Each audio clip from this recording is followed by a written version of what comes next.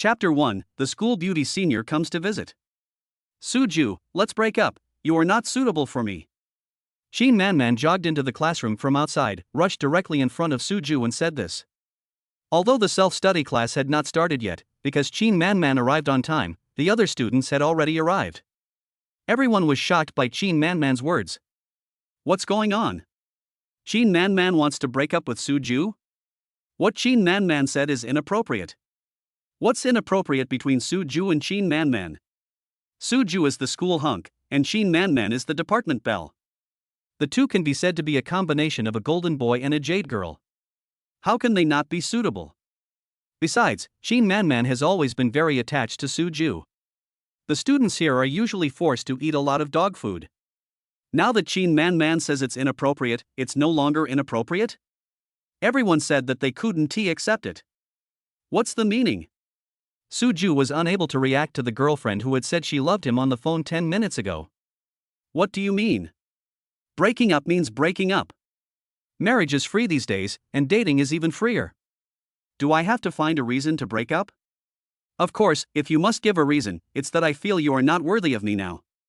Sheen Man flicked her hair and looked very casual. Suju looked at Sheen Man with such an indifferent expression and felt like cursing. Thinking back to the beginning, Suju was a pure and innocent little boy. It was because Sheen Man shamelessly chased after Suju that Suju let Sheen Man take the throne of his girlfriend. Now, without any sign, Sheen Man broke up with me in front of so many people? Is the reason that I am not worthy of her? Suju is a man who cares about his reputation, and he definitely cannot tolerate being dumped in public. Sheen Man, please explain yourself clearly. Not worthy? It's obvious that Sheen Man is marrying above her station, okay? Suyu's heart was full of energy, but he looked very calm. Suju, my ex-boyfriend is back to see me. He is a genuine second-generation rich man. You are not even close to him. Actually, I just treat you as a backup. You don't have to take it too seriously. Sheen Man waved her hands in a perfunctory manner. Thinking of the man on the phone just now saying that he wanted to give her a big gift, Sheen Man's heart was no longer in the classroom. Damn. Even the school hunk can only be a backup, so it's not too shameful that I've been a backup for 3 years. Suju is not only the school hunk, but also the top student. Yet, he is still destined to be dumped. It seems that you still have to rely on your father to be successful these days. Reincarnation is a technical job. If you are not as rich as others, it is useless to be handsome. Yeah, now I feel that God is fair. Suju will also be dumped one day, it feels so good. You guys are too dark-minded. You just can't stand Suju, okay? We are just telling the truth. Now we have freedom of speech, but we are not allowed to speak? Because of Sheen Man's words, the classroom began to boil. The two parties naturally heard those words that were not concealed. Sheen Man raised her eyes and smiled victoriously. Sheen Man knew that when she was pursuing Suju, many people gossiped about her behind her back.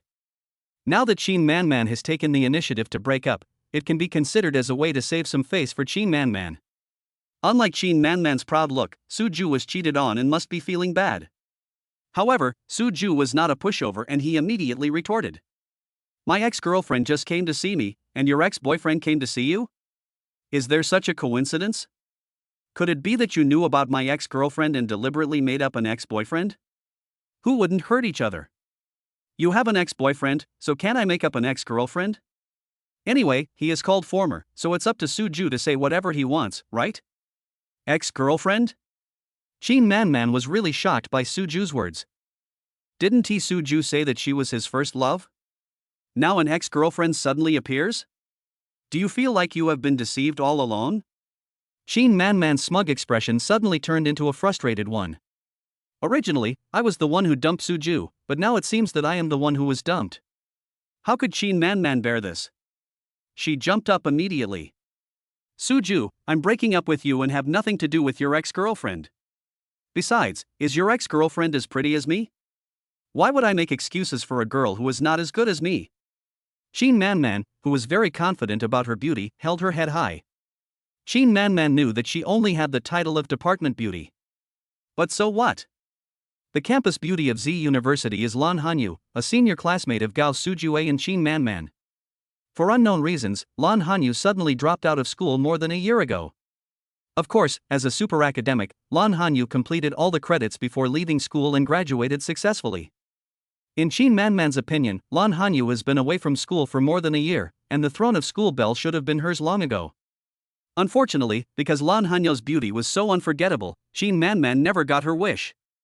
After being blocked by Qin Manman's words, Suju really didn't know how to respond for a moment.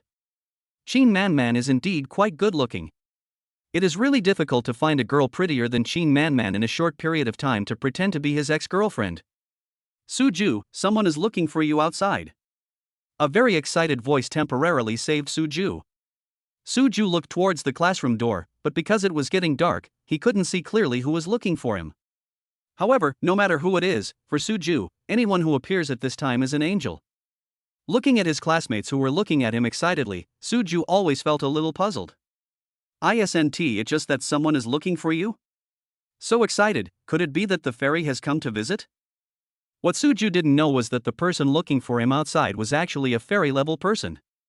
Walking out of the classroom, Suju couldn't help but be stunned. The person who came to find him was actually the campus beauty who had disappeared for more than a year, Lan Hanyu. Suju. Seeing Suju appear, Lan Hanyu excitedly threw herself into Suju's arms. Oh my god. What's going on? Could it be that the ex-girlfriend Suju was talking about is our school beauty senior Lan Hanyu? Yes, that must be the case. Calculating the time, senior sister Lan left school at that time. Could it be because she broke up with Suju? That's right. Senior sister Lan came to see Suju. Qin Manman was jealous and knew that she could never compare to senior sister Lan, so she wanted to take the initiative and break up with her. Now that there is such a good witness as Lan Hanyu, everyone of course believes what Suju said about his ex-girlfriend. Qin Manman followed him to the classroom door and looked at Lan Hanyu, who was hugging Suju tightly with a frustrated look on her face. Looking at Lan Hanyu, who had become even more beautiful after not seeing her for more than a year, Qin Manman felt her face burning with pain. Chapter 2 Twin Girls. Lan, Senior Lan, what do you want to talk to me about? The beauty took the initiative to throw herself into my arms, and the feeling of her warmth and fragrance was really great. However, Suju was not addicted. Suju was very confused about Lan Hanyu's behavior. Lan Hanyu and I can only be considered acquaintances. There is no such close relationship at all. If Lan Hanyu hadn't called his name and thrown herself into his arms, Suju would really have thought that Lan Hanyu had recognized the wrong person. Suju, I was wrong. I shouldn't have thought about raising the baby alone. Now I know that the baby can't grow up without the company of his father, and the baby can't lack fatherly love. Lan Hanyu raised his head from Suju's arms and threw out a bomb with extremely strong deterrent power. Fuck. How could Suju be so cruel? He just let Senior Lan give birth to his child.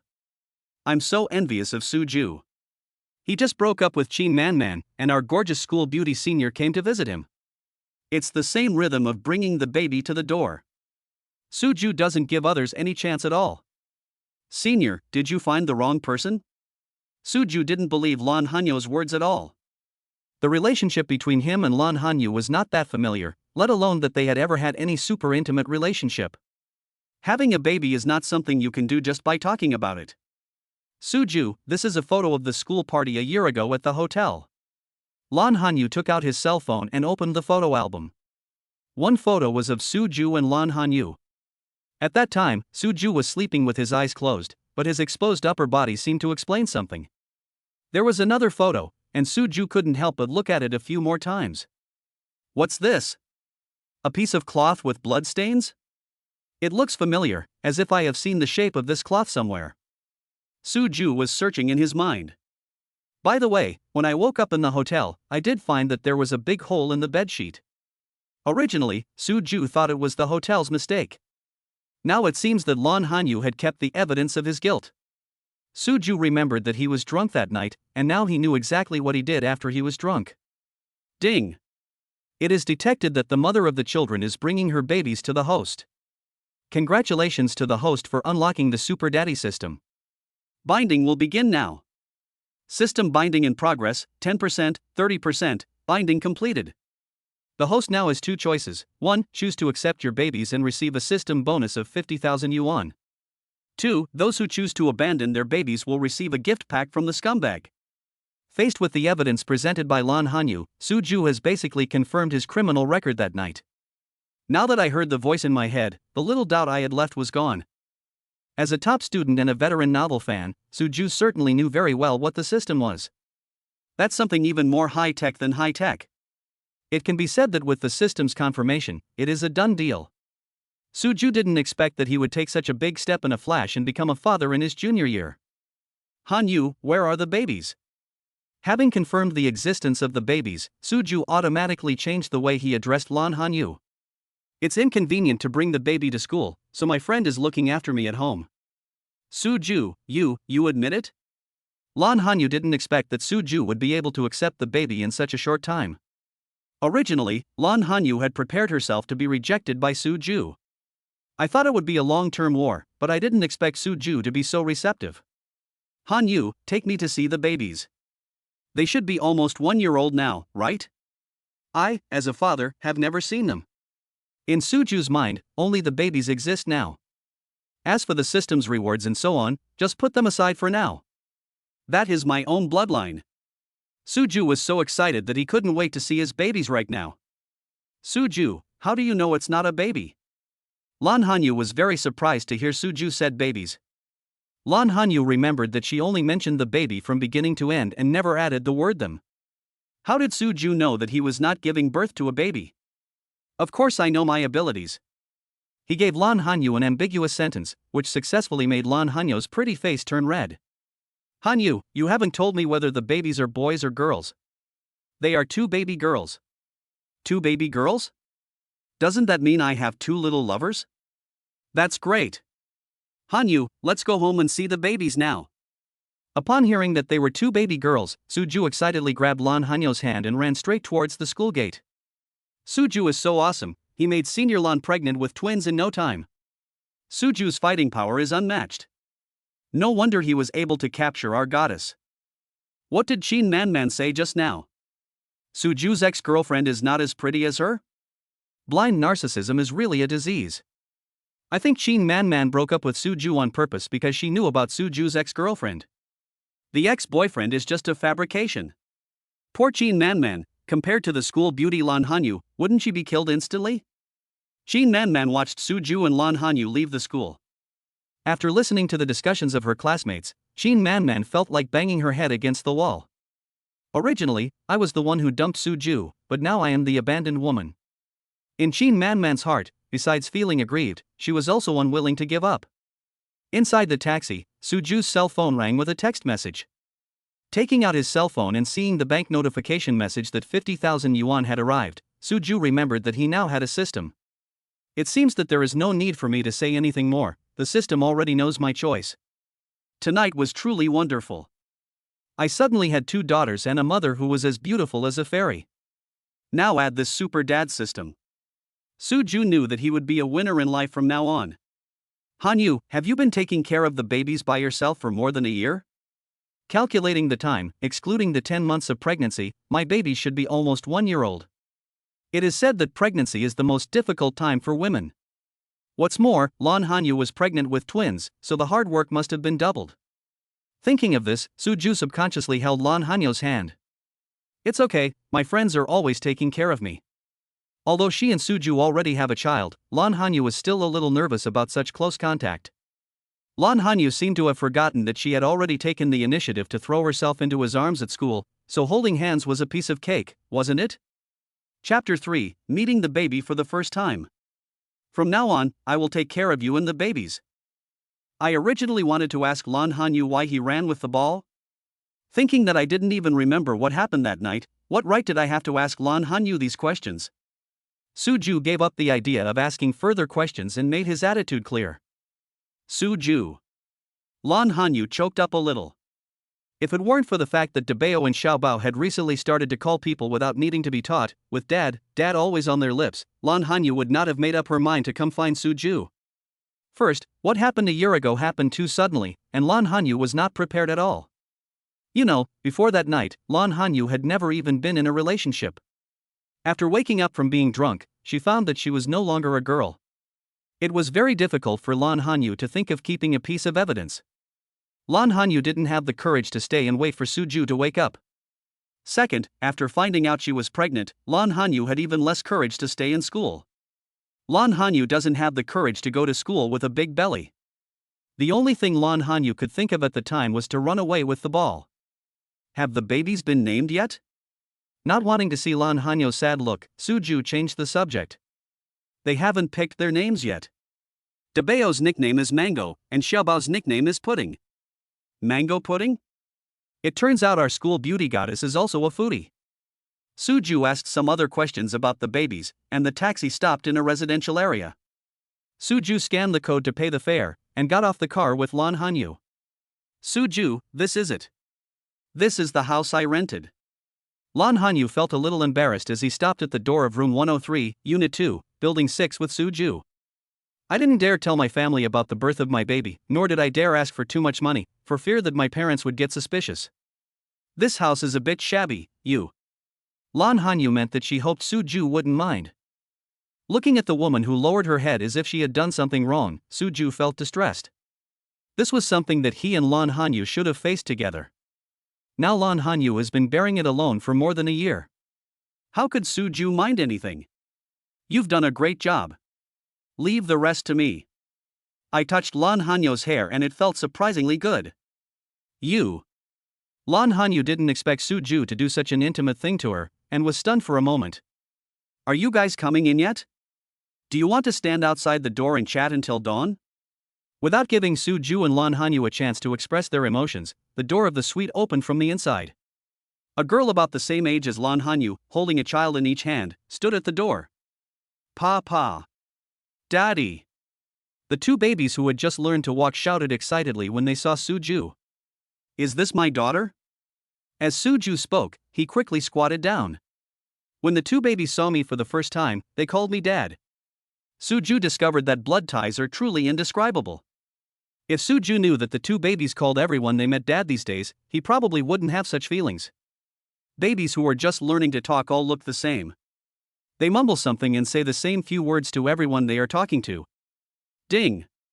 Congratulations to the host and the babies for completing their first meeting and receiving a 3-bedroom apartment in Crescent Blue Bay as a reward. The property certificate will be delivered to the host by express delivery. Before Suju could recover from the excitement of his two daughters calling him Dad, the system sent him another big gift. Are you Suju? Seeing Suju holding the twin babies, one in each hand, the woman who opened the door blocked Suju's way in. It can be seen that the woman is angry with Suju. Yeah, let Suju go in and talk if you have anything to say. Knowing that his good friend was speaking up for him, Lan Hanyu pulled the woman helplessly. This girl with an angry face is Lan Hanyu's good friend, Jiang Mingyue. Jiang Mingyue has accompanied Lan Hanyu all the way to where he is today. Jiang Mingyue naturally saw how much suffering Lan Hanyu had endured. Looking at Suju, who was promoted to a father as soon as he walked into the door, Jiang Mingyue always felt that Suju was too relaxed. Yeah, Suju only found out about the babies today. We really can't blame him. Lan Hanyu felt helpless, as she had sneaked away that night. Lan Hanyu knew that given Suju's condition at the time, he would definitely not remember what he had done that night. As for the baby, there is no way of knowing. Ignorance is not a crime. Lan Hanyu really can't blame Suju for anything. Looking at her good friend's embarrassed expression, Jiang Mingyue knew in her heart that what Hanyu said was the truth. I was just angry that Hanyu had to bear so much alone, and I didn't want Suju to become a father so easily. Jiang Mingyue pouted and moved aside. Thanks. Suju said this not because Jiang Mingyue made way for him. What Suju wanted to thank was that Jiang Mingyue had always been with Lan Hanyu and helped her through such a difficult time. Snort. Although she knew in her heart that she really couldn't blame Suju, Jiang Mingyue didn't look relaxed at all. Papa. Daddy. The two little babies don't know anything about what happens between adults. Although it is the first time they meet, they don't seem strange at all. The babies stretched out their chubby little hands, one grabbed Suju's ears, and the other touched Suju's face. Hanyu, which one is Dabeo and which one is Xiaobao? Looking at the two identical little faces in his arms, Suju said that he couldn't tell them apart. The one you hold in your left hand is Dabeo, and the one you hold in your right hand is Xiaobao. The corners of Dabeo's eyes are slightly raised compared to Xiaobao's. Of course, it's not very obvious. As a mother, Lan Hanyu naturally knows how to distinguish between the big and small babies. Even though there were only slight differences, Lan Hanyu was very clear about them. You are Debao mango, and you are Xiaobao pudding. Daddy, take a look. Our mango pudding is really the most beautiful little princess in the world. When Suju used to watch Douyin, he would always sneer at those who called themselves daughter slaves. Now that it was his turn, Suju realized that he had willingly put on the hat of a daughter slave. Daddy! Daddy! Hearing his father calling his name, Debao Mango responded excitedly. Papa! Papa! When little Bao Pudding heard his sister calling Dad, he also started shouting, unwilling to be left behind. Dad is here. Can he accompany our mango pudding every day from now on? Although he knew that Debao and Xiaobao couldn't understand what he was saying, Suju still spoke his true feelings. Hearing Suju's words, Lan Hanyu's eyes immediately became moist. He turned around secretly and wiped his eyes. Lan Hanyu knew that her decision today was right. Chapter 4: A Little Favor. Wanna have our mango and pudding with you every day? It's a pity that our temple is so small that it can't accommodate a Buddha as big as you. Although he was allowed to enter the door, Jiang Mingyue's hostility towards Suju had not been completely eliminated. This 2-bedroom apartment was rented by Lan Hanyu. Not only was the condition simple, but there were only 2 rooms, one large and one small. Although Lan Hanyu has given birth to a pair of twin daughters for Suju, their relationship has not yet reached the point where they can sleep in the same bed. When it comes to the life event of her good friend, Jiang Mingyue's stance must be very firm. You are all brave. You don't have to hide the wound on your forehead, your differences, the mistakes you made, your shabby doll, your mask, yourself. The sudden ringing of the cell phone rescued Suju from Jiang Mingyue's hostility. I took out my cell phone and it was an unfamiliar number. Hello. Yes, I'm Suju. Please wait for me in Unit 2, Building 6. I'll be right out. After hanging up the phone, Suju talked to Lan Hanyu and then walked out. The person who called Suju just now was a courier from Tongcheng Express. Suju didn't buy any express delivery these days. The only possibility was the real estate certificate that the system just mentioned. Thinking of this possibility, Suju walked out with much more ease. Lan Hanyu and her babies now live in a rented house. It is very small and the supporting facilities are not good.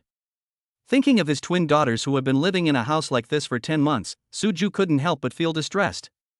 Of course, Su Yuta also felt sorry for the babies' mothers. Not only did the goddess-level school beauty senior give birth to a baby for him, but she also had to live in such a shabby rental house. It would be strange if Suju didn't feel distressed. In the suite. Mingyue, don't be so against Suju. It was me who didn't tell Suju about the existence of the babies before. You really can't blame him. Besides, I can see that Suju really likes the babies. Mango and pudding also need their father's company. Lan Hanyu was holding Debao and persuading Jiang Mingyue, who was holding Xiaobao. Having a best friend who cares about you is indeed a great blessing in life. Just thinking of Jiang Mingyue's stubborn temper, Lan Hanyu felt a little overwhelmed again. I wonder how long it will take for Mingyue to stop targeting Suju. I guess we have to wait until Suju graduates from university and can take care of the babies. Lan Hanyu thought helplessly in his heart. Humph, it's too easy for Suju to be a father. Don't even mention how you've been living alone for the past year or so. Just look at the environment you and the babies live in now. I think that Suju is really not that good. Not to mention that you can't afford a house, at least you should rent a decent house for you 3, right? This Suju, on the other hand, didn't say a word. He just answered a phone call and went out. Hanyu, do you think he didn't want to take responsibility and ran away? Jiang Mingyue said that she didn't want Suju to become a father so easily. However, when he thought that Suju might be frightened by the difficulties and run away directly, he couldn't help but look towards the door a few times. If Suju was so irresponsible, Jiang Mingyue would be the first one who would not let Suju go. No, Mingyue, I can see that Suju really likes the babies. Even if Suju doesn't like himself, he will not abandon the babies. Lan Hanyu kept this sentence in his heart and didn't say it out loud. Dong dong. Considering that there were only 2 girls and babies at home, Suju closed the door when he went out. Without the house key, Suju could only knock on the door. Hearing the knock on the door, Jiang Mingyue's expression was obviously relaxed. Jiang Mingyue would feel guilty if her words scared away the baby's father. Lan Hanyu looked at her good friend's expression and smiled slightly. Holding Debeo in her arms, Lan Hanyu opened the door for Suju. Daddy! Daddy! As soon as Debeo saw Suju at the door, he immediately stretched out his chubby hands and asked for a hug. Daddy, hold me. If his daughter asked for a hug, Suju would definitely not refuse. Moving the shoulder bag behind him, Suju took Debeo from Lan Hanyu. The rewards given by the system have been placed in the bag.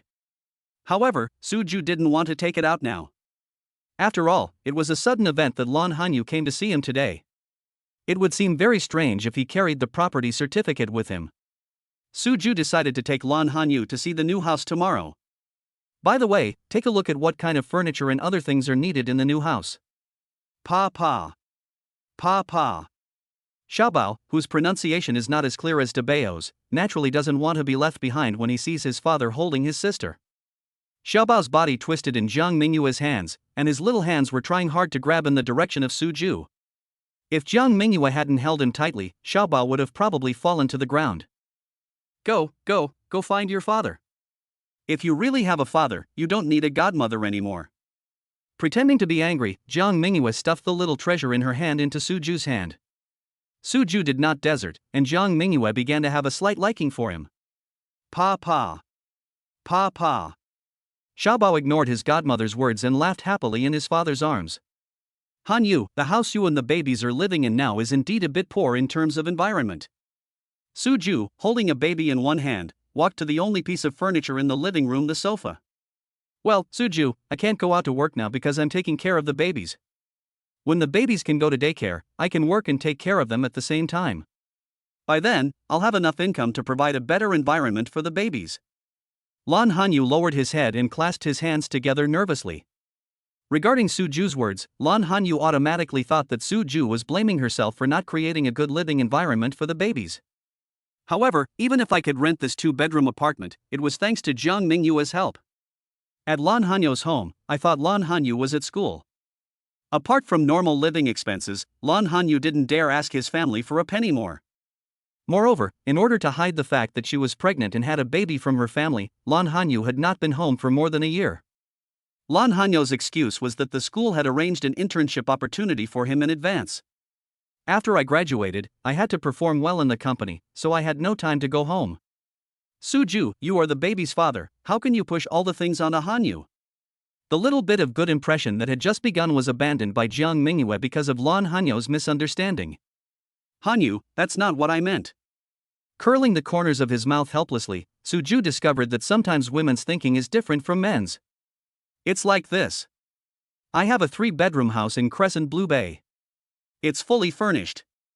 I think it would be more suitable for you and the babies to live there. It's difficult to produce the property certificate now, but I can still provide information about the house. Chapter 5. This girlfriend can get a loan. Crescent Blue Bay? That's the most upscale residential area in Jiangqing City. Suju, are you sure you own a house in Xinyue Blue Bay? Jiang Mingyue looked Suju up and down. Didn't Hanyu say that Suju was just a junior student? How could Suju own a house in Crescent Blue Bay? Or a 3-bedroom apartment? Not to mention the high-end residential areas, even an ordinary residential area, as a college student, Jiang Mingyue didn't think Suju could own one.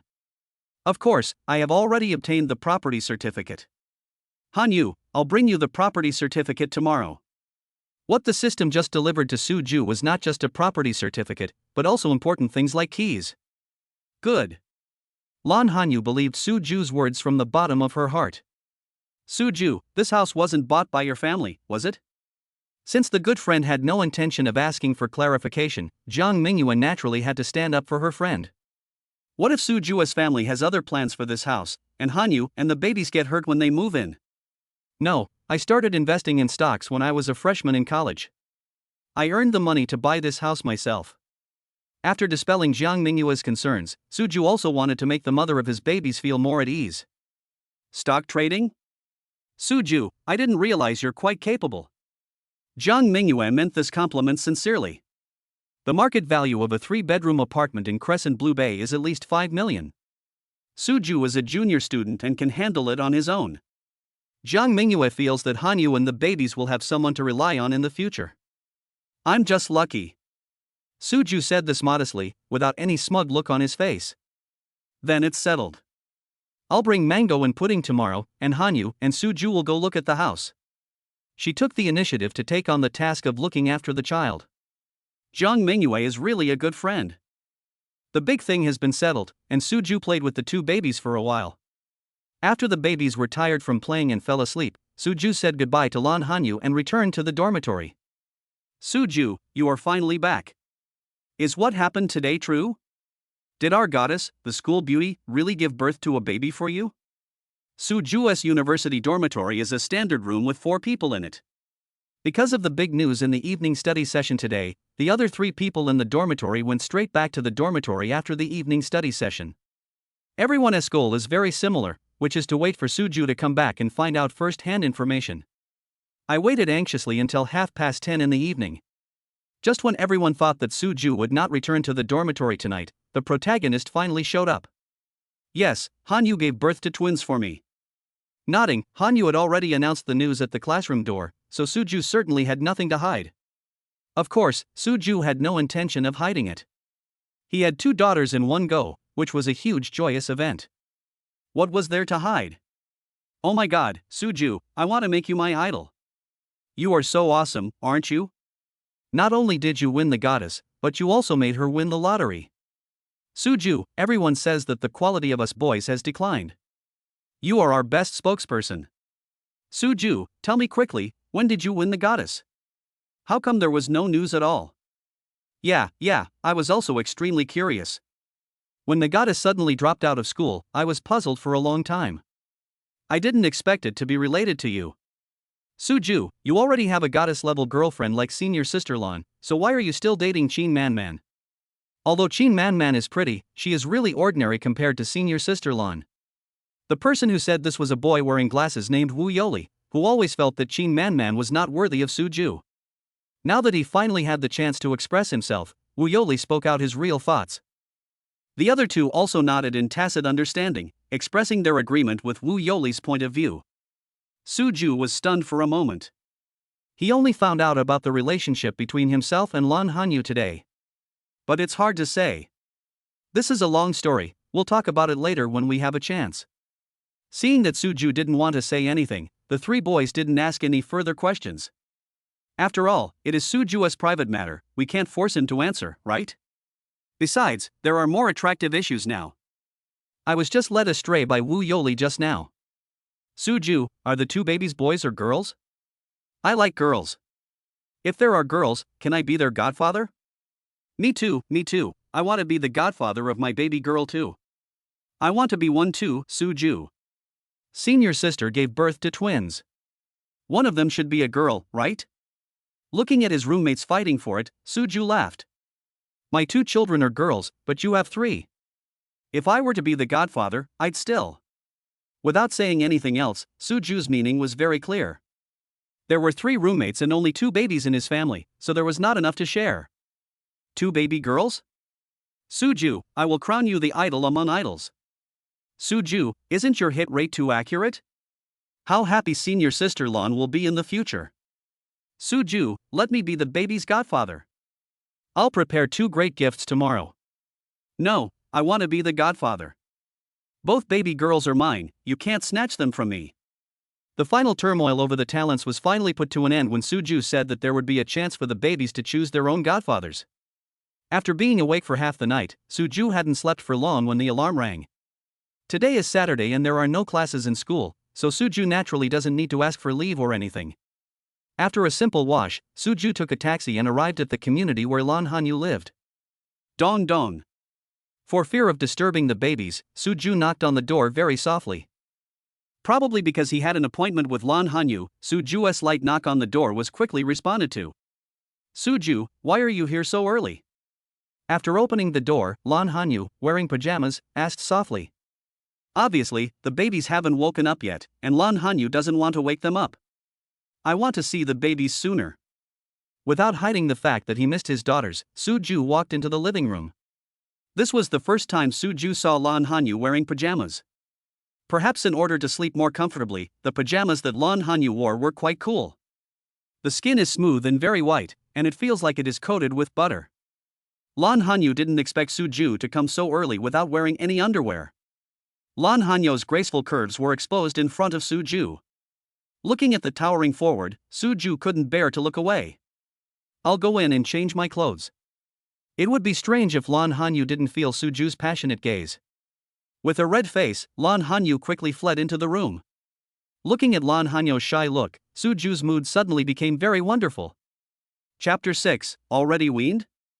Daddy! Daddy! A cute baby voice came from the small room, and Suju knew that his baby had woken up. He walked into the small room quietly. Since he only heard the voice of one baby, Suju was not sure whether his two little ones were awake. It turns out that our little Nango has woken up.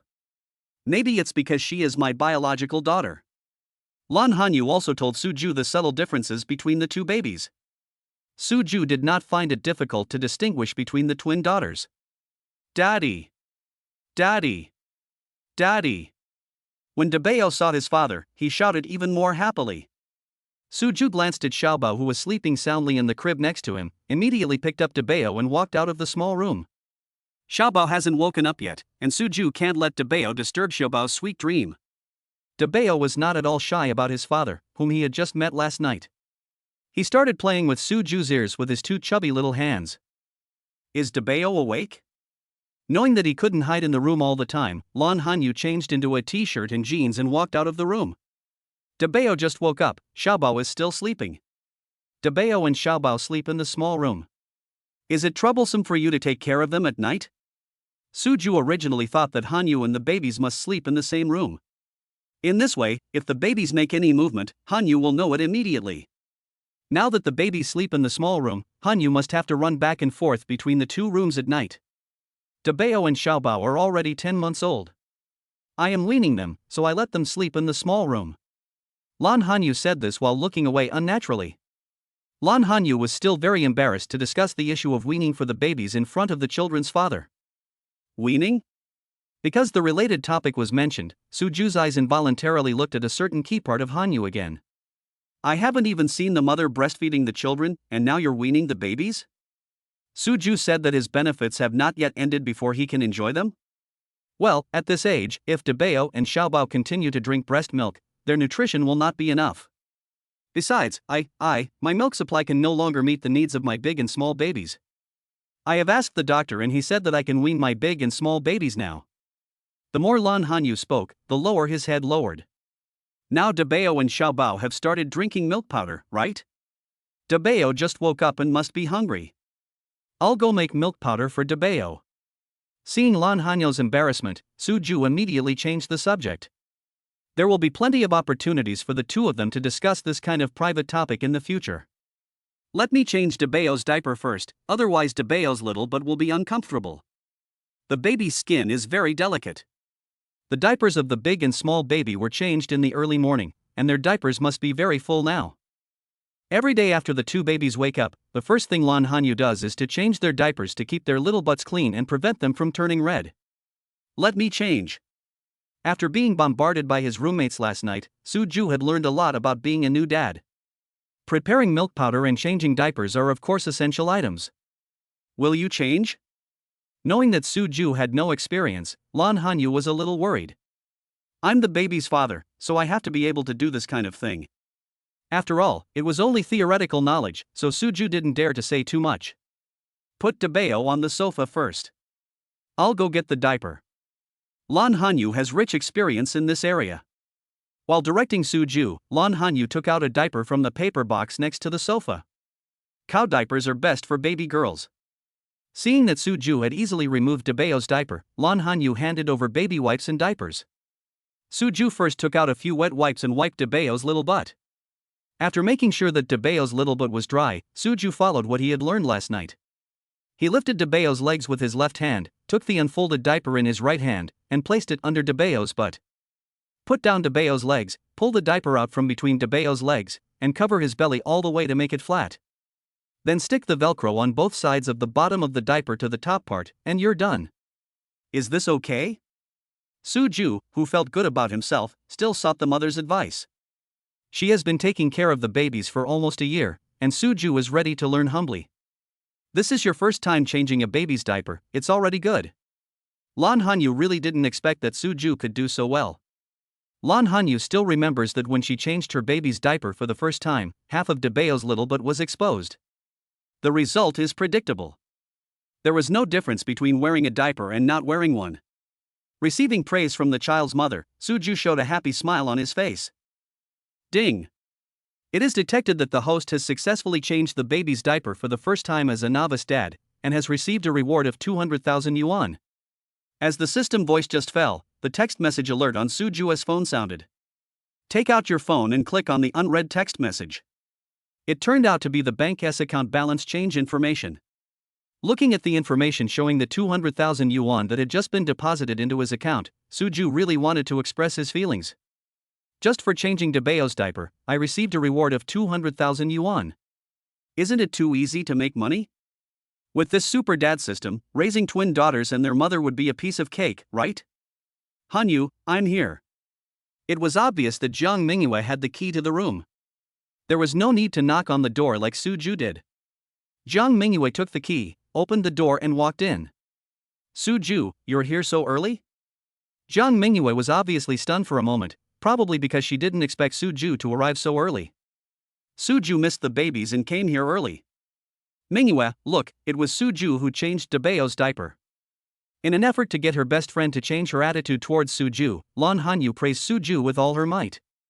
For Lan Hanyu, it was Mingyue who accompanied him all the way through his most difficult times. Lan Hanyu will never forget this friendship. However, Suju is the baby's father, and the relationship between him and Lan Hanyu is of course self-evident. Lan Hanyu naturally hopes that in the future, the two very important people in her life can have a good relationship. At the very least, there should be no hostility. You changed it? Clearly looking unconvinced, Jiang Mingyue picked up Debao and examined him carefully. After finding that there was nothing to find fault with, Jiang Mingyue curled her lips. He is the baby's father, so it's his duty to change their diapers. Jiang Mingyue would never tell him even if she was beaten to death that Suju did an incalculable amount better than she did when he changed the baby's diaper for the first time. Looking at her best friend's cute appearance, Lan Hanyu smiled. Chapter 7 Peach Blossom Debt? Suju and Lan Hanyu were driven out by Jiang Mingyue. Jiang Mingyue's reason was very simple.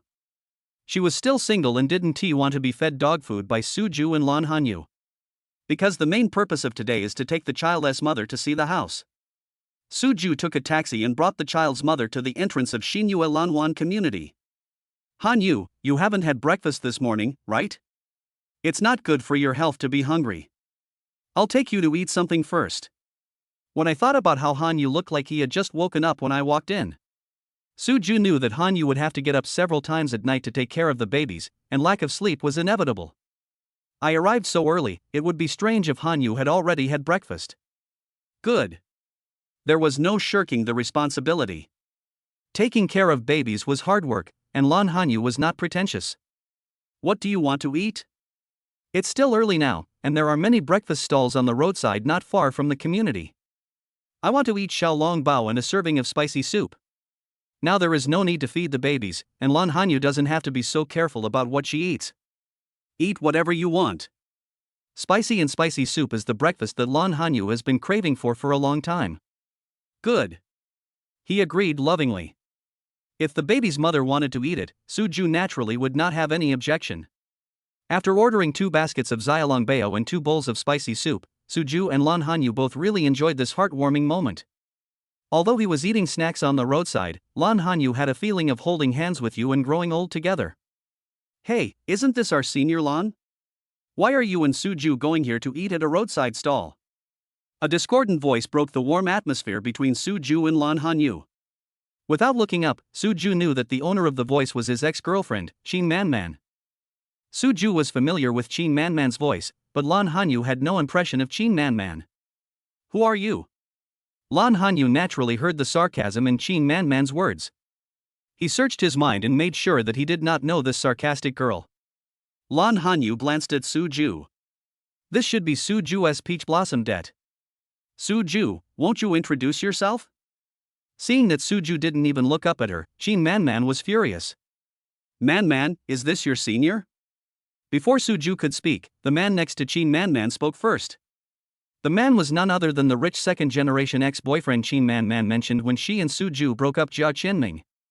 The moment Lan Hanyu raised her head, Jia Qianming could not take his eyes away. I always thought Qin Man was very beautiful.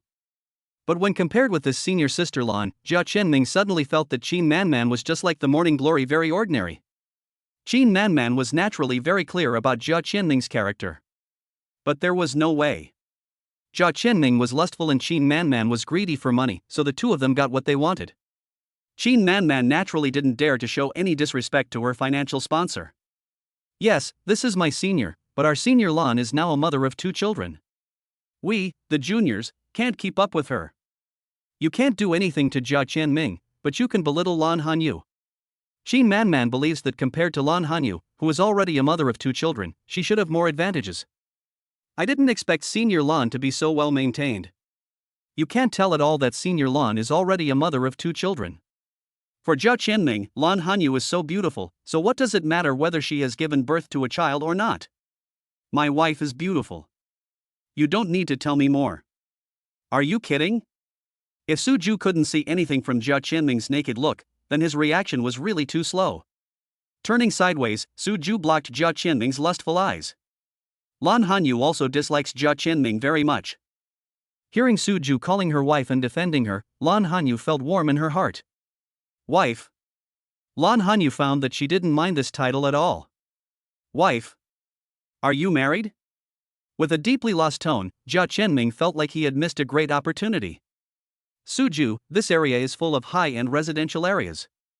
Are you bringing senior sister Lan here to rent a house? I guess given your family's financial situation, you probably can't afford to rent a house in these communities. Look over there, that's the most upscale residential area in Jiangcheng City, Xinyue Blue Bay. Qianming and I are going to rent a 2-bedroom apartment in Xinyue Blue Bay soon. Even if it's just a 2-bedroom apartment, the rent is 5,000 yuan a month, and that doesn't include property fees or anything like that. You and senior sister Lan probably don't have much income right now, and you have to raise 2 children, so the pressure must be very great. I'm kindly reminding you not to embarrass yourself here. When Qin Man heard Suju calling Lan Hanyu wife, she knew in her heart that this was not true.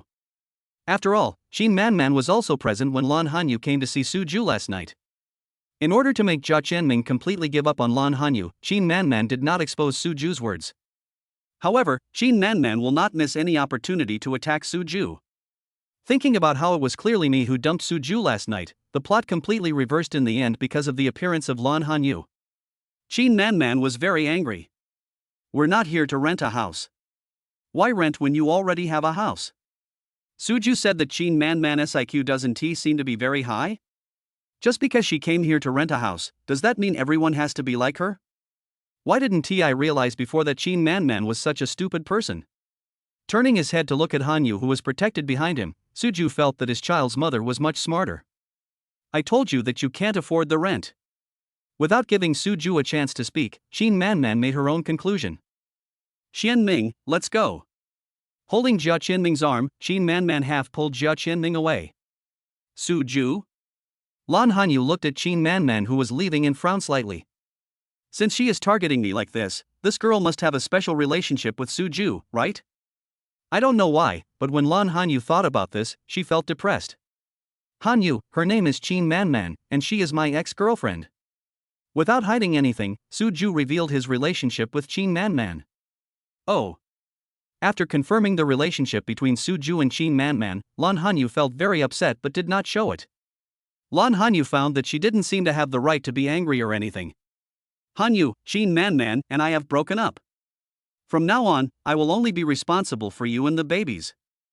Hanyu didn't say anything, but Suju still firmly stated his position. Looking at Suju's determined eyes, Lan Hanyu nodded heavily. She didn't say anything, but Suju made such a promise to her. It was impossible for Lan Hanyu not to be touched. Chapter 8 Make You Happy. Hanyu, this new Moon Blue Bay is a fully furnished house, so the hardware facility should not require much modification. However, we have 2 babies, and we will live together as a family of 4 in the future. I think we should consider the needs of the babies and hire a soft furnishing designer to design it. As for the soft furnishing, it won't take too long. You, the babies, and I can move into our new home right away. After breakfast, Suju took Lan Hanyu and walked towards the Xinyue Blue Bay community, planning their future life. You want to live with me and the babies? Lan Hanyu originally thought that Suju was just giving the house to herself and the babies temporarily. Now hearing what Suju said, it seems that is not what he meant. A family of 4? Lan Hanyu's little face turned slightly red. If I live with Suju in the future, will we be able to take care of the babies and live a happy life like ordinary couples? Of course I want to live with you and the babies. I'm the baby's father. You don't want me to take care of the babies, and you too? Don't worry, I will definitely make you very happy. Suju leaned close to Lan Hanyu's ear and said the last sentence. The hot air sprayed onto Lan Hanyu's face without any defense. Lan Hanyu's already slightly red face suddenly turned red. Lan Hanyu discovered that although he was 2 years older than Suju, he seemed to have always been the suppressed one. Is this the difference between men and women? Some words come out of Suju's mouth so naturally. However, when it came to Lan Hanyu, even if she had 10 times the courage, she would still be too embarrassed to say it out loud. Lan Hanyu lowered his head deeply, and he really didn't have the face to respond to Suju's words. Suju? How come I met you guys again? Didn't you say you wouldn't rent a house around here? Look carefully. This is the most upscale residential area in Jiangxing City. With your financial ability, even renting a bathroom in Xinyue Lanwan is impossible. Don't even dream of anything else. It's still Qin Manman and that Jia Qianming. As the most upscale residential area in Jiangxing City, Xinyue Blue Bay must have very strict management. Qin Manman and Jia Qianming are here to rent a house. But without the landlord to lead the way, Qin Manman and Jia Qianming could not enter the community at all. Qin Manman, who had already contacted the landlord and was standing at the gate of the community waiting, immediately went into combat mode when she saw Suju and Lan Hanyu approaching. But Jia Qianming was only focused on Lan Hanyu, and didn't show any reaction to Qin Manman's shrewish behavior. Lan Hanyu really didn't like the way Jia Qianming looked at her and stepped back. Suju's tall body just blocked Lan Hanyu's petite body. The beauty suddenly disappeared from his sight, and Jia Qianming's anger also emerged. Thinking that such a beautiful woman was actually got there first by the poor boy as Qin Manman called him, Jia Qianming felt a sense of superiority. Man, it's not a crime for them to be poor.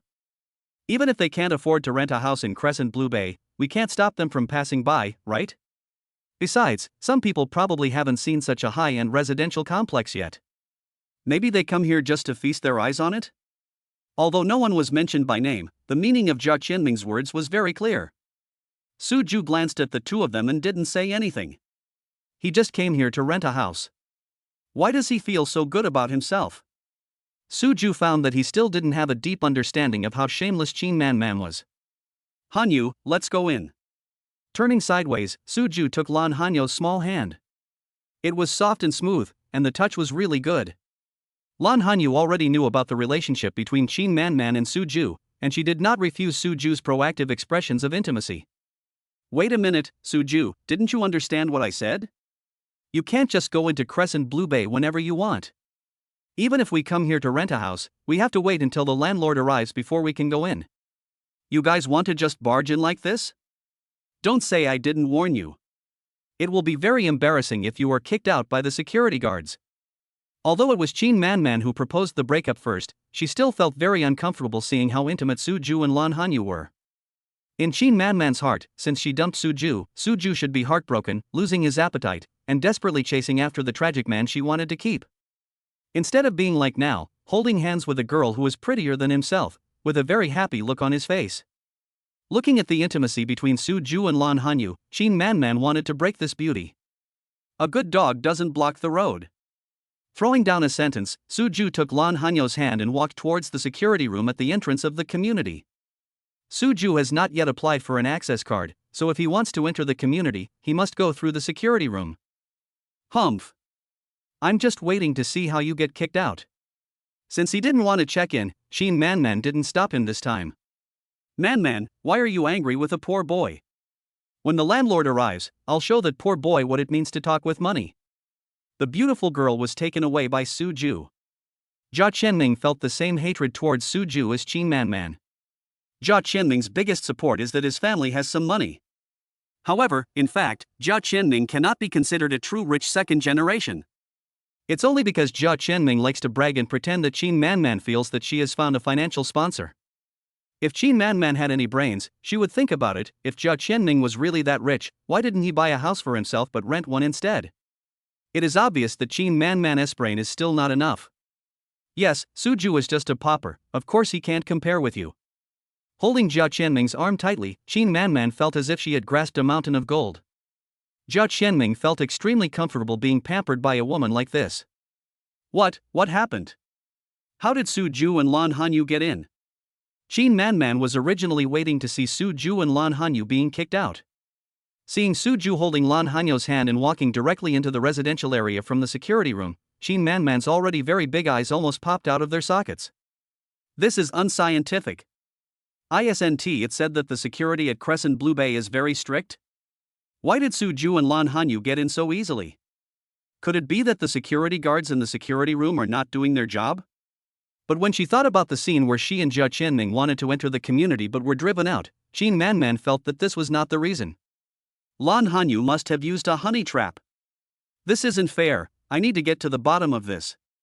Qin Manman felt that she was outdone by Lan Hanyu again, and rushed directly to the security room. Chapter 9 Special Treatment.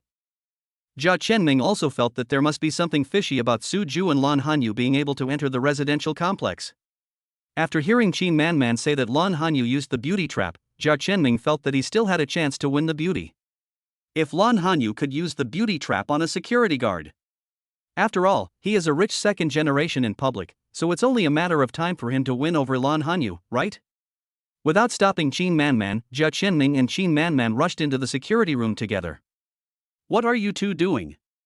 Didn't I tell you that you can only enter the community if the owner takes you in? Because Jia Chenming and Qin Manman had already been to the security room once, they were asked to leave by the security guards. The security guard naturally recognized these two people. Seeing that there was no so-called owner coming out to escort the two people, the security guard's attitude towards Qin Manman and Jia Chenming was not good. They rushed in once and twice. Could it be that these two people were not here to rent the house but wanted to break in? With this thought in mind, the security guard immediately became alert. Didn't you say that only owners, or those accompanied by owners, can enter the community?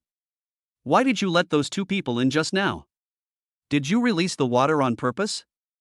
I know that the two of them can't afford to rent a house in Xinyue Blue Bay, and I didn't see any owner take them in. You are so irresponsible, I will report you to your manager.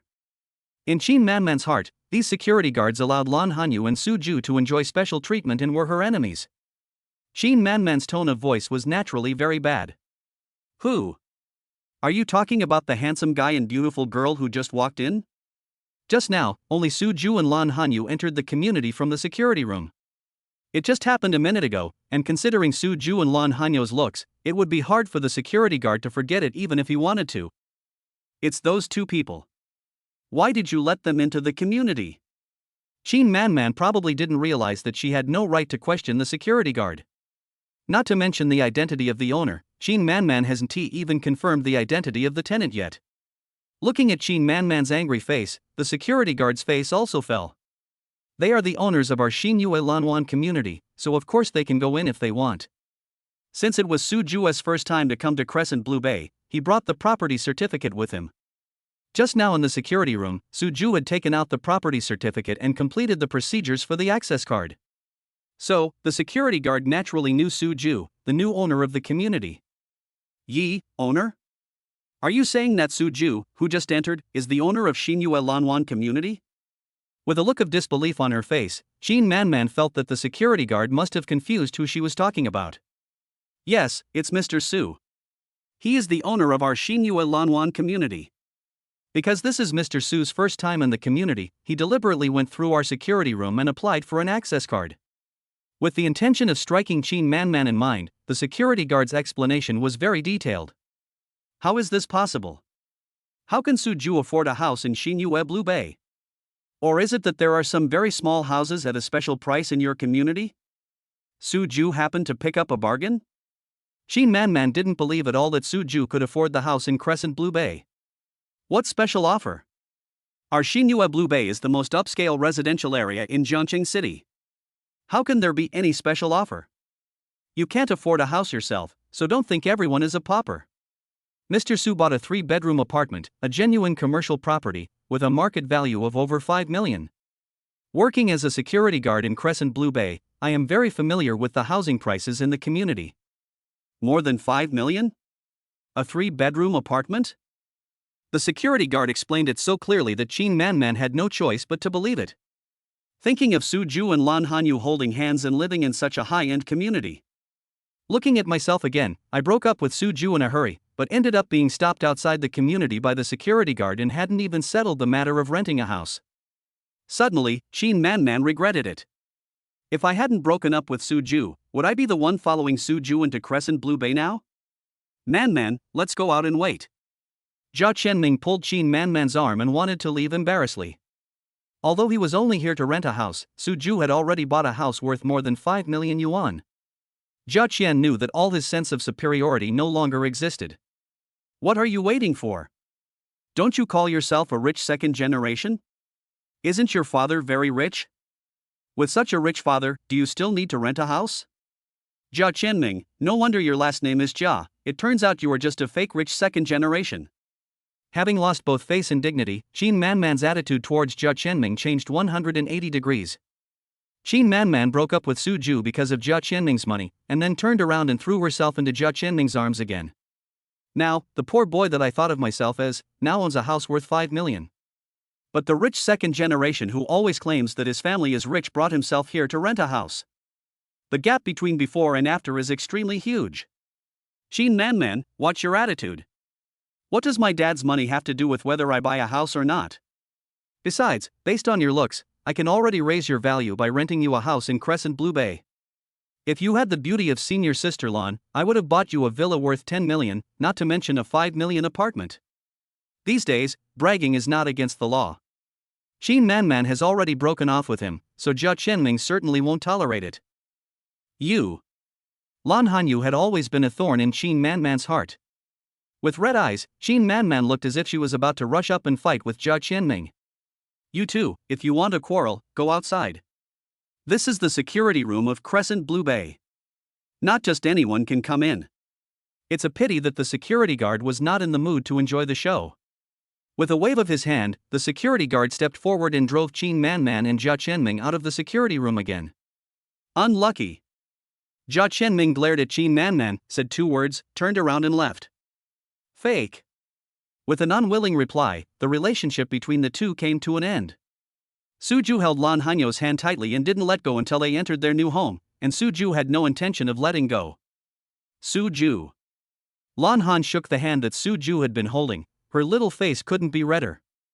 The relationship between himself and Suju seemed to be limited to being the baby's father and mother.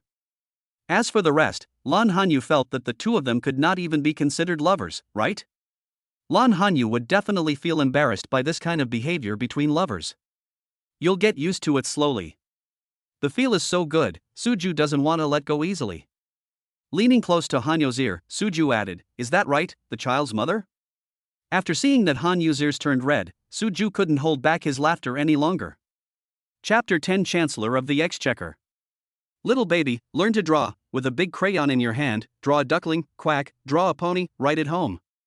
A lovely nursery rhyme successfully rescued Lan Hanyu. Letting go of Lan Hanyu's hand, Suju took out his cell phone, said a few words, and then hung up. Suju, have you made an appointment with the furnishing designer? Although Suju didn't say much when he answered the phone, he just confirmed the identity of the soft furnishing designer with the security guard. Lan Hanyu grasped the key point immediately. He just mentioned looking at the house last night, but Suju acted so quickly? It was impossible for Lan Hanyu to not be moved. The fact that Suju was so concerned about this matter only shows that Suju attaches great importance to the babies. Yes, I searched the internet on my way back to school last night. This design company has a very good reputation. I think we should find a soft furnishing company to design our 2 babies. Now Debao and Xiaobao are just starting to learn to walk. They will be more active in the next 2 or 3 years. There are many places in the house that need attention, such as the furniture. These were all found by Suju on the internet. When babies reach an active age, they are very likely to bump into things. If the babies were really hurt, the ones who would be heartbroken would definitely be Suju and Lan Hanyu. Well, Suju, you are very thoughtful. Lan Hanyu had not thought about what Suju said. After making this comparison, Lan Hanyu discovered that he seemed to be inferior to the baby's fathers. By the way, Hanyu, I'll keep this property certificate with you. When we're not busy in a few days, we'll go to the real estate bureau and add your name to it. It is said that if you want to make your woman feel at ease, a house is the greatest guarantee. Although Suju and Lan Hanyu haven't gone through any formalities yet, she has given birth to 2 daughters for him, so what else could she be if not his woman? No, this is your house, it's not appropriate to add my name to it. When Suju was about to put the property certificate in Lan Hanyu's hands, Lan Hanyu didn't dare to take it. Lan Hanyu knew that the price of houses in such a high-end community would not be cheap. Didn't Qin Man say that Xinyue Blue Bay is the most upscale residential area in Zhongqing City? Even if it was to keep the property certificate, Lan Hanyu felt that he had no position, not to mention that Suju said he wanted to add his name to the property certificate. If I add my name, wouldn't I be the hostess of this house? Lan Hanyu thinks that he is not yet. What's inappropriate? We even have mango pudding. Do you want to abandon the 3 of us? Suju would never give his woman and daughter to anyone else. No, I just... Lan Hanyu found that Suju always seemed to leave her speechless. Okay, don't just say that. Women should be the housekeepers. Keep this property certificate for now. Suju stuffed the property certificate into Lan Hanyu's hand. As for adding my name to the property certificate, I can just drag Hanyu over there when the time comes. Is it impossible to do it? Housekeeper? Holding the property certificate that Suju stuffed in her hand, Lan Hanyu secretly thought to herself that she must manage this home well. By the way, Hanyu, give me your phone. Now that the housekeeper has been mentioned, Suju will naturally not just talk about it. As a man, you must prove yourself to your woman with practical actions. Oh. Without asking why, Lan Hanyu obediently took out his cell phone. Suju tapped a few times on his own phone, and then tapped a few times on Lan Hanyu's phone. Lan Hanyu only heard the WeChat on her phone ringing, but she didn't know what Suju was doing specifically? Could it be that Suju had something that he was embarrassed to say to me in person, so he sent me a WeChat message to tell me? Lan Hanyu thought a little shyly. Hanyu, from now on you will be our family's finance minister. Because I have been investing in stocks since college, I don't have much cash on hand, so I can only transfer 200,000 to you first. Since obtaining the nanny system, Suju has received a reward of 250,000. Last night, Suju bought a lot of things online for the babies, and the delivery address was, of course, their new home here. The things Suju bought for the babies definitely wouldn't be cheap. So, a lot of the 50,000 or so heads had been used up by Suju. Of course, Suju handed over the bulk of the 200,000 yuan to Lan Hanyu for safekeeping. Suju said that he traded stocks so that he could tell Lan Hanyu about the rewards from the system in the future. Anyway, no matter what rewards he gets in the future, Suju can say that he earned them from stock trading. Suju solved all the problems at once. His brain was really quick. Lan Hanyu subconsciously wanted to refuse. However, thinking that Suju even gave her the property certificate, Lan Hanyu suddenly didn't want to refuse anymore. Housekeeper? I will definitely be a good housekeeper. Lan Hanyu made a secret decision in his heart. Suju, you transferred all the money to me, what should you do if you need money? A man can't go out without a penny, right? Lan Hanyu is now quickly getting into the role, as if she is a young wife asking her husband, after turning in all her salary, is there any pocket money left? I still have some private money, don't worry. Suju blinked at Lan Hanyu, showing no intention of hiding anything. Hanyu, take a look first. If there is anything that needs to be rearranged later, you can tell the designer. The topic of the housekeeper ended here. Suju took Lan Hanyu's hand again and looked around his new home. This is also Suju's first time to visit his new home, so Suju definitely needs to take a good look around. Ding dong, ding dong. Before Suju and Lan Hanyu had much time to visit their new home, the doorbell rang. The designer must be here. Suju let go of Lan Hanyu's hand and went to open the door.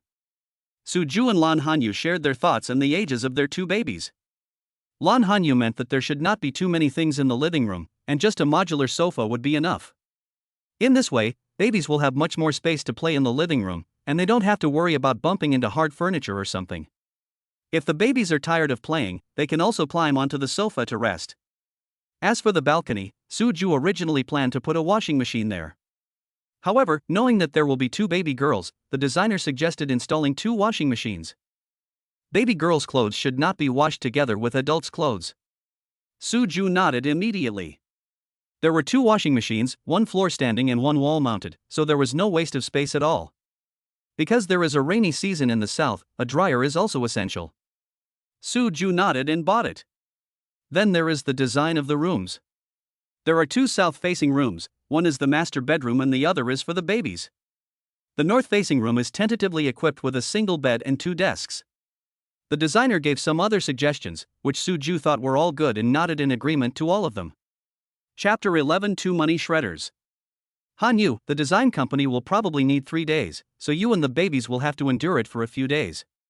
Walking on the road in the community, Suju and Lan Hanyu chatted like a young couple. It doesn't matter. The babies and I have lived here for such a long time. There is no grievance or injustice. Just waiting for 3 days is really nothing for Lan Hanyu. When Lan Hanyu went to find Suju, she never thought that Suju would provide such a good environment for herself and the babies. Suju is just a junior student. For Lan Hanyu, being able to give the babies the fatherly love they need is already very satisfying. Such a good living environment now is really an extra blessing. Suju, do you have time to spend with the babies tomorrow? Lan Hanyu gritted his teeth and struggled in his heart for a long time before asking this question. Tomorrow is the weekend, of course I have time. Without even thinking about it, Suju gave an affirmative answer. Hanyu wanted him to accompany the babies, so Suju was of course very happy. Suju, our class is having a 1-year anniversary dinner tomorrow. The instructor who took such good care of me back then will be there. I think. Lan Hanyu's pregnancy was completely unexpected. So when Lan Hanyu left school, he was also very anxious. Even at the graduation ceremony later, because the 2 babies needed milk, Lan Hanyu just hurried to the school to get her diploma and left. Not to mention attending the graduation ceremony, Lan Hanyu didn't even have time to say goodbye to his instructor. Now that the babies have been weaned, Lan Hanyu finally has some time for herself.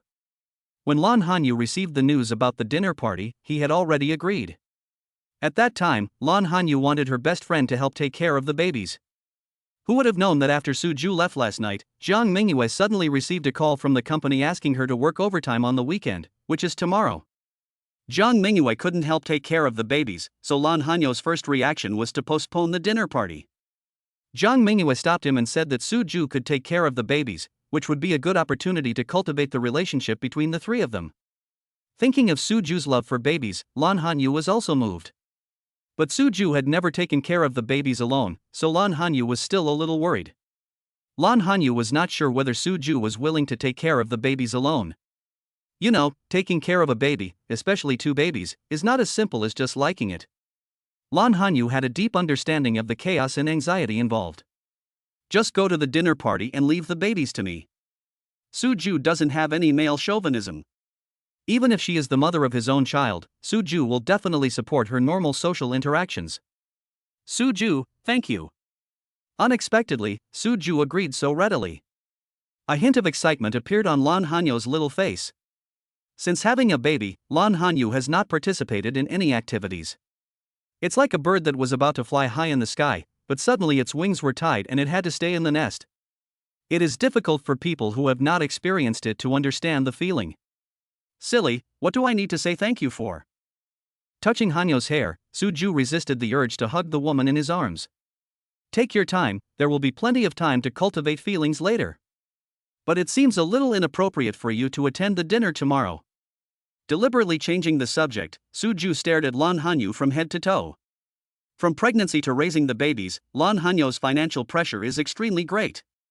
It is said that babies are money shredding machines, not to mention that Lan Hanyu's home has 2 money shredding machines. So, Lan Hanyu hasn't bought a single new piece of clothing since she became pregnant. Fortunately, Lan Hanyu recovered well and her figure hasn't changed at all. But since they are going to attend a party, Suju definitely can't let his woman go in old clothes. Men are responsible for supporting the family, women are responsible for being beautiful. The more beautifully a woman dresses, the more capable the man is. What's wrong? Are you too busy to take care of 2 babies by yourself? Lan Hanyu was obviously not on the same page as Suju. She thought that Suju was worried that he wouldn't be able to handle taking care of Mango and pudding at once. Lan Hanyu felt that she should be more considerate of Suju's difficulties as a new father. Then I'd better not go. I'll talk to the classmate who organized this party tonight. Although feeling a little disappointed, Lan Hanyu still put the babies first. If Suju couldn't take care of the two babies by himself, Lan Hanyu certainly wouldn't be able to feel at ease.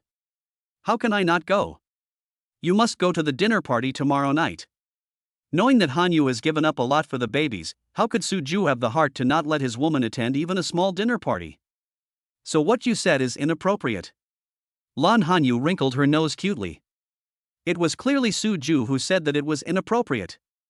Silly, I mean it's not appropriate for you to wear this to the class reunion tomorrow night. Your classmates have graduated for a year after all, and they have some salary. In order to show off how well they have done in front of their former classmates, they will definitely dress up as much as they can. My child's mother is the campus beauty of a prestigious university. How can she be outdone by those ordinary girls? The babies have been weaned, so let Jiang Mingyue, the godmother, take care of them for a while. I'll take you to buy some new clothes. Without giving Hanyu a chance to refuse, Suju took Hanyu's hand and walked towards the gate of the community.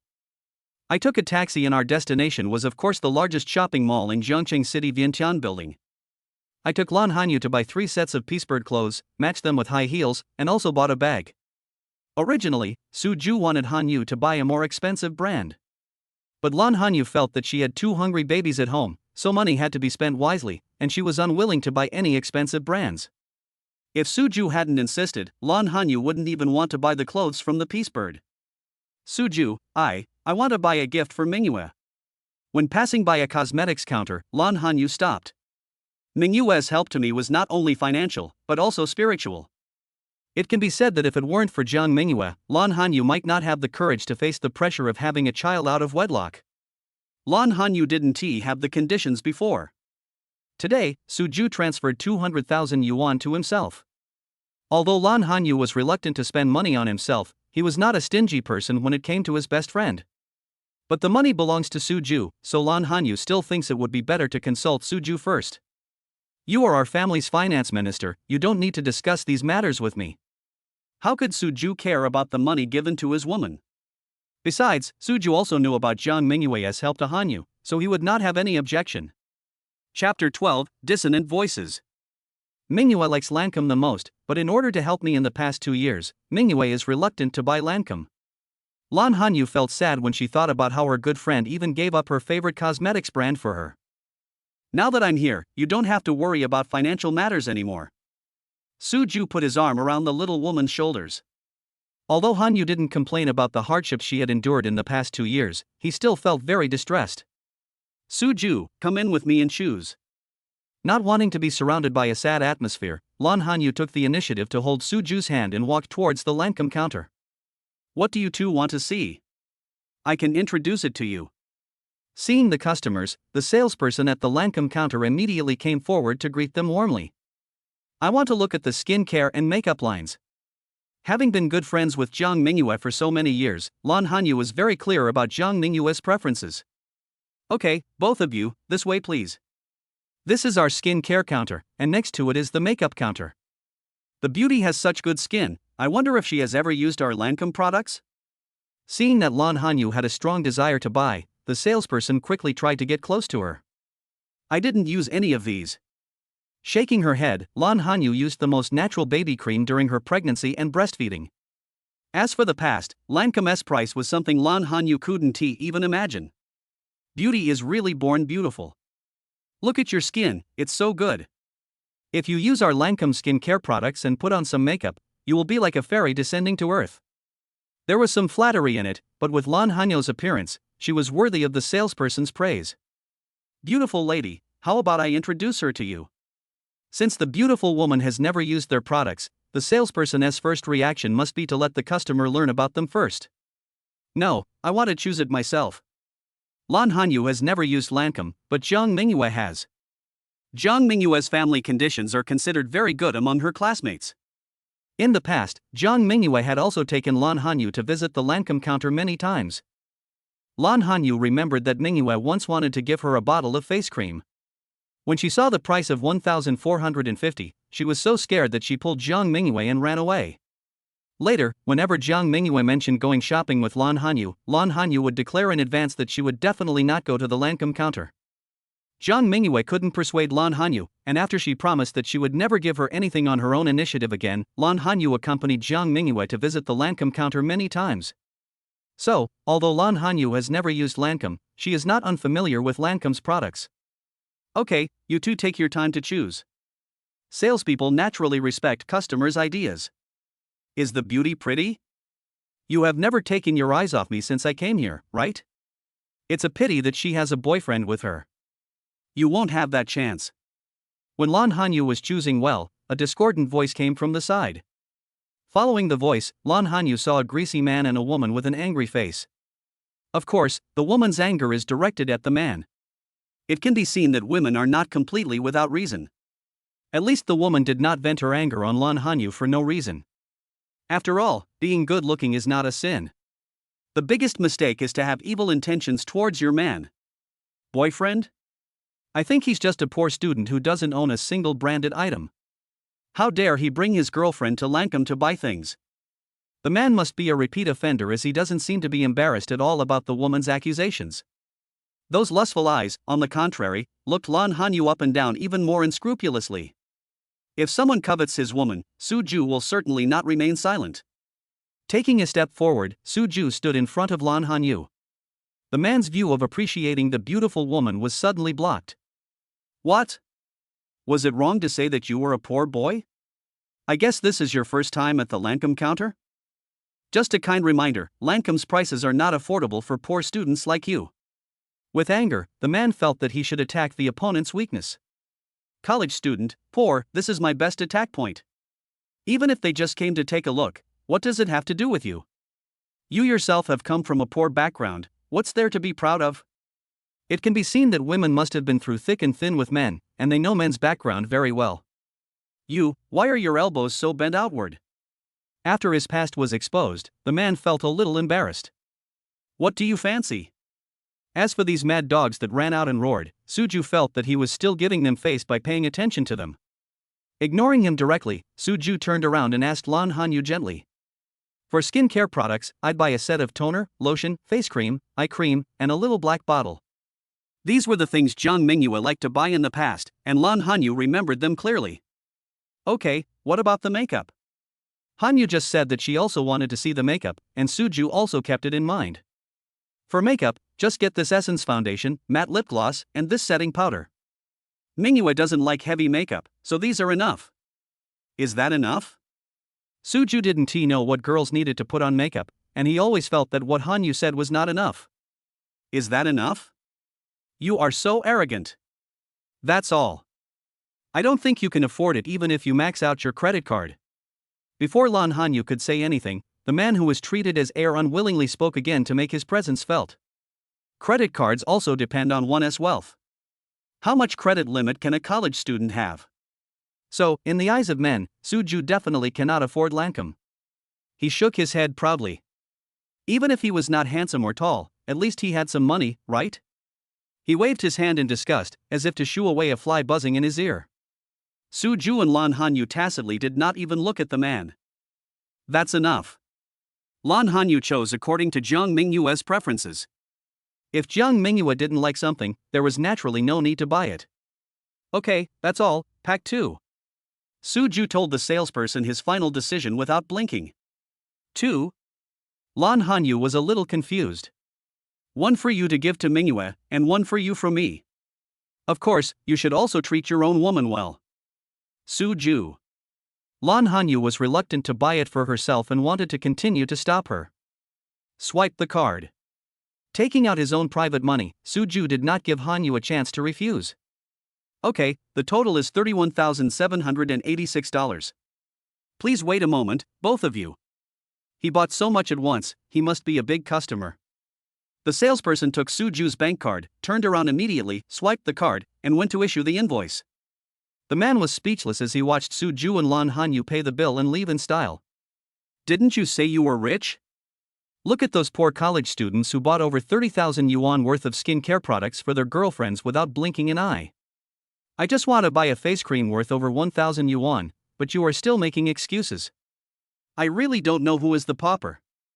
Women's dissatisfaction with men has been around for a long time, and now they have caught a very good opportunity.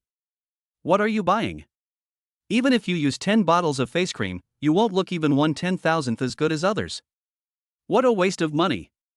The man, who was simply reluctant to spend money, ran away while speaking. More than 30,000 yuan to buy cosmetics? The man's heart trembled. It would take him several months to earn that much. Chapter 13 Double Champions. Zhang Mingyue, who was playing the climbing game with her eldest and second child, was so moved that tears came to her eyes when she saw the gifts her good friend brought her. Suju very consciously carried the two treasures out to bask in the sun, leaving Hanyu and Zhang Mingyue some space to release their emotions. Mango, pudding, Daddy wants to play a game with you guys? Not sure whether Dabeo and Xiaobao could fully understand what he said, Suju looked at his precious daughters a few more times. When I saw Dabeo and Xiaobao smiling brightly at me, it seemed as if they were saying, "Dad, I want to play games." Suju automatically understood that Dabeo and Xiaobao understood what he said. Mango, pudding, there is a double slide here. Dad will carry you up there later. Don't move yet. Wait until Dad says start, then slide down together and let Dad see who is the champion between Mango and Pudding, okay? No objection means agreement. Suju picked up the number 1 seed player Mango and placed him on the left side of the double slide. Then there is the second seed Pudding. Mango, didn't Daddy say that we should wait for him to tell us to start before we skate together with our sister? Mango was very uncooperative. Before Suju could carry the second seed player to the slide on the right, Mango had already slid down by himself. Because he was happy, little Mango laughed happily. Pudding, sister is disobedient, you have to be good, you sit here first, Daddy will carry sister up, okay? Suju didn't have any temper towards his naughty daughter. After repeatedly instructing his younger daughter, Suju turned around and picked up his older daughter again. He. This time, before Suju put little Mango on the slide, little Pudding's cheerful laughter rang out. Turning around, it turned out that little Pudding was also a player who did not follow the rules of the game. Pudding, didn't Dad ask you to wait for your sister? Although they didn't spend a long time together, Suju discovered that his twin daughters were both very lively and active. But in comparison, the younger daughter is more active. Little Mango is the older sister. Although she was born only a dozen minutes earlier, she is much quieter than Pudding. Suju knew that if he wanted to complete this game, he should start with his eldest daughter. Mango, listen to Daddy, can you just sit here and be quiet now? Dad will bring your sister up later, and you can play on the slide again, okay? Suju patiently discussed with Dabeo that playing a game is not that simple. Oh. Unexpectedly, Dabeo readily agreed to Suju. Our Dabeo is so well behaved. I touched Dabeo's hair. The baby's hair is the same as his mother's, soft and feels great. It is one thing for Dabeo to agree, but it is another thing whether he can do it. Knowing that children are not very stable, Suju quickly turned around and picked up Pudding, who had slipped to the bottom. Turning around, Suju felt relieved when he saw Dabeo sitting safely on it. If it were Xiaobao, he probably wouldn't be so obedient. Okay, now we can play the game. Listen to Daddy's command, Mango, Pudding, you can play on the slide now. After putting both daughters on the slide, Suju gave orders. Of course, given that the babies are still young, they may not fully understand what he means, so Suju gently pushed the big and small babies on the back with his hands. The babies, who had been eager to play for a long time, immediately slid down happily. It's a draw. Our Mango and Pudding both came first. Looking at Dabeo and Xiaobao, who were almost sliding down, Bao's father Suju happily announced the final result. Daddy. Papa. I don't know if Dabeo and Xiaobao understood, but the two babies stretched out their hands towards their father with smiles on their faces. After holding his two daughters in his arms, Suju's smile became unusually bright. Bite. It has been detected that the host and the babies have completed the first game. Congratulations to the host for winning the reward, the highest fighting skill. To add, the highest fighting skill awarded by this system is a combination of boxing, Brazilian Jiu-Jitsu, Muay Thai, wrestling, karate, Jeet Kune Do and other techniques. It can be said that if you have the highest fighting skill awarded by this system, even the most powerful special forces soldier will be a weakling in front of you. As the system's voice fell, Suju clearly felt that his body had undergone tremendous changes. The arms, which were not very strong to begin with, were almost bursting through the sleeves of the clothes because of the stretched muscles. Not only his arms, Suju could feel that his entire body had undergone obvious changes. I touched my abdomen through my clothes and found that the place where there was originally one abdominal muscle had now turned into 8 hard abdominal muscles. In addition to the changes in his body, Suju felt that his spirit had undergone a qualitative change. Suju slept very late last night, got up early, and spent the whole morning looking at houses and shopping. Originally, he felt a little tired. The reason I brought Dabeo and Xiaobao out to play was simply to give Hanyu and Jiang Mingyue some space to express their feelings. However, after acquiring the highest level of fighting skills, Suju found himself instantly full of energy, as if he had endless strength. Pick up Dabeo and Xiaobao easily. Now the weight of his 2 daughters is as light as 2 feathers to Suju. Mango, pudding, let's go home to find mom, okay? It's almost noon, and the sunlight is still quite strong. Suju knew that baby's skin was delicate and they couldn't be exposed to the sun for too long. Besides, there should be enough time for 2 girls to express their feelings, right? Suju doesn't want the mother of his child to keep crying. If she hurt herself from crying, Suju would be heartbroken. Papa. Daddy. Although Dabeo and Xiaobao may not understand what their father is saying, the 2 little babies can still understand the word mom. Patting Suju's face happily, the babies said they missed their mother. Mango, pudding, Daddy will take you to find mom. The 2 babies were held high up. Instead of being scared, they giggled happily. Standing in front of the door, Suju felt a little annoyed that he did not have the rights of a male owner yet. At least, up to now, Suju still needs to knock on Lan Hanyo's door to enter. At this point, Suju discovered that his status was not as good as Jiang Mingyue's. Jiang Mingyue has the key to open the door herself. Suju decided that when he moved to the new house, he must exercise the rights of the male owner to have his own key to the front door. Chapter 14 I Threat. Dong Dong. Although Suju was holding a daughter in each hand, knocking on the door while holding his daughter was an easy task for him now. The sound of Suju knocking on the door was not very loud. If the 2 girls haven't calmed down yet, Suju wouldn't mind holding the 2 little darlings and waiting at the door for a while. Mango, pudding, are you happy that Daddy took you out to play? Lan Hanyu opened the door very quickly. There were smiles on their faces, but their red eyes showed that the 2 girls were experiencing great emotional fluctuations just now. Are you tired? Let me hold little Mango. Lan Hanyu knew that Suju definitely had not had a good rest from last night until now. Suju came back very late last night. He rushed over early in the morning. Just after entering the door, Suju considerately took the 2 babies out to play. Lan Hanyu still felt very sorry for Suju. Reaching out his hand, Lan Hanyu was ready to help Suju relieve some of the burden. It's okay, I'm not tired at all. With the highest fighting skills rewarded by the system, Suju felt full of energy as if he were bathed in spring breeze. Lan Hanyu looked at Suju and was stunned for a moment. I always feel like something has changed in Suju. However, Lan Hanyu couldn't tell exactly what had changed. Lan Hanyu just felt that Suju seemed more manly. Masculinity? Thinking of these 3 words, Lan Hanyu's little face suddenly turned red. Even though she and Suju had a baby, that was when they were both drunk and unconscious. Hanyu, are you feeling unwell? Why is your face so red? Suju didn't know that many images that were not suitable for children appeared in Lan Hanyu's mind, and asked with some concern. No, I might be a little hot. Mango and pudding should be hungry, right? I'll go make them some milk powder. As if someone was chasing him, Lan Hanyu ran towards the kitchen. Mango, pudding, is mommy mesmerized by daddy's handsomeness? Suju joked jokingly at the door. The suite was not very big to begin with, and Lan Hanyu, who had not yet run into the kitchen, naturally heard what Suju said. Lan Hanyu stumbled and fortunately grabbed the kitchen sliding door in time to stand steadily. Hanyu, be careful. If you fall, the babies and I will be sad. Seeing Hanyu's figure sway, Suju's heart also twisted. Fortunately, there was no danger. Suju retracted the step he had already taken. Glaring at Suju shyly, Lan Hanyu said that it was Suju's fault that she became like this. Mom is angry, let's be good, or we won't be able to drink mango and pudding milk powder. Lifting little pudding a little higher, Suju used Xiaobao's body to block the threatening look from the child's mother. Walking into the living room, the father and his 2 daughters were sitting on the sofa waiting for the child's mother to feed them.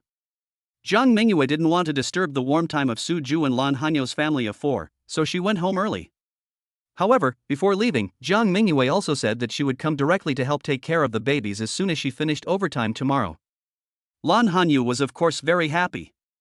Thinking that Suju would have to take care of the babies alone tomorrow, Lan Hanyu still felt a little worried. With the help of Jiang Mingyue, an experienced godmother, Lan Hanyu could attend the party with peace of mind. Dabao, Xiaobao, drink milk. After taking several deep breaths in the kitchen and making sure her face was no longer so red, Lan Hanyu mustered up the courage to walk out. After all, if I keep hiding in the kitchen, the babies will go hungry. Lan Hanyu couldn't imagine what the situation would be like at home if the two babies protested together. Suju was also very conscious and stopped mentioning the fact that Lan Hanyu blushed. At noon, Lan Hanyu showed off her cooking skills to Suju and prepared a sumptuous lunch. The babies are fine, their staple food is still mainly milk powder.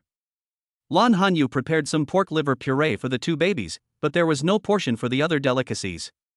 Eating the delicious food prepared by the mother, looking at the two adorable babies and the beautiful mother, Suju was overwhelmed with happiness. In the afternoon, babies naturally need to take a nap.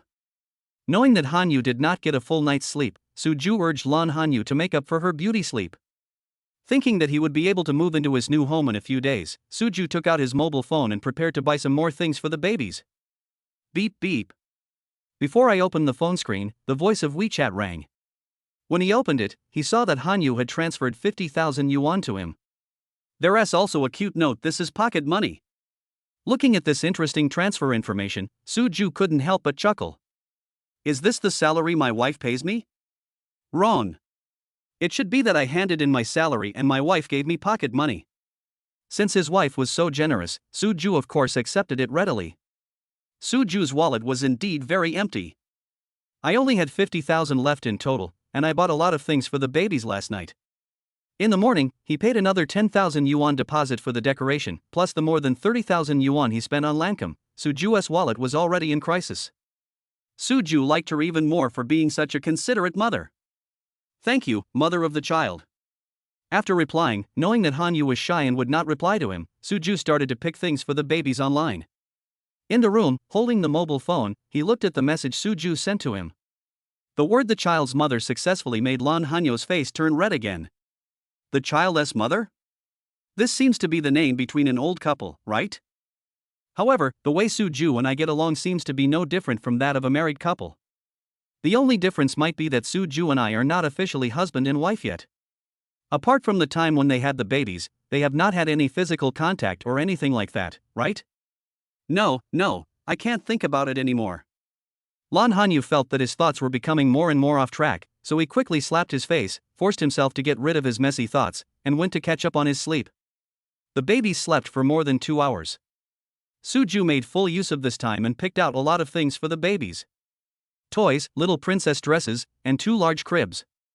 Because the space in the house rented by Lan Hanyu is limited, the cribs that the babies sleep in now are a bit small.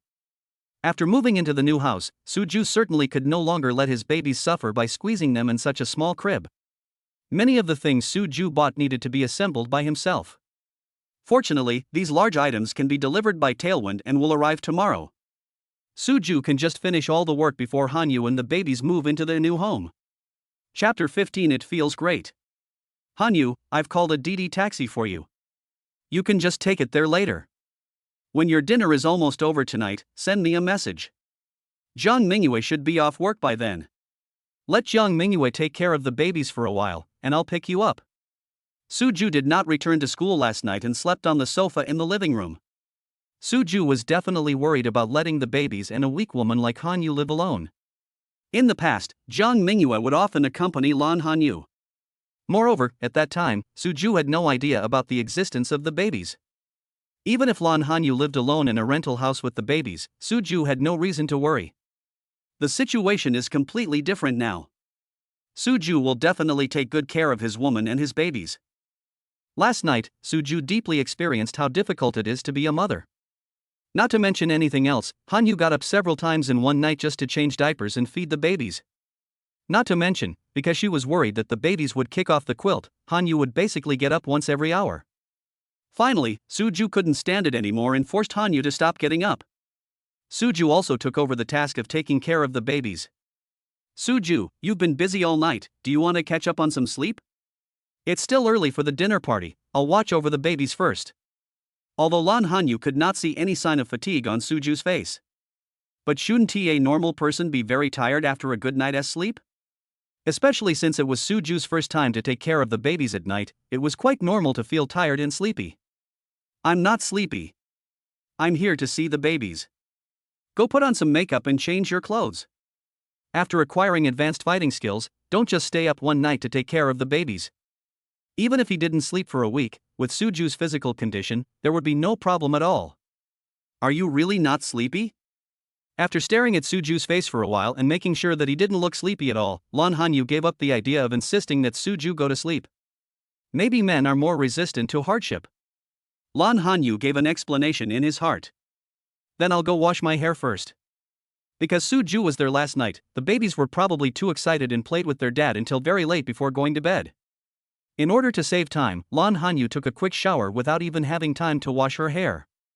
Because I have long hair, I have to blow dry it after washing it. Lan Hanyu was afraid that the noise from the hairdryer would wake up the babies who had just fallen asleep. By then, the house will definitely be like a war again.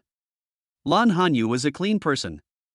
Although her hair is not dirty, it is still better to look fresher when attending a class reunion. Okay, do you need my help? The babies are full and having fun crawling on the blanket in the living room.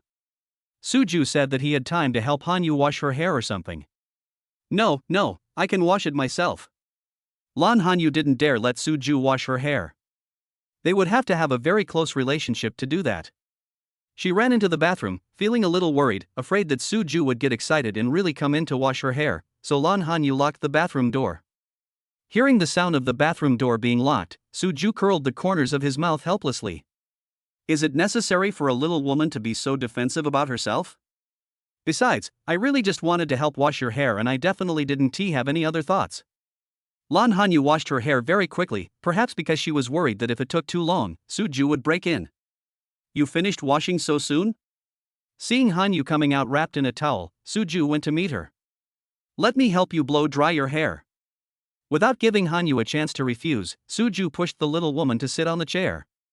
Taking the hairdryer from the bay window in the big room, Suju once again deeply felt that the house where Hanyu and the babies lived now was too simple. There was not even a dressing table. Fortunately, Suju had taken all these into consideration and asked the soft furnishing designer to equip all the necessary furniture. I'll do it myself. Seeing Suju walking towards her with a hairdryer, Lan Hanyu stood up and prepared to take the hairdryer. I'll come, you sit still. Without giving Lan Hanyu the chance to do it herself, Suju once again forced the little woman to sit on the chair. Turning on the hairdryer and running his fingers through Lan Hanyu's hair, Suju discovered that the child's mother had particularly good hair quality. The black hair is very soft and feels extremely smooth on the fingertips. Suju really wanted to say, the feel is really great. Lan Hanyu was a little reserved at first, but slowly, his tense body relaxed. This feeling of being cared for made Lan Hanyu feel attached. Bite. It is detected that the host and the baby's mothers have completed a sweet interaction. Congratulations to the host for receiving the top singing skill as a reward. Special note, with the singing skills awarded by this system, even the top singers will have to bow down to the host. As the system's voice fell, Suju felt a little itchy in his throat. However, this itchy feeling did not last long and soon there was no abnormality. Suju discovered that the system would praise any rewards given by the system, as long as they were related to skills. Suju has not had the opportunity to practice yet. I wonder if the system is a bit too self-exaggerating. Of course, even if Suju has not had the opportunity to use the top-level fighting skill yet, just from the changes in his body and the mental feeling, Suju feels that the system is not exaggerating. Suju, your hair is dry. Because of the system's interruption, Suju was a little distracted. Lan Hanyu took the hairdryer from Suju and turned it off. Lan Hanyu's hair has been blown very dry. If she continues to blow it dry, it will affect the hair quality. Lan Hanyu rescued her beautiful black hair from Suju's hands. Done? So fast. With such a good feel, Suju still felt a little unsatisfied. Hanyu, go change your clothes. By the way, your dinner party is at night, so don't wear a skirt. The temperature difference between morning and evening is too big these days. If you catch a cold, you will infect the babies. Suju spoke seriously, and it seemed that he was thinking about Lan Hanyu and the babies. In fact, what Suju was thinking was that his woman had such a good figure and was a famous beauty. Thinking back to the time when Lan Hanyu had so many suitors in school, there were so many of them. Suju couldn't guarantee that the boys in Hanyu's class didn't have any improper thoughts about Hanyu. He didn't want to restrict Hanyu's social life, but Suju also didn't want his woman to be remembered by too many people. If you don't have yourself by your side, it's better to dress conservatively. Chapter 16 Plans cannot keep up with changes. After accepting Suju's suggestion, Lan Hanyu turned and walked towards the big room to change clothes. Of course, the Lancome cosmetics that Suju bought for Lan Hanyu are now useful. But our beautiful girl Lan Hanyu has never liked heavy makeup. Lan Hanyu just put on a layer of foundation symbolically. Lan Hanyu's skin is already very good, and with the help of loose powder, her face looks even whiter and more flawless. Picking up the lip gloss, it was the matte series that Lan Hanyu and Jiang Mingyue both liked. Lan Hanyu doesn't like colors that are too bright. When she sees women with red lips, she always feels very uncomfortable. Change into a piecebird long-sleeved shirt and straight jeans. Although they are not slim-fitting, they make Lan Hanyu look more lively and playful. Suju, I'm ready. Lan Hanyu, feeling very satisfied with himself, walked out of the room and showed his results to Suju. Nice. Big treasure and little treasure, don't you think mommy is so beautiful? She looks like a fairy from heaven. Suju expressed his praise generously, and his eyes were bright when he looked at the mother of his child. I know Hanyu has a good figure, and her figure hasn't changed at all even after giving birth to 2 babies. But Hanyu's outfit today exudes a girlish feeling. Who could associate Lan Hanyu with the mother of 2 babies? I'll pick you up in the evening, remember to send me a message. Since his woman is so beautiful, Suju must be worried about leaving Hanyu alone and going home late at night. If there wasn't no one to take care of Debao and Xiaobao now. Suju even wanted to send Hanyu over personally. Fortunately, it was still early and not yet dark, so Suju specially called a Didi taxi for Hanyu, so he could rest assured. Okay, I understand. Suju had said more than once that he was going to reply to his own words. Lan Hanyu didn't feel impatient at all, instead there was a warm current flowing in her heart. Does Suju's performance show that he cares about himself very much? The originally fair little face turned red again because of this little thought. I'll go get my bag. Afraid that Suju would notice something was wrong with her, Lan Hanyu quickly found an excuse and fled into the big room. Because Suju was grabbed on the arm by Xiaobao, he did not notice Hanyu's subtle change. Lan Hanyu took a few deep breaths in the room. After making sure that Suju would not notice anything unusual, she took the new bag Suju bought for her and walked out. It's almost time, the Didi car has arrived, please be careful. The Didi driver has already sent a message to Suju. Looking at Hanyu who had already packed up, Suju gave her gentle instructions. Okay, I understand.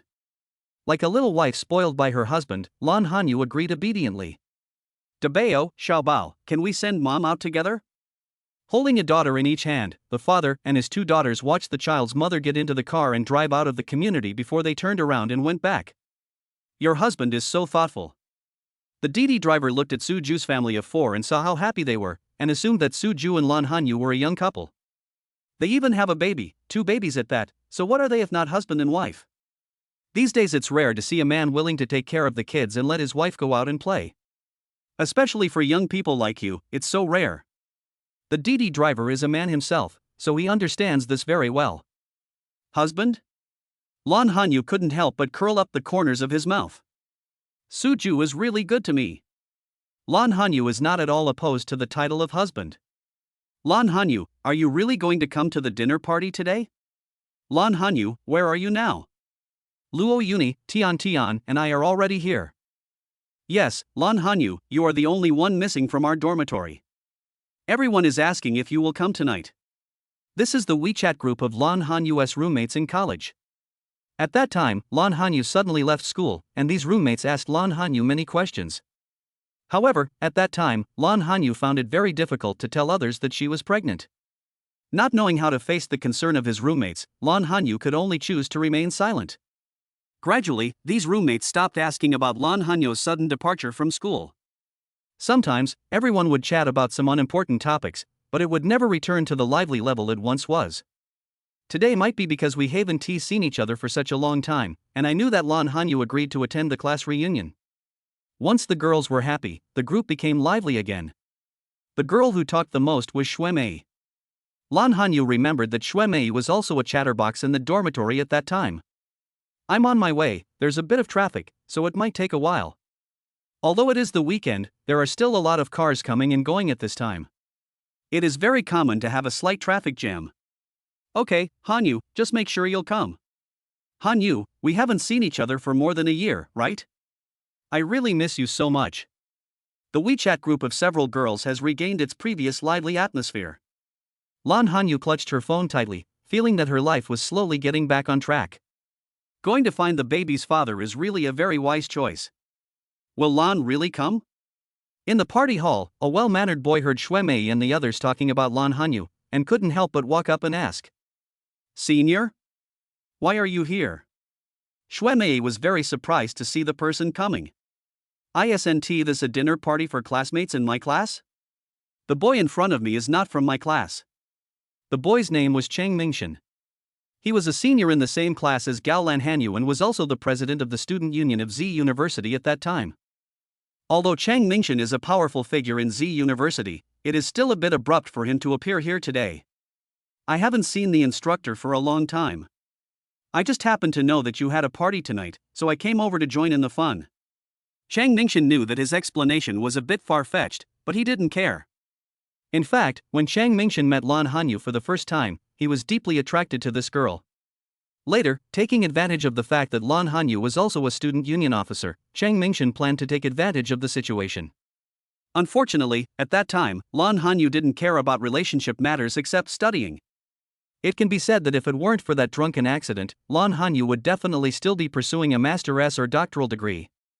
As a top student, Lan Hanyu had planned these things since childhood. All I can say is that plans cannot keep up with changes. The arrival of the babies completely disrupted Lan Hanyu's life. Chapter 17 Remedies. During the more than 1 year that Lan Hanyu disappeared, Chang Mingshan was also asking around for news about Lan Hanyu. Unfortunately, none of Lan Hanyu's classmates knew Lan Hanyu's specific situation. Chang Mingshan could only think of his goddess silently in his dreams. However, Chang Mingshan felt that God still favored him. Just a few days ago, Chang Mingshan received news that Lan Hanyu's class would organize a dinner party. Most importantly, Lan Hanyu has also confirmed that he will participate. Chang Mingshan, who received the news, was so excited that he couldn't sleep well for several days. After using some connections, Chang Mingshan successfully became a member of the dinner party tonight. Knowing that he couldn't make his purpose public, Chang Mingshan still found an excuse. The instructor is not only the instructor of Lan Hanyu's class, but also the instructor of Chang Mingshan's class. It's also a good connection point. Seeing that most of the classmates had already arrived, Chang Mingshan was really worried that Lan Hanyu might not come. Chang Mingshan couldn't help himself, so he walked over to Shuemei and the others to find out the news. Will Lan come? I haven't seen classmate Lan for a long time. I don't know what happened to classmate Lan at that time. He suddenly left the school. Shuemei and the others did not directly answer Chang Mingshan's question, so Chang Mingshan spoke again. Knowing that these three girls and Lan Hanyu were in the same dormitory, they had been mentioning Lan Hanyu's name just now. Chang Mingshan felt that these three girls might know something. There's a bit of traffic on the road, Lan Hanyu might be a little late. How could the three girls not understand that Chang Mingshan was trying to cover up his mistake? Besides, when Lan Hanyu was in college, Chang Mingshan was very positive towards Lan Hanyu. Except for Lan Hanyu, the person involved, everyone was focused on studying. Others could see it clearly. Shuemei was just wondering at first why her senior showed up at her class party. Seeing Chang Mingshan constantly asking whether Lan Hanyu will come, what else don't you understand? In the minds of Shuemei and the others, Lan Hanyu probably hasn't been in a relationship yet.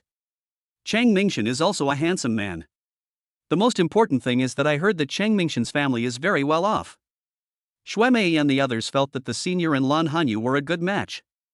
Another point is that it has been 2 years since Chang Mingshan graduated, but he still misses Lan Hanyu so much. In the eyes of Shuemei and other girls, Chang Mingshan is also a romantic man. With the good intention of facilitating a good marriage, Shuemei directly gave Chang Mingshan a reassurance. Then I'll go out and pick up classmate Lan. As long as Lan Hanyu comes, Chang Mingshan is willing to wait no matter how late it is. Without paying attention to the meaningful smiles on the three girls' faces, Chang Mingshan hurriedly ran towards the hotel's gate. Do you think Lan Hanyu and Senior Chang will write a good story tonight? I wonder if Lan Hanyu is in the mood for a relationship now? I remember that Lan Hanyu wasn't attracted to Senior Chang at all at that time. Tian was the one who regained her senses the fastest and said with some concern. If Lan Hanyu has no interest in Senior Chang, would they be considered as betraying their friend? If Lan Hanyu doesn't like Senior Chang, it doesn't matter. Anyway, Lan Hanyu's feelings must come first. I didn't say much just now, did I? I just didn't expect Senior Chang to be so proactive and even go to pick up Lan Hanyu. Shuemei, I think if Lan Hanyu doesn't like Senior Chang's actions will make Lan Hanyu embarrassed. After all, we were the ones who told Senior Chang about Lan Hanyu. Luo Yuni was also a little worried. Then let's go out together to pick up Lan Hanyu. After both roommates said this, Shuemei realized that something was wrong and quickly looked for ways to remedy the situation. Let's go. I haven't seen Lan Hanyu for a long time. I really miss her. Correct your mistakes as soon as you realize them. The three girls held hands and walked towards the hotel gate. Crown Hotel, this is the hotel booked by Lan Hanyu and her class for their class gathering. The dinner was definitely on an AA basis. The classmate who organized it collected 300 yuan from each person at the beginning, saying that the excess would be refunded and the shortfall would be supplemented at the end. Lan Hanyu doesn't really care about these things. Don't mention that Lan Hanyu hadn't gone to find Suju at that time.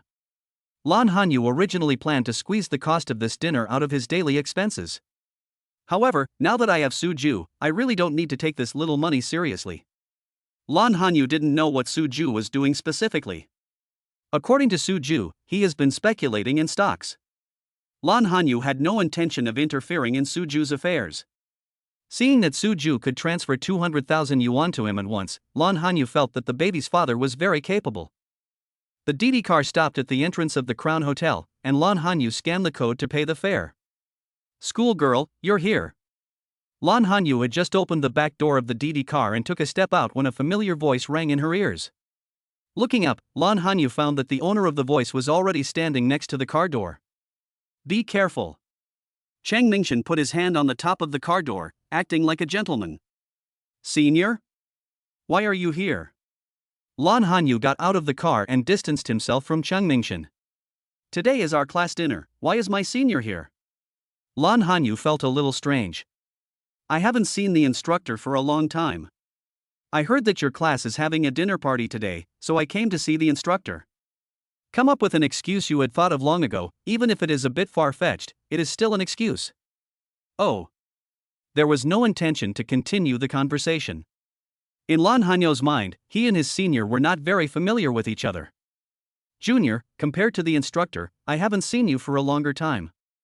You suddenly left school at that time. I didn't know why. I asked many classmates, but they didn't know the specific circumstances. Did you encounter any difficulties at that time? Or did something happen in your family? If you have any difficulties, you can tell me, I am willing to help you. Looking at Lan Hanyu, who was even more beautiful and charming than a year ago, Chang Mingshan's eyes were filled with affection. My goddess has become even more beautiful and charming. For some reason, Chang Mingshan felt that after not seeing Lan Hanyu for more than a year, there seemed to be a gentle light surrounding her. I have some personal business. Lan Hanyu didn't want to chat much with people she didn't know. Besides, when it comes to having babies, what help can other men provide except the baby's fathers? Schoolgirl. Looking at Lan Hanyu's obviously unfamiliar expression, Chang Mingshan felt like his heart was bleeding.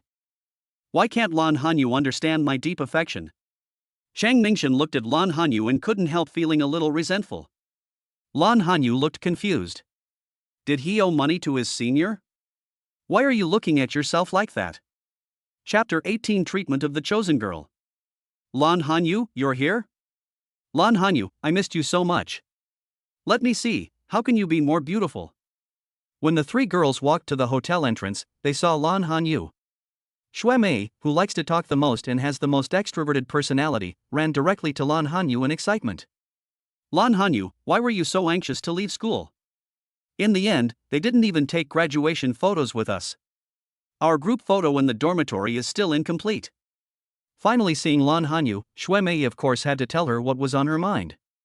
Lan Hanyu looked at his roommate apologetically. Her pregnancy happened so suddenly at that time that Lan Hanyu really had no time to think about other things. Of course, Lan Hanyu now doesn't mind sharing matters about the babies with her roommates. However, thinking about the presence of Senior Chang, an outsider, Lan Hanyu felt that it would be better for him to talk to his roommates in private. Okay, Shuemei, don't scare Lan Hanyu away. Lan Hanyu must have had something special happen to him, which is why he suddenly left school. Today is our class dinner, and the other students are almost here, so let's go in quickly. Among the three girls, Luo Yuni was the calmest. From the moment she saw Lan Hanyu, Luo Yuni noticed that Lan Hanyu and Senior Chang were deliberately keeping their distance. Luo Yuni understood that Senior Chang's unrequited love would probably not bear fruit. Since Lan Hanyu has no interest in Chang Mingshan, Luo Yuni will of course rescue her roommate. Strictly speaking, Chang Mingshan, Tian Tian, Shuemei and others were also responsible for the fact that they were able to block Lan Hanyu at the hotel entrance. If Shuemei hadn't said anything, Tian Tian and I wouldn't have stopped her. How could Chang Mingshan know that Lan Hanyu was stuck in traffic? It is even more impossible to wait for the beauty at the hotel entrance. Yes, Lan Hanyu, let's go in. As roommates for 4 years and good friends for 5 years, Tian Tian naturally understood what Luo Yuni meant. Walking forward and holding Lan Hanyu's arm, Tian Tian took Lan Hanyu and walked into the hotel. It has been almost 2 years since they last met, and Tian Tian misses Lan Hanyu very much. Although Lan Hanyu is the most famous and beautiful campus beauty at Z University, she actually has a very good personality. When hanging out with her roommates, Lan Hanyu never felt that she was superior to others just because she was pretty. So, the 4 girls actually get along very well. Wait for me, I want to go in with Lan Hanyu too. Seeing Tian Tian holding Lan Hanyu's arm, Shuemei was unwilling to be left behind and held Lan Hanyu's other arm. The 3 girls walked towards the hotel, talking and laughing. Senior Chang, aren't you going in? Looking at Chang Mingshan standing there alone, Luo Yuni felt somewhat embarrassed. After asking symbolically, Luo Yuni was ready to chase after her roommates. Go in now. The girl he had been thinking about had already gone in. The reason Chang Mingshan showed up here today was entirely for Lan Hanyu. How could he give up so easily? Although it was a class dinner, everyone sat according to their level of closeness to each other in college. The instructor is also a young girl and she gets along very well with her classmates. Of course, everyone was vying to sit at the same table with the instructor. However, based on the principle that everyone loves beauty, the instructor has always been particularly fond of Lan Hanyu. She pulled Lan Hanyu to sit next to her, and the treatment of Lan Hanyu as the chosen girl of heaven had never changed. Of course, Lan Hanyu sat with his 3 roommates. Shuemei and the other 3 benefited from Lan Hanyu's help and no longer needed to compete with others for positions. Since Chang Mingshan had said that he was here to see the instructor, he had also made some arrangements in secret. Without any suspense, Chang Mingshan also sat at Lan Hanyu's table. However, Lan Hanyu didn't take it to heart. The dinner was quite lively. We have just graduated for a year and are not too materialistic. What classmates talk about most is the past when they were in college, and no one deliberately brags about anything.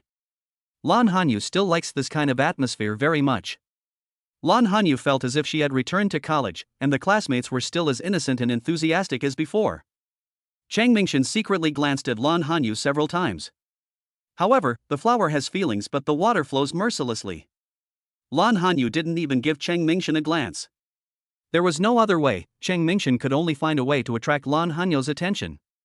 He pretended to take out his cell phone and put the things in his pocket on the dining table. Senior Chang, is this the key to the Ferrari? Besides beautiful women, what boys like most are luxury cars. Seeing the car keys that Chang Mingshan had placed on the table, a boy shouted in surprise. When the others heard the voice, they looked at Chang Mingshan curiously.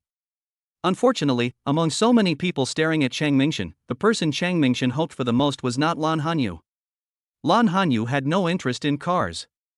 Besides, in Lan Hanyu's heart, Chang Mingshan's car has nothing to do with her. Of course, there is no need to waste your attention on Lan Hanyu. If Chang Mingshan was replaced by the baby's father, Suju, Lan Hanyu would definitely not have such an outsider attitude.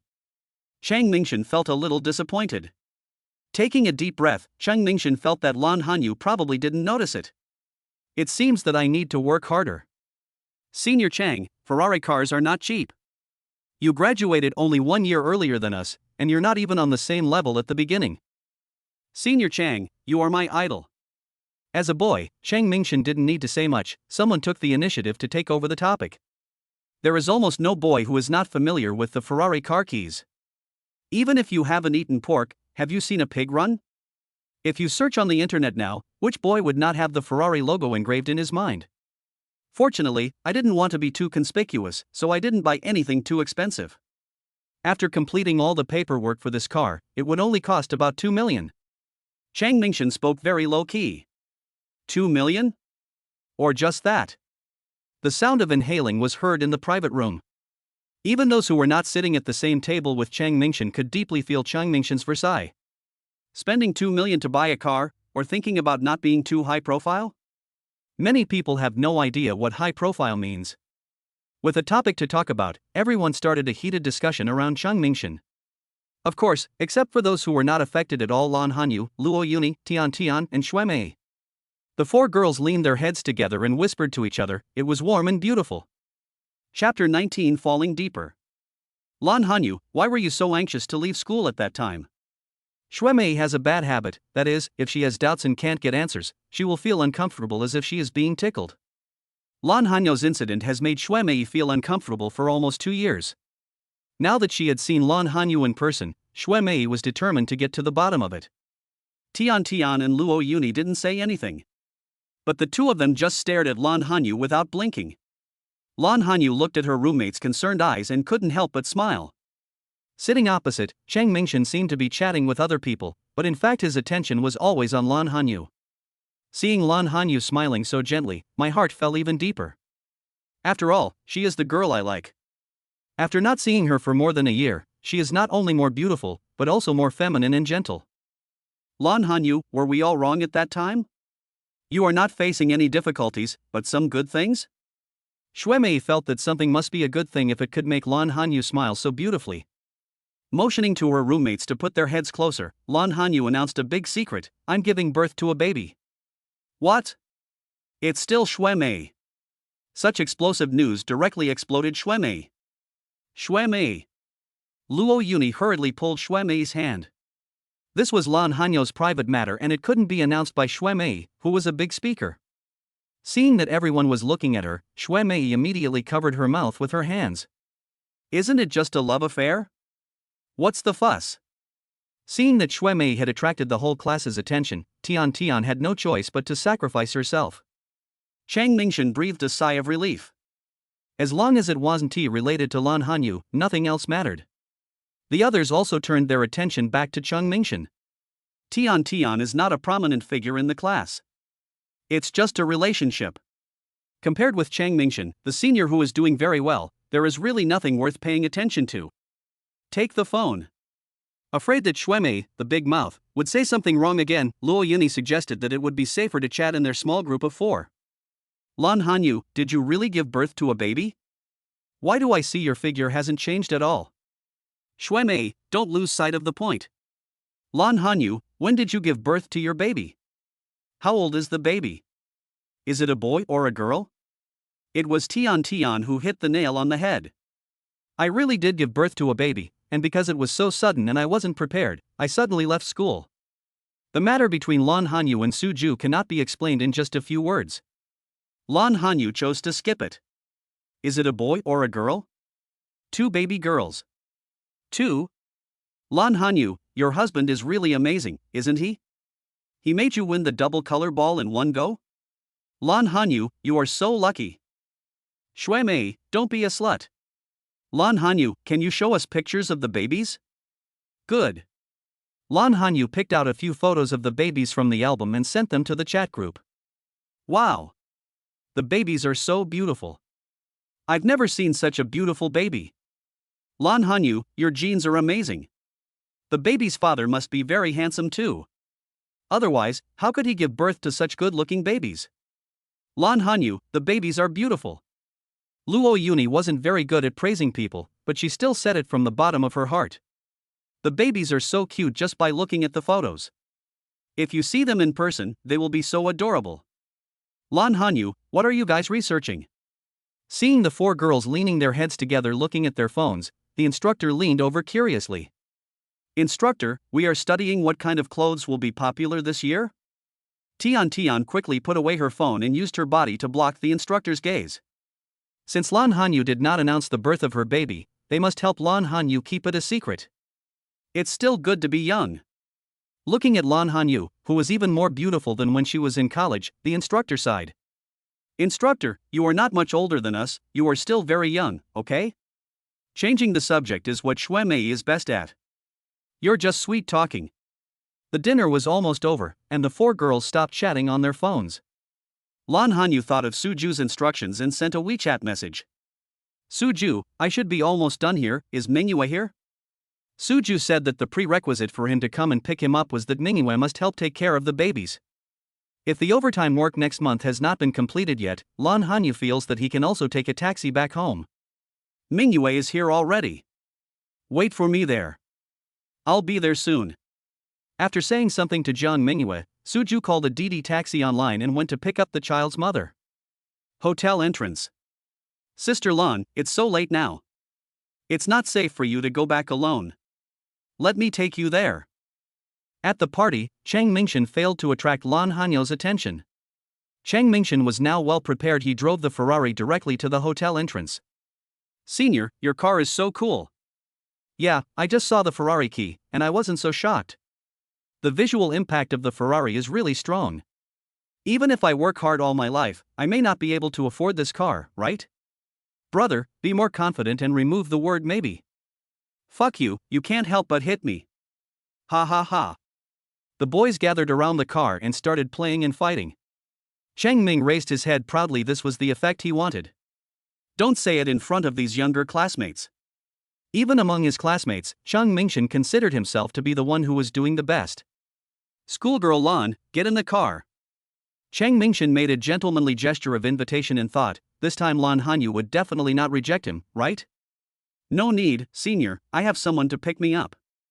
Shaking his head, Lan Hanyu rejected Chang Mingshan's kindness. Someone will pick you up? Who will pick you up? Chang Mingshan was deeply surprised by Lan Hanyu's answer, and subconsciously began to ask further questions. Lan Hanyu frowned slightly. What does who comes to pick me up have to do with Senior Chang? Do I need to report my own affairs to the senior? Hanyu. A familiar voice came, and Lan Hanyu's frown relaxed, replaced by a bright smile. Suju is here. Senior Chang, my pickup person is here. Because Chang Mingshan insisted on standing in front of Lan Hanyu could only give a reminder helplessly. Chapter 20, Extremely Lucky. Who is this handsome guy? He looks familiar. I don't know who the handsome guy is, but the car he drives looks very familiar to me. Oh my god, is this a Rolls-Royce Cullinan? Yes, it's the Rolls-Royce Cullinan. This car is the most luxurious car among luxury cars. Even the lowest configuration costs more than 6 million, not to mention the top configuration. Who did the handsome guy just call out? Hanyu? Was it Lan Hanyu? Nonsense, how many people do you think are called Hanyu here? After realizing that Suju was calling Lan Hanyu, the others consciously made way for him. As for Chang Mingshan, Lan Hanyu went around him on her own. Lan Hanyu, is this the baby's father? So handsome. Leaning close to Lan Hanyu's ear, Xue Mei sighed. Well, I'll go back first. After saying goodbye to his roommates and the instructor, Lan Hanyu quickly ran towards Suju. Slow down. Holding the little woman who was running towards him, Suju took Lan Hanyu into the Rolls-Royce Cullinan and left in style. Damn. As expected of Z University's rare campus beauty, she has a great eye for men. Compared to that handsome guy just now, I suddenly feel that it was reasonable for Lan Hanyu to look down on me at that time. Alright brother, there are so many people who have a crush on Lan Hanyu, you don't need to be the only one sad. The handsome guys and beautiful girls all left, and the others said goodbye to each other and went home. Several people who had a good relationship with Chang Mingshan also wanted to say hello to Chang Mingshan. After seeing Chang Mingshan's gloomy face, everyone wisely left. Chang Mingshan's feelings for Lan Hanyu were almost written on his face. Everyone knew that Chang Mingshan drove this Ferrari to show off and impress Lan Hanyu. What a pity. Chang Mingshan was severely slapped in the face this time. In front of the Rolls-Royce Cullinan, Chang Mingshan's 2 million car was reduced to pieces in seconds. Chang Mingshan clenched his fists. He never expected that his goddess was taken away by someone else. Chang Mingshan thought that his feelings for Lan Hanyu were obvious to everyone and Lan Hanyu herself should be aware of it. Seeing Lan Hanyu devoted herself to studying, Chang Mingshan felt that he could wait patiently. Now reality suddenly tells Chang Mingshan that Lan Hanyu has a boyfriend. It turns out that it wasn't that Lan Hanyu didn't want to fall in love, but that Lan Hanyu didn't want to fall in love with himself. How could Chang Mingshan bear this? After slamming the passenger door shut, Chang Mingshan opened the driver's door, got in the car, and chased in the direction of the Rolls-Royce Cullinan. Suju, what's wrong with this car? In the Rolls-Royce, Lan Hanyu sat somewhat stiffly. Lan Hanyu had no idea about these luxury cars. But Lan Hanyu also heard what his classmates said. Lan Hanyu knew that Suju was just a junior student. Even if Suju made enough money from stock trading to buy a house in Crescent Blue Bay, that would basically be all of Suju's net worth. Lan Hanyu knew that the car she was sitting in was definitely not Suju's. It shouldn't be rented by Suju, right? There is no need for Suju to rent a car just to pick him up. Such an expensive car. I'm lucky. I got this super luxury car through Didi. Lan Hanyu asked Suju in a whispering voice just now. Suju was too embarrassed to say it in front of the car owner, so he spoke directly into Lan Hanyu's ear. Lan Hanyu's mouth opened into an O shape in shock. Driving a car worth several million to be a Didi driver? Lan Hanyu felt that the Didi taxi fare might not be enough to cover the gas station's gas tank, right? The most important thing is, Suju was able to get hold of this super luxury car? Suju's luck is really amazing. Lan Hanyu had seen this kind of news on the internet before. But at that time, Lan Hanyu thought it was just a show. After all, when Lan Hanyu and his friends take Didi taxis, most of the cars they get are domestically made cars, and even Hondas are considered good. Giving Suju a thumbs up, Lan Hanyu expressed that he was convinced. Suju smiled. He just took a Didi taxi and got a Rolls-Royce. Was this little bit of luck worthy of Hanyu's admiration? You know, ever since Hanyu came to him and he and the babies got to know each other, Suju's luck can be described as extremely good. Suju naturally held Lan Hanyu's little hand. The two smiled at each other and sat in the car without saying anything else.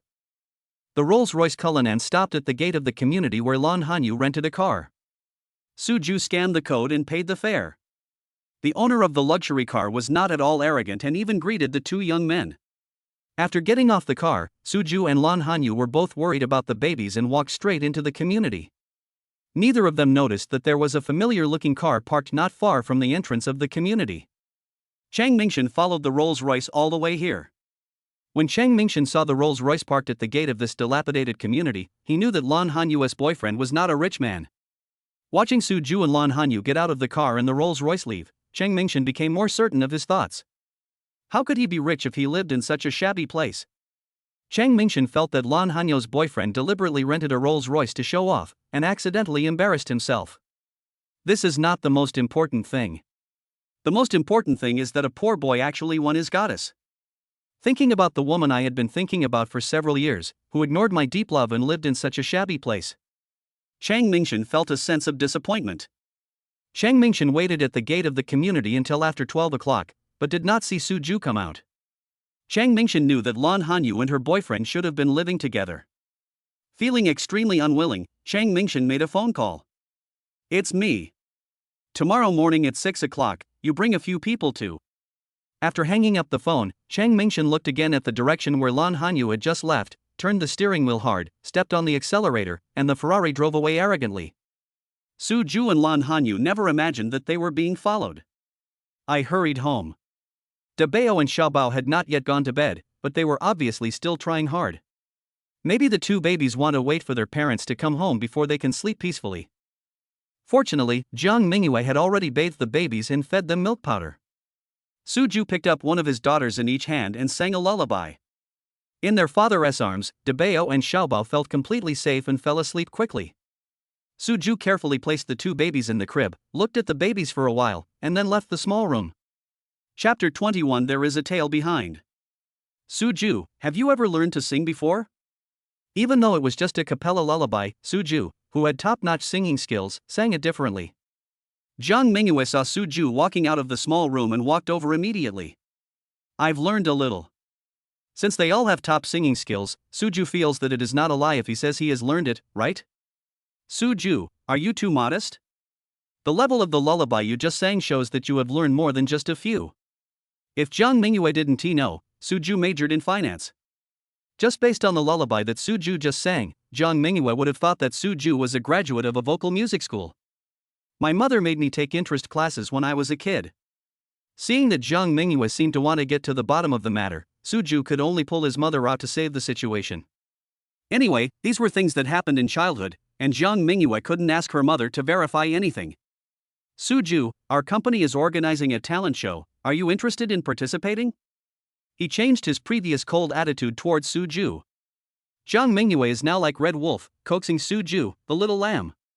Suju was stunned. Talent show? Suju had never thought about this. Suju, Mingyue's company is the largest entertainment company in Jiangcheng.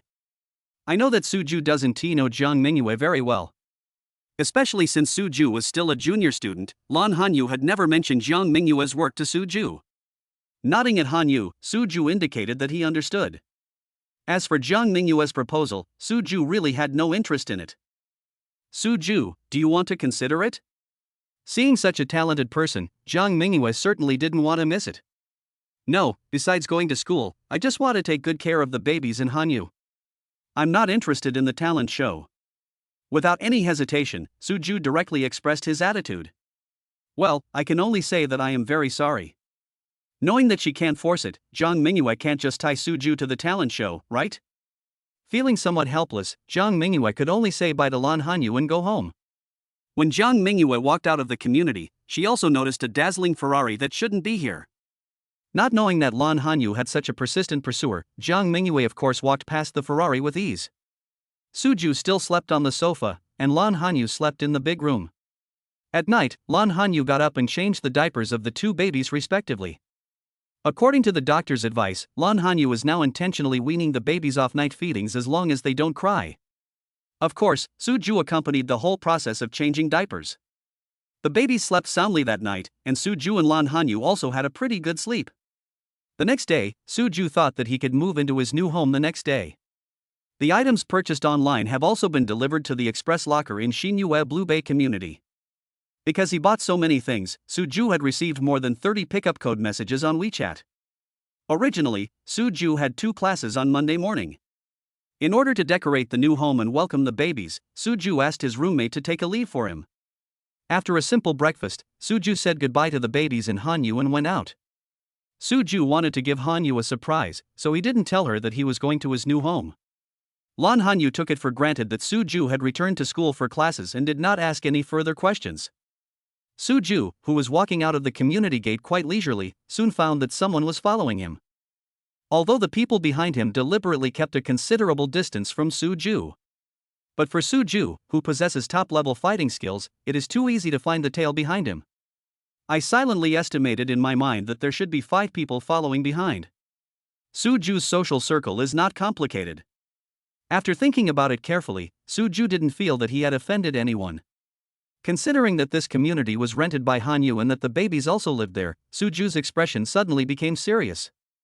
The route that was originally planned to take us to the new home was also temporarily changed. Suju turned a corner and walked towards a small road that was under repair. This path was originally a gravel road. Not to mention rainy days, it is not very convenient to ride a bike even on normal days. In order to facilitate the residents around, the authorities finally prepared to repair the path into a cement road last month and also carried out a widening project. Because of construction issues, barriers were set up at both ends of the road. It can be said that this road is now completely blocked, and of course no pedestrians or vehicles will pass by. Is that all his IQ? I don't know how he managed to trick Lan Hanyu.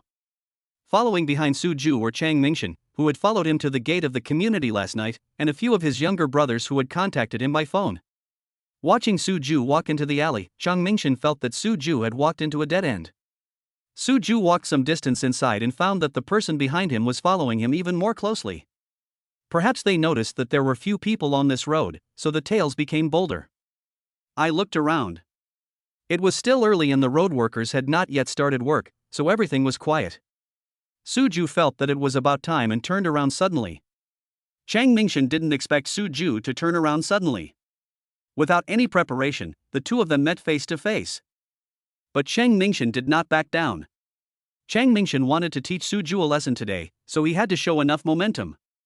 Suju glanced at the man walking in front. He didn't know him. When Suju arrived at the hotel entrance last night, all the classmates in Lan Hanyo's class gathered there. So, Suju really didn't pay any attention to Chung Mingshin. As for the four strong men behind the man, who deliberately showed their arm muscles to Suju, Suju didn't even look at them. Suju looked down upon them all, a bunch of ruffians. Raising his eyebrows, Suju knew that since the other party had taken the initiative to find him, he would introduce himself. What is your relationship with Lan Hanyu? Sure enough, after 2 or 3 minutes of silence, Chung Mingshin couldn't help but speak first. Lan Hanyu? It seems that this man is Hanyo's admirer. Suju quickly made a judgment in his mind. Lan Hanyu is my wife. Hanyu has given birth to 2 babies for me, so it's not an exaggeration to say that she is my wife, right? Moreover, in Suju's heart, his other half's name will sooner or later be written with the 3 words Lan Hanyu. The reason why Suju answered Chang Mingshin so kindly was mainly because he wanted this man to completely give up. After all, no man would want his woman to be thought about by other men every day, right? Chapter 22. It's better to solve it once and for all. Wife. Are you married to Lan Hanyu? Hearing Suju's answer, Chang Mingshin clenched his fists so hard that they made a crackling sound. Last night Chung Mingshin still thought that Lan Hanyu was probably just living with this poor boy. Unexpectedly, both of them are already married. Still living in such a shabby neighborhood.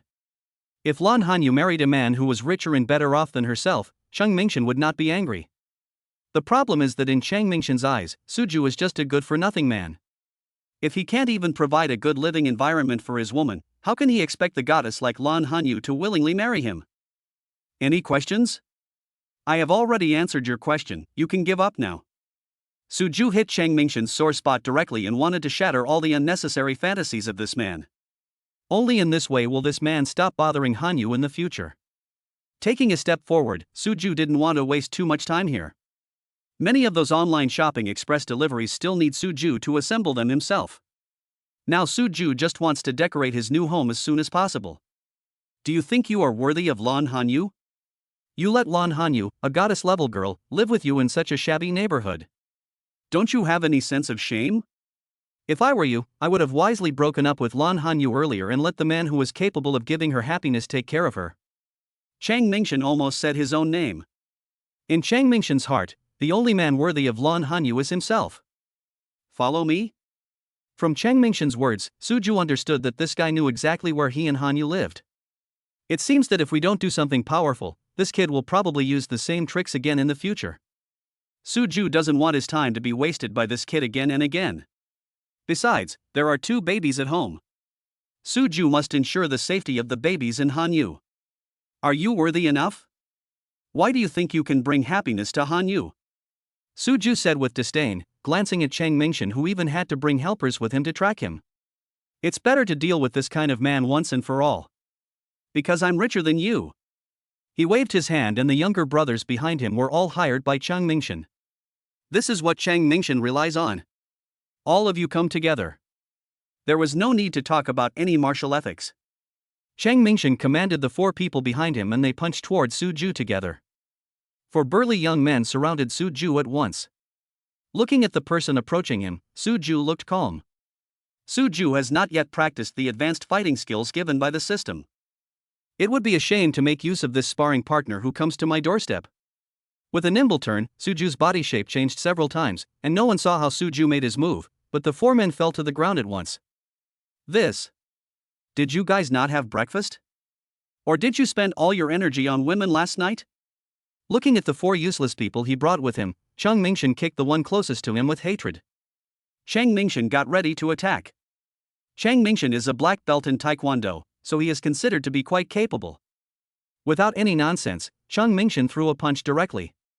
From Suju's attack just now, Chang Mingshin had already realized that this man had practiced martial arts before. So, this time Chang Mingshin planned to launch a surprise attack. Anyway, as long as he wins, the process is not that important to Chang Mingshin. Suju's eyes turned cold, and he turned sideways, deftly avoiding Chang Mingshin's surprise attack. Without giving Chang Mingshin time to react, Suju turned sideways and swung out his right fist, hitting Chang Mingshin hard in the face. Ah! With a pig-slaughtering scream, Chang Mingshin fell heavily to the ground, spitting out a mouthful of blood along with a scream. How is it? Are you convinced? With his arms folded across his chest, Suju felt that these sparring partners were really useless. I haven't even displayed my true strength yet, and already you're all lying on the ground? This is a fight, not a scam. I don't accept it. If you have the guts, don't leave. Enduring the pain, Chang Mingshan stood up. If he admitted defeat now, not to mention getting Lan Hanyu, Chang Mingshan would have no face at all. Suju nodded, signaling Chang Mingshan to use whatever skills he had. Suju discovered that the advanced fighting skills provided by the system were really amazing. However, those few times just now were really not satisfying. Now that someone is eager to send him a sparring partner, what reason does Suju have to refuse? At most I can finish it quickly so that it won't delay me from assembling toys for the babies today. Brother Wei, it's me. I'm in a bit of trouble. Bring a few brothers with better skills over here. The location is. Chang Mingshan quickly took out his cell phone and made a call. While on the phone, Chang Mingshan did not forget to pay attention to Suju's every move. Chang Ming was very afraid that Lan Hanyu's man would launch a surprise attack on him. After all, that's what Chang Mingshan did himself. Until he hung up the phone and didn't see Suju make any move, Chang Mingshan secretly breathed a sigh of relief. The four people lying on the ground finally got up. Several people stood together around Chang Mingshan. Helpers arrived immediately, and they all looked somewhat smug again. Suju didn't waste much time. About 10 minutes later, a man wearing a white training suit and holding two large iron balls in his hands came towards Suju with 7 or 8 people. Brother Wei, you are here. When he saw the person coming, Chang Mingshan became energized as if he had been injected with chicken blood. He walked quickly to meet him. Brother Wei.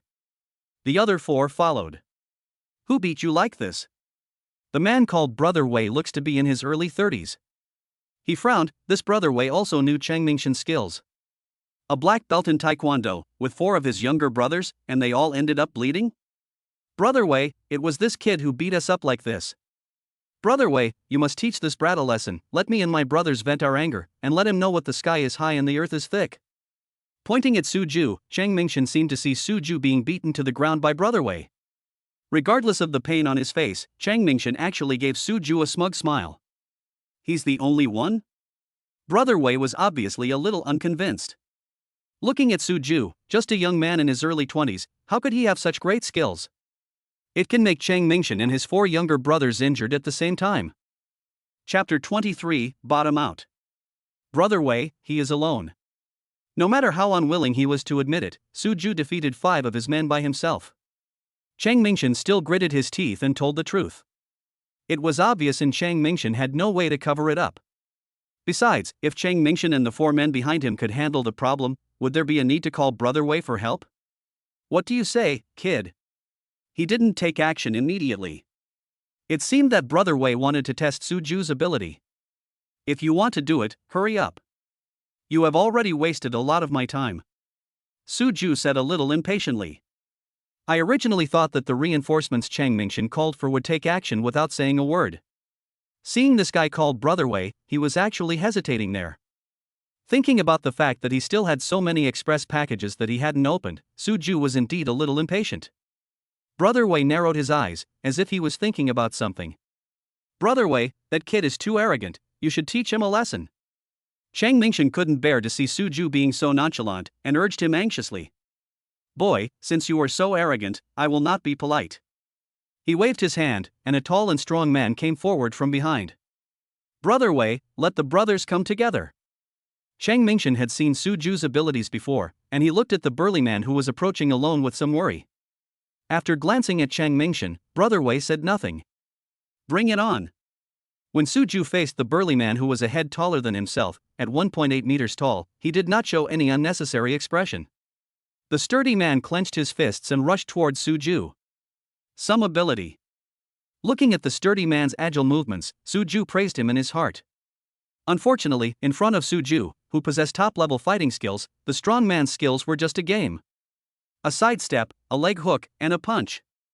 In just a few seconds, before some people could even react to what was happening, the sturdy man had already fallen heavily to the ground. Brother Mang. Seeing the strong man fall to the ground, some people couldn't bear it anymore and rolled up their sleeves to seek revenge on Suju. Stop. With a loud shout, Brother Wei stopped his men from taking action. Brother Wei. A few people were not convinced and wanted to move forward. Brother Wei gave them a stern look and several people lowered their heads. Those people didn't see Suju's move clearly. As someone who has studied martial arts for more than 20 years, Brother Wei saw through Suju's move as soon as he made it. Brother Wei knew that this young-looking guy in front of him was a master. No, not just the masters. To be precise, he is an expert among experts. Brother Wei knew that even if he and his brothers attacked together, they were no match for this young man. Realizing this, Brother Wei immediately put away the 2 iron balls in his hands. Pushing away Cheng Mingshan, who was still blocking his way, Brother Wei put on a smiling face and walked towards Suju. Little brother, I am sorry for not recognizing the great man. I'm here to apologize to you. He bowed respectfully to Suju, and Brother Wei's action confused everyone behind him. Little brother, what happened today was purely a misunderstanding. I hope you can be magnanimous and not bother with my men. Brother Wei put on a flattering smile and tried to make friends with Suju. Seeing that Suju was not moved at all, Brother Wei turned around and shouted at the 4 men who had followed Cheng Mingshan and Suju at the beginning, "You guys, why don't you come over and apologize to this gentleman?" It is not clear why the 4 people named had such a dramatic change. But since the boss called them, the 4 of them did not dare to disobey. Stepping forward, the 4 of them knelt down in front of Suju with a plop. My boss has already bowed to him, so as a follower, how can I apologize without kneeling? I'm sorry, sir. We are blind and have offended you. Please forgive us for our ignorance. They had a very good understanding of each other, and the 4 of them spoke in unison. Suju glanced at the 4 people but still did not express anything. These are just small matters. The one who really wants to cause trouble for me should be the one who covets my woman. Brother Wei, what are you doing? He's just a poor boy. Is he worthy of you and these brothers apologizing to him? Brother Wei, the brothers can't beat him, but you can. Cheng Mingshan obviously hadn't figured out the situation yet. He took a step forward and wanted Brother Wei to take action himself. In Cheng Mingshan's eyes, Brother Wei's kung fu was already unfathomable, so there is no need to be afraid of a young man. Roll. Today's incident was caused by Cheng Mingshan. Before Brother Wei had time to deal with him, Cheng Mingshan jumped out on his own. With a kick, Cheng Mingshan fell to the ground again. Brother Wei, what do you mean? Brother Wei, don't forget that your martial arts school has the support of my dad. Not wanting to hear Cheng Mingshan's voice, Brother Wei signaled with his eyes, and immediately 2 people came forward and carried Cheng Mingshan. It was quite considerate that one of them even covered Cheng Mingshan's mouth. Go back and tell your father that I will return the money he invested in the martial arts school 3 times over. But from now on, I, Long Wei, will have nothing to do with your Cheng family. Thinking that Cheng Mingshan was so short-sighted that he dared to offend a master like Suju, Long Wei just wanted to cut off ties with Cheng Mingshan's family as soon as possible. Cheng Mingshan was dragged away and really couldn't utter a single word. Little brother, my name is Long Wei, and I'm the director of Long Wei Martial Arts School. If you need my power in the future, just say the word and I will definitely not refuse. Little brother, look, are you satisfied with this? Afraid that Suju would not believe what he said, Long Wei immediately added another sentence. I, Long Wei, swear in the name of Long Wei Martial Arts School that I will definitely do what I said just now. You guys, tell them that when you see this gentleman next time, you should show him the same respect as when you see me. Got it?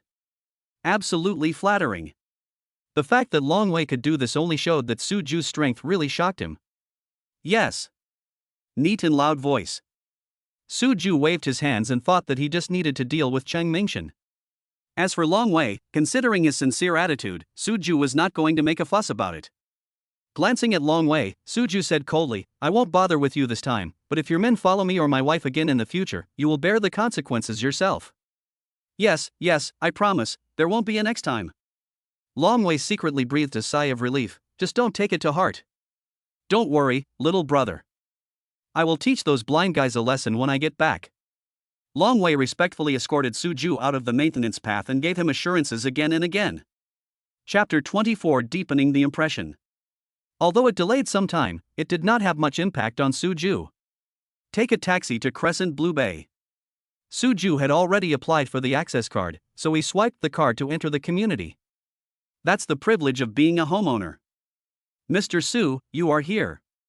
The security guard was deeply impressed by the young and handsome owner. Especially that day, Sheen Manman's unreasonable behavior further deepened the security guard's impression of her. Nodding, Suju politely responded with a greeting. Just a nod made the security guard excited for a long time. See? This is a person with real qualities. Look at the other owners. They rely on their wealth. When they see us security guards, they look down on us. The security guard who was greeting Suju spoke excitedly to his colleagues. Yes, this Mr. Su is really different from other owners. The other security guards agreed. Hey, brother Guang, look at that Mr. Su picking up the parcels. There are so many. Can Mr. Su take them all by himself? The express cabinet was not far from the security room. A security guard pointed at Suju and spoke to the security guard who had been praising Mr. Su. Mr. Su must have just moved in, and these are for decorating his new home. The security guard called Brother Guang thought for a while. You guys just watch here first, I'll be back soon. Security guard Guang took a cart from the security room and walked towards the express cabinet. Mr. Su, it should be inconvenient to pick up so many express deliveries, right? We have a cart in the security room. I'll help you get it up there. Hearing the voice, Suju turned around and saw that it was the security guard who had just greeted him. Suju was worried about the pile of express deliveries. I used WeChat to scan the QR code to pick up the parcels, and I got all the express deliveries out at once. It is quite convenient to take it out, but how to take it all home at once is really a headache. Suju didn't expect that the security service of Crescent Blue Bay would be so good. He actually came over here to help me deliver the express? Could it be that this is also one of the services provided by the property to the community owners? What Suju didn't know was that it was not the case at all. Under normal circumstances, even if those owners want to borrow a cart, they have to depend on the mood of the security guard. If you are in a bad mood, the security guard will tell you directly, the cart has been borrowed. You can't even touch the edge of the cart. Then I'll trouble you. Suju did not refuse the security guard's kindness. He expressed his gratitude and, together with the security guard, moved the express parcels, which were almost piled up like a mountain, onto the cart. The security guard pushed the cart all the way and helped Suju deliver the express deliveries to his home. After closing the door, Suju started to open the express package. Of course, the baby's new clothes were put aside. It is better to let the baby's mothers handle these. Suju has no experience in this area yet. There are also some small toys for babies that do not require hands-on work. After Suju cleaned up, he piled them directly on the sofa. Finally, there are some large items, which Suju needs to assemble himself. Although Suju majored in finance, he is very strong in hands-on work. 2 of the big pieces are cribs for the babies. Suju followed the instructions and quickly got it done. The rest is naturally a piece of cake. Suju took out his cell phone and checked the time. It was just past 10 o'clock. After a simple tidying up, Suju prepared to find a professional cleaner to clean his new home. Suju, what time does your morning class end? Before Suju made the call, Lan Hanyo's WeChat message came. Is it the babies who miss me? Or is it the baby's mother who misses me? As for someone who asked for leave to skip classes, Suju did not directly answer the child's mother's question. I'm talking to you seriously. Fortunately, it was a WeChat chat, and Lan Hanyu found that her little face was turning red again. The furnishing designer just contacted me and asked if we had time in the morning so he could come over and install everything. Suju let Lan Hanyu decide on small details such as the style and color of the furniture in the house. So, these 2 days, the soft furnishing designer also chatted with Lan Hanyu. Everything is settled, the next step is naturally installation. They are a big company and the furniture they install is ready-made, so it only takes half a day. It is naturally inconvenient for Lan Hanyu to go to the new home alone with 2 babies. Not sure whether Suju had time, Lan Hanyu could only send a message to ask. If Suju had more classes today, Lan Hanyu would plan to postpone the time with the soft furnishing designer. At worst, you and your babies can move to the new home a day or 2 later. Anyway, in Lan Hanyo's heart, Suju's studies should still be put first. I have time. I only have 1 class this morning and I'm getting ready to go back now. If Suju wanted to give Lan Hanyu a surprise, he could only continue to tell this white lie. I'll go to our new home now. You can ask the designer to take the workers directly there. Okay, then I'll talk to the designer. After the installation is completed, you still need to pay a balance of 58,000 yuan. I will transfer 60,000 yuan to you immediately. As soon as Lan Hanyu's WeChat message came, Suju received a transfer of 60,000 yuan from Hanyu. Is the extra 2,000 the pocket money given to me by the child's mother? Half-jokingly, Suju discovered that it felt really good to receive pocket money from his wife. You're just a jerk. Knowing that he couldn't win the argument with Suju, Lan Hanyu could only express his embarrassment symbolically. The babies need to drink milk powder. I don't want to chat with you anymore.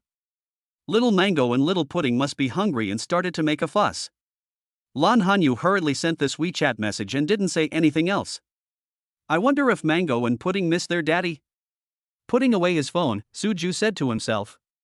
Not long after, the soft furnishing designer, along with 5 or 6 workers, arrived at the gate of the community carrying a large pile of things. Naturally, the security guard needed to confirm with Suju before letting the group of people enter the community. These workers really work very fast. In less than 2 hours, all the furniture was installed. Mr. Su, our company's cleaning staff will be here soon. Order soft furnishings and get cleaning service included? This was something Suju had not expected. However, this also saves Suju from having to hire a cleaner himself, which is quite a hassle.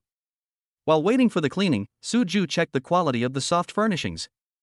We use big brands, the quality is really top-notch. The workers left first, and the soft furnishing designer waited until the cleaning staff had finished cleaning and was sure that Suju was satisfied before leaving. Of course, Suju transferred the balance of the decoration to the designer after checking the quality.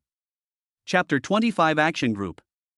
After everything was ready for the new house, Suju of course rushed back to see the Mango and Pudding he had been longing for. Of course, there are also the babies' mothers. Mango, Pudding, Daddy is back. Little darlings, do you miss your daddy? Exercising his rights as the male owner, Suju used the key to open the door of the suite. Now Suju lives here every day, and Jiang Mingyue took the initiative to hand over the key to the door. Because when I rented the house, the landlord only gave me 2 keys. At that time, Lan Hanyu and Jiang Mingyue each held one, which was just right. With the appearance of Suju, there were obviously not enough keys to the gate. Lan Hanyu wanted to go for another one, but was stopped by Jiang Mingyue. Jiang Mingyue felt that it would only be a few days before Lan Hanyu and the babies would move to their new home. It would be a complete waste to get a duplicate key. Moreover, because Suju took good care of the babies and their mothers, Jiang Mingyue's hostility towards Suju was reduced a lot. Taking the initiative to give Suju the key was considered by Jiang Mingyue to have recognized Suju from the perspective of Lan Hanyu's good friend. Daddy. Papa. Daddy. Papa. The 2 little guys are now very familiar with their father's voice. As soon as they heard Suju's voice, the 2 little darlings immediately ran towards the door with staggering steps. With their chubby little arms spread out, the 2 babies are asking for a hug. Daddy, hold me. Holding a baby in each hand, Suju kissed each of the 2 babies on the face. Papa. Daddy. Following their father's example, Mango and Pudding also gave Suju a kiss on the face. Feeling something wet on his face, Suju knew that this was the evidence of love left by the 2 little darlings. Bite. The host and the babies have completed a sweet interaction. The host will be rewarded with top-level royal chef skills. As the system's voice fell, various cooking skills appeared in Suju's mind. I'm back. Hearing the noise, Lan Hanyu walked out of the kitchen. She gave Suju a sweet smile. Go wash your hands first, and you can eat soon. Lan Hanyu's voice sounded almost at the same time as the system's voice. Suju looked at the little woman wearing an apron and holding a shovel in her hand, and felt like a little wife waiting for her beloved husband to come home. Okay, Mango Pudding, Dad will go wash his hands first. You guys can play in the living room by yourselves. After placing the 2 babies on a blanket in the living room, Suju went to the bathroom to wash his hands.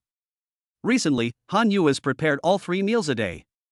Now that he has acquired top-level royal chef skills, Suju secretly thought that he would show off his skills to Hanyu someday as a surprise.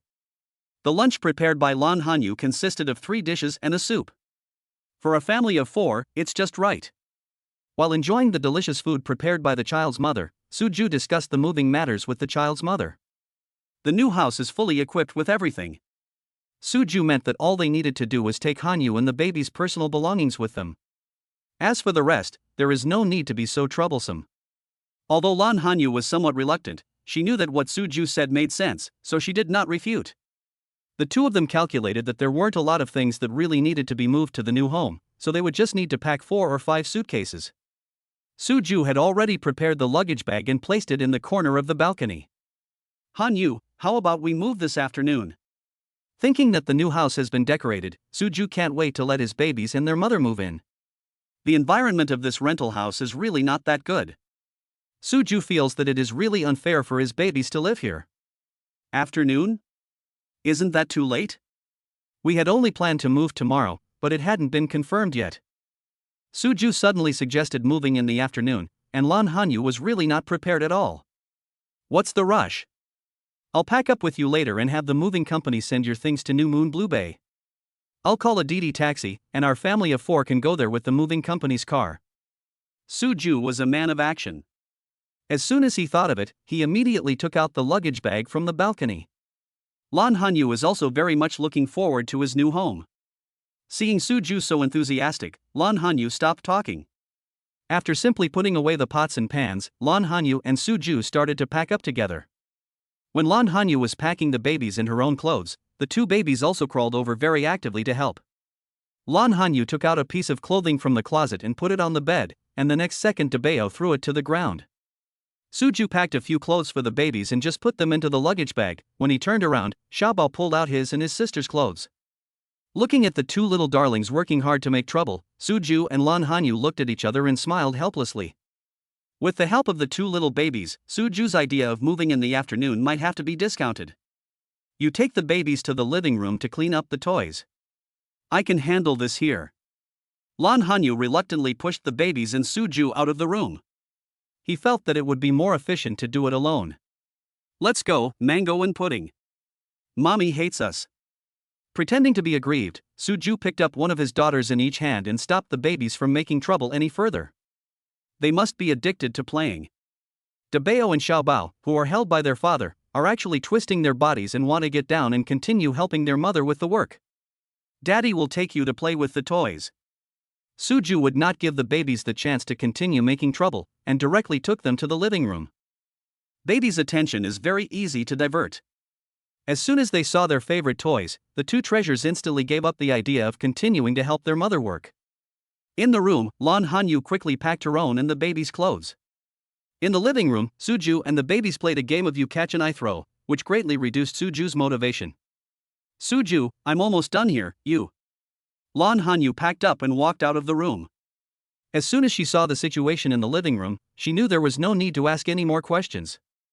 With 2 naughty babies around, everything you do will be half as difficult as before. Sighing helplessly, Lan Hanyu also joined the ranks of packing up the toys. After all, 2 adults can do more than 2 babies.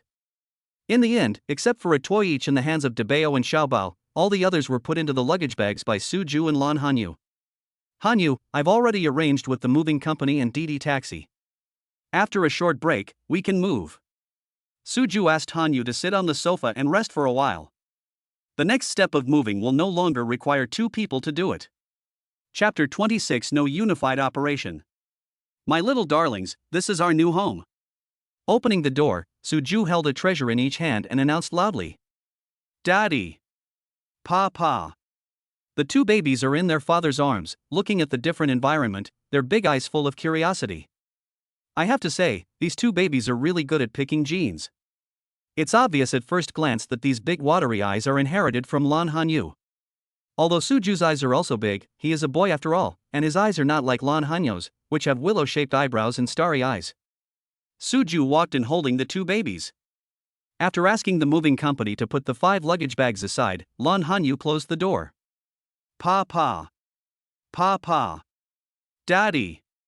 The 2 little babies kept calling for daddy while twisting their little bodies in Suju's arms. Suju knew that his daughters wanted to go down and walk by themselves. I carefully placed the 2 babies on the ground, and saw the older and younger one staggering directly into the living room. Suju, when did you prepare for this?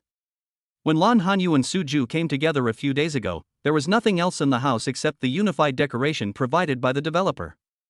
Lan Hanyu also knew about the later soft furnishings design and what was added to the house. Seeing so many extra toys in the living room, especially the small slide in the center of the living room, Lan Hanyu knew that it must have been prepared by Suju. I bought this online a few days ago and it was delivered to the community yesterday. I took half a day off in the morning and installed it myself. The purpose of surprise had been achieved, so Suju no longer concealed it. Does it look good? In addition to the baby's toys, Suju also carefully decorated the background wall of the living room and the decorative wall of the dining room.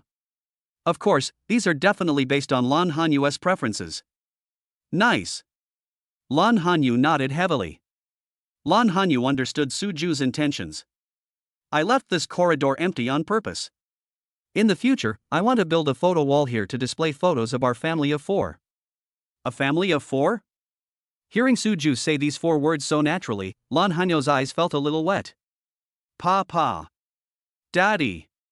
Before Mom and Dad could express their feelings, Dabeo and Xiaobao came over again in a crooked manner. Considering that the babies are about to enter the stage of learning to walk, Suju had the house decorated with thick carpets. Even if the babies are not able to walk steadily, there is no need to worry about them falling. As soon as the 2 babies approached Suju, they each took one of Suju's hands and tried to pull their father to the living room. Suju knew that his daughters were not yet old enough to walk on their own. A 10-month-old baby's legs are not very stable. Dabeo and Xiaobao started walking very early. However, considering that babies' bones have not yet formed and are relatively soft, walking too early is not conducive to the development of their walking posture. Generally speaking, Suju would not let his babies walk too much by themselves. Dabeo, Xiaobao, where are you taking Daddy? Su determined knew that the babies would definitely pull him to the living room. With the intention of bullying his daughters who were not very good at speaking, Suju deliberately picked up one of his daughters in one hand and stood there without moving. Xiaobao was impatient and was babbling something, twisting his little body to coordinate. His chubby little hands were also pointing in the direction of the living room. That's where Pudding is going. He nodded, as if he understood Xiaobao, but Suju still did not move. What is Xiaobao going to do there? Suju just wanted to tease the babies and see how they would behave when they got anxious. When Xiaobao saw that his father had no intention of moving, he twisted his body even more violently. Unfortunately, little Pudding was held tightly by his father and there was no way he could break free. Feeling as if he had brought his own annoyance upon himself, little Pudding looked at his father's handsome face and wrinkled his face in grievance. Suju looked at his little daughter, who was struggling to resist at first, and then became helpless, and he couldn't help but curl up the corners of his mouth. Looking back, unlike Xiaobao's behavior, Dabeo showed no intention of joining forces when his sister was making a fuss. When Dabeo saw his father looking at him, he suddenly smiled sweetly. Snap! A big kiss went directly to Daddy's face. Ha ha ha. His daughter is only 10 months old and she is already so smart. Suju really can't suppress his joy. Seeing that my sister just kissed my father smiled so happily. Little Pudding's originally aggrieved expression suddenly changed, and he also raised a sweet smile, and a kiss with saliva fell on Suju's other face. My Mango and Pudding are so smart. Now that the babies have been given their sweet kisses, Suju will naturally not embarrass the 2 darlings anymore. Carrying the babies, they walked to the living room they had been longing for. Dabeo and Xiaobao pointed to the small slide in the middle of the living room with their chubby little hands. It turned out that the 2 babies fell in love with the slide at first sight. But they were still young and couldn't climb up at all. After trying several times and failing to play on the slide, the 2 babies went to their father for help. Dabeo, Xiaobao, do you want to play on the slide? For 10-month-old babies, adults should talk and communicate with them frequently, so that the baby's IQ will develop earlier. Suju learned all these little bits of knowledge on the internet. So, now that Suju knew what the babies meant, he started communicating with them first. The 2 babies were in perfect harmony this time and nodded vigorously at the same time. Dabeo and Xiaobao just stared at their dad with their big watery eyes.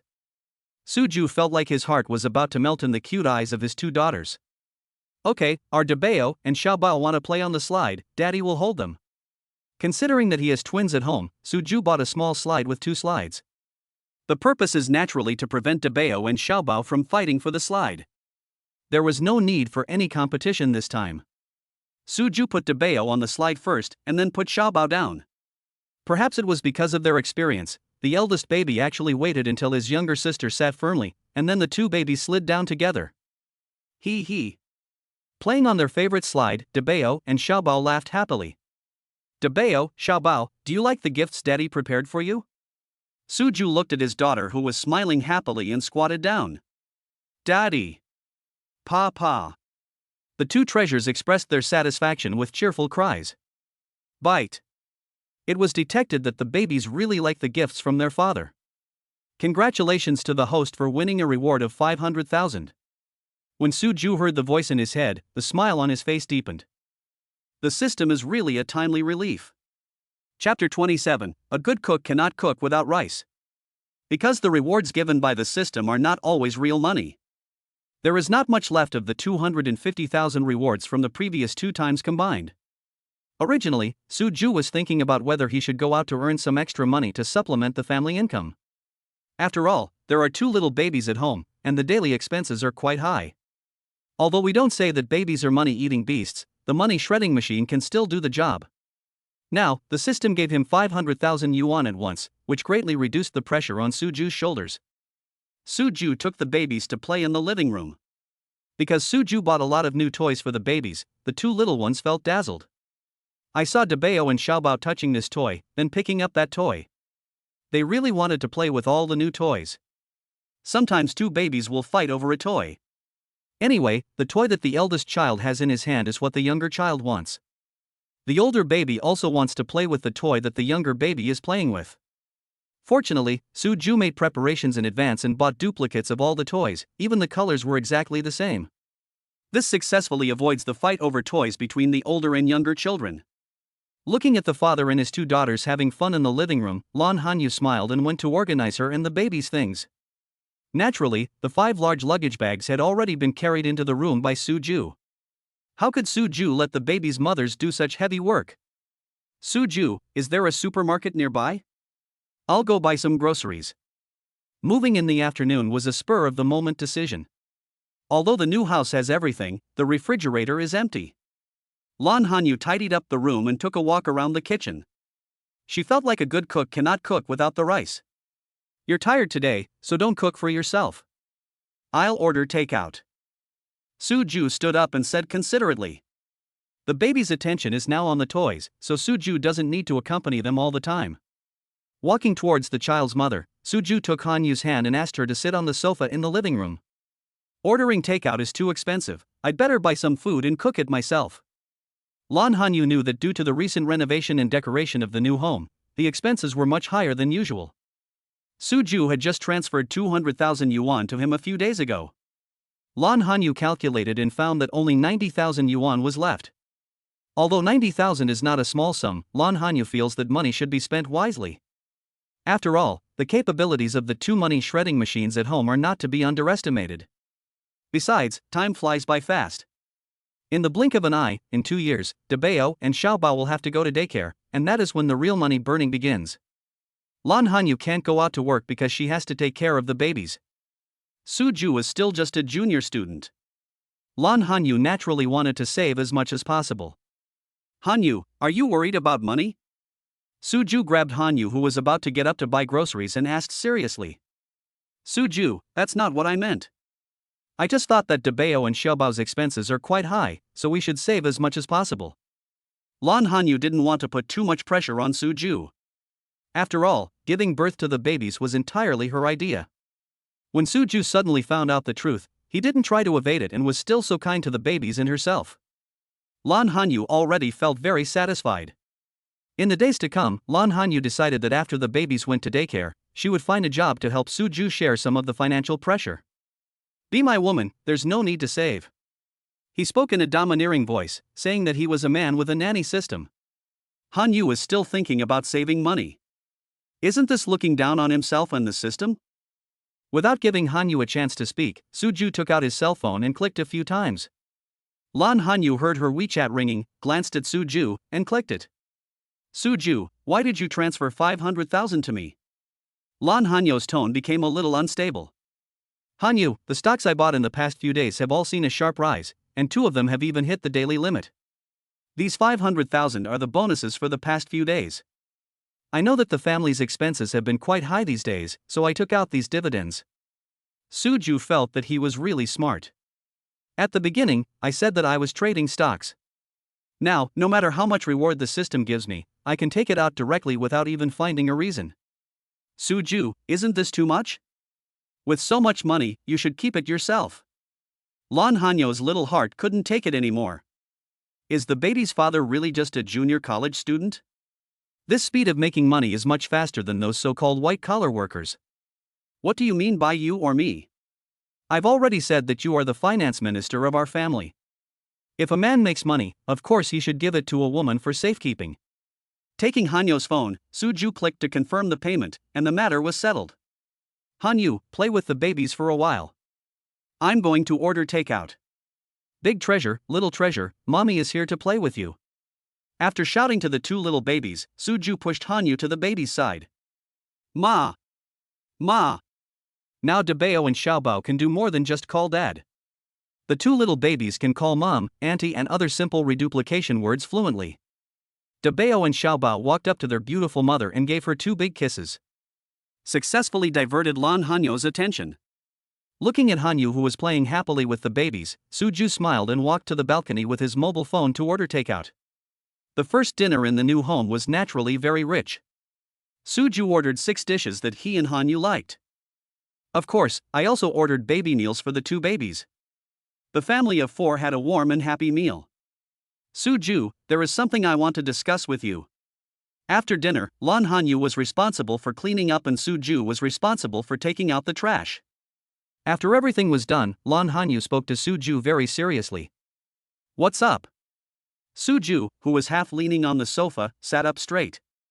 The babies are already 10 months old, but their birth certificates have not yet been issued. Lan Hanyu was a little embarrassed to speak. This must be her mistake as a mother, right? At that time, I just thought that I could give birth to the babies by myself, but I didn't realize that many things cannot be done without the participation of the father. Birth certificate? For the novice dad Suju, this term is somewhat unfamiliar. The birth certificate is like a small ID card for babies. It will be needed when registering their household registration, attending kindergarten, elementary school, and even when traveling abroad or taking a plane. Suju didn't know that Lan Hanyu knew the importance of the birth certificate. It's so important. Is there any information you need that's hard to get? Tell me, and I'll get it tomorrow. Hanyu has not yet gotten this thing, which is so important to the babies, for them. Suju intuitively thought that it would be quite troublesome to apply for the birth certificate. Hanyu must be bringing her babies with her, so it's not convenient for her to handle the process. Chapter 28: The Problem of the Century. It's not that the information is hard to get, it's just. Lan Hanyu was a little speechless. The reason why I dragged it on for so long was really not the problem that Suju was talking about. In fact, it is not difficult to apply for birth certificates for babies. The difficulty lay in the fact that Lan Hanyu lacked one essential thing at the time: the baby's father's ID card. Without Suju's ID card, it would be impossible to get birth certificates for the babies with Lan Hanyu's ID card alone. Do we need the parents' marriage certificate to apply for the baby's birth certificates? Looking at Hanyu's hesitation, Suju seemed to understand something. No, a marriage certificate is not required. Seeing that Suju had gone astray, Lan Hanyu immediately shook his head. All you need is the ID cards of the baby's parents. Not daring to let Suju guess casually, Lan Hanyu gave the answer. Because she kept it a secret from Suju at that time, Lan Hanyu of course couldn't get the baby's father's ID card. The matter of applying for the birth certificate has been delayed until now. Just an ID card? That's too easy. Tomorrow I will go get birth certificates for our mango and pudding. Hanyu has already said that babies' birth certificates are so important. Of course, Suju felt that the sooner he got the baby's birth certificates, the more at ease he would feel. As for the marriage certificate mentioned earlier, Suju realized that he should find some time to discuss it with Hanyu. Okay, but before we get the birth certificate, we should first give Debeo and Xiaobao a formal name. Mango and pudding are nicknames and cannot be used as real names. Lan Hanyu has always been unsure about what kind of names would be worthy of her babies. Now with Suju, Lan Hanyu naturally threw away such a big problem. Hanyu, why don't you name the babies? Like Lan Hanyu, Suju also didn't know what kind of names would be worthy of his babies. There is another thing that Suju is a little worried about. What if the babies don't like the names he gave them when they grow up? Therefore, let the mothers of the babies solve this century-long problem. You are Mango and Pudding's father, you come and get it. Besides, I was the one who gave Debeo and Xiaobao their nicknames, so the full name should be given by Dad. After some excuses, the two men demonstrated their gentlemanly spirit very well. How about this, we each think of a few nice names, and then let Dabeo and Xiaobao choose for themselves. Knowing that it was not a good idea for him and Hanyu to continue pushing the issue like this, Suju came up with a good idea. Suju, you want Dabeo and Xiaobao to be responsible for their own names. Lan Hanyu agreed with Suju's idea very much, but she couldn't help but tease him a little. The baby's father is so cunning, he actually lets the babies take the blame. I'll go get ready. It can be seen that Lan Hanyu is very supportive of Suju's idea. I found 2 pens and a small notebook in the room. Lan Hanyu tore a few pages of paper from the small notebook, and then tore them into several small square pieces of paper. Suju was given a pen and a few small pieces of paper, and the two of them started brainstorming and thinking of names for the babies. Okay, now let our Dabeo and Xiaobao decide their names themselves. Suju and Lan Hanyu wrote the names of the babies on small pieces of paper and then folded the pieces of paper. Lan Hanyu found a fruit plate and put the folded note into it. In order to show the babies full autonomy, Lan Hanyu even tossed the fruit plate so that the little notes she wrote would be mixed with those of Suju. Dabeo, Xiaobao, come here, Mom and Dad will play a game with you. Suju picked up one of his daughters in each hand and let them sit in front of the sofa on the baby cushions he had bought specially for them. Come here, Dabeo, Xiaobao, these are the names that Daddy and Mommy have chosen for you. Now you can decide for yourselves what your future names will be. In order to prove that this was Dabeo and Xiaobao's own choice, Suju took out his mobile phone and opened the video. Words alone are not enough, real video footage is the best evidence. Looking at Suju's actions, Lan Hanyu smiled helplessly. Isn't it a bit pitiful that these babies are tricked by their fathers at such a young age? However, Lan Hanyu's sympathy did not last even for a minute, and she happily played the catch the name game with the babies. Okay, our Dabeo and Xiaobao have already chosen their names. Let Mommy see what names Dabeo and Xiaobao chose. Taking the small notes from Dabeo and Xiaobao's hands, Lan Hanyu placed them in front of each of the babies. Let's see our Dabeos first. Mommy is so looking forward to it.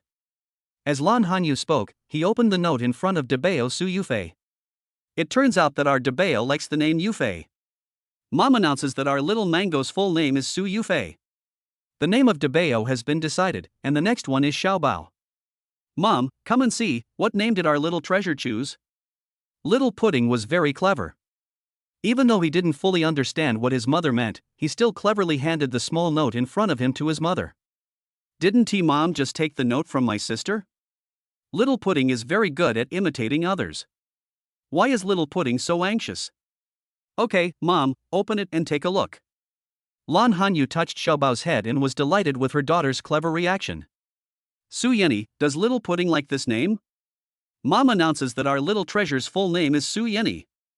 The names of the two babies were decided in this way.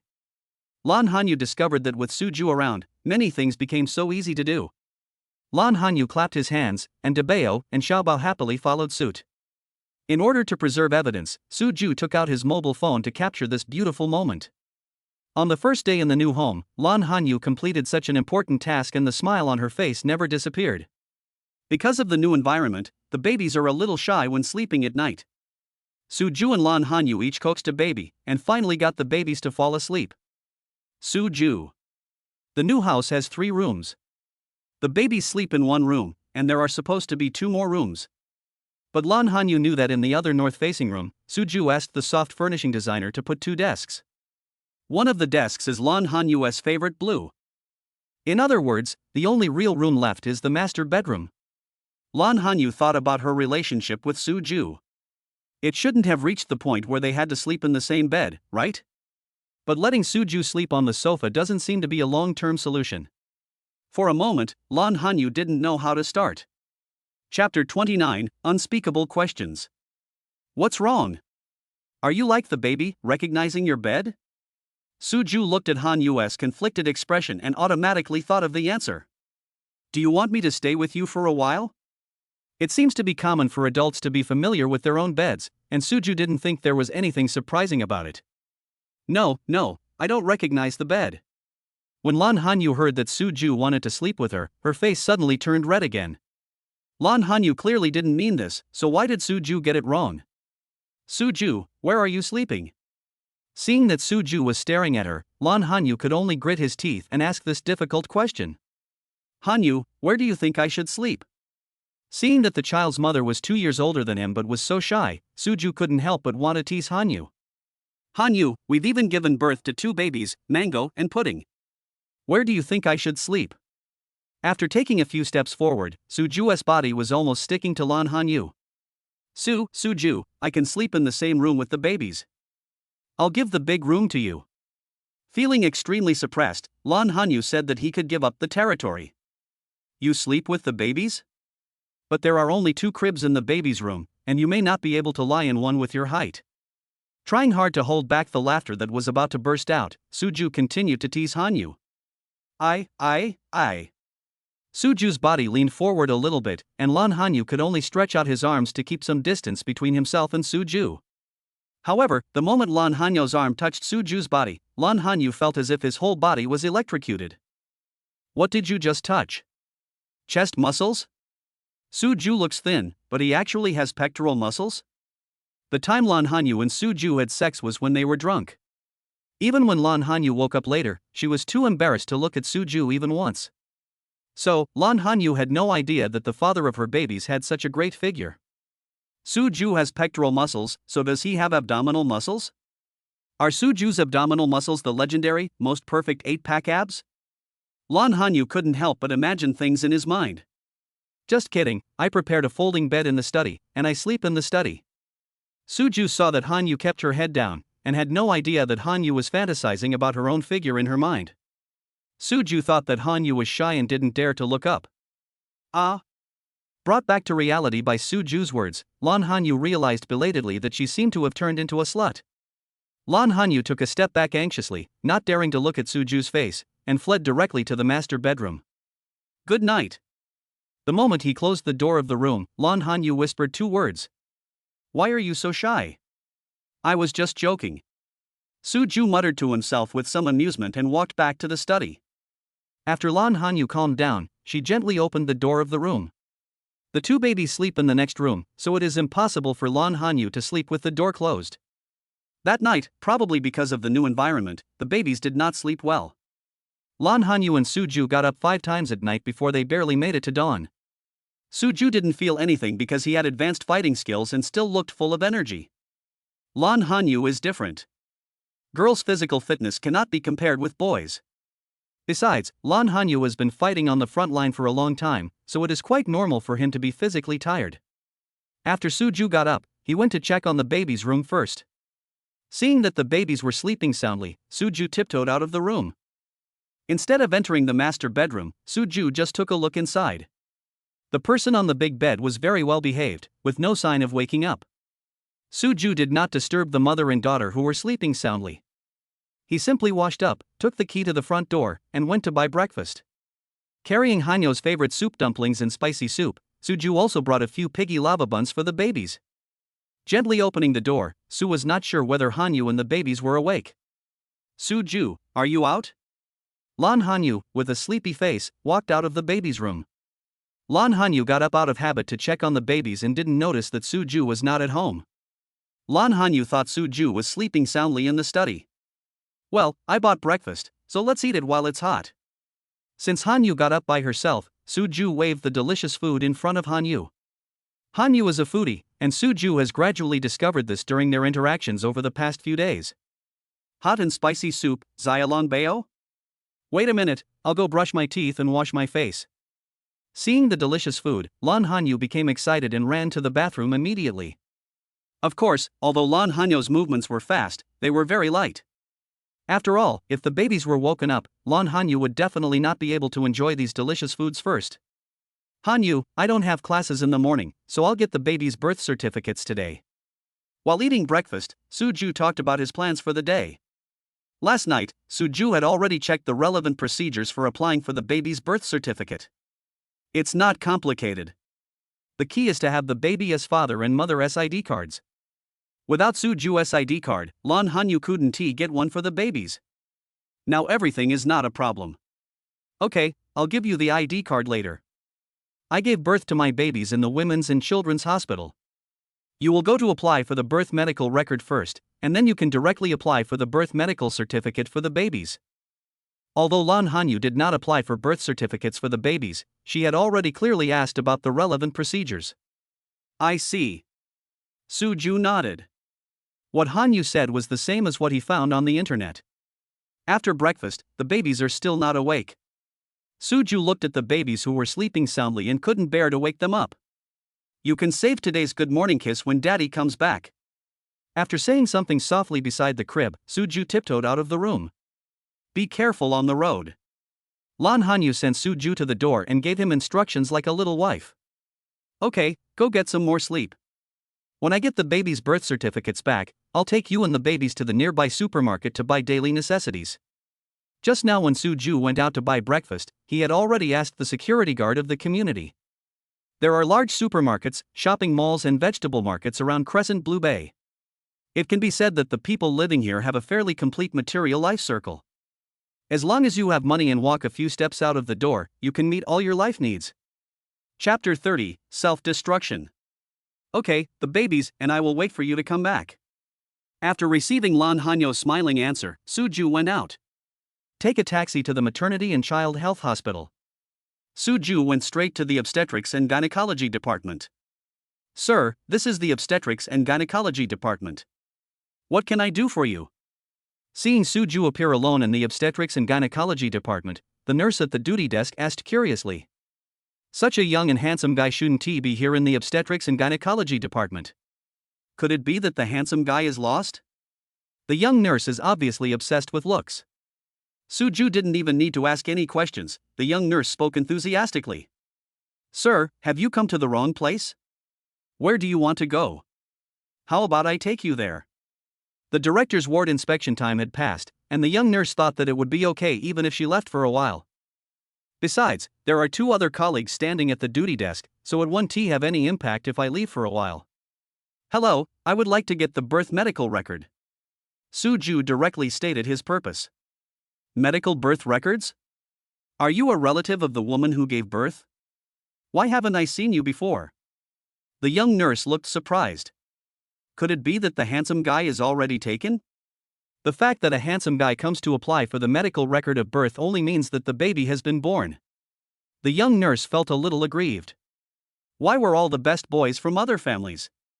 The other 2 nurses at the duty desk had actually been secretly paying attention to Suju's situation. Now hearing Suju's words, the 2 of them also surrounded him. Sir, which baby in bed are you applying for the birth medical record for? The 3 said that if they had seen such a handsome guy, they would never forget him. Now no one has any impression of it, which can only mean that this handsome guy came to the hospital for the first time. My babies are already 10 months old, but due to personal reasons, I have not had the time to process it. Knowing that the nurses had misunderstood, Suju curled his lips and explained. 10 months? That shouldn't be the case. Even if the baby was born 10 months ago, I have the ability to remember handsome guys after just seeing them once. The young nurse was still quite naive. She was searching seriously in her mind, but she accidentally revealed her true thoughts through her mouth. Jinjin. A nurse next to her pulled the young nurse. Such embarrassing words were said directly in front of the handsome guy. I guess the dean was almost embarrassed. Ah. Realizing that she had let the cat out of the bag, the little nurse cutely covered her mouth with her hands. Excuse me, sir. The other nurse didn't know how to explain it. You can't say that your colleague is a lustful woman, right? It's okay. Can I get my baby's birth medical record here? Suju could see that the young nurse had no ill intentions, so he naturally wouldn't take it to heart. Yes, of course. Sir, your baby is already 10 months old. If you want to apply for a birth medical record, you need to provide the baby's mother's hospitalization record at the time of delivery, as well as your and the baby's mother's ID cards. The nurse was relieved to see that the handsome guy had no intention of blaming his colleague. If you meet some unreasonable people, you might accuse your colleagues of harassing you. Good. Suju took out the information he had prepared long ago. Lan Hanyu? Is that Lan Hanyu who gave birth to twin girls? Lan Hanyu is my idol. She is prettier than a fairy. Suju finally figured out that the little nurse named Jinjin was simply obsessed with looks, regardless of gender. Which Lan Hanyu? The woman who came alone to give birth to a child? It's not like I'm alone. At least there's a woman with me. The child is good looking, but it's a pity that the father of the child never appeared from beginning to end. If you ask me, that woman must have been someone's mistress. Later, when the man saw that the baby was a girl, he didn't even want the child anymore. Before Jinjin could finish her sigh, a fat woman also in a nurse's uniform came over from a distance. The fat nurse just walked over and didn't hear what Suju and the nurse said before. Because Suju had his back to the fat nurse naturally could not see Suju's face, let alone know Suju's identity. Xiao Zhang, what nonsense are you talking about? Talking about patients behind their backs is a taboo in hospitals. Especially now that Xiao Zhang is slandering Lan Hanyu. The nurse glanced at Suju worriedly, fearing that today would not end well. In fact, Lan Hanyu did not offend Xiao Zhang. Lan Hanyu was just giving birth in the hospital, and she had no chance or reason to offend the nurses in the hospital. All I can say is that Lan Hanyu's beauty is so outstanding that some people will automatically regard Lan Hanyu as an enemy. That's what Xiao Zhang is like. Face, figure, skin, and so on, none of them can compare with Lan Hanyu. Xiao Zhang can only use Lan Hanyu giving birth to a baby without her husband by her side as her own attack point. I can only say that Xiao Zhang's mentality is quite distorted and he is really not suitable for the medical profession. Say it again. Turning around, Suju stared closely at the fat nurse who was slandering Hanyu behind his back. Hanyu worked so hard to give birth to a baby, and yet someone dared to destroy Hanyu's reputation? Suju's fists were clenched so tightly that they made a crackling sound. If a man had said something like this, Suju would have punched him long ago. You, who are you? When Suju turned around, the fat nurse looked like a crazy fan. This is the first time the fat nurse has seen such a handsome man.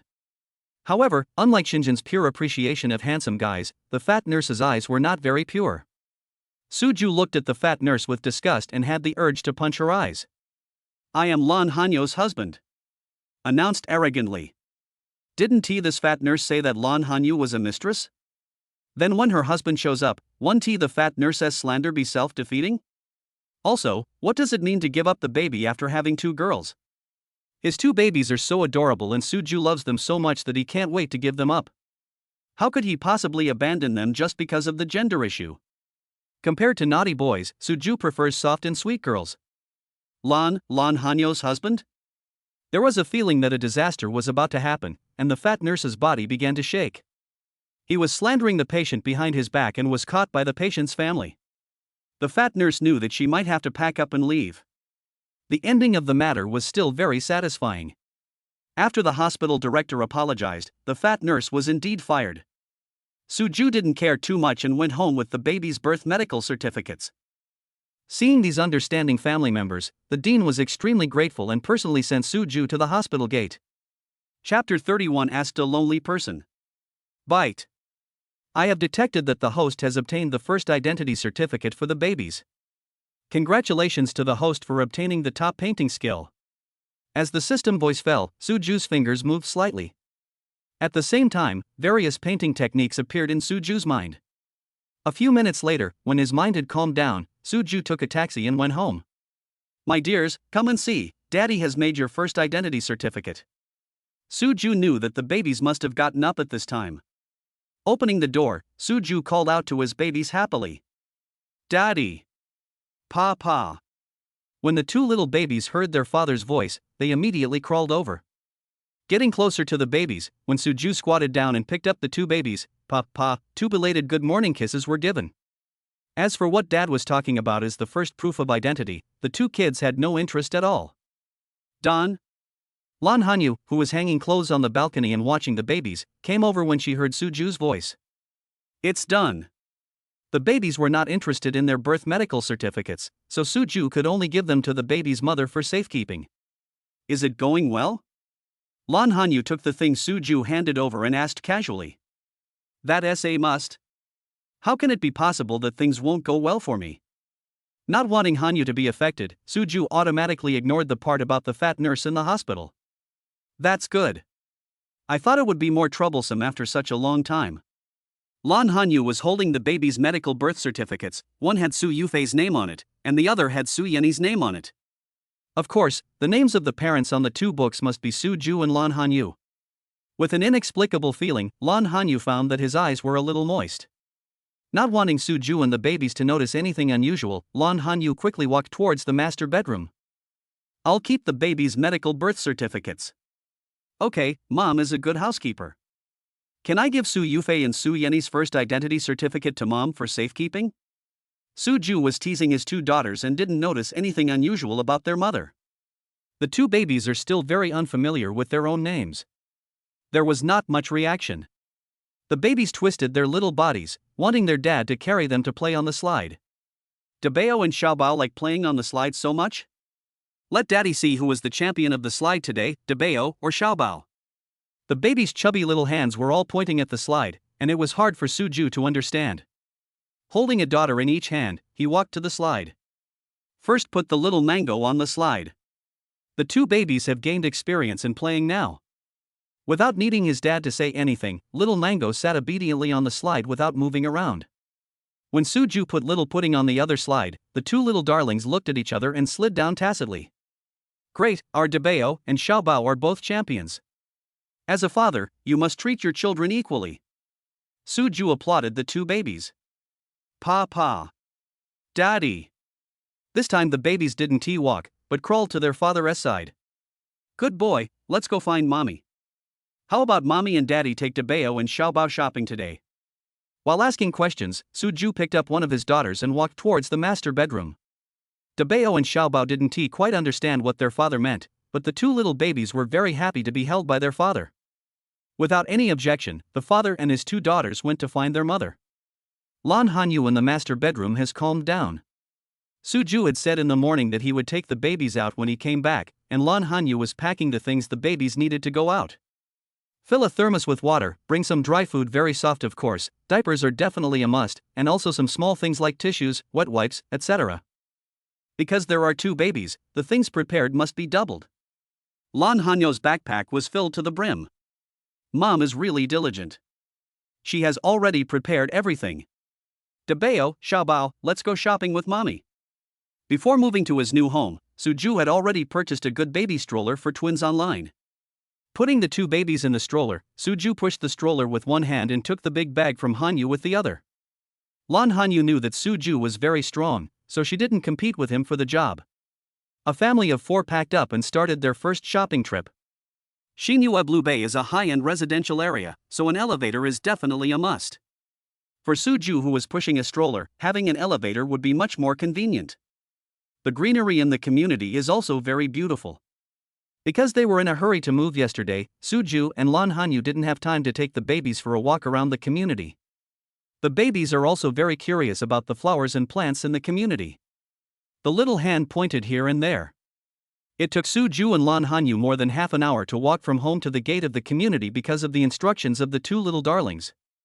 This speed can really be said to be a turtle's pace. But the babies like it, so Su Ju and Lan Hanyu are of course happy too.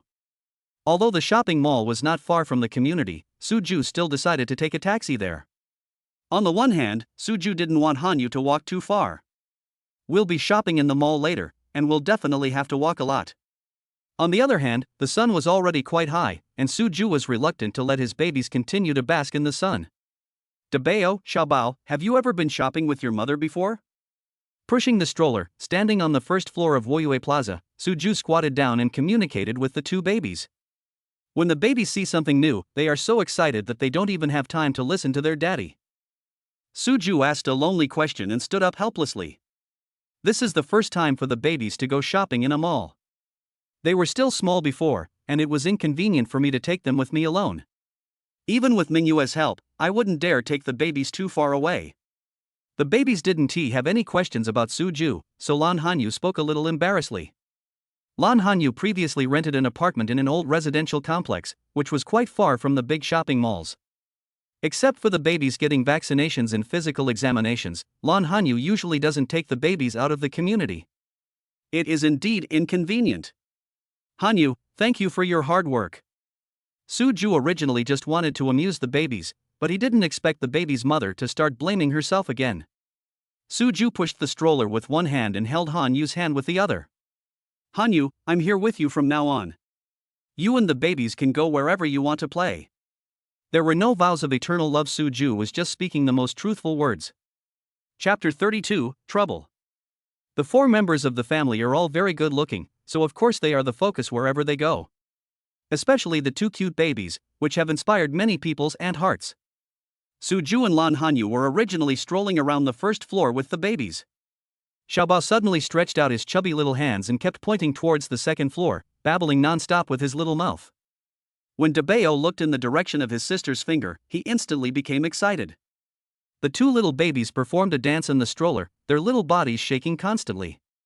When Suju and Lan Hanyu saw the babies' expressions, they immediately understood that the babies wanted to go to the second floor. Looking up, I saw a lot of children gathered at the corner of the automatic elevator on the second floor. This is why Debeo and Xiaobao are so excited. Debeo and Xiaobao are looking for friends to play with. Mango, Pudding, Dad and Mom will take you upstairs to play with your brothers and sisters. But we can't go up from here. Suju squatted down and communicated with the babies seriously. This is an automatic elevator. Our car can't fit in it. Can Mom and Dad take the babies up from the elevator over there?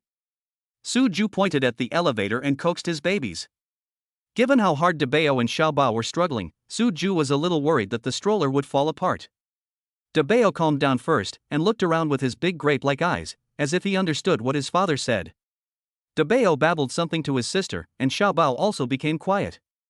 Hanyu, do you think Debeo and Xiaobao are communicating in baby talk? The only explanation for how the active Xiaobao could calm down so quickly is that he understood what Debeo said. That should be the case.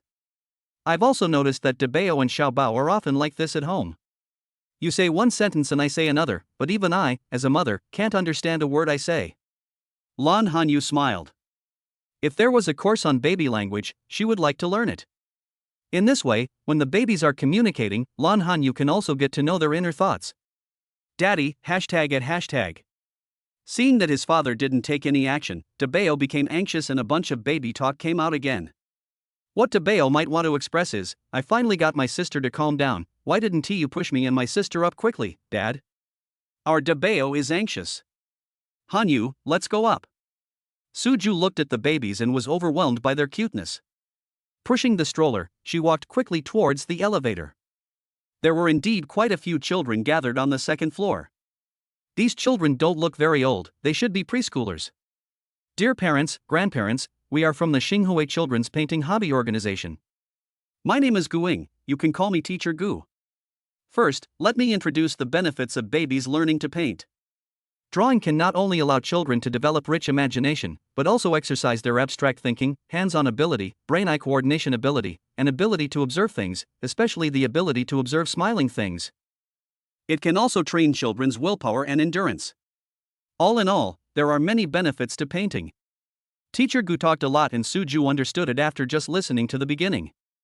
This is a training institution recruiting students. Looking at the strollers, I saw so many babies dancing with joy. Su determined sighed in his heart, Debeo and Xiaobao, they are not even old enough to make up the number. However, seeing that the babies were so happy, Suju and Lan Hanyu decided to watch them for a while longer. Anyway, Debeo and Xiaobao like this kind of atmosphere. As long as the babies are happy, nothing else matters. Okay, after all I've said, I believe everyone would like to see the strength of our Xinghui Children's Painting Interest Organization.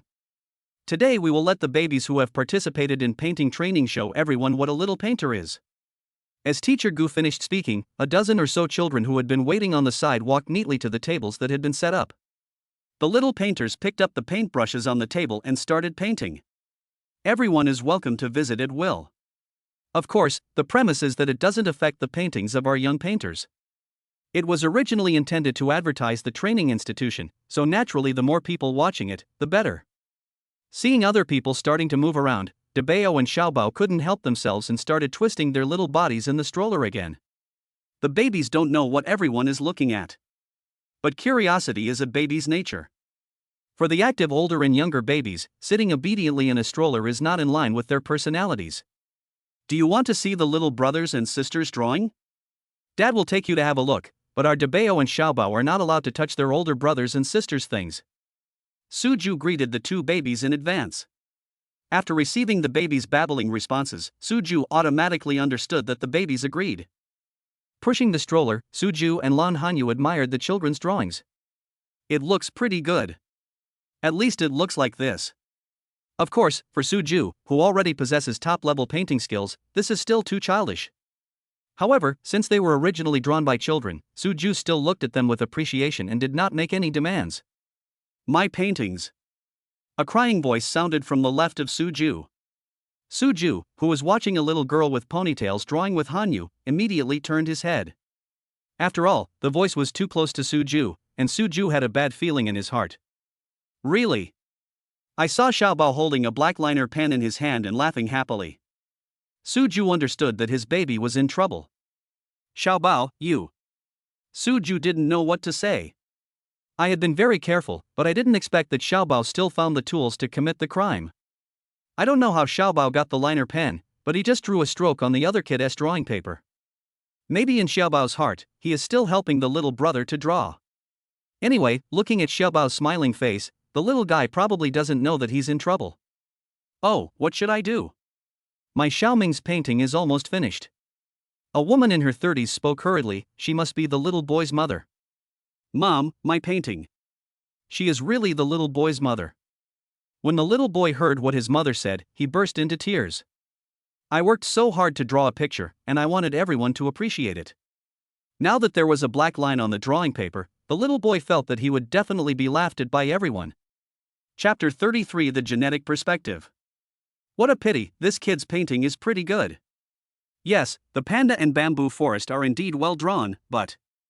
Seeing the movement here, everyone gathered around. There was no need to say much, the onlookers naturally understood what was happening. However, the little baby holding the criminal tool was so adorable that no one was willing to criticize the little one. Why don't you draw a new one? This little baby doesn't know anything. It's useless even if you scold her.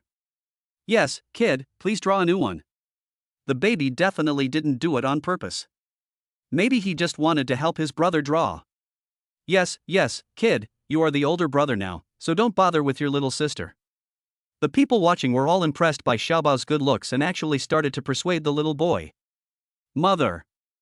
After hearing what everyone said, the little boy felt even more aggrieved. Xiao Ming. When the woman saw Xiaobao, she was instantly melted by his cute appearance. Xiao Ming is the only boy in the family, and the woman has always wanted to have a beautiful daughter. However, Xiao Ming was her son after all, and the woman didn't know what to say for a moment. Little friend, my little treasure has soiled your painting. I apologize to you on behalf of my little sister. Since his own baby got into trouble, Suju naturally had to step forward to clean up the mess. Xiao Ming glanced at Xiaobao, who was smiling brightly at him, curled his lips and said nothing. But the tears of grievance never stopped. Little boy, do you think this is okay? Uncle has also learned to paint. Why don't you let Uncle try and see if he can fix the dirty spots made by little sister? The place where Xiaobao drew the black line was right next to the panda drawn by the little boy, and Suju already had an idea in his mind. Good. Wiping his tears with his hands, the little boy agreed to Suju's suggestion. Then Uncle will try it. Letting Hanyu push the stroller, Suju walked to the table.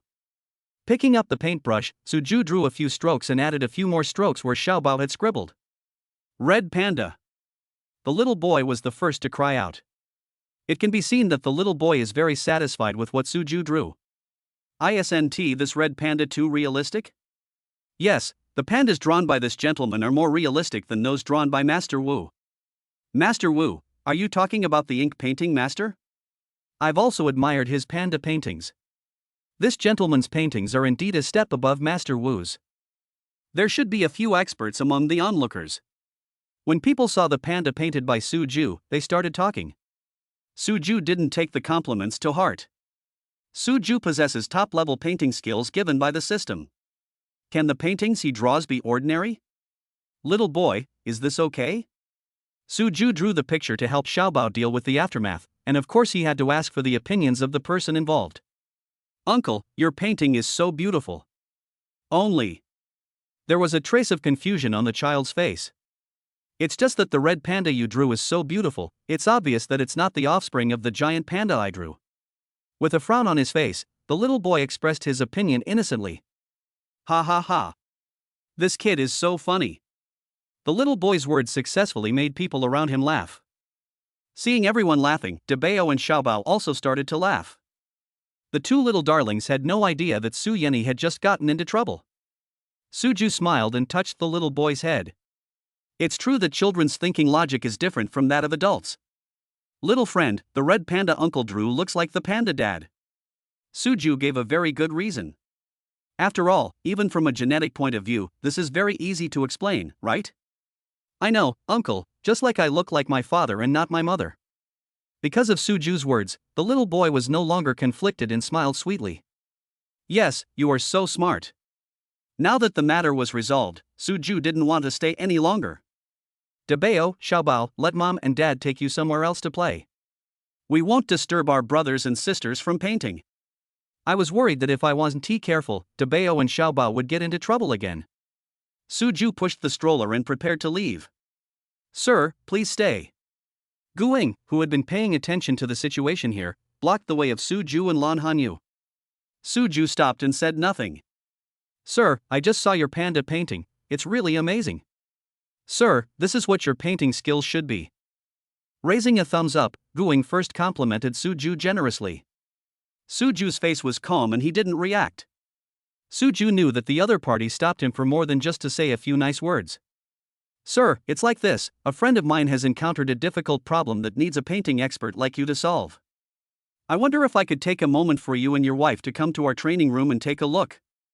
Guing bent slightly, and her attitude was indeed quite sincere. Teacher Gu, these are the snacks you asked me to buy. Before Suju could express his opinion, a girl who looked like an assistant ran over with a few beautifully packaged small boxes of pastries in her hands.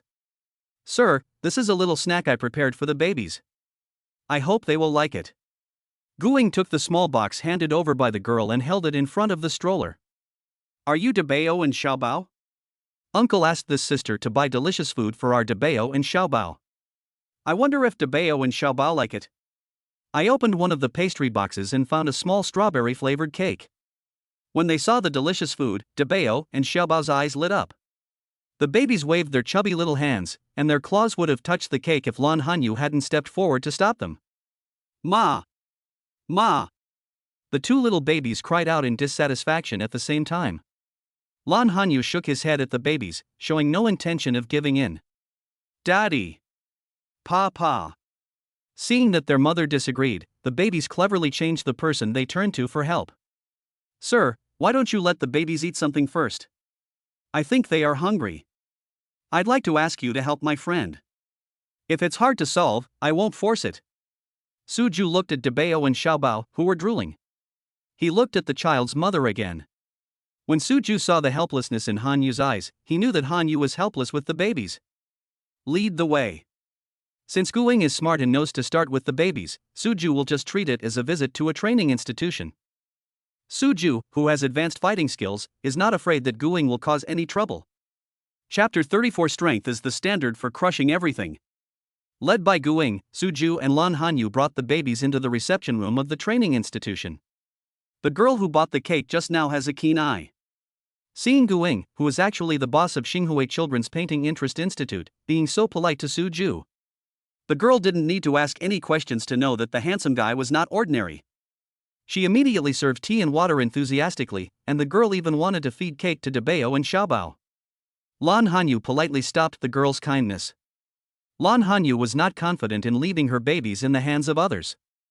Understanding what the baby's mother meant, the girl stood aside, holding a tissue, ready to help. Guing didn't dare to waste time.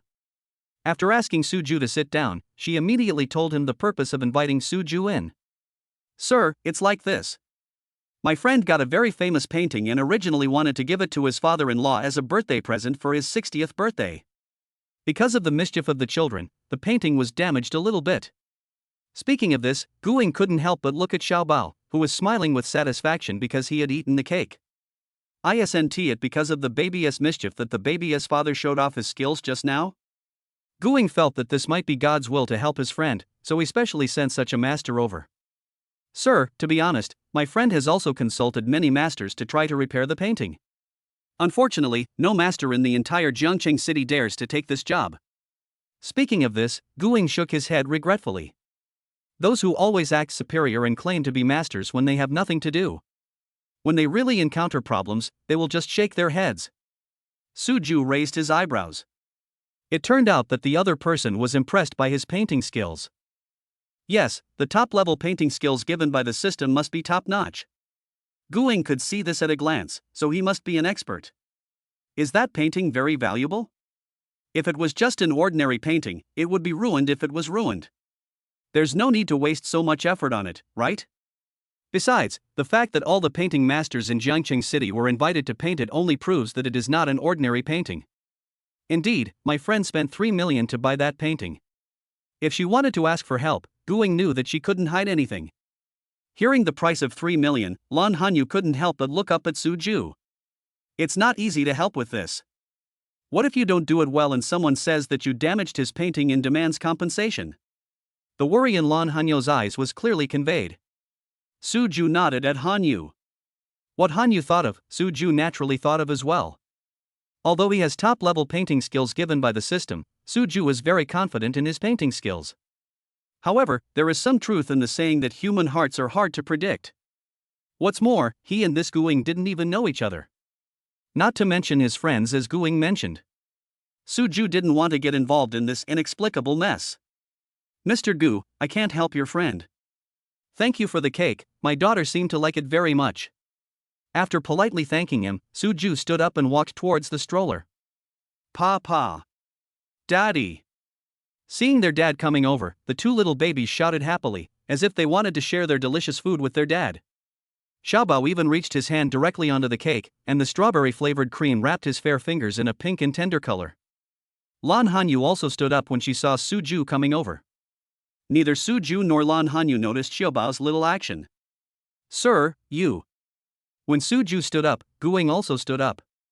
Seeing that Su Ju was really preparing to leave, Guing became a little anxious. Lao Gu, where is the master you mentioned? An urgent voice successfully interrupted Du Ying's words that were about to keep Su Ju. Seeing the man running into the reception room, Guing couldn't help but breathe a sigh of relief.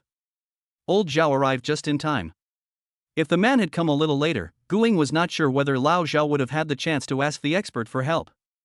After all, if Su Ju really wanted to leave, Guing couldn't force him to stay. Guing cannot afford the charge of illegal detention. Old Zhao, you're here. Guing looked at her watch. It took Lao Zhao about 15 minutes to get here, which was quite fast. However, asking for help from the master among masters, even if it was only 15 minutes, Guing still felt it was a bit slow. Old Gu, where is the master you mentioned? Looking around the reception room, Old Zhao, who was holding a tightly wrapped scroll in his arms, asked with some confusion. In the reception room, apart from Guing and the girl assistant that Lao Zhao knew, there was only a beautiful woman and a handsome man. Of course, Lao Zhao did not ignore the two adorable babies in the stroller. However, Lao Zhao's mind is now on the master. Where is the master that Guing mentioned? Old Zhao, this is the master I was talking about. Guing respectfully introduced Su Ju to Lao Zhao. Excuse me, sir, I was so excited that I didn't even ask for your name. Halfway through her words, Guing realized belatedly that she didn't even know the handsome guy's last name, so how could she introduce him to Lao Zhao? Su Ju. His name was no secret, and Su Ju had no intention of hiding it. Mr. Su, this is the friend I told you about. Guing didn't dare to call Su Ju by his real name. In the eyes of people engaged in art, seniority is not divided according to age. Strength is the standard to crush everything. Mr. Su, can you help me take a look at this painting? The man named Lao Zhao, as soon as he saw Gu Ying's attitude towards Su Ju, realized that this handsome guy was not simple. Handing over the scroll respectfully with both hands, Lao Zhao now placed all his hopes on the handsome guy. In order to save this painting, Lao Zhao has used all the connections he could in the past few days. Unfortunately, even the man who was known as the top painting master in Jiangqing City was unable to help Lao Zhao's painting to turn the tide. For Lao Zhao, what he cares about is not the 3 million. What Lao Zhao really cares about is that this painting is what his father-in-law has long admired. Old Zhao also expressed his intention to tell his father-in-law that he would give it to him on his 60th birthday. Now, because Old Zhao was careless for a moment, he left the painting directly in the study without putting it away properly, and as a result, his own daughter added a thick mark on it. The real reason why Lao Zhao was so anxious was that he didn't want to disappoint his father-in-law. Afraid that the handsome guy would refuse, Lao Zhao hurriedly took out the scroll and spread it flat on the table in the reception room. Su Ju took a look at it and found that it was indeed a masterpiece, and it was also quite old. No wonder this man named Lao Zhao spent 3 million to buy this painting. It's definitely worth the price, Suju said silently in his heart. Chapter 35 Worship. Mr. Su, I heard from Lao Gu that you have the ability to turn decay into magic. I wonder if you could help me save this painting? Old Zhao looked at Suju eagerly. This Mr. Su looks very young. But Lao Gu said that Mr. Su was very capable, and Lao Zhao firmly believed it. Your painting is too valuable. With just one simple sentence, Suju expressed his attitude. Everyone has a different understanding of painting. This is a painting of the sun rising in the east. The artistic conception of the painting is already very good. Unfortunately, the thick black pen mark next to the rising sun destroys the mood of the entire painting. Suju already had a general idea in his mind about how to save the painting. However, you can't judge a person by his appearance. Now old Zhao looked like he was anxious to ask for help. Suju couldn't guarantee that after he took action, old Zhao would not find fault with him again. Don't worry, Mr. Su. As long as you are willing to help, I will bear the consequences no matter what they are. Lao Gu was also a smart man. He immediately understood what Suju meant without Suju saying anything more. After making the promise, Lao Zhao knew that it was just empty words and was very capable.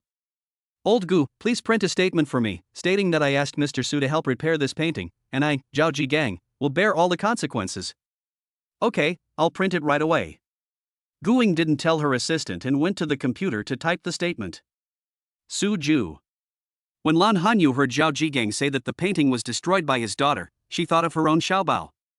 Children are naughty regardless of age or occasion. For children, there is no difference between an ordinary painting and a painting worth millions. At that time, Lan Hanyu felt a little soft-hearted. However, when thinking that the painting was worth 3 million, Lan Hanyu did not rashly ask Suju for help. Now seeing that Zhao Jigang's attitude was so sincere, Lan Hanyu wanted to persuade Suju to reconsider it. What Lan Hanyu was thinking was, no matter which child got into trouble, weren't it the child's parents who helped clean up the mess in the end? Just for this reason, Zhao Jigang is quite sympathetic. Suju understood what Hanyu meant and gave Hanyu a calm look. Lan Hanyu understood immediately. Knowing that Suju had his own plans, Lan Hanyu said nothing more and just watched silently. Okay, Lao Zhao, you sign first. After printing the statement, Guing gave it to Zhao Jigang to sign his name first. Mr. Su, please take a look. Seeing that Suju did not leave, Guing felt that there was still hope for Lao Zhao's matter. He held the statement signed by Zhao Jigang in both hands and brought it to Suju. Suju read it carefully and found that it was indeed written in great detail. Mr. Su, we have surveillance cameras in the reception room, and what Lao Zhao said just now was also revealed. I'll give you another copy of the surveillance footage. Please lend me a hand. Gu Ying's consideration was indeed very thoughtful. With the statement and the surveillance video, everything became clear. Mr. Su. Zhao Jigang had a pleading expression on his face, and he looked pitiful. Suju took the statement and walked to the table. Guing immediately brought a complete set of painting tools. Mr. Su, please. Suju is using practical actions to show that he is willing to take action. Suju already had an idea in his mind, so naturally there was no need to waste time. Picking up the paintbrush, Suju started painting. Zhao Jigang and Guing looked at Suju and said in their minds at the same time, a master is a master. In the eyes of Zhao Jigang and Guing, Suju can start the game as soon as he picks up the pen. All right. After about 10 minutes, Suju put down his paintbrush. Taking a few steps back, Suju made room for Zhao Jigang and Guing to see for themselves. When Suju was painting, neither Zhao Jigang nor Guing dared to come forward. After all, masters all have their own tempers. Zhao Jigang and Guing were worried that if they went up to watch Master Su paint, Master Su would be unhappy. If Master Su is unhappy, Zhao Jigang's painting will be of no use. However, although the two did not dare to come forward, they kept staring at Suju.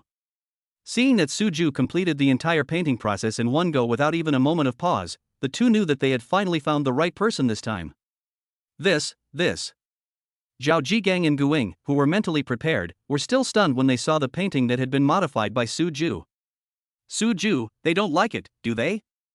Lan Hanyu didn't go forward when Suju was painting, so she didn't know how Suju's painting was looking. Now seeing that Zhao Jigang and Guing were silent, Lan Hanyu felt a little worried. Although the panda Suju drew for the little boy was very lifelike. But that was a child's painting after all. Compared with this 3 million painting, there is no comparison at all. Lan Hanyu suddenly felt that he had been wrong for talking too much just now. Even if Zhao Jigang had said it in advance, all the consequences would have nothing to do with Su Ju. But Lan Hanyu just doesn't want to see Su Ju's paintings being disliked. Seeing Hanyo's little face full of worry, Su Ju smiled and held Hanyo's hand. Mr. Su, you are truly a master among masters. Mr. Su, thank you so much, thank you. Thanks. Thanks. Zhao Jigang finally recovered from his surprise, touched the scroll carefully, and kept thanking Su Ju. Mr. Su, if I hadn't seen you draw it with my own eyes, I really wouldn't believe that this eagle was drawn by a young man in his 20s. Guing was also shocked. However, since he had seen it with his own eyes, Guing could only say to himself, my vision was too narrow, and I thought that only people with grey beards could be masters. Because Zhao Jigang and Guing turned around, they left a gap for Lan Hanyu. Looking at the black pen mark next to the sun, it has now turned into an eagle spreading its wings and flying high. Lan Hanyu was filled with shock. A sentence instantly flashed through Lan Hanyu's mind, the eagle should spread its wings and soar into the sky. It was originally a painting of the sun rising in the east. Thanks to Su Ju's brilliant stroke, the artistic conception of this painting was elevated to more than one level. Lan Hanyu discovered that the baby's fathers had many shining points that she didn't know about. Thinking of this, Lan Hanyu looked at Su Ju with a sparkling look in her eyes. If you look closely, you can see a hint of admiration in Lan Hanyu's eyes. Chapter 36: A Different Flavor. Mr. Su, thank you so much.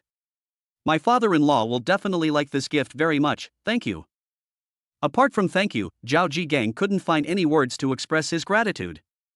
By the way, Mr. Su, is it convenient for me to add your WeChat? My father-in-law is a painting enthusiast. If I need anything in the future, can I bother you for a while? Zhao Jigang had already taken out his cell phone and was looking at Su Ju earnestly. Nodding, since he wanted to be filial to the old man, Su Ju would not refuse. Adding Su Ju on WeChat made Zhao Jigang excited for a long time. Guing originally wanted to request to join Su Ju. However, Guing couldn't find any suitable excuse, so she could only give up temporarily.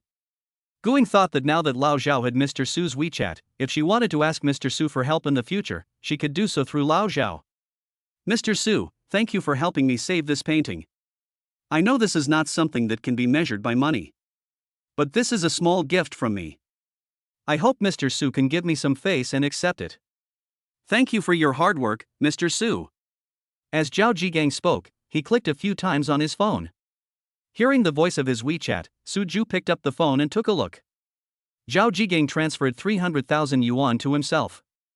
Lan Hanyu was already standing next to Su Ju, so naturally he saw the transfer. Although he didn't say anything on the surface, Lan Hanyu was extremely shocked in his heart.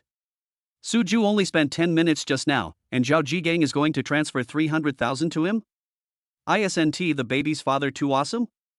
I'm just helping you. You don't need to pay for it.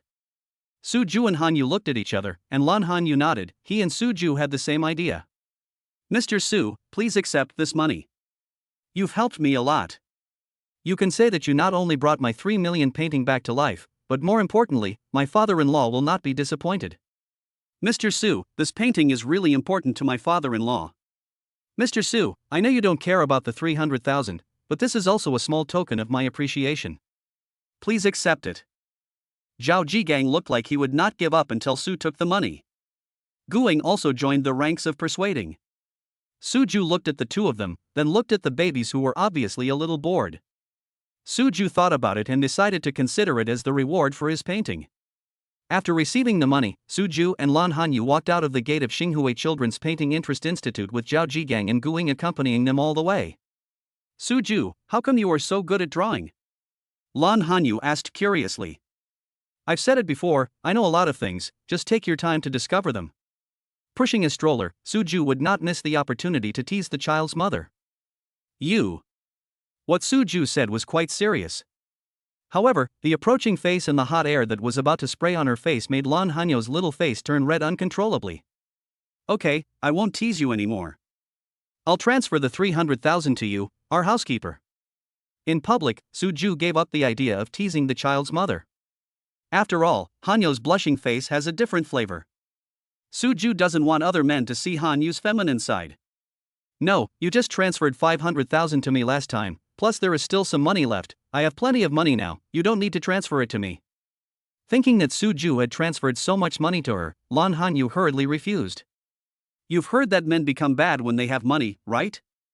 Although I'm not that kind of man, it's better for a woman to manage the money at home. Suju winked at Hanyu, indicating that Hanyu could not refuse the position of Minister of Finance. Well, then you can transfer 200,000 to me, and I'll keep the remaining 100,000 with you. You can't be penniless. When a boy goes out, he always needs money. Seeing Suju's firm attitude, Lan Hanyu had no choice but to agree. Lan Hanyu found that she was becoming more and more like the hostess of the house. This feeling also made Lan Hanyu find the warmth of home. Okay, then I'll transfer 200,000 to you, and use the remaining 100,000 to buy things for our 3 babies. Suju clicked a few times on his phone, and 200,000 yuan was transferred to Hanyu's WeChat. Click confirm payment and a considerable amount of money will be deposited into the family's small treasury. Lan Hanyu did not ignore the 3 treasures that Suju just mentioned. There are 2 treasures in our family, Dabao and Xiaobao, and there is no need to say more. What about the 3rd baby? Is Suju talking about himself? The answer is quite obvious. Lan Hanyu felt so warm in her heart when she thought that Suju also treated her as a treasure. Dabao, Xiaobao, Daddy is going to take us shopping. Squatting down, Lan Hanyu kissed both babies on the face. Amid the cheerful laughter of the 2 little babies, Suju pushed the stroller with one hand and held Lan Hanyu's hand with the other, and the family of 4 continued shopping in the mall. Hanyu, the clothes in this store are nice, go pick out a few pieces. Stopping at the door of a specialty store, Suju looked at the clothes on the model in the cupboard and said to Hanyu, "This is Chanel. It's too expensive. Let's look elsewhere." As a girl, even if Lan Hanyu doesn't buy Chanel clothes, she knows the Chanel brand. Shaking his head, Lan Hanyu felt that he didn't need such expensive clothes at all. What's expensive? Don't forget, you gave me 100,000 yuan for shopping today. I think this dress is pretty good. You have such a great figure, it will definitely look great on you. Go try it on. Suju fell in love with the blue suit at first sight and felt that only Hanyu could wear this suit with such elegance. Pushing the stroller in one hand and holding Hanyu in the other, the family of 4 walked into the Chanel store. Welcome. As soon as the clerk saw a customer coming in, he immediately came over to greet him. The babies are so beautiful. They must be twins. When the clerk saw the babies in the strollers, his eyes lit up. The clerk said it was the first time he had seen such a cute baby. Even the celebrity babies on TV are not as good looking as this pair of babies. It is true that like father, like mother. Because the baby's parents are so good looking, the 2 babies were able to inherit such good genes. Wow. The baby smiled at me. It's so cute. Is this the older or younger baby? They look exactly the same. How can I tell the older sister from the younger sister? The other shop assistants were also attracted by Dabao and Xiaobao's looks. Everyone gathered around the stroller and started guessing which one was the older sister and which one was the younger sister. Chapter 37, Speciality. Mr. and Mrs., you look so young. Are these your babies? There was a younger clerk who looked at Suju and Lan Hanyu, as if he couldn't believe that they were already the baby's parents. This is our baby. Lan Hanyu must be happy to see someone praising his baby. This should be a common problem for all mothers. Oh my god, you've managed to maintain such a good figure even after giving birth to twins. I'm so jealous. These shop assistants are good at talking, and praising customers is their specialty. However, what the clerk said to Lan Hanyu was the truth. If she wasn't with the babies, no one would associate Lan Hanyu with the identity of the children's mother. Yeah, look at me. I haven't even gotten married yet, let alone had a baby, but I've already got some fat on my waist. I really don't know what to do in the future. Come on, if you compare yourself with a beautiful lady, aren't you just asking for trouble? That's true. It seems I should be more open-minded. Baby, are you the older sister or the younger sister? If you ask me, the one smiling at me is my sister. Why? I think this is the older sister. This is the first time that such unprofessional behavior has occurred in a Chanel store. All the shop assistants were either surrounding Lan Hanyu, praising her figure, or surrounding the 2 adorable babies, teasing them. The so-called motherly love is actually not limited by age. It depends on whether the babies can stimulate their potential. What's going on with you? Aren't you going to serve customers anymore? Because everyone was surrounding Lan Hanyu and the babies, no one noticed that a new customer had come into the store. Of course, Suju automatically withdrew from the encirclement. It's not a pleasant feeling to be surrounded by a group of chattering women. However, Suju did not stand too far away. He stood within a safe distance from his woman and babies. That was necessary. The sound was rather sharp, and even the shop assistants noticed it no matter how animatedly they were chatting. Looking in the direction of the voice, I saw a young woman with heavy makeup. Originally, the woman's appearance was quite good. However, with the beautiful Lan Hanyu as a comparison, the woman's appearance is just that simple. Hello, Mississippi. How can I help you?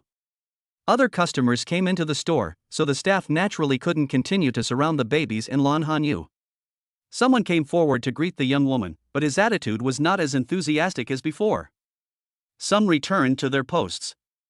Of course, there must be a clerk who stayed to continue serving Lan Hanyu. Because the shop assistants had dispersed, the young woman naturally saw Lan Hanyu. A woman who originally thought she was a great beauty. After seeing Lan Hanyu's face clearly and then seeing the two babies in the stroller beside Lan Hanyu, he suddenly felt uncomfortable. In women's minds, women who have given birth to children become yellow-faced women. But now, I am outshined by this yellow-faced woman. How embarrassing for the young woman. The baby in the stroller was indeed very cute, but the young woman didn't like him. The two babies are so good-looking, which can only prove that their mother has good genes. Nowadays, it is no longer possible for young women to say that the mother of their babies is an artificial beauty. Hanyu, I'll watch over the babies. Go try on that dress. Suju didn't even look at irrelevant people. Taking the stroller, Suju urged Hanyu to try on the dress that he had caught his eye at first sight. Ma'am, which dress do you want to try on? I'll get it for you. The clerk didn't know which skirt the handsome guy was talking about. The clerk asked happily, seeing that he had found a place to use his skills. The blue one. Knowing that Hanyu was reluctant, Suju spoke directly. The child's mother left him 100,000 yuan in pocket money, so Suju was very confident. Okay, please wait, I'll get it right away. Without needing Lan Hanyu to tell her size, the clerk walked towards the rack where the clothes were hung. Madam, you have such a great figure, a size S is enough. Holding the blue suit that Suju specified, the clerk praised it sincerely. Lan Hanyu still felt a little embarrassed when she heard the clerk calling her madam all the time. After all, Lan Hanyu and Suju's relationship still lacks that certificate. However, in the eyes of outsiders, the two of them even have a baby, and they have two babies at once. If they are not husband and wife, what are they? Lan Hanyu knew that it was impossible for her to explain one by one, so she silently accepted the title of madam. Go ahead and give it a try. Urging Hanyu to go into the fitting room, Suju pushed the stroller and took the babies to the rest area nearby. The babies are now at an active age, so Suju naturally keeps them away from those hanging clothes. Give me a set of that blue dress, size S. I don't know why, but the young woman wanted to try on the same style of suit as Lan Hanyu. It can be seen that the young woman did it on purpose, and she even raised her voice a lot when she spoke. Even Suju, who was quite a distance away from the woman, heard it clearly. Who has such a strong mentality that he wants to wear the same clothes as Hanyu? It is said that wearing the same clothes is not a big deal, but whoever is ugly will be embarrassed. Suju has absolute confidence in Hanyu's appearance and figure. Out of curiosity, Suju turned and looked at the woman who didn't know whether to live or die. Very ordinary. After just one glance, Suju turned his head back and made an evaluation of the woman in his heart. The woman didn't expect Suju to suddenly look at her. Although the time was short, the woman was still stunned by Suju's appearance. This is so handsome. Even though she could only see the back of the handsome guy's head, the woman was unwilling to look away. Miss, I'm sorry, that blue dress is our Chanel's new model this year, and we only have one set of each size. The clerk explained politely. The S-size blue dress had already been taken by a colleague to be given to a beautiful lady to try on, so the clerk certainly had no way of satisfying the woman's request. Because of the clerk's words, the woman withdrew her gaze from Suju. When I think about how my looks can't compare to that of a woman who is already a mother, even her husband is so handsome. Now I'm just trying on a dress, and I'm one step behind again. The woman's psychology was instantly distorted. Then I'll wait until she's done trying before trying again. Anyway, buying clothes isn't based on the order in which you try them on. It depends on who can afford the money. The woman shook the bag in her hand proudly.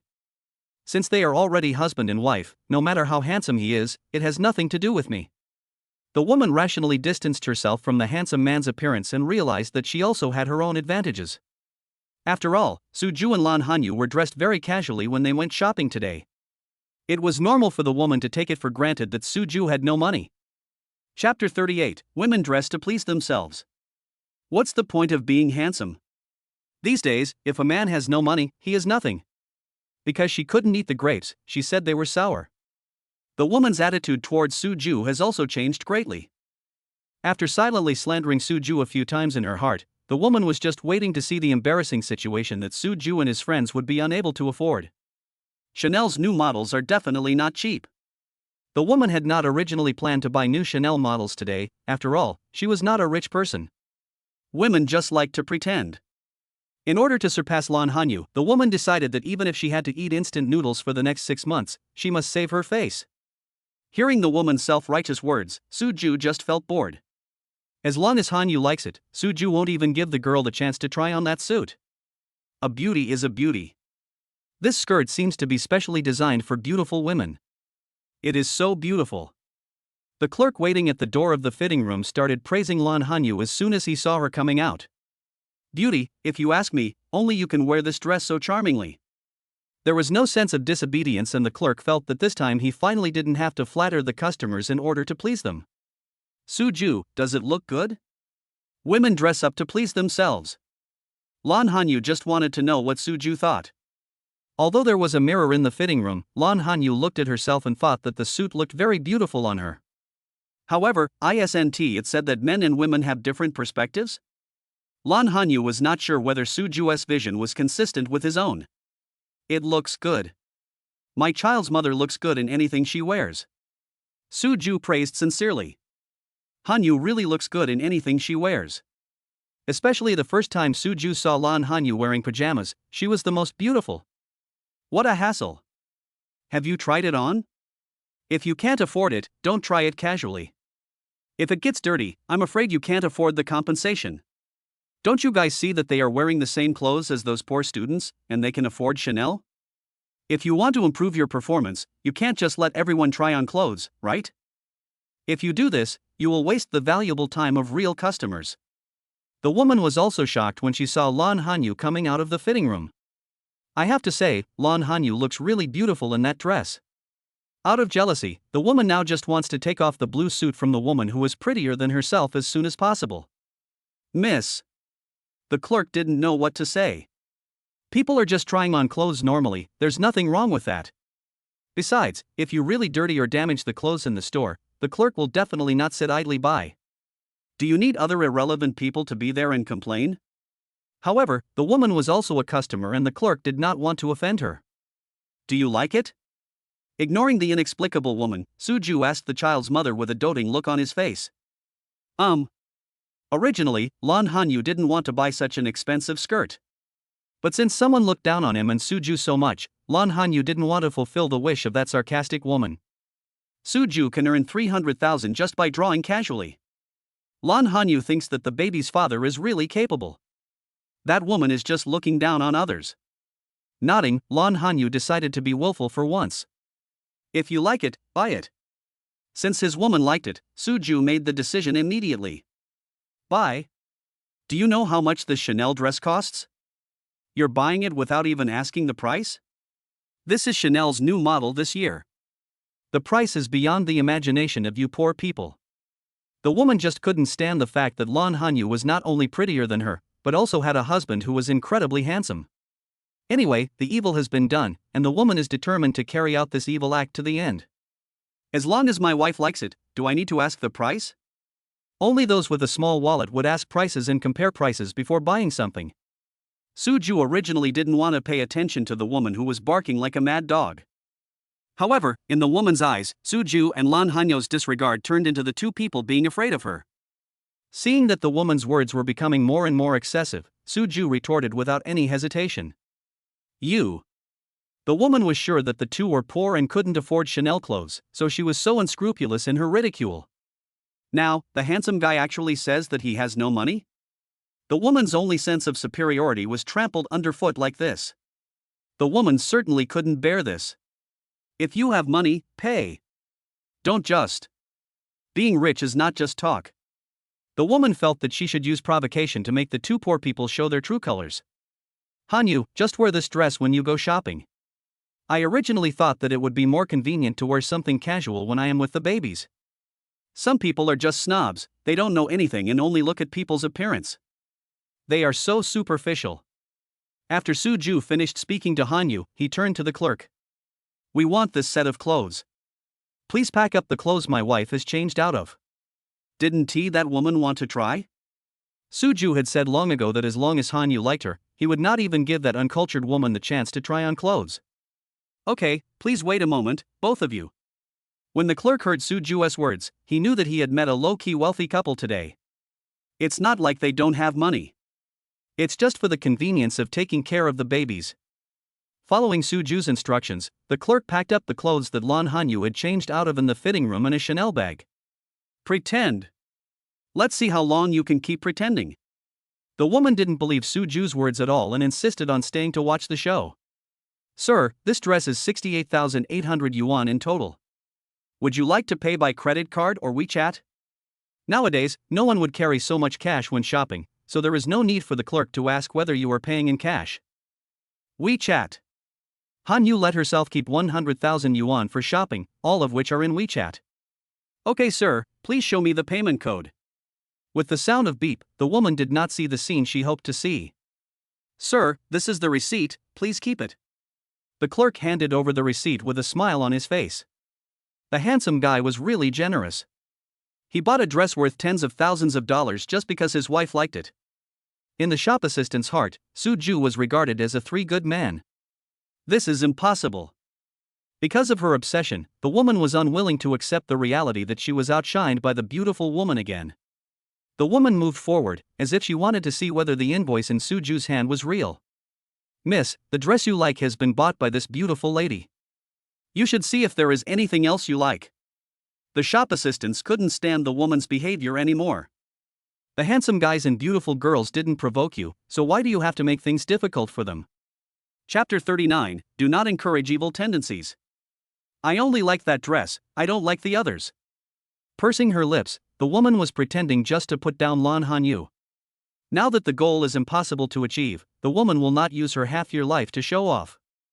Actually, looking at it now, there's nothing special about this dress. I don't like it anymore. Women are the kind of people who are stubborn even though they are dead. She obviously liked it very much, but because she couldn't have it, she said the skirt was not pretty. Instead of leaving immediately, the woman pretended to look at Lan Hanyu for a while. She looked at it and shook her head, as if the skirt Lan Hanyu was wearing was really not pleasing to the woman's eyes. Looking at the woman's appearance, Suju and Lan Hanyu looked at each other and prepared to leave. It's just typical narrow-mindedness, no need to pay attention to it. Ma! Because his view was blocked, Xiaobao couldn't see his mother putting on her new clothes and became a little anxious. Xiaobao stretched out his chubby little hands and tried to drive away the obstacle in front of him. My skirt! With a cry of surprise, the woman looked down subconsciously when she felt something touching her skirt. A small handprint with pink cream was left on the woman's skirt. What's wrong with you, kid? Why did you smear cream on my skirt? He yelled at the culprit, Xiaobao. Oh. When Xiaobao saw someone yelling at him, he didn't seem scared. Instead, he spoke a lot of baby talk. Xiaobao said this while pointing at the woman and his mother. Looking at Xiaobao's expression, it seemed that the woman was blocking his view of his mother. Your child has soiled my skirt. What do you think we should do? I knew I couldn't explain anything to a baby in a stroller. The woman transferred the object. Now the woman is very confident. Didn't you just look like you didn't want to pay attention to me? Now that your children have gotten into trouble, wait and see how I'm going to deal with you. Suju glanced at Xiaobao, who was smiling brightly, and did not look angry. It is normal for such a young baby to scratch and touch things. Besides, if that woman hadn't come closer and blocked Xiaobao's sight, how could Xiaobao have stretched out her chubby, noble little hand? However, Suju was a little surprised by the cream on Xiaobao's hand. Suju knew that this should be what Xiaobao caught at the Xinghui Children's Painting Interest Organization. Even Hanyu and I didn't realize that Xiaobao does have some abilities. In Suju's heart, he gave his daughter a thumbs up. It didn't show on his face, but he looked at the woman who had her head held high with her nostrils almost pointing to the sky. Suju said calmly, "My baby stained your skirt. I will pay for the dry cleaning. Just a little cream, wash, and go." Suju felt that there was nothing wrong with the way he handled it. Just paying for the dry cleaning? Do you know what kind of skirt this is? This is also a Chanel skirt. Do you think you can solve the problem by just paying for the dry cleaning fee? The woman thought about the handsome guy buying a skirt for his wife and spending more than 60,000 yuan without blinking an eye, and her greed suddenly emerged. This is a Chanel skirt. I have to pay a lot for it. This is regular cream, and even if it's not dry cleaning, it can be easily washed out. Since Lan Hanyu went to college, she has been washing her own clothes. Not to mention that after having Debao and Xiaobao, this kind of problem is really too easy. The woman wanted to use this to blackmail herself and Suju? Lan Hanyu said that no matter how much money the baby's fathers make, it is impossible for them to encourage women's evil tendencies. This is my skirt. Your kid messed it up like this. Do you want me to just wash it and be done with it? Look at this cream, it's so disgusting. I will never wear this skirt again. The responsibility for this matter lies entirely with your child. As parents, guardians, you must be responsible. I won't say much. Either you compensate me with an identical skirt, or you compensate me with the clothes you are wearing. In order to achieve her goal, the woman doesn't care about exposing her purpose. Miss, the skirt you are wearing is a Chanel model from 2 years ago. It is no longer sold in the market. Besides, this kind of cream for babies is all plant-based and very easy to wash off. Don't even mention dry cleaning. Even if you wash it by hand, it won't leave any marks. The clerk couldn't stand it anymore. Do you want to exchange a skirt that is out of date from 2 years ago for the beautiful lady's new suit worth over 60,000 yuan? The clerk really felt that the woman was extremely greedy. This is a matter between us, why do you have to interfere? After being exposed by the clerk, the woman's face looked a little unnatural. The skirt the woman was wearing was definitely not a new Chanel model. The woman bought this skirt last year. It was already an old model when I bought it. But it hadn't been taken off the shelves at that time, and Chanel was selling it at a discount. The woman wanted to show off but couldn't afford new and expensive ones, so she had to settle for the next best thing. I originally thought that as long as it was a Chanel brand, it would be able to scare Suju and Lan Hanyu. Unexpectedly, the Chanel clerk revealed his little trick. Even if my skirt is not a new model now, it was a new model when I bought it. This kind of thing cannot be found out at all, so the woman can continue to be stubborn. No matter what, you must compensate me. If you don't want to exchange what you have, then compensate me 50,000. I bought it for more than 60,000 yuan, so I'm giving you a discount. The woman looked as if she had already given in, thinking to herself, today I am going to slaughter this fat sheep. I'll pay $100 for the dry cleaning. If you don't want to, you can call the police.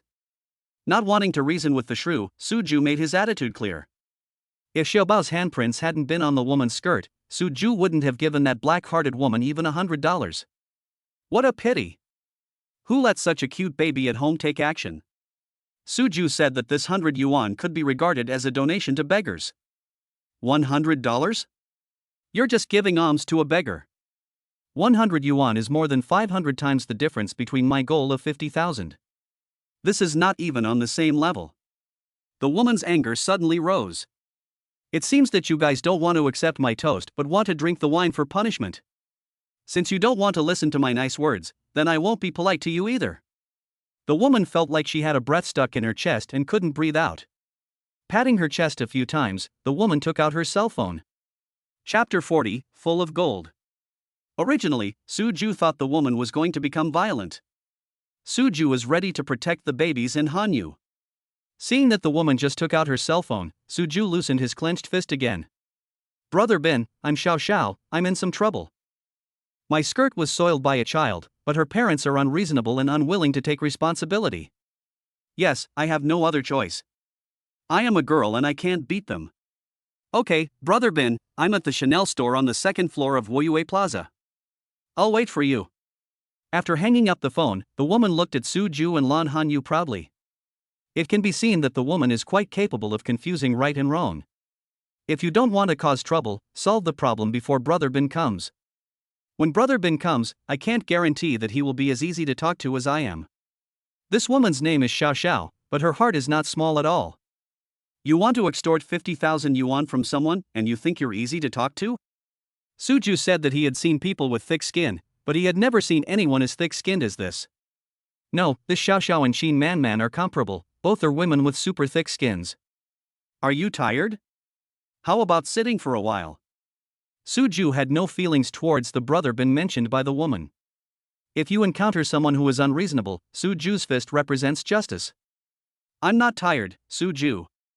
There was still some worry in Lan Hanyo's eyes. Apart from Suju, the only ones left on his side were himself, who was powerless, and his 2 babies. Lan Hanyu knew that it would be a problem for her and her 2 daughters to protect themselves, let alone help Suju. Don't worry, I'm here. Suju held Hanyo's hand and comforted the child's mother. Suju possesses the highest fighting skills rewarded by the system. This highest fighting skill was actually tested by Suju the day before yesterday, and it is very valuable. Even if the woman named Xiao Xiao asked for help from an entire Special Forces battalion, Suju would not frown. Not to mention that the people Xiao Xiao hired could only be those gangsters in society. Suju didn't take it seriously at all. Lan Hanyu looked at Suju's calm expression, and her heart suddenly relaxed. After spending some time together recently, Lan Hanyu finally believed it. The baby's father may look like just a junior student, but he seems to be quite capable. The woman was blocking the way there, and Suju had no intention of deserting. Since it was his own little treasure who caused the trouble, Suju would definitely solve it properly. Suju didn't have to wait long. Just as Suju was teasing Mango and Pudding, 5 or 6 strong men walked into the Chanel store. The clerk was listening to Xiao Xiao's phone call and naturally knew that the men who came in now were not customers at all.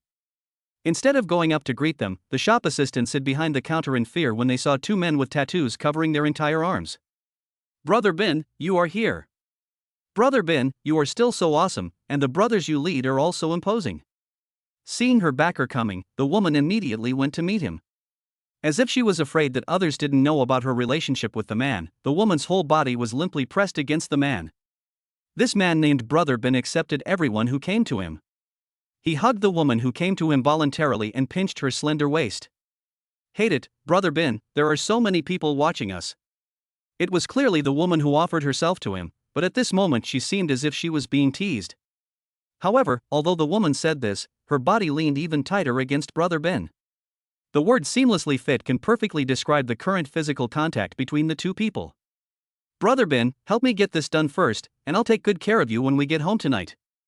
Leaning close to Brother Bin's ear, the woman offered the reward on her own initiative. Xiao Xiao knew that if she wanted Brother Bin to take action, it would be impossible without giving him some benefits. After all, in Brother Bin's eyes, this little thing has nothing valuable except its body. That's what you said, work harder tonight. After pinching the woman's waist again, Brother Bin was ready to get down to business. Brother Bin noticed it as soon as he entered the store. The father and mother of the troublemaker child in Xiao Xiao's mouth had their backs to her from beginning to end. Brother Bin felt that this was a serious insult to himself. Ignoring myself so much? Brother Bin is not just standing up for Xiao Xiao now. Now it is a serious issue concerning one's own face. Brother Bin wanted to see who had such courage. It was your child who soiled my woman's skirt? If you want to stand out, you definitely need a name.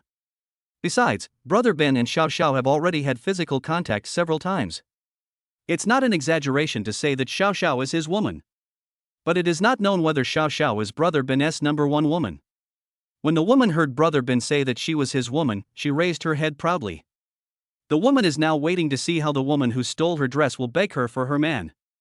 If a fight really breaks out later, push the babies into the fitting room. Suju knew his own abilities. However, Mango and Pudding are still so young, and Suju doesn't want the 2 little darlings to get frightened or anything. Suju. It was impossible for Lan Hanyu to not worry. Especially since there were 6 of them, they were obviously not good guys. Lan Hanyu was just afraid that Suju would suffer alone. Don't worry, I'll be fine. I touched the child's mother's hair comfortingly, and it felt as good as ever. Nodding heavily, Lan Hanyu took out her cell phone from her bag and held it tightly in her hand. Lan Hanyu was already prepared. If something went wrong, she would call the police immediately. Are you guys done yet? Are you afraid of seeing Brother Bin coming? I told you guys a long time ago, shouldn't we just solve this matter before Brother Bin comes? You guys really have to ask our Brother Bin to come forward. You won't cry until you see the coffin. The woman thought the handsome guy was scared, and her expression became even more smug.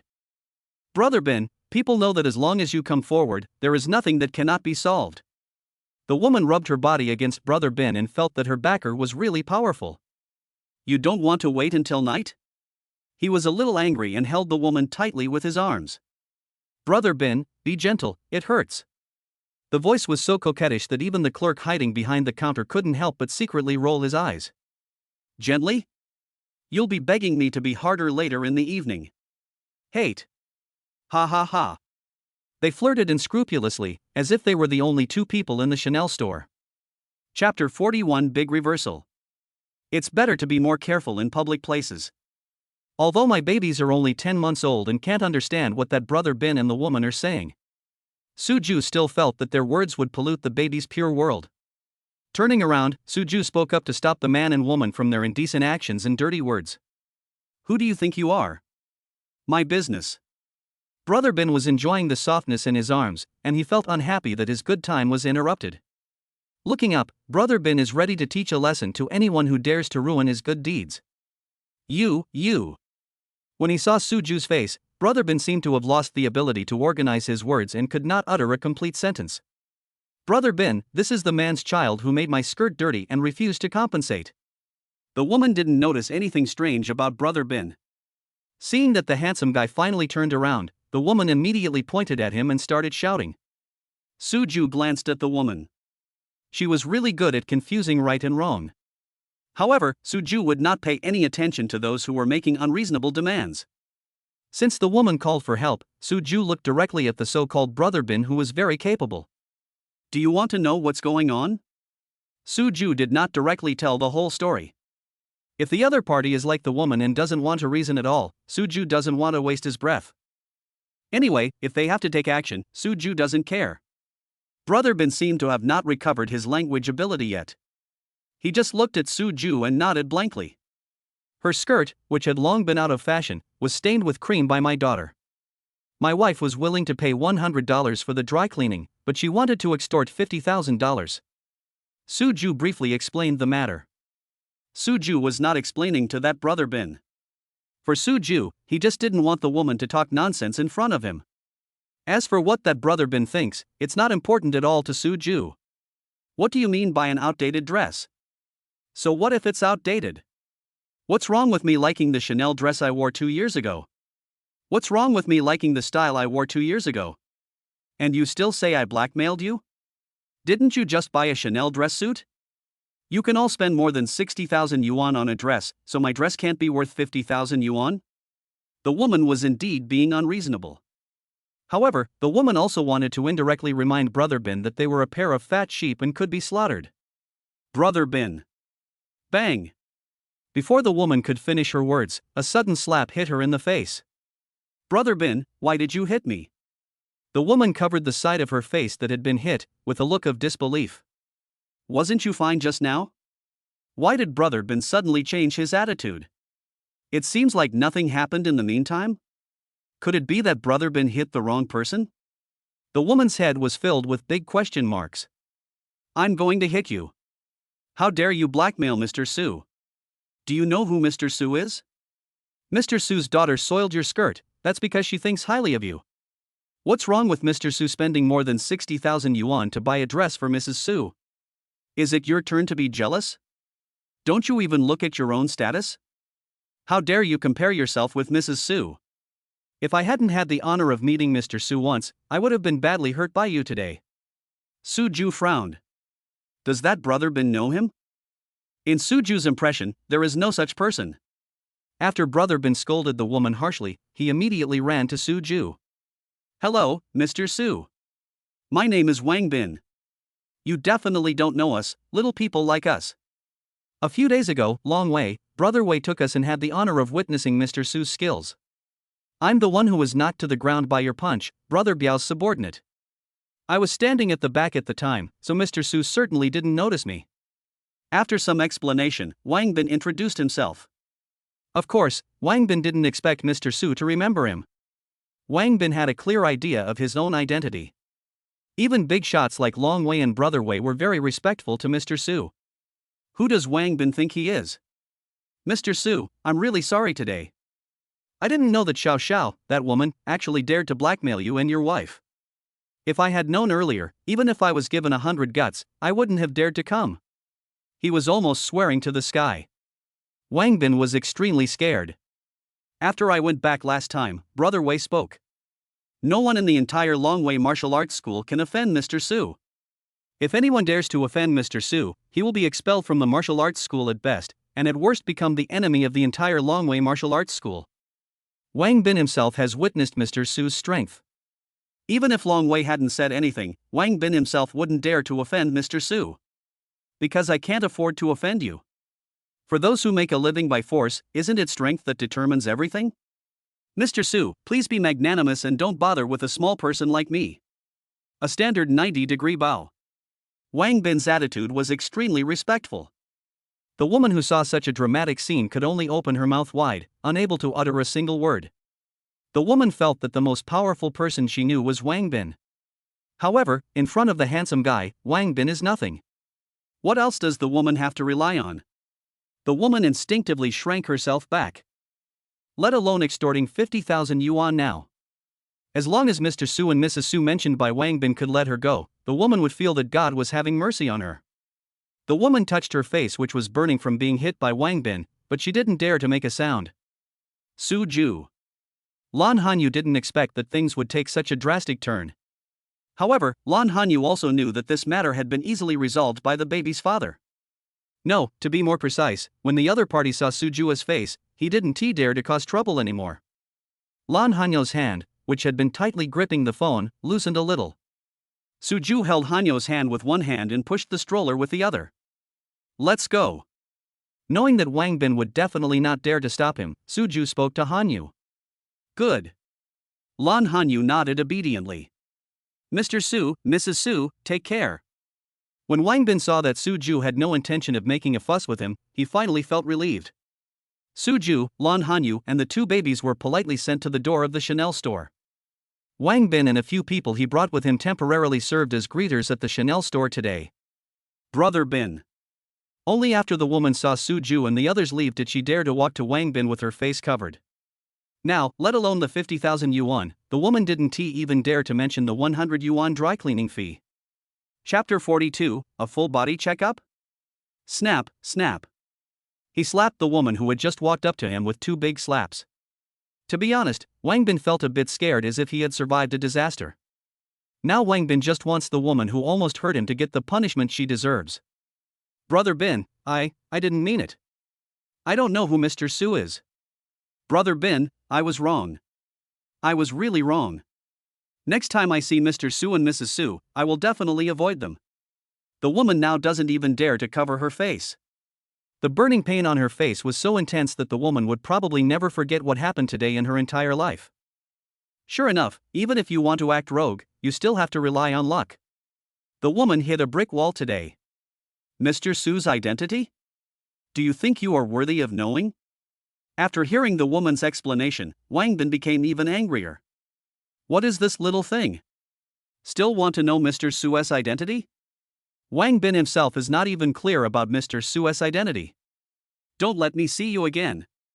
Unlucky. After saying this, Wang Bin left the store with a few brothers without looking back. It's better to take the initiative to confess today's events to Brother Wei. I shouldn't have offended Mr. Su just now, right? I don't know if Brother Wei will punish himself. Wang Bin walked while thinking with a headache. Miss, we don't have the style from 2 years ago in our store anymore, so you don't have to waste your time choosing. This is a new Chanel model. I guess you're not used to it. Please walk slowly. Only after seeing a few gangster-like guys leave did the Chanel clerk dare to come out from behind the counter. The store clerk saw what happened just now. Everyone originally thought that this woman was extorting money. It's just because it's the customer's own business and the clerk can't interfere. Later, when they saw the helpers the woman had invited over, they didn't even dare to speak loudly to the handsome guy. In the end, the woman was slapped several times. Seeing these, the shop assistants hiding behind the counter only had one feeling in their hearts, and that was cool. The woman is now alone, with both sides of her face swollen like steamed buns. It can really be described as a horrible sight. Unfortunately, when the clerk looked at the woman's appearance, he felt no sympathy at all. Instead, he thought that the woman deserved it. Snort. The woman had seen her ugly appearance so many times that she didn't even have the heart to lose her temper. The woman hurriedly took out a scarf from her bag, wrapped her head, and fled the Chanel store. This kind of villain deserves to be beaten into a pig's head.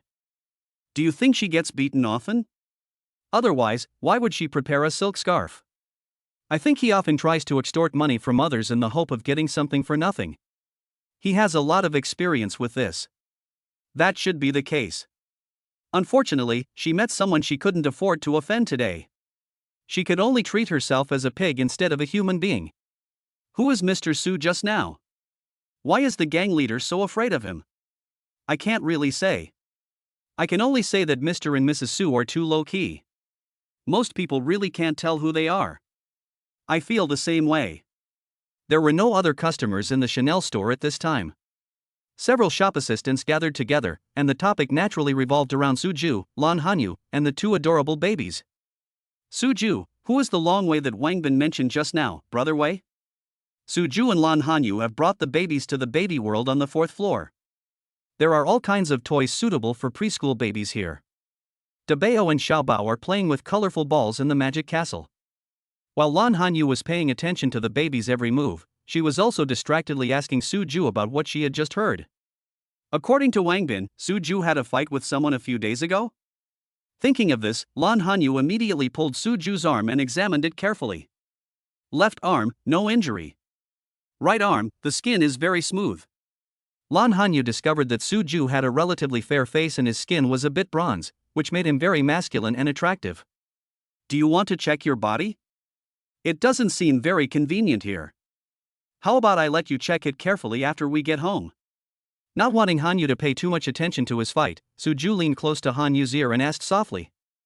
Boom. Suju's words successfully made Lan Hanyu's face turn red. Physical examination? Lan Hanyu immediately thought of the last time she touched Suju. Last time, Lan Hanyu only confirmed that Suju had pectoral muscles. As for whether Suju had 8-pack abdominal muscles, it is still a mystery. Lan Hanyu had almost forgotten about this. However, because of Suju's overly ambiguous tone, Lan Hanyu couldn't help but think of this question again. Hanyu, which part do you want to check? How about a full body check? I'm willing to cooperate. No need to check, you don't look injured, I believe you. Lan Hanyu waved his hands repeatedly, but he didn't have the courage to look Suju from head to toe. Even if the two of them had already been honest with each other. But that was when both of them were drunk and not in a clear mind. Even if Lan Hanyu had 100 courages, he would not dare to do it now. That's such a pity. Suju shook his head and pretended to be very regretful. Knowing that Suju was teasing her on purpose, Lan Hanyu could only glare at him shyly. It's because I'm timid and can't be a naughty woman. Lan Hanyu could only bear it. Hanyu, I might have been slightly injured. Why don't you go back and help me check it out? There weren't many people at Baby World, and since he was free anyway, Suju decided to continue teasing the child's mother. Really? Where do you think you're hurt? Although Lan Hanyu is a little thin-skinned, he is not so easy to fool. Lan Hanyu rolled her beautiful eyes a few times and asked with a smile. My back, I feel some pain occasionally these days. Suju picked a place at random. The back? Is it here? Through his clothes, Lan Hanyu deliberately poked Suju's back hard. Hanyu, you are trying to murder your husband. Although Hanyu's strength was nothing to Suju. But seeing as Hanyu was working so hard, Suju still had to cooperate. What do you mean by dear husband? Don't talk nonsense. He thought he could teach Suju a lesson. Lan Han pouted as she didn't expect that Suju would take advantage of her again. Ha ha ha. Looking at Hanyu, who was already a mother of babies, still behaving in such a childish way, Suju couldn't hold back his laughter any longer. Daddy. Ma. Papa. The two little babies were attracted by their father's laughter and crawled over. There are so many small balls here that the two babies can't even stand steadily when they want to walk, so they can only crawl. Chapter 43 Full of Sincerity. Suju held a baby in each hand and looked at Hanyu proudly. With two babies as shields, Hanyu's little hands wouldn't dare to touch her back, right? Snort! Big treasure, little treasure, can mommy hold you? Lan Hanyu discovered that since their father came into being, the two babies didn't seem to be as clingy to her as before. With a sense of crisis, Lan Hanyu began to compete for favor. Pa. Daddy. When they heard their mother wanted to hug them, Dabeo and Xiaobao immediately hugged their father's neck tightly. The two little babies faced their mother at the same time and shook their heads like rattles. Dad is much stronger than mom, he can even lift the baby up high when he is picked up. Moreover, the dad can hold two babies at the same time, and the two sisters can play together in the dad's arms. For the two babies, being held by their father is definitely more attractive. Big treasure, little treasure, if you do this, your mother will be sad. A hard approach would definitely not work, so Lan Hanyu resorted to a tactic. Dabeo and Xiaobao looked at their father and then at their mother. Ah hey oh. I don't know why baby language is so difficult to understand. Anyway, Suju didn't understand a word. It seemed like the two babies reached a consensus, and the older one stretched out his chubby arms towards his mother. Ma! Our eldest child is so good, mommy will hold you. At least she had Dabeo to hold, so Lan Hanyu stopped pretending to be pitiful. Lan Hanyu took Dabeo from Suju with a smile. Lan Hanyu and Suju looked at each other and both of them laughed involuntarily. Seeing their parents happy, the two little babies also started laughing. Excuse me for interrupting you. The warm moment of the family of four was interrupted by a strange voice. I saw a man dressed like a pretty boy standing a few steps away from Suju. Suju took a look at the man. He looked to be in his 30s, but his outfit was too young. It turns out that not only girls like to act younger, some men also like this. I don't have a cold. Suju still thinks that men should be tougher. Looking at the greasy-haired and powdered man, Su was determined not to pay any attention to him. Sir, madam, I'm the director of Xinchuang Entertainment Company. My last name is Tang. You can call me Director Tang. You should know Xinchuang Entertainment, right? It's the largest entertainment company in Jiangqing City. The man said as he took a few steps closer. Suju and Lan Hanyu looked at each other. A new entertainment company? This name sounds familiar. Bright Moon. Lan Hanyu turned to Suju and mouthed Jiang Mingyue's name. Suju suddenly realized that it was Jiang Mingyue's current company. No wonder Suju felt familiar. It's like this, our company is going to shoot a baby milk powder commercial recently, and I came out specifically to look for a little model. I think these two babies are perfect for our ad. Are you interested in making them little stars? After stating his purpose, the man straightened his back a little. Generally speaking, when they hear that they are a director and are interested in using their baby as a spokesperson, the man felt that the handsome man and beautiful woman in front of him should stand up immediately with excitement. Then he came over to curry favor with me. After all, this kind of opportunity is hard to come by and it is difficult for ordinary people to refuse it. 1 minute, 2 minutes. The man who was waiting for handsome guys and beautiful girls to come and flatter him discovered sadly that he was being ignored. Did you two not hear what I said clearly? I said I'm a director at a new entertainment company, and I'm looking for. Director Tang thought that the baby's fathers and mothers did not hear what he said clearly, which was why they were so indifferent. Director Tang deliberately raised his voice and felt that it would be better for him to say it again. Director Tang has been searching for a long time for a spokesperson for the milk powder commercial. Unfortunately, I have never found the ideal baby. When Director Tang saw Dabeo and Xiaobao today, his eyes immediately lit up. Isn't this the little model of my dreams? Director Tang felt that it was worth it for him to spend the whole morning at Wuyue Plaza. No, we're not interested. Suju interrupted the man and refused without any hesitation. Lan Hanyu held Dabeo in her arms and said nothing. It can be seen that Lan Hanyu and Suju have the same idea and have no interest in what Director Tang said. You don't think I'm a liar, do you? I am really the director of Xinchuang Entertainment. I can show you my work ID. These days there are indeed scammers who pretend to be directors and defraud people of their money under the guise of making them stars. Director Tang felt that this young couple must have thought he was a liar, which was why they refused so directly. After smoothing his bangs, which seemed a little too long for a man, Director Tang thought that he was full of artistic temperament. Maybe the parents are too young to appreciate their own artistic style. After making a summary in his mind, Director Tang did not seem angry. The main thing is that other parties have not agreed to let the babies be the spokespersons for the milk powder brand. Director Tang wouldn't dare to be angry, right? Director Tang unzipped his bag and prepared to take out his proud work ID. Director Tang believed that as long as he showed his work ID, the young parents would definitely change their attitude towards him 180 degrees. No, we are not interested in any endorsement. To be honest, Suju did have some doubts about the man's identity at first. After all, none of the directors on TV have such greasy hair and powdered faces.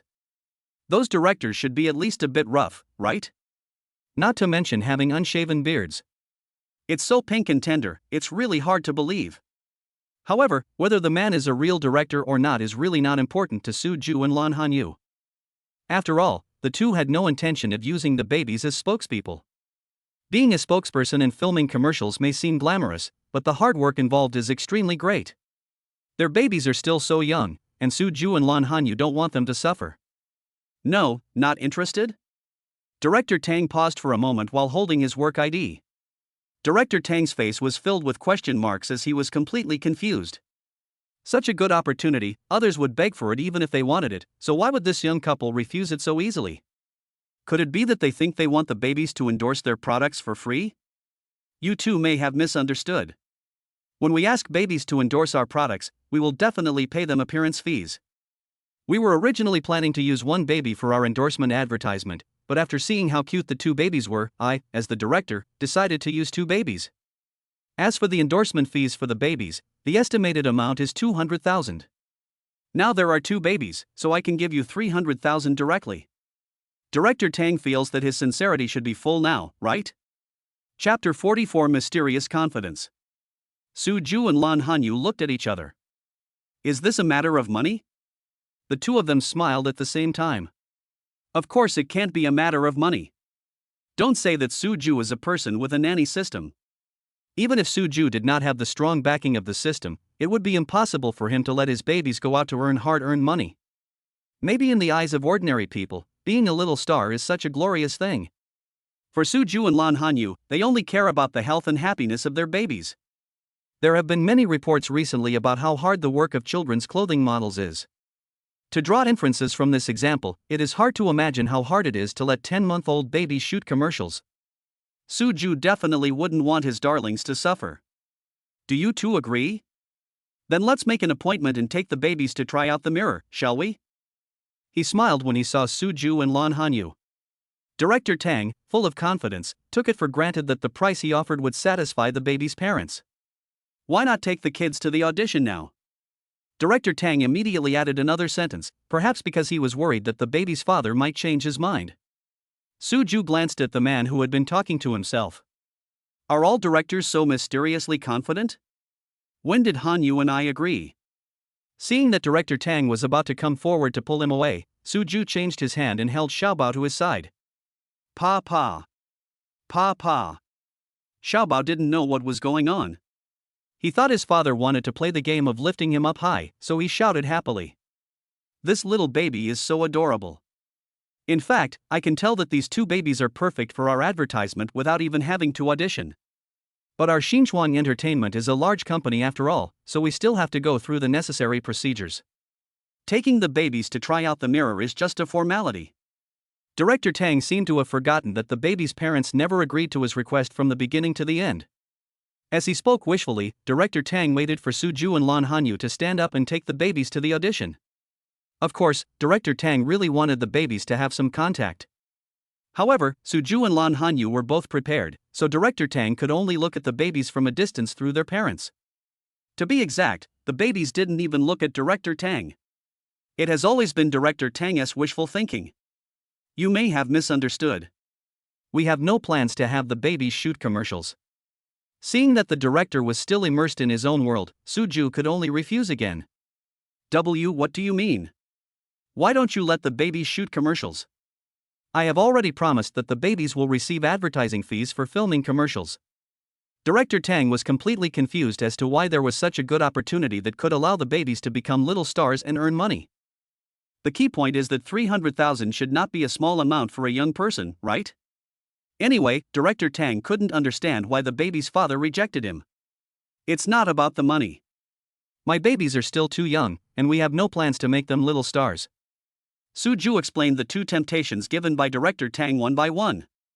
Director Tang should have given up now that he has made his point so clearly, right? Unfortunately, Suju still underestimated the popularity of the two babies. If this happened to anyone else, Director Tang would definitely turn around and leave without saying a word. But Director Tang looked again at the two babies who were carried to the inside by Suju and Lan Hanyu, and he really couldn't move his feet. You two, I am really sincere. If you think 300,000 is not enough, I can apply to the company and give you some more money later. Although Suju said it was not a matter of money. But Director Tang thinks, who doesn't love money these days?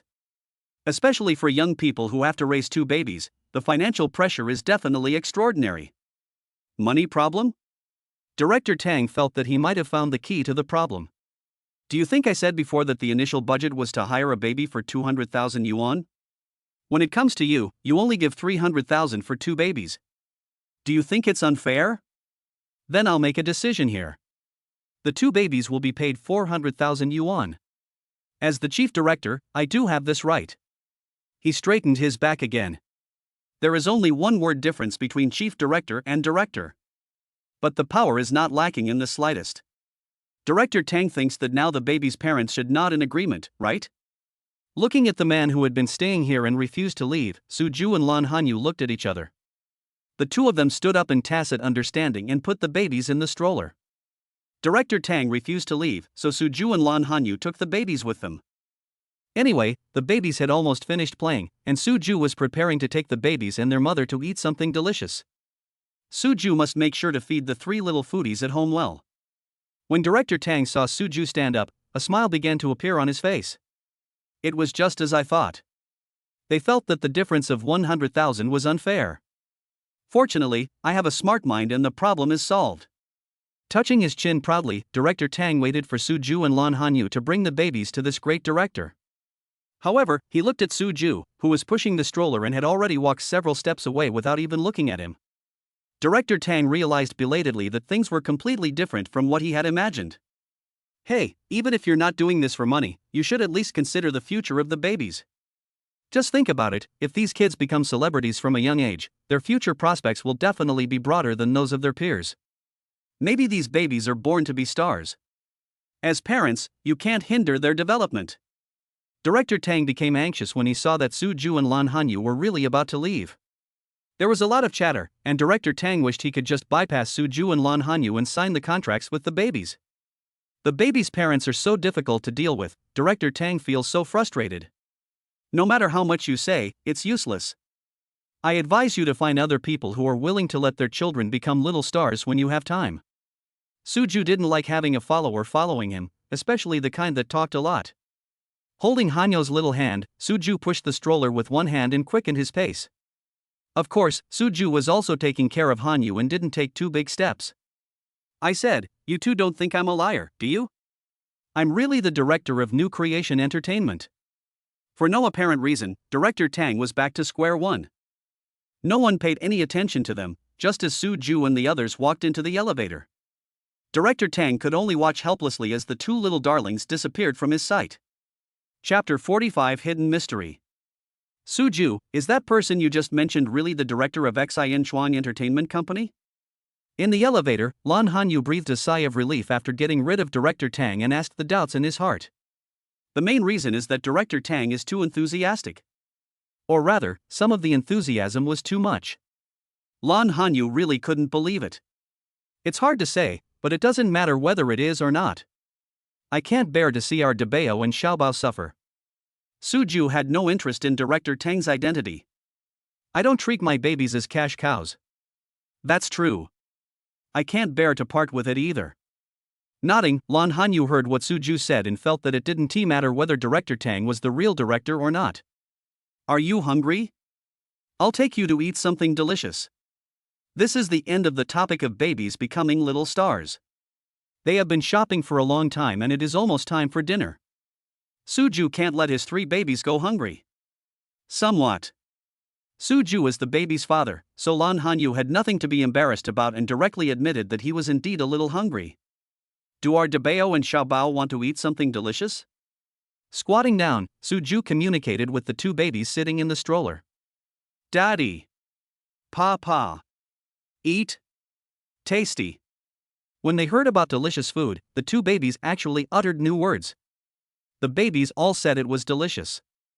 It seems our little mango and little pudding are both foodies. Suju was of course happy that the babies could talk more.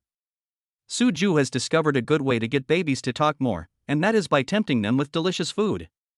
However, it seems that the baby's nature of being foodies is not inherited from themselves. Suju thought that the word foodie had nothing to do with him. I looked at Hanyu, who was squatting down excitedly because the babies were talking.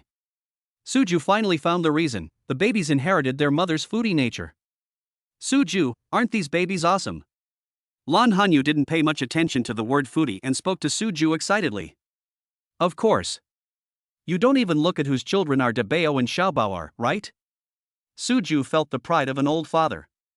However, the great performance of the babies today is largely due to their mothers. As Suju spoke, he stood up, took Hanyu's little hand, pushed the stroller, and walked to the rest area on the side and sat down. Suju has a handsome face and is 1.8 meters tall. Whenever he squats, people passing by always take a few more glances at him. Suju didn't want to become a spectator, so it would be more convenient to sit down and communicate with the babies. Why do I have the most credit? Lan Hanyu obviously didn't think as much as Suju and didn't react. Because our Debao and Xiaobao are also foodies. The word also explains where Lan Hanyu's real contribution lies. Suju, I'm not a little foodie. As a top student, Lan Hanyu's mind is definitely quick even if he is confused occasionally. Lan Hanyu would never admit that he was a foodie even if he protested loudly. Even if what Suju said was true, Lan Hanyu would never admit it. This is a matter of a girl's face, okay? Yes, our Debao and Xiaobao are little foodies. Mommy is older now, so she's not a little foodie anymore, right? Suju's words were addressed to Debao and Xiaobao. When the 2 babies heard what their father said, they turned their heads at the same time and gave their mother a big smile. It seemed as if it was saying, Dad is right, we are little foodies and Mom is a big foodie. Xiaobao even stretched his chubby fingers to his mother's mouth, and kept saying, Mom, eat. Eat, Mama. Looking at Xiaobao's actions, Lan Hanyu's face couldn't help but turn red. Is Xiaobao proving with practical actions that his mother is a foodie? Ha ha ha. Seeing Xiaobao's cute behavior, Suju couldn't help himself any longer, and his hearty laughter attracted the attention of many passers-by. These 2 babies are so beautiful. I wish I could give birth to such a beautiful daughter. From a genetic point of view, your idea can only be realized in dreams. That's not necessarily true.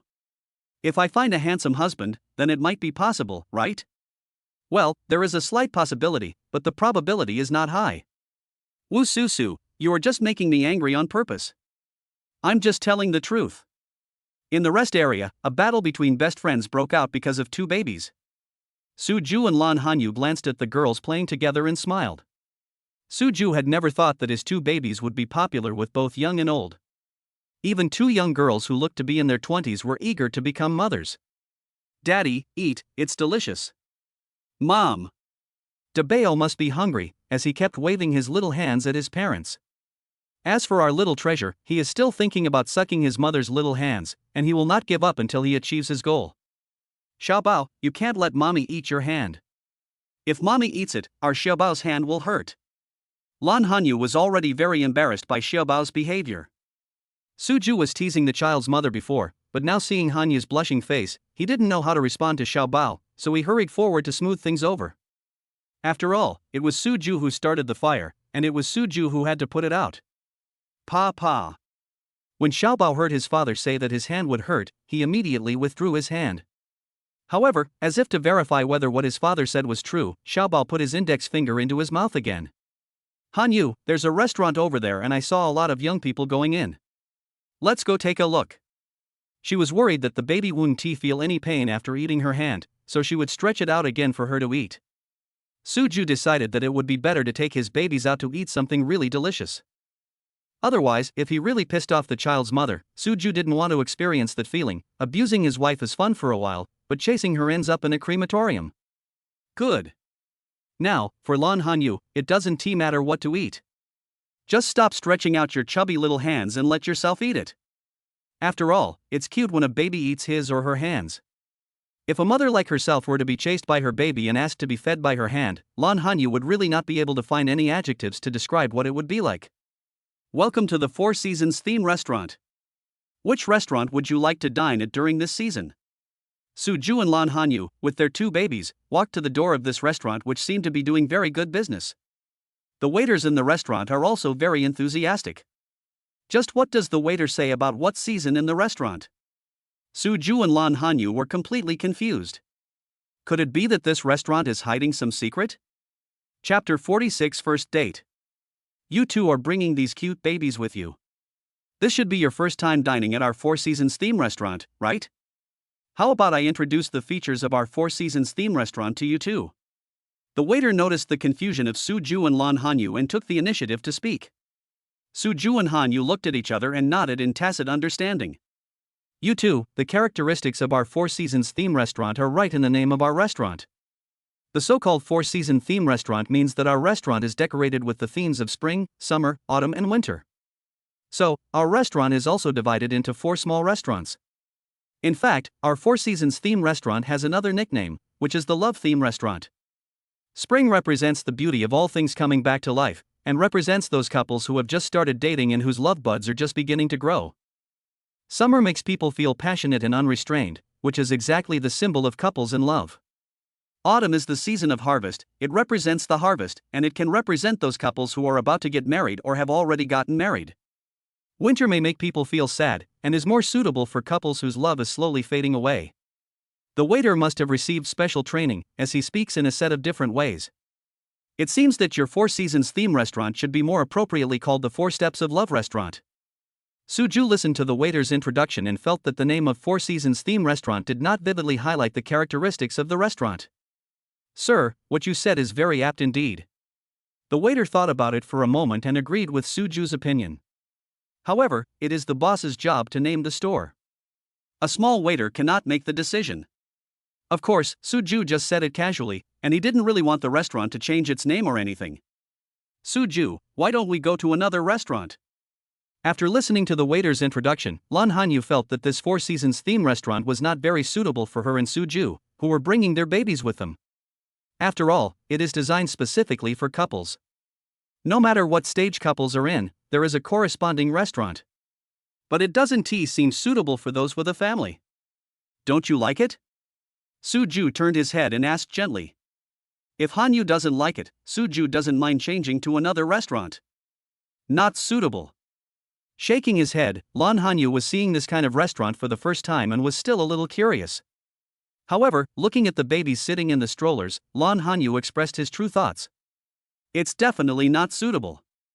With the babies around, Suju and I don't look like a couple at all. Want to feel the atmosphere inside? Suju knew that he and Hanyu had achieved their goal in one step.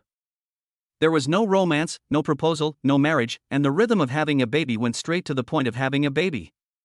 For Hanyu, there must be some regrets, right? After all, which girl doesn't want to have a romantic relationship? Now that she has 2 babies, Hanyu has suddenly become a mother. For Hanyu, romantic love may seem a bit of a luxury. Suju felt a little sorry for Hanyu. We can't turn back time and give Hanyu a romantic love. But Suju still tried his best to make up for what could be made up. May I? Although Lan Hanyu has become a mother, she still has a girlish heart. When Lan Hanyu heard the waiter's introduction just now, she already felt longing for it. For Lan Hanyu, who has never been in love, she really wants to experience the feeling of being in love. Of course you can. The restaurant is open for business. Would you push the business away? If Hanyu likes it, Suju will definitely fulfill the child's mother's wish. Yes, everyone who comes is a customer. Of course they are welcome in our restaurant.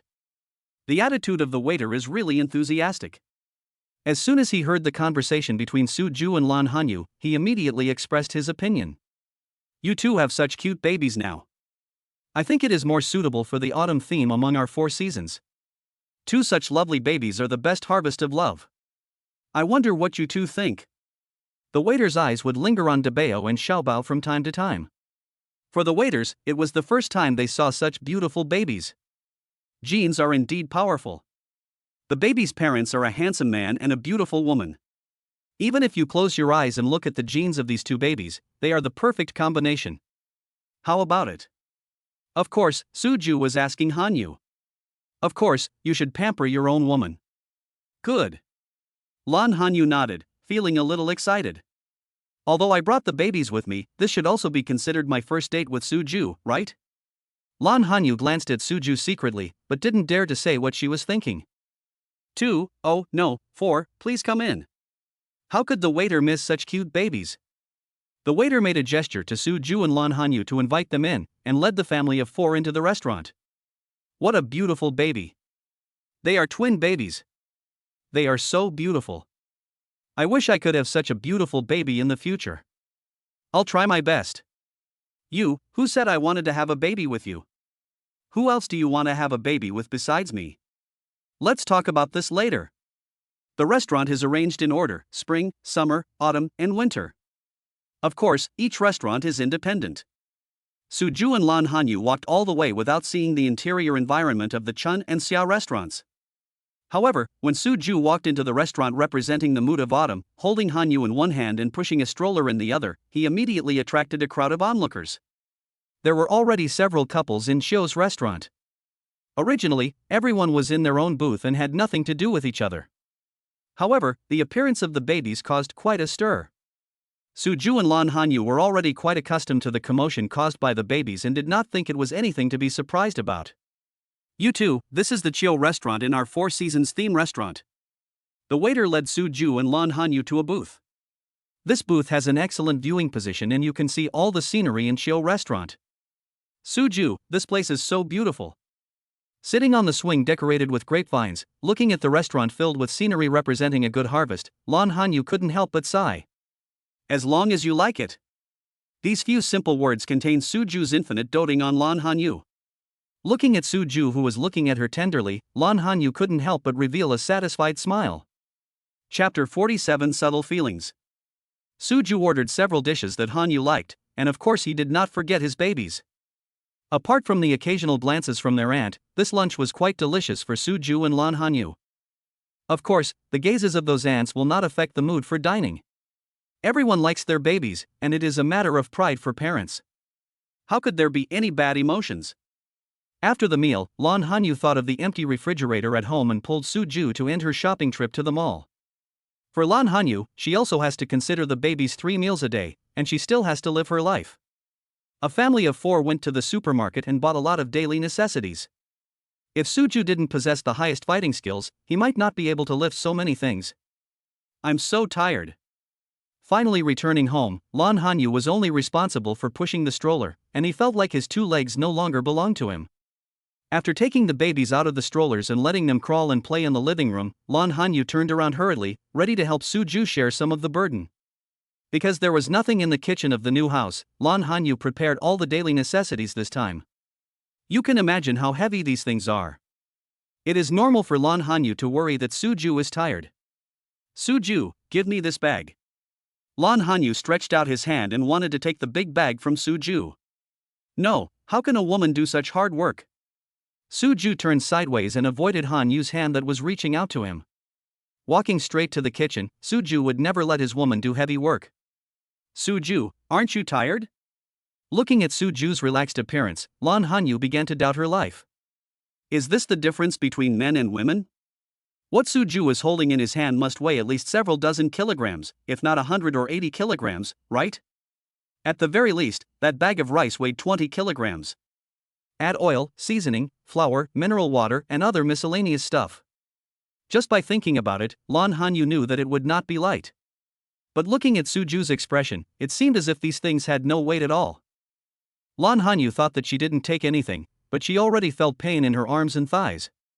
After such a comparison, Lan Hanyu felt a little embarrassed. What's wrong? Are you feeling unwell? I carried the things to the kitchen and tidied them up briefly. When Suju walked out of the kitchen, he saw Hanyu looking listless. Walking forward with some worry, Soo-ju touched Han-yu's forehead. Fortunately, there is no fever. No, I'm just a little tired. Han-yu was originally feeling regretful about being too useless. Realizing that Soo-ju had misunderstood, he quickly found an excuse. Actually, it's not really an excuse. After walking around for half a day, Han-yu really felt a little tired. In fact, shopping was nothing to Han-yu before.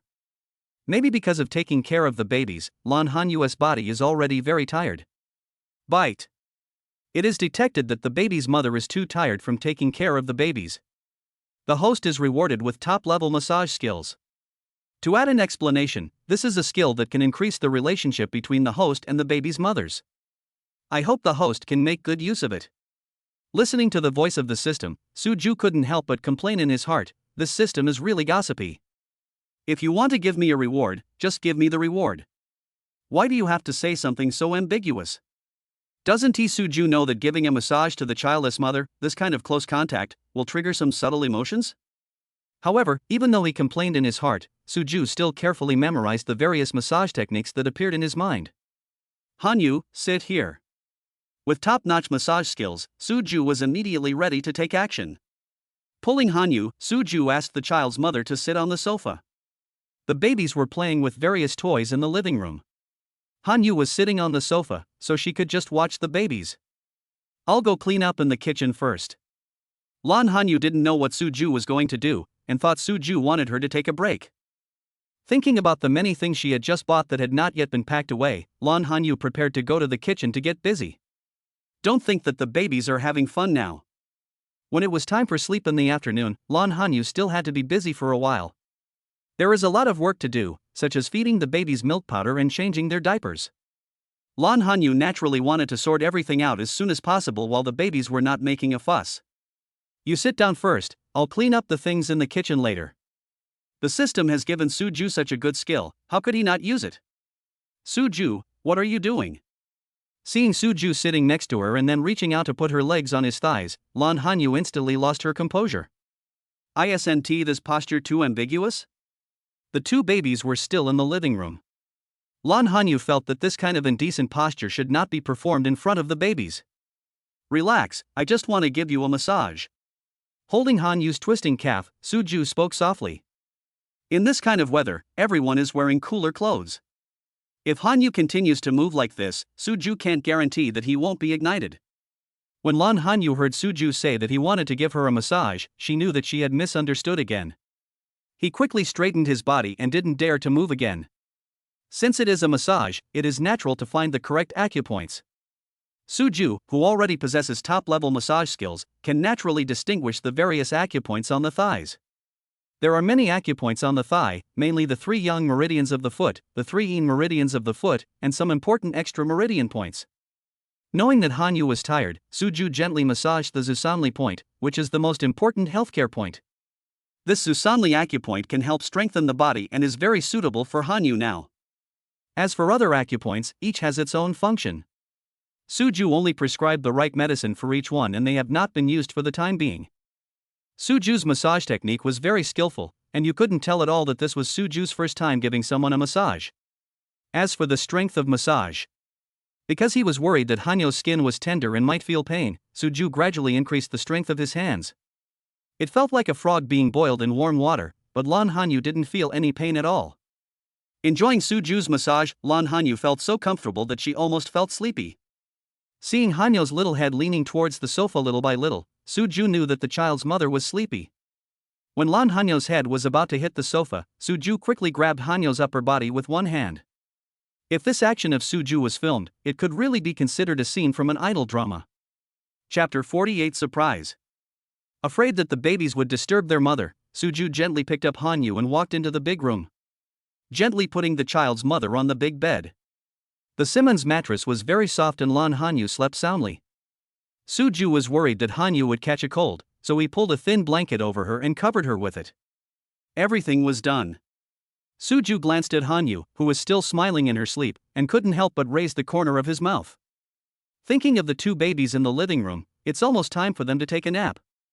Soo-ju walked out of the room quietly and closed the door gently. The babies have their dad taking care of them, so let their mom get a good night's sleep. When I walked into the living room, I found that Debeo and Xiaobao were still playing with toys, but the two babies were obviously not as excited. Suju knew that this was a sign that the babies' biological clocks were about to start their afternoon nap. Walking into the kitchen, Suju made 2 bottles of milk powder. Instead of giving the bottles to the babies immediately, Suju put the bottles in the bottle thermostat. Of course, I have 2 babies at home, 2 bottles, and of course 2 bottle thermostats. After completing the preparations, Suju walked into the living room. Debeo, Xiaobao, let's go change into our panties. When Suju and Lan Hanyu changed the babies' diapers, they always used small pants instead. When the 2 babies heard their father say that he wanted to change their underwear, they immediately looked down at their diapers. Daddy! Papa! Debeo and Xiaobao pulled at their diapers, as if urging their father to hurry up. Dad will take you to change. I know that the babies are already very accustomed to this operation process. Lan Hanyu has cultivated very good habits for the babies. If their diapers are not changed properly, they will not get milk to drink. Suju picked up Debeo and Xiaobao and placed them on the sofa. The babies, who are usually very active, are now quite cooperative.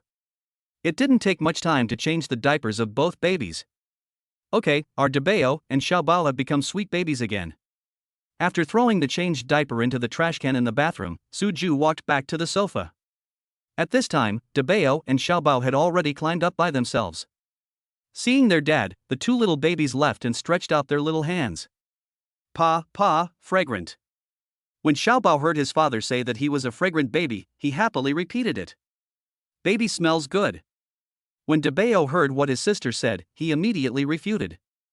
Dad was clearly praising the babies for being nice, so how could the sister say that dad was nice? Bobo fragrance. Xiaobao's pronunciation has never been as accurate as Debeo's, and he always says it as Bobo. However, as long as they can understand it themselves, Suju was not in a hurry to correct Xiaobao's pronunciation. Xiang, our Debeo, and Xiaobao are both fragrant babies. Picking up 1 daughter in each hand, Suju carried the 2 little darlings into their own room. Put the 2 babies in their respective cribs. Big treasure, little treasure, lie down, daddy will go get you some milk. Babies are the most obedient when they hear that there is milk to drink. Suju saw that the 2 babies lay down obediently, and went to the kitchen to get the bottle with milk powder in it. Don't be fooled by the fact that the 2 babies are so well behaved now. If the older and younger babies lie down and don't get milk powder for a while, they will definitely get up. This is also the reason why Suju prepared the milk powder first before changing the diapers for Debeo and Xiaobao. It can only be said that Suju has understood the personalities of his 2 darlings very well. Drink milk. Suju's voice was not loud, mainly because he was worried about disturbing Hanyu in the master bedroom. Daddy! Papa! The 2 little babies lay down obediently, stretching out their chubby hands to welcome the loving milk powder prepared by their daddy. The babies have very good habits. After drinking the milk powder and playing with their hands for a while, the 2 babies fell asleep sweetly. After covering each of the babies with a small blanket, Suju quietly walked out of the small room. Worried that he wouldn't be able to hear any noise while the babies were sleeping, Suju didn't close the door of the small room, but left a not too small gap. Hanyu and the babies had fallen asleep. Suju walked into the kitchen and packed up the pile of things he had just bought. To be honest, most of the housework at home is done by Hanyu. It seemed that the thing that Suju did most to help Hanyu was playing with the babies. Thinking of this, Suju felt a little embarrassed. Walking out of the kitchen and looking at the door of the master bedroom which he had closed on purpose, Suju suddenly wanted to give Hanyu a surprise. I took out my phone and ordered a sea bass, a pineapple, tenderloin, pine nuts, and corn through JD.com's 1-hour local delivery service. Suju, who possessed top-level royal chef skills granted by the system, started preparing the side dishes in his mind while placing the order. Special note, don't ring the doorbell, leave a message when you arrive. Suju wanted Hanyu to be able to sleep until she wakes up naturally today. I guess Hanyu hasn't had a good night's sleep since she had the babies. JD's speed is still trustworthy. After the community security guard and Suju confirmed the identity of the delivery man, Suju easily got the food he ordered. Let Hanyu deliver groceries within the same hour in the future. Shakton found the dishes are absolutely fresh. Suju was quite satisfied with the 1-hour same city delivery. After taking the dishes to the kitchen, Suju quietly walked into the small room and took a look. Dabeo sleeps quite well and is well covered with the small blanket. As for Xiaobao, he is a baby who is naughty even in his dreams. The blanket that was originally covering him nicely was now hanging on Xiaobao's right little foot. Shaking his head, Suju covered Xiaobao with the blanket again. Suju did not enter the master bedroom, fearing that he would wake up the child's mother. Suju knew that if Hanyu woke up, she would definitely come out to see the babies first. After taking care of the babies, Suju went into the kitchen to get busy with his work with peace of mind. Since we want to give Hanyu a surprise, it would be best to do it without Hanyu knowing. Suju rolled up his sleeves and put on Hanyu's apron. It was a bit tight, but he could still use it. Washing vegetables, preparing side dishes and cooking were all easy tasks for Suju. Suju, what are you doing in the kitchen? Lan Hanyu didn't know when he fell asleep. When he opened his eyes and saw himself sleeping in a big bed, Lan Hanyu was dazed for a moment. Subconsciously, I want to see the babies. While looking for slippers, Lan Hanyu suddenly remembered that the baby's father was at home now, so she didn't need to be so anxious. Is this what dependence feels like? In the past, Lan Hanyu was the only one taking care of the babies at home, and her nerves were always tense. Now with Suju, Lan Hanyu finally has someone to rely on. Chapter 49 Good Performance. Lan Hanyu didn't know that she was carried into the room by Suju, so of course it was impossible for her to find slippers next to the big bed. Lan Hanyu only remembered that she was sitting on the sofa and Suju was giving her a massage. The slippers at that time were placed next to the sofa. Thinking of this, Lan Hanyu had no choice but to walk out of the room barefoot to find slippers. After finding the slippers at the location she remembered, Lan Hanyu went to the baby's room to check. The two babies were sleeping soundly and Lan Hanyu did not disturb them. Xiaobao was quite self-disciplined today. He didn't even kick the blanket. In Lan Hanyu's heart, she praised Xiaobao for his good performance today. What Lan Hanyu didn't know was that the reason the little treasures behaved so well was entirely because the baby's father had already taken care of the babies. After seeing the babies, Lan Hanyu would naturally look for the baby's father. Suju said there is no class this afternoon.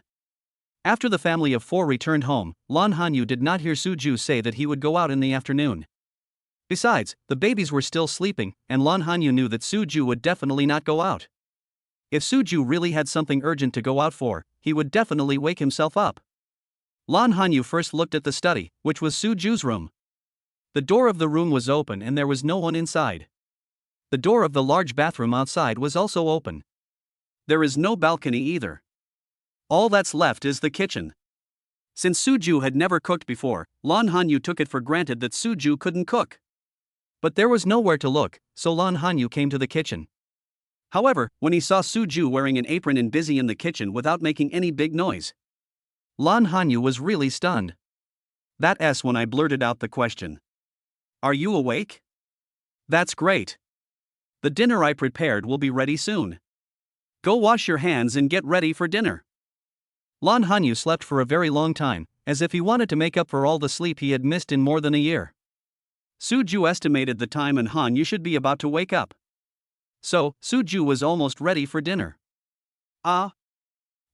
Eat. Lan Hanyu was not prepared at all. He ate right after he got up? Yes, dinner will be served soon, go wash your hands. When Dabeo and Xiaobao wake up, I have to feed them both. Suju turned Hanyu's body and pushed her to the bathroom to wash her hands. I'll go serve the dishes, and dinner will be served soon. Suju's speed is also very fast. While Lan Hanyu was washing his hands, a table full of dishes had already been served. Suju, did you do all this? Lan Hanyu couldn't believe it. Suju cooked so many dishes by himself? When will Suju learn to cook? Also, where did Suju get the ingredients to cook so many dishes? Lan Hanyu's mind was full of questions as Suju pulled her to sit at the dining table. Of course I did it. Do you think it was Dabeo or Xiaobao who did it? Including the two babies, there are only 4 people in the family, Suju said jokingly. Isn't this too much? Pineapple pork tenderloin, pine nut corn, steamed sea bass, braised pork knuckle, and a colorful soup. Lan Hanyu suddenly felt that he was having dinner in a grand hotel. Even when Lan Hanyu cooks for herself, they are all ordinary home-cooked meals. Lan Hanyu didn't dare to try dishes like these. Don't take on a job if you don't have the skills. Lan Hanyu still has this self-awareness. What's the big deal? Just consider it as a celebration of our move to a new home. How about trying my cooking? It is true that Suju possesses the top-level chef skills given by the system. But after all, it was his first time to actually cook, so Suju was still looking forward to Hanyu's evaluation. Good. Picking up the chopsticks, Lan Hanyu picked up a piece of sea bass and put it into his mouth. Is it tasty? Suju asked expectantly. Marvelous. Suju, where did you learn this skill? This sea bass is delicious and melts in your mouth. It is many times more delicious than what I had in the hotel. Lan Hanyu originally just wanted to give it a try.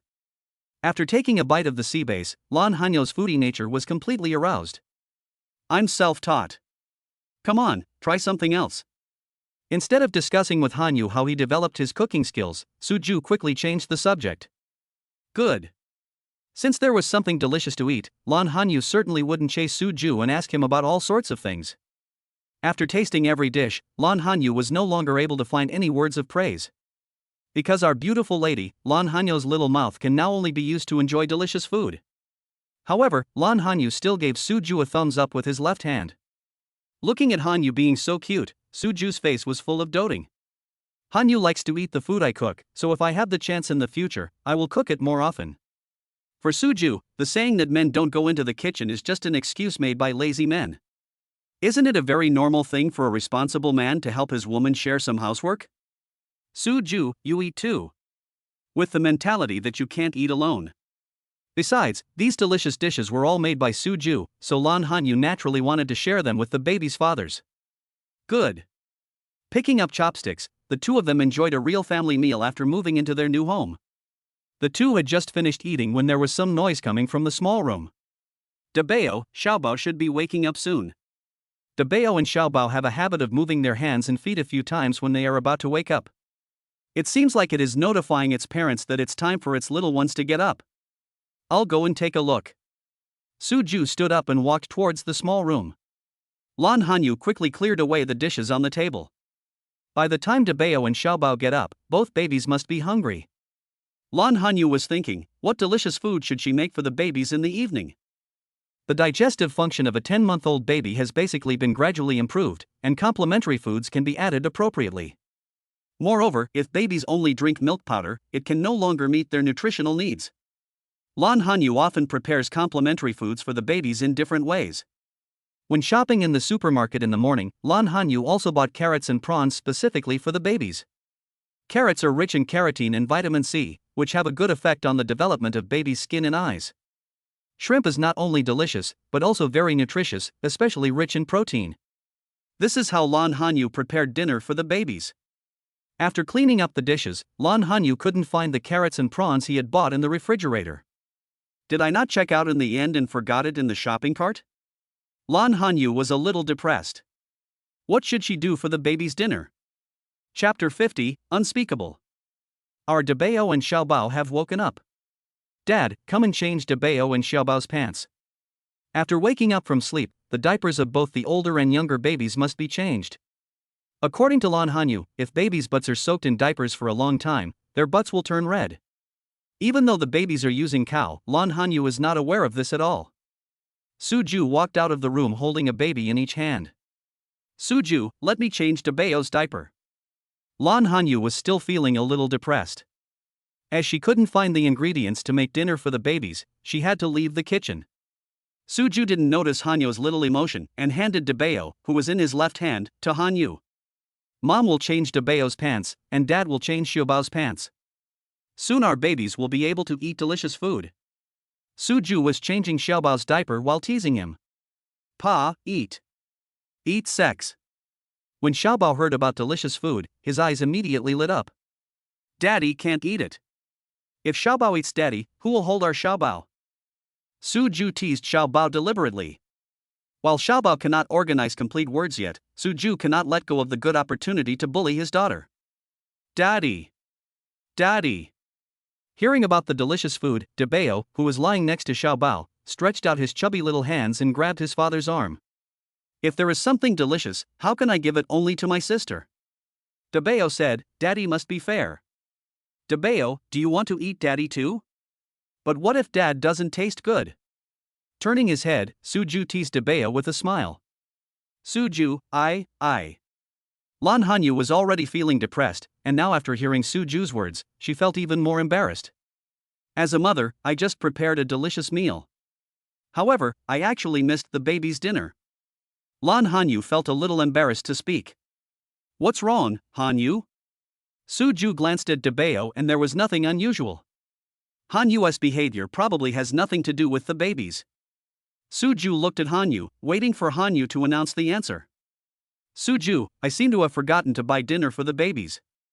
If you stick your head out, you will get a knife. If you shrink your head, you will also get a knife. Lan Hanyu closed his eyes and said boldly. Lan Hanyu felt that she was too careless as a mother, and even if Suju blamed her, Lan Hanyu would accept it. Dinner for the babies? Suju was stunned. He realized he had already cooked it. Well, I had already picked out the carrots and prawns, but I seem to have forgotten to pay the bill. Lan Hanyu was waiting for Suju's criticism like a primary school student who had done something wrong. Carrots and prawns? Suju wanted to laugh. He had already cooked it and it was right in the pot. Hanyu, please carry Dabeo to the high chair. Suju picked up Xiaobao and said something to Hanyu. After putting Xiaobao on the baby chair, Suju walked towards the kitchen. Dabeo, Xiaobao, are you hungry? Suju had no intention of blaming himself, and Lan Hanyu still felt a little apologetic towards the two babies. Mom, tummy. Ma. When the two babies heard what their mother said, they pointed to their little bellies at the same time. The baby's performance made Lan Hanyu's face turn red again. The babies can speak more and more words, and Lan Hanyu actually misses the time when the babies couldn't speak. At least when encountering such a thing, Lan Hanyu wouldn't feel too embarrassed. Dabeo, Xiaobao, come and take a look at the dinner that mommy has chosen for you. The babies didn't have to wait long. Suju had already cooked stir-fried carrots and prawns, he just needed to heat it up. Because it was for the babies to eat, Suju specially cut the carrots into the size of corn kernels. Before cooking, Suju cut the plump shrimp meat into small pieces with scissors. Although it was a stir-fry, Suju also deliberately stewed the carrots and shrimps first to ensure that the babies would melt in their mouths when eating. Suju, this. When Lan Hanyu saw the dinner that Suju brought out for the babies, she finally understood why she couldn't find carrots and prawns. The feelings have been cooked by Suju. Pa. Daddy. Daddy. Eat. When the little ones saw the delicious food, they all started dancing with joy. Dabeo, Xiaobao, are you hungry? Daddy, come and feed our baby. When feeding the babies, I use a small spoon with a soft tip. Suju scooped a spoonful and put it into Dabeo's mouth.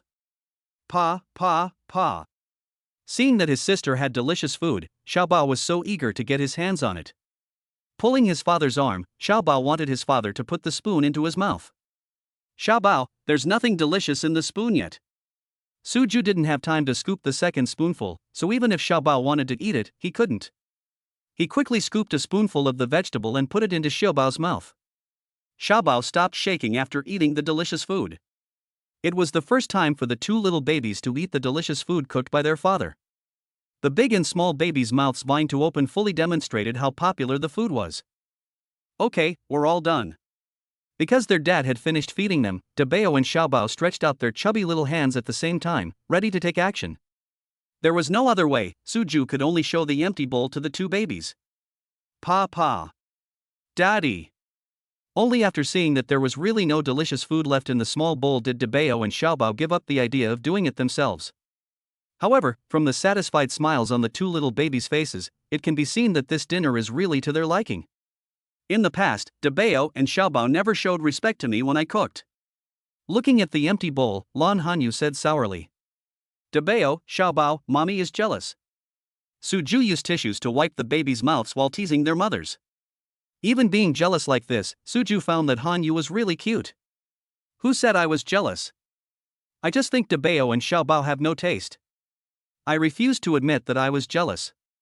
Lan Hanyu also started to bully the babies because they couldn't understand what he was saying and couldn't open their mouths to refute him. Ma. When they heard their mother calling them, Dabeo and Xiaobao gave their mother a flattering smile. Go play with your dad. Mommy has to go wash the dishes. He deliberately put on a stern face, but after receiving the bright smiles from the two little babies, Lan Hanyu couldn't hold it back anymore. Puff. Chuckling softly, Lan Hanyu was in a really good mood. I originally thought that a boy of Suju's age would definitely stay away from the kitchen. Lan Hanyu never thought that she would meet a treasure boy. Chapter 51. Something big happened. Little baby, learn to draw. With a big crayon in your hand, draw a duckling, quack, draw a pony, write it home. A family of 4 was playing in the living room when Suju's cell phone rang. Lan Hanyu glanced at Suju's phone. Lan Hanyu had noticed a long time ago that Suju's cell phone ringtone at the beginning was the music from The Lone Brave Man. Later, after knowing the existence of Dabeo and Xiaobao, Suju changed his cell phone ringtone to this lovely nursery rhyme. Is this also a manifestation of Suju's love for babies? Anyway, Lan Hanyu felt that this was the reason. Dabeo, Xiaobao, Daddy needs to answer the phone. Suju picked up Dabeo and Xiaobao, who were playing with him as pillows. But the babies didn't cooperate. They even pulled their father's arms with their little hands, wanting to play with him. Suju had no choice but to press the speakerphone button. Brother Ju, you are in trouble. You'd better take the initiative to find the instructor tomorrow. It was the voice of Suju's roommate, Ma Xiaoyu. Ever since they knew that Suju helped the campus beauty of Lan University win the double color ball, Suju's roommates have been calling him Brother Ju. Lan Hanyu.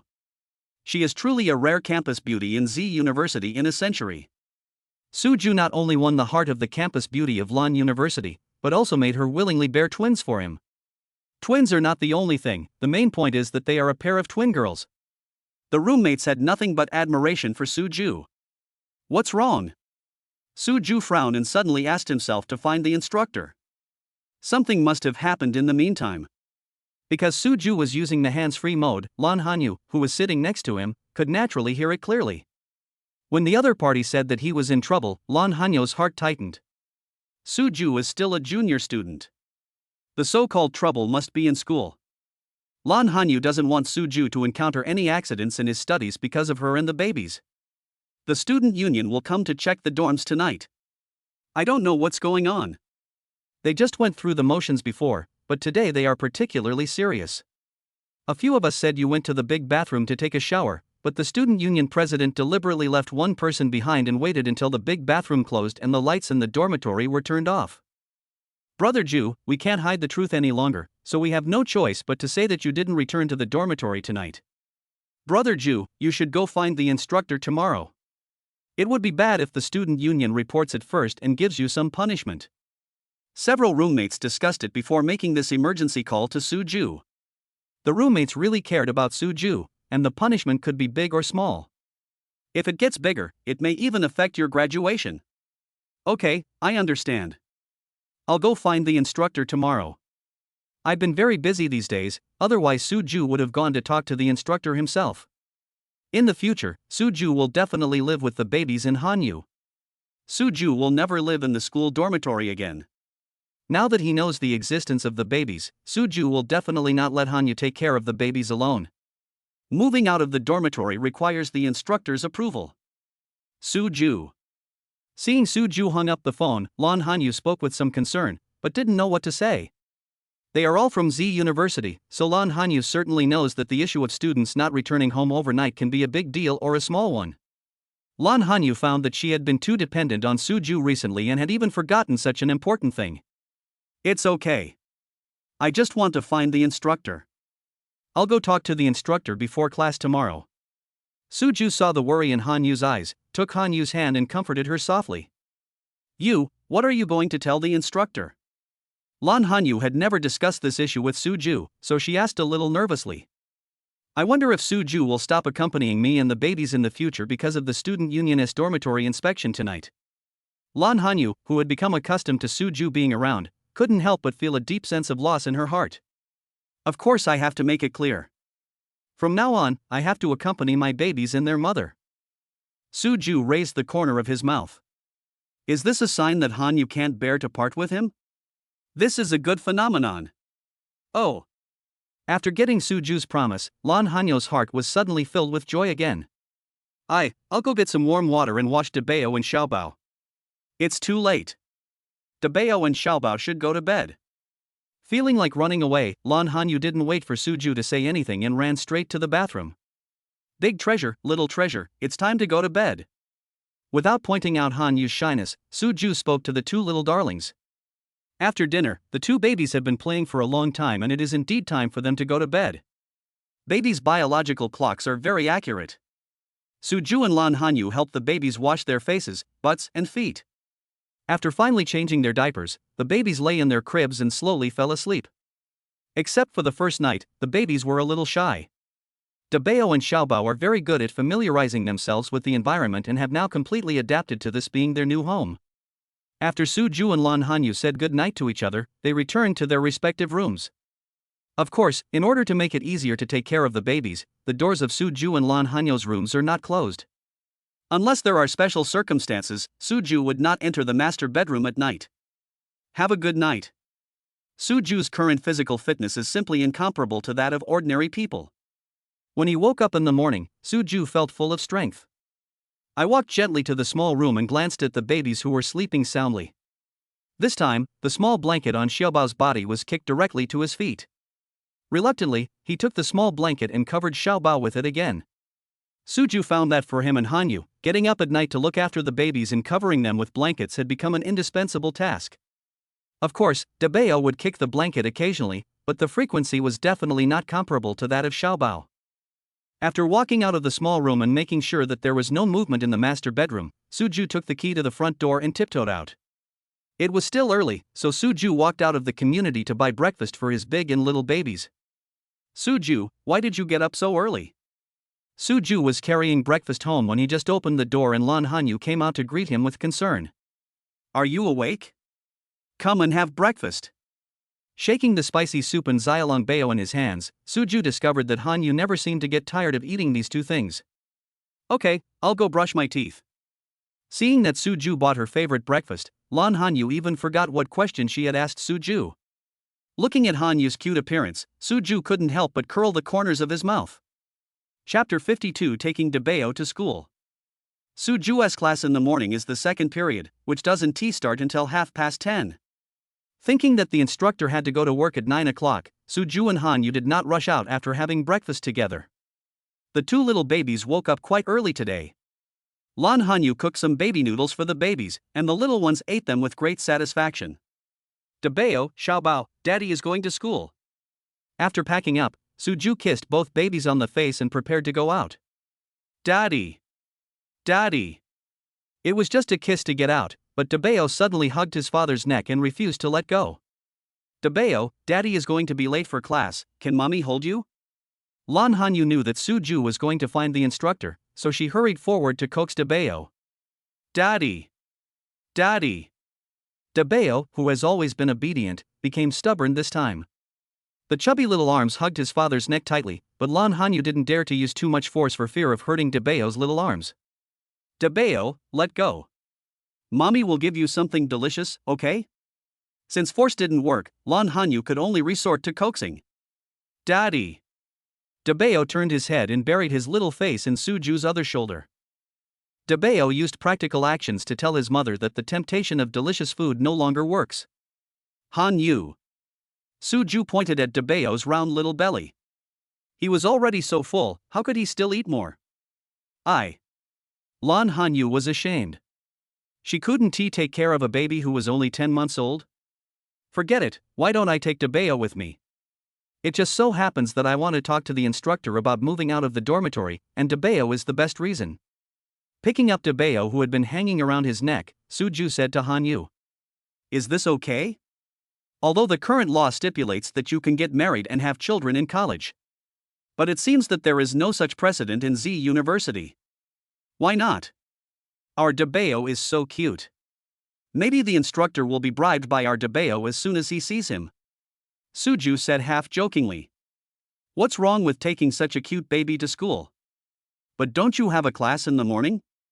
It's just meeting the instructor, which is easier said than done. The key is that Suju has classes in the morning. You can't let Suju meet the instructor and then send Dabeo home, right? If you run back and forth like this, you will definitely miss class. It's okay. Prepare some teething biscuits for Dabeo. It shouldn't be a problem to take her to class with her. I thought that Debeo was usually very well behaved, so if he really made a fuss, I should be able to coax him into submission by giving him some cookies. Suju was not worried at all. Once you've made the decision, start preparing. The twin baby stroller that Suju bought is the kind that can be separated, which is very convenient. Lan Hanyu also prepared a few diapers, wet wipes, tissues, teething biscuits, and a thermos cup for Debeo, a big bag full of them, and placed them directly on the chassis under the stroller. Okay, Debeo, Daddy will take you to school. Everything was ready. Suju picked up his backpack and prepared to go out. Pa. Xiaobao saw his father pushing his sister out of the house and walked over unsteadily. Xiaobao, Mommy will hold you. Fearing that the same thing would happen again, Lan Hanyu immediately intercepted Xiaobao halfway. Suju, this is Debeo's favorite toy, let her play with it during class. Lan Hanyu stuffed a small wooden horse into Suju's hand, gave him a few instructions, then carried Xiaobao to the balcony to distract him. Lan Hanyu was already worried about the fact that Suju took Debeo to school. If Xiaobao came to his senses and wanted to go along, Lan Hanyu couldn't even imagine what that scene would be like. Suju understood Han Yu's intention. He didn't say bye-bye to Xiaobao, but pushed Debao out directly. Daddy! Debeo seemed to know that this time his father was secretly taking him out alone and would not be taking his younger sister with him. It was not until Suju closed the door of his house that Debeo started shouting excitedly. Debeo, Daddy is telling you something. Daddy will take you to school later. You mustn't make a fuss. Otherwise, Daddy won't be able to take you to school anymore. Regardless of whether Debeo can understand everything, Suju feels that it is still very necessary to communicate in advance. Oh. Suju had the illusion that Debeo understood what he said because of the long drawn-out baby voice. Shinhua Blue Bay community is quite some distance away from Z University. Suju took a taxi and took Debeo on his first campus trip. University is different from junior high school and high school, and there is no unified school arrival time. However, it is morning now, and Suju does not arrive at school very early. There are still many students coming and going at the school gate. Some students will sleep in and go out for breakfast even if they don't have classes in the morning. Thinking that he was one of these single nobles a few days ago, and now he is the father of 2 babies, Suju has an indescribable feeling. Taking his daughter to school, Suju knew that he was the best in Z University. Pushing the stroller, Debeo sat in the stroller, poking out his little head and looking at the uncles and aunts coming and going around with curiosity. Debeo said that it was the first time he saw so many uncles and aunts together. Daddy! Debeo was so excited that he wanted to share the new world he discovered with his father. Sit still, Debeo. If you fall, your little butt will hurt. Although Debeo had already fastened his seatbelt, Suju couldn't help but remind him. Daddy! After hearing what his father said, Debeo finally calmed down a bit. Looking at Debeo's well-behaved appearance, Suju's face showed the pride of an old father again. My baby and Han Yu's baby is so smart. He is only 10 months old, but he can understand what adults say. There are many departments in a university, so it is very normal that everyone does not know each other. But because Suju is the school idol, his good looks are there, and his fame is naturally known as well. It can be said that there are quite a few people in Z University who know Suju. The classmates who recognized Suju were all stunned to see him pushing a stroller into the campus with a smile on his face. Is this really the school hunk Suju? Why is he bringing a baby to school? It's the school hunk Suju himself. I heard that he and Shin Man broke up. What's going on here? You already know that Suju and Shin Man broke up, but you don't know about the relationship between our Z University's most beautiful campus belle, Lan Hanyu, and Suju? Beautiful Blue? Hasn't Beautiful Blue appeared in over a year? What's her connection with Suju? Your information is so outdated. As far as I know, Miss Lan and Suju even have a child. This baby should be born by Miss Lan. Oh my god. My goddess. Why would she choose Suju and not me? The miserable voice ended everyone's discussion. A series of contemptuous glances swept over him instantly. Why don't you look in the mirror first? Appearance determines everything. Chapter 53. Want to make things bigger. When Suju arrived at the instructor's office, the instructor was communicating with a boy with a student union sign on his chest. Not only the boys but also the instructor couldn't help but take a few more glances at Suju pushing the stroller. Teacher Joe, this is what happened. According to information we received from the student union, this should not be the first time. Teacher Zhou, I hope you can handle this matter. It won't be good if it gives other students a bad start. The boy must have recognized Su Ju. When he was talking to the instructor, he deliberately glanced at Su Ju a few times. Su Deji understood clearly that this was the secretary of the student union who came to report him to the instructor. But it doesn't matter. He has brought the best evidence with him. Su Ju believes that the instructor is a reasonable person. Okay, I understand. Su Ju's instructor, Mr. Zhou, is a man in his early 30s. Teacher Zhou is tall and has a good temper. He gets along well with his students. When Teacher Zhou saw the baby in the stroller, she couldn't help but look at the baby several times. Don't worry, I will investigate this matter thoroughly. If it is really as you said, I will deal with it seriously. The boy was obviously here to complain on behalf of the student union, and Teacher Zhou spoke in a serious tone with a stern face. Thank you for your hard work, Teacher Zhou. Having gotten the attitude he wanted, the boy left satisfied. Go stand inside. After shouting at Su Ju, Teacher Zhou stood up and closed the office door. Su Ju, what is this baby? Turning around, Teacher Zhou seemed to change her expression and looked at Debaya with an anti-smile. Teacher, this is my baby. Without any concealment, Su Ju openly revealed Debayo's identity. So, the recent rumors in school are true? Did Lan Hanyu, the campus beauty of our Z University, really give birth to a child for you? Su Ju, when did you capture Lan Hanyu?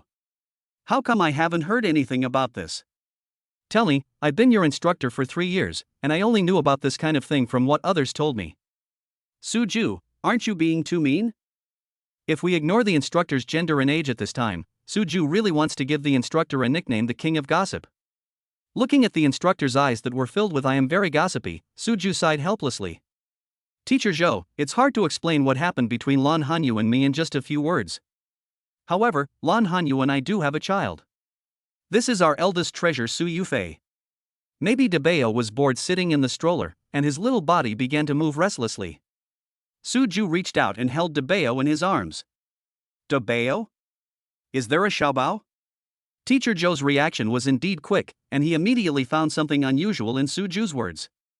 Yes, I have twins. This is the older sister. My sister Su Yenny is at home. When talking about his babies, Su Ju's tone was full of pride. Su Ju, you can do it. The quality of young people these days has generally declined. You, Su Ju, are amazing. You hit 2 targets at once. Teacher Zhou patted Su Ju on the shoulder with a proud look on his face. This is my own student. The student is awesome, so the teacher is naturally happy. The boy from the student union who just left would definitely be shocked if he saw this scene. Is this what they call serious handling? This is clearly how good buddies get along with each other. This is Debao, right? He's so cute. Come, let Uncle hug you. It can be seen that Teacher Zhou is also a daughter slave. With a smile on her face, Teacher Zhou didn't want to scare the baby. Auntie. Debao was not shy either. He stretched out his chubby arms and threw himself from his father's arms into Teacher Zhou's arms. It's uncle, not aunt. The baby was held in his arms, but the way he addressed himself was not right. Teacher Zhou corrected me very patiently. Auntie. Auntie. Debao is also very persistent and believes that what he calls is right. Debao, call me uncle, I am your uncle. Call me uncle, and I'll buy you some candy later. It's a bit like Red Wolf luring Little Red Riding Hood. Teacher Zhou's current appearance and his tall and big image really form a huge contrast. Daddy. Debao stretched out his little arms and called softly to Su Ju. Su Ju half grabbed his daughter from Teacher Zhou's arms. Our baby is so adorable that Teacher Zhou is reluctant to let him go. You are too stingy, can't you let me hold you for a little longer? Girls are better. My brat just wants to piss me off all the time. Teacher Zhou looked at Debao eagerly, as if he was reluctant to let him go. Daddy. As if he understood what Teacher Zhou said and felt that this aunt was trying to snatch him away, Debao hugged his father's neck tightly. I still feel safe with my dad. Teacher Zhou, if you want a daughter, you have to work harder. Su Ju gave the instructor a gesture of hard work, and received a roll of the eyes from the instructor. Can I do this kind of thing by just working on my own? After mumbling something, Teacher Joe said that the person at home didn't want to do it. Okay, let's get down to business. Waving his hands, Teacher Joe said that he didn't want to talk about sad things anymore. You heard what that classmate said just now. What do you want to say? The matter of university student Z not returning to the dormitory at night can really be a big deal or a small one. For smaller ones, the instructor would just give them a few words of criticism and that would be the end of it. But to put it in a broader sense, if it is noted in the file, it will affect graduation. Now the student union has come forward and even sent someone to communicate with Soo Ju's instructor. This feels like making things bigger. Teacher Joe, I brought Dabeo here, this is the best reason. Hanyu is simply too busy to take care of 2 babies by herself. I really haven't been back to the dormitory these days. I've been taking care of the babies. Without even the instructor asking, Soo Ju directly admitted the student union's accusation against him, saying that he had indeed not returned to the dormitory for several days. Well, Soo Ju, you did nothing wrong. The instructor nodded heavily, and there was more appreciation in his eyes when he looked at Soo Ju. Soo Ju, since Lan Hanyu has given birth to 2 babies for you, you should take on this responsibility. Don't worry about the student union's room inspection last night. I will explain it to the dean and write you a leave application. Now the law stipulates that college students can get married and have children, and our teachers at Z University are not stubborn. When it comes to business, the instructor instantly gets into the role. Chapter 54 Special Pass. Teacher Zhou, the 2 babies at home are still young, and the mother definitely can't take care of them alone. I want to apply to move out of the dormitory directly. Soo Ju didn't come here to ask for leave. If you just want to issue a leave application, the instructor's authority is limited to only 1 month. For Soo Ju, he will definitely have to take care of the babies in the future. Soo Ju doesn't want to miss the baby's growth process. Move out of the dormitory? The instructor looked at Soo Ju in surprise for a while. He did not expect Soo Ju to make such a decision. After thinking for a while, the instructor nodded heavily. Well, this semester will end in just over a month. I'll write you a leave application first, and then let the college know. Starting from next semester, you will move out of the dormitory. The instructor's considerations are also very reasonable. If a student wants to move out of the dormitory in the middle of the semester, there are too many procedures to go through. It may not be approved even by the end of the semester. It would be more convenient to just give Soo Ju a leave application. As for the next semester, the instructor plans to make a statement to the college before the end of the semester. In this way, Soo Ju can stop living on campus next semester. You can also save some money on school accommodation fees. In the instructor's opinion, Soo Ju was a junior student and had to raise 2 babies, which was an extremely huge financial pressure. If I can help save a little, that's a lot. By the way, today is the first time I'm meeting your baby, and I haven't prepared anything. This 1,000 yuan is a gift for the baby. As the instructor spoke, he transferred 1,000 yuan to Soo Ju via WeChat. Instructor, no need. Soo Ju quickly refused. He brought Dabeo here not to receive gifts. Don't give it back to me. Otherwise, forget about your leave application and moving out of the dormitory next semester. The instructor deliberately put on a stern face, as if he would not do anything unless Soo Ju took the money. Thank you, Teacher Zhou. Knowing that the teacher meant well, Soo Ju smiled and clicked the payment button. By the way, you still have classes in the morning, right?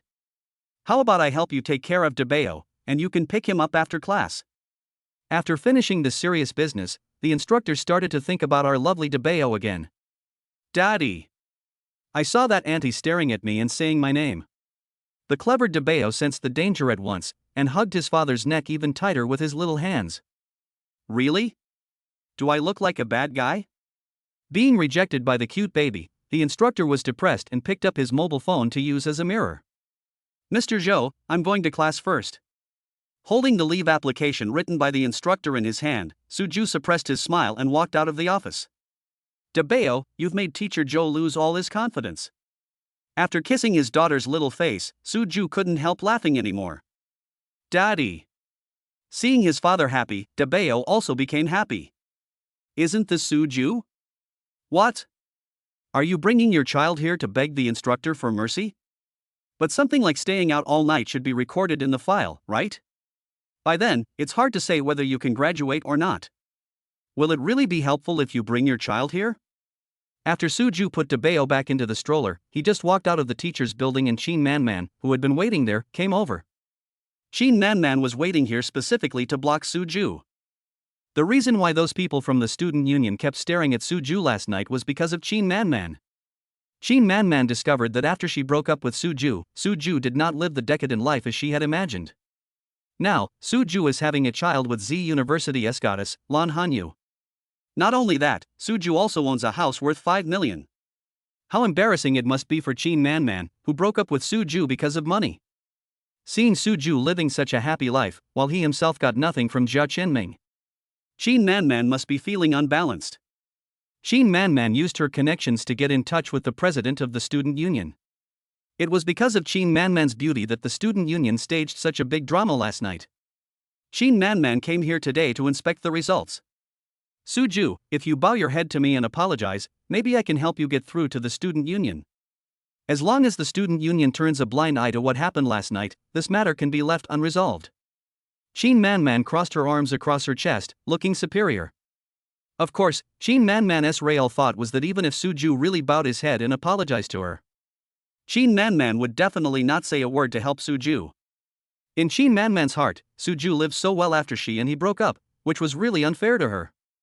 Seeing Shin Man treating the student union as if it were her own, Suju felt a surge of contempt.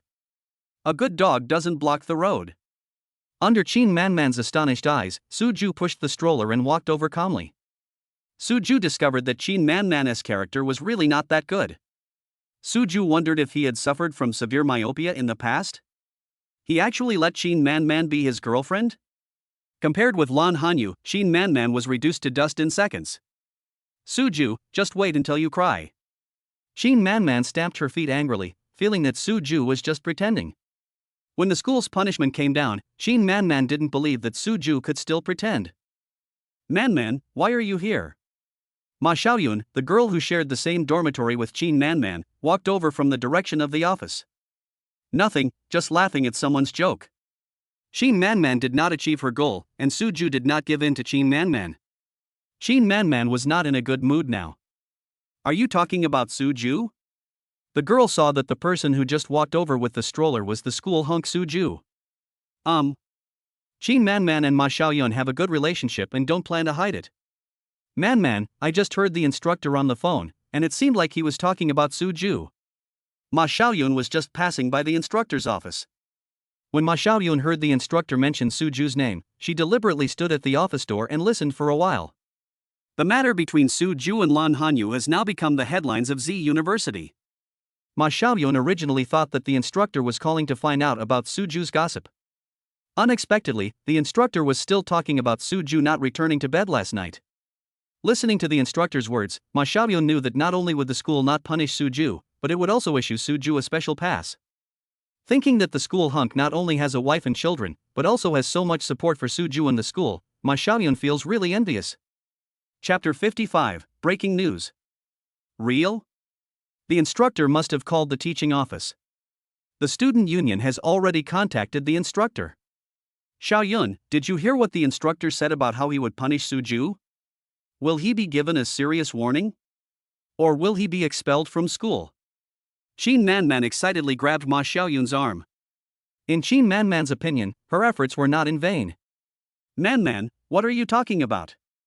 Ma Xiaoyun frowned and broke free from Shin Man's clutches. Shin Man was too excited and used too much force, which hurt Ma Xiaoyun a little. Man, the instructor said on the phone that he has approved a 1-month leave for Suju. So, the fact that Suju was not in the dormitory last night is nothing at all. Also, the instructor seemed to have said that he would allow Suju to move out of the dormitory next semester. I heard the instructor kept praising Suju on the phone for his sense of responsibility and commitment. In short, not only will Suju not be punished, but he will also be able to live in a dormitory without any problems in the future. Ma Xiaoyun told all the news she had heard in one breath. How is this possible? With a scream, Shin Man didn't expect that her hard work would help Suju succeed. Now that's good, Suju can live with Lan Hanyu legitimately from now on, right? Thinking of this, Shin Man's face turned pale. Turning around, Shin Man ran towards the dormitory. Man, class is about to start, where are you going? Seeing that Qin Man was running in the wrong direction, Ma Xiaoyun chased after her. As for Su Ju, all the problems had been resolved, so he was of course feeling extremely relieved. Pushing a baby stroller, Su Ju attracted a crowd of onlookers as soon as he walked into the classroom. Su Ju, is this the baby of you and the campus beauty of Lan University?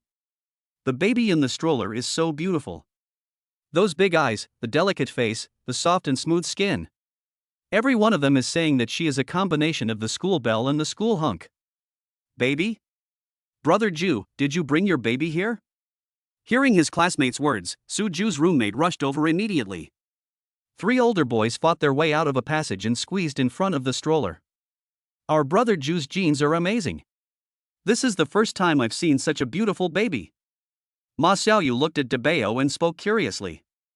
He stretched out his hand, wanting to touch Debeo's little face, but he was afraid that he would hurt such a small baby, so Ma Xiaoyu just stretched out his hand in front of Debeo. Auntie. Debeo seemed to like the uncle in front of him very much, and stretched out his chubby arms towards Ma Xiaoyu. Debeo wants a hug. Ju brother, baby, do you want me to hold you?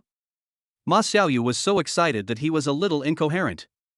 He had never thought that he could win the favor of the little baby. Ma Xiaoyu was so excited that he didn't even notice that his gender had been changed by the little baby. Well, you can try. Su Ju knew that both of his babies were not shy about strangers. The more people they see, the more excited the 2 darlings will become. Brother Ju, then I will try. Ma Xiaoyu wiped his hands on his clothes and picked up Debeo from the stroller. Fortunately, Debeo is already 10 months old, so there is no need to pay special attention to the holding posture. Ma Xiaoyu picked up the baby, and it was quite smooth. Ma Xiaoyu, have you hugged enough? Give me a hug. Seeing Ma Xiaoyu holding the baby, Su Ju's other roommate, Shui Jiawei, became a little anxious. Who wouldn't want to hug such a cute little baby? What do you mean by hugged enough? I just hugged enough, okay? Seeing Shui Jiawei stretching out his hand, Ma Xiaoyu leaned sideways and avoided Shui Jiawei's claws. Ma Xiaoyu, give us a hug too. Not only Su Ju's roommate, but other classmates also made requests to Ma Xiaoyu. Ma Xiaoyu found that he had become the focus of his classmates for the first time. Of course, the credit must go to our little baby. However, even the requests from the delicate female classmates in the class were ignored by Ma Xiaoyu. The baby in my arms is so soft and tender, it feels so good. Ma Xiaoyu is reluctant to let go.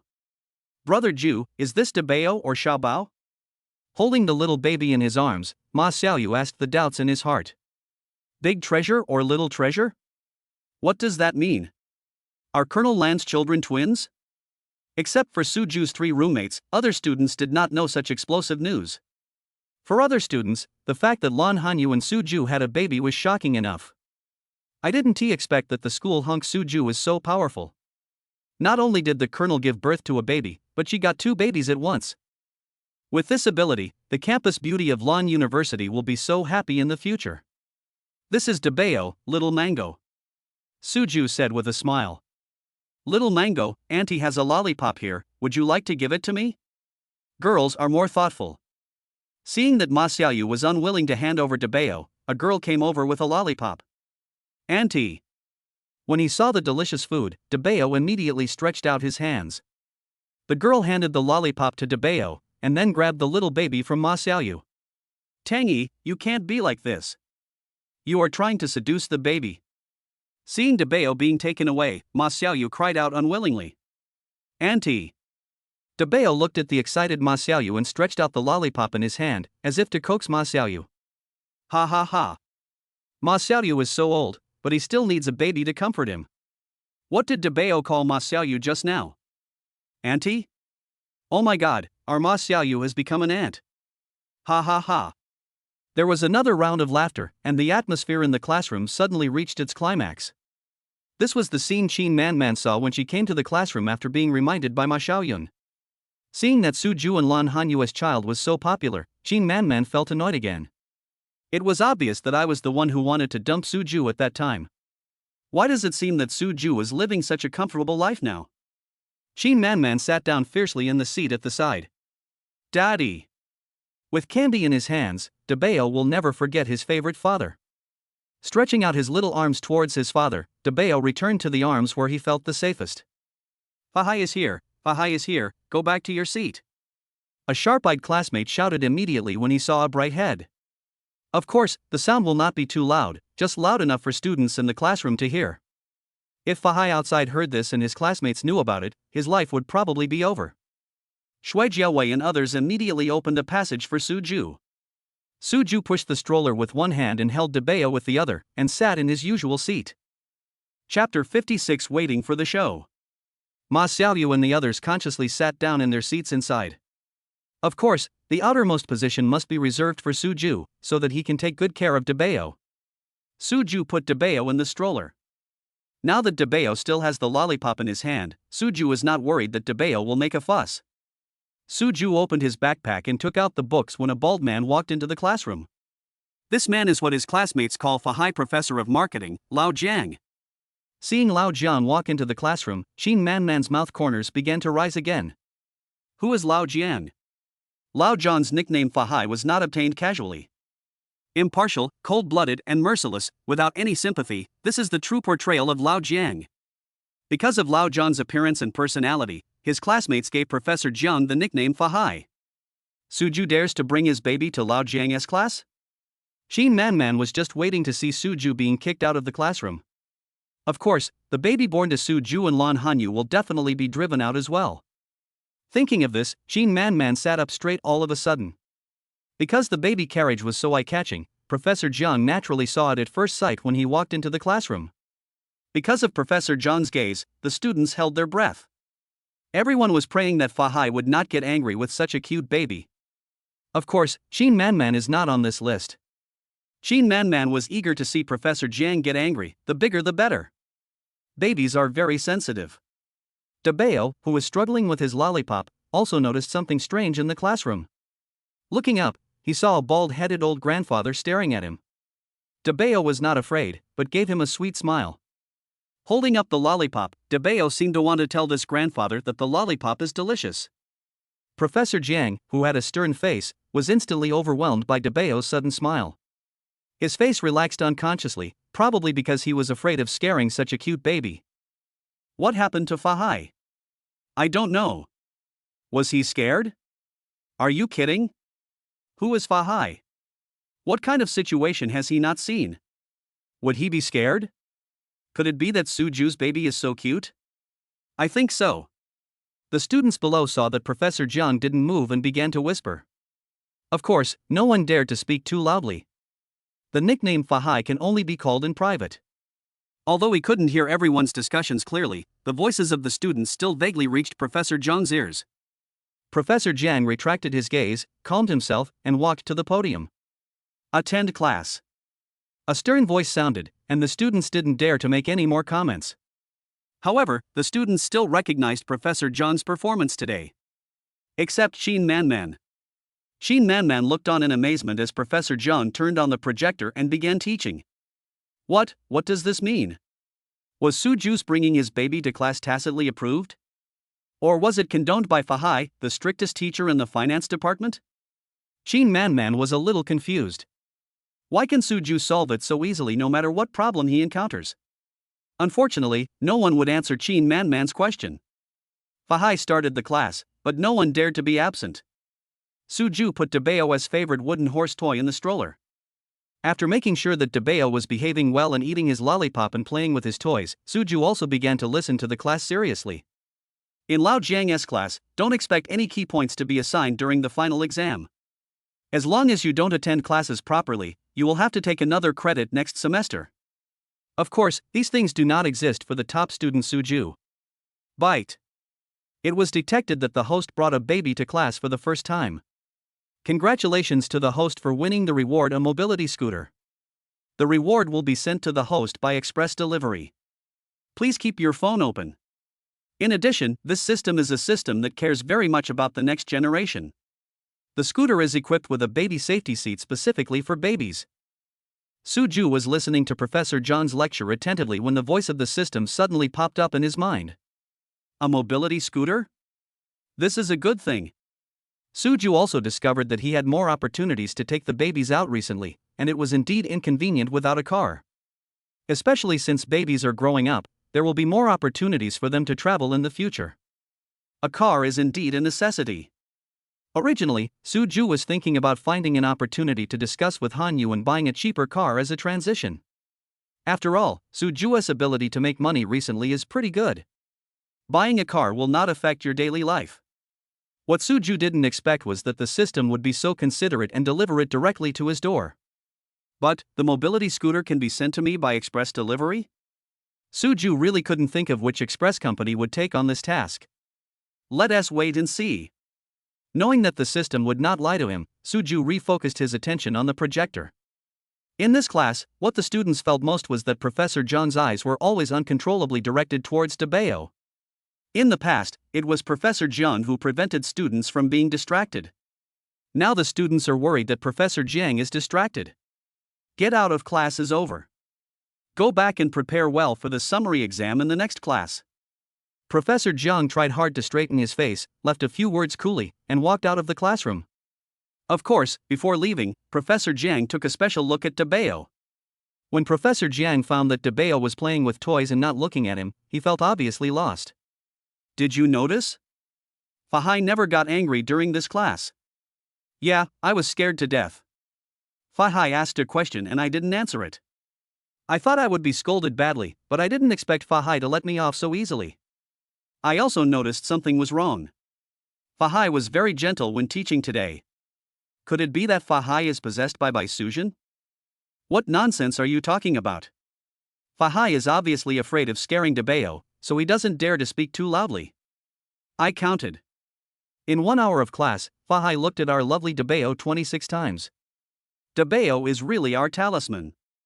If Dabeo can come to Fahai's classes in the future, will we never be scolded again? This possibility is very high. Brother Ju. In order to get the lovely Dabeo to come to class regularly, the boys in the class also followed Ma Xiaoyu and the others and called Suju Brother Ju.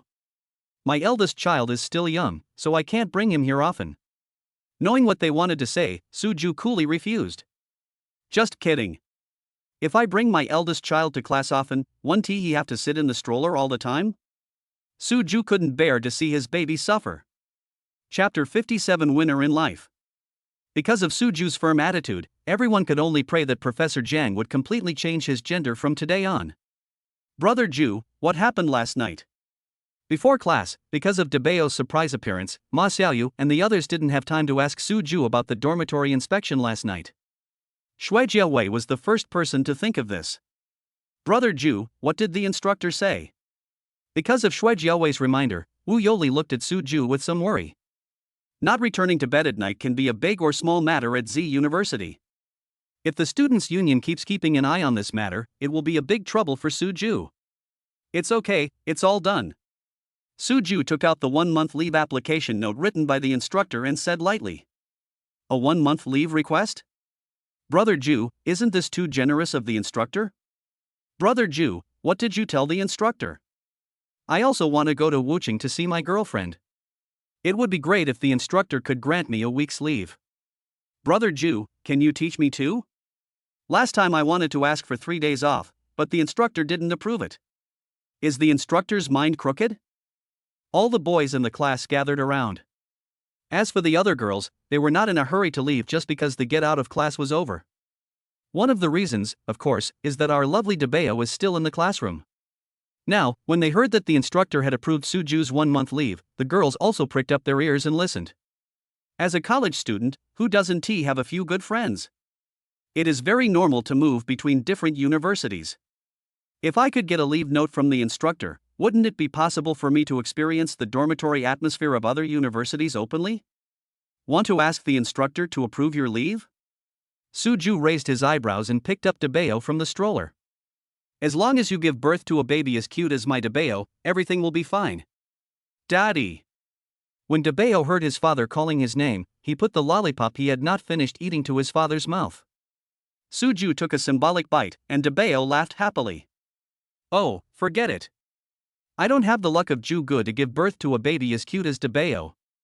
Everyone nodded at the same time, agreeing very much with this great truth. Dabeo is the baby of the campus belle of Lan University and the campus hunk Suju. Is his looks comparable to that of an ordinary person? Everyone surrounded Dabeo and teased him for a while, but knowing that Suju was going to take the baby back, They didn't hesitate too much. Brother Ju, how are you going to get back with the baby? Do you want me to call a DD car for you? All the other students left, but Suju's 3 roommates did not leave. The friendship formed among students living in the same dormitory for 3 years in college is definitely much deeper than that with other classmates. Need not.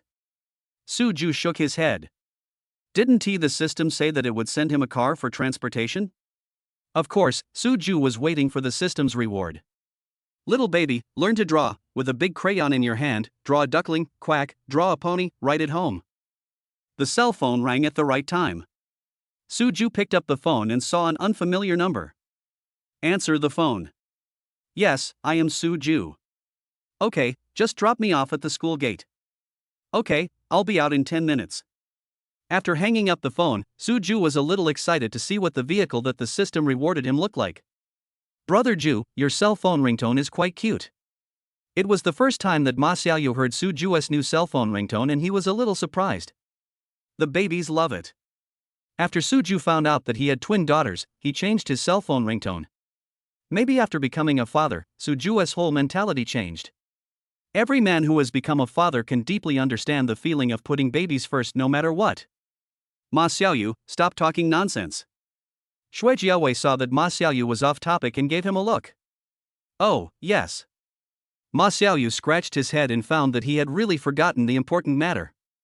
Ma Xiaoyu, Shui Jiaowei, and Wu Yoli took out their cell phones at the same time and tapped a few times. This was something the 3 of them had just discussed secretly. Today is the first time we met Suju's baby. The 3 of us are now uncles, so a red envelope is definitely a must. Beep beep. Beep beep. Beep beep. Suju looked at the 3 people with mysterious expressions. Before he could say anything, the sound of WeChat rang 3 times in a row. I picked up the phone and saw 3 WeChat transfer messages, each for a transfer of 800 yuan. Brother Ju, this is our welcome gift to the babies. It's a little less, so please don't despise it. Our parents send the living expenses for the 3 of us at a fixed time every month. Suju also knew that the 3 of them were used to spending lavishly and could not save any spare money. Sometimes, in order to play games, recharge a card, buy skins, etc., the 3 of them can only live on instant noodles at the end of the month. Knowing how difficult it was for his roommates, Suju clicked return transfer. I appreciate the kindness of my brothers, but I won't accept this red envelope. Brother Ju, this is a little gift from the 3 of us. You must be under a lot of pressure to raise 2 babies at once. We don't have much savings, so don't complain that it's too little. Wu Yoli said sincerely. Ma Xiaoyu and Shui Jiaowei were also nodding their heads frantically. Really, I don't need that. With my financial ability, raising 2 babies is not a problem. Suju is a man with a system, so raising Debao and Xiaobao is really an easy task for him. Of course, Suju would not tell anyone else about his system. Even Han Yu and Suju didn't say anything. Brother Ju, you don't have to force yourself. Shui Jiaowei thought that Suju was unwilling to accept the money because he wanted to save face. Am I the kind of person who wants to save face but suffers? Suju smiled helplessly and thought it would be better to change the subject. I asked a friend to buy a mobility scooter.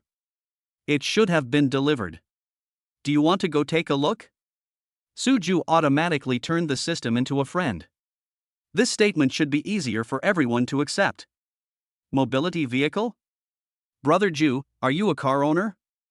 Brother Ju, you are so awesome. Brother Ju, why are you always 1 step ahead of us in everything? What do you mean by 1 step faster? I wonder how many steps Ju is faster than us, okay? Yes, I don't even know where my girlfriend is, and Ju has already completed the steps of having a baby and buying a car. Brother Ju, when you buy another house, you will be a real winner in life. In the minds of the 3 boys, buying a house means they have accomplished half of their life goals. What if I tell you that I already have a house? As Suju pushed the stroller towards the classroom door, he dropped a big bomb. Chapter 58, No Help. Ah. Brother Ju, wait for us, what do you mean by that? Are you already a homeowner? Brother Ju, you left your brothers so far behind, isn't that too unfair? Brother Ju, I don't even need to lean on the wall now, I just surrender to you. Because they were shocked by Suju's words, by the time Ma Xiaoyu and the other 2 reacted, Suju had already walked out of the classroom pushing the stroller. The 3 of them shouted all the way and caught up with Suju. At the gate of Z University, a man wearing the work clothes of a local courier was already waiting there. Suju walked straight towards the man. "Hello, is this Mr. Su?" The courier saw Suju walking up to him and asked. "I am Suju." Nodding, Suju looked around the courier, but there was no mobility scooter. Could it be that the system is playing a joke on me? It shouldn't be like this. After so many contacts, Suju knew that the system's rewards would not be wrong. "Hello, Mr. Su. Because the items delivered this time are very valuable, we need to verify your ID card." Although he did not see the mobility scooter the system mentioned, Suju still took out his ID card. "The identity has been verified, Mr. Su, this is your express delivery." The courier handed over a box that was packed very tightly. "Is this a mobility scooter? A mobility scooter in a box? Isn't it a model?" If the system could be summoned, Suju would definitely ask for it clearly. "Brother Ju, what is this?" Shui Jiaowei looked at the box, puzzled. Didn't Brother Ju say that he asked his friend to buy the car? I don't think Ju Guo's friend has any special abilities that allow him to shrink a car and put it in a box, right? "Brother Ju, open it and take a look." Wu Yoli always felt that the answer was in this box. Good. This box must have been delivered to him by the system. Suju also wanted to know what the vehicle the system was talking about was. Bao, the BMW keys? Brother Ju, the vehicle you're talking about is a BMW? Brother Ju, your Versailles is too amazing. When they saw that the box contained a BMW car key, Ma Xiaoyu and the others could no longer remain calm. BMW is a luxury car for college students. In Suju's eyes, the luxury car has become a means of transportation? What is the concept of this? Just now Suju said that he already has a house, and now he has a BMW. Wife, kids, house, car, I have everything. If this isn't a winner in life, then what is? Ma Xiaoyu suddenly felt that his 3 years in college were wasted. Suju, who also lives in the same dormitory, has everything. But what about yourself? I've never even held a girl's hand. Not to mention the empty wallet. Brother Ju, look, there is a note in the box. Shui Jiaowei pointed at the BMW car keys and said. Suju took out the car keys and opened the note underneath. The car has been parked in the parking lot on the left side of the school gate. There was no signature, but Suju knew that it was the work of the system. Brother Ju, your friend's actions are quite interesting. Because Suju did not avoid his roommate, the other three also saw the words on the note. Brother Ju, take us to see your new BMW. Luxury cars and beautiful women, this is every boy's dream. Although they were not destined to meet beautiful women, Shui Jiaowei and his friends' wish to see luxury cars can now be fulfilled. Good. Debeo, can Daddy take you to see our new car? Without ignoring Debeo, who was still struggling with the lollipop, Suju first helped Debeo wipe the saliva from the corner of his mouth. Daddy. Debeo has no idea what a new car is. After giving his father a big smile, Debeo continued to argue with the lollipop. Debeo, Uncle will buy a lot of lollipops later, so ask Daddy to bring you here more often in the future. Ma Xiaoyu still remembers that Debeo abandoned him because of a lollipop. Although Ma Xiaoyu had no experience before, he has learned from his mistakes now. Auntie. When he heard that there was candy to eat, Debeo waved his hands happily. Debeo, it's Uncle. I am Uncle, not Aunt. Hearing that this was not the first time that Debeo called him Auntie, Ma Xiaoyu corrected him seriously. This is a matter of reputation as a man, Ma Xiaoyu must restore his gender. Auntie. Debeo is also very stubborn. Who can blame him for not being able to call Uncle yet? Debeo, it's Uncle, I'm Uncle. Auntie. Auntie. I'm your uncle. Call me Uncle.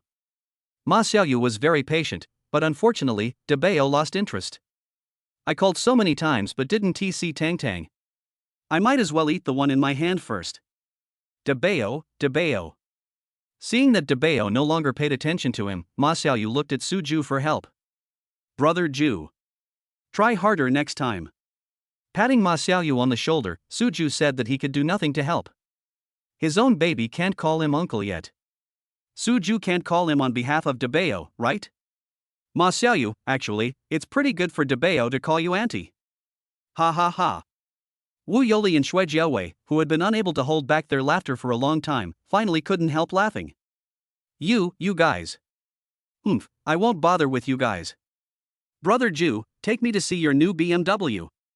Turning around, Ma Xiaoyu has not forgotten about the BMW. Yes, Brother Ju, we want to see it too.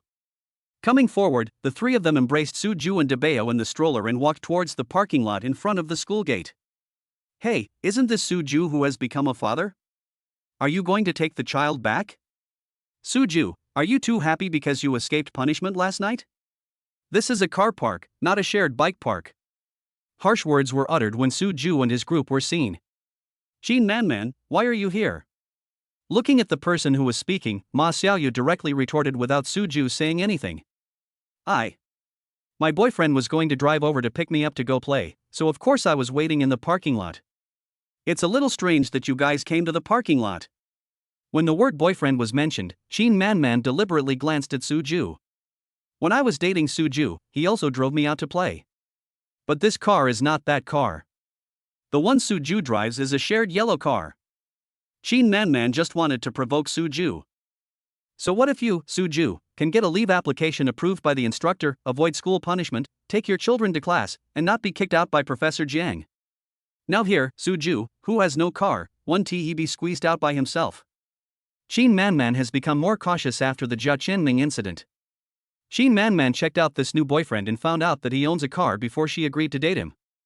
Chapter 59, Jealousy is a Disease. Shared bikes? When my brother Ju and you are dating, we must ride shared bikes. After all, for someone like you, it would be a bit redundant to ride on a shared bike. But now our brother Ju's woman has become the goddess of Z University Senior Lan. Her status will definitely go up. Su Ju's three roommates all knew about Jin Man and Jia Qinming. Faced with such a snobbish woman, everyone is naturally rude. Is it going up in level? How do you get on it? A two-wheeled vehicle, turning it into four wheels? That's right, Su Ju, you now have a four-wheeled car, but it seems a little small and can only fit a child. Jin Man deliberately covered her mouth and laughed, glancing at Debeo's stroller a few times. It is self-evident what this four-wheeled vehicle is. Brother Ju, show the blind people what a four-wheeled vehicle is. Even the dumbest person could tell what Jin Man meant by her performance. Shui Jiaowei didn't want to see Jin Man acting like that, so he urged Su Ju. Su Ju glanced at the parking lot and saw two new BMWs parked there. One is a sedan, probably a BMW 1 Series, and costs about 200,000 renminbi. The other one is a big BMW. Su Ju recognized it at a glance. It was a BMW X5. The BMW X5 is definitely a fighter among SUV models. Whether it is from the appearance or the size of the space, Su Ju likes it very much from the bottom of his heart. However, thinking about what the system said, that the reward this time was just a car, Su Ju's eyes stopped on the little BMW. As a means of transportation, and a BMW at that, a price of 200,000 yuan should be the most suitable. As for the BMW X5, the price should be around 600,000. Even ordinary white-collar workers can't afford this car. Not to mention, it's just used for transportation. You can pretend as much as you want. I have plenty of time. My boyfriend won't be here for a while anyway. I'll just watch how you end up. Jin Man just received a message from her boyfriend saying that there was a traffic jam and he would be late. Originally, Jin Man thought that this was only her second official date with her new boyfriend, and the boy was already late. Jin Man was very unhappy. But now, Jin Man doesn't blame her new boyfriend at all. It was because her boyfriend was late due to traffic jam that she saw Su Ju's joke, right? Su Ju glanced at Jin Man, who looked very proud, and pressed the car key in his hand. Beep beep. Along with the dull sound of a car, the headlights of the BMW X5 lit up. Fuck. Brother Ju, you said you bought a mobility scooter. Is this your mobility scooter? A BMW X5. A car of this level is used for transportation? Brother Ju, you have to be so awesome. Brother Ju, I really don't even want to lean on the wall now, I just surrender to you. Brother Ju, you are so awesome, you are almost breaking the sky. When Ma Xiaoyu and others saw the headlights of the BMW X5 light up, they took a deep breath at first, and then were extremely surprised. Su Ju looked very calm on the surface, but he was extremely shocked on the inside. The vehicle the system is talking about is actually a BMW X5? Awesome! Suju gave the system a thumbs up in his heart. Is this your car? How funny! This is a BMW. Do you really want to flatter yourself like this? Shin Man saw Suju move his hand. However, after all, there was still some distance from Suju, and Shin Man did not see clearly what was in Suju's hand. Shin Man felt that Shuejiawei and the others were just giving face to Suju. Just by chance, the headlights of this BMW came on, so it turns out that the BMW belongs to Suju? Now that I am standing in the parking lot, can I also say that this BMW belongs to her, Shin Man? Shin Man, I've discovered that not only do you have problems with your brain, but your eyesight is also not good. Shin Man, you must have never ridden in a BMW before, so you envy the woman in our brother Ju's passenger seat. Is she Senior Lan? Shuijiawei watched Suju press the BMW key. This BMW X5 is not Suju's, so could it be Shin Man's? You guys. Shin Man was so angry that her face turned red. When I was Suju's girlfriend before, I had never seen how enthusiastic Shuijiawei and the others were towards me. Now Suju's girlfriend has become Lan Hanyu. Logically speaking, Lan Hanyu and Shuijiawei are not familiar with each other at all, so why are they so protective of Lan Hanyu? Brother Ju, don't pay attention to those jealous people. Jealousy is a disease. If it's not treated, it can kill people. Brother Ju, can I take a look inside? Ma Xiaoyu couldn't bear it anymore. This is a real BMW X5. For these college students, they could only watch it on the road before. Can. Since it's his own car, Suju certainly wouldn't mind. Cut. Shin Man crossed her arms across her chest, looking as if she didn't believe it at all. Shin Man looked around, but why was there no sign of the owner of the BMW? Logically speaking, the car doors are unlocked, so the owner should be nearby. Shin Man still wanted to see the scene where Suju and others were scolded by the owner of the BMW. The best thing would be for the owner of the BMW to call the police and have Suju and those annoying people arrested together. Great! This is my first time to be so close to a luxury car. Brother Ju, I want to see it too. I want to see it, too. Seeing Ma Xiaoyu open the door of the cab, Wu Yoli immediately ran to the co-pilot seat. Shuijiawei was a step slower and could only open the back door. Why hasn't the owner of the car shown up yet?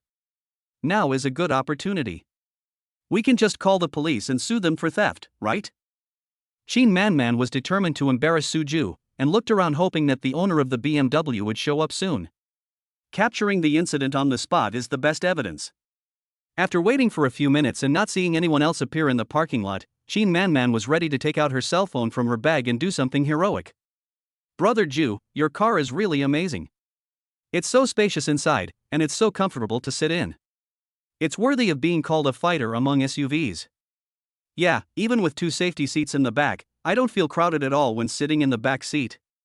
Shuijiawei and his friends are still very self-conscious. After feeling the luxury car, they got out of the car without any hesitation. Brother Ju, I'm sorry to have wasted your time. Let me carry Debeo to the car. Ma Xiaoyu picked up Debeo and put him in the safety seat in the back seat. Wu Yoli put away the stroller and put it behind the car. Seeing his roommates being so attentive, Suju smiled. Next time we have a chance, I'll take you guys for a ride. Boys all love cars, and Suju understands this very well. Real? Marvelous. Long life Brother Ju. Just thinking about taking a spin in a BMW X5 is so cool. Chapter 60 The Invisible Rich Second Generation. Under Shin Man's incredulous gaze, Suju got into the car, pressed the start button, and the BMW X5 drove out of the parking lot arrogantly. Debeo, how is Daddy's driving skills? Luckily, my father had the foresight to learn how to drive and get his driver's license when he was 18. While driving, Suju did not forget to chat with Debeo, who was sitting in the safety seat in the back seat. Daddy. Daddy. Car. Debeo's language organization ability is limited, so he can only communicate using these simple words. Debeo, you mean Dad is so cool when driving, right? Dad thinks so too. In front of his baby, Suju is not humble at all. Daddy. Inside the car, the father and daughter communicated without any obstacles, and the atmosphere was really good. Is this really Suju's car? Qin Manman didn't react until the BMW X5 disappeared from view. Suju drove away, and Qin Manman would no longer be so naive as to think that this was someone else's car. Thinking about the fact that Suju owns a suite in Crescent Blue Bay worth 5 million. Now I drive a BMW X5. Qin Manman just couldn't get over the anger in her heart. Is God playing a joke on me? Originally, when she broke up with Suju, Qin Manman wanted to find a rich second-generation man. Unfortunately, he did not meet the rich second generation and lost Suju, the invisible rich second generation, in vain. Qin Manman had an urge to vomit blood. Is this what is called picking up sesame seeds and losing watermelons? Qin Manman, why don't you get a pair of glasses? With such poor eyesight, I don't know how you dare to go out. Thinking of how Qin Manman said during the self-study class that Suju was not worthy of her, Xue Jiaowei felt angry. Is it possible that a man like Zhu Gu is not worthy of such a woman? Qin Manman really knows how to flatter herself. I don't want to bother with you guys. Qin Manman knew that she wouldn't be able to get anything out of him. No longer wanting to make herself bored, Qin Manman looked towards the entrance of the parking lot. What's going on with Wang Haolin? There's a traffic jam. Why hasn't he come yet? Qin Manman muttered a few words. Actually, she was speaking to Xue Jiaowei and the others, saying that her boyfriend also owns a car. But no one paid attention to Qin Manman's words. Here.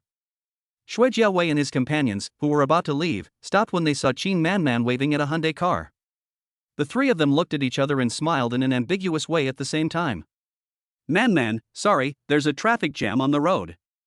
After the Hyundai stopped beside Qin Manman, a short boy with small eyes got out of the car.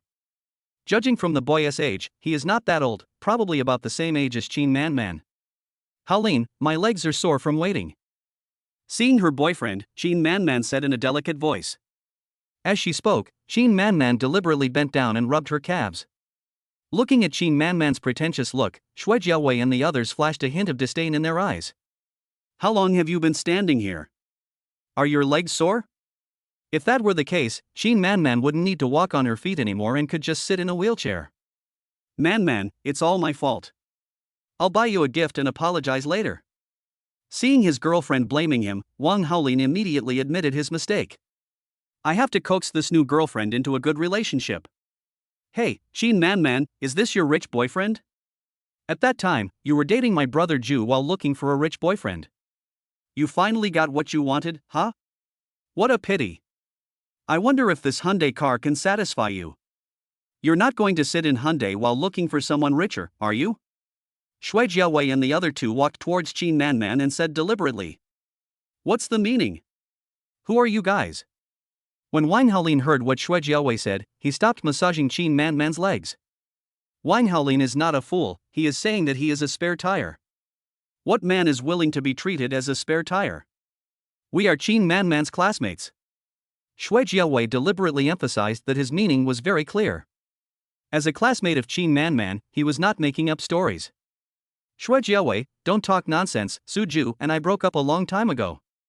Besides, my breakup with Suju has nothing to do with my boyfriend. Qin Manman was very confident.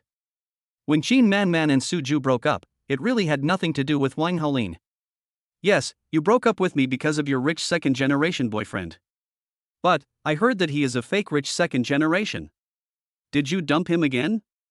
Xue Jiaowei nodded, seemingly agreeing with Qin Manman's statement. However, what Xue Jiaowei said made Qin Manman choke. Qin Manman, it's only been a few days, and you found another rich man? Or is this just a transition? Xue Jiaowei and the others looked at Wang Haolin meaningfully, their eyes full of sympathy. Wang Haolin felt angry when he was stared at by several people. No matter how stupid Wang Haolin was, he understood that Qin Manman really treated him as a backup. Looking at the way Qin Manman's classmates looked at him, Wang Haolin suddenly felt like a clown. I didn't. Qin Manman wanted to say that she didn't look for Wang Haolin for money. However, Qin Manman has not forgotten what she said in the classroom at that time. Looking at the understanding expressions of Xue Jiaowei and the others, Qin Manman didn't know what to say. If I tell lies, Xue Jiaowei and the others will definitely expose me. Tell the truth? That definitely won't work. Qin Manman, you are really good. When Wang Haolin saw Qin Manman's hesitation, he knew that what her classmates said was true. Wang Haolin angrily opened the door of the cab, stepped on the accelerator and left. Haolin, Haolin. Without bothering to argue with Xue Jiawei and the others, Qin Manman ran several steps after the Hyundai car. Come on, guys, back to the dorm. Seeing that the Hyundai car had no intention of stopping, Qin Manman ran a few steps and stopped there as well. Xue Jiawei and his companions happily walked towards the school gate. This can be considered as revenge for Brother Ju. It feels so good. Xue Jiawei. The spare tire left, and Qin Manman was so angry that she had no place to vent. He turned around and prepared to settle the score with Xue Jiawei and the others. Unfortunately, when Qin Manman arrived, there was only an empty parking lot. As for Xue Jiawei and the others, they had long disappeared.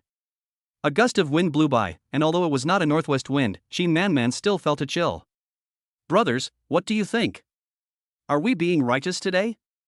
That's for sure. If we can help a woman like Qin Manman to stop causing harm to her compatriots, then that's one less person to harm. Yes, I will have to continue saving my fellow men when I encounter this kind of situation in the future. Qin Manman didn't know that Xue Jiawei and his friends had already listed her as a troublemaker. Chapter 61 The Blame-Shifting Hero. Dabeo, we're home. Su Ju drove the car directly into the community. Originally, Su Ju wanted to call and ask Hanyu to bring Xiaobao down to see his new car. However, the phone kept saying that Hanyu's line was busy, so Su Ju had no choice but to take Dabeo home first. Ma! Ma! As soon as Su Ju opened the door of his house, Dabeo, who was sitting in the stroller, started looking for his mother. After going out with his dad for a morning, Dabeo said, "Baby misses mommy very much." Pa. Hearing his sister's voice, the little treasure at home staggered to the door to look for his father. Dabeo didn't see his mother for the whole morning. Xiaobao stayed at home all morning and didn't see his father and sister. Su Ju picked up Dabeo in the stroller with one hand, picked up Xiaobao with the other, and closed the door. Xiaobao, where's mommy? Generally speaking, as long as you open the door and go home, Hanyu will come out to greet you.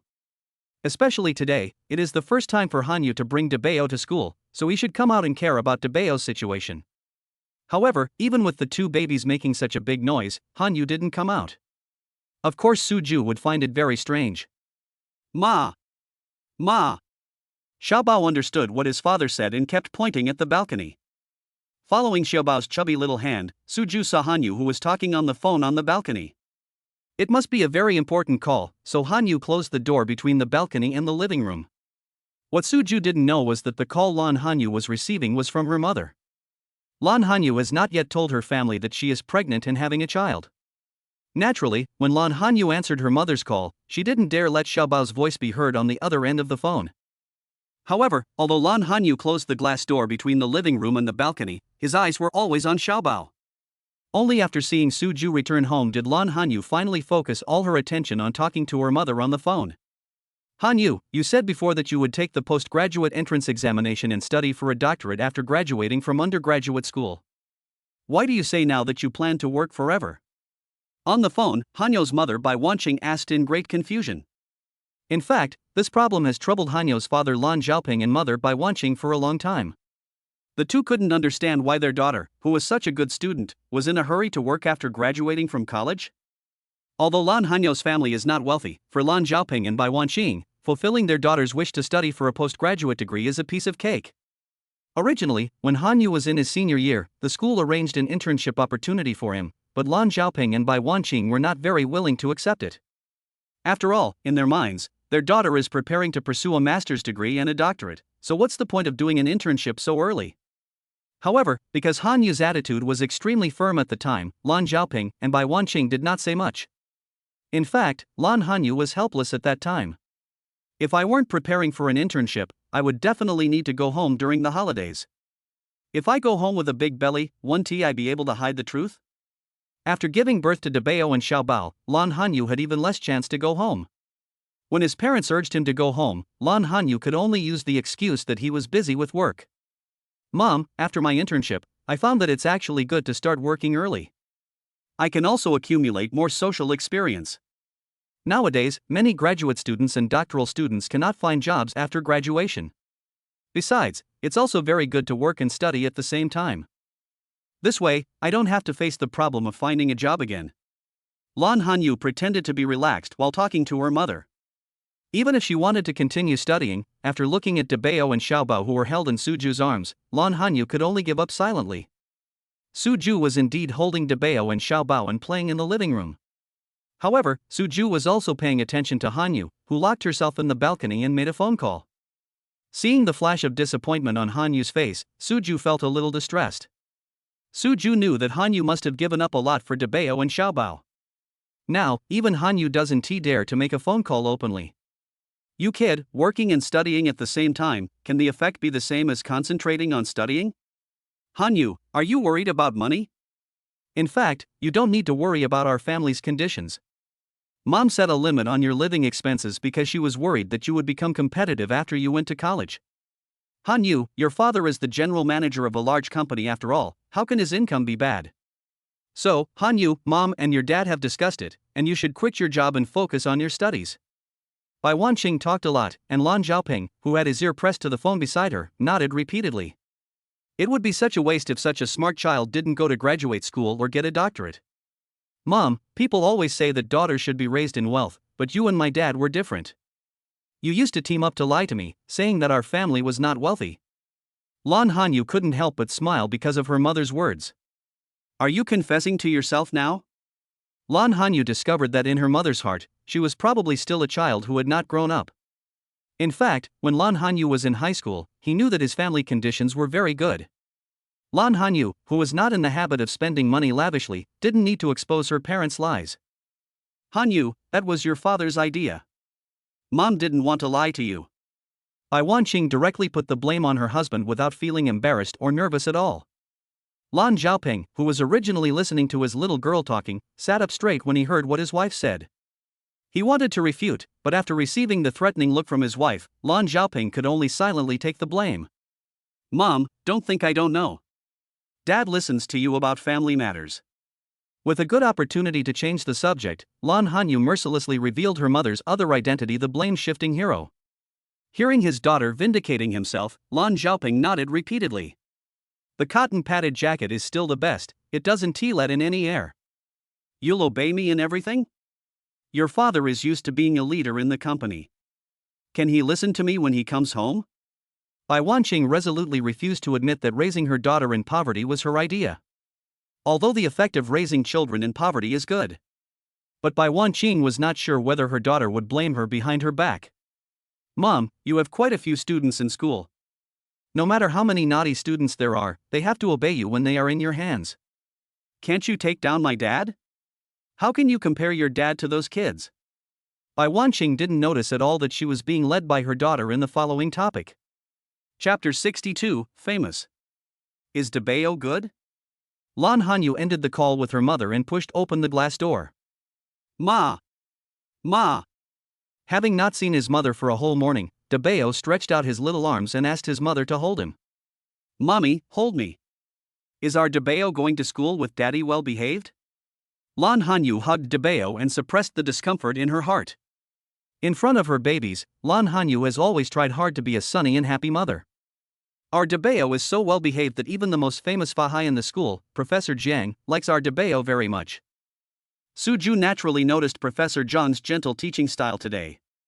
Of course, Suju also understood that this was all thanks to Debao. How could Professor Zhang be mean when there is such a cute baby coming to teach? Fahai, Professor Zhang's class? Suju, why didn't you tell me earlier that Professor Zhang's class was today? If you had told me earlier, I would definitely not have let you take Debao with you. As a former student of Z University, Lan Hanyu is not unfamiliar with Professor Jiang. Even if Lan Hanyu had never taken Professor Zhang's class, she was still well aware of Professor Zhang's reputation. It is said that Professor Jiang is the strictest professor at Z University. In Professor Zhang's class, let alone anything else, if you dare to say a word of nonsense in class, Professor Jiang will definitely punish you to the point of questioning your life. But Suju actually brought his 10-month-old baby to Professor Zhang's class. How can Debao control himself? If Debao gets into trouble, won't Suju have to take the blame? Thinking of this, Lan Hanyu looked at Suju with worry on her face. I wonder what kind of punishment Suju received from Professor Zhang today. It's okay. Our Debao is loved by everyone and flowers bloom wherever he goes. Even the ruthless Professor Jiang will only like our Debeo when he sees him. Suju smiled and touched Debeo's little face, with the pride in his tone not hidden at all. Debeo really didn't cause you any trouble? Lan Hanyu knew that her babies were very popular. Lan Hanyu himself never doubted this. But, attending class is a serious matter after all. Especially Professor Jiang's class.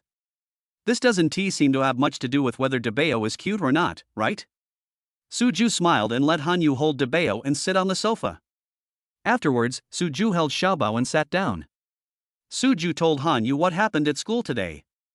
Lan Hanyu was calm at the beginning, but in the end he couldn't help but be shocked. Debeo actually has this ability? How could Professor Jiang actually be a gentle teacher for once? Lan Hanyu said that her baby is so popular that he is loved by everyone, young and old. Hanyu, who was the call just now? After talking about Debeo's situation at school, Suju did not forget the flash of disappointment on Hanyu's face when he called. My mom's phone. Lan Hanyu did not hide anything and told Suju what her mother had said. Hanyu, now that Debeo and Xiaobao are weaned, if you want to take the postgraduate entrance examination and study for a doctorate, I support you. Suju knew that Hanyu had sacrificed a lot because of giving birth to Debeo and Xiaobao. Now that the babies have been weaned, Hanyu naturally has time to do things she likes. Debeo and Xiaobao have been weaned, but they can't leave home without someone by their side. They still need adults to take care of them. Lan Hanyu found that when she talked about weaning with Suju, she was no longer as shy as before. Hanyu, we can hire a nanny to look after Debeo and Xiaobao. Look, I'm a junior now, and I don't have classes every day. If you go to graduate school, you don't need to be in school every day. We too have more time. If we hire a nanny, there won't be any problem. Suju didn't want Hanyu to give up his studies because of the babies.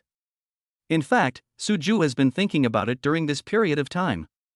Babies don't need to stick to their mothers every day, and Hanyu should be allowed to do what she likes. Continuing to go to school must be something that Hanyu, a top student, would enjoy very much. But if I hire a babysitter? I often see news reports of nannies abusing babies. In the past, due to financial problems, Lan Hanyu couldn't afford a nanny. Now, with the money Suju gave her, Lan Hanyu didn't have to worry about these things at all. What Lan Hanyu is most worried about now is encountering a black-hearted nanny, which would simply push the babies into a fire pit. Don't worry about that. I'll have someone install a few more surveillance cameras at home and connect the surveillance videos to your and my phones. Except for the bathroom, there's a 360-degree view. Then, we can look for regular housekeeping companies with good reputations, and there won't be any problems. Suju had already thought about this matter and of course had thought of all the problems. This is a good idea. Nodding, Lan Hanyu realized that Suju had thought of all the problems. Then let's do this. Wait until this afternoon, and I'll contact someone to come and install surveillance. As for the babysitter, I'll pick out a few suitable ones online, and then we'll research them together. This is a matter directly related to the babies, and Suju dare not be careless at all. Good. Lan Hanyu felt much better when he thought that he could continue his studies. Hanyu, your parents. Suju knew that Hanyu had never told his family about Debeo and Xiaobao. But the babies are growing up slowly, so it's not a big deal to keep it a secret. Besides, it's impossible for Hanyu to never come home, right? It's been more than a year, maybe Hanyu's father and mother have become suspicious. I haven't told my parents yet. In the past, Lan Hanyu was alone and didn't dare to take Debeo and Xiaobao home. Later, Suju was found, but the two of them never formally discussed this topic. After all, she is a girl, so Lan Hanyu doesn't feel comfortable taking the initiative to speak. Hanyu, the babies are already this big. I think it's time to let uncle and aunt know about this. But Lan Hanyu also understood in her heart that what Suju said was right. However, Lan Hanyu was still very worried. After all, having a child out of wedlock is not a glorious thing. Lan Hanyu was worried that her parents wouldn't be able to accept it. Don't be afraid, if anything happens, we will bear it together. Holding Hanyu's little hand, Suju discovered that Hanyu's hand was a little cold. Lan Hanyu looked up and saw the determination in Suju's eyes, and her hand slowly became warm. Good. Lan Hanyu gave Suju a brilliant smile. It feels so good to have someone to share the burden with when something happens. Chapter 63 Little Secret. Hanyu, my summer vacation will start in more than a month. When the time comes, we will take Dabeo and Xiaobao to visit your father and mother first. I believe that uncle and aunt will like our Dabeo and Xiaobao very much when they see them. Since Han Yu had agreed, Suju naturally had to make specific arrangements. Are you going during the summer vacation? Thinking that she only had a little over a month left before she would have to confess to her parents the fact that she had given birth, Lan Hanyu still felt a little uneasy.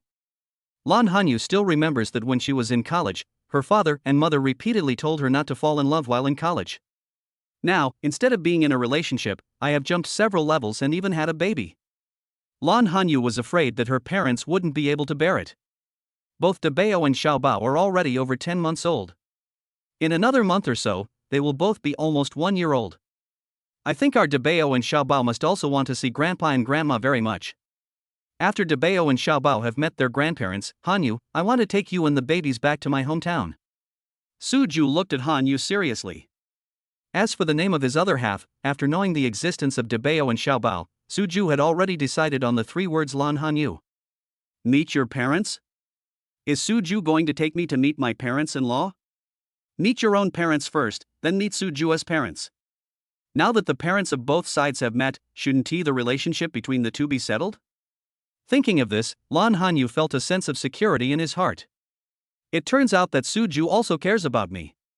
Because of this realization, the tense expression on Lan Hanyu's face slowly relaxed. With Suju, he could face his parents together with himself. There are also 2 lovely babies, Dabeo and Xiaobao. Lan Hanyu felt that it would be much easier to pass the hurdle of passing the test of parents. Of course, the ugly daughter-in-law will have to meet her parents-in-law sooner or later. Knowing that Hanyu was worried, Suju deliberately made a joke. Who is the ugly wife? Who is ugly? Loving beauty is every girl's nature, especially Lan Hanyu, who is a great beauty herself. Lan Hanyu would definitely not accept being suddenly described as an ugly bride by Suju. No, who is your wife? I am not. Realizing that she had fallen into Suju's trap, Lan Hanyu's little face suddenly turned red. Well, the mother of our babies must be the most beautiful daughter-in-law, right, Dabeo, Xiaobao? Quit while you're ahead. Hanyu has come out of her nervousness, and Suju certainly won't continue teasing the child's mother. If Hanyu was really pissed off, Suju didn't know what the consequences would be. At least so far, Suju has never seen Hanyu truly angry. Hanyu has a very good temper. This is Suju's summary. Daddy, car. Car, dad. Dabeo, who was held in Lan Hanyu's arms, was playing with his mother's black hair while telling his father's little secret. What car? Did Dabeo go out with his dad and see a lot of beautiful cars? Lan Hanyu didn't understand what Dabeo said and thought that Dabeo was sharing with her the cars he saw on the road. Hanyu, I just called you, but the line was busy. Dabeo had already betrayed himself, and Suju said it directly. Yeah. I took out my cell phone and checked it. Sure enough, there was a missed call. It was from Suju. Maybe I was on the phone with my mom at the time. After calculating the time, it was indeed the time when I was making the phone call. Suju, what was the matter when you called me at that time? When Suju called, he should have already arrived at the community. If there is nothing urgent, Suju shouldn't call me. I originally wanted you to bring Xiaobao down to see our new car. You couldn't get through on the phone, so I had to bring Dabeo up first. Suju spoke very calmly, as if the BMW X5 was really just a car for commuting, just as the system said. Of course, Suju does think so now. Our new car? Suju, when did you buy the car? Recently, there are more opportunities to take the babies out, and Lan Hanyu has also realized the inconvenience of traveling. Of course, having a car will be much more convenient. However, Lan Hanyu didn't want to increase Suju's financial pressure, so she didn't mention it. Lan Hanyu didn't know when Suju bought the car? Also, Suju transferred all the money to himself. Even if he left a small portion for Suju, it had almost been spent. Lan Hanyu was worried that Suju would push himself too hard in order to buy a car. I didn't buy this car. Do you remember what I said about investing in stocks as soon as you get into college? Lan Hanyu nodded. Suju did say that this house was bought with the money he earned from stock trading. There is a company that I have held shares in for 3 years. This year, the company held an event to give benefits to old shareholders, and I also got a lottery ticket. I originally thought that this was just a gimmick put up by the company and there wouldn't be any real big prize, so I didn't tell you. Who would have thought that today I was notified that I had won a car, and they completed all the paperwork for me and delivered it directly to the school gate. After all, it was a BMW X5. Suju knew that if he said he bought it himself, it would be difficult to explain where the money came from. Suju has transferred less money to Hanyu recently. You can't always say that this is the money you made from stock trading, right? If it were so easy to make money by trading stocks, everyone would do it. Why would they still have to work? The lucky draw was the best excuse Suju could think of. Isn't this company too generous? They really delivered the car. Lan Hanyu is simple after all, and she doesn't doubt Suju's words at all. Suju, I've also discovered recently that it's really inconvenient to take Dabeo and Xiaobao out without a car. It's really great now. God has given us a car to help us solve a big problem. In Lan Hanyu's mind, a car priced at over 100,000 yuan is already very good. However, Lan Hanyu doesn't care about this. As long as the travel problem can be solved, it is very good. It's really great. It will be much more convenient for us to take Dabeo and Xiaobao home. In more than a month, we will take the babies back to our respective hometowns. There are already many things to prepare for babies, not to mention that there are 2 babies in my family, so everything has to be doubled. Plus the gifts for Hanyu's parents. If he were to take a car, Suju would probably have to buy a stroller. Now that I have my own car, a big BMW, carrying things is no longer a problem. Chapter 64, Sense of Superiority. Hanyu, do you want to see our new car? Having a new car in the family is definitely a very happy thing. Suju also wanted to change Hanyu's mood. Okay, Dabeo has already ridden in the new car, but Xiaobao and I still don't know what our new car looks like. Xiaobao, can Daddy take us to see the new cars? Holding the big treasure, Lan Hanyu teased the small treasure in Suju's arms. Pa. Car. When Xiaobao heard his mother say that she wanted to see the new car, he immediately became excited. Can't you go out after you can see the new cars? Xiaobao was tricked by his mother in the morning and didn't even have the chance to go out with his sister. Xiaobao has been wanting to go out and play for a long time. Xiaobao, if you keep twisting and turning, Daddy won't be able to hold you anymore. Pretending to be unstable, Xiaobao was really afraid of falling. He immediately stopped moving and hugged his father's neck tightly. Dabeo, Xiaobao, let's go look at the cars with Mommy. After putting Xiaobao in the stroller, Suju put the 2 strollers together. He took Dabeo from Hanyu's arms and put him in the stroller on the other side. If you are just going out to play for a while, there is no need to prepare anything else for the babies. I'll get a bag. Lan Hanyu simply hung the bag containing the keys on her body, followed the stroller, and the family of 4 went out. Suju, where did you park your car? Walking out of the unit door, Lan Hanyu only saw a domineering new BMW X5 parked in a parking space not far away. Lan Hanyu felt that the car Suju won in the lottery could not be such a good car, so she skipped the BMW. Looking around, there were a few other cars around, but none of them were new cars, so they shouldn't be the R car that Suju mentioned. I was a little curious. Could it be that Suju parked the car too far away and out of my sight? You guys just moved here, right? I live in this building as well. I saw you two bringing your child in and out several times. The housing prices in our neighborhood are not cheap. Are you renting a house? That's right. Considering your age, if your family wants to buy you a house, you should have bought it when you got married. You don't have to wait until you have children. Suju was just about to answer Han Yu's question when an old lady came over from behind. It was a normal conversation at first, but as time went on, the tone changed. Suju frowned. Why are there such snobbish people everywhere? Besides, whether I rent or buy a house, what does it have to do with this aunt? This house is the one I bought for my son to get married. My son has been married for 2 years. I am here to take care of him and his wife, and I am just waiting for her to give me a big, fat grandson. Speaking of children, the aunt couldn't help but glance at Dabeo and Xiaobao in the stroller. You see, given my family's financial situation, when my daughter-in-law gives birth, my baby will be like someone who fell into a honeypot. Young people, let me tell you, our community is the best community in Jiangxing City, and the school our children will attend will also be the best. Unfortunately, this kind of treatment is only available to homeowners, not to renters. Your twins will have a headache when they go to school in the future. The aunt said this while shaking her head regretfully. However, the longing look in the aunt's eyes when she looked at Debao and Xiaobao betrayed her true inner thoughts.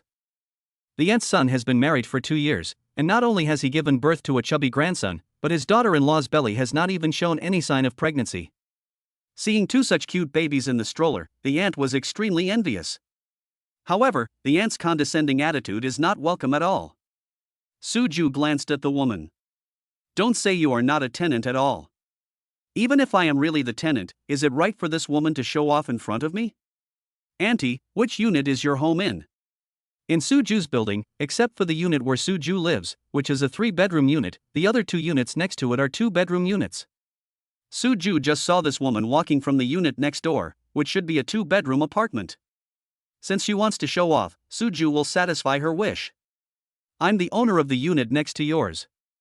Holding her head high, the woman feels very superior in front of her tenant. So what if this young couple rents a 3-bedroom apartment? Can people who rent houses be compared with owners? Unit 1? Suju nodded, indicating that he understood. Any questions for Unit 1? Although Suju didn't say much, his expression was a little too bland. The aunt always felt that this young man seemed to have hidden meaning in his words. No problem, I just understand a little bit why your daughter-in-law doesn't have children anymore. Do you know my daughter-in-law? As it concerns her future grandson, the aunt suddenly becomes nervous. If this young man knew his daughter-in-law and knew the reason why she didn't want to have children, the aunt felt that her wish of holding her grandson should be fulfilled. I don't know him.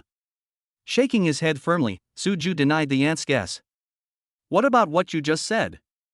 The aunt felt a little cheated because she didn't know her daughter-in-law but said she knew the reason.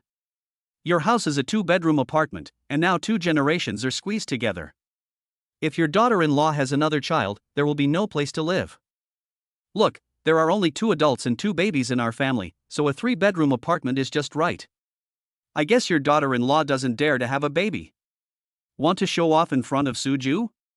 It also depends on whether Suju is willing to give you this opportunity. You mean my house is small? The aunt finally reacted.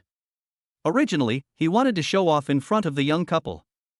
Who let them give birth to such a pair of cute twins, but there was no movement from his own daughter-in-law. What the aunt didn't expect was that she failed to show off and was instead ridiculed by the young man. The aunt must have been unable to contain her anger. You're just a tenant, so what if you rent a 3-bedroom apartment? As long as the landlord says one word, and he wants you to move out, you have to move out immediately, right? The aunt felt that she was the owner and she must overpower the young man in terms of momentum. The aunt shouted at the top of her voice, just to let everyone know that the young couple were tenants of the community. Who said Mr. Su is a tenant? Mr. Su is an owner of our community, he just moved here. The old lady still had a lot to say when Brother Guang, the security guard who helped Suju move the express last time, came over. Chapter 65, Not a Submissive Person. You said they are the owners of the community? Pointing at Suju, the aunt looked unconvinced. However, these words were said by a security guard wearing a community security uniform, so even if the aunt was unwilling to believe it, she had to believe it. If Suju said that he was an owner of the community, the aunt would definitely think that Suju was bragging. Now that we have strong evidence, the community security guards will definitely not be unaware of whether the person is the real owner of the community. The question asked by the old lady really has a bit of a death struggle meaning. Yes, Mr. Su is an owner of our Xinyue Lanwan community. Is there any problem? Security guard Guanggo looked at the woman and asked seriously. No, I thought they were tenants. It was a misunderstanding. Now, I originally wanted to show off, but ended up getting slapped in the face. 2 generations of their own people are squeezed into a 2-bedroom apartment, yet they dare to come and laugh at other young couples living in a 3-bedroom apartment with their baby. The old lady's face, which was not very white, turned slightly red. How could Mr. Su be a tenant? Although the security guard did not dare to offend the owner, he did not miss a word of what needed to be said. Mr. Su, this is your car pass. It has just been processed and I brought it to you. Human emotions are quite strange. This security guard named Brother Guang had a very good impression of Suju from the beginning. In addition, Suju did not look down on the security guards and was very polite and well-mannered. This directly led to the security guard Guanggu becoming very concerned about everything about Suju. To apply for a car pass, the owner usually needs to go to the security duty room to get it. The owner needs to fill in the information first, then wait for the property to issue the pass, and then the owner can pick it up by himself. Of course, if you are willing to wait, you can just fill in the information and wait until you get it before leaving. However, because of the parking fee issue, this needs to be handled through the property management, which actually takes longer than applying for an access card. When Suju entered the community just now, he simply filled out the information, paid 1 year's parking fee, and went home first. Suju originally thought that the next time he went out, he would just go to the security room to get a car pass. I didn't expect Brother Guan to be so proactive and actually sent it to me. Did the young man buy a car? Yes, there are 2 children at home, and it is indeed inconvenient without a car. For example, we bought a car for my son before he got married. My son is very picky. He won't buy anything that's not an ABB. The security guard should know that my son drives an Audi. The old lady had been listening nearby, and when she heard the security guard's words, she immediately interrupted. This time he can't be wrong. The security guard said that he had just obtained a car pass, which only means that this young man just bought the car. The aunt felt that she had been outdone by others in terms of housing. No matter what, we have to save some face now. Yes, I know the owner's son. He drives an Audi A3. The security guard Guanggu cooperated and confirmed that the old lady's son was indeed driving an Audi. How's it going, young man? I didn't lie to you, did I? My son is just like that. He has to wear branded clothes and drive an ABB. To be honest, it's because we got used to it. The auntie's words imply that she has started to show off her wealth. Without a certain amount of financial resources, even if you want to have it, you don't have the capital, right? Is the Audi A3 expensive? Lan Hanyu, who had been silent the whole time, couldn't stand the old lady's pretentiousness anymore. Although Lan Hanyu is a girl, she doesn't know much about cars. But now, not to mention the A3, even the A5 and A7 have been released. If your family is rich and you really spoil your son, why don't you buy him something better? It's not bad, just over 200,000. Suju looked at Hanyu, trying hard to hold back his laughter, and gave the answer. Suju had already given Hanyu a big thumbs up in his heart. This was a very good question. Young man, don't be so arrogant. What do you mean it's only about 200,000 yuan? Our son's Audi cost more than 200,000 yuan. Besides, can you afford such an expensive car? Such a young couple has to raise 2 babies. The security guard also said that they were new owners who had just moved in and bought the house. The aunt looked at what Suju and Lan Hanyu were wearing and saw that they didn't have any famous brands. It is natural to assume that even if Suju bought a house, he must have bought it with a loan, and maybe he even borrowed a lot of money. I guess the reason why I buy a car now is because I have 2 children and it's inconvenient to travel. Looking at this old lady who was always finding fault with him, Suju was speechless. However, since the other party is so eager to cause trouble, Suju will definitely satisfy the other party's wish. This can also be considered a form of respecting the elderly and loving the young. I definitely won T by an Audi A3. Suju nodded, confirming what the aunt said. Even if the system didn't reward him with a BMW, Suju wouldn't choose the Audi A3. The space was too small, and it was not within Suju's consideration range. What Suju said was the absolute truth. The aunt also enjoyed listening to it. Let me tell you, for a young couple like you, it's already very difficult to get a loan to buy a house. How can you possibly afford an Audi? Also, although my family has 2 generations living together, this house was bought with full payment. If I take out a loan, it would be no problem to buy a 3-bedroom apartment. I just don't want my son to have too much financial pressure in the future. Whenever she gets the chance, the aunt wants to whitewash herself. My husband also bought the house in full. My husband said that a 3-bedroom apartment only costs 5 million, so why would we need a loan? If I take out a loan, I will have to remember to pay it back every month. It's too troublesome. Lan Hanyu has a good temper, but he is not someone who will just accept things as they come. Seeing this middle-aged woman, whom he didn't even know, staring at Suju for no apparent reason, Lan Hanyu couldn't stand it anymore. 5 million only? Lan Hanyu's light tone made the aunt's arrogance diminish a lot. Listen to what they say, 5 million is just enough to buy a house. Then wasn't all that I said just now a huge joke? Hanyu, I bought safety seats for Debao and Xiaobao, what do you think? It can be said that Che Suju won the lottery. Suju couldn't say that the 2 safety seats in the back seat were given to him by the company because they knew he had 2 babies, right? If he said that, not only Hanyu, but Suju himself would not believe it. It would be easier for Hanyu to believe it if he just said that he bought it himself. After all, Suju brought Debeo back from school. I bought 2 safety seats on the way, it wasn't that much trouble. Chapter 66 2 Gifts. Good. Lan Hanyu nodded cooperatively, but stood there without taking any further action. Su determined knew in his heart that Hanyu didn't know what kind of car his family had, so he didn't dare to act rashly. Raising the corner of his mouth, Suju took out the car key from his pocket and pressed it. Beep beep. The arrogant voice of the BMW X5 was heard, and the headlights lit up domineeringly. Sister has already tried her own seat, does our little treasure want to try it? Suju smiled at Hanyu and picked up Xiaobao from the stroller. Opening the back door, Suju put Xiaobao in. Of course Suju noticed Hanyu's shock. But there are other people here now, so some things will be better said when there are just 2 of us, or when there are 2 more babies. Ma! Ma! Seeing that his father only hugged his younger sister, Debeo stretched out his little arms to his mother for a hug. Mom, hold me. Lan Hanyu was very happy thinking that Debeo had been sticking to her since he came home. I originally thought that after my 2 babies had a father, they were not as clingy to me as before. Lan Hanyu now feels that she was overthinking it. Maybe in the babies' minds, they don't spend much time with their dads, so of course they need to be more sticky to each other to enhance their relationship. Mom, car. After being picked up from the stroller by his mother, Debeo pointed directly at the BMW and said, Does Debeo want to ride in the car too? Lan Hanyu is gentle by nature, and when facing her babies, the aura of maternal love is of course even stronger. Car. Nodding his little head vigorously, Debeo stretched his body towards the BMW. A 10-month-old baby is not too weak. Debeo was trying so hard to lean his body, Lan Hanyu could only hug Debeo even harder. Come hold me, Dad. Suju didn't want Hanyu to be too tired, so he quickly took Debeo. After putting the eldest baby in the car, the 2 babies actually started babbling and chatting.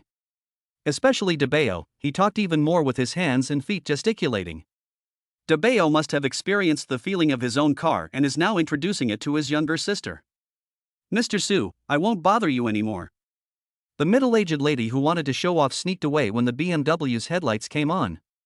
Since the aunt knows ABB, she must also recognize the BMW logo. Even if the aunt is stupid, she can tell that such a big BMW must be much more expensive than her son's Audi A3. Originally, I was jealous that someone had given birth to 2 such adorable babies at once, so I went up to her and found fault on purpose to find peace of mind. Now, I haven't found the balance and I am leaving in disgrace. I guess from now on, every time an aunt sees Suju's family, she will have to avoid them. After all, it's really embarrassing. The house is smaller than others, and the car is not as expensive as others. The aunt really has nothing to show for herself. Thanks. Suju was thanking the other person for sending him a car pass. Mr. Su, you are so polite. Security guard Guang scratched his head a little embarrassedly, thinking to himself, Mr. Su is of high quality. Mr. Su, Mrs. Su, if you need any help with any heavy work in the future, just let me know. My brothers and I have plenty of time. Brother Guang looks a little silly, he should be what is commonly known as a good guy. Okay, I understand. Nodding, Suju did not refuse the favor from the security guard Guanggu. Then you guys get busy, I'll leave first. Seemingly a little embarrassed, Brother Guang said hello and trotted away. Suju, you drew a BMW X5? With no one else around, Lan Hanyu finally had the chance to ask the questions in his mind. What company is so generous? Taking a BMW X5 as a prize? This is real money. Lan Hanyu felt like he couldn't believe it. Yes, I was lucky and won the special prize. In order to make Hanyu believe, Suju acted calm. Special prize? This BMW X5 should be very expensive, right? Lan Hanyu knew about BMW cars, but she didn't know much about the specific prices of different BMW models. In short, the BMW X5, as you can tell just by looking at the model, will not be cheap. Otherwise, that old lady wouldn't have sneaked away, right? Lan Hanyu, a top student, analyzed everything and came up with this answer. About 600,000 or so. Although he didn't pay for it himself, Suju still knew the approximate price. This is the difference between boys and girls. Girls may be more concerned about the prices of cosmetics, clothes, bags, and the like. As for boys, it is said that after entering high school, they have a special liking for brand name shoes. The reason is simple. I have to wear school uniform, and the only thing I can express myself in is my shoes. When boys grow up a little, their favorite thing to study is cars. There's nothing we can do about it, it's just human nature. 600,000? Suju, is your luck too good? When she heard the price, Lan Hanyo's mouth opened slightly. Lan Hanyu estimated that the price of this BMW X5 would not be cheap. But Lan Hanyu never thought that it would exceed the 500,000 mark. All I can say is that Lan Hanyu really doesn't care about cars at all. Of course. Ever since I had you and the babies, my luck has been on a roll. Filled with a great sense of pride, Suju felt that he was a winner in life. Hanyu, let me take you and the babies out for a ride. Suju closed the back door, took Hanyu's hand, and let Hanyu sit in the passenger seat. Get in the car and press the start button. Big treasure, little treasure, sit still and be good. After giving instructions to the babies in the back seat, and after they smiled brightly, Suju stepped on the accelerator. Suju, when did you learn to drive?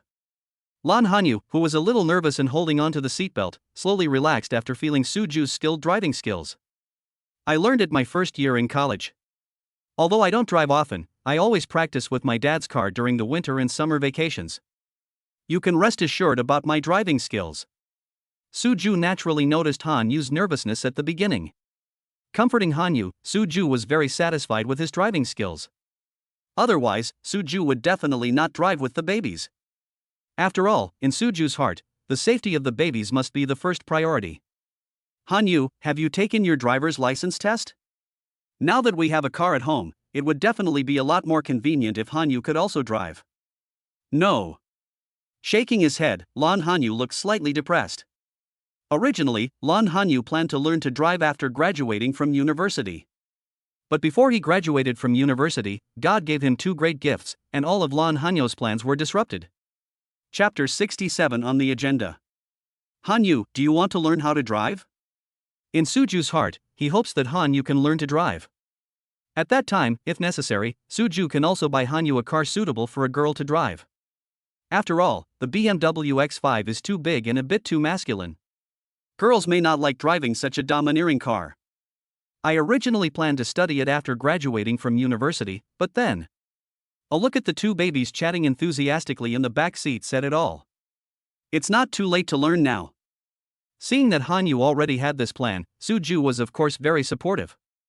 Learn now? A hint of excitement flashed across Lan Hanyu's little face. Yes, there is still more than a month before summer vacation. If I sign up now, as long as I don't fail any courses, I should have enough time. When the summer vacation comes, even if you go home, we have our own car, so you can practice driving. I think we can buy another car after we return from our hometown.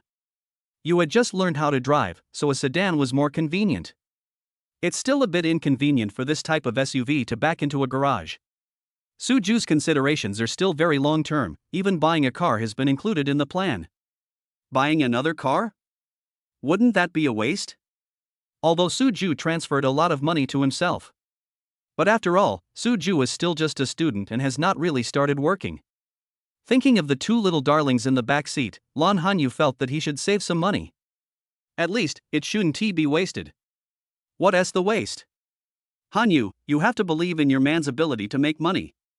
With the super dad system, Suju can speak with confidence. You man?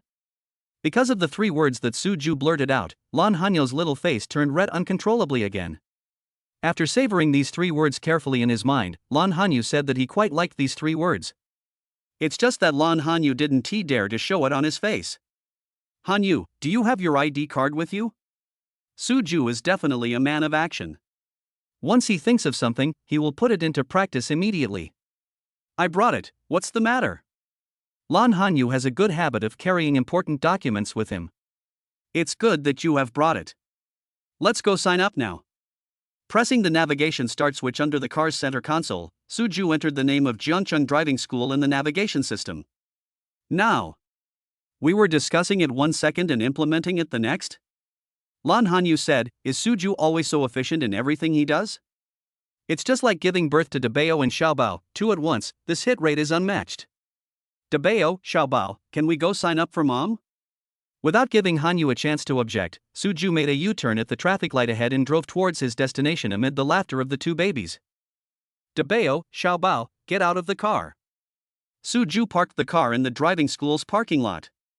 Lan Hanyu felt confused when she got out of the car. It was not until she saw Suju put the babies into the stroller that Lan Hanyu realized that she had really signed up to learn how to drive. Ever since she found out she was pregnant, Lan Hanyu dared not even think about learning to drive. Now with Suju, Lan Hanyu didn't expect that all his previous plans would slowly begin to be realized one by one. Feeling his eyes a little wet, Lan Hanyu quietly wiped them with the back of his hand. Hanyu, let's go in. Pushing the stroller, Suju was now very accustomed to holding Hanyu's hand. Good. Seeing that Suju cared so much about her affairs, Lan Hanyu felt filled with happiness. A combination of handsome men and beautiful women, plus two babies who are so cute that they make people jealous. Suju and his family of 4 are the focus of the crowd wherever they go. Fortunately, it was almost noon and there were not many people at the registration office. Suju helped Hanyu make a copy of his ID card at the designated place. Lan Hanyu took the original and a copy of her ID card and paid the tuition, and the process was completed. The first subject is a theoretical exam, and the time of the exam is also chosen by yourself. If your education level is not very good and you need more time to study, you can choose to postpone some subject exams. For a top student like Lan Hanyu, this is definitely not necessary. The earliest subject 1 exam was in a week, and Lan Hanyu directly chose this time. When walking out of the registration office, the staff member enthusiastically reminded Lan Hanyu that he had to undergo a physical examination before taking the first subject exam. Suju knew this. After expressing his gratitude, Suju held Hanyu's hand with one hand and pushed the stroller with the other, and left the registration office. Suju, do I need a physical examination to get a driver's license? Lan Hanyu has not studied these things, so he really doesn't know. It seems that it was not necessary before. The physical examination was added in the last 2 years. I also had a physical examination before taking the first subject test. Don't be nervous, it's just some routine physical examinations. I remember that they checked the electrocardiogram, blood pressure, height, weight, hearing, vision, and color vision. Don't worry, it's very simple. Suju comforted Hanyu, worried that she might be nervous. Yes, I understand. Suju, does this require going to the hospital for a physical examination? In Lan Hanyu's impression, the physical examination must be done in the hospital. This will be checked at the designated new driver physical examination site before taking the first test. Suju shook his head. It might not be in the hospital. However, Suju learned to drive in his hometown at that time.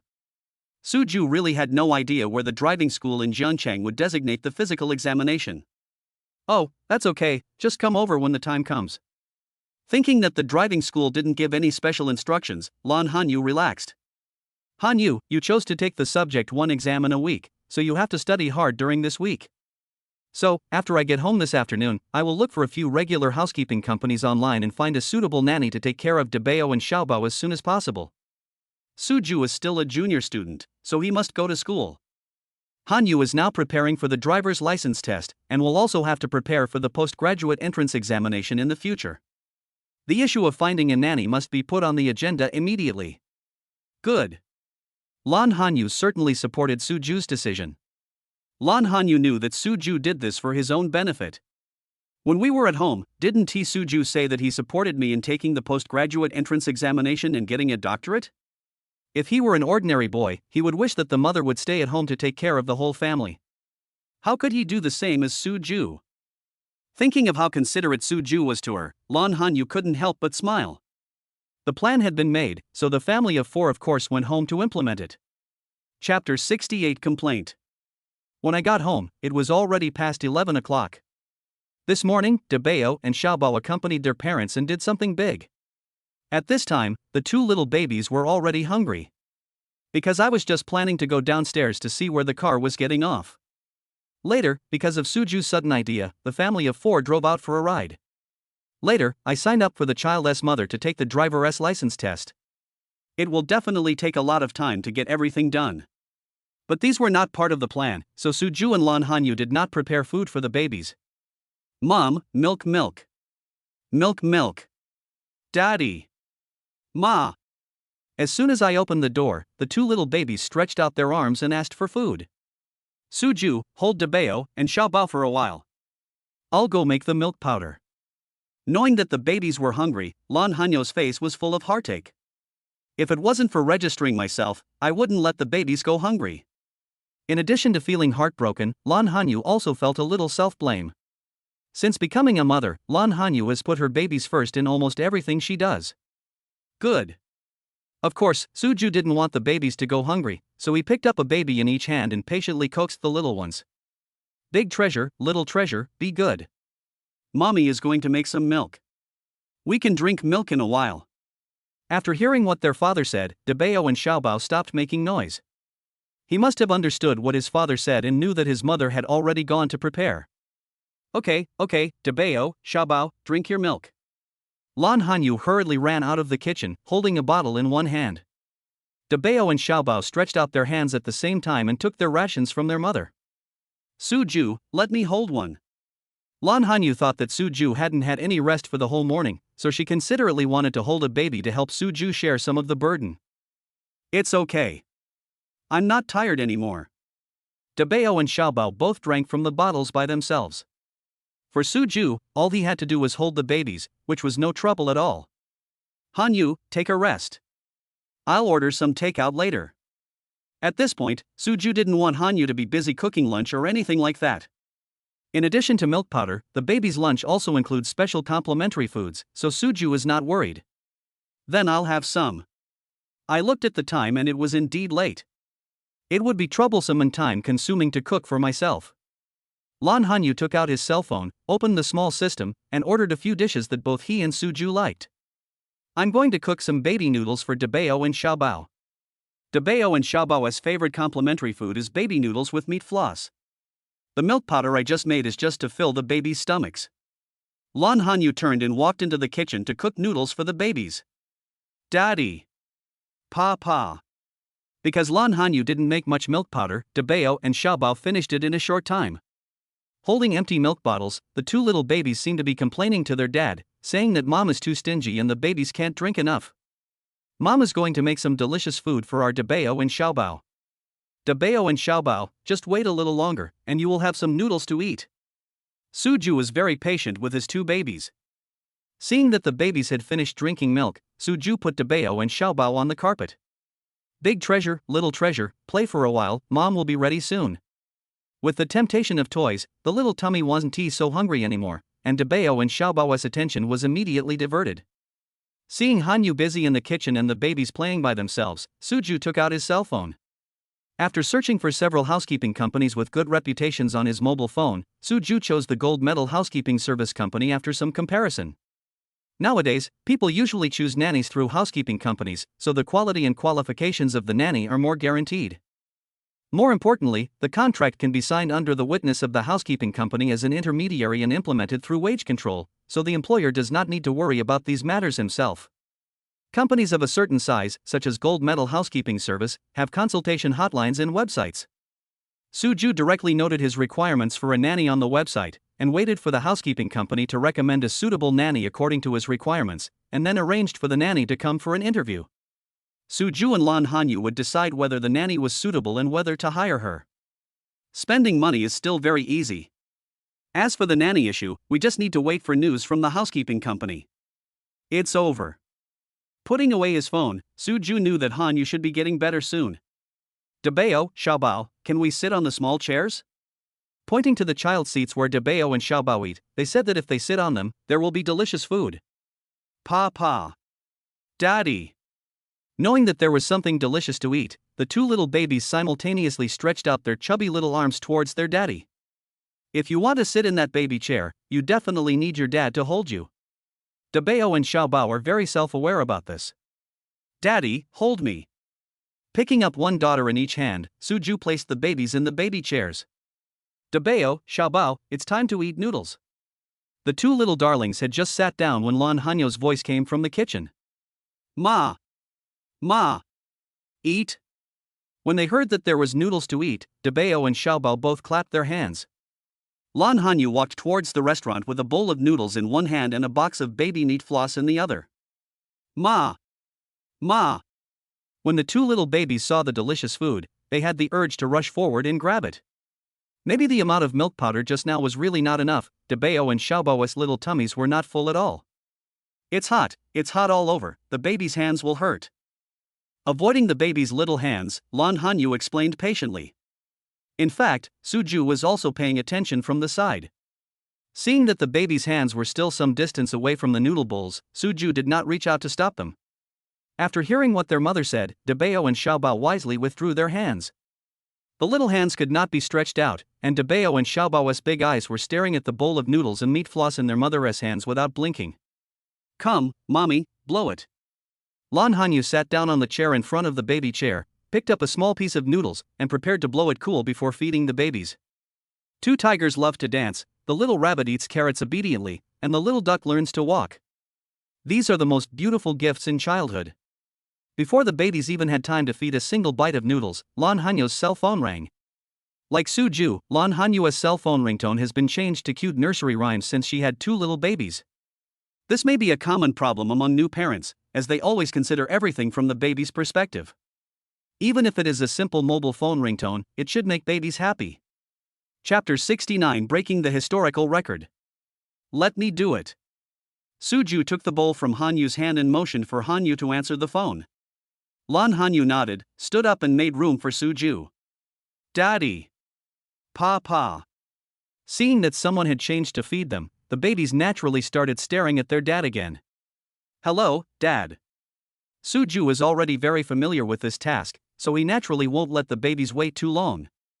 Lan Hanyu's cell phone was on the wine cabinet. He picked up the phone and found that it was Mingyue calling. Lan Hanyu was a little puzzled. Mingyue usually used WeChat voice chat or WeChat video chat. Why did she call today? Bright moon. After pressing the answer button, Lan Hanyu first called out his good friend's name.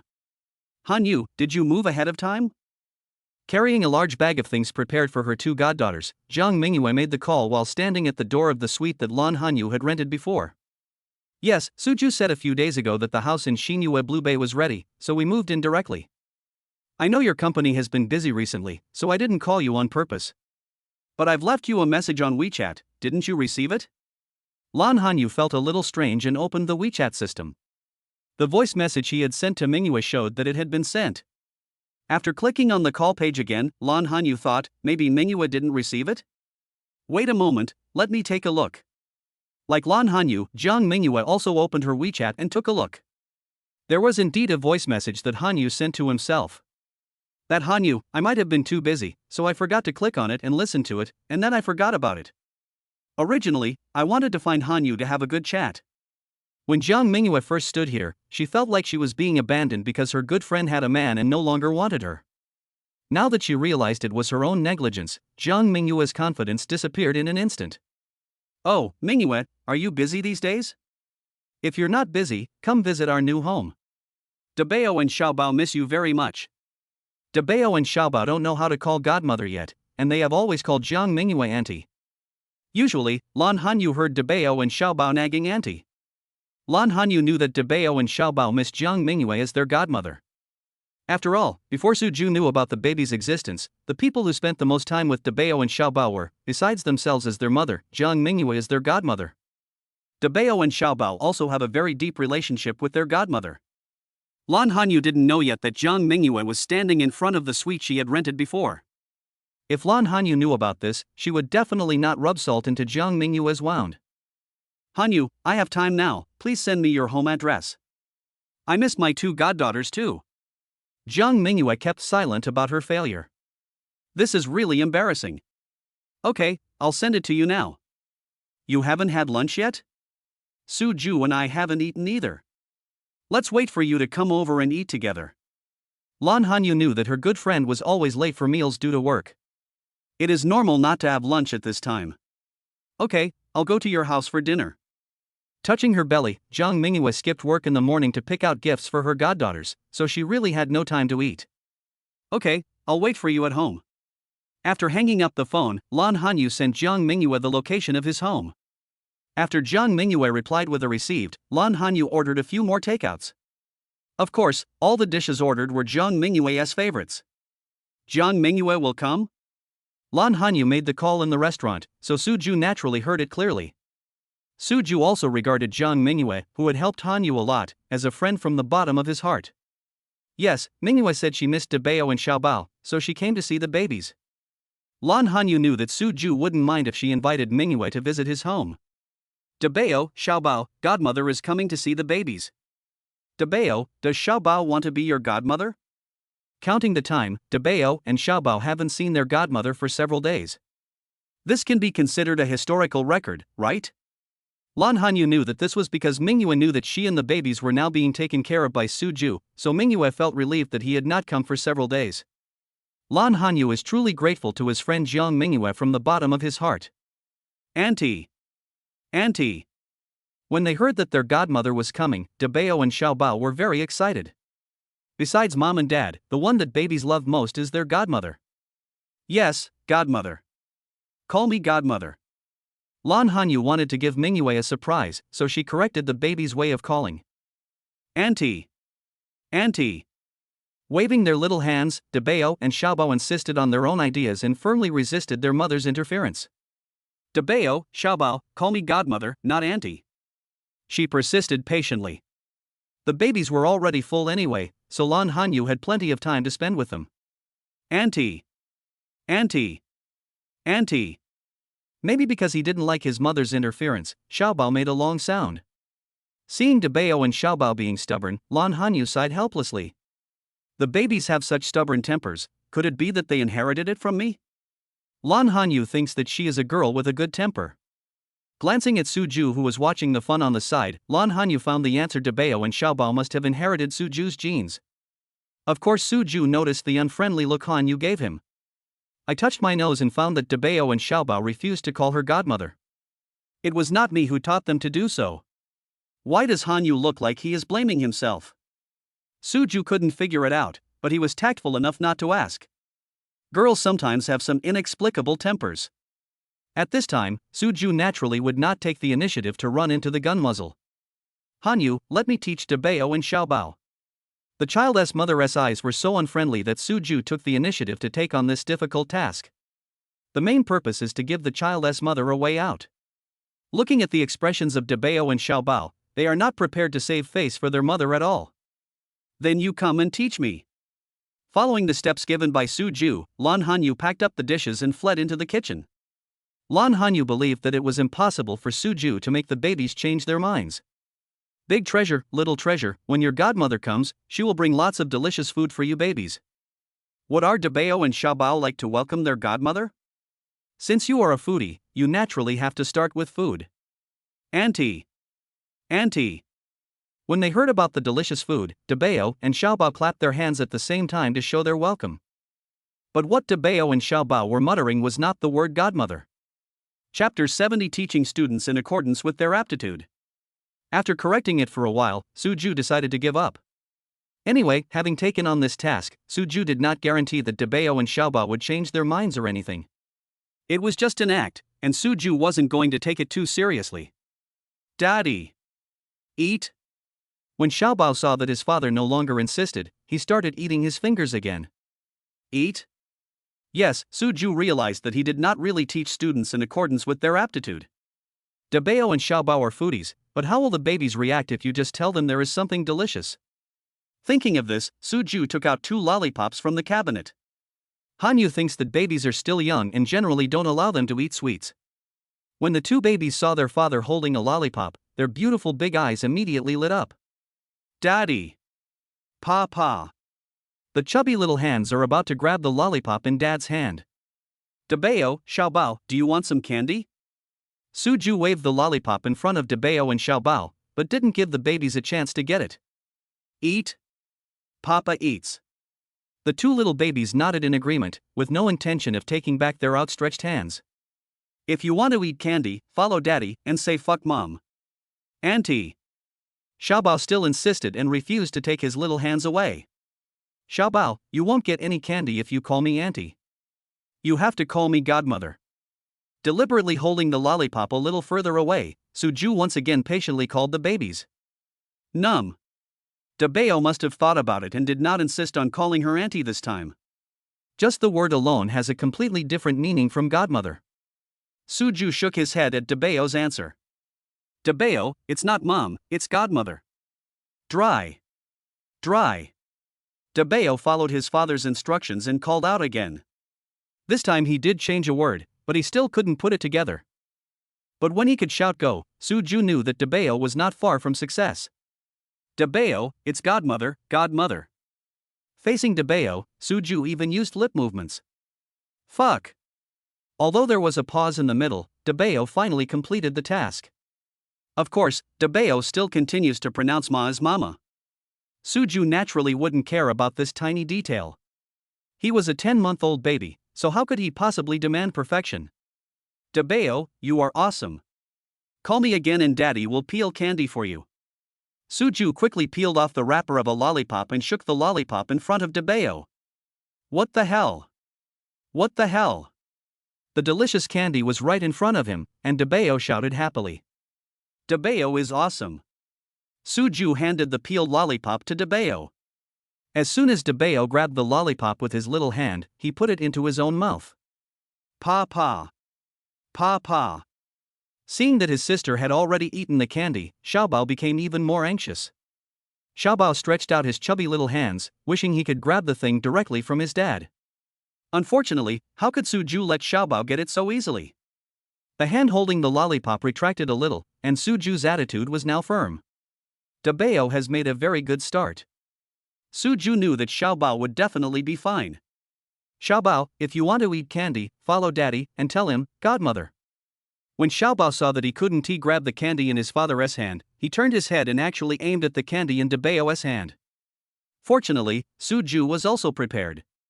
When Xiaobao's little hand reached for the lollipop in Dabeo's hand, Suju pulled the distance between the two baby chairs. Eat. Eat. Because the baby couldn't reach it, he twisted his body in the baby chair in excitement. What the hell, yeah. Dabeo protected his lollipop and said a lot to Xiaobao. Suju didn't understand anything else, he only understood the two words what the hell that Dabeo said. It seems that Dabeo is teaching his younger sister to say godmother. Of course, Suju didn't need to understand what Dabeo said else. Xiaobao was very excited at first because he couldn't have the lollipop, but because of his sister's words, he slowly calmed down. As if he was thinking about what his sister said, Xiaobao actually looked like he was thinking. After about a minute, Xiaobao suddenly turned his head and smiled sweetly at his father. What the hell? Two clearly pronounced words came out of Xiaobao's mouth.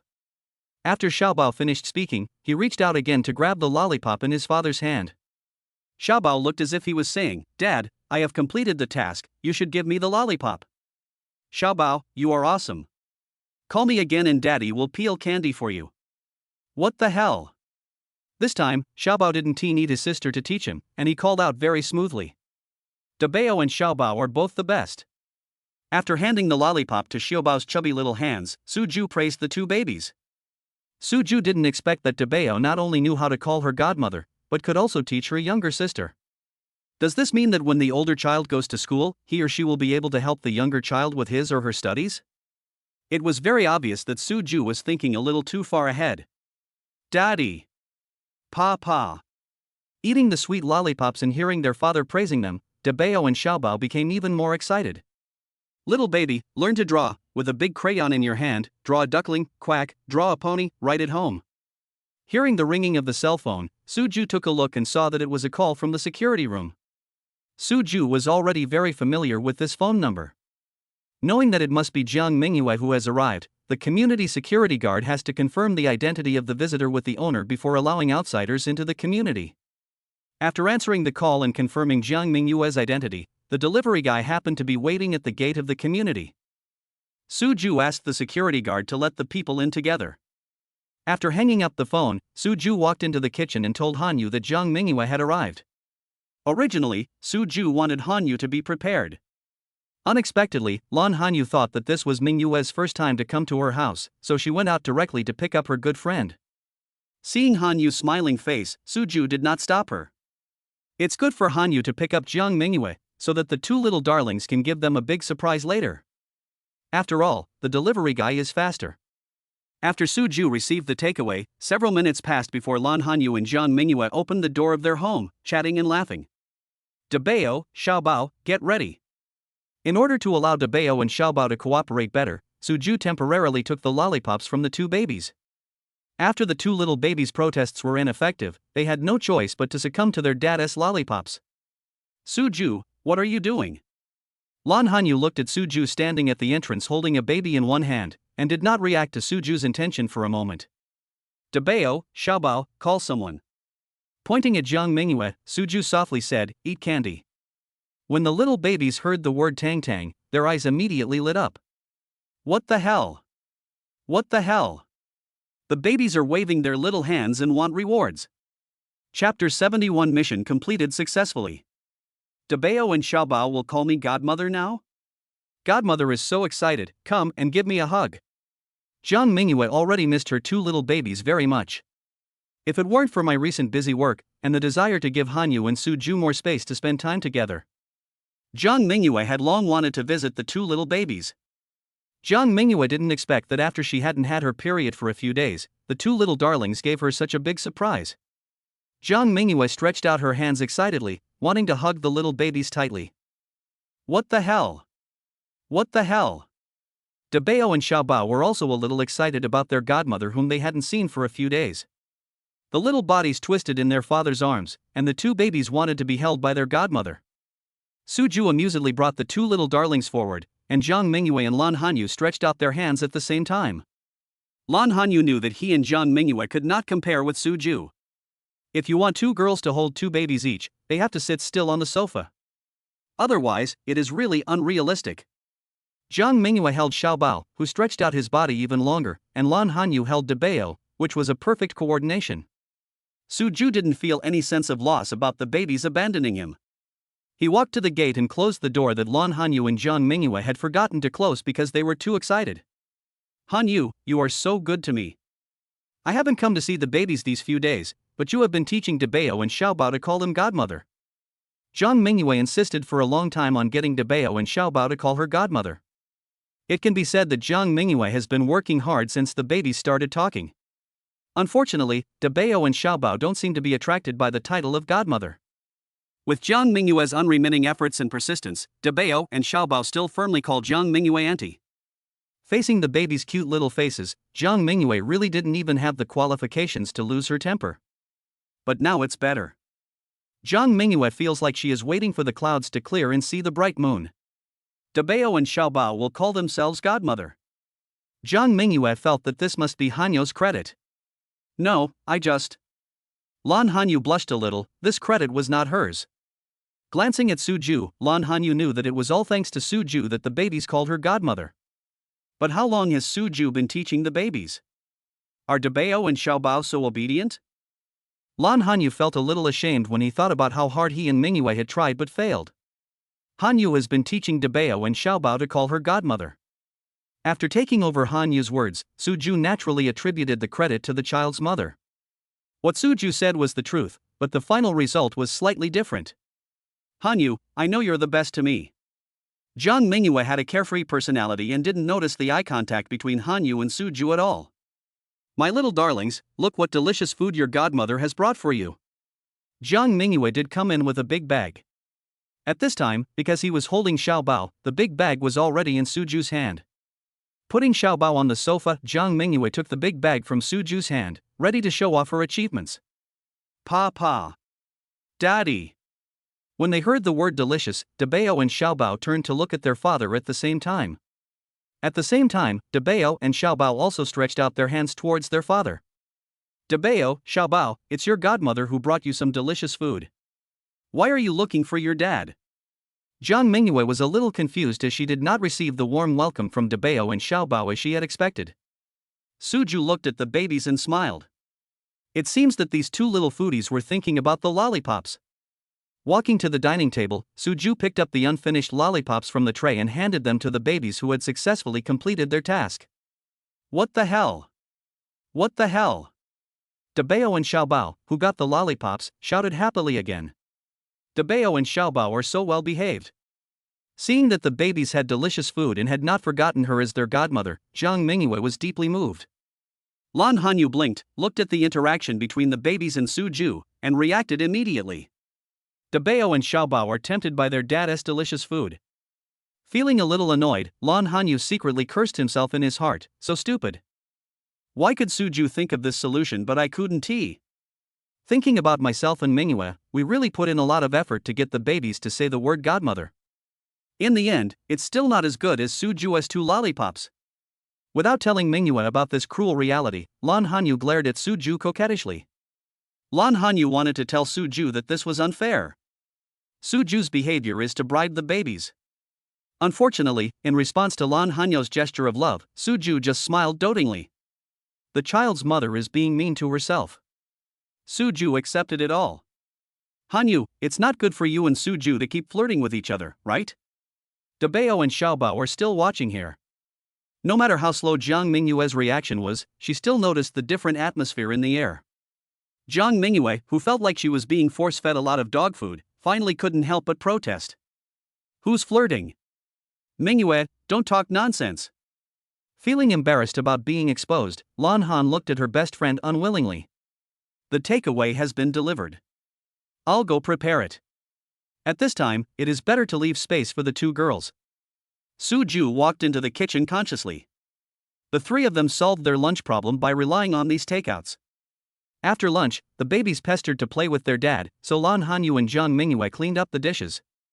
Listening to the sound of water washing dishes coming from the kitchen, Su Ju suddenly thought that he should install a dishwasher at home. The houses in Xinyue Blue Bay are all fully furnished, the kitchens are all decorated, and the natural gas is directly connected. Even the water heater and cabinets are installed as a set. But there is no more detailed one. After all, everyone's requirements are different, and it is impossible for developers to cater to everything.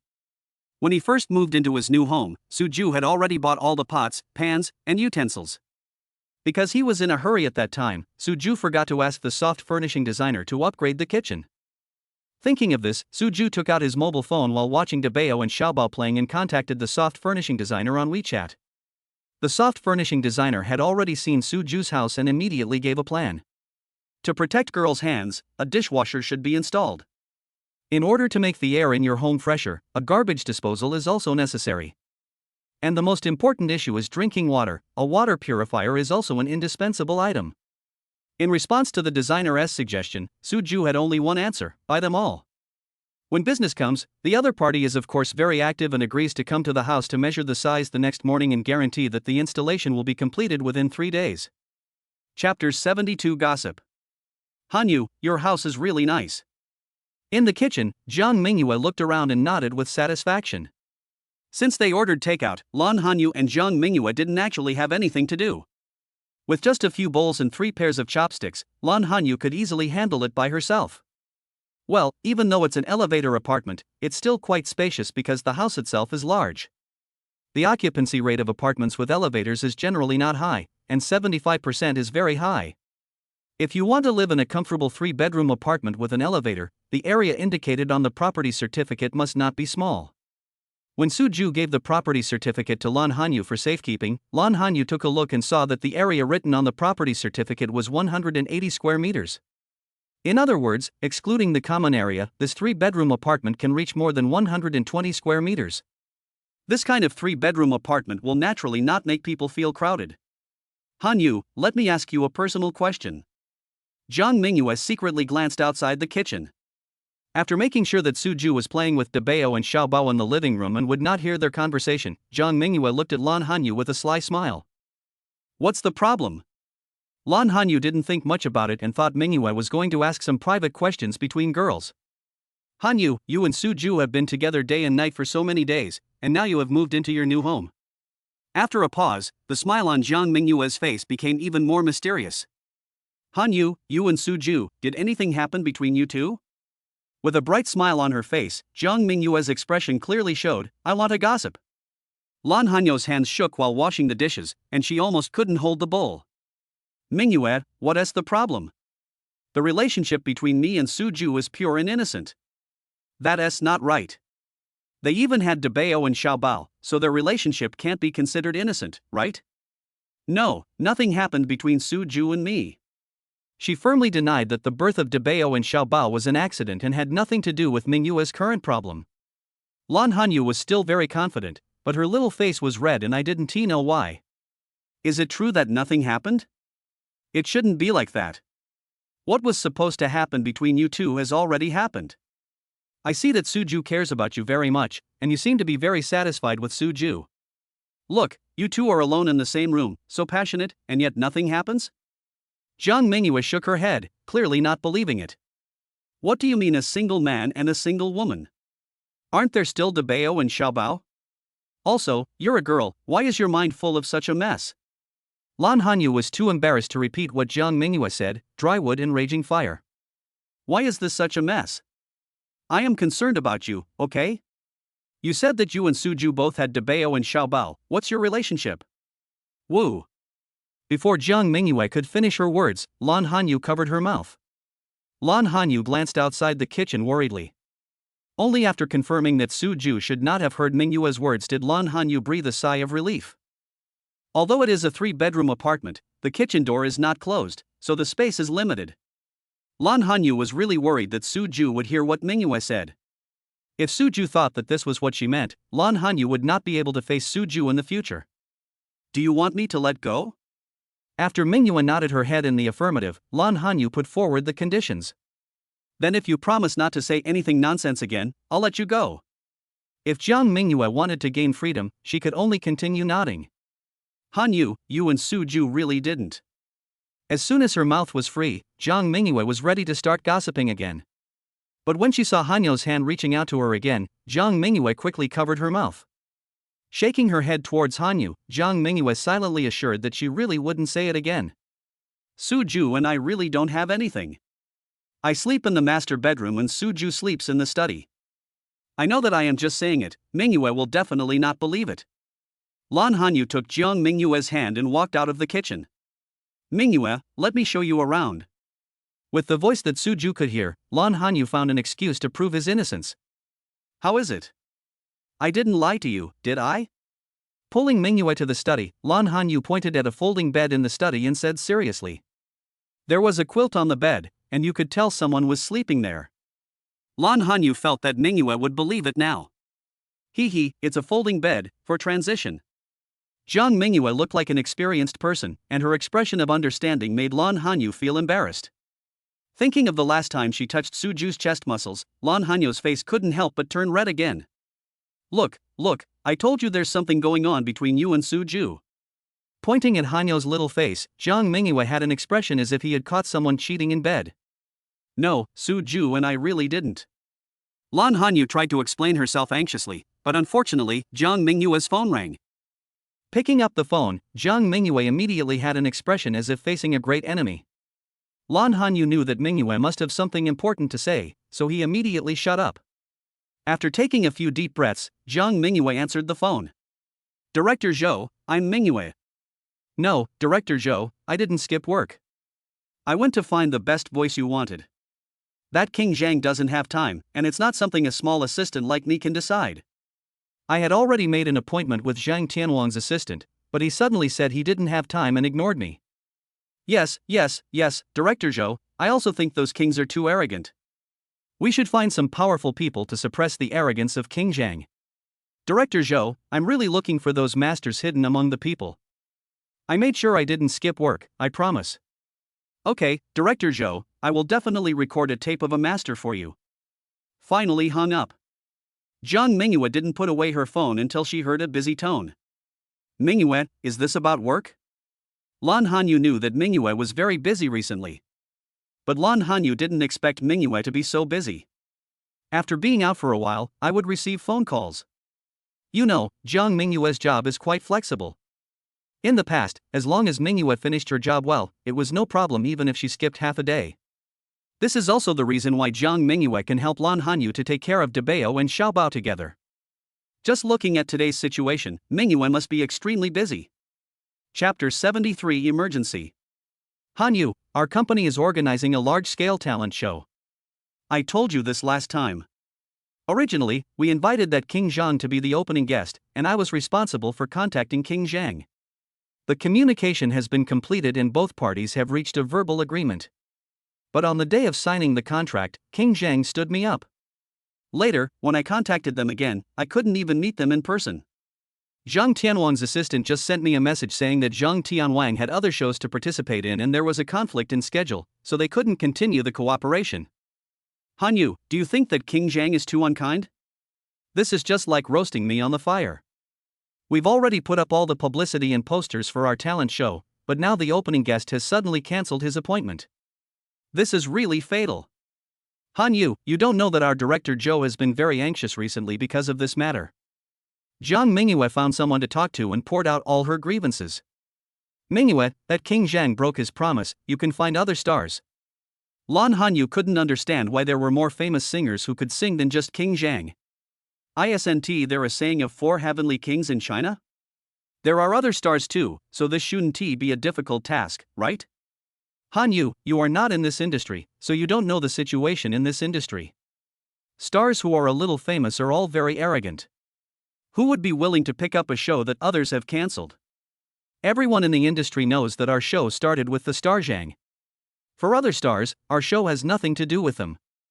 Zhang Mingyue sighed, if only it were as simple as Hanyu said. For celebrities, what they care about most is their face. This is a matter of status. Who would be willing to be the substitute? What should we do then? Does it mean that if King Zhang doesn't appear as the opening guest, your show can't go on normally? Listening to his good friend's explanation, Lan Hanyu also frowned. Zhang Mingyue encountered difficulties, so Lan Hanyu would naturally be worried. It is definitely not feasible to invite other stars. We have tried to contact several celebrities, but they either rejected us outright or asked for exorbitant prices.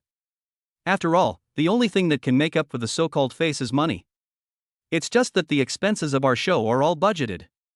If we spend too much money on inviting the opening guest, this talent show may not be able to be held.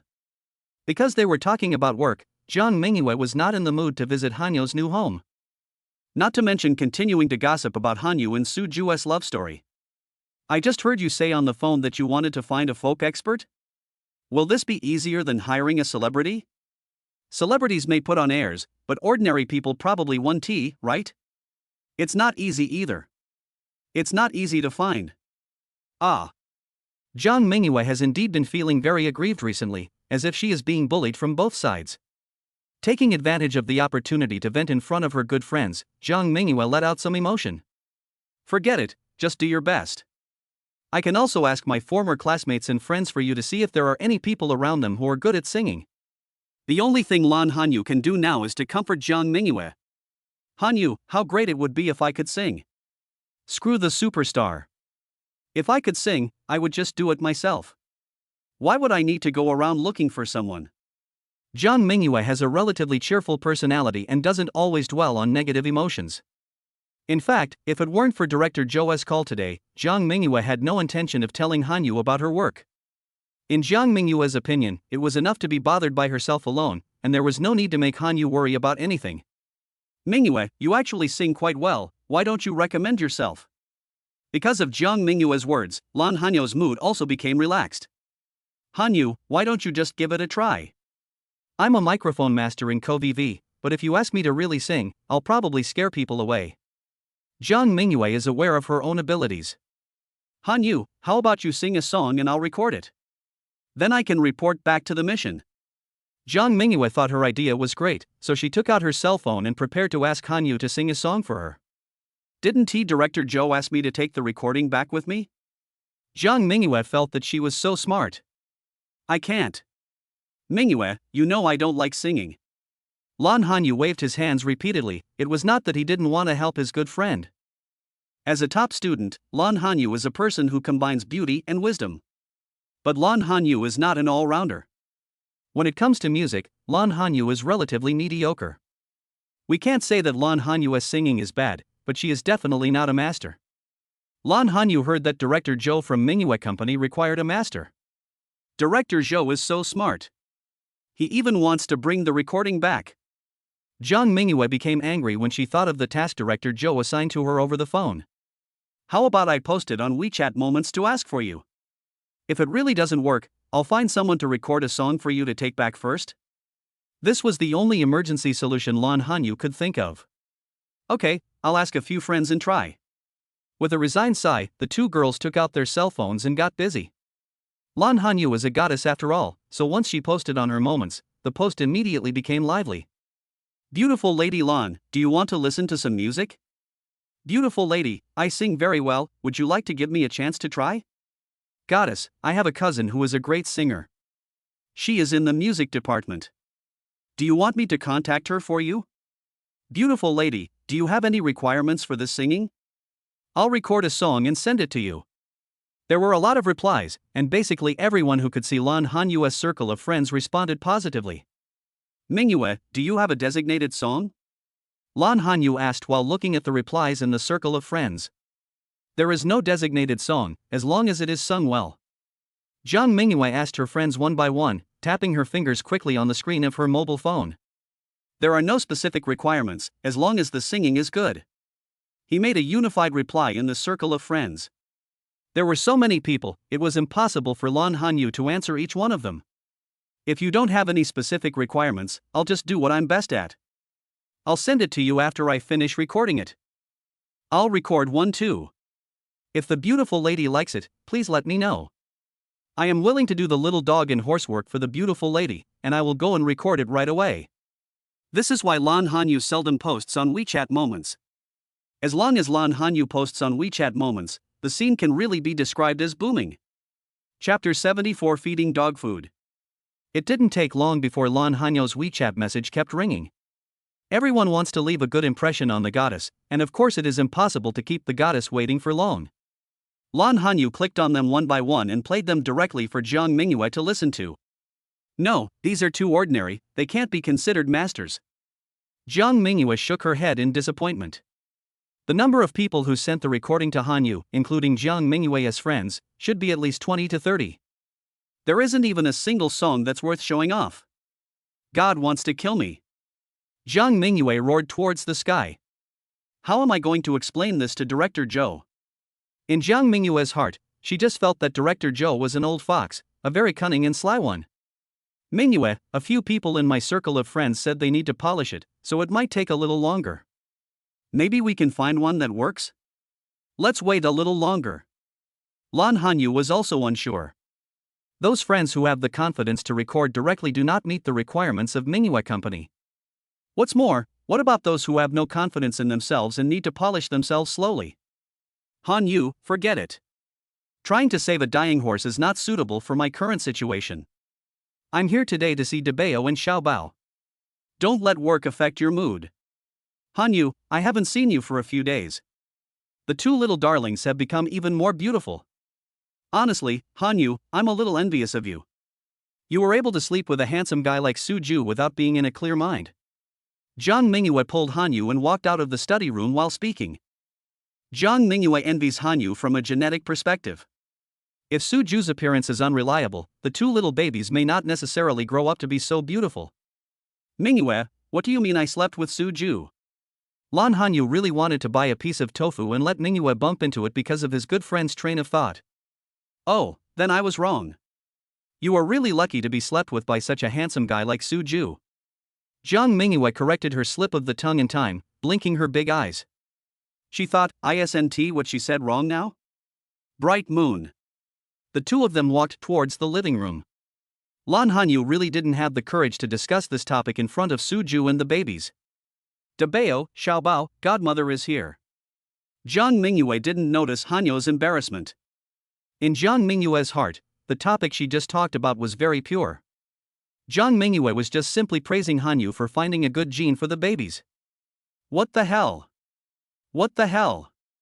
Hearing the sound of Ganma, Debao and Xiaobao even dropped the toys in their hands and immediately stretched out their arms to ask for a hug. Godmother, hold me. Jiang Mingyue naturally has to be fair to the two little darlings. However, due to her limited physical strength, Jiang Mingyue couldn't pick up two babies at once. Jiang Mingyue might as well just sit on the carpet, so that it wouldn't be so tiring for her to hold a baby in one hand. Debao and Xiaobao stuck to their godmother and played for a long time, and both babies felt a little sleepy. Debao, Xiaobao, let's go to bed. Daddy is going to make the milk powder, while mommy and godmother will change your panties, okay? Seeing that Dabeo and Xiaobao started to rub their eyes, Suju, who was sitting on the sofa, stood up. Dabeo, mommy will change your panties for you. Xiaobao's panties, let godmother change them for you. Two girls, each holding a baby, placed them on the sofa. Suju has already mastered the skill of making milk powder. Within a few minutes, 2 bottles of milk powder at the right temperature were delivered to Dabeo and Xiaobao. Originally, the 2 babies had very good habits. After drinking milk, they would play with their hands for a while and then fall asleep. Maybe because they saw their godmother today, the 2 little babies were too excited and refused to go to bed. Suju, how about I coax Dabeo and Xiaobao to sleep? Lan Hanyu felt helpless as she watched Dabeo and Xiaobao, who were reluctant to go to bed even though their nap time had long passed. If the nap time of Dabeo and Xiaobao is delayed, it will definitely affect their sleep time at night. Lan Hanyu doesn't want Dabeo and Xiaobao to have irregular schedules. Let me do it. You can chat with Mingyue for a while. Suju picked up a baby in each hand and walked into the baby's room. If Hanyu coaxed the babies to sleep, Suju would have to stay in the living room with Jiang Mingyue staring at each other. Hanyu, Suju is really considerate to you. Jiang Mingyue pulled Hanyu over and winked at her good friend ambiguously, the meaning of which was naturally self-evident. Well, Suju is very good to me. This time Lan Hanyu did not avoid the question and admitted it openly. Hanyu, I'm still single. I won't let you feed me dog food like this. I'm really hurt. Jiang Mingyue exaggeratedly made a heart-holding gesture and successfully made Lan Hanyu laugh. Hanyu, can Suju coax the babies to sleep? Jiang Mingyue felt that Suju's considerateness was one thing, but when it came to coaxing the babies to sleep, wasn't he a little unreliable? Yes, didn't you see it last time? Suju sang a lullaby to coax Dabeo and Xiaobao to sleep. Lan Hanyu took over the conversation very naturally and said that it was not the first or second time that Suju had coaxed the babies to sleep. Lullaby. A light bulb suddenly flashed in their head, and Lan Hanyu and Jiang Mingyue shouted at the same time. It seems like the two of them have been busy for most of the day. How come they forgot about Suju? Suju's level of singing lullabies has reached master level. Isn't this exactly the master that Jiang Mingyue is looking for, hidden among the people? Hanyu, can I borrow your Suju for a while? Since she wasn't very familiar with Suju, Jiang Mingyue had to turn to Hanyu for help. Your Suju? Lan Hanyu did not feel the slightest bit repulsed by Mingyue's words. Instead, she felt sweet inside. It all depends on Suju's opinion. I can't force him. Lan Hanyu thought about it and realized that she really couldn't make the decision for Suju. Hanyu, your elbow is bent outward, isn't it? No, you and Suju are a family now, and I have become an outsider. In order to gain sympathy, Jiang Mingyue could only pretend to be pitiful. What? I didn't say I won't help you. It's just that in the end it all depends on Suju's opinion. Okay, I will try my best to persuade Suju to help you, that should be fine, right? Unable to bear Jiang Mingyue's pitiful look, Lan Hanyu could only raise the white flag and surrender. That's more like it. After Suju has coaxed Dabeo and Xiaobao to sleep, you must help me put in some good words. Jiang Mingyue suddenly felt a little regretful. Why did she target Suju so much in the beginning? If I could have been nice to Suju from the beginning, maybe Suju would have agreed to help me right away. No, I was also thinking about Hanyu. Thinking of this, Jiang Mingyue put aside her regrets. Chapter 75 Star Effect. Dabeo and Xiaobao finally fell asleep quietly to the sound of their father's loving lullaby. Suju covered the 2 little babies with blankets and walked out of the room quietly. Originally, Suju thought that Hanyu must be whispering with Jiang Mingyue. Suju had no intention of disturbing the two and planned to go directly to the study to read a book. Suju. Just after walking out of the baby's room, Suju didn't expect that Hanyu and Jiang Mingyue looked like they were waiting for him. Hanyu called him, and Suju temporarily changed his mind about going back to the study. Suju, Mingyue wants to ask you for a favor. What's up? Suju was a little curious. How could he help Jiang Mingyue?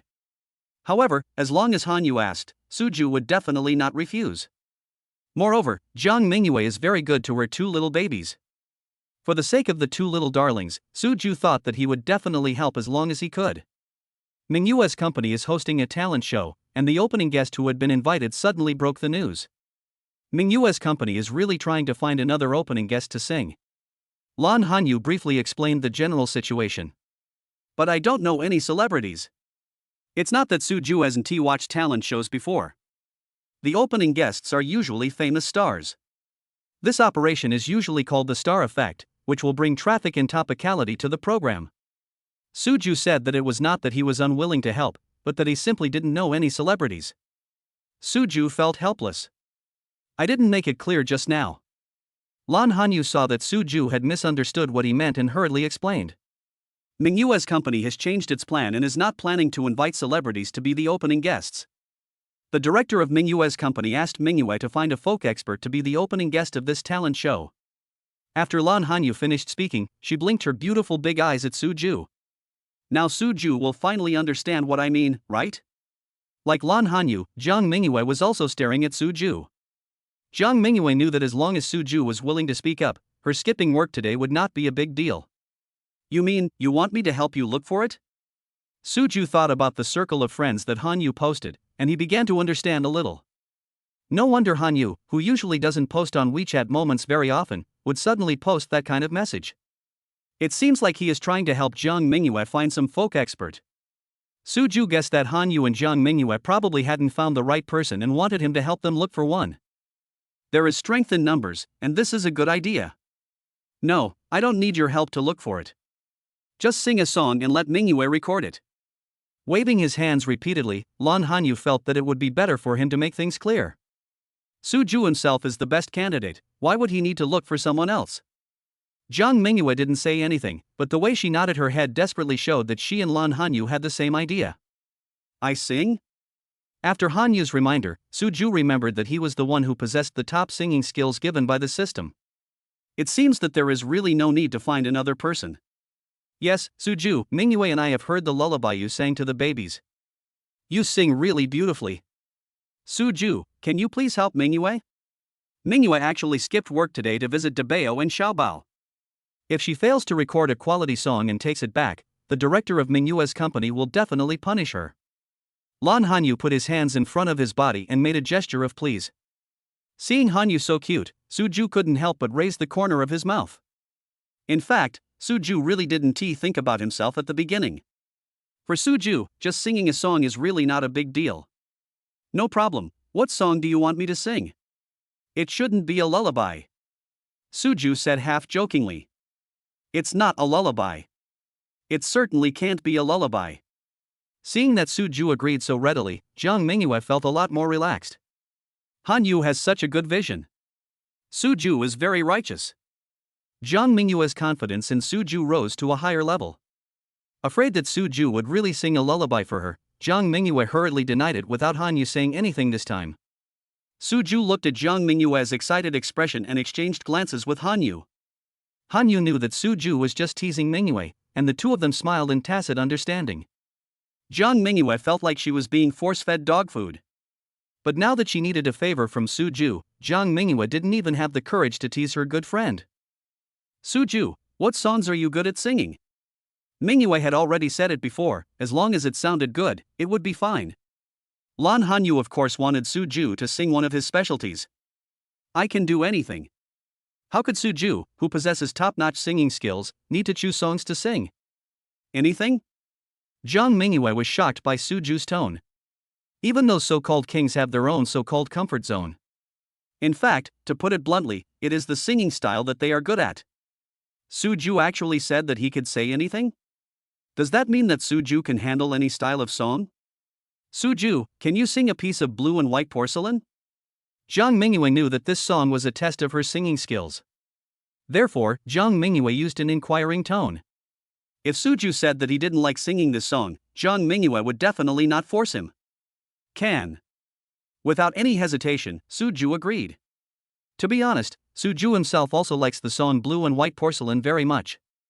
But before he acquired top-level singing skills, Suju could only hum along with the music. As for now, the situation is definitely completely different. Then I'll start recording now, are you ready? Jiang Mingyue took out her cell phone, waited for Suju to nod, and pressed the recording interface. Can. Still a simple answer. Seeing Jiang Mingyue press the record button, Suju started singing. The blank outlines the blue and white brushstrokes with thick and light makeup. The peony depicted on the bottle is just like your first makeup. The sandalwood fragrance is coming through the window, I understand your thoughts. Put the pen halfway down on the rice paper. The charm of the glaze-rendered lady's painting is privately kept. And your sweet smile is like a bud about to bloom. Your beauty drifts to places I can't go. After the song was finished, Lan Hanyu and Jiang Mingyue were stunned for a long time. Seeing that Jiang Mingyue was reluctant to turn off the recording, Suju could only remind Jiang Mingyue silently. Jiang Mingyue came back to her senses only after seeing Suju's gesture. Jiang Mingyue quickly turned off the recording function and held the phone tightly in her hand. Suju's song is Jiang Mingyue's golden medal of immunity from death, so Jiang Mingyue must treat it like a treasure. Chapter 76 God's Gift. Suju, your singing is so beautiful. With your singing skills, it would be a shame if you don't join the entertainment industry. If you debut, let alone that Heavenly King Zhang, even if the 4 Heavenly Kings come together, they will just have to stand aside. Jiang Mingyue, who had completed the task, was now completely relaxed. Entertainment industry? Not interested. Shaking his head, Suju expressed that he was not interested in the entertainment industry. Why? Being a star is not only about fame, but also about making money easily. How many people want to be a star but don't have the qualifications? You have such good conditions. You have good looks and singing skills. You are really blessed by God. If I had your good conditions, I wouldn't just be an assistant. Jiang Mingyue's tone was full of curiosity. Many young people nowadays go for plastic surgery in order to fulfill their dream of becoming a star. Suju, on the other hand, doesn't he even care about it? No reason, I just don't like the kind of life where I don't have any privacy. Jiang Mingyue just talked about the advantages of being a star. But what is not mentioned is that those stars also have a painful side. That is the life of a celebrity, as if it is being put under a magnifying glass in front of the public. Suju felt that such a life was like walking on the street without clothes. Suju definitely wouldn't want to do that. Mingyue, I also feel that being a celebrity has many things that are beyond your control. I support Suju's idea. Hearing that Hanyu thought the same thing as he did, Suju turned to look at the child's mother. The moment their eyes met, they both smiled gently. I can't stand it. I really can't stand it. You two spread too much dog food today. I don't even have to eat dinner. I'd better go first, you guys continue. Jiang Mingyue felt like she was a huge light bulb now. Not wanting her light to affect Hanyu and Suju, Jiang Mingyue wisely stood up and left. Mingyue, how can we show off our love?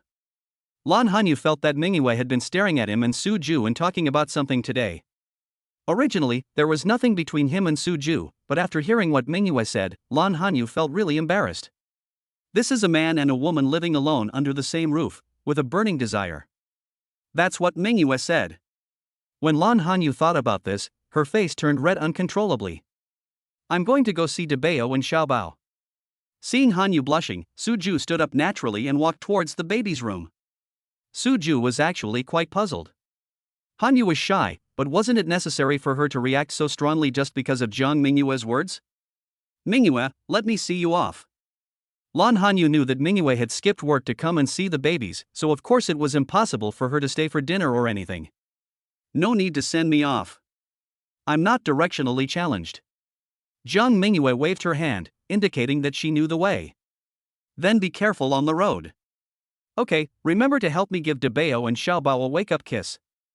No. Bye. Maybe I'll come ask your Suju for help in a few days. Jiang Mingyue gave a mysterious smile, waved her hand and walked towards the elevator. Hasn't it been recorded? What else do you need Suju's help with? Jiang Mingyue had already walked into the elevator, and Lan Hanyu could only talk to himself. Hanyu, go and have a rest first. The housekeeping company has arranged a nanny to come for an interview this afternoon. Suju just received a message from the Gold Medal Housekeeping Service Company, saying that they had found a suitable nanny according to Suju's requirements and that she would come for an interview in the afternoon. Housekeeping company? Suju, have you contacted the housekeeping company? Lan Hanyu felt that Suju's efficiency was too high. It hasn't been long since the two of them talked about hiring a nanny, and the nanny is coming for an interview? Lan Hanyu didn't even see Suju calling to ask something. Nowadays, formal housekeeping companies have their own websites. I left my specific requirements and they recommended suitable nannies to me. Soo-ju briefly talked about the situation of finding a nanny. Oh, it turns out to be so convenient. Lan Hanyu nodded, wondering if she had become stupid for 3 years due to pregnancy. Now is the information age, is there anything that can't be solved online? However, there seems to be another problem. If the nanny is suitable, do we sign a contract with her directly? This seems to be a bit like jumping the order, right? I no longer see the meaning of the existence of a housekeeping company. No, if it's suitable, you still need to go to the housekeeping company to sign a contract. We have reached a service agreement with the housekeeping company. The nanny is considered an employee of the housekeeping company. If he really uses the nanny recommended by the housekeeping company, Sue is not sure whether he needs to pay a certain agency fee. This is good. If anything happens in the future, it will be more convenient to find a housekeeping company. Lan Hanyu is more inclined to sign a contract with a formal housekeeping company. If you sign a contract with the nanny alone, and if you meet an unreasonable person, it will be difficult to resolve any problems. Yes, after all, we have to take care of Debao and Xiaobao, so we can't be careless. Everything is considered with the babies at the center, and Soo-ju is willing to spend more money. Okay Hanyu, go and rest for a while. I'll call you when the babysitter comes. Soo-ju half pushed Hanyu to the door of the master bedroom. The child's mother had dark circles under her eyes. Soo-ju would feel heartbroken. Okay, I'll take a break first. You can also take a nap. Debao and Xiaobao usually take a nap for more than an hour. Thinking that Soo-ju didn't get any more sleep than himself. At least after Soo-ju started living with himself and the babies, sleep was really limited. Lan Hanyu also feels sorry for the babies' fathers. I'm not sleepy. I'll just read a book on the sofa. Fahai said that there will be a summary test in the next class. Although Soo-ju is a top student, he has had less time to study recently because he has been taking care of the babies. ISNT there is saying that goes, I'm not afraid of the top students studying well, I'm just afraid of them having summer vacation. In fact, what this means is that top students spend more time studying independently. Of course, Shueba-su also needs to read more books. Okay, you must be tired, just rest on the sofa for a while. Lan Hanyu was indeed sleepy, so she did not insist that Soo-ju go to rest and walked into the bedroom. Soo-ju gently closed the door of the master bedroom. With himself at home, Hanyu can rest assured and have a good nap. Soo-ju took out a book on marketing from the study and half lay down on the sofa. Chapter 77 The Perfect Match. The time for the home interview with the housekeeping company is 3 p.m. Lan Hanyu woke up after sleeping for a while. Although Debao and Xiaobao went to bed a little later, their biological clocks were still relatively accurate and they woke up before 3 o'clock. Lan Hanyu changed the diapers for the two babies.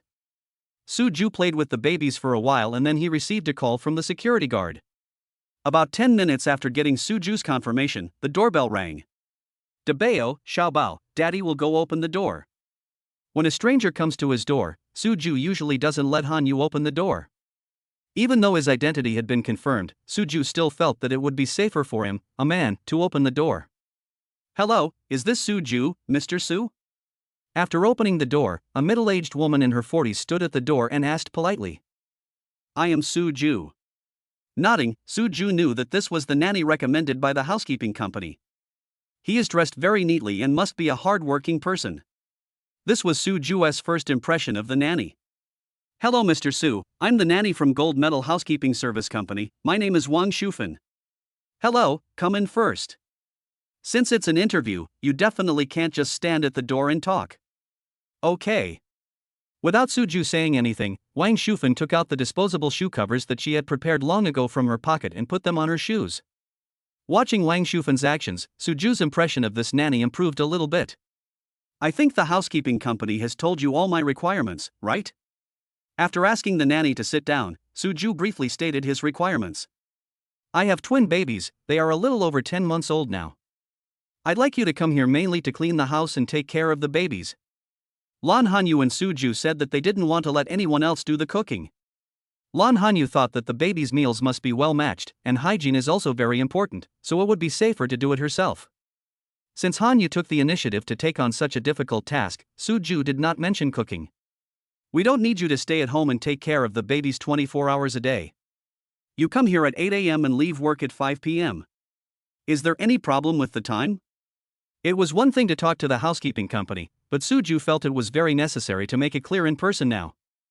No problem, I already know all this.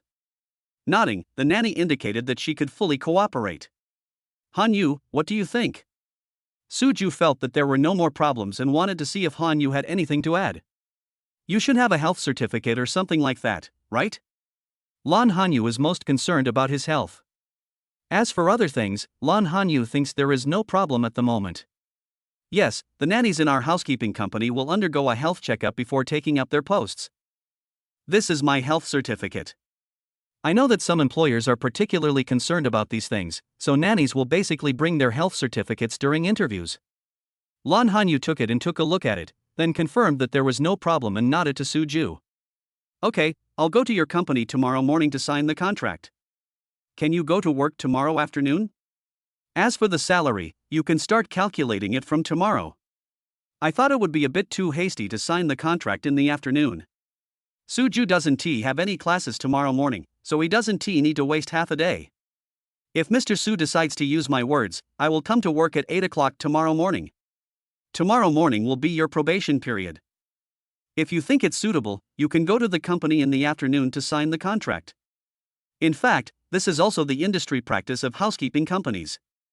If an employer wants to hire a nanny, there can be a probation period of a few days. It's only half a day, but for a nanny, it's still well earned. Okay, then you can start work tomorrow. If it's appropriate, I'll go to the security room at the gate and get you a temporary access card. Okay, Mr. Su, Mrs. Su, I'll come to work tomorrow. The two parties reached an agreement and the nanny went back first. Lan Hanyu did not explain why the nanny called her Mrs. Su, and simply accepted it. Hanyu, let me cook dinner, you go read a book first. Ordering takeout all the time is definitely not a long-term solution. Considering that Hanyu would be taking the subject 1 exam in a week, Suju felt that he should give Hanyu more time to read books or something. No, I'll cook dinner later, you just look after Debao and Xiaobao. Lan Hanyu has already searched on the internet and found that the subject 1 test is actually not difficult. The book he got was not thick. As a top student like Suju, Lan Hanyu could finish it in just 1 day. It is said on the internet that if you do a few more sets of test questions before taking the subject 1 exam, you will basically have no problem. Good. Seeing that Hanyu didn't take the subject 1 exam seriously, Suju didn't insist. Suju knew something about Hanyu's strength. As the most famous campus beauty of Z University, even if Suju had not paid much attention to her before, some information about Lan Hanyu would still spread around Suju.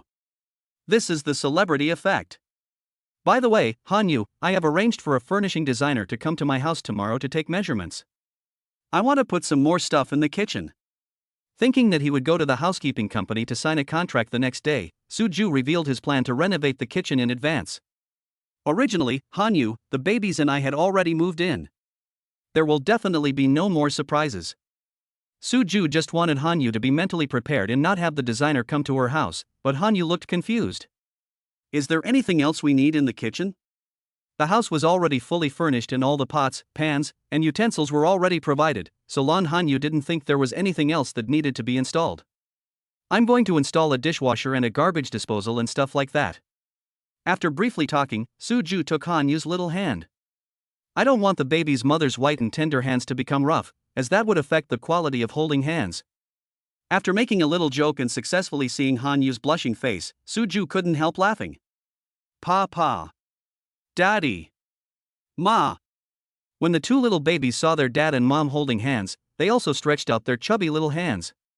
Lan Hanyu, who was about to pull her hand away because of Suju's teasing, had to continue to be held tightly by Suju because of the babies joining in.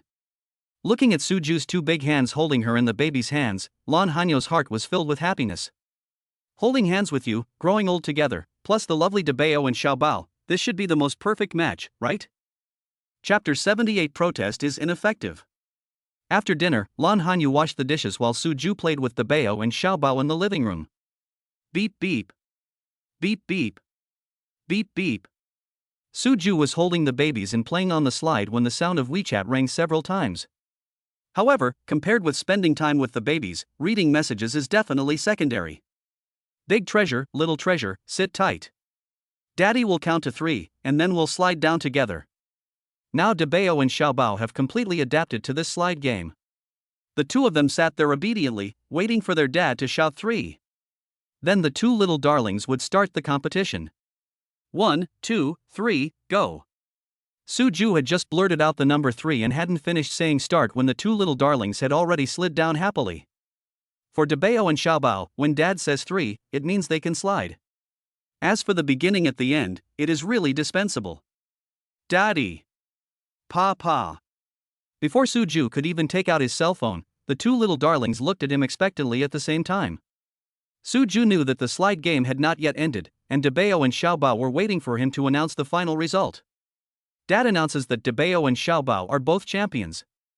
Although the little baby may not understand what the champion means. But after playing the slide game so many times, the babies all understand that these two words are definitely praising themselves. Papa. Daddy. Receiving praise from their father, Debao and Xiaobao smiled happily. Big treasure, little treasure, play by yourselves for a while Daddy takes a look at who sent the message. Suju took out his cell phone from his pocket and spoke to the little darlings. Debao and Xiaobao were pretty well behaved. When they saw their dad was busy, they started playing with the toys in the living room by themselves. Hello, Mr. Su. I'm Zhao Jigang. My father-in-law really likes the painting you helped me repair last time. Thank you so much. My father-in-law said that after this painting passed through your hands, the artistic conception of the whole painting has been elevated to a higher level. When my father-in-law found out that I only paid you 300,000 yuan for your hard work, he scolded me severely. He said that I was disrespecting art. These 300,000 are my father-in-law's idea, please accept it. Mr. Su, my father-in-law said that if you don't accept it, he won't let me go home. After Zhao Jigang sent a bunch of messages, the next one was a transfer message of 300,000 yuan. Debao, Xiaobao, let's go take a bath, okay? Lan Hanyu washed the dishes and walked out of the kitchen. She saw Debao and Xiaobao playing with toys, and walked up to them and spoke gently. While the babies are still energetic, Lan Hanyu prepares to give them a fragrant bath. If I wait until Debao and Xiaobao are sleepy before giving them a bath, the two little babies will definitely make a fuss. Papa. Daddy. When they heard that their mother wanted them to take a bath, Debao and Xiaobao, who had not played enough, sought help from outside. Suju didn't notice Xiaobao's outstretched claws, and in a moment of carelessness, the phone was knocked onto the carpet by the baby and fell at Lan Hanyu's feet. Little treasure. Lan Hanyu exclaimed and immediately picked up the phone. Originally, Lan Hanyu would not look at Suju's phone, but it just so happened that when Lan Hanyu picked up the phone, the screen was facing up. Suju, this. The transfer information of 300,000 was still very eye-catching, and it was difficult for Lan Hanyu to ignore it even if she wanted to. It was Zhao Jigang's father-in-law. He felt that the 300,000 yuan Zhao Jigang gave him last time was too little, so he insisted that he transfer another 300,000 yuan. Taking the phone that Hanyu handed to him, Suju gave a brief explanation. 600,000? You helped them fix it up, it's worth 600,000? Lan Hanyu was truly shocked. The last time Zhao Jigang transferred 300,000 to Suju, Lan Hanyu already felt that it was a lot. What Lan Hanyu could not have imagined was that Zhao Jigang's father-in-law actually asked Zhao Jigang to transfer another 300,000 yuan. In other words, the eagle that Suju spent more than 10 minutes to draw was worth 600,000. What is the concept of this? Even though Lan Hanyu is a top student, he still feels that his brain is not enough. Even if you are a white-collar worker, you wouldn't get such high treatment, right? If we consider the value of the painting, 600,000 is not too much. Suju was telling the truth. The painting itself was worth 3 million. If it weren't for Suju's brilliant idea, the 3 million would have been wasted. Compared with 3 million, even if Zhao Jigang spent 600,000, he still made a profit. Then will you accept this money? Lan Hanyu didn't know what Suju was planning, so she asked softly. This. Suju thought about it and realized that since Zhao Jigang had said so much, he seemed to have no reason to refuse. If Zhao Jigang was really kicked out of the house by his father-in-law, wouldn't Zhao Jigang have to come to me? Just thinking about it was troublesome, so Suju directly clicked to confirm the payment. Hanyu, I've received the money. I'll transfer it to you. As the family's finance minister, Suju felt that it would be better to give the money to the child's mother for safekeeping. No need, I'll leave the 300,000 with you. You have to go to the housekeeping company to sign the contract tomorrow, and you must pay. Also, now that we have a car, the cost of the car is not small. I'll leave this money with you so that it will be more convenient when you need it. Besides, the money you transferred to me is already over 700,000 yuan, which is more than enough. In Lan Hanyo's mind, a man must have money when he is out there. Although 300,000 is a bit much, it is still much less than the money Su Ju transferred to him. Okay then, thank you for the pocket money. Su Ju felt that what Hanyu said made sense, so he no longer insisted. Just keep the 300,000 on yourself, as you have a lot of places to spend money recently. Just the kitchen furnishings alone would cost tens of thousands because they are all famous brands. Loquacious. The word the child's mother made Lan Hanyu feel that she and Su Ju were like an old married couple. Thank you, Mr. Su, for your understanding. I can finally report to the old man. Seeing that Su Ju accepted the money, Zhao Jigang quickly sent a message of thanks. Su Ju and Lan Hanyu looked at Zhao Jigang's message, they looked at each other and laughed. I have never seen such a person who was so happy to give money. It seems that Su Ju's move really helped Zhao Jigang a lot. Dabao, Xiaobao, let's go take a bath. Putting away his phone, Su Ju said to the little darlings. Pa. Daddy. Originally they wanted to seek help from their father, but Dabao and Xiaobao didn't expect that they would end up having the help delivered to their door. The babies were picked up by Su Ju one by one, and they twisted their bodies in dissatisfaction in their father's arms.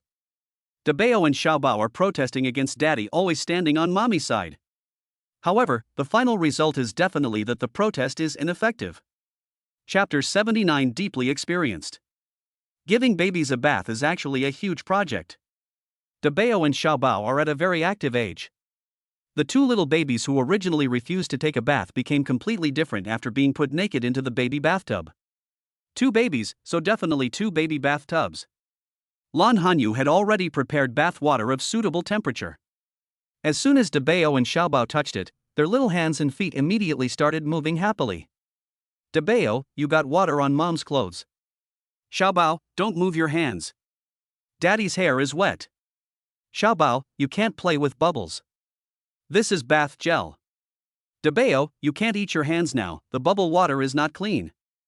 Su Ju and Lan Hanyu, two adults, felt more tired giving the babies a bath than fighting a war. Carrying the fragrant Dabao and Xiaobao out of the bathroom, Su Ju and Lan Hanyu looked at each other and both laughed. Dabao and Xiaobao had taken a bath, but the baby's father and mother were now soaked like drowned rats. Hanyu, go take a shower first, be careful not to catch a cold. I'll coax Dabao and Xiaobao to sleep. Su Ju wrapped Dabao and Xiaobao in a small blanket, so he didn't have to worry about the water on his body getting the little babies wet. Why don't you go change your clothes first? Seeing that Su Ju's clothes were mostly wet, Lan Hanyu was worried that Su Ju would catch a cold if he kept wearing wet clothes. Okay, I'll go change into a t-shirt first. Thinking that he would have to coax Dabao and Xiaobao to sleep later, it would be inconvenient to wear wet clothes, so Su Ju went to the study to change his clothes. Okay, Dabao and Xiaobao, let mommy take a bath and we'll go to bed. Su Ju picked up a baby in each hand, prepared to let the babies play in the living room for a while he went to make milk powder. Ma! Hearing that their mother was going to take a bath, Dabao and Xiaobao, who had not yet had enough fun playing in the water, stretched out their little hands towards their mother. The two babies' meaning is very clear, they want to take a bath with their mother. No, Dabao and Xiaobao are already sweet babies, they can't take a bath with mommy anymore. Big treasure, little treasure, daddy will make some milk for you milk, okay? This is definitely the best way to deal with little foodies. Especially when babies' bellies are not bulging. New. After hearing about drinking milk, Dabao and Xiaobao decisively gave up the idea of taking a bath with their mother. Pa. Daddy. The two little babies no longer stared at their mother. Instead, they twisted their little bodies, pointed in the direction of the kitchen, and urged their father to make the milk powder quickly. Big treasure and little treasure, play here for a while daddy goes to make some milk, okay? There are many dangerous things in the kitchen for babies, so Su Ju would definitely not go in with the baby in his arms. Putting Dabao and Xiaobao on the carpet in front of the sofa, Su Ju communicated with the babies patiently. Daddy. Pa. Dabao and Xiaobao stood up by themselves with the help of the sofa, tilted their little heads up, and gave their father a big smile. Su Ju looked at the little babies and knew that they understood what he said. Touching the little darling's hair lovingly, Su Ju felt that his two little cotton padded jackets were truly carrying little cotton padded jackets. Walking quickly to the kitchen, Suju went to prepare some bedtime snacks for the babies. After preparing the milk powder and keeping it warm in the thermostat, Suju prepared to put Dabeo and Xiaobao into the crib first. Milk, milk. Pa, pa. Seeing their father coming out empty-handed, Dabeo and Xiaobao shouted with some dissatisfaction. Didn't Daddy say that if the baby is good, he can have milk? Why don't dads give milk to their babies? Big baby, little baby, Daddy come hold us, let's lie on the crib and drink milk, okay? Communicating more with babies is something Suju always insists on. Daddy. Pa, pa. The two little babies really understood what their father said and stretched out their chubby little arms at the same time. In front of grandma, the little babies are always very cooperative. Let's go drink some milk. Suju picked up the two babies at the same time and put them in the crib amid the giggles of big baby and little baby. Daddy. Milk, milk. It was not until Suju handed the bottle to the babies that Dabeo and Xiaobao stopped nagging. After watching the babies finish drinking the milk powder, play with their little hands for a while and then fall asleep sweetly, Suju covered the little babies with small blankets and quietly left the room. Of course, the room door will not be completely closed. This ensures that any movement of the babies can be heard by the adults outside first. Suju, I'm done, go take a shower now. Because she was worried that Suju would catch a cold, Lan Hanyu took a shower as fast as if she had pressed the fast-forward button. Okay, Dabeo and Xiaobao are already asleep, go and blow-dry your hair. Although he changed his clothes, Suju's pants got wet a lot when he was bathing the babies. This feeling of wetness sticking to the body is really not very comfortable. After instructing Hanyu, Suju went to the study to get some clean clothes and prepared to take a shower. In fact, if possible, Suju would be very willing to help Hanyu blow dry her hair himself. Hanyu's hair is very soft, and the feel is really great. If you miss the opportunity this time, there will be plenty of opportunities in the future. Thinking of this, Suju whistled happily and walked into the bathroom. The bathroom in the master bedroom is now Lan Hanyu's exclusive bathroom. The babies and Suju were all taking baths in the big bathroom. Lan Hanyu looked at Suju's very good mood and became a little curious. Could it be that something particularly pleasant happened between the babies and their father just now? Unfortunately, Lan Hanyu had no one to ask, so he could only guess silently in his heart. By the time Suju finished his shower, Lan Hanyu had also blown his hair dry. We said goodnight to each other, and the family of four had a good night's sleep. Of course, Suju and Lan Hanyu would definitely have to get up several times at night to check on how the babies were sleeping. The next day, Lan Hanyu got up very early because there was a lot to do. However, even if Lan Hanyu got up very early, he could not beat Suju, who had the highest fighting skills. Suju, when did you get up? Looking at Suju who came in with breakfast, Lan Hanyu was really curious. Why does Suju always look so energetic? Ever since Suju moved out of school and started taking care of the babies with her, Lan Hanyu knew that Suju didn't sleep any more than she did. I have good physical strength. I thought you understood it deeply. After blinking at Hanyu, Suju saw Hanyu's little face turn red as he wished. Chapter 80 Ambiguity. Because of Suju's words, Lan Hanyu didn't dare to look up at Suju until she finished her breakfast. It's because Suju's words were too ambiguous. Hanyu, your face is about to fall into the bowl. Seeing Hanyu's shy look, Suju couldn't help but tease her again. The disposable bowl of spicy soup was almost empty, but Hanyu showed no intention of looking up.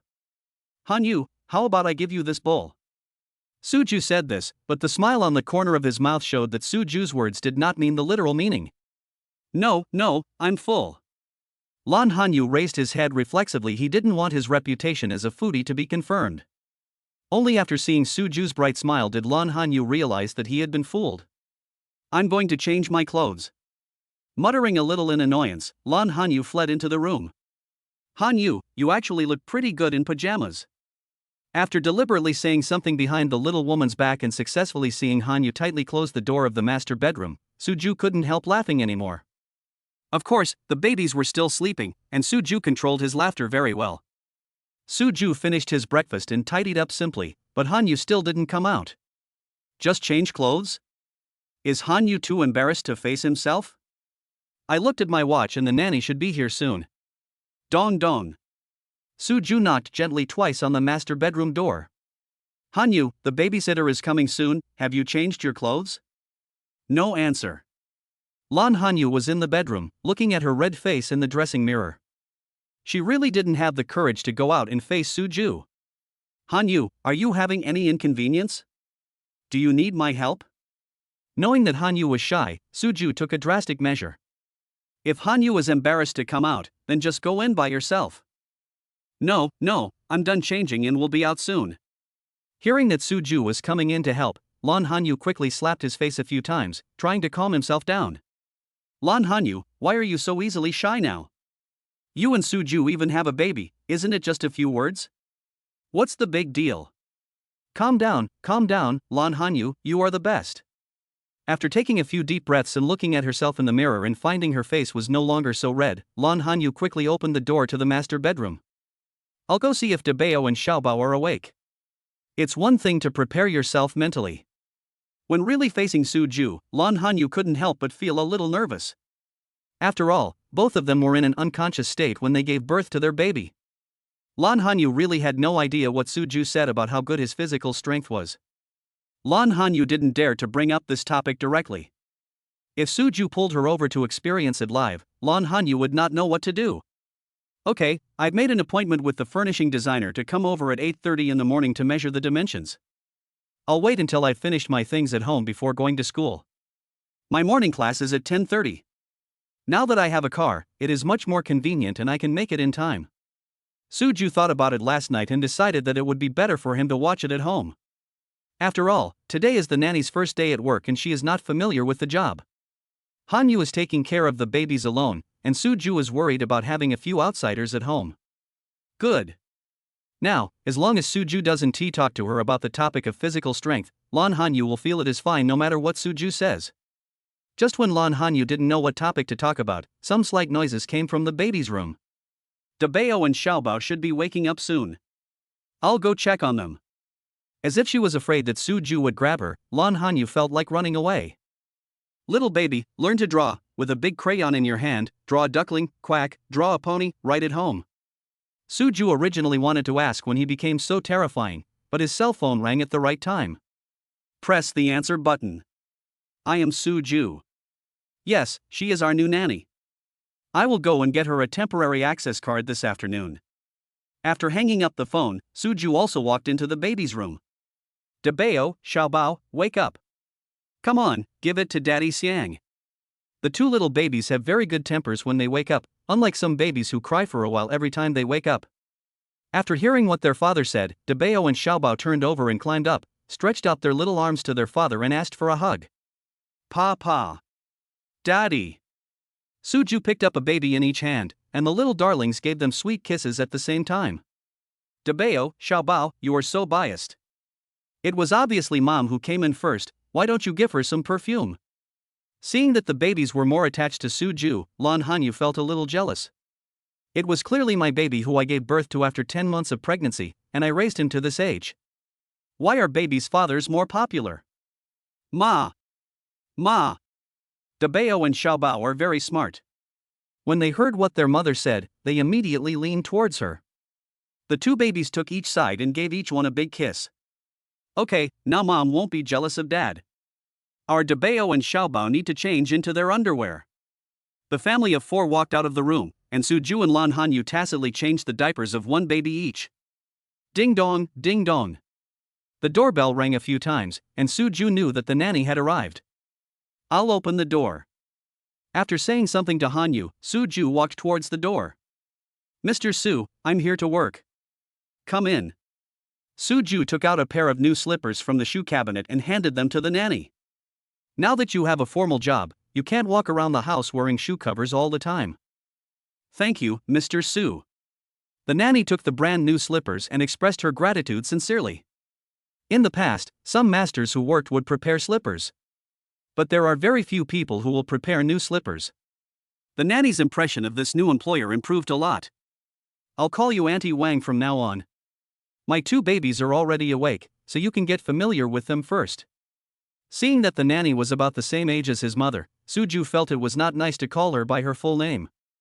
Okay, Mr. Su, call me whatever you think is convenient. Nodding, Wang Shufen knew that this was a kind of respect from Mr. Su towards her.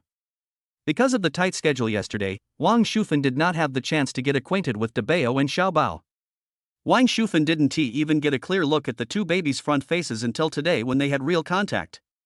Chapter 81, Patron Saint. Dabao and Xiaobao, come and see who has come to our house. Suju led Aunt Wang towards the living room, calling out Dabao and Xiaobao's names. For the little baby, the two of them definitely wouldn't understand what a nanny is. All Dabao and Xiaobao need to know is that there will be one more person to take care of them in the future. Pa. Daddy. Neither of the two little babies are shy. When they heard their father say that someone was coming to the house, they immediately turned their heads curiously. Dabao, Xiaobao, this is Grandma Wang.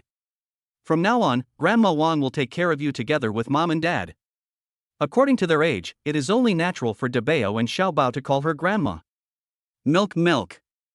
The pronunciation of milk that grandmas and babies drink is similar. There is no need to teach them specifically, the babies will call people automatically. Mr. Su, Mrs. Su, your child is so beautiful. It can be seen that Wang Shufan is an honest person and doesn't say anything flowery. Wang Shufan just expressed her thoughts instinctively.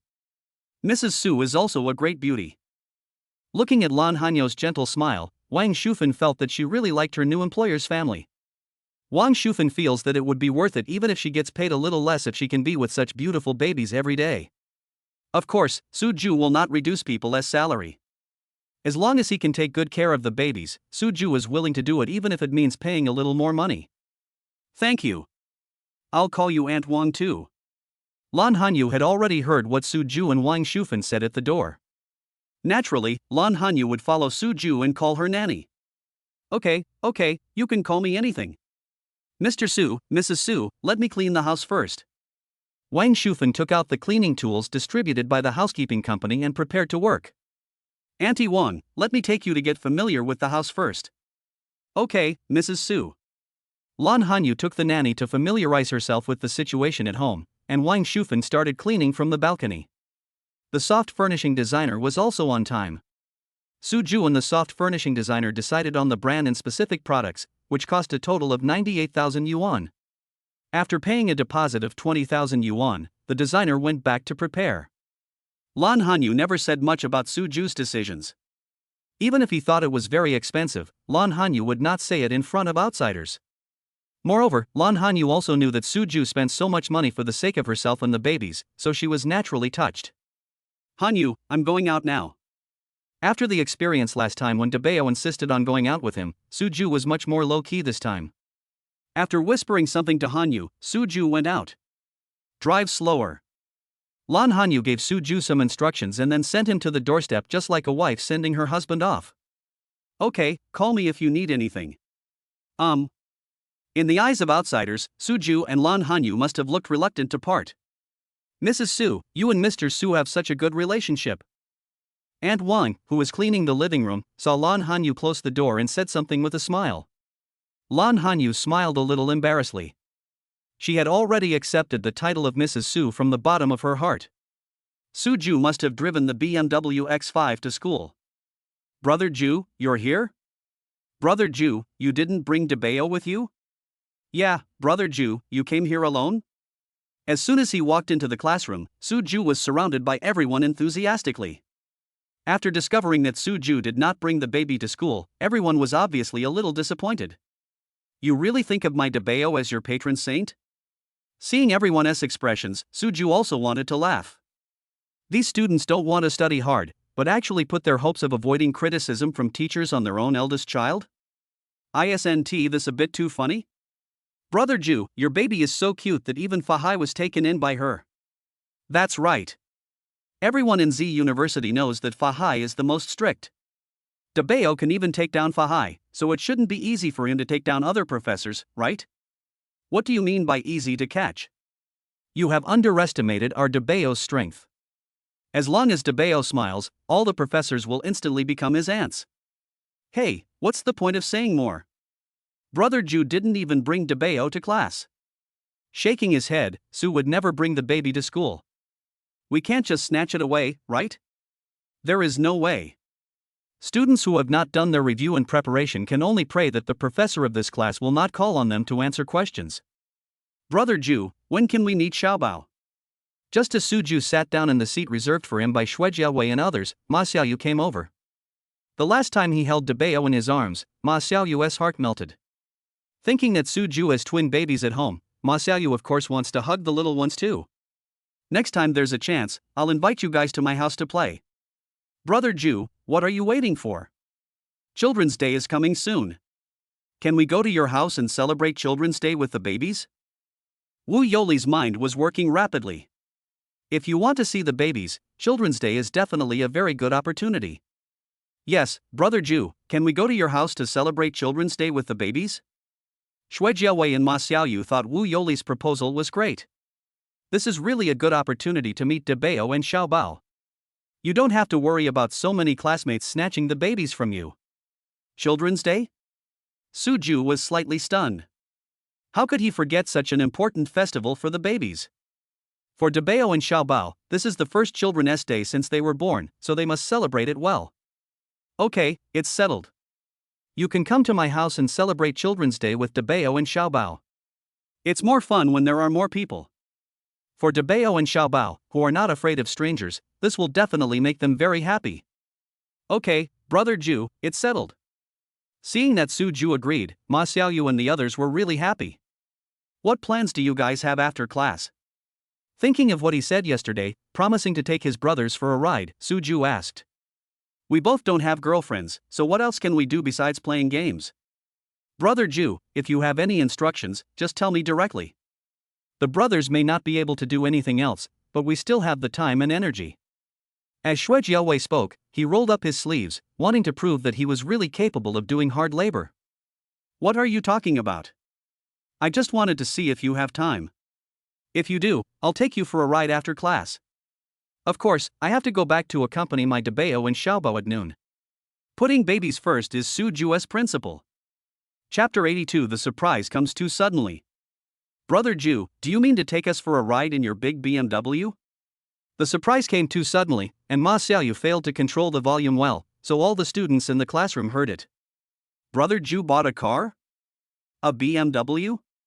Damn! Do you have to be so depressing? I haven't gotten over the beauty of Blue University and the cute twin babies yet, and now here comes such explosive news? God is so unfair, isn't he? Brother Ju, are you going to win without doing anything? Big BMW? Which series is it? BMW is my favorite license plate. Because it was not yet time for class and the teacher had not come to the classroom, the excited students surrounded Suju's seat. Questions came one after another, without even considering whether Suju would have the chance to answer. Brother Ju, I'm sorry, I spoke too quickly. Ma Xiaoyu sat next to Suju, looked at the classmates who were staring at Suju hungrily, and lowered his head embarrassedly. It's okay. I didn't mean to hide anything. Patting Ma Xiaoyu on the shoulder, Suju was very calm. Suju drives a BMW to school, is he afraid of being found out? Besides, Suju's BMW is not something of unknown origin. The rewards given by the system all come with formal invoices, so Suju doesn't have to worry at all. Ma Xiaoyu, you are so petty. Look at how generous our Brother Ju is. Brother Ju, what model is your BMW? Tell me quickly, I'm so curious. The other male students who were standing around also nodded in cooperation, waiting for Suju to announce the answer. As for the female classmates, they did not gather around Suju like the boys. After all, she is a girl, so she should still be reserved. Besides, Suju is the school idol and now he has a family. The girls were too embarrassed to gather around them. It's true that no one surrounded him, but the girls' eyes were not far behind at all. The girls stared blankly in the direction of Suju, who was surrounded by boys, their ears perked up. TSK. It's just a BMW X5, there's nothing to be proud of. Before Suju could say anything, a disdainful voice sounded in the classroom. The owner of this voice, which was obviously different from the reaction of others, was of course Qin Man. Qin Man was actually feeling extremely jealous. He broke up with Suju because he was poor. Unexpectedly, in the blink of an eye, Suju became a man with a house and a car. It just so happens that Suju's house is in the best Xingyue Blue Bay community in Jiangqing City. As for the car, the BMW X5 is of high quality. And what about Qin Man? The so-called rich second-generation ex-boyfriend can only afford to rent a house in Xingyue Blue Bay community. Of course, for some reason, in the end I even saved the money for rent. Sheen Man was quite quick. After breaking up with Jia Qianming, she immediately got a new boyfriend. However, with the godly assistance of Suju's roommates, Wang Haolin didn't even say the word breakup to Sheen Man, but directly blocked Sheen Man. As for her bumpy love life, Sheen Man of course pushed all the problems onto Suju. Sheen Man felt that Suju deliberately concealed his identity as a rich second generation when he was dating her. If Sheen Man knew that Suju was so rich, even if 10 oxen were used to pull Sheen Man, she would never say the word breakup to Suju. Unfortunately, there is no regret medicine in the world, and no way to know it earlier. Sheen Man really couldn't do anything except feel jealous here. BMW X5? Brother Ju, you are so awesome. The BMW X5 is a fighter among SUV models. BMW X5. That's the sign of a real man. Oh my god, let alone driving a BMW X5, even if you let me touch it, I would wake up laughing in my dreams at night. The boy became even more excited when he heard Sheen Man talking about the BMW X5. As for girls, they don't have such strong feelings about cars, and naturally they want to be like boys who forget about everything else when talking about cars. Sheen Man, what you said is really sour. Could it be that you ate lemon for breakfast this morning? Yes, Sheen Man, when you broke up with Suju, I remember that you said it was because Suju was poor and not worthy of you. Now it seems that it is not the case at all. That's right. I think what our schoolboy Su said is true. Sheen Man must have known about the affair between senior sister Lan and schoolboy Su, and wanted to save some face, so she thought of breaking up first. Sheen Man's preemptive move is completely useless. In the face of strength, all those who like to pretend will be exposed. In the past, because Sheen Man pursued Suju, she shouldn't be too proud in front of other girls. Now everyone has found an opportunity for revenge. You caught up with our school hunk Su and you don't know how to cherish him. How dare you break up with school hunk Su just because he is poor? Let you keep the schoolboy Su, who is loved by everyone, as your backup. The girls' eyes clearly showed their disdain for Sheen Man. You guys. What does Suju have to do with you? Do you need to meddle in other people's business like this? Seeing that she had suddenly become everyone's enemy, Sheen Man was so angry that her body began to tremble. Why? Why did breaking up with Suju seem like something unforgivable? What does Su Xiaoqiao buying a car have to do with you? When it comes to dogs catching mice, you are the most nosy dog. It is said that 3 women make a drama, let alone more than 20 girls in a class. Someone immediately responded to Sheen Man's words. That's right. Schoolboy Su has nothing to do with you now. What qualifications do you have to talk about schoolboy Su? She's jealous, can't you see that? Seeing that schoolboy Su and senior sister Lan are doing so well now, Sheen Man, your face must be hurting, right? It really serves her right. I told you that Sheen Man must have been kicked in the head by a donkey for daring to break up with Su Xiaozhu. Oh, Sheen Man probably had no choice at the time. After all, compared to senior sister Lan, the campus beauty that is rarely seen in a century at Z University, Sheen Man is nothing. That's right, senior Lan is really the most beautiful girl I have ever seen. The classroom was divided into 2 areas before class time. On one side, the boys surrounded Suju and discussed the BMW X5. On one side, the girls began a long crusade against Sheen Man. If Sheen Man hadn't been worried about losing credits for skipping class, she would have wanted to escape from the classroom. Chapter 83 Old Driver. The class finally passed with everyone having different moods. Brother Ju, I'll help you clean up. Ma Xiaoyu, who was anxious to go for a ride in his BMW, stuffed all his books into his bag, and then happily started to pick up the books on Suju's desk. I'll collect it myself right away. There were only a few books originally, and Suju didn't need Ma Xiaoyu's help at all. Just at that moment, Hanyu sent him a WeChat message, and Suju took out his phone first. Suju, you don't have classes this afternoon, right? The babies need to get their 3rd dose of polio vaccine this afternoon. I forgot to tell you. Originally, the 3rd dose of polio vaccine should have been given half a month ago. At that time, Debao and Xiaobao had a mild cold and could not be vaccinated. Later, when the babies' colds recovered, they still needed to wait a week before getting the vaccine again. So, the 3rd dose of polio vaccine has been delayed until now. Because of moving and other things, Lan Hanyu received a text message notification from the epidemic prevention station in the morning, and then he remembered that he had actually forgotten such an important thing. Worried that it would affect Suju's classes, Lan Hanyu sent his WeChat messages at specific times. It can only be said that as a former student of Z University and Suju's senior sister, Lan Hanyu still has some experience in certain matters. What time in the afternoon? Originally, Suju agreed to take Ma Xiaoyu and the others for a ride. But if it conflicts with the baby's affairs, Suju can only say hello to his brothers. After all, baby's vaccinations are definitely above all else. It will be fine before 4:30 in the afternoon. After vaccination, you can't bathe the babies within 24 hours. I plan to wait until Debao and Xiaobao have a nap, give them a bath and then get them vaccinated. Lan Hanyu knew that Suju definitely didn't understand all this. From birth to now, Lan Hanyu and Zhang Mingyue have always taken the babies to get vaccinated. Lan Hanyu gave birth to twins. It would definitely be inconvenient for one person to take two babies to get vaccinated. Now that I have a father for the babies, I don't have to bother Mingyue with many things. Okay, I understand. The babies' vaccinations would be in the afternoon, so Suju was not in a hurry. Well, drive slowly, don't be in a hurry. In Lan Hanyu's mind, Suju is driving himself now, so Lan Hanyu must be particularly concerned about Suju's safety. Don't worry, I'm an experienced driver. Lan Hanyu replied with an emoticon and didn't say anything else. Nowadays, the 3 words old driver also have other meanings. After Suju's recent teasing, Lan Hanyu has become much more cautious about sensitive words. I'm really not a novice.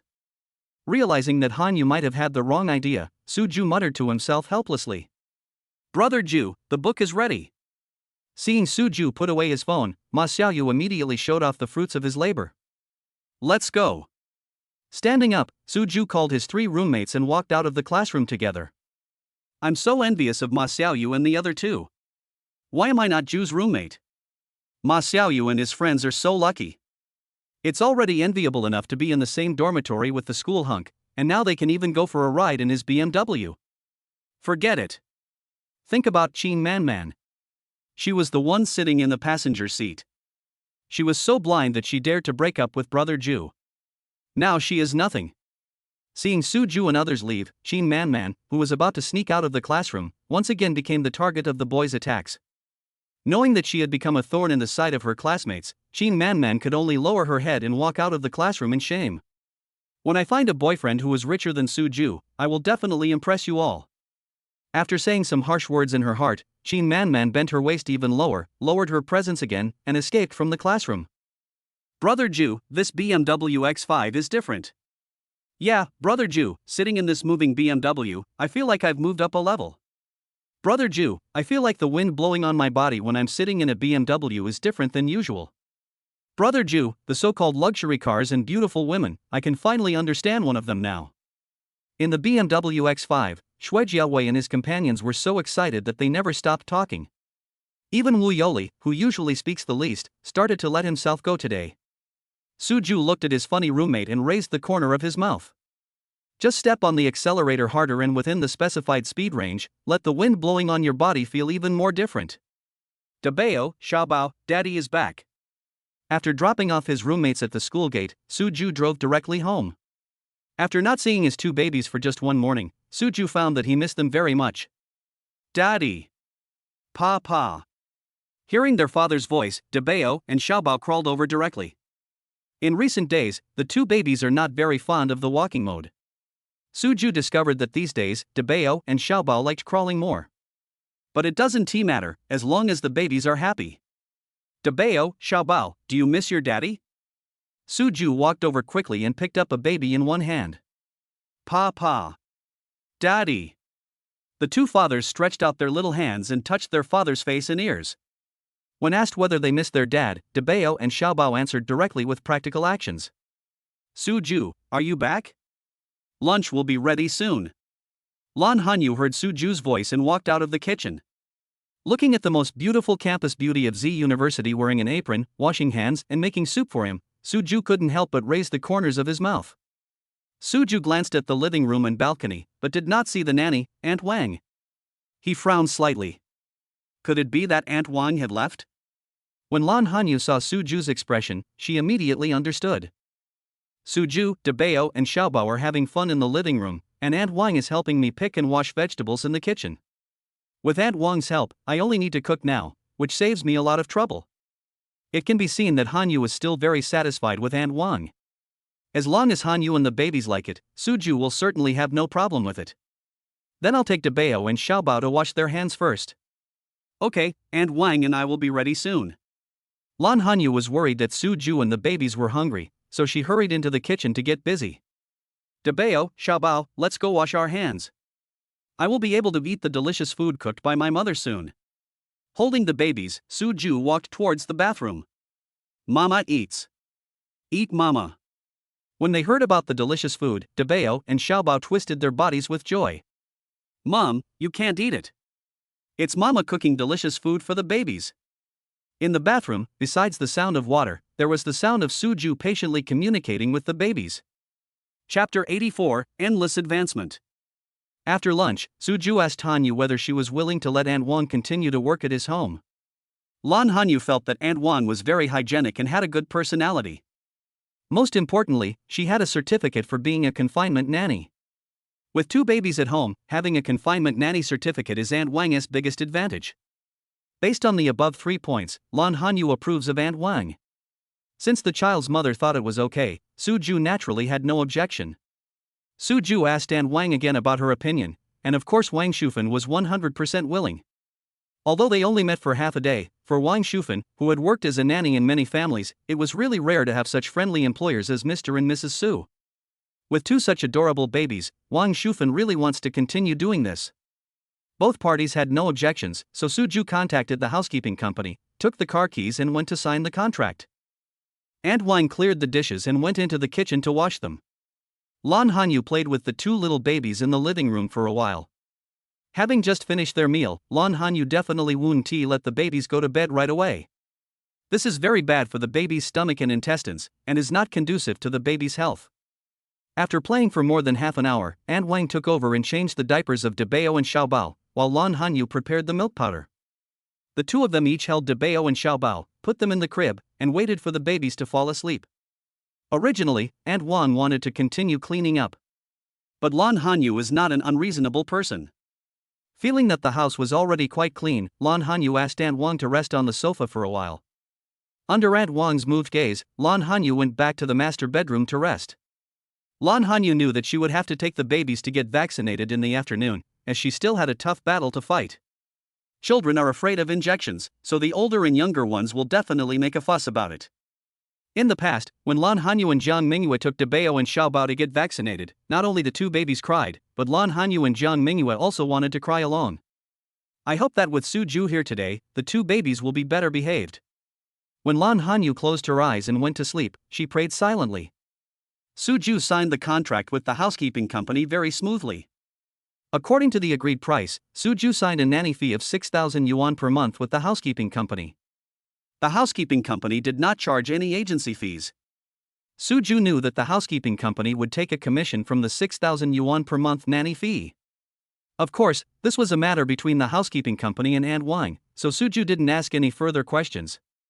When looking for a housekeeping company, the first thing to consider is safety. As for paying a little more money or something, Suju really doesn't care. Holding the signed contract, Suju drove his BMW straight home. Mr. Su, are you back? When Brother Guang, the security guard in the community, saw Suju's big BMW, he immediately came over. Right. Nodding, Suju greeted the security guard Guanggu. This security guard was very enthusiastic and Suju had a really good impression of him. Mr. Su, take care. Suju has already rented a parking space, and when entering and leaving the community, the electronic barrier will automatically scan the license plate. When the vehicle was identified as belonging to a neighborhood owner, the barrier was automatically raised. Security guard Brother Guang also wisely took a step back so as not to delay Suju from entering the community. Brother Guang, is this the new owner, Mr. Su? Suju's BMW had already driven in, and a young security guard walked out of the security room. Yes, don't you know Mr. Su? Security guard Guan was very puzzled. How could any of his colleagues not know Mr. Su, such a handsome owner? Brother Guang, of course I know Mr. Su. Don't say that Mr. Su and Mrs. Su are a combination of handsome men and beautiful women. Just look at the 2 cute babies in Mr. Su's family. No one will forget them at a glance. The young security guard's tone was also full of pride. With such a good-looking family in the community, the young security guard feels that the grade of the community has been greatly improved. Of course, she knew a Blue Bay community is already the most upscale community in Jiangxing City.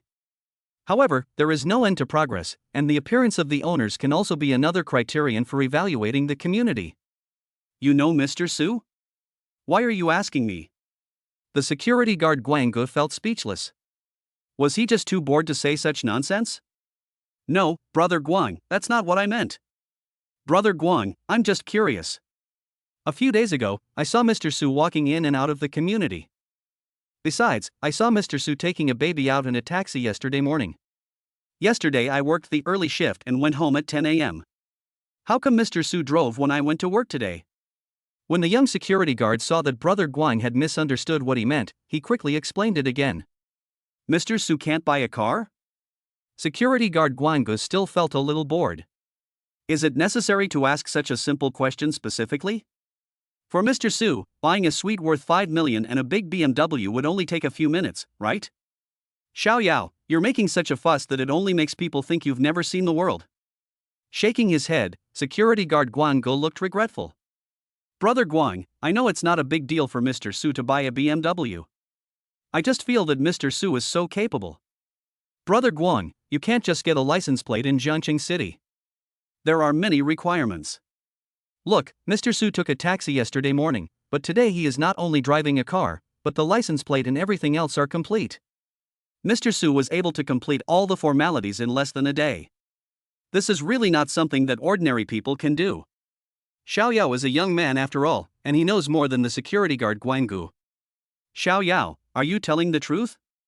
As a person who has never thought about buying a car, Brother Guang really knows nothing about these things.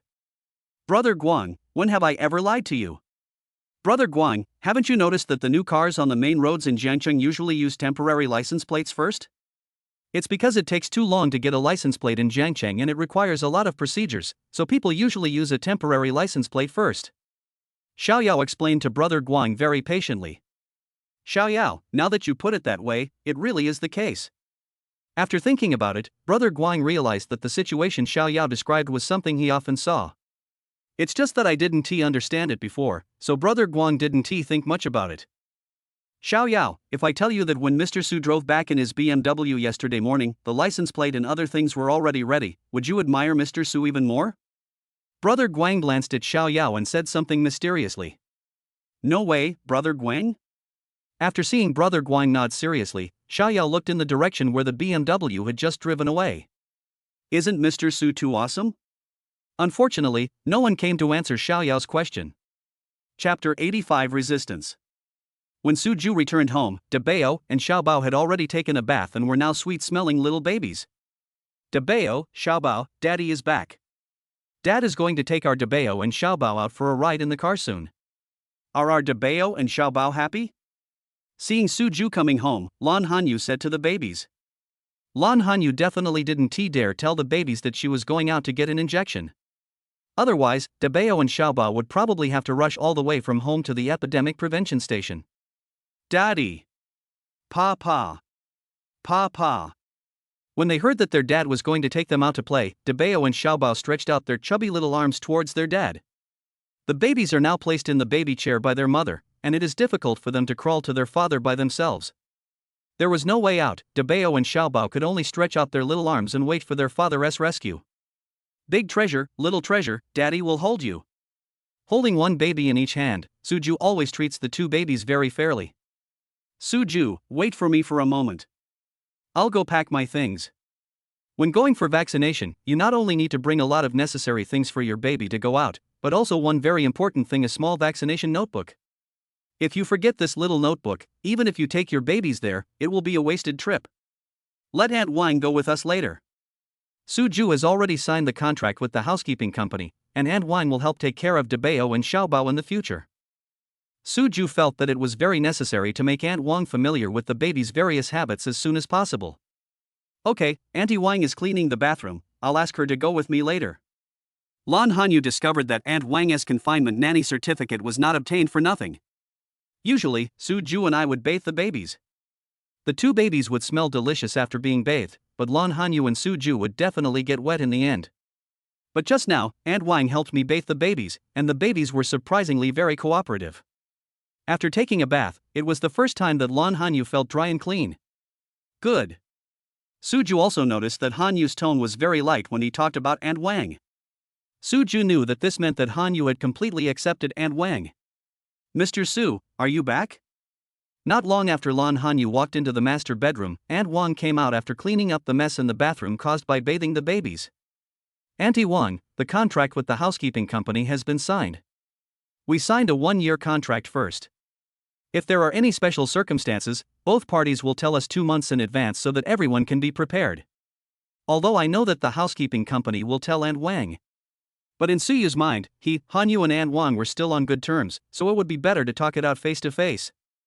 No problem, Mr. Su, I understand all this. It is very normal to sign a 1-year contract, and Aunt Wang has no objection. Auntie Wang, did Hanyu tell you about taking the babies out later? Knowing that babies can understand most of what adults say, Suju did not directly mention the injection. Even if Hanyu didn't remind him specifically, Suju still knew that basically every child is afraid of injections. Mrs. Su told me.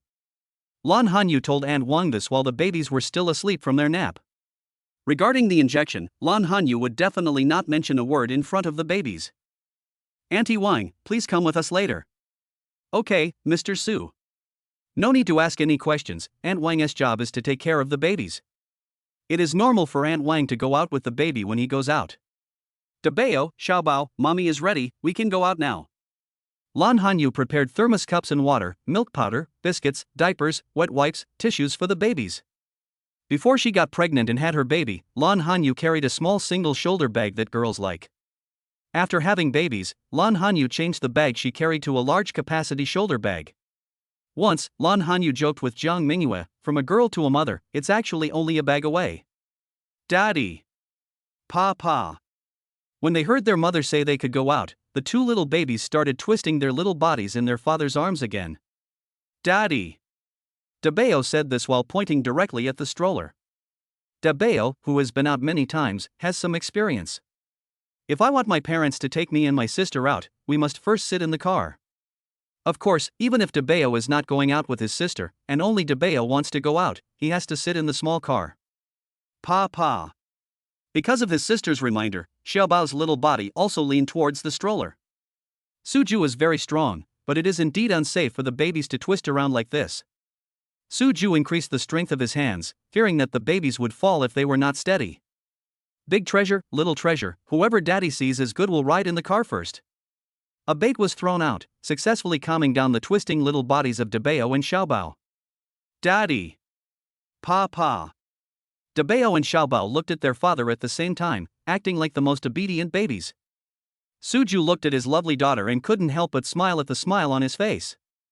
Dabeo, Xiaobao, let's take a ride in the car. As long as the babies don't move around, Suju will certainly not make things difficult for them. After putting Dabeo and Xiaobao into the stroller at the same time, Suju took the bag from Hanyu's hand and placed it on the tray under the stroller. Ma. Papa. Dabeo and Xiaobao each shouted, as if they were urging their parents to go out quickly. I just don't know if Dabeo and Xiaobao will be so active later. Seeing Dabeo and Xiaobao's excitement, Lan Hanyu couldn't help but say something.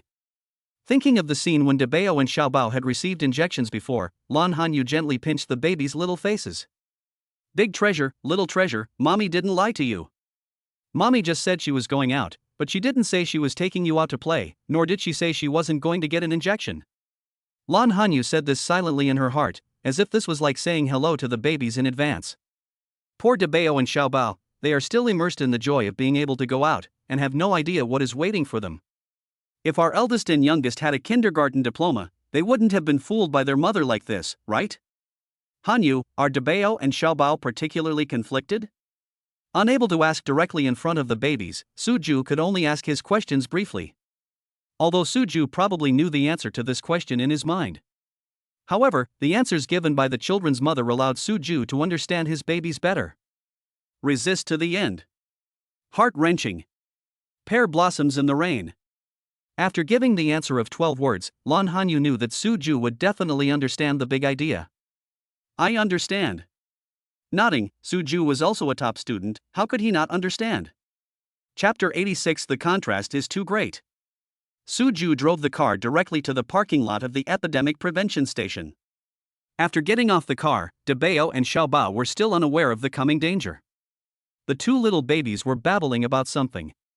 Suju looked at the babies' smiling faces and thought of Han Yu's 12-word summary. He felt that the contrast was too great. Han Yu, you and Aunt Wang take Debao and Xiaobao here. I'll go line up to pay. Lan Hanyu had already told Suju in advance about the vaccines the babies would receive today. Polio vaccine is the abbreviation of polio vaccine. The babies need to be vaccinated 3 times in total, and this is the last time for Debao and Xiaobao to receive the polio vaccine. This polio vaccine is divided into 2 types, free vaccination and self-paid vaccination. It is free of charge and belongs to a Category I vaccine, which is an active attenuated polio vaccine used to prevent polio. It does not require injections and can be taken directly as an oral sugar pill, so the effect will be much worse. When Lan Hanyu made her choice, she of course considered the health of the babies. The vaccinations that Debao and Xiaobao are getting now are at their own expense. They are Category 2 vaccines that can prevent children from poliomyelitis, commonly known as polio.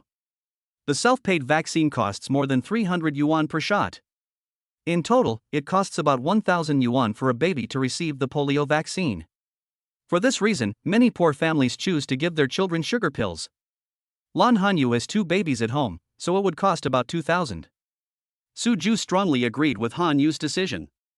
No matter how much money it costs, as long as it is good for the babies, Suju has only one word to say: spend. Okay, this is Debao and Xiaobao's vaccination book. Lan Hanyu took out the babies' vaccination books from the bag and handed them to Suju. Suju took the 2 small notebooks with green covers and went to pay the money. Daddy. Papa. Seeing their father go in alone without taking them, Debao and Xiaobao became a little anxious. Debao, Xiaobao, Daddy will be out to pick us up soon. Lan Hanyu felt like laughing when she saw the babies rushing to get in. I wonder if the babies will regret being too impulsive when they go in and find that this is the place where they used to get injections? Ma. Probably he understood what his mother said. Debao looked up and gave his mother a big smile. Debao, Xiaobao, can we wait for Daddy here? Lan Hanyu uses a delaying strategy, which can make the babies remember the scary scene of the injection 1 minute later, and the babies will be less noisy, right? Daddy. Debao turned around and said something to Xiaobao, who nodded. The 2 babies were no longer anxious to find their father. Isn't it just a vaccine? What are bivalent, quadrivalent, and nonavalent vaccines? As long as it's this HPV vaccine, isn't the bivalent vaccine the same? Don't be so hypocritical. You have to learn how to use the 9-valent vaccine. It's not just 1 shot. You have to get 3 shots in a row. While Lan Hanyu and the babies were waiting for Suju to pay, 2 young people, a man and a woman, walked into the epidemic prevention station. It was obvious that the man did not come here voluntarily, because the woman's hand was holding the man's arm tightly, as if to prevent him from escaping. The price is different, and the effect is definitely different. The prices of the bivalent, quadrivalent, and nonavalent vaccines represent the types of virus subtypes covered by the vaccine. The higher the price, the more types of viruses it covers, and it is more guaranteed for the health of us women. The woman must be very eager to get the HPV vaccine, and judging from her appearance, she is probably going for the 9-valent vaccine. Lan Hanyu had also heard of the HPV vaccine. HPV vaccines are indeed divided into 3 levels. The higher the price, the higher the cost, but the effect will definitely be better. Originally, Lan Hanyu was planning to make an appointment for the shot after graduating from university. After all, even if you want to get vaccinated after you are 26 years old, you can only get the 4-valent or 2-valent vaccine. The 9-valent vaccine is only for women aged 16 to 26. Later, because of issues such as pregnancy and childbirth, Lan Hanyu put this matter behind her. Now seeing the arguing couple, Lan Hanyu finally remembered. Lan Hanyu glanced at the man and woman who were still struggling. Probably because they couldn't reach an agreement, the man refused to go in. Lan Hanyu was a little confused. Doesn't this HPV vaccine require an appointment to be made online in advance? Since you have come to the epidemic prevention station, you must have made an appointment and paid. Why do we still need to discuss this issue here? What's guaranteed? Before this vaccine came out, so many women had never been vaccinated, and they were still in good health, weren't they? If you ask me, this HPV vaccine is just a waste of money. It's designed to cheat women like you out of your money. It was obvious that the man was very resistant to the vaccine. Of course, if the HPV vaccine were free, men would probably have a different attitude. What IQ tax? Don't you men care about us women at all? Haven't you read the news? The incidence of cervical cancer in women in our country is 10 per 100,000, second only to the incidence of cervical cancer, and already ranks second among female malignant tumors. Now that we have the HPV vaccine, it's really a great thing for us girls. 2 months ago, if you wanted to get the HPV vaccine, you had to queue up online to make an appointment. Now our epidemic prevention station in Jiangcheng City is convenient for everyone. You can come directly to the epidemic prevention station to pay and make an appointment without waiting in line. Such a good thing. You are still arguing over money? Do you still love me? The woman's words reminded Lan Hanyu of an advertisement for an HPV vaccine he had seen. If you love her, take her to get the HPV vaccine. Lan Hanyu felt that this woman must have seen this advertisement. What does this vaccination have to do with whether I love you or not? Besides, I came here with you, and it's not like I won't give you the fight. Look, it's the same HPV vaccine, you can just get the bivalent vaccine. Because the two were standing at the gate and pulling each other, people coming and going cast their eyes on the man and the woman. After all, the man was a young man, and he felt it was too embarrassing to be stared at like that by everyone, so his tone became less stiff. After all, I accompanied the woman to the epidemic prevention station, so she must get the vaccine. The man just wanted the woman, who judging by her age was probably his girlfriend, to get a cheaper vaccine. How can it be the same? There are 14 high-risk HPV genotypes associated with cervical cancer. The bivalent vaccine only protects against 2 high-risk types, but the 9-valent vaccine can protect against 9 high-risk types. It seems that the man doesn't understand, so the woman started to spread the knowledge. Chapter 87 Tug of War. Don't say such nonsense. All these words are just to trick you girls into getting the expensive 9-price shot. If you ask me, since they are all HPV vaccines, the effects must be similar. Besides, you haven't married or had children yet. Why are you worrying about cervical cancer so early? Isn't that groundless? The man's words showed that the two were indeed just a couple. What do you mean by worrying about nothing? Are all those people getting vaccinated against HPV just worrying about nothing? Wu Xiaoyu, if you're reluctant to pay the 9-price, just say it directly. Why are you still beating around the bush here? Things have come to this point, and the woman may feel a little embarrassed. Anyway, I only agreed to make an appointment with you to get the HPV vaccine. You didn't tell me at home what dose you wanted, and I didn't prepare anything. Are you still a man? Why am I not a man? Do I have to pay you for the 9-price fight to be considered a man? The tug of war at the gate of the epidemic prevention station is unlikely to be resolved in a short time. Lan Hanyu was not in the mood to watch the show, and was also worried that it would affect the babies. Lan Hanyu pushed the stroller and walked a few steps inside. Aunt Wang followed behind Lan Hanyu, so that if the war at the door escalated, Aunt Wang could stand behind the babies to block it. Hanyu, why did you push the babies in here? After paying the money, Su Ju came out and was surprised to see that Hanyu was not waiting for him at the gate. Push the babies in first. It would be troublesome if they remember that this is the place for injections and start crying. There's something going on at the door. It's safer to come in. Lan Hanyu briefly talked about the young couple at the gate. HPV vaccine? Hanyu, did you fight? From what Hanyu said, the HPV vaccine is very good for women. Just like babies getting vaccines, it plays a preventive role. Su Ju is very supportive of things that are good for the body. No, you can't get the vaccine during pregnancy or breastfeeding. Shaking my head, I realized that the babies had just been weaned for a short time. Moreover, Lan Hanyu's financial situation after she became pregnant did not allow her to have any other ideas. After a long time, it was tiring to take care of the babies. If it weren't for the young couple today, Lan Hanyu would have forgotten about it long ago. Now that the babies have been weaned, can they be vaccinated? For something so good for a girl's body, Su Ju certainly wanted to put it on his schedule. It should be possible. Lan Hanyu didn't expect that Su Ju would take the initiative to bring it up even though she didn't say anything. Compared with the man who was still at the gate and struggling with his girlfriend, isn't Su Ju too aggressive? Of course, Lan Hanyu knew that Su Ju was so active because he cared about her. There is no harm without comparison. Similarly, only with contrast can something become more precious. You said just now that I can make an appointment directly here? Then I'll make an appointment and pay the fee first, and then I'll take the babies home directly after they've been vaccinated. Suju said this after careful consideration.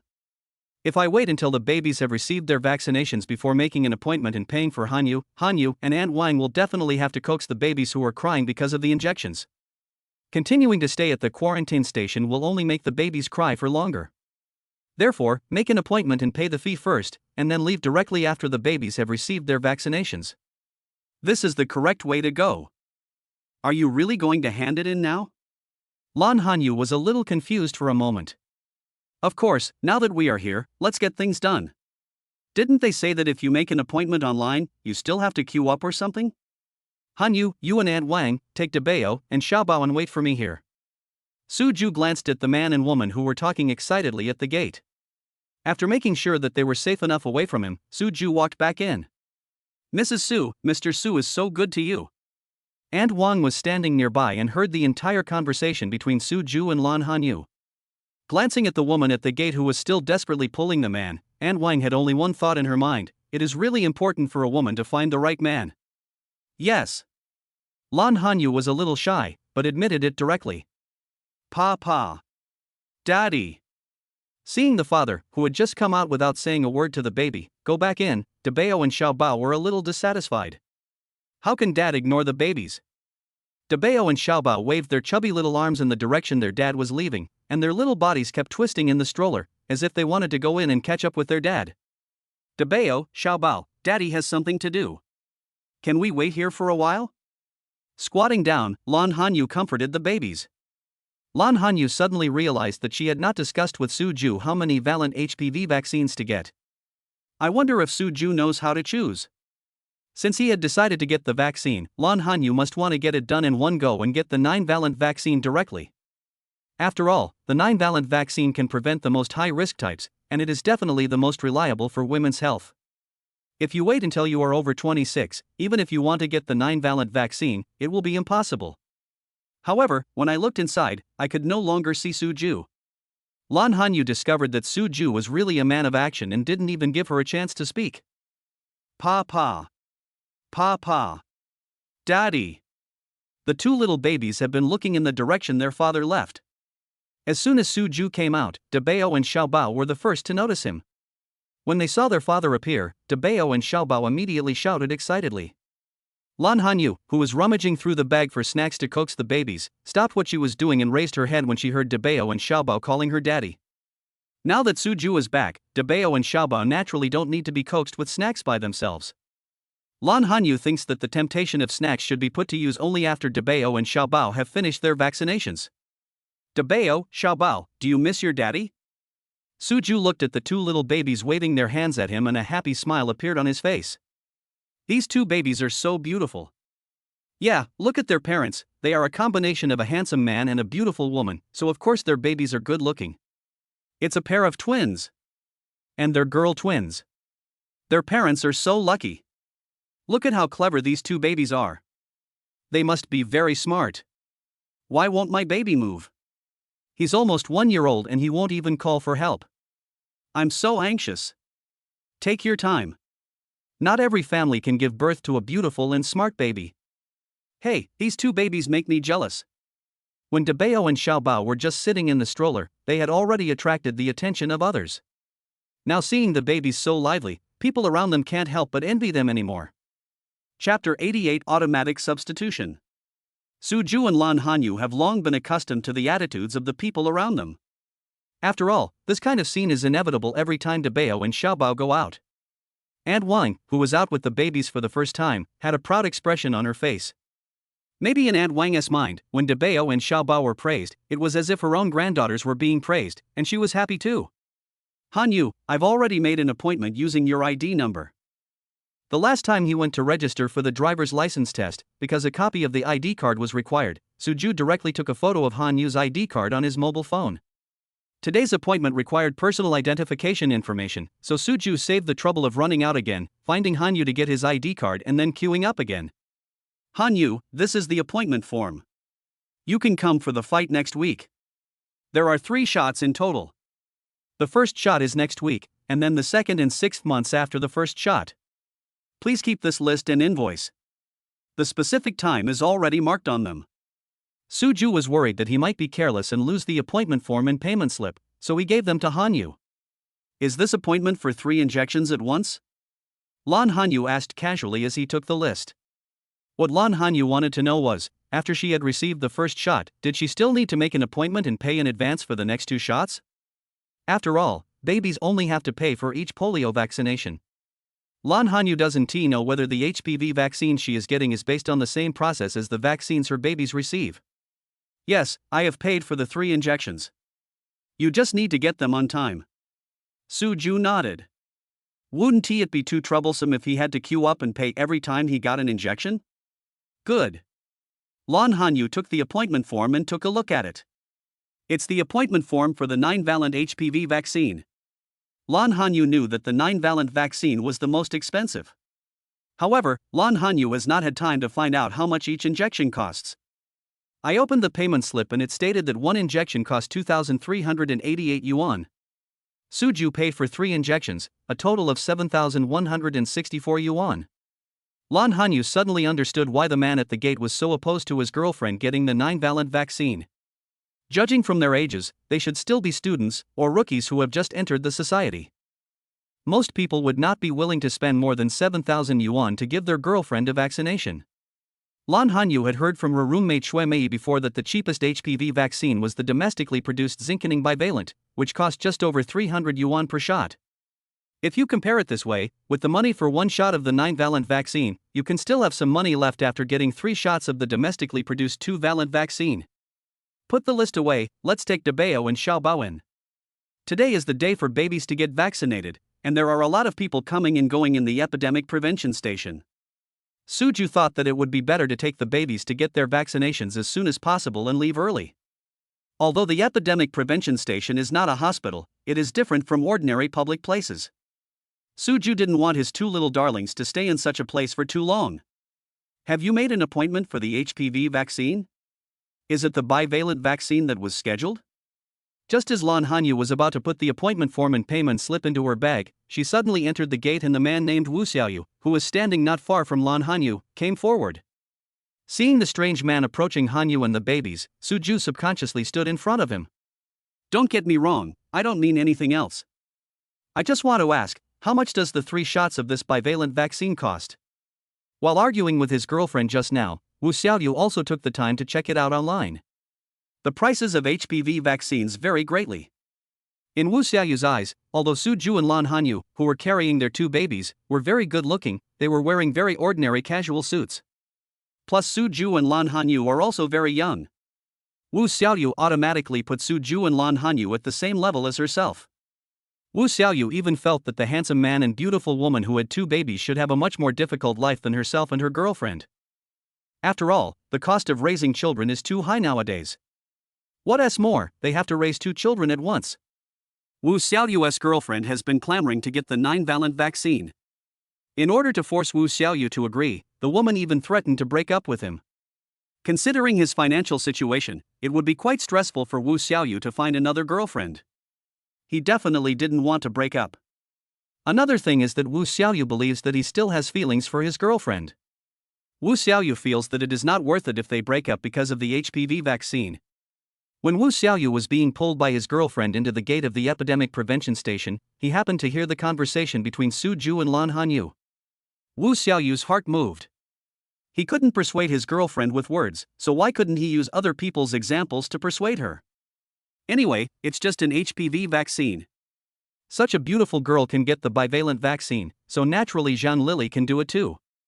In Wu Xiaoyu's mind, she didn't even need to ask the handsome guy what price of vaccine he had booked for his wife. How much money can a young person with 2 babies have? Maybe this handsome guy was forced by his wife to help her make an appointment for the HPV vaccine. These days, no matter whether a woman is pretty or not, they are also pretentious. Wu Xiaoyu complained in his heart. Bivalent vaccine? Go ask inside yourself. I don't know. Suju had never thought about offering a second price for Hanyu's reservation, so naturally he wouldn't pay attention to the second price. Seeing someone suddenly come over and ask him, Suju didn't think much about it. Not sure? Didn't you book your wife an appointment for the bivalent HPV vaccine? What's there to be embarrassed about?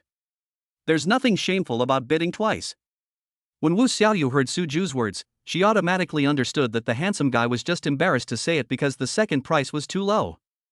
But Wu Xiaoyu's purpose was to let his girlfriend know that other people's reservations were also at the second price.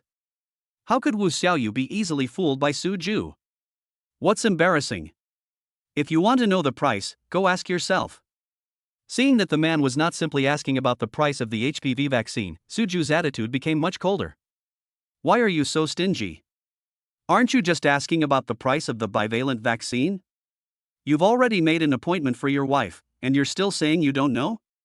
Actually, I think it's not something to be ashamed of. Just get the vaccine you can afford. Look, you are a young person with 2 children to raise. It is not easy to get a second price for your wife to make an appointment. The man really entered into the role he imagined, and actually spoke to Su Ju with a sympathetic look. Chapter 89 Sweet Feeling. It seems that what price range of vaccine we book has nothing to do with you, right? If you want to ask about the price, just go in and ask. I have no obligation to answer your questions. After a pause, Su Ju would never look down on others just because they were poor. However, Su Ju really looked down on those people who were poor and had dark minds. Being poor is not scary, what is scary is being poor in heart. People like this really will never amount to anything. Also, it's not shameful that you can only afford the bivalent vaccine. What's shameful is that you, a grown man, dare not admit your own shortcomings and have to find a balance point with others. After Su Ju finished speaking, he was not going to pay any more attention to this man. People who feel superior to strangers have very poor quality. Who says I can only afford the bivalent vaccine? I'm embarrassed? I just don't want to pay the IQ tax. I think people like you, who clearly made an appointment for the bivalent vaccine and pretended not to know when someone asked you about the price, are the real ones pretending. Shame on you? I think you are really shameful. Wu Xiaoyu, whose true purpose was revealed by Su Ju, could no longer pretend. His face flushed red, and the man now wanted to pull Su Ju to shame himself. Anyway, everyone can only afford to make an appointment for the bivalent vaccine, and Wu Xiaoyu doesn't want to let Su Ju get away with it easily. What's wrong with this guy? When I walked in just now, I saw him arguing with his girlfriend. Why is he arguing with other people now? I saw it too. It seems like they were arguing about the price of HPV. Why are they involving someone else now? I just listened for a while.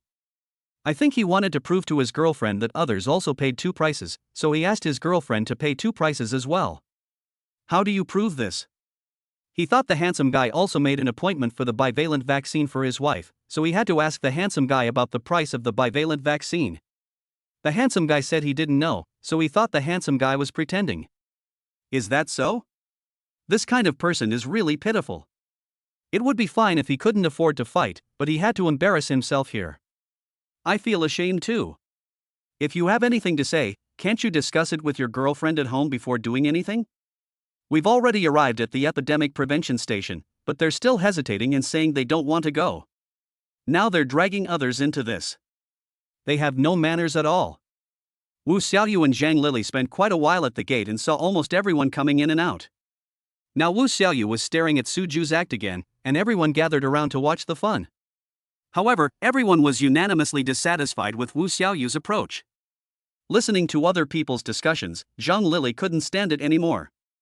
This is our own business, why are you dragging other people into this? After pulling Wu Xiaoyu, Zhang Lili felt that she had really embarrassed herself enough today. What do you mean by dragging other people down? He clearly made an appointment for the bivalent vaccine, so I asked what happened to the price. Listening to other people accusing him, Wu Xiaoyu was filled with anger. Why should I be criticized by so many people when I can only afford the bivalent vaccine? My husband made an appointment for me for the 9-valent vaccine, which costs 2,388 yuan per shot. I made an appointment for 3 shots, so the total cost is 7,164 yuan. Seeing Wu Xiaoyu being persistent, Lan Hanyu, a good-tempered girl, also got angry. How can there be such unreasonable people?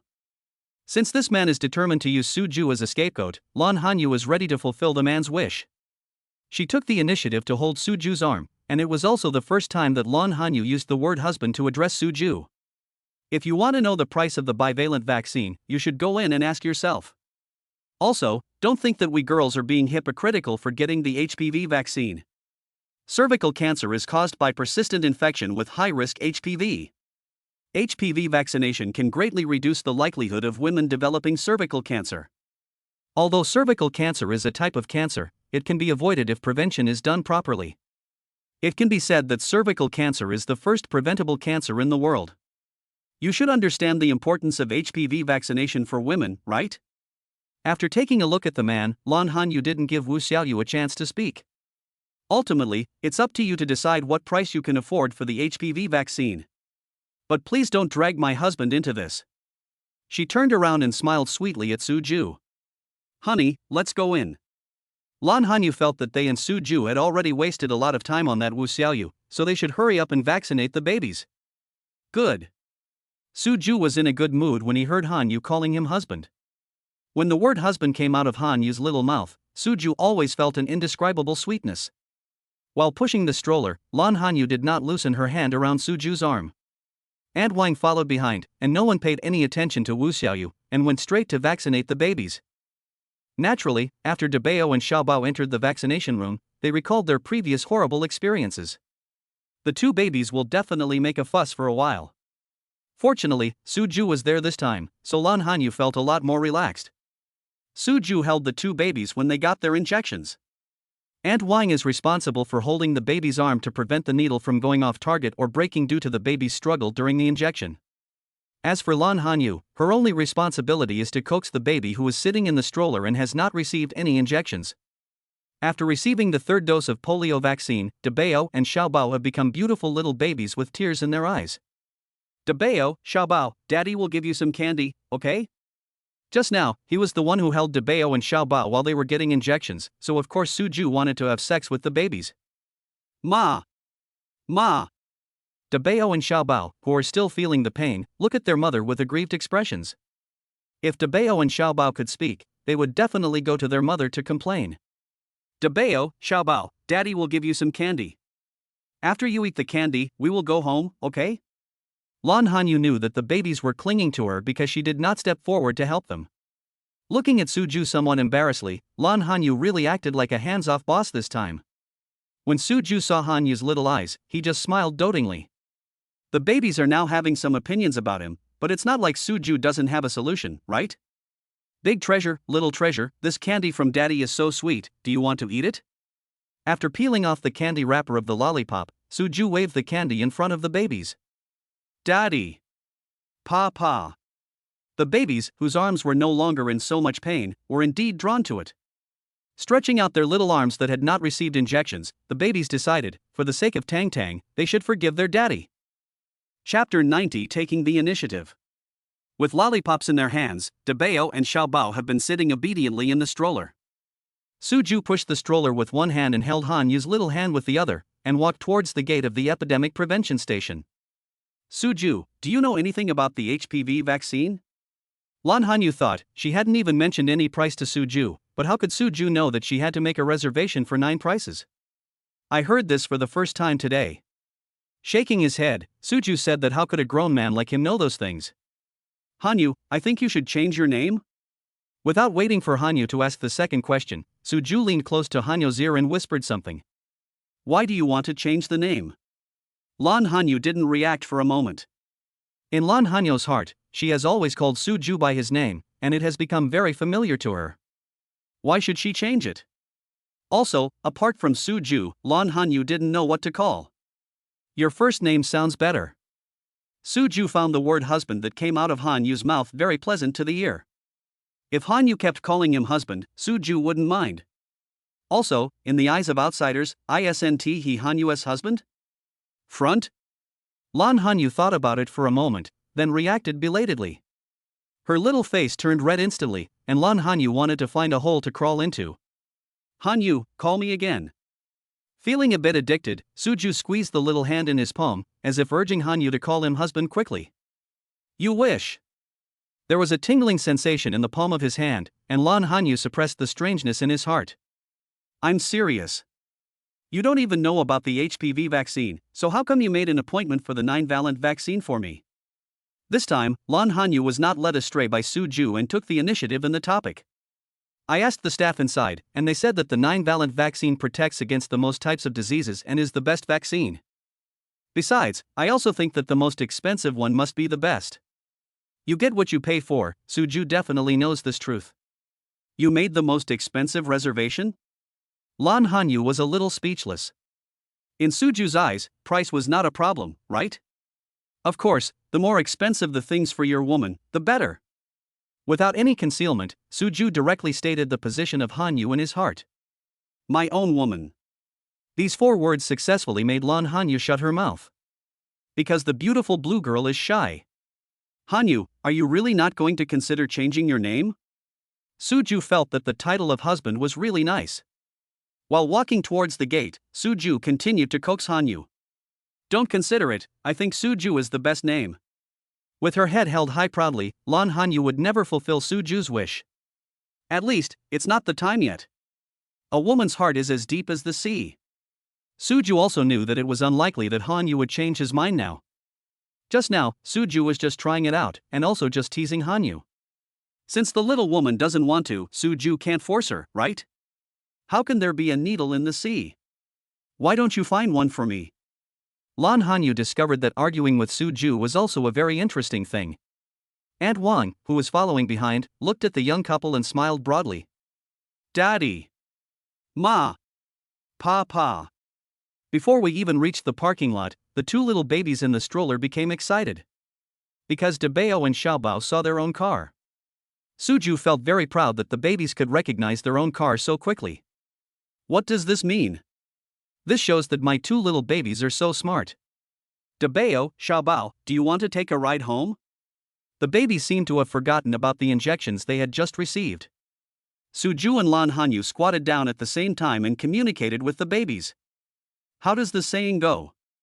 The greatest respect you can show to your children is to look them in the eye. Daddy. Car. The babies probably knew that the car was driven by their dad, and the 2 little ones pointed at him with their chubby fingers.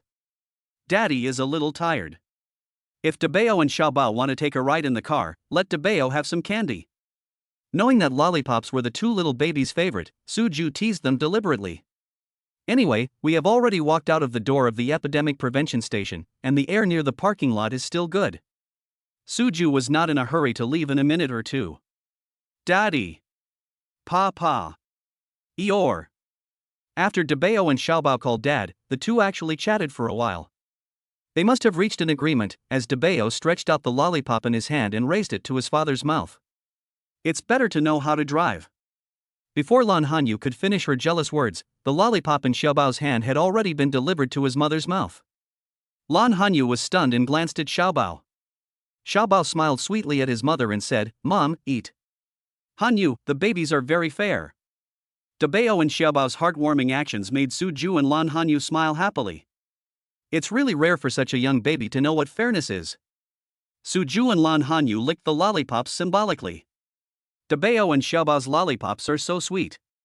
Daddy won't feel tired after eating one. Dad, can you take our Debeo and Xiaobao for a ride in the car? Daddy. Pa. Debeo and Xiaobao, who felt that they had contributed the most to the lollipops, laughed happily again. Standing up, Suju pushed the stroller and prepared to walk towards his big BMW. Do you have any brains? Do you believe everything others say? Why can't I believe it? His wife said that her husband booked her a 9-price ticket, and he even told me the exact amount.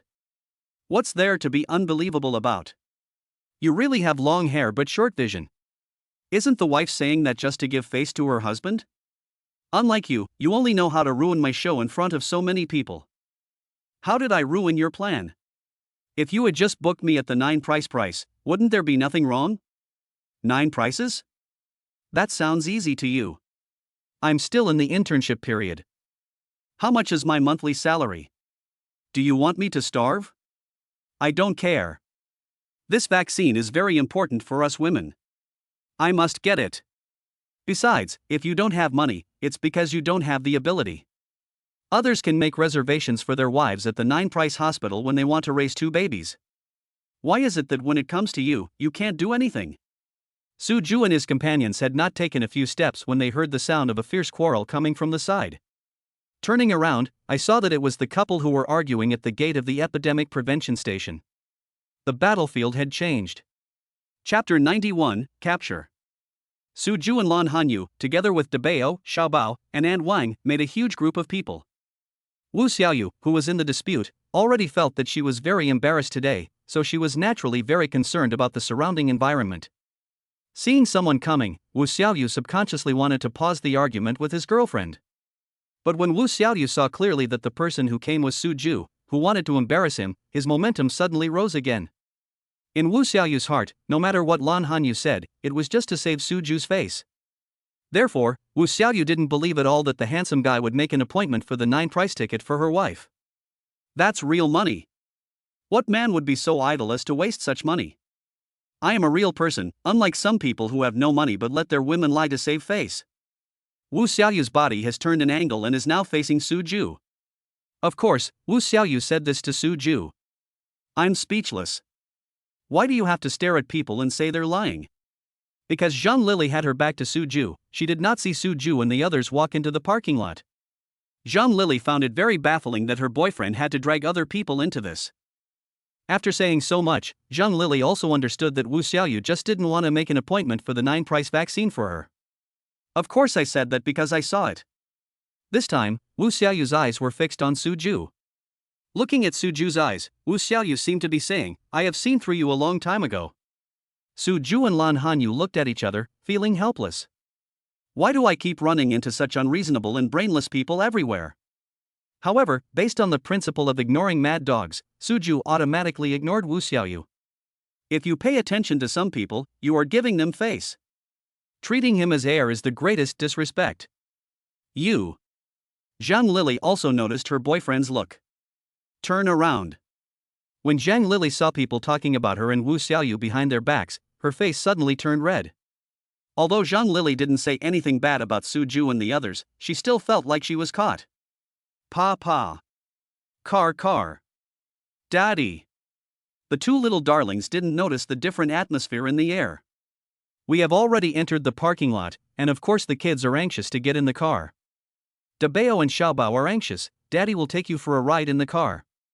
Without even giving Wu Xiaoyu a glance, Su Ju pushed the stroller, with Lan Hanyu and An Wang following behind, and walked towards his family's big BMW. TSK. Stop pretending to be rich. Even if you have a car, it's just a second-hand junkie car at best. When Wu Xiaoyu saw Su Ju and his group, he treated her as if she were heir and said something in a sour tone. In fact, for Wu Xiaoyu, even a shabby second-hand car is something he can only own in his dreams. However, seeing that Su Ju and his group walked into the parking lot, Wu Xiaoyu understood that they were car owners after all. With the mentality of not wanting to be outdone, Wu Xiaoyu acted as if she was extremely disgusted. Dabao, Xiaobao, there is a kind of people in this world who hope others are poor. What does this mean? Dad, let me explain to you, some people don't have any ability themselves, so they hope that everyone is as incompetent as them. Dabao, Xiaobao, this kind of person is the most useless and despised person. Dad hopes that when you meet such a person, you will stay away from him. Because sometimes, even if you ignore that kind of person, they will still bite you like a mad dog. Su Ju would not tolerate Wu Xiaoyu's repeated provocations.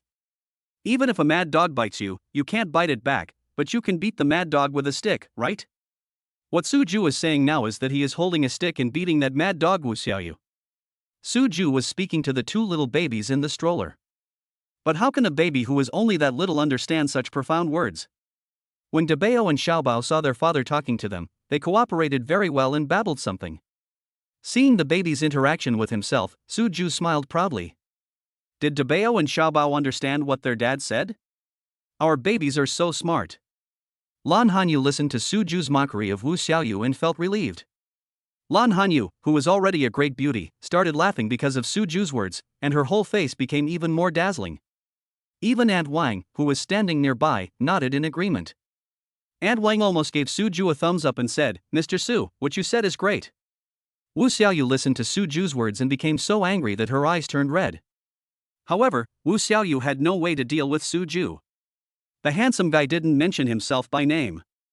If Wu Xiaoyu stepped forward to argue, wouldn't that be the same as taking the initiative to sit down? Humph. Let's see how long you can keep pretending. Unable to find the right words, Wu Xiaoyu crossed her arms and waited to see what car Suju would drive so that she could save her face. Okay, are you embarrassed? Go back. I won't take the HPV vaccine either. Perhaps because she had been disappointed too many times, Zhang Lili no longer had any hope for Wu Xiaoyu. No, I want to see what kind of crappy car he can afford. Wu Xiaoyu felt that she had already confronted that handsome guy, and she didn't want to be the first to lose and run away. Suju, someone is waiting to laugh at you. Approaching Suju, Lan Hanyu said softly. But when Lan Hanyu said this, the smile on his face was very relaxed. Because Lan Hanyu knew that Wu Xiaoyu, who wanted to make fun of Suju, would only end up making herself a joke. You seem to be enjoying the show. Gently pinching Hanyu's face, Suju found that Hanyu was much more lively than before. What Suju didn't know was that Lan Hanyu used to be a cheerful and lively girl. Just because of the sudden pregnancy and childbirth, the burden of life suddenly fell on Lan Hanyu. Now that she has Suju, Lan Hanyu naturally doesn't have to worry about life problems, and her personality has become much more lively. This is a free good show, and someone has offered it to us on their own initiative, so why not watch it? Lan Hanyu wrinkled her nose delicately. In Suju's eyes, her actions were really adorable. As long as my Hanyu likes to watch it. In order to let Hanyu see the show earlier, Suju took out the car keys from his pocket and pressed the unlock button. Beep beep. The arrogant sound of the BMW X5 was accompanied by the lighting of the headlights. Dabeo, Xiaobao, we are home. Suju took the babies out of the stroller and put them into the car without even looking at Wu Xiaoyu, who had become petrified. Chapter 92, Stunning. Wu Xiaoyu still stood there in a daze until the BMW X5 drove very far away and no trace of it could be seen. How is this possible? They are obviously dressed very ordinary, they are not very old, and they have 2 children to raise. How can they afford a BMW? Or a BMW X5? How rich is that? Muttering to himself, Wu Xiaoyu probably didn't expect anyone to answer his question. Now you know he's rich? Does dressing casually mean people don't have money? Don't say that she might be wearing such casual clothes just to make it easier to take care of the baby. Nowadays, many rich people are very low-key. After taking a look at her boyfriend's silly look, Zhang Lili felt hopeless. Whether a man loves you or not is not something he can just say. When something really happens, you can see a man's true heart. Just like the HPV vaccine. To put it bluntly, it's just a matter of several $1,000s. Zhang Lili believed that since they started dating, she had never asked Wu Xiaoyu to buy her a gift worth more than 200 yuan. Not to mention that some girls always ask their boyfriends for luxury goods. It's just that the 9-valent vaccine is related to her lifelong health, and Zhang Lili doesn't want to compromise. What Zhang Lili didn't expect was that in Wu Xiaoyu's heart, she was not even worth more than 7,000 yuan. Did I offend anyone just now? If Wu Xiaoyu hadn't seen Suju's big BMW, she would definitely not have taken today's events seriously. Now that she knew the handsome guy was a rich man, Wu Xiaoyu felt a sense of fear in her heart. What if I meet a handsome guy again in the future and he retaliates against me? I can only say that Wu Xiaoyu thinks too highly of himself at this point. In Suju's heart, how could he possibly remember a nobody like Wu Xiaoyu? Boring. Looking at her boyfriend's frightened look, Zhang Lili was filled with contempt. People like Wu Xiaoyu are the ones who bully the weak and fear the strong. Turning around, Zhang Lili stopped paying attention to Wu Xiaoyu and prepared to leave. Hey, wait for me. Seeing that his girlfriend was about to leave, Wu Xiaoyu hurriedly called out. Of course, Wu Xiaoyu just wanted to leave with his girlfriend, and he did not mention a word about getting the HPV vaccine. Don't follow me, we're breaking up. Why? Because you're not a man. Suju and Lan Hanyu in the BMW didn't know yet that they had indirectly saved a love-brain girl today. 2 tigers love to dance, the little rabbit obediently carries carrots, and the little duck learns to walk. These are the most beautiful gifts in childhood. Lan Hanyu, who was originally teasing Dabeo and Xiaobao, turned around when she heard the phone ringing in her bag. I took out my cell phone and it was Jiang Mingyue calling. Lan Hanyu quickly answered the phone. Lan Hanyu knew that Jiang Mingyue usually called instead of using WeChat, which meant that the matter was somewhat urgent. Hey, Mingyue. Hanyu, can I borrow your Suju again? Jiang Mingyue's voice on the other end of the phone was loud and a little anxious. Lan Hanyu subconsciously glanced at Suju, who was driving. Mingyue wants to borrow Suju? What does this mean? Suju also vaguely heard Jiang Mingyue's words and turned to glance at Hanyu. Both of them showed puzzled expressions in their eyes at the same time. Can people borrow it? I wonder what Jiang Mingyue wants to do with this loan. Mingyue, do you need Suju's help with anything? Hanyu, do you remember the last time you asked Suju to help you record a song called Blue and White Porcelain? Remember, did your director Joe give you a hard time later? Lan Hanyu realized belatedly that because she had too much confidence in Suju's singing skills, she forgot to ask Mingyue whether she had passed the test. In Lan Hanyu's heart, Suju sang so beautifully that he instantly beat all those so-called singing stars. How could he not pass Director Joe's test? Now that he received Mingyue's call, Lan Hanyu realized that he should still ask. It is also possible that Director Joe of Mingyue has a very strange aesthetic taste and does not like the songs sung by Suju. However, if that situation really happened, it would only prove that Director Joe has no taste at all. How is that possible? Our Director Joe was so astonished when he heard Suju's song. Hanyu, I just wanted to deal with it and get the job done. I didn't expect that our Director Joe has now set his sights on Suju. After listening to Suju's songs, Director Joe kept finding faults in other people's songs. Our Director Joe has been pestering me for a long time, insisting that I ask Suju to sing the opening song for our talent show. Hanyu, can you talk to Suju for me and ask him to sing a song? Last time, Suju made it clear that he had no intention of becoming famous. So when Director Joe first asked Jiang Mingyue to find Suju, Jiang Mingyue refused. However, after listening to Suju's divine song, Director Joe was somewhat reluctant to fall into the mortal world. Jiang Mingyue made this call because she had no choice but to do it because Director Joe was staring at her. This? Lan Hanyu, like Jiang Mingyue, knew that Suju did not want to be famous. If Suju is asked to sing the opening song, he must show his face. When the time comes, as soon as the handsome Suju opens his mouth in front of the screen, won't he capture the hearts of a bunch of girls? Maybe it's not just young girls, there are also mother and grandmother level fans who have girlish hearts. Lan Hanyu looked at Suju with some embarrassment. Hanyu, are you and Suju at home now? Director Joe and the company has been keeping an eye on me. How about I go to your house and talk to Suju in person? Jiang Mingyue now feels like she has lost her personal freedom. Whenever Director Joe has time, he will chase Jiang Mingyue and ask when he can invite Mr. Su over. Jiang Mingyue did not directly tell Director Joe Suju's name. So far, Director Joe only knows that the person he wants to invite is named Su. Jiang Mingyue certainly wanted to escape from Director Joe's stare. Suju and I have just finished vaccinating Debao and Xiaobao, and are on our way back now. If you want to come over, I'll prepare some more dinner. No matter whether Suju will agree to Jiang Mingyue's request in the end. Lan Hanyu would definitely not reject a good friend. Besides, Lan Hanyu knew Jiang Mingyue very well and knew that Mingyue had her own bottom line and would not do anything to force others. Is today the day for Debao and Xiaobao to get vaccinated? Jiang Mingyue on the other end of the phone was stunned. In the past, she and Hanyu went together for the baby's vaccinations. Now that the babies have a father, Jiang Mingyue discovered that she, as the godmother, has gloriously retired. Chapter 93: A Win-Win Solution. Yes, last time it was because Debao and Xiaobao had a slight cold that the third dose of polio vaccine was postponed. Oh, yes, I remember now. I've been too busy lately and forgot about such an important matter. It seems that I am not qualified as a godmother. Jiang Mingyue still felt a little guilty when she thought about how she had forgotten about such a big thing as the babies. It's okay. Suju is here now. I didn't go forward to help when Debao and Xiaobao were getting their injections. Lan Hanyu knew that Mingyue took the baby's affairs very seriously, so she quickly comforted her. Ma!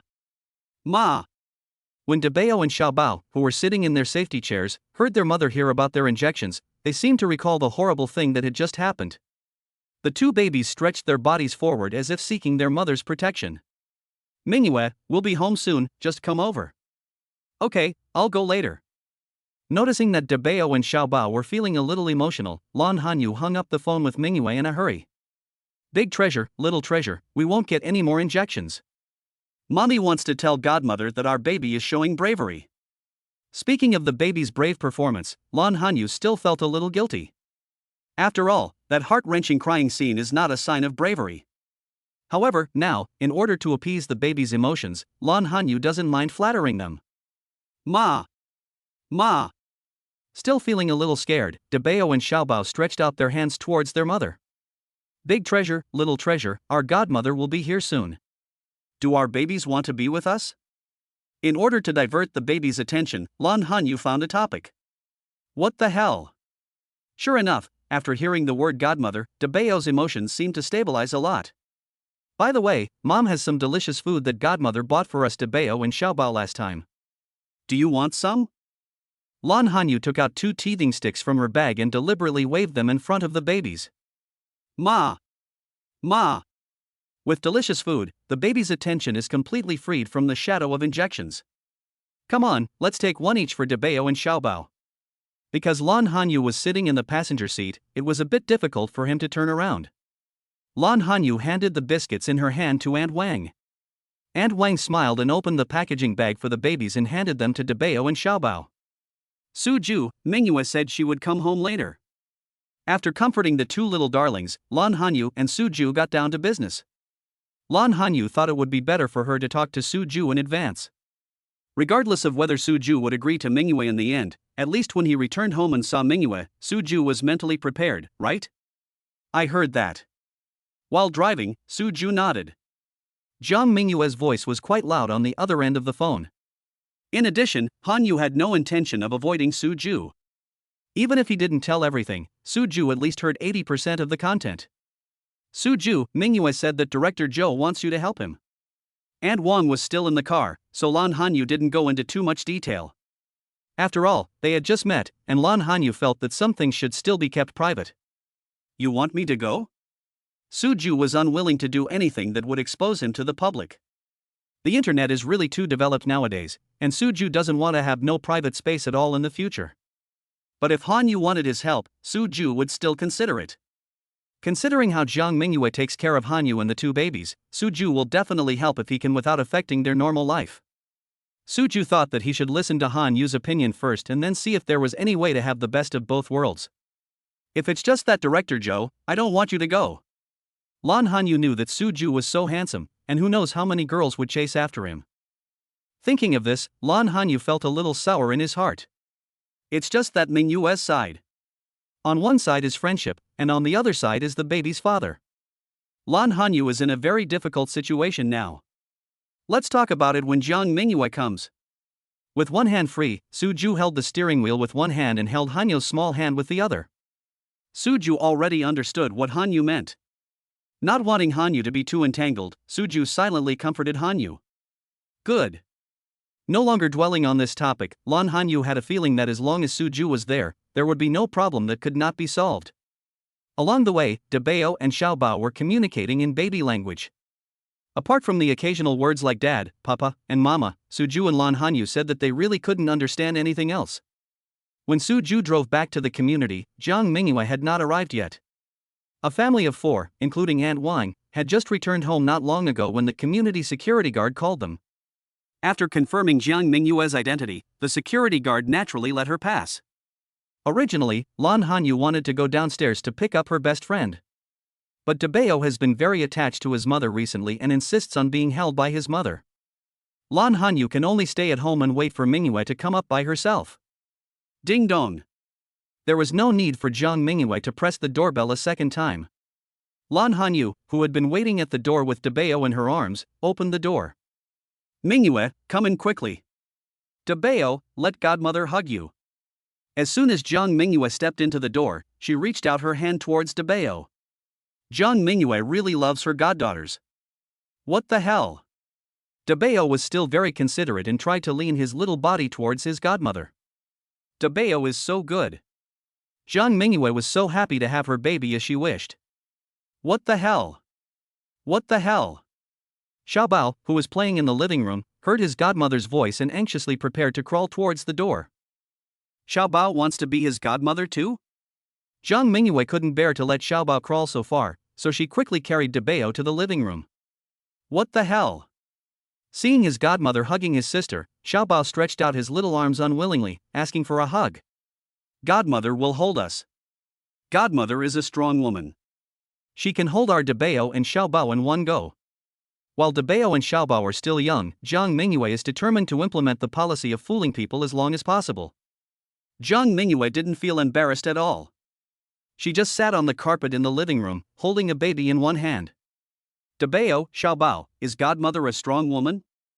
In front of the babies, Jiang Mingyue did not forget to show off. What the hell? What the hell? As if in response to their godmother's words, Dabao and Xiaobao shouted happily. Lan Hanyu looked at the shameless Mingyue with some helplessness.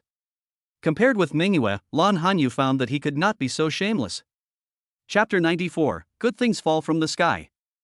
Mr. Su, Mrs. Su, I'll go prepare dinner for dinner. Aunt Wang found that working at Mr. Su's house was really easy. Even though they are taking care of two babies, Mr. and Mrs. Su are not just hands-off managers. Generally speaking, as long as Mr. and Mrs. Su have time, they will take care of the baby themselves. On the other hand, Aunt Wang only needs to clean the house and do housework. Seeing that someone was taking care of the babies, Aunt Wang of course had to find something to do. Otherwise, Aunt Wang would feel uneasy receiving the nanny fee every month. Okay, Aunt Wang, prepare a few more dishes tonight. Lan Hanyu no longer has to go out to buy groceries. With the same city delivery suggested by Su Ju, Lan Hanyu found that she really saved a lot of time. Okay, Mrs. Su. The double-door refrigerator at home is filled with a variety of vegetables, and Aunt Wang only needs to wash and prepare them. Of course, if Mr. Su and Mrs. Su need it, Aunt Wang feels that her cooking skills are still good enough. Hanyu, who is that? Seeing Aunt Wang walk into the kitchen, Jiang Mingyue asked curiously. Judging from the way Aunt Wang addressed Su Ju and Hanyu, they should not be relatives. That's Aunt Wang, the nanny hired by Su Ju. Babysitter? Hanyu, your Su Ju is really good. He even needs a babysitter. Hearing Hanyu's words, Jiang Mingyue immediately gave him a thumbs up. Hanyu, how much is your babysitter fee per month? Jiang Mingyue knew that Su Ju was still a junior student. Jiang Mingyue always felt that Su Ju was too awesome for owning a 3-bedroom apartment in Crescent Blue Bay. Now, not only do they have a house, they also have money to hire a nanny. This really refreshed Jiang Mingyue's understanding of Su Ju. I heard from Su Ju that it's 6,000 per month. Lan Hanyu knew Su Ju's ability to make money, so he didn't think there was anything strange about it and answered his good friend's question very calmly. 6,000? Oh my god, Hanyu, why don't you talk to your Su Ju and let me be your nanny? Not only can I make money this way, but I can also be with my babies every day. This is such a good thing that falls from the sky. Why don't you and Su Ju come to me? When Jiang Mingyue heard that Su Ju was charging 6,000 yuan a month for a nanny, she screamed exaggeratedly. Jiang Mingyue knew that the expenses of raising two babies alone was not a small amount. Adding daily expenses, it will definitely not be less than 5 figures. Now, there is a nanny. Just thinking about it, Jiang Mingyue feels that Su Ju's ability is extraordinary. Mingyue, please stop teasing me. If you come to my house as a nanny, not to mention that my uncle and aunt will chase me with a knife, Su Ju, and I can't afford you, right? Don't underestimate Jiang Mingyue's job. She is just a small assistant in a newly created entertainment company. But Jiang Mingyue's family background is very good. When Jiang Mingyue first joined Xinchuan Entertainment, Lan Hanyu found it very strange. Putting aside Jiang Mingyue's status as a 985 undergraduate graduate, just based on the connections of Jiang Mingyue's parents, it would be no problem for Jiang Mingyue to get a stable job. However, Jiang Mingyue said at that time that she would prove herself through her own efforts. Young people should be brave enough to fight. Lan Hanyu is also very understanding of his good friends. Don't give me that. You and Su Ju must think that I can't do housework well and will snatch Dabao and Xiaobao from you, right? Jiang Mingyue is holding 2 little babies in her arms now. Her proud look makes Lan Hanyu want to snatch the big and small babies away. What the hell? What the hell?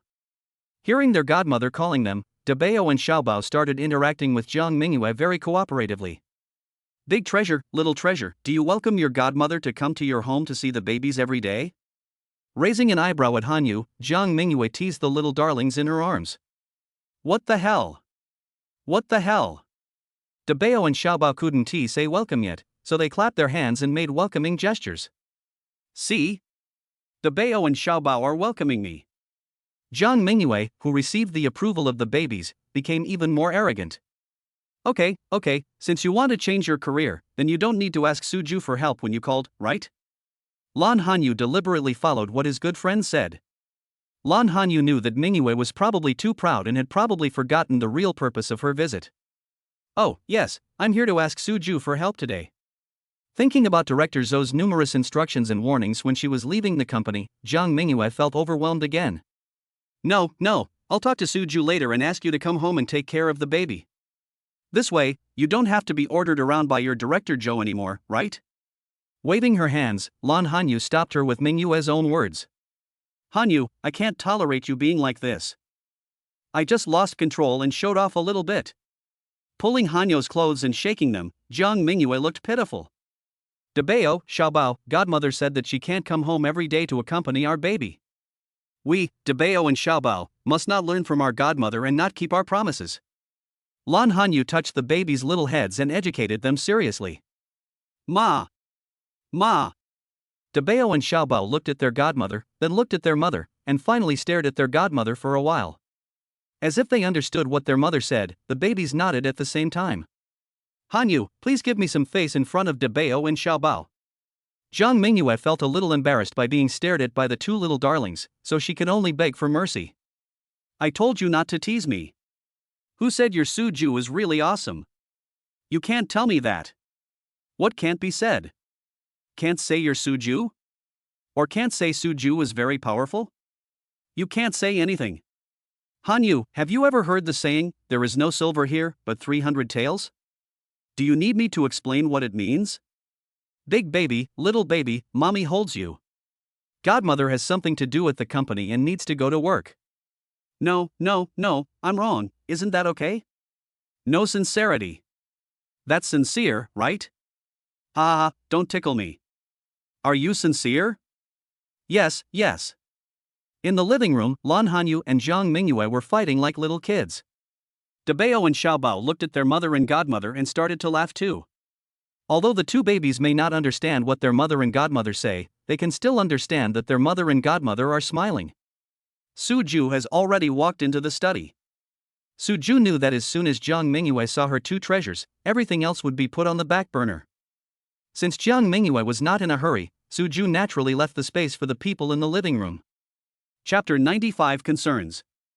Suju, Mingyue wants to discuss something with you. Lan Hanyu and Jiang Mingyue had enough fun, so they walked into the study, each holding a baby. When Lan Hanyu walked into the study, he closed the door. If you want to discuss something in a 3-bedroom suite, it is better to close the door. Suju, I've played the song Blue and White Porcelain that you sang last time to our Director Zhou. Our Director Zhou was amazed by your singing voice and insisted that I invite you to sing for our talent show.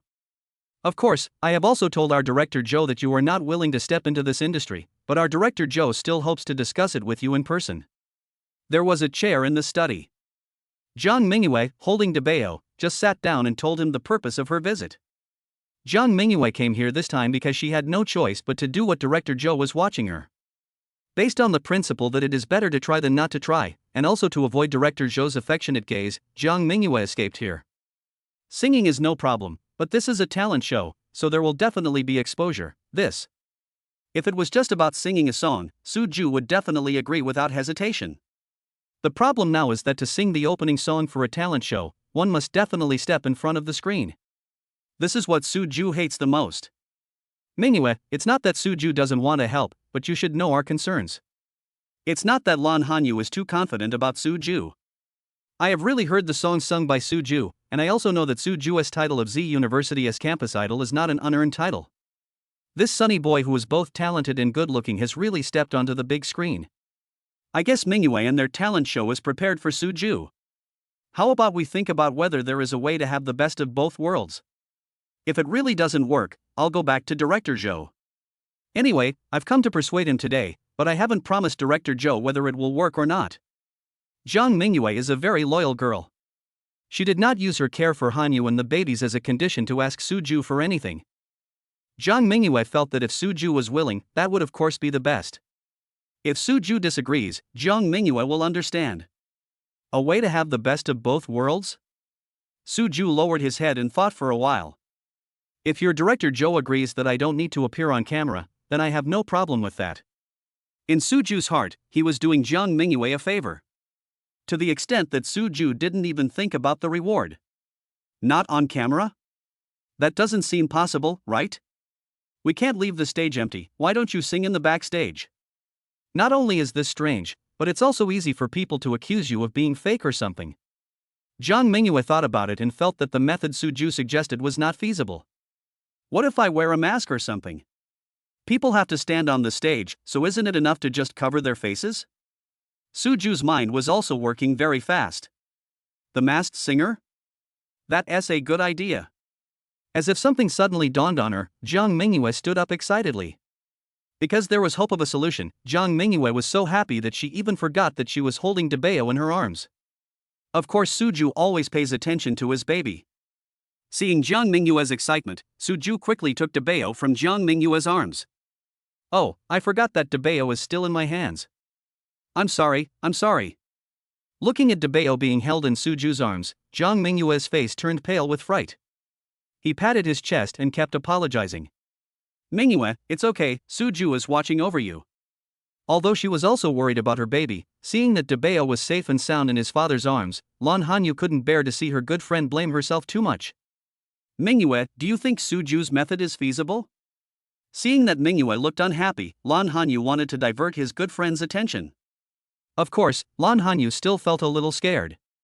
If Suju had not caught Debeo just now, the consequences would have been disastrous. But Lan Hanyu did not blame her good friend. Lan Hanyu felt that today's incident was also a reminder for herself. No matter what the situation is in the future, she must keep the babies within a safe distance from herself. Jiang Mingyue was still immersed in her previous mistake and did not hear Hanyu's question clearly. Mingyue, what do you think of Suju's suggestion of singing while wearing a mask?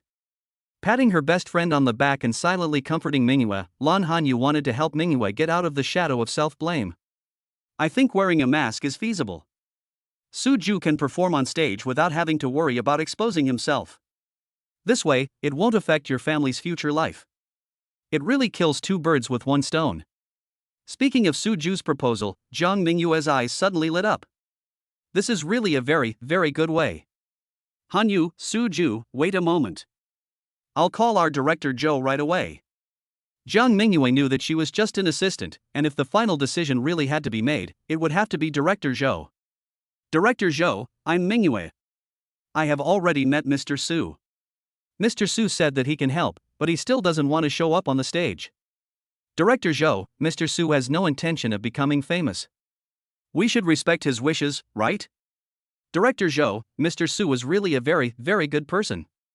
Although he doesn't want to show up on the stage, he has promised me that he can wear a mask and help us sing the opening song. Okay, Director Zhou, if Mr. Su is willing, I will bring him to the company to meet you.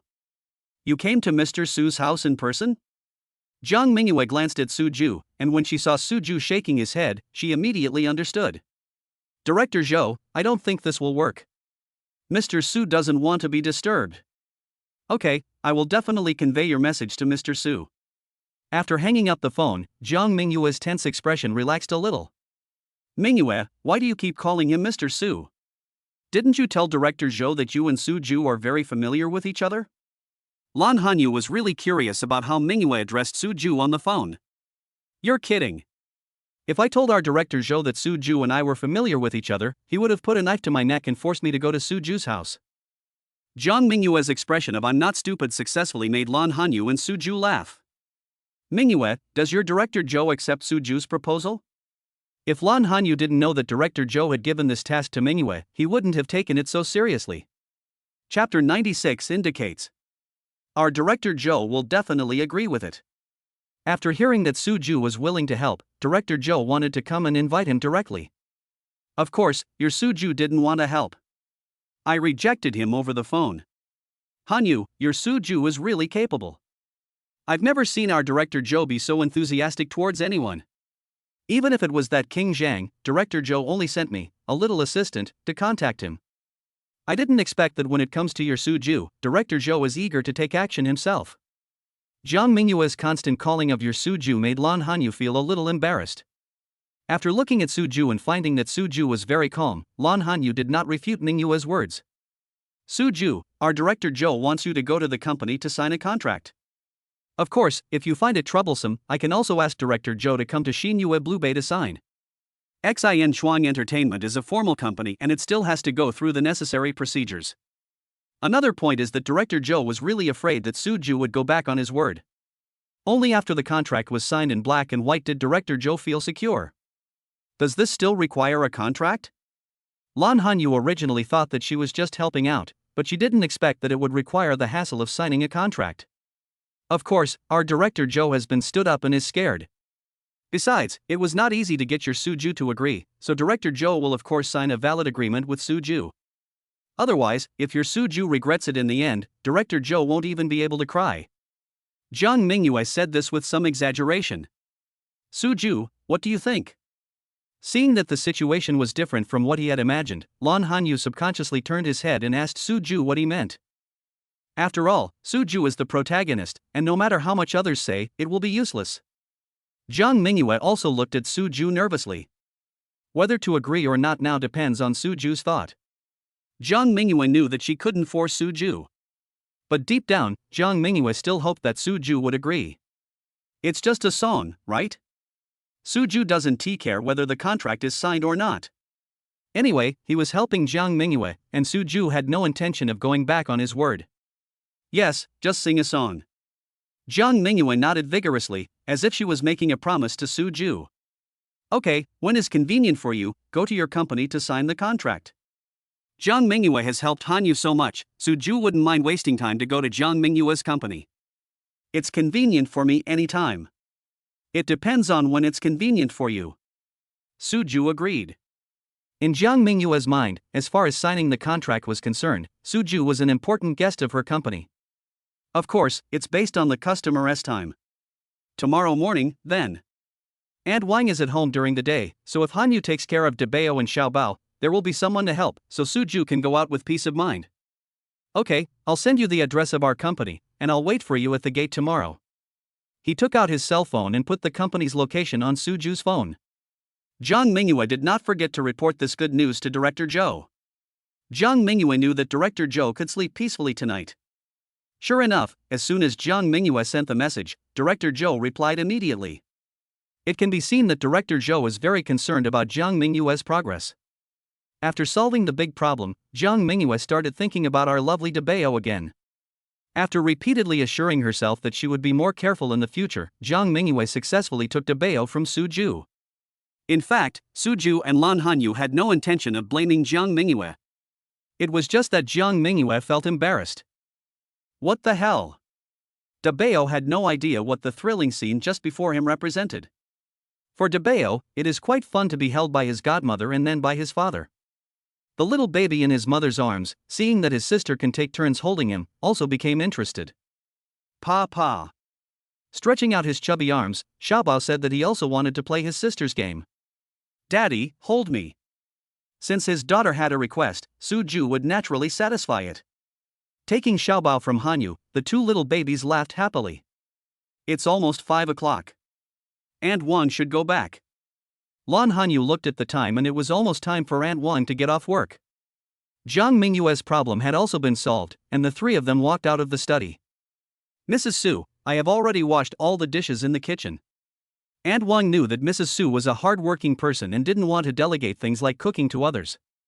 Aunt Wang is also very self-conscious and will not cross the line on her own initiative. In Aunt Wang's heart, she admires Suju and Lan Hanyu very much. You know, there are very few young people nowadays who can stand on their own feet. Aren't there frequent reports of giant babies appearing in the news nowadays? Okay, Aunt Wang, it's almost time, you can go back. Be careful on the road. It was the rush hour after get off work, so there would definitely be a lot of pedestrians on the road, Lan Hanyu reminded him with concern. Okay, Mr. Su, Mrs. Su, I'll go back first. After saying bye-bye to the two little babies, Aunt Wang left work with a smile on her face. Aunt Wang found that her initial intuition was absolutely correct. Mr. Su and Mrs. Su are the best employers I have ever met. Hanyu, I'll help you cook. Jiang Mingyue handed Debao to Suju and volunteered to go into the kitchen with Lan Hanyu. The two girls were responsible for dinner, and Suju was naturally responsible for playing with the babies. Because Jiang Mingyue no longer had any psychological pressure, the 3 adults and 2 babies played happily until the evening. After seeing Jiang Mingyue off, Lan Hanyu and Suju coaxed the babies to sleep and prepared to rest. Good night. Just like before, Lan Hanyu said good night to Suju before entering the master bedroom. In the past, after Suju said good night, the two of them would go back to their respective rooms and sleep in their respective beds. But tonight, Suju didn't want to say good night so easily. Hanyu, shouldn't you show some appreciation? Suju wanted to use two words to get rid of himself, and said, "Isn't it too simple?" What does that mean? Lan Hanyu didn't react and asked blankly following Suju's words. Hanyu, this is unfair, isn't it? When you say goodnight to Dabeo and Xiaobao, it's not just these two simple words. After giving a small hint, the corners of Suju's mouth raised. Ah. Looking at the smile on Suju's face, Lan Hanyu thought about what she had to do when she said goodnight to the babies, and her little face turned red uncontrollably. Su would never want to. Chapter 97 Acceptance Results. Suju, I. Seeing that Hanyu didn't take any step forward, Suju took 2 steps forward. As the distance got closer, Lan Hanyu felt that the air around him became thinner. Lan Hanyu spoke with some stammering, and actually he didn't know what he wanted to say. Hanyu, I just want fairness. Restraining his smile, Suju looked seriously at Hanyu, who looked like a little woman. To be honest, Hanyu was particularly tempting at this moment, and Suju had the urge to eat Hanyu in one bite. Thinking that impulse is the devil, Suju promptly shut up the devil in his mind. Although the two had such intimate physical contact, it happened when both of them were unconscious. Suju knew that the relationship between him and Hanyu would have to take time. It's just that you can't really eat it, but it's okay to collect some interest in advance, right? What kind of fairness do you want? Suju was so close to her that Lan Hanyu thought of the last time she touched Suju's chest muscles, but she didn't dare to stretch out her arms to block the distance between them. Lan Hanyu spoke somewhat passively, and only now did he understand that what Mingyue said about a single man and a single woman, a passionate relationship, was indeed quite appropriate. It's just as fair as Dabeo and Xiaobao. In order to make Hanyu understand his meaning more intuitively, Suju turned his head and offered his right cheek. If you don't understand, then I can only show you once. Seeing that Hanyu was slow to move, Suju said this in a half-threatening tone. No, I understand. Worried that Suju would really come to demonstrate it to him, Lan Hanyu spoke quickly. In fact, Lan Hanyu didn't understand at all, she was just embarrassed. Now being threatened by Suju like this, Lan Hanyu was worried that if she really let Suju demonstrate, she didn't know if more unexplained things would happen between them. In order to stop Suju's good intentions, Lan Hanyu mustered up her courage and kissed Suju on the face. But, is it okay? This was the first time Lan Hanyu kissed Suju, and it was also the first time the two of them had close contact. Lan Hanyu felt that her lips no longer seemed to belong to her. It was the first time that Lan Hanyu felt that numb feeling. It seems to be a little short.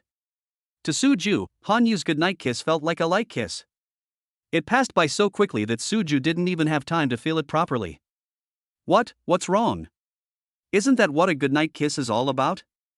Anyway, Lan Hanyu has made up his mind that he has completed his mission and will not be threatened by Suju again. Hanyu, are you being too perfunctory? It was amusing to watch Hanyu looking at his embarrassing look of wanting to escape but having nowhere to escape to. As Suju spoke, he kissed Hanyu heavily on the face before she could react. Good night. Under Hanyu's surprised eyes, Suju let go of his control over the child's mother. Now that Lan Hanyu was free, she no longer cared about Suju kissing her. All Lan Hanyu wanted now was to hide away and calm her pounding heart. However, Suju would not be so kind. Hanyu, this is the real goodnight kiss, you should learn it well, because I will check your results tomorrow. The only answer to Suju was the sound of Lan Hanyu closing the door. You're embarrassed.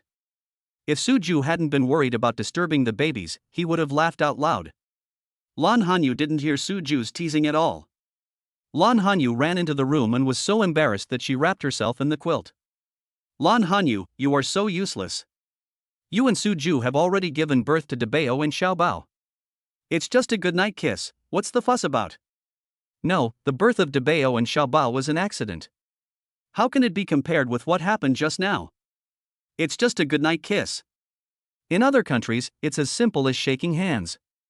There's no need to be so shy. That was in a foreign country. How can you use the habits of foreigners as an excuse? They kissed directly. How can you not be shy? There were two little angels fighting in Lan Hanyu's head. The fight continued until Lan Hanyu fell into a deep sleep without a clear winner. Good morning. By the time Lan Hanyu walked out of the room to see the babies with dark circles under her eyes, Suju had already returned with breakfast.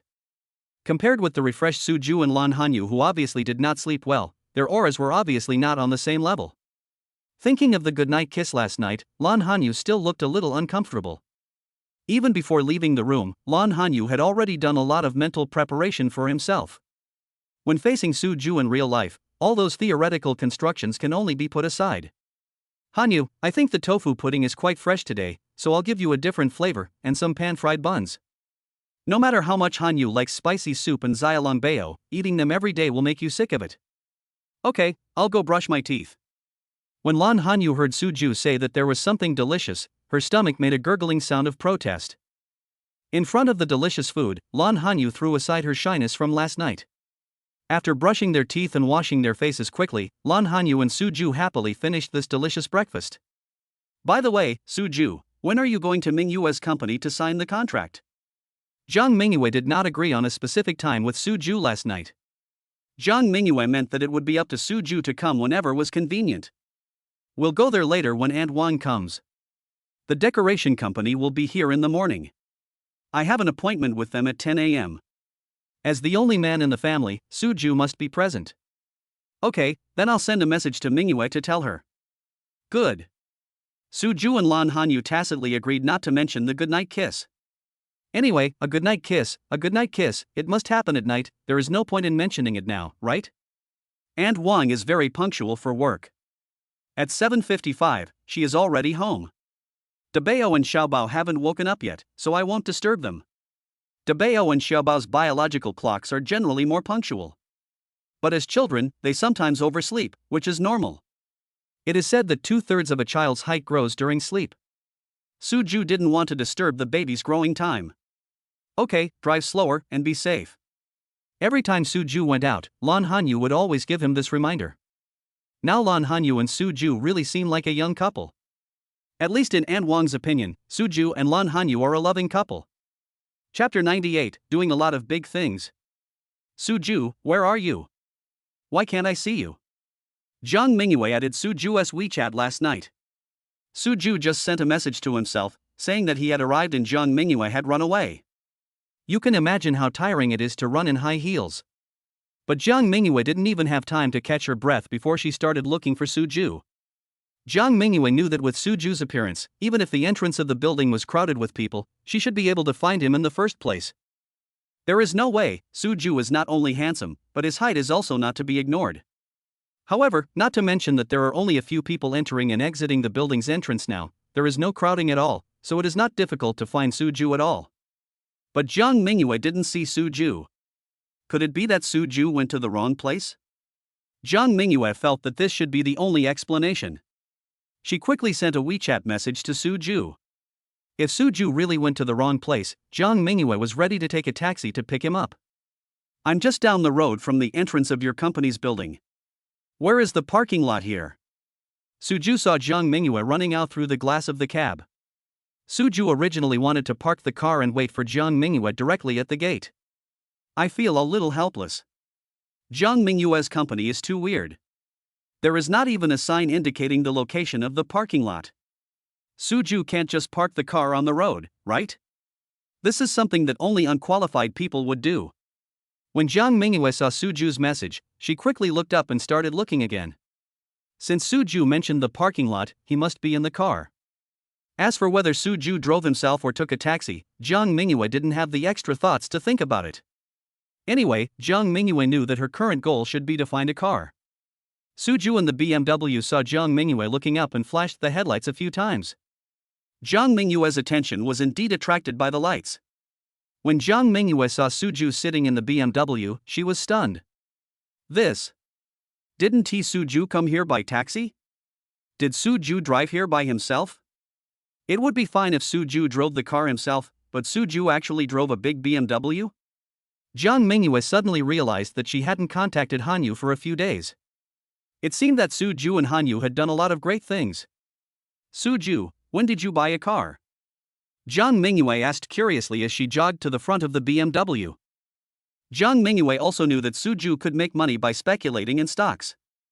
After all, that was what Suju said about the house in Shinue Blue Bay at that time. It's just these few days. Jiang Mingyue is not Hanyu, so Suju naturally has no need to explain anything to Jiang Mingyue. Suju answered casually without making any excuses like lottery. Great, Suju. I didn't expect you to be so awesome. Not only do you have a house and a car, but the quality of both is quite high. Jiang Mingyue now admires her good friend's vision even more. Even when she was drunk, she was able to catch such a handsome and rich man. Is Lan Hanyu extremely lucky? Because she was happy for her good friend, Jiang Mingyue stood next to the BMW and started chatting with Suju. Suju, is this a BMW X5?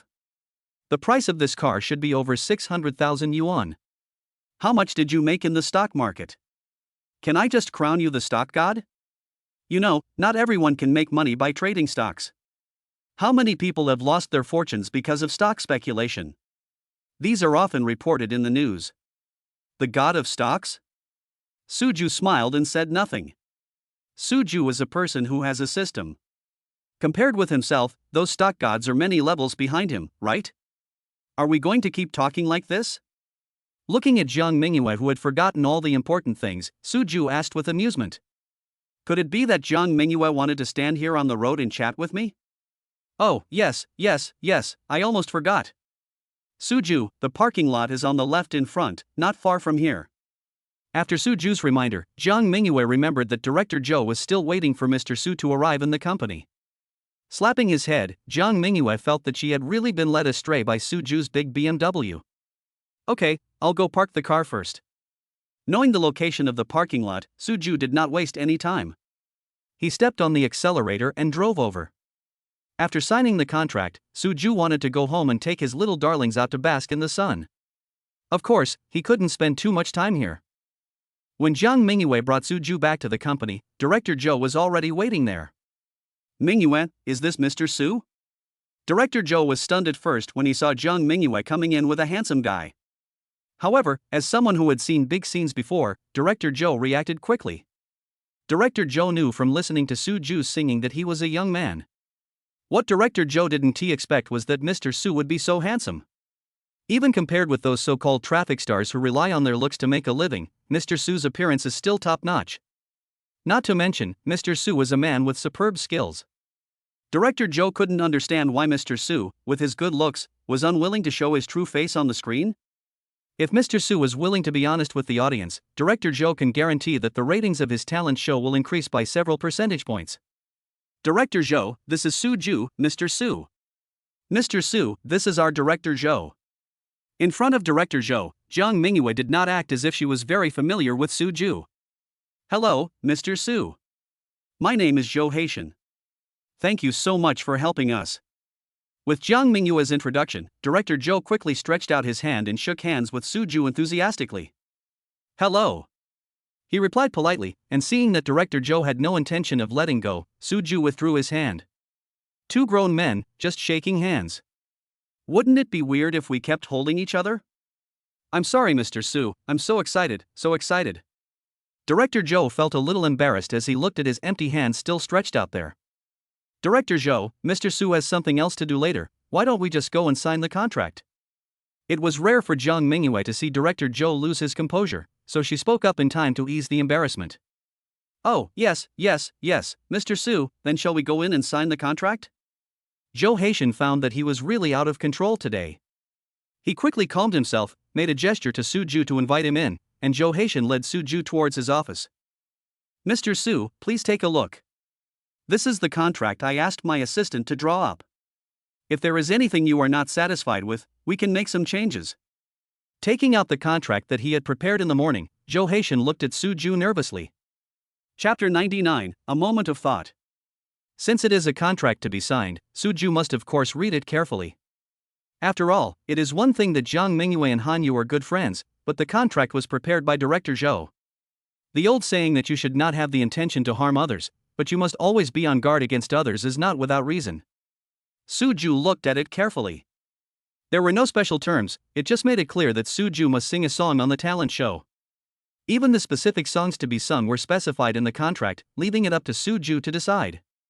Suju also specifically mentioned that he would not sing with his real face, and this was also specially noted in the contract. Suju was very satisfied with this. This 200,000? After reading to the end, Suju didn't expect that the contract actually stated that he would receive a service fee of 200,000 yuan for singing. Suju had always just wanted to help Jiang Mingyue and had not thought about asking for any reward. Is Mr. Su dissatisfied with the 200,000? If Mr. Su is not satisfied, I will apply to the company again. I wonder what Mr. Su's psychological price is. Seeing that Suju was stuck at 200,000, Zhou Haitian subconsciously thought that Suju thought it was too little.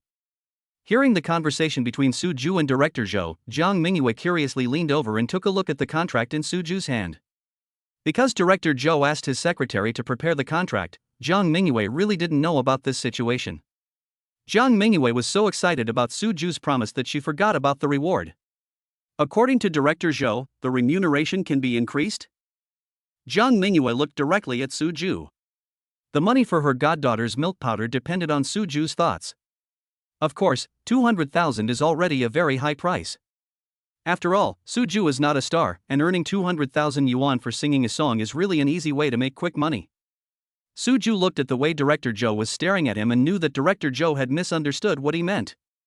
Curling the corner of his mouth, Suju said that he just hadn't thought about getting paid. No, this is fine. Suju didn't come here for the money. 200,000 or 300,000, to Suju, it's just a number. Mr. Su, is this contract enough? Zhou Haitian, who originally thought that Suju would raise the price, did not expect Suju to be so straightforward and became excited again. This talented person is just different. Their realm is different from that of ordinary people. In his heart, Zhou Haitian praised Suju again. Okay, just sign it, right? After reading the contract and finding no problems, Suju didn't want to waste any more time. Sure, Mr. Su, just write your bank account number on it later. Once the contract is signed, I will ask the finance department to transfer the 30% deposit to Mr. Su first. As for the remaining 70% of the payment, I will have the finance department transfer it to you immediately after Mr. Su finishes singing. Although I know that Mr. Su doesn't care much about money, this can be seen from the fact that Suju did not raise the price at all. But Zhou Haitian felt that he should still make things clear to Mr. Su. This is also a manifestation of your sincerity, isn't it? Good. Suju doesn't care whether he gets paid or not, let alone when to pay him. Of course, Suju wouldn't care even more. After signing his name, at Zhou Haitian's reminder, Suju also wrote his bank card number on the contract. Is that all right? Okay. The contract was made in duplicate.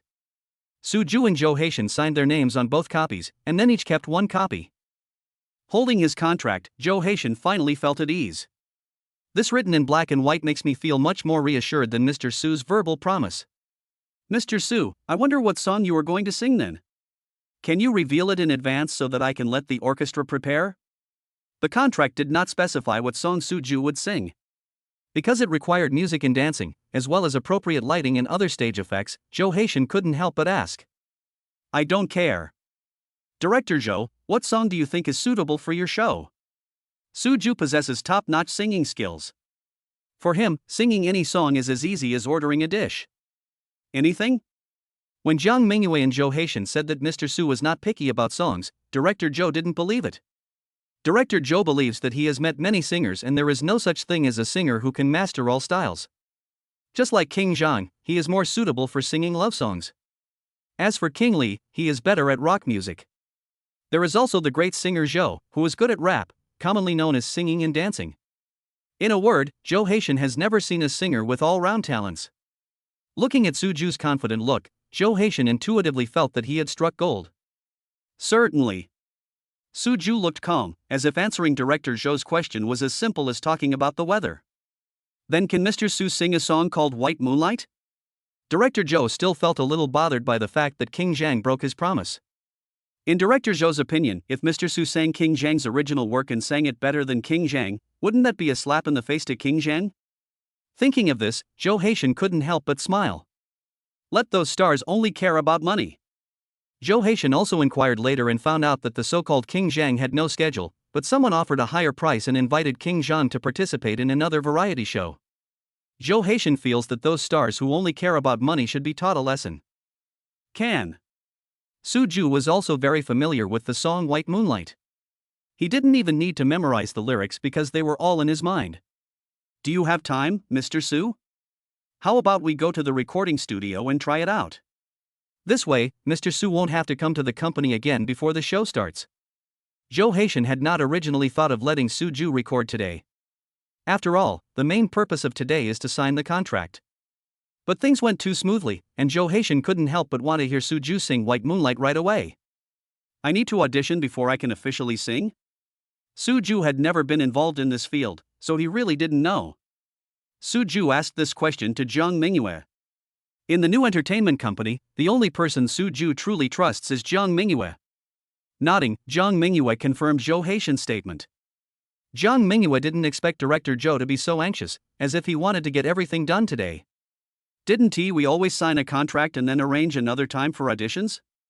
Why does Director Jo want to do everything at once today? Although she was puzzled, she knew that the audition was necessary, so Jung Mingyue did not deny it. Chapter 100, Quick Decision. Since Jung Mingyue said so, Suju didn't want to run again. The three of them went straight to the recording studio. Director Jo. Director Jo. Director Jo. It can be seen that Jo Haitian still has a very high status in Xinchuang Entertainment. Along the way, including entering the recording studio, everyone who saw Jo Haitian took the initiative to greet Director Jo. Jo Haitian was used to this kind of treatment and didn't even nod his head, as if this was the most normal situation. Mr. Su, this is our recording studio. Please come in. Jo Haitian was quite arrogant towards other staff members, but when he turned to Suju, he became very polite. The staff, who were already used to Jo Haitian's usual style of doing things, were almost shocked when they saw such a huge contrast in Director Jo's behavior. Everyone looked at Suju carefully. He was very handsome. But he's not a star. As people who work in an entertainment company, even if the stars are just a little famous, these staff should be able to recognize them, if not all of them. The staff looked at each other, and everyone got a message from each other's eyes: this handsome guy has never been seen before. Suju didn't care about everyone's eyes on him. Since the audition will have to be done sooner or later, Suju certainly wants to finish it quickly. Walking into the recording studio, Suju found that it was similar to what he had seen on TV before. The so-called recording studio is a single large room. Of course, this large room has another layer of separation inside, which is made of glass. There were several staff members standing in the recording studio. Before Suju and Jo Haitian arrived, these staff members were busy with their own work. All of you, put aside whatever work you have on hand for now. Hurry up and prepare the background music for the song White Moonlight. Mr. Su's time is precious, don't waste it. At Director Jo's command, the staff naturally got busy. Mr. Su, please come in. The sound check was done in the inner room, and outside was where the staff stayed. Director Jo, it's okay. Seeing Director Jo being so respectful to Mr. Su, the other staff members certainly dared not to neglect him. Adjusting the background music is not a big deal for the staff in the recording studio, so everyone is naturally racing against time to show off their work efficiency. Mr. Su, is it okay? Nodding at Jo Haitian, Suju had answered Director Jo's question. After getting Suju's reply, Jo Haitian quickly made an okay gesture to the staff. As the background music sounded, Suju began to sing along with the rhythm. Somewhere in by Yue Guang's heart. So bright yet so cold. Everyone has a sadness. Trying to hide makes it more obvious. The white moonlight shines on both ends of the sky. In my heart but not by my side. It wasn't until Suju finished singing the entire song White Moonlight that Jo Haitian and the staff in the recording studio were unable to react for a long time. Suju took off his headphones. He had no need to have any doubts about his singing skills. Director Jo, Director Jo. After all, Jiang Mingyue had heard Suju sing several times, so she was the first to react. After calling out a few times, Jo Haitian was successfully brought back to reality by Jiang Mingyue. Mr. Su, you sing so well. It's no exaggeration to say that your singing is several levels higher than the original singer. Jo Haitian was so excited that he didn't know what words to use to describe the song Suju had just sung. You know, this song White Moonlight is considered to be Zhang Tianwang's masterpiece. This sad love song not only pushed Zhang Tianwang's singing career to the peak, but also established Zhang Tianwang's unique love song style. But now that Suju sang so easily, Jo Haitian felt that the original singer should be replaced. The other staff members in the recording studio were now so shocked that they were speechless. isn't this awesome? You know, many so-called singers don't know how many times they have to repeat a song when recording in the recording studio. Post-production editing is also required to present the best effects to the public. But this Mr. Su is great, he did it in one go. The staff in the recording studio said that if everyone was like Mr. Su, they would be out of work. Because there is no need for staff to work on it later, right? That's all right, right? Since Joe Haitian said so, Su-ju knew that he could call it a day. Yes, of course. Mr. Su, can we just decide on this song? Su-ju's singing of White Moonlight is so beautiful that Joe Haitian is reluctant to change it. Can. For Su-ju, who didn't care what song he sang, of course there was no problem. That's great, Mr. Su. I'll let Mingyue contact you directly for follow-up matters. Although I don't know, Su-ju and Jiang Mingyue are very familiar friends. But Joe Haitian still understood that Su-ju was the one Jiang Mingyue first contacted. Joe Haitian naturally let Jiang Mingyue follow him to the end. If the person being replaced midway did not suit Mr. Su's temper, Joe Haitian couldn't imagine what the consequences would be. Good. Okay, Mr. Su, I'll take you there. Joe Haitian also noticed that Su-ju was not averse to Jiang Mingyue. Feeling secretly happy, Joe Haitian asked Su-ju to be sent there personally. No, go ahead and do your work. Su-ju rejected Joe Haitian's kindness. Wherever Joe Haitian goes, people come up to say hello, and Su-ju doesn't want to be the focus of everyone's attention. That's fine too, Mingyue, please help me see Mr. Su off. Since Mr. Su didn't want him to deliver it, Joe Haitian was a man with good eyesight. Calling Jiang Mingyue, who was standing aside, Joe Haitian handed this glorious task to Jiang Mingyue. Okay, Mr. Su, this way please. In front of outsiders, especially director Zhou, Jiang Mingyue acted very well. Acting as if she was not very familiar with Su-ju, Jiang Mingyue politely asked Su-ju to move away. Director Zhou, where is this Mr. Su from? How did you get him to come out of seclusion? Yes, Director Zhou, I have been in the company for so many years and have been in this industry for almost 10 years, but I have never seen someone with such great singing skills.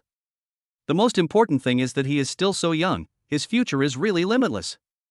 Director Zhou, you asked Mr. Su to use King Zhang's masterpiece. Isn't this too much of an embarrassment to King Zhang? Director Zhou, where does this Mr. Su come from? His strength is too terrifying, isn't it?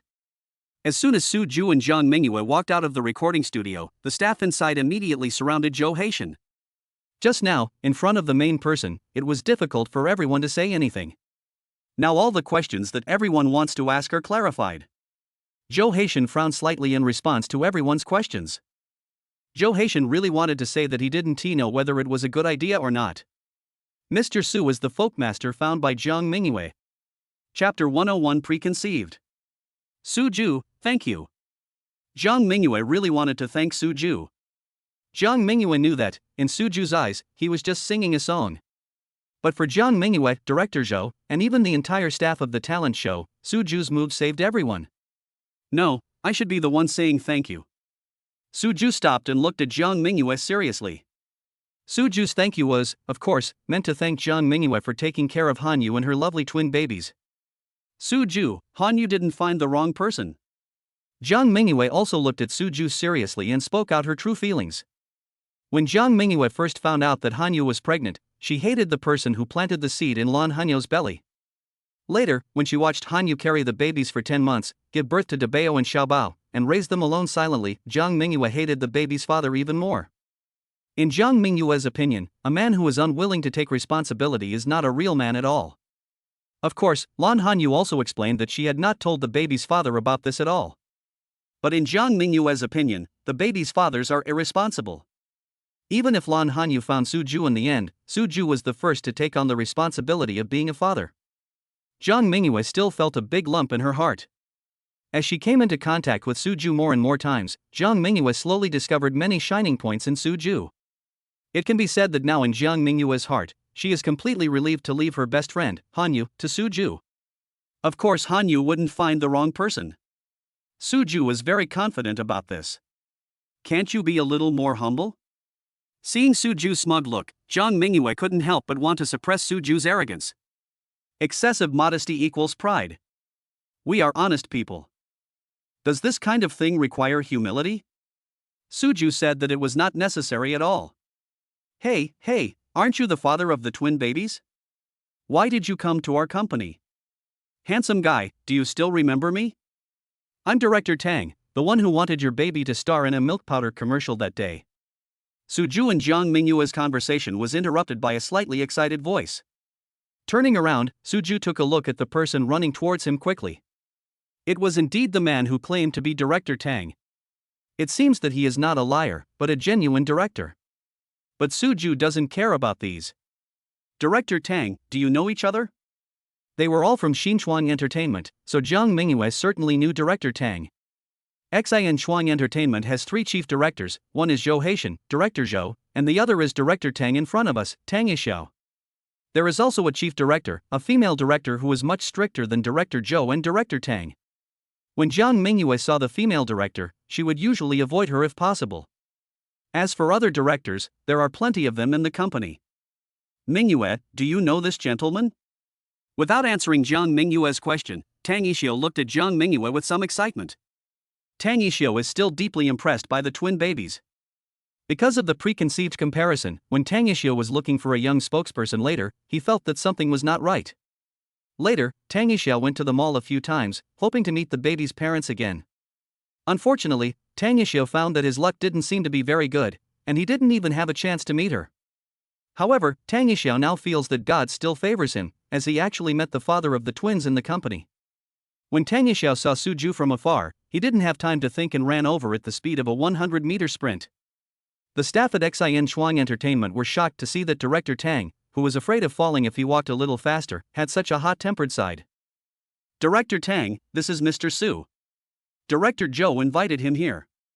Not knowing why Tang Yixiao was so excited when he saw Suju, Jiang Mingyue replied to Director Tang's question somewhat ambiguously. Director Zhou invited you here? Is there something going on? No, why am I asking this question? What does Zhou Haitian's matter have to do with me? Tang Yixiao's mumbling confused Jiang Mingyue. What was wrong with Director Tang today?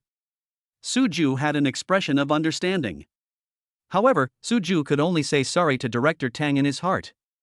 What kind of spokesperson did he want his babies to be? How could Suju be willing to let his darlings do such hard work? Mr. Su? Yes, Mr. Su. Hello, Mr. Su. Let me formally introduce myself.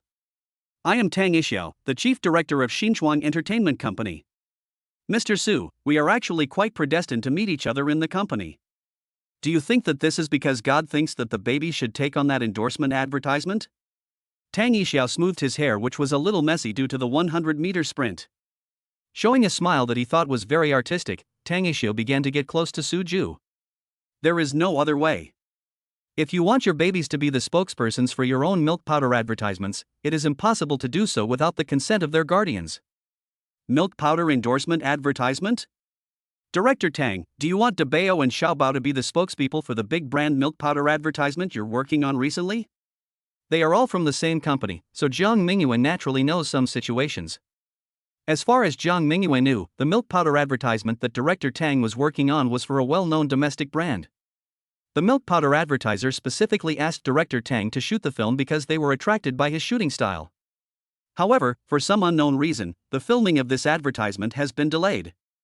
Now Jiang Mingyue finally understood that it seemed that this advertisement was stuck with Debao and Xiaobao. Debao, Xiaobao? Mingyue, are you familiar with the babies? Then you should be very familiar with Mr. Su?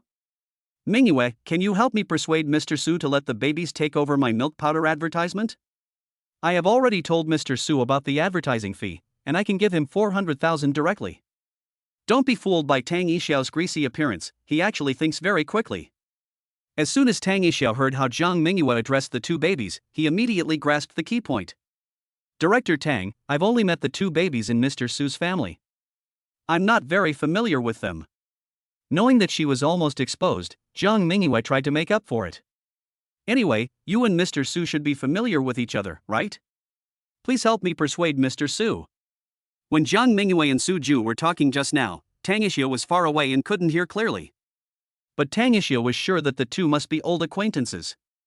Tang Yixiao stared at Jiang Mingyue closely with an expression that said, I know everything.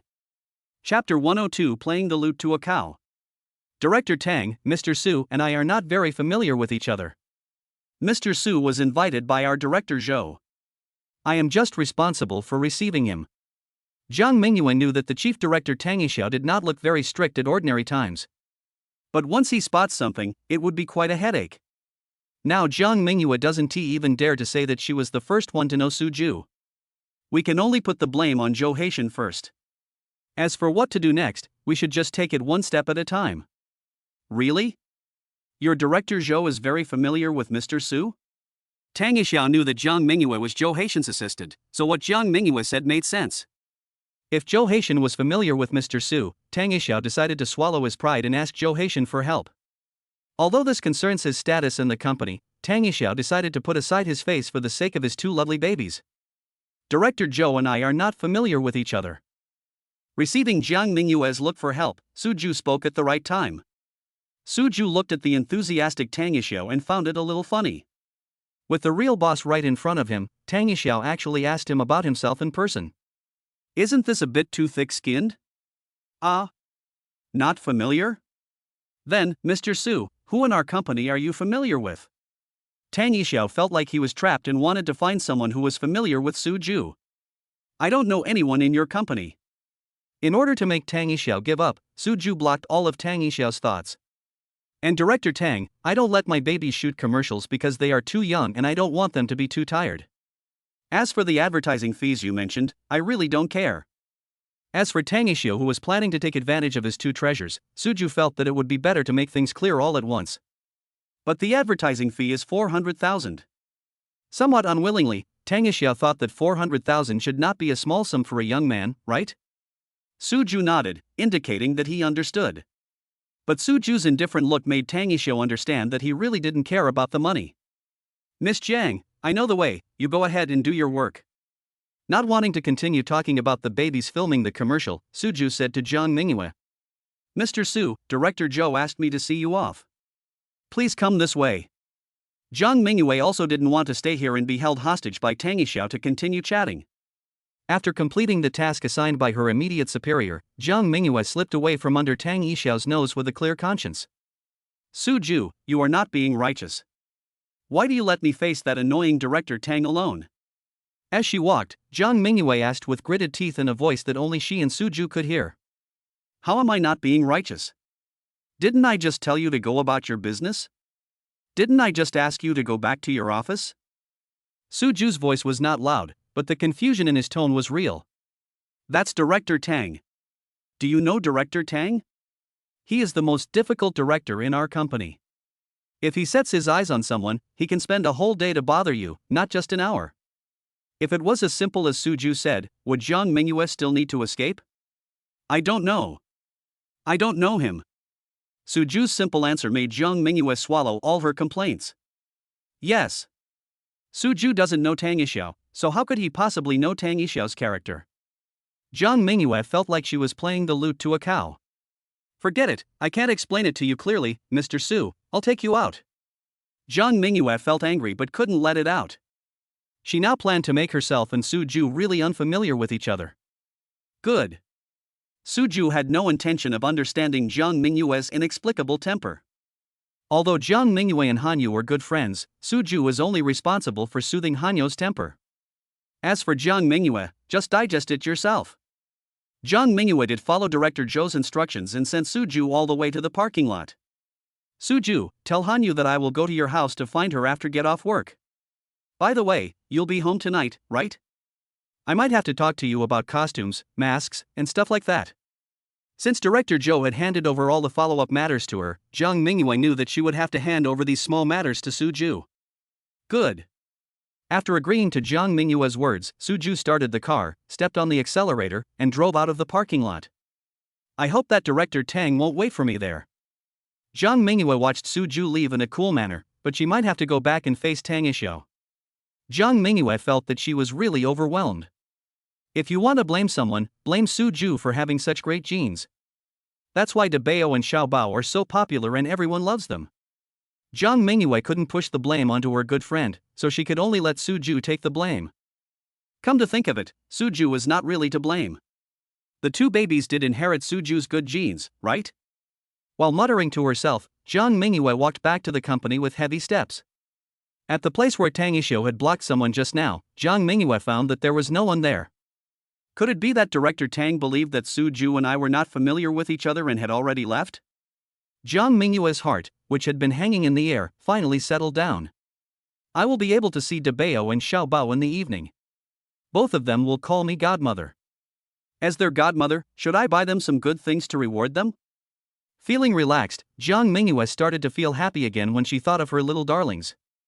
Director Zhou, Mr. Su has left. As soon as Jiang Mingyue reached the office door and stepped into the office, she began to report on her work. Jiang Mingyue felt that she had solved all the problems that had troubled Director Zhou for so long. Now, Director Zhou would no longer keep an eye on her, right? Maybe I can skip work early in the afternoon and go to Hanyo's house to play with Dabeo and Xiao Bao.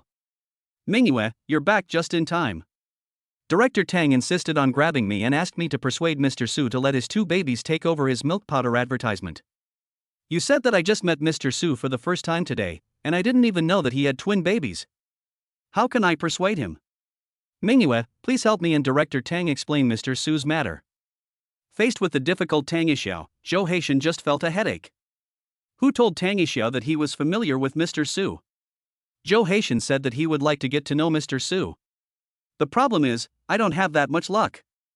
When Zhou Haitian saw Jiang Mingyue enter the office, he felt like he had grabbed a life-saving straw. Mingyue, you were the one who asked Mr. Su to come here, so you should explain things to Director Tang. Zhou Haitian grabbed Jiang Mingyue, who was about to run away after hearing the name Director Tang. He didn't want to face the annoying guy Tang Ishiao alone. Chapter 103 Loopholes. Mr. Su was brought here by Mingyue? Didn't Mingyue say that Mr. Su was your Director Zhou's guest? After hearing Zhou Haitian's words, Tang Ishiao immediately found the loophole. Yes, Mr. Su is Director Zhou's guest. Director Zhou invited him to sign the contract. Seeing Tang Ishiao's I knew it expression, Jiang Mingyue quickly explained. Yes, Mr. Su, I invited you to sign the contract. Is there any problem? Zhou Haitian, who hadn't yet fully entered the state, took over the joke foolishly. Sign a contract? Sign what contract? For Tang Ishiao, the words sign a contract are now very sensitive. Because Tang Ishiao also wants to sign a contract with the two little babies in Mr. Su's family. Director Tang, you've crossed the line. Seeing Tang Ishiao asking about his affairs, Zhou Haitian's face became serious. The company has a rule that other groups are not allowed to inquire about what each director is responsible for. What's more, Zhou Haitian is the chief director. How could he let others inquire about the things he is responsible for? Yes, Director Tang, I really can't tell you about the contract between Mr. Su and our Director Zhou. This is a company rule. Director Tang, I think you should stop staring at us. It would be bad if others misunderstood us. Having found a very good excuse, Jiang Mingyue quickly shouted to get the guy out. Yes, Director Tang, if you want Mr. Su's baby to star in a milk powder commercial, you should contact Mr. Su yourself. As for our cooperation with Mr. Su, don't ask anymore. After being reminded by Jiang Mingyue, Zhou Haitian also issued an expulsion order. Okay, you guys are awesome. I don't believe I can't stop Mr. Su. Now that he knows that Mr. Su and Director Zhou are working together, Tang Ishiao expresses great hope for the chance to meet Mr. Su again. Tang Ishiao smoothed his bangs, took one more look at Jiang Mingyue, then turned and left. Looking at Director Tang's eyes before he left, Jiang Mingyue always felt a little uneasy. If you want to blame someone, blame Su Ju for having too many talents and being too handsome. There was no other way, Su Ju had to take the scapegoat again. Of course, Su Ju, who was already driving his big BMW home, could not hear any of this. Dabeo, Xiaobao, Daddy is back. As soon as he opened the door, Su Ju called his two little babies. Daddy. Papa. The two little babies really don't like to use their feet much recently. Hearing their father's voice, Dabeo and Xiaobao happily crawled towards the door. Daddy, hold me. After all, the front door is the place to change shoes, and Su Ju didn't want his little darlings to get dirty, so he immediately picked up a baby in one hand. Daddy. Papa. It was as if they were complaining that their daddy was not at home all morning.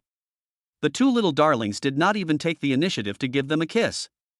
Dabeo, Xiaobao, why don't you give Daddy some perfume? Holding the soft baby, Su Ju always felt that the babies were less enthusiastic. Daddy, car, car. Car, car, bang, bang. Recently, Dabeo and Xiaobao's language output ability has improved significantly, and they can now express the meaning of many words clearly. Dabeo and Xiaobao want to take a ride? Suju finally understood. It turned out that the little darlings felt unhappy because their father left them at home and went out to play by himself. Daddy, baby, car. Hearing that his father understood what he meant, Dabeo happily extended the sentence. Pa, baby. Xiaobao's language expression ability is indeed slightly weaker than his sister's. But Xiaobao was unwilling to be left behind, and quickly followed suit and said something. Xiaobao's meaning was very clear: Daddy can't take sister out alone anymore. Dabeo, Xiaobao, Daddy is going out for something. When Daddy has time, he can take Mom and our big and small treasures to ride in the car together, okay? Since the babies have requests, Suju will naturally try his best to satisfy them. Big treasure, little treasure, Mommy has told you that Daddy is going to work for Godmother's company. We babies have to behave well, right? Lan Hanyu, who was packing the baby's clothes in the room, came out when she heard Suju's voice. What the hell? What the hell? When they heard their mother mention their godmother, Dabeo and Xiaobao looked behind their father. Turning around, the babies looked at their mother at the same time and said, "There is no godmother." Godmother said she would come to visit Dabeo and Xiaobao after get off work. Seeing the slightly disappointed faces of Dabeo and Xiaobao, Suju told them what Jiang Mingyue had said. Did Mingyue say she would come over after get off work? Jiang Mingyue was in no mood to contact Hanyu because of Tang Yixiao's matter. Lan Hanyu naturally didn't know that Mingyue would come to her house today. Yes, she said she would come home after get off work. Suju said to Hanyu as he carried the babies towards the living room. Then I'll order a few more dishes on Tongcheng.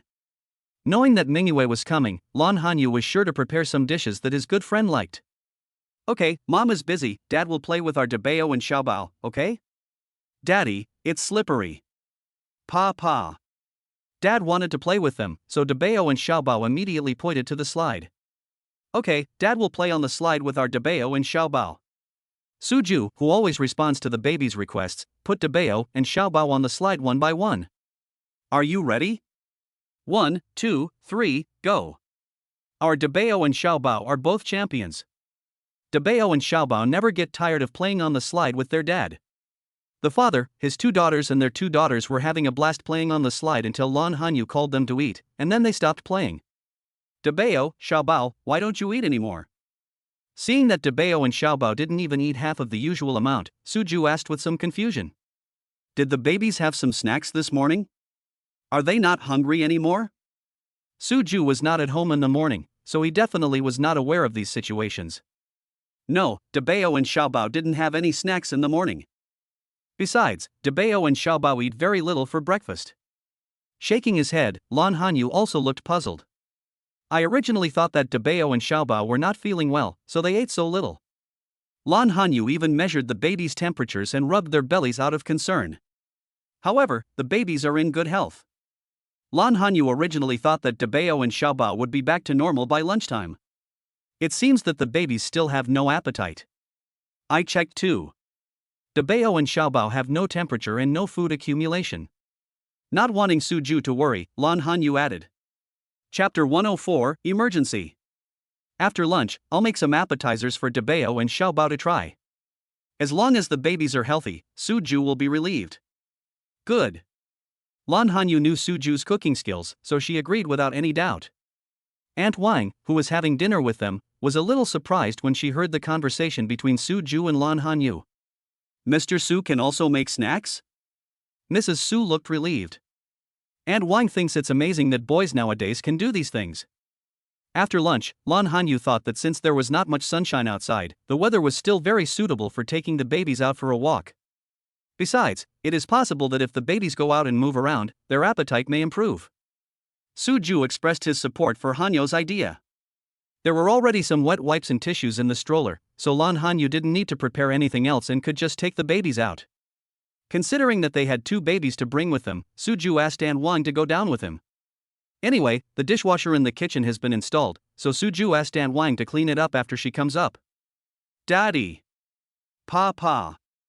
As soon as the two little babies were put into the stroller by their father, they immediately cried with joy. Seeing the babies looking so energetic, Suju no longer felt worried. The babies probably just have no appetite. For Suju, who possesses top-level royal chef skills, this problem is not a problem at all. Big treasure, little treasure, mommy and grandma Wang are taking you out to play. Daddy will make delicious food for you at home, okay? Dabeo and Xiaoba thought that their father was going to take them out, and they kept calling him dad happily. Hearing what their father said, the two little babies immediately turned their heads smartly. Ma! Ma! Daddy has already said that today is mommy's day to take the babies out, so naturally the babies have to try their best to please mommy. Two little sycophants. Why didn't you call mom just now? As for what their mother said, Dabeo and Xiaobao just had to give her a sweet smile. Lan Hanyu originally wanted to pretend to be angry, but when she saw the cute looks of the babies, she couldn't help but laugh. Ma! Ma! Seeing their mother smile, Dabeo and Xiaobao knew it was time to go out. Waving their little arms, the babies also moved their bodies quickly in the strollers. Dabeo, Xiaobao, sit down. Mommy and Grandma Wang are going to take you out to play. It is definitely not safe for babies to move around in strollers all the time. Even if Suju bought a good baby stroller, Lan Hanyu felt that he should still pay attention to the safety issue. After hearing what their mother said, Dabeo and Xiaobao immediately sat down obediently. As long as they can go out and play, it is not difficult for babies to sit still. Suju, Aunt Wang and I are taking the babies out. Lan Hanyu said something to Suju, and Aunt Wang walked ahead and opened the door. Okay, I'll go down to find you guys later. Suju agreed and went into the kitchen to take care of the two little babies. After looking at the ingredients in the kitchen, Suju decided to make an appetizing medicinal paste dessert. This medicinal mud dessert is definitely not medicine for taking medicine. The main ingredient of medicinal paste dessert is yam. Yam has a good appetite-stimulating effect. Now Dabeo and Xiaobao have no appetite, so yam is just the right thing for them. Yam is the main ingredient, and Suju also took out other ingredients that would be needed. Just prepare milk, blueberry jam, honey, and an appropriate amount of water. Now that all the ingredients are prepared, Suju, a master with top-level royal cooking skills, can start. Wash the yam with skin, cut into sections and steam in a pot. This takes about 15 to 20 minutes. Thinking that his babies were only a little over 10 months old, Suju decided to steam them for 20 minutes to soften them so that the babies could eat them right away. Steaming yam is simple and anyone who can use a pot can do it. Next is when the true craftsmanship begins. Suju mashed the steamed yam into paste and added a little salt symbolically. Suju was originally planning to add milk to the yam puree, and the yam he steamed was relatively dry. After adding baby milk to dilute it, Suju put small pieces of the yam puree into a piping bag and made small animals in various shapes. Finally, Suju added an appropriate amount of water and honey to the blueberry jam, stirred it thoroughly and blended it evenly, and poured it on the yam puree in the shapes of lifelike little animals. It's done. Suju was quite satisfied with his craftsmanship. Making yam paste is not difficult, the difficulty lies in kneading these little animals. Looking at such cute little animals, Suju knew that Dabeo and Xiaobao would definitely like them very much. I hope these will whet Dabeo and Xiaobao's appetite. Baby's liking for these little animals is just the beginning. Suju's real purpose is to regulate the baby's appetite. After putting the animal-shaped yam puree into a storage box, Suju prepared to go out and bring snacks to the babies. Little baby, learn to draw. With a big crayon in your hand, draw a duckling, quack, draw a pony, write it home. Before he took the keys out of his bag, Suju's cell phone rang. I picked up the phone and it was a call from my roommate Ma Xiaoyu. After pressing the answer button, Suju didn't have time to say anything before Ma Xiaoyu's voice came from the other end of the phone. Brother Ju, do you have time? Help me. What's going on? Brother Ju, I just can't figure out the last question of the homework Fahai assigned me last time. Wu Yoli and the others are the same. It's like reading a book from heaven when they face that question. Brother Ju, Fahai's class is in the afternoon, can you send us your answers? The call was from Ma Xiaoyu. However, Wu Yoli and Xue Jiawei were also standing next to Ma Xiaoyu, staring closely at the phone in Ma Xiaoyu's hand. The three of them all missed the days when Suju lived in the dormitory. At that time, if the three of them encountered any difficulties in their studies, they would definitely ask Suju for help first. Because Suju is not only the school idol, but also a top student. Are you sure you can just copy the answers? If one could get away with the homework assigned by Fahai by coming up with an answer, then the two words Fahai could be written upside down. Brother Ju, aren't we sure whether you are busy now? If you have time, it would be best if you could explain it to the three of us. Suju could feel Ma Xiaoyu's embarrassed smile through the phone. Thinking that he had already prepared snacks for the babies, Suju was not too busy now. Go to QQ and I'll tell you my idea right away. In order to prevent his roommates from being caught by Fahai, Suju would definitely help them to the end. Okay, thank you, Brother Ju. There was a burst of cheers, and Suju hung up the phone with a smile. Chapter 105 Personally accepting the results. If his roommate is in trouble, Suju will definitely help. But the snacks for my babies cannot be delayed either. Fortunately, we now have Aunt Wang, so we have a helper. Suju called Hanyu and briefly explained the situation. He asked Hanyu to ask Aunt Wang to come up and give snacks to the babies first. Ding dong. Suju had just opened his laptop and logged into his QQ when the doorbell rang. Knowing that it was Aunt Wang, Suju directly took the prepared food storage box and went to open the door. Mr. Su, Mrs. Su asked me to come up and get snacks for Debao and Xiaobao. Aunt Wang does and T have the key to the front door. For Suju and Lan Hanyu, no matter how satisfied they are with Aunt Wang, they still have to stick to their bottom line. Home is the biggest harbor for Lan Hanyu and the babies, so Suju must attach great importance to safety issues. Auntie Wang, give it to the babies first. I'll go down after I'm done. This was the first time that Suju made medicinal paste snacks for the babies, so Suju had to personally inspect the results. If Debao and Xiaobao like it, Suju, as a father, will naturally make good use of his top-notch royal chef skills in the future. Okay, Mr. Su, I'll go down first. Aunt Wang took the food storage box that Suju 80 gave her and gave it to the babies to eat. Suju walked back to the study, turned on the video, and began to teach his roommates marketing online. Any questions? After explaining his ideas for solving the problem in detail, Suju taught his roommates the knowledge points he had summarized without any reservation. No problem, Brother Ju, you are still the best. After you explained the problem, I felt like I had suddenly realized something. Yeah, Brother Ju, I think you explain it much better than Fahai. Fahai's lectures are too abstract. I can't understand a lot of them.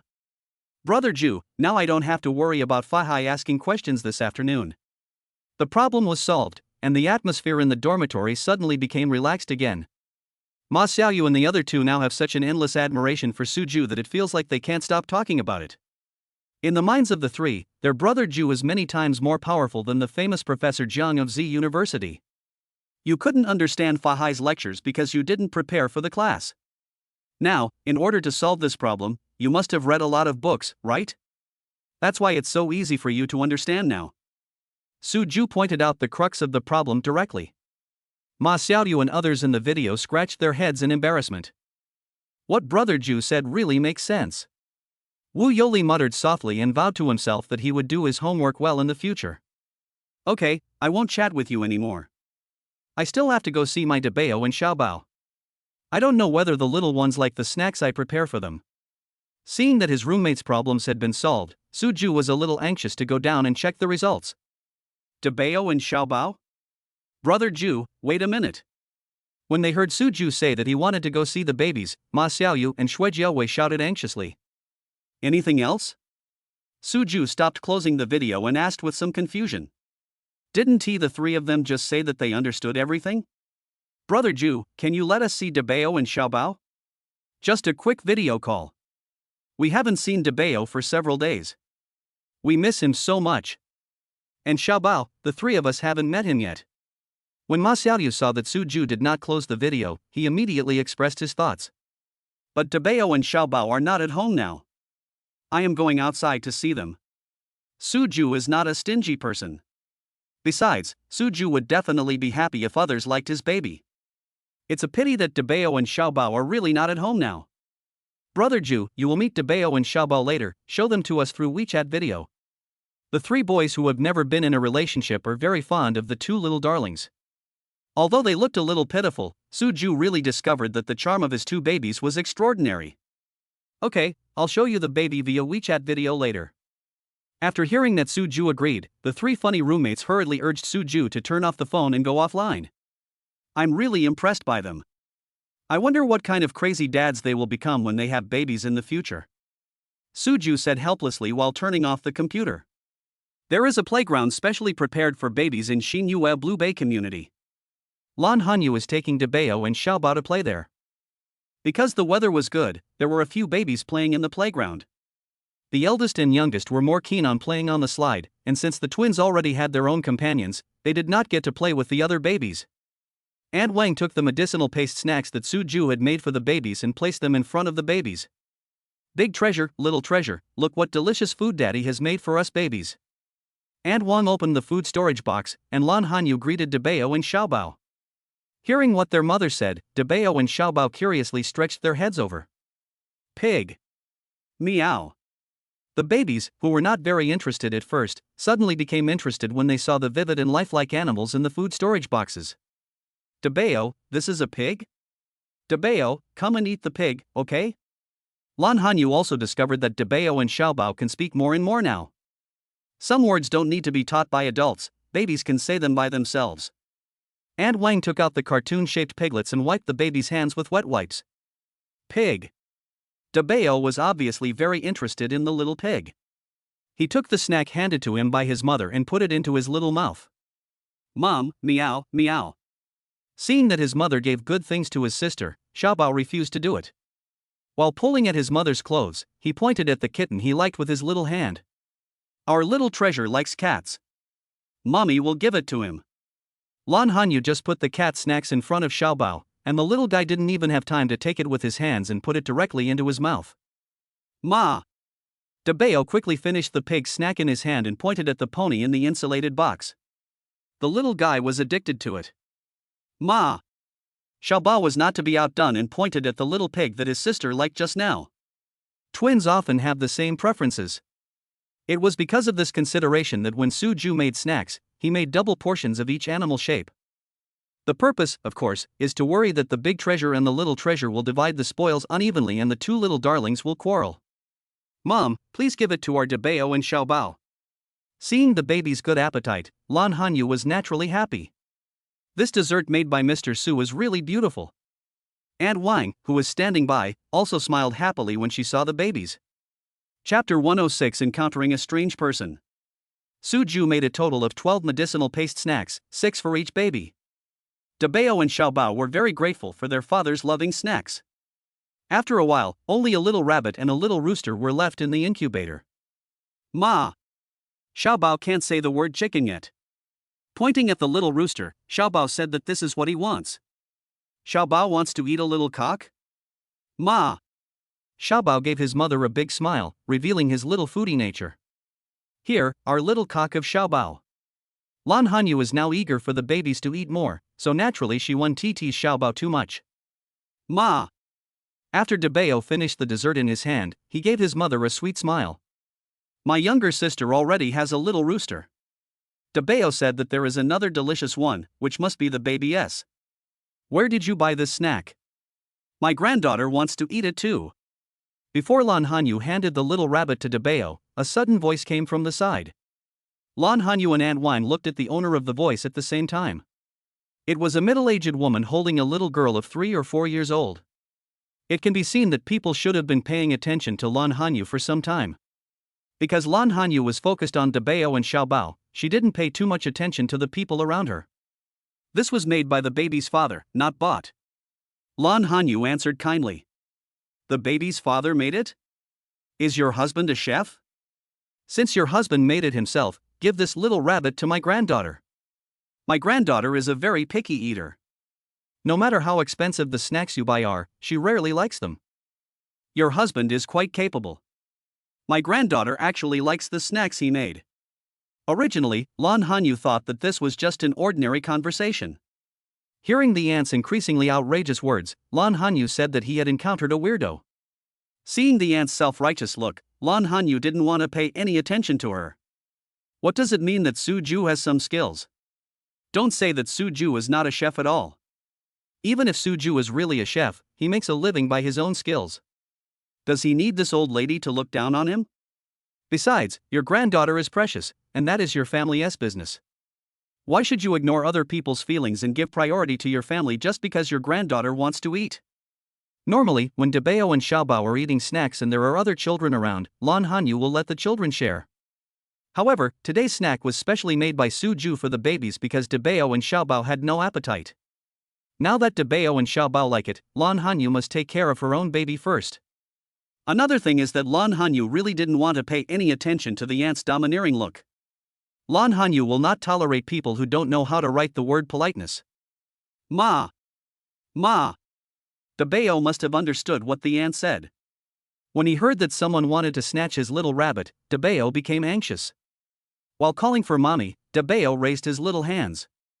He didn't want his snack to be snatched away by others. Dabeo wants to eat the little rabbit? Can mom give it to you? Lan Hanyu didn't even glance at the aunt standing next to her. She took out the last snack from the lunchbox and handed it to Dabeo's little hand. Ma! Bunny! Dabeo, who got the little rabbit, shook his head with joy. Grandma, Grandma, I want that little rabbit. The little girl held in the aunt's arms is 3 or 4 years old after all, and can basically express her complete thoughts through speech. Seeing the little rabbit in Dabeo's hand, the little girl started to make a fuss in her grandmother's arms. Good boy, Grandma will give it to you. The aunt hurriedly coaxed her granddaughter, and turned to Lan Hanyu, actually using a commanding tone. I've already told you, my granddaughter likes this little rabbit, please give it to my granddaughter. I just checked, and your baby has already eaten several snacks. Looking at your baby, he should be less than 1 year old, and his stomach should be almost full. Give this last little rabbit to my granddaughter. After listening to the aunt's words, Lan Hanyu finally understood that this person was really an unreasonable person. Asking others for something and acting so confidently? Lan Hanyu said that he didn't owe her anything. I ignored the old lady. For some people, it's really a waste to even say one more word to them. Hey, young man, you don't look that old, but your ears are not working well? I'm talking to you, why are you not responding? Seeing that Lan Hanyu ignored her, the aunt became anxious. In the aunt's heart, as long as her granddaughter wants something, she must get it. I don't know where this confidence of the aunt comes from. Please be polite. This snack belongs to our baby. Why should it be given to you just because your granddaughter likes it? Even if you are asking for help, you should have the attitude of asking for help. And what is your relationship with my wife? Why do you have to give your granddaughter the things our baby likes? You love your granddaughter so much, you should find a way yourself. Don't tell me that our baby likes the snack very much. Even if our baby doesn't want to eat it, my wife is willing to give it to you out of kindness, and not wanting to give it to you is her duty. Aunt Wang couldn't stand it anymore when she saw the old woman staring at Lan Hanyu. Aunt Wang is about the same age as my aunt, so there is no need for Aunt Wang to be polite to her. Standing in front of the old woman, Aunt Wang blocked the old woman's continuous attack on Lan Hanyu. You. When someone pointed it out directly, the aunt was speechless for a moment. Grandma. Seeing that her grandmother didn't get her favorite little rabbit, the little girl twisted her body and wanted to go to the field by herself. The aunt should have known what her granddaughter meant, so she put the little girl down. I want the bunny. As soon as her feet touched the ground, the little girl ran towards Dabeo. Maybe because Dabeo had already eaten 5 snacks, he was not in a hurry to eat the last snack and kept playing with it in his hand. Dabeo would definitely not pay attention to the little girl's behavior. However, Lan Hanyu, who had been keeping an eye on the 2 babies, must have paid close attention to the little girl who ran towards Dabeo. Just when the little girl was about to get in front of Dabeo and reach out to grab the snack in Dabeo's hand, Lan Hanyu suddenly picked up Dabeo. The little girl, who had caught nothing, became anxious and stomped her feet, seeking help from the support group. Grandma, help me grab it, I want that little bunny. Looking at the unreasonable little girl, Lan Hanyu finally understood a saying, what kind of adults you are, what kind of children you will raise. The grandmother is unreasonable, and the granddaughter she raised is just like her. Chapter 107 Unreasonable Request. Auntie Wang, please hold Xiaobao for a while. Lan Hanyu was worried that this unreasonable grandparents and grandchildren would do something out of line, so she said something to Aunt Wang. Okay, Mrs. Su. Xiaobao still had half a snack in his hand, which made him an easy target for the little girl to snatch. Milk. Xiaobao, who didn't know what was going on, was suddenly picked up by Grandma Wang and cried out in confusion. But it was still very comfortable to be held, and Xiaobao didn't resist. Grandma, go grab it. I want that little rabbit. Dabeo was picked up by Lan Hanyu, so the little girl naturally couldn't reach him. Seeing that her grandmother did not take the next step, the little girl started shouting again anxiously. Unlike the little girl, the aunt is an adult after all. I saw a few people with children gathered in groups of 3 or 4 to watch the fun. The aunt knew that if she really went forward to grab it, she would definitely be criticized. Why don't you sell this snack to me? No matter how much it costs, as long as my granddaughter likes it, my family can afford it.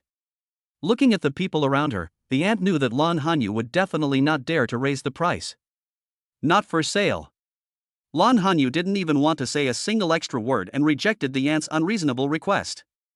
Why are you like this? Not only are you stingy, but you're also unreasonable. Isn't it just a small snack? If my granddaughter didn't like it, we wouldn't want it even if it was given to us. You don't want to give it. I've already said I'll buy it. Even so, you still don't want to give it? Do you know what my son does? Your husband is a chef, and the money he makes in a year may not be as much as my son makes in a month.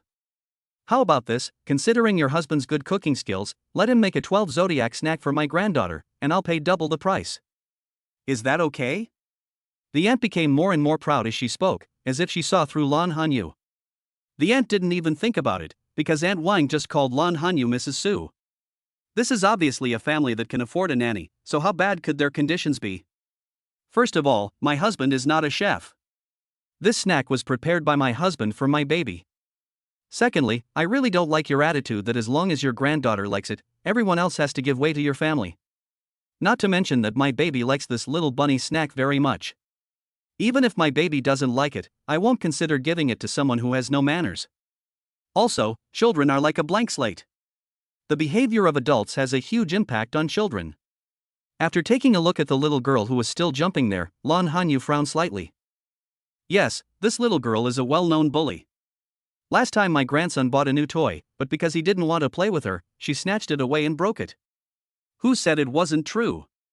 My little granddaughter was pushed down the slide last time. She went to her grandmother and said that my house was blocking her granddaughter. You just realized this now? My family never played with this little girl from the beginning. Yeah, you don't know. Her family and I live in the same unit. Usually, whenever the little girl takes a nap, her grandmother will definitely knock on the door if there's even a little noise from someone else's house. But now that we see this person, we won't even open the door. There are such weird people? Why don't you buy a villa if you are so pretentious? Yeah, isn't it said that her son can make a lot of money? Just buy a villa. Even if your granddaughter sleeps all day, no one will disturb her. It's all fake. He. It can be seen that the aunt and the little girl have long been celebrities in the community. When the onlookers heard what Lan Hanyu said, they all voiced their support. What do you want to talk about? Did I ask you for it? Besides, I'm here to buy it, not for free. Do you really need to be so nagging? After hearing what everyone said, the aunt not only did not show any sign of reflection, but instead, she acted like a cat whose tail was stepped on, with all her fur standing up. Give it to me, give me the bunny.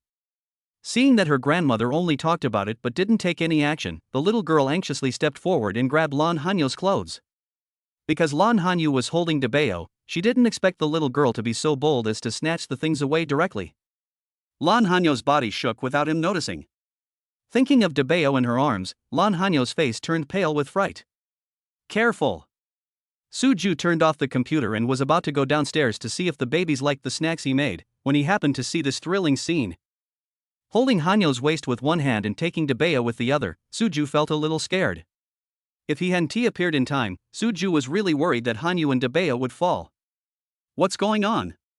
Seeing the little girl who was still trying to pounce on him, Suju glanced at her coldly. Probably frightened by Suju's aura, the little girl stopped and did not dare to move forward. She wants to grab the snack from Debeo. Lan Hanyu briefly explained what had happened, and Suju looked at the little girl with even colder eyes. Such a young child, for his own selfish desires, almost caused Hanyu and Debeo to fall. Suju knew that if this child continued to be raised like this, he would only be a selfish person when he grew up. Daddy. Debeo didn't know what he had experienced yet. He thought that his parents were playing the hug game with him, and he laughed happily. Papa. Seeing his father holding his sister, Xiaobao's little body also twisted in Grandma Wang's arms. Daddy, hold me. Suju took Xiaobao from Aunt Wang and held his daughter in each hand. Are you the baby's father? Did you make this snack? My granddaughter likes the snacks you make. Please sell this little rabbit to me. Seeing that her granddaughter almost knocked down the mother and baby, the aunt not only did not feel sorry at all, she even wanted to take the snacks in the baby's hand. You can't afford the snacks I make. Suju's tone became even colder when he saw that the old woman had no manners at all. How could I not afford it? My son makes a lot of money every month. Let alone buying a snack, even if I subscribe to you to make snacks for my granddaughter, it would be no problem at all. After hearing Suju's words, the old woman acted like a rich person. Grandma, I want that little rabbit. The little girl was obviously spoiled. She stared at the snack in Debeo's hand. The more she couldn't get it, the more she wanted it. Chapter 108, Free to Control. What's going on? Nyo, did someone bully you? Suju was just about to take the babies and Hanyu away and ignore the unreasonable grandparents and grandchildren when a sharp female voice came from a distance. Mom, Nyo wants a little rabbit. When the little girl heard her mother's voice, it was like she had found a stronger support. Pointing at the little rabbit in Debeo's hand, the little girl burst into tears. If the onlookers didn't know the whole story and the moral character of the little girl's family, they would probably have been deceived by the little girl's tears. Nyo, don't cry, Nyo, don't cry. What little rabbit does my Nyo want? Mommy will buy it for you. Like the little girl's grandmother, the young woman ran over and agreed to the little girl's request without even asking about the details of the matter. Mom, it's that little rabbit. With a pointing of her little hand, the little girl's tears flowed freely and she stopped crying all of a sudden. Sir, where did you buy the snack in your baby's hand? The young woman asked politely. I made it myself. Suju saw that the woman was at least not rude at the moment, so he answered. You made this yourself? Then can you give this little snack to my daughter? My daughter has been a picky eater since she was young. She rarely likes any snacks. No matter how expensive the snacks we bought her were, she would never even look at them. Hearing the young woman and the old lady saying the same thing, Lan Hanyu frowned. Why do this family always speak in a condescending manner? The little girl is obviously not a princess, but she has been spoiled with princess syndrome. Hanyu, let's go. Suju also realized that the little girl's mother's politeness at the beginning was probably all her politeness. Seeing the woman looking so righteous, Suju would not tolerate such a person. He didn't even pay attention to the woman. It was almost time for the babies to come down and play, so Suju prepared to take the babies home. Good. Lan Hanyu and Suju have the same idea. Some people really don't need to be paid attention to. Hey, why are you so rude? I'm talking to you, can't you hear me? Seeing that Suju ignored her, the young woman became anxious. There were so many people watching, and the woman felt that the baby's father was too disrespectful to her. For those who are impolite, why should they expect to be respected by others? After taking a look at the woman, he realized that Hanyu would have plenty of time to play with the babies in the community in the future, and Suju would not let anyone slander her at will. Who is being rude? It's just a small snack. Is there any need to be so stingy? Isn't he just a chef? It's amazing that he has some skills. My husband is the manager of a big company and drives a big BMW. You are just a small chef, why are you so arrogant? You don't want to give it away for free, right? Then name your price. Whatever price you ask, as long as my daughter likes it, we can pay any price. The young woman failed to achieve her goal and her true self was exposed. With her arms folded across her chest, the woman acted as if saying, I'm rich, so I'm the boss. In the woman's view, it was just a small snack. Even if the other party asked for a sky-high price, it would only be a matter of a few $dozen. If the other party has no bottom line and offers a price that is too high, the woman will definitely spread the matter in the community. Not for sale. Suju uttered 2 words coldly and glanced at the little girl who was about to come forward with her mother's support. Mom, I want that little bunny. The little girl really wanted to go forward and grab it. But when she saw Suju's eyes, the little girl still felt a little scared. Stepping back to her mother's side, the little girl pointed directly at the snack in Debeo's hand. Debeo, there are bad guys who want to steal your little rabbit. Debeo, eat it quickly. Seeing Debeo playing with the snacks, Suju reminded him loudly. Daddy. Debeo, who was having a lot of fun, raised his head when he heard his father's words. Debeo, eat quickly. Since that unreasonable family was coveting the snacks in Debeo's hands, Suju would not let them have any chance at all. No, Mom, I want that little bunny. Hearing Suju's words, the little girl screamed in panic. Daddy, eat. Dabeo understood what his father said. Seeing the little girl's expression, Dabeo also realized that that was the bad guy his father was talking about, who wanted to steal his little rabbit, right? The clever Dabeo put the little rabbit in his hand into his mouth. No, Mom, that's my little bunny. That one is mine, I want that little rabbit. Mom, hurry up and grab it for me. Seeing that Dabeo was about to finish eating the little rabbit, the little girl sat on the ground and started to throw a tantrum. This family is really terrible. Is this how they educate their children? It's obviously not theirs, but now they're acting like someone else has stolen their things. Baby, look at that little sister, you can't imitate her. That's right, Lele, Grandma is telling you that it's wrong to steal other people's things. If you follow that little sister's example, Grandma will spank you, do you understand? With such a good negative example, many people started educating their babies on the spot. What do you want me to say? What does my family's affairs have to do with you? My husband is capable, you are just jealous. Faced with being pointed at by others, the woman not only did not reflect on herself, but instead started to curse like a shrew. Ñoño, Grandma will hold you. The ground is dirty. You can't sit on it. The aunt, who had hardly spoken since her daughter-in-law appeared, hugged her granddaughter with heartache. What's wrong? What's wrong? What's going on? Mom, you sent me a message and asked me to come to the slide quickly. What happened? Why is Ñoño crying? Who bullied my Ñoño? A rapid male voice, with a slight breath, was heard, and it was obvious that the man had been jogging all the way here. It turned out that when the aunt saw that her daughter-in-law's help was useless, she sent a WeChat message to her son to come over. In the aunt's mind, there is nothing that cannot be handled if her son, who is a manager in a large company, comes forward. Dad, Dad. When the little girl saw her father appear, she felt even more aggrieved. The little girl thought that it was because the father of the baby with the little rabbit appeared that she failed to get the little rabbit. Otherwise, the baby's mother would have been pulled down by me, and I could have snatched the little rabbit from the baby's hand, right? Now, that baby has a father, and my own father is here too. Unfortunately, the little rabbit had been eaten. The little girl felt that her father came too late. Chapter 109. The evil ones complain first. Ñoño, don't cry. Daddy will hold you. The man looked at his daughter with a distressed expression and stretched out his hand, ready to take her. No, no. The little girl saw that Dabeo had finished eating the little rabbit. The little girl became very dissatisfied with her father who showed up at this time. She slapped her father's outstretched hand a few times, and as if still not satisfied, the little girl stretched out her foot and kicked the man hard. Hiss. The people around took a deep breath when they saw the little girl being so unreasonable. However, the little girl is also famous in the community. Considering the performance of the little girl's mother just now, no one has any expectations for the girl's education. Sure enough, after being kicked and beaten by his daughter, the man not only did not show any anger, but became even more anxious. What's wrong with Ñoño? Have you been wronged? Ñoño, if anyone bullies you, tell Dad and he will help you vent your anger. The man simply turned a blind eye to his daughter's unreasonable behavior. The onlookers shook their heads silently. It seemed that this little girl really cost a lot to raise. Daddy, she ate my bunny. Pointing at Dabeo, the little girl began to confuse right and wrong and act like a bad guy and complain first. Why are you lying, kid, even though you don't make sense?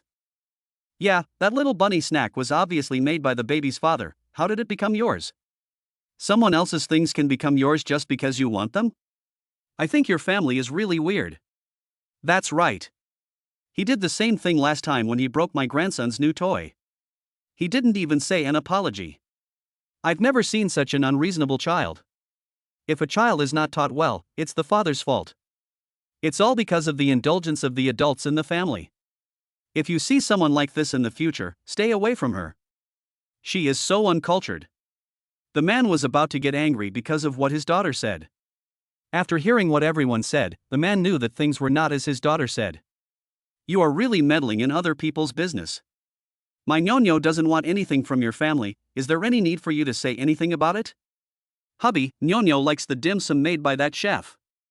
Ask him to name a price, and then make a set of dim sum with the 12 zodiac signs for Ñoño. As soon as the woman saw someone talking about her daughter, she immediately got angry. After saying a few words to the onlookers, the woman made a request to her husband. Chef. The man looked at Suju, who was holding Debeo and Xiaobao. He seemed to have seen this handsome guy somewhere before. Yeah, isn't it possible for a chef to make such a visually appealing snack? Naturally, the woman felt that her judgment was very reasonable. Husband, you are the manager of a big company and drive a big BMW. He is just a chef. You can just give him more money. She deliberately emphasized her husband's status again. The woman just wanted to give people a feeling of being superior. Big BMW? When the man heard his wife mention BMW, he finally remembered where he had seen the handsome guy. Didn't I see a brand new BMW X5 when I was leaving the community the day before yesterday? The man was driving a BMW X3. Naturally, he would take a few more glances at a car that was higher grade than his own. The man remembered that the chef his wife was referring to was the owner of the BMW X5. Think about it, you have to be a manager in a big company to afford a BMW X3. If the handsome guy is really a chef, why is he driving a BMW X5? The man felt that the handsome guy must be much more powerful than himself. At least his wife's idea of solving the problem with money is definitely not feasible for this handsome guy. Dad, I want a little rabbit, a little rooster, and a little bear. I want 2 little bears, Big Bear and Little Bear. No, I want 3, and 1 suiwa. After hearing what her mother said, the little girl immediately made a request to her father. Hey, Nyonya, how about Daddy take you to the cake shop to have a look? The man looked at Suju awkwardly. He really didn't dare to spend money to do things in front of the BMW X5 owner. No, I want that. Pointing at Debeo, the little girl started to throw a tantrum in her grandmother's arms. Hubby, what's wrong with you? We must find a way to satisfy Nyonyo's preferences. He's just a chef. Can't a big manager like you handle it? When the woman saw her husband backing off, she cried out in dissatisfaction. What do you know? He can't be a chef. The man pulled his wife and spoke in a low voice. Not the chef? How do you know? Do you know him? The woman obviously didn't believe what her husband said. I don't know him. Shaking his head, the man thought, it would be great if he knew a handsome guy. Of course a man would think it is a great thing to know someone who was richer than himself. How do you know he's not a chef if you don't know him? Because of her husband's denial, the woman's voice became sharp again. He drives a BMW X5. Knowing that his wife would not give up unless he gave a clear answer, the man told her everything he knew. BMW X5? How is this possible? The woman who had always defined Suju as a chef in her heart was somewhat unwilling to accept what her husband said. If others drive a BMW X5, doesn't that mean that the advantages that you have always been proud of are gone? I saw it with my own eyes. In order to prevent his wife from continuing to embarrass herself here, the man added affirmatively. Come on, let's go back. The man pulled his wife, knowing that it was impossible and not wanting to make himself embarrassed. Mom, I want a little rabbit. When the little girl saw that her father was going to take her mother away, she immediately refused. My body twisted and turned in Grandma's arms, and my aunt was a little overwhelmed. Nyonyo, don't move. Grandma can't hold me anymore. Before the aunt could finish her words, she fell to the ground with the little girl. Nyonyo. Because the man and the woman were some distance apart, they did not have time to step forward to support each other and could only watch the two fall. As for the onlookers who were nearby, due to the unreasonable nature of that family, no one stepped forward to help. Mom, I want a little rabbit. I want a little rabbit. The little girl who was picked up was still crying. Debeo, Xiaobao, we are home.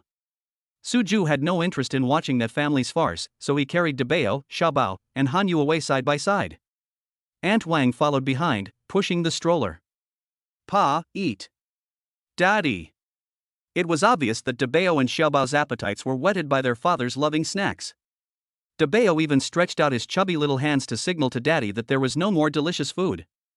Daddy, can you prepare it for the baby tonight? Suju would definitely not refuse his daughter's request. Daddy. Pa. Hearing that their father agreed, Debeo and Xiaobao laughed happily. Chapter 110. Xiaobao is so fair. Mom, I want a little rabbit. The little girl naturally heard what Suju said. Thinking about the two little babies having such delicious snacks in the evening, the little girl felt even more aggrieved. No, that's not for sale. Mommy will take you to buy something better, okay? Because of what her husband said, the woman had no choice but to face reality. No, I want that. Ouch, can someone help me? I think my waist is sprained. Seeing that her son and daughter-in-law had no time to pay attention to her, the aunt reached out to the onlookers for help. It's better to stay away from her. If she blames you later, you won't be able to afford the compensation. Someone said this, and everyone took several steps back at the same time. You guys. Let's go, this family will only teach the children bad things. Yes, I feel like the air here is stale. Let's go, it's time for my grandson to take a nap. The aunt wanted to say something, but unfortunately no one paid attention to her. In such a huge amusement park, in an instant, only that unreasonable family was left. Daddy. Little Bunny. Pop, Piggy. In the elevator, when Debeo and Xiaobao saw the storage boxes that originally contained snacks, they thought of the beautiful and delicious snacks again. The two babies are in their father's arms, fully expressing their love for the snacks. However, the babies' abbreviated expressions have changed the meaning a little. Puff. When Lan Hanyu heard what Xiaobao said, she couldn't help but burst out laughing. Xiaobao, Daddy is not a pig. Looking at Hanyu, who was laughing heartlessly, Suju could only correct Xiaobao's words himself. Yes, Xiaobao, Daddy is not a pig, Daddy is. In order to make up for her mistake of laughing, Lan Hanyu also spoke. Mom, Piggy. When Xiaobao saw that his father and mother had spoken, he immediately changed his words cleverly. Xiaobao, Mommy is not a pig either. Lan Hanyu, who didn't expect to eat the melon on himself, explained with some embarrassment. Our Xiaobao wants to eat pigs, right? Seeing Hanyu's embarrassed expression, Suju just laughed out loud. Xiaobao is so fair. Pig. Seeing that his father got the answer right, Xiaobao shouted even more happily. Ding! I detected that the babies really like the snacks prepared by the host. Congratulations to the host for winning the reward top treasure appraisal skills. Suju was teasing the two little babies when the voice of the system suddenly popped up in his mind. As the system's voice fell, a lot of knowledge about treasure appraisal appeared in Suju's mind. At the same time, Suju felt that his eyes seemed a little different for a moment. Suju couldn't tell exactly what the difference was. However, Suju always felt that his eyes had become much brighter than before. Daddy, little bunny. Debeo saw that his parents were talking to his younger sister and tried hard to feel his own existence. Because of Debeo's words, Suju temporarily put aside his top-level treasure appraisal skills. Debeo wants a little bunny, can Daddy make it for you tonight? Suju would not neglect either of his two precious daughters. Daddy. After getting a positive answer from his father, Debeo happily hugged his father's neck. Bite. This time it was the sound of the elevator door opening. Debeo, Xiaobao, we are home. When they arrived at the door of their house, Suju was holding the babies, so Lan Hanyu took out the key and opened the door. Aunt Wang followed behind and pushed the stroller to the entrance. Debeo, Xiaobao, Mommy and Grandma Wan will hold you. Knowing that Suju had classes in the afternoon, Lan Hanyu and Aunt Wan each held a baby. Suju, go and get busy. Having learned from the experience of Debeo going to school last time, whenever Suju goes out, Lan Hanyu and Suju will definitely speak in a more obscure way. Okay, I'll be back later. Last time Fahai said there would be a summary exam, and I don't know if there will be an exam today. If it is an exam, it will definitely take longer. Suju had told Hanyu in advance. Okay, be safe. Lan Hanyu was worried that Debeo and Xiaobao would find out that their father was going out, so she gave Aunt Wang a hint, and the two of them, each holding a baby, walked towards the balcony. Seeing Hanyu closing the doors between the living room and the balcony, Suju felt like he was carrying out a secret mission very sneaky. Hello, Brother Ju.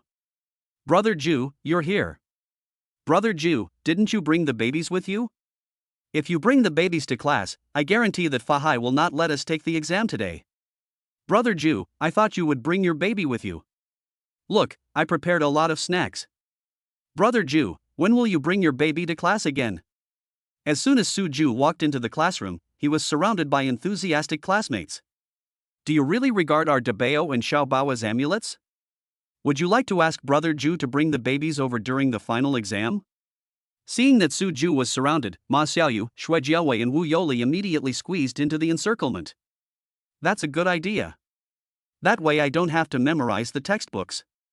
I can just bring the marketing book and copy it. Dream on.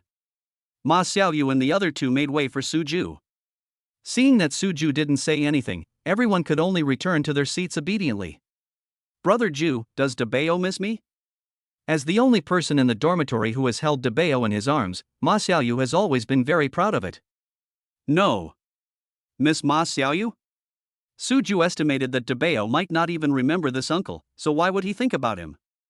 Ha, Ma Xiaoyu, I told you that you are too cocky, right?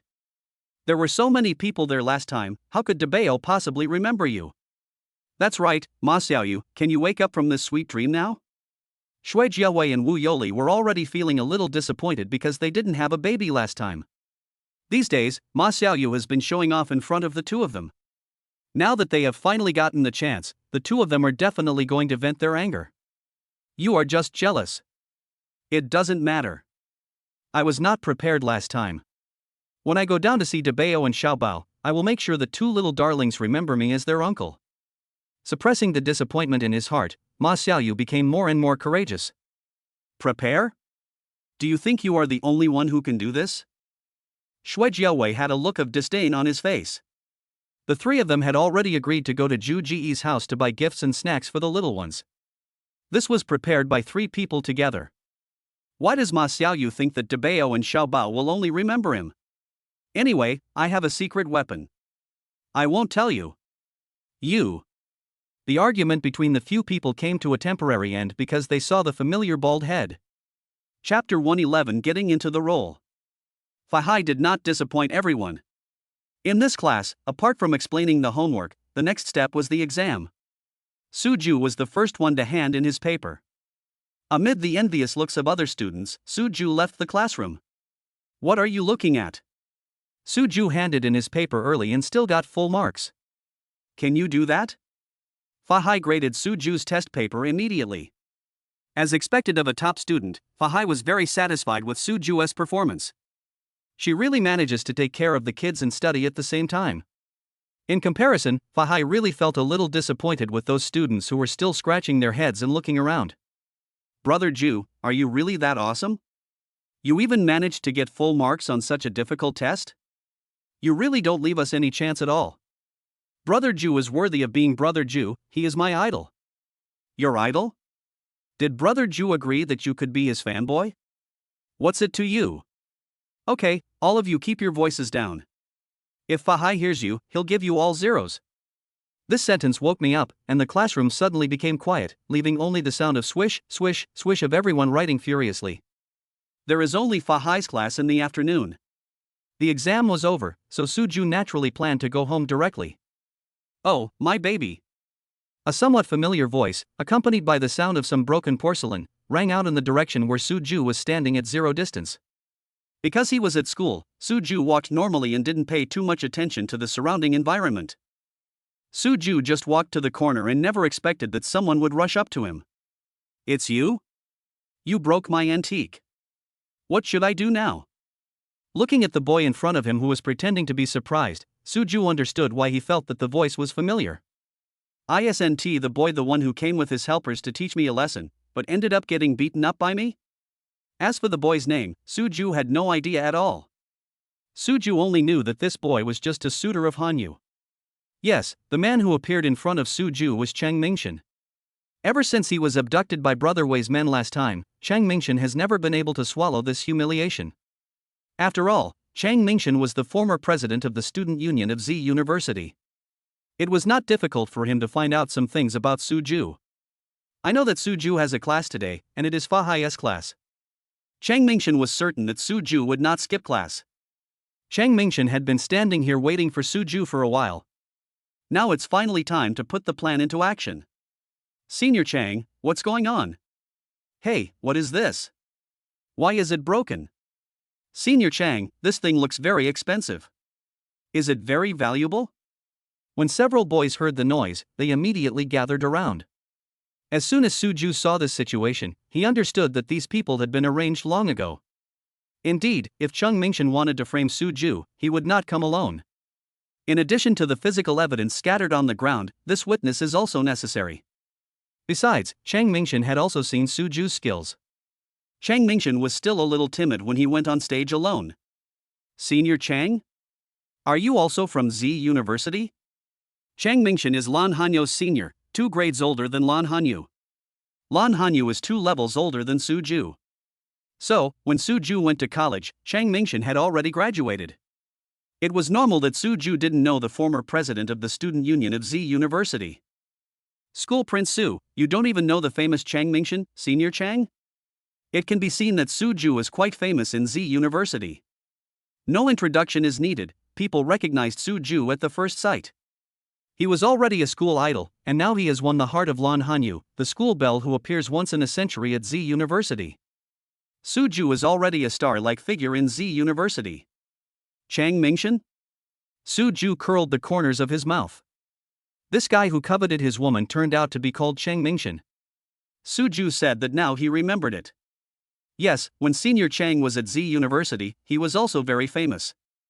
Unfortunately, Senior Cheng is a few years older than you, Schoolboy Su, so it's normal that Schoolboy Su doesn't know Senior Cheng. The few boys who were watching seemed to be introducing Cheng Mingshan to Su Ju on purpose, and they described him in great detail. Okay, don't say anything irrelevant. Su Ju, you broke my antique, tell me what to do. Seeing that others introduced themselves in this way, but Su Ju still looked as if it was not a big deal, Cheng Mingshan felt a little embarrassed. Cheng Mingshan felt that since Su Ju didn't take him, his senior, seriously, there was no need for him to waste time talking. Today Cheng Mingshan came here just for Su Ju. One reason was that Su Ju stole his goddess. Cheng Mingshan already knew that Lan Hanyu had given birth to twin babies for Su Ju. Now that he already has a child, Cheng Mingshan naturally won't have any other fantasies. However, Cheng Mingshan couldn't swallow this resentment. Another point is that Brother Wei lost face last time. Cheng Mingshan also attributed this to Su Ju. Cheng Mingshan was determined today to teach Su Ju a lesson. Yes, Su Ju, you broke all of Senior Cheng's antiques. You will have to pay a lot of money for this. They were called here to act in the first place, and as soon as the sponsor opened his mouth, the extras naturally got into their roles. Yes, I saw it too. It was Su Ju who broke Senior Cheng's antique. Senior Cheng, how much is this antique worth? I wonder if Su Ju can afford it. The extras were very dedicated and recited the lines they had prepared in advance word for word. This is a vase from the Qing dynasty. My father bought it at an auction for 10 million yuan. Seeing that the warm-up was almost done, Cheng Mingshan spoke proudly. As Cheng Mingshan spoke, he glanced at Su Ju with pride. In Cheng Mingshan's mind, hearing the 3 words 10 million, Su Ju should be so scared that he would kneel down and beg for mercy, right? 10 million. It's not 10,000 or 20,000. For many people, a fortune of 10 million is impossible to achieve even if they work hard for their entire lives. Cheng Mingshan had inquired and found out that Su Ju was just an ordinary junior student. Of course, when Cheng Mingshan inquired, Su Ju had not yet driven the BMW. In addition, Cheng Mingshan witnessed with his own eyes the old neighborhood where Su Ju and Lan Hanyu lived. Cheng Mingshan became even more certain that Su Ju was just a poor student.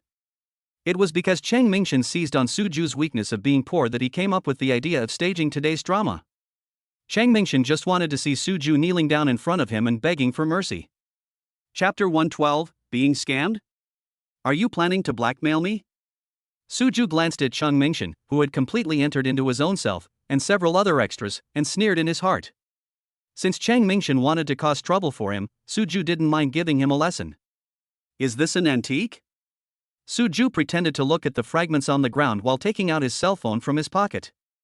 At an angle that Cheng Mingshan and the others didn't notice, Su Ju turned on the recording function. Standing up, Su Ju took the phone in his hand seemingly casually, but pointed the camera at Cheng Mingshan. Of course mine is an antique. Besides, this is not just an ordinary antique, this is an antique worth 10 million. In Cheng Mingshan's mind, Su Ju, a poor student, would definitely not be able to tell the difference between antiques and non-antiques. How much this fragment is worth is up to you to decide, right? You just said I hit you? I was just driving straight ahead normally, but you suddenly came out from the corner and bumped into me. Judging from what happened just now, it seems more like you are scamming me. Seeing that Cheng Mingshan seemed to have him under control, Su Ju raised the corner of his mouth. How could I try to scam you? This is an antique worth 10 million. You're just a poor student. Would I try to scam you with such a valuable item? Chang Mingshan didn't expect Su Ju to be so calm. Normally, wouldn't a normal person be terrified when hearing that they had broken an antique worth 10 million? How could someone analyze the situation so calmly like Su Ju? However, what is the use even if Su Ju was calm? Chang Mingshan said that he had found a lot of witnesses. Thinking that Su Ju had stolen his goddess, Chang Mingshan decided that he must make Su Ju live in misery for the rest of his life. Consider it a punishment for Su Ju stealing Lan Hanyu. I don't know what you think, but I was driving straight ahead normally, and it was you who rushed out from the bend. There shouldn't be any problem with that, right? If it doesn't work, go to the security room and check the surveillance. There happens to be a camera there, which should have recorded everything that just happened. Su Ju had already observed Chang Mingshan and the extras when they started their performance. Not far away there really is a 360-degree, all-round probe with no blind spots. Su Ju knew that although Chang Mingshan wanted to say that he was the one who hit him, this claim was untenable. Camera? Following Su Ju's gaze, Chang Mingshan raised his head in confusion. When were cameras installed here?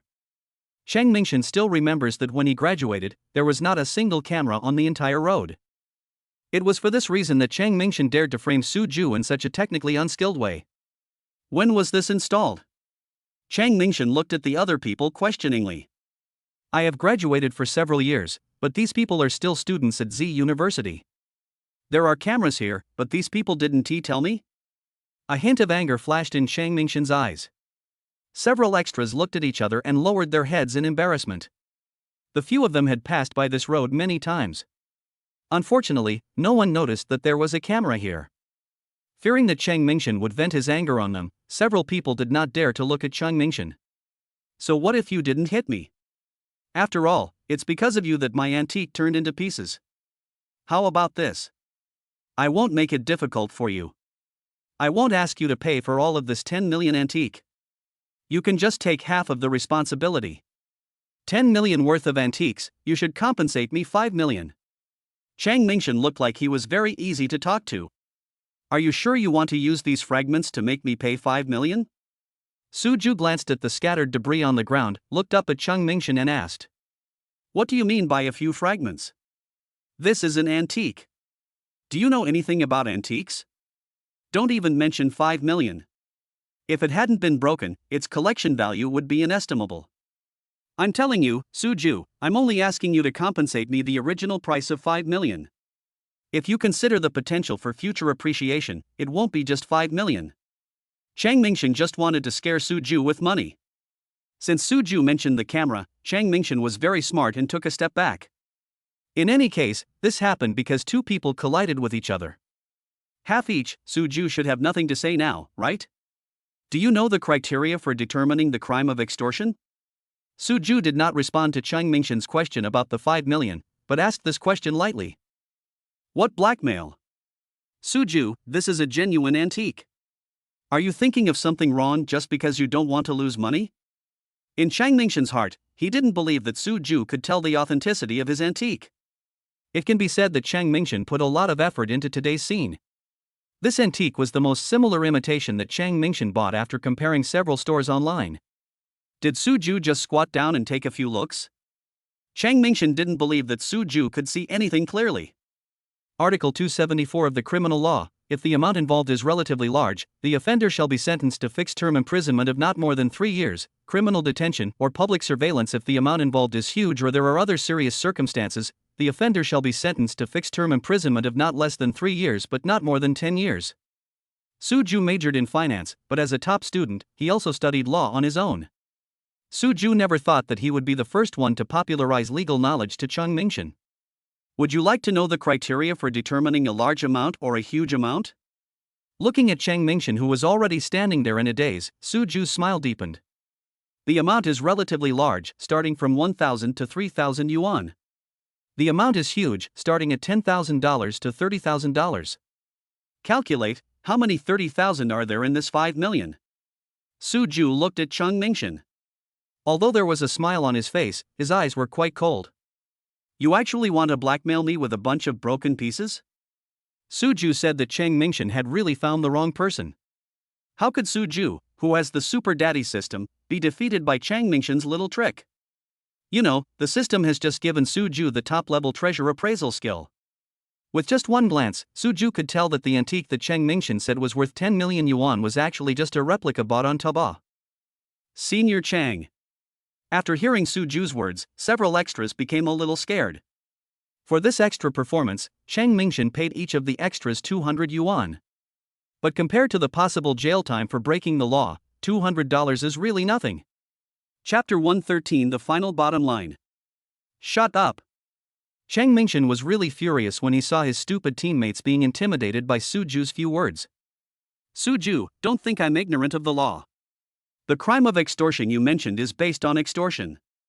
I am just asking you to compensate me for my losses. It has nothing to do with extortion. You all saw that it was because Suju and I collided, and the antique in my hand fell to the ground and broke into pieces, right? Because there was surveillance there, Chang Mingshan consciously changed his statement this time. Yes, we all saw it. Senior Chang and Suju bumped into each other. I saw that, too. We also saw that after the two of them collided, the antique in Senior Chang's hand fell to the ground. After hearing what Chang Mingshan said, the extras also felt that Suju was just trying to scare people. They all stood up and said that they were witnesses, but some of them actually had their own plans in mind. Anyway, he just said that he saw Chang Mingshan and Suju collide with each other. As for the antiques that Chang Mingshan mentioned, no one mentioned it. In this way, even if it is extortion, it is only Chang Mingshan's business. Suju, don't make a last-ditch effort. You must take half the responsibility for my antiques. Pay 5 million, or I'll call the police and let them handle it. You choose one. I'm kindly reminding you that if you have a bad record in your file, you may not be able to graduate successfully. By then, not to mention whether Hanyu will continue to follow you, I don't even know how you will support your twin babies. When it comes to Lan Hanyu, Chang Mingshan has a gnashing of teeth in his expression. Call the police. After all, extortion crimes also need to be handled by the police. When Chang Mingshan mentioned Hanyu and his baby, not only did Suju's eyes become cold, but even his tone lacked a trace of warmth. Hanyu and the two little darlings are Suju's last bottom line. Even if Chang Mingshan just mentioned it, Suju would definitely not allow it. What blackmail? Suju, you keep saying that I'm blackmailing you. This is slander. I can sue you. Chang Mingshan didn't expect Suju to take the initiative to mention calling the police, and he began to feel uneasy. Slander? What did I slander you about? Without giving Chang Mingshan a chance to speak, Suju kicked the debris at his feet. Chang Mingshan, you were walking around the school with an antique worth 10 million? Are you crazy, or are you rich and gave you the antique worth 10 million as a toy? Is this the Qing dynasty vase you mentioned? Do you know how to identify porcelain from the Qing dynasty? Have you heard of shapes, glazes, patterns, and inscriptions? The shape of the vase is based on the mouth, belly, and bottom. Although it has been broken, the porcelain pieces at the bottom are still there. The workmanship is so crude. Do you dare to say that this is a vase from the Qing dynasty? There are also body and glaze. During the Kangxi, Yongzheng, and Qianlong periods of the Qing dynasty, the Jingdezhen porcelain industry reached its peak in history. The blue and white, 5-color, 3-color, Langyao red, Kaopi red, and enamel varieties were all unique in style. Chang Mingshan, if you want to find a replica, please be careful. Chang Mingshan, you don't know that porcelain patterns have distinct era characteristics and different style features, do you? Let me explain to you that the proportions of various parts of Ming and Qing porcelain are well handled, and the proportions look harmonious, which is generally difficult to achieve with imitations. For example, yours has stiff lines, sloppy handling, and is too unnatural, so it can be directly judged as an imitation. After Suju shared a lot of knowledge, Chang Mingshan and the extras were dumbfounded. Suju, you are just quibbling. Anyway, my dad spent 10 million to buy this antique, so you have to compensate me. Chang Mingshan didn't understand anything Suju said. Now Chang Mingshan can only threaten Suju by insisting that his antiques are worth 10 million. Everything that should be recorded has been recorded. Since Chang Mingshan was the one who started this matter, Suju doesn't need to be kind enough to consider Chang Mingshan. After turning off the recording function, Suju dialed 110. Hello, I want to call the police. Someone is trying to extort 5 million yuan from me here. My name is Suju, and I'm at the East Campus of Z University. Okay, I'll wait for you here. After hanging up the phone, Suju saw Chang Mingshan with his mouth wide open. Suju, you dare to call the police? You were the one who broke my antique, you are just blaming me for something else. Chang Mingshan was actually very scared. Although he was still holding on, it could be seen from Chang Mingshan's trembling body that he could no longer hold on. That's Su Shuevu, we are just passing by. You and Senior Chang should solve the problem between yourselves. Yes, we were just passing by, we didn't see anything. School Prince Su, we won't delay your work, we. The extras saw that Suju had exposed all of Chang Mingshan's tricks. Now Suju has called the police again. No one wants to ruin their bright future because of $200. They all took a few steps back, hoping that Suju would let them go. I recorded everything you said just now when you helped Chang Mingshan slander me for breaking his vase. By shaking the phone in his hand, Suju successfully stopped those who were about to escape. School Prince Su, I don't know if Senior Chang, no, Chang Mingshan's antique is a replica. Yes, Su Xiaoqiao, I didn't know that Chang Mingshan's antiques were fake. We just heard the noise and thought you knocked over Chang Mingshan's things. We were simply led astray by Chang Mingshan. All of this was caused by Chang Mingshan alone. It really has nothing to do with us. All relationships that rely on money become worthless in the face of greater interests. Compared with his own future, the 200 yuan given by Chang Mingshan is really insignificant. Who said my antiques are fake? Is Suju the only one who can tell whether an antique is real or fake? Chang Mingshan now truly believes in this sentence, I'm not afraid of God like opponents, but I'm afraid of pig like teammates. Originally, Chang Mingshan still held out hope that as long as everyone spoke with one voice, there was still hope of defeating Suju. But seeing how cowardly those people were, Chang Mingshan finally realized the feeling of picking the wrong person. Su Xiaoqiao, can we go now? No one paid any attention to Chang Mingshan. The extras now just wanted to escape from this dangerous place as soon as possible. Seeing more and more classmates gathering around them, several people knew that if they couldn't get away before the police arrived, they might be in big trouble. Chapter 114, Shooting Yourself in the Foot. It's impossible to leave. After all, you guys are also witnesses. Suju had no intention of letting those people off so easily as they had plotted against him from the beginning. However, compared with Chang Mingshan, a few minions certainly can't amount to anything. What Suju wanted was for Chang Mingshan to shoot himself in the foot. Didn't Chang Mingshan invite these extras to serve as witnesses? Suju let these people continue to serve as witnesses. As for which side's witness to serve on, it is not up to Chang Mingshan to decide now. No, Su Xiaoqiao, we are not witnesses. We were just passing by and were misled by Chang Mingshan. Su Xiaoqiao, he's right, we didn't see you bump into Chang Mingshan, we didn't see anything. In order to clear themselves, several people simply changed their tone. Isn't this consistent with what you said at the beginning? Do you really think I can't see it? Or do you think the police are fools? Shaking the phone in his hand, Suju's meaning was very clear. The police are not so easy to fool. Schoolboy Su, what do you want us to do? Suju glanced at the extras who were talking and smiled. They were not that stupid. It's very simple. Just tell the police what you know honestly. Suju's tone was very calm, as if he was talking to these people about the weather. Got it, Su Xiaoqiao, we will tell the police the truth.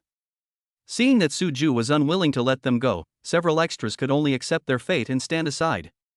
Suju.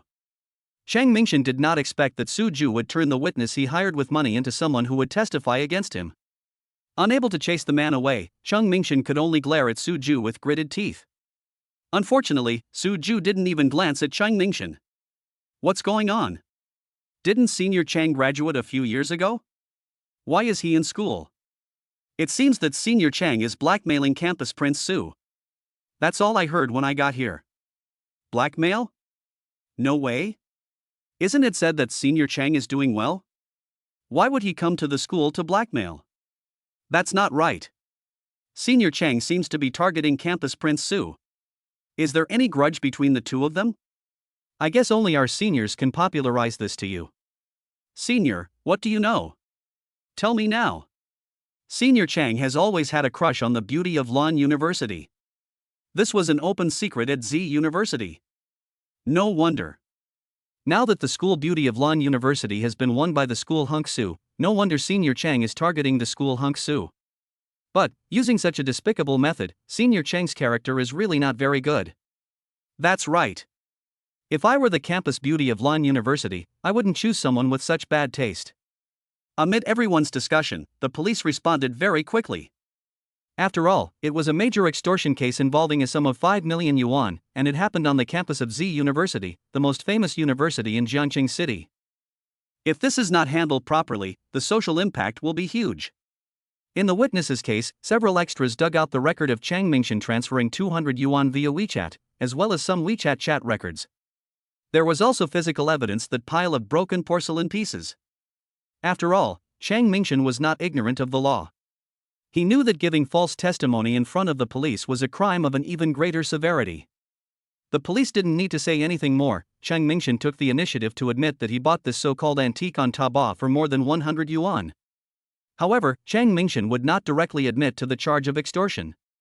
Chang Mingshan kept arguing that he just wanted to play a joke on Su Ju.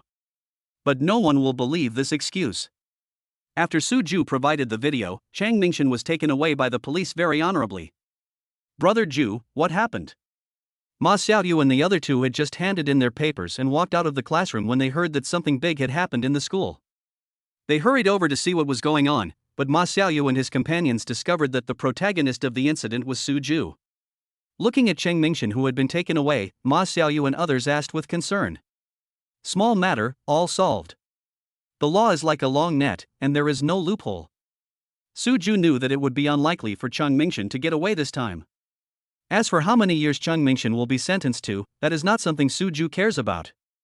Brother Ju, who is Chang Mingshan?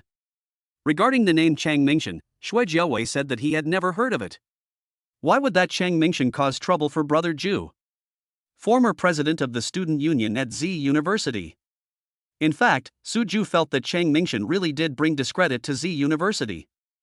I guess Chang Mingshan has set a precedent, becoming the first student union president of Z University to be imprisoned. Is this the quality of the student union president?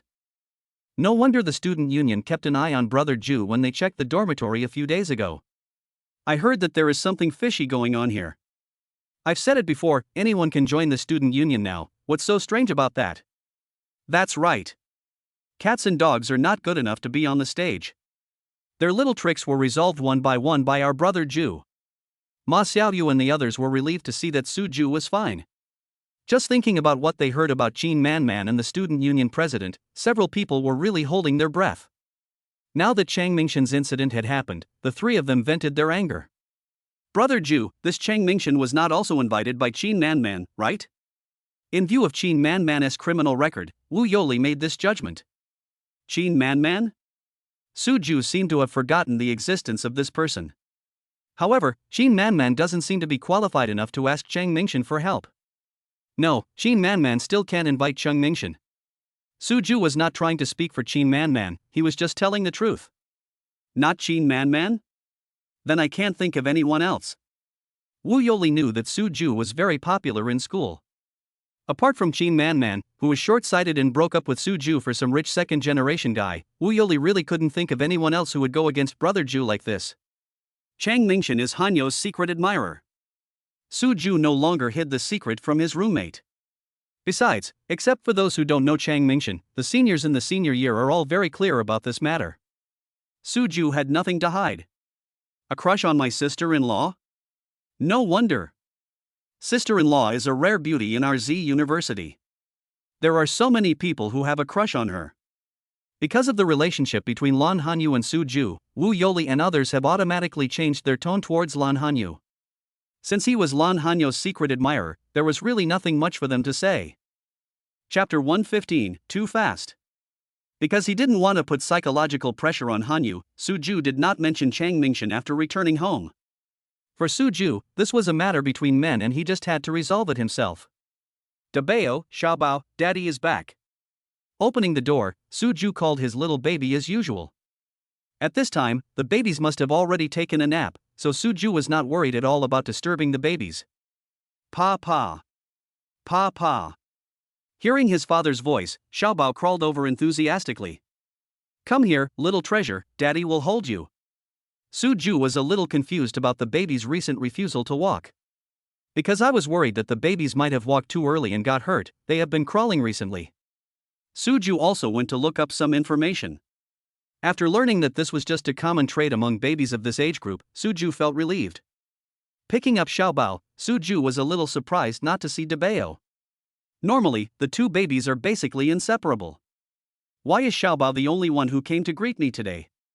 Xiaobao, where's your sister? Suju and Lan Hanyu have been consciously teaching the two babies to distinguish between older sister and younger sister. When Xiaobao heard the word sister, he immediately understood that his father was talking about Debeo. Elder sister. Although he can't say sister continuously yet, Xiaobao's progress is already very obvious. Xiaobao kept muttering sister while pointing in the direction of the bathroom with his little hand. My sister is in the bathroom. Suju understood Xiaobao's meaning immediately. Suju, you're back? Debeo is in the bathroom. Hearing the voice, Lan Hanyu walked out of the master bedroom. Seeing the small pants in Hanyo's hand, Suju understood that they should be replaced for Debeo. It seems that Hanyu was looking for a change of pants for Debeo just now. No wonder Xiaobao was alone in the living room. Since there was nothing dangerous in the living room, Lan Hanyu naturally felt at ease letting Xiaobao stay in the living room alone for a while. I'll give the pants to Aunt Wang. Ever since Suju hired a nanny, Lan Hanyu has really felt a lot more relaxed. Otherwise, in a situation like today, Lan Hanyu would definitely have to complete it all by himself in a hurry. Okay, I'll take Xiaobao to the balcony to play. Suju put down his school bag, carried Xiaobao, and walked to the balcony. Daddy! Daddy! Debeo, who was dressed cleanly, had actually heard his father's voice a long time ago. Now, as soon as Debeo is taken out of the bathroom, he will anxiously look for his father. Debeo has become a sweet baby. Suju smiled and said as he took over his daughter who had already stretched out her little hand to him. Daddy! I don't know if Debeo was shy, but he actually buried his head in his father's neck. Xiaobao, do you think your sister is embarrassed? Suju looked at Debeo's reaction and laughed. After hearing what his father said, Xiaobao went to pull his sister. After a while, Debeo quickly forgot about his shyness and started to pull Xiaobao along.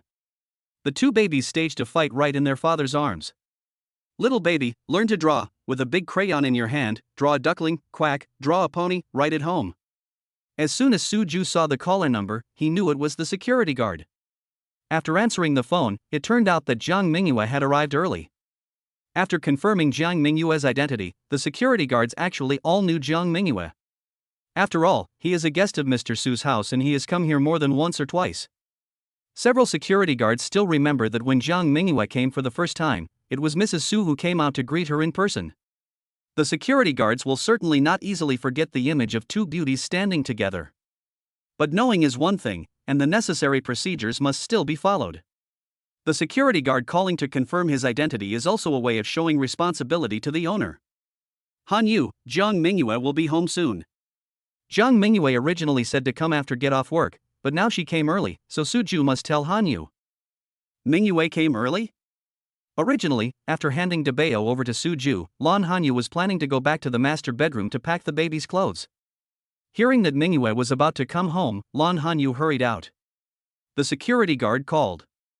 Suju discovered that since he agreed to sing for Jiang Mingyue had obviously been much more idle. At the very least, Jiang Mingyue now comes to her home during working hours every now and then. This was the first time Suju had seen such a mobile type of work. Maybe this is what makes entertainment companies different from other companies. Otherwise, Jiang Mingyue would not have had so much time to help Hanyu take care of Debeo and Xiaobao. Ding dong, ding dong. The doorbell rang twice in a hurry, and Lan Hanyu hurried to open the door. Hanyu, help me pick it up quickly, it's so heavy. When Lan Hanyu opened the door, he didn't see Jiang Mingyue, but saw several large bags blocking the door. Lan Hanyu quickly took a few bags, then noticed Jiang Mingyue who was blocked behind. Mingyue, how come you have so many things? Are you planning to move? In the past, Mingyue would bring things for Debeo and Xiaobao every time she came, but this was the first time that Lan Hanyu had encountered so many things. If Lan Hanyu didn't know that Mingyue was not married yet, she would have thought that Mingyue had quarreled with her husband and ran away from home. What do you mean by moving? These are for your Suju. Jiang Mingyue, a girl, was already out of breath after walking such a long distance carrying things.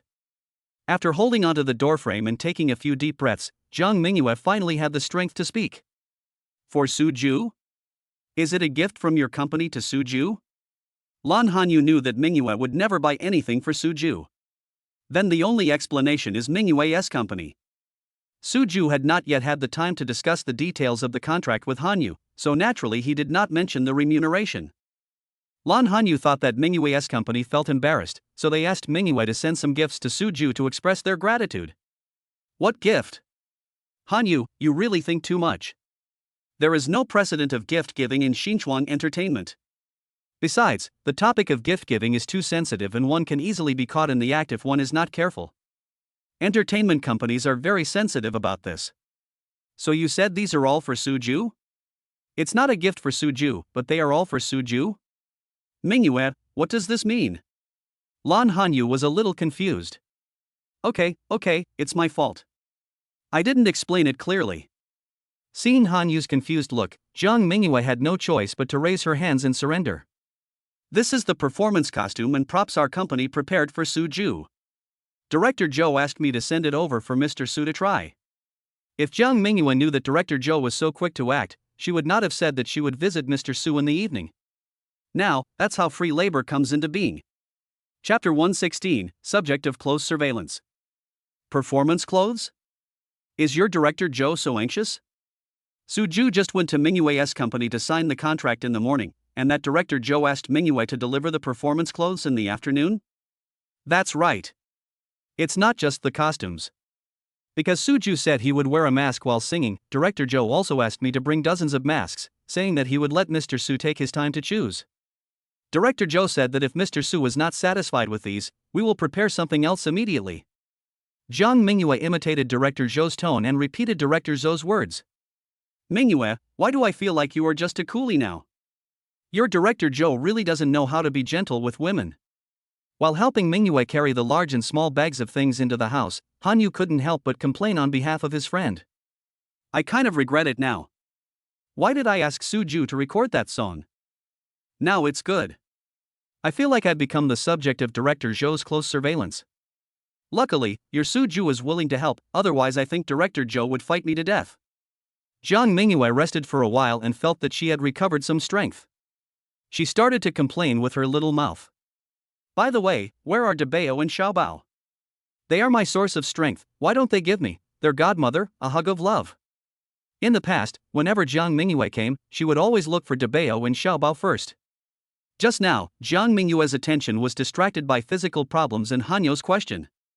Debao and Xiaobao? Lan Hanyu said that the babies were at home, and Suju had just been talking to her while holding Debao and Xiaobao. Glancing into the house, Lan Hanyu discovered that Suju was holding the babies on the balcony.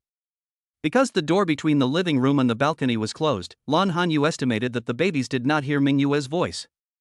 No wonder Debao and Xiaobao had no reaction to the arrival of their godmother. Indeed, at this time, Debao and Xiaobao were looking at the pigeons flying in the sky. The cooing sound of the pigeon attracted the attention of Debao and Xiaobao. Debao, Xiaobao, this little bird is called a pigeon. The dove has always been considered a symbol of peace. In fact, pigeons have another meaning. Pigeons are also messengers of love and are called lovebirds. Although he knew that Debao and Xiaobao might not understand what he said, Suju still taught the babies seriously. Koku. Koku. Debao and Xiaobao really didn't understand what their father meant, but the two little babies were indeed very interested in the sound of pigeons. At first, Xiaobao imitated the pigeon's call, and then Debao also called. Then it turned into pigeons in the sky flying and calling, and the two babies at home were calling happily on the balcony. Suju looked at the babies' happy expressions and started laughing too. The father, his two daughters and their two children were having a great time together, and no one noticed Jiang Mingyue's sad look. Hanyu, I feel that my position in Debao and Xiaobao's hearts has not only been surpassed by Suju, but now I am even inferior to a small pigeon. Suju is the father of Debao and Xiaobao, so it is understandable that Jiang Mingyue is ranked at the back. But, it's just a small pigeon, Jiang Mingyue is really unwilling to accept. Mingyue, are you embarrassed? Debao and Xiaobao just didn't notice that you, their godmother, were here. You are such a grown-up, but you are still jealous of a little pigeon? This is really shameful. Lan Hanyu couldn't help but complain when she saw her good friend's exaggerated look. Mrs. Su, Miss Jiang is here. Aunt Wang, who came out of the kitchen, was now very familiar with Zhang Mingyue. Knowing that Zhang Mingyue was Lan Hanyo's good friend, Aunt Wang took the initiative to greet her. Hello, Aunt Wang. Zhang Mingyue also has a good personality and called out sweetly. Mrs. Su, Ms. Zhang, where should we put these things? Let me get them. Looking at the large and small bags at Lan Hanyu and Zhang Mingyue's feet, Aunt Wang was ready to step forward to help. Aunt Wang said that she would feel bad to let two delicate girls carry so many things. Auntie Wang, let's take it together and put it in the living room. There is strength in numbers. The three of them took all the things Zhang Mingyue brought to the living room. Thank you, Aunt Wang. Thank you, Mrs. Su. Not forgetting that Hanyu had just mocked her for being jealous of a little pigeon, Zhang Mingyue imitated Aunt Wang and called Hanyu Mingyu. Knowing that her best friend was teasing her, Lan Hanyu raised her fist, ready to teach her a lesson. Mrs. Su, are you going to kill someone to silence them? Auntie Wang, help me, Mrs. Su hit me. Mingyue, I'll stop talking nonsense. How could I say something nonsense? Aunt Wang always calls you Mrs. Su.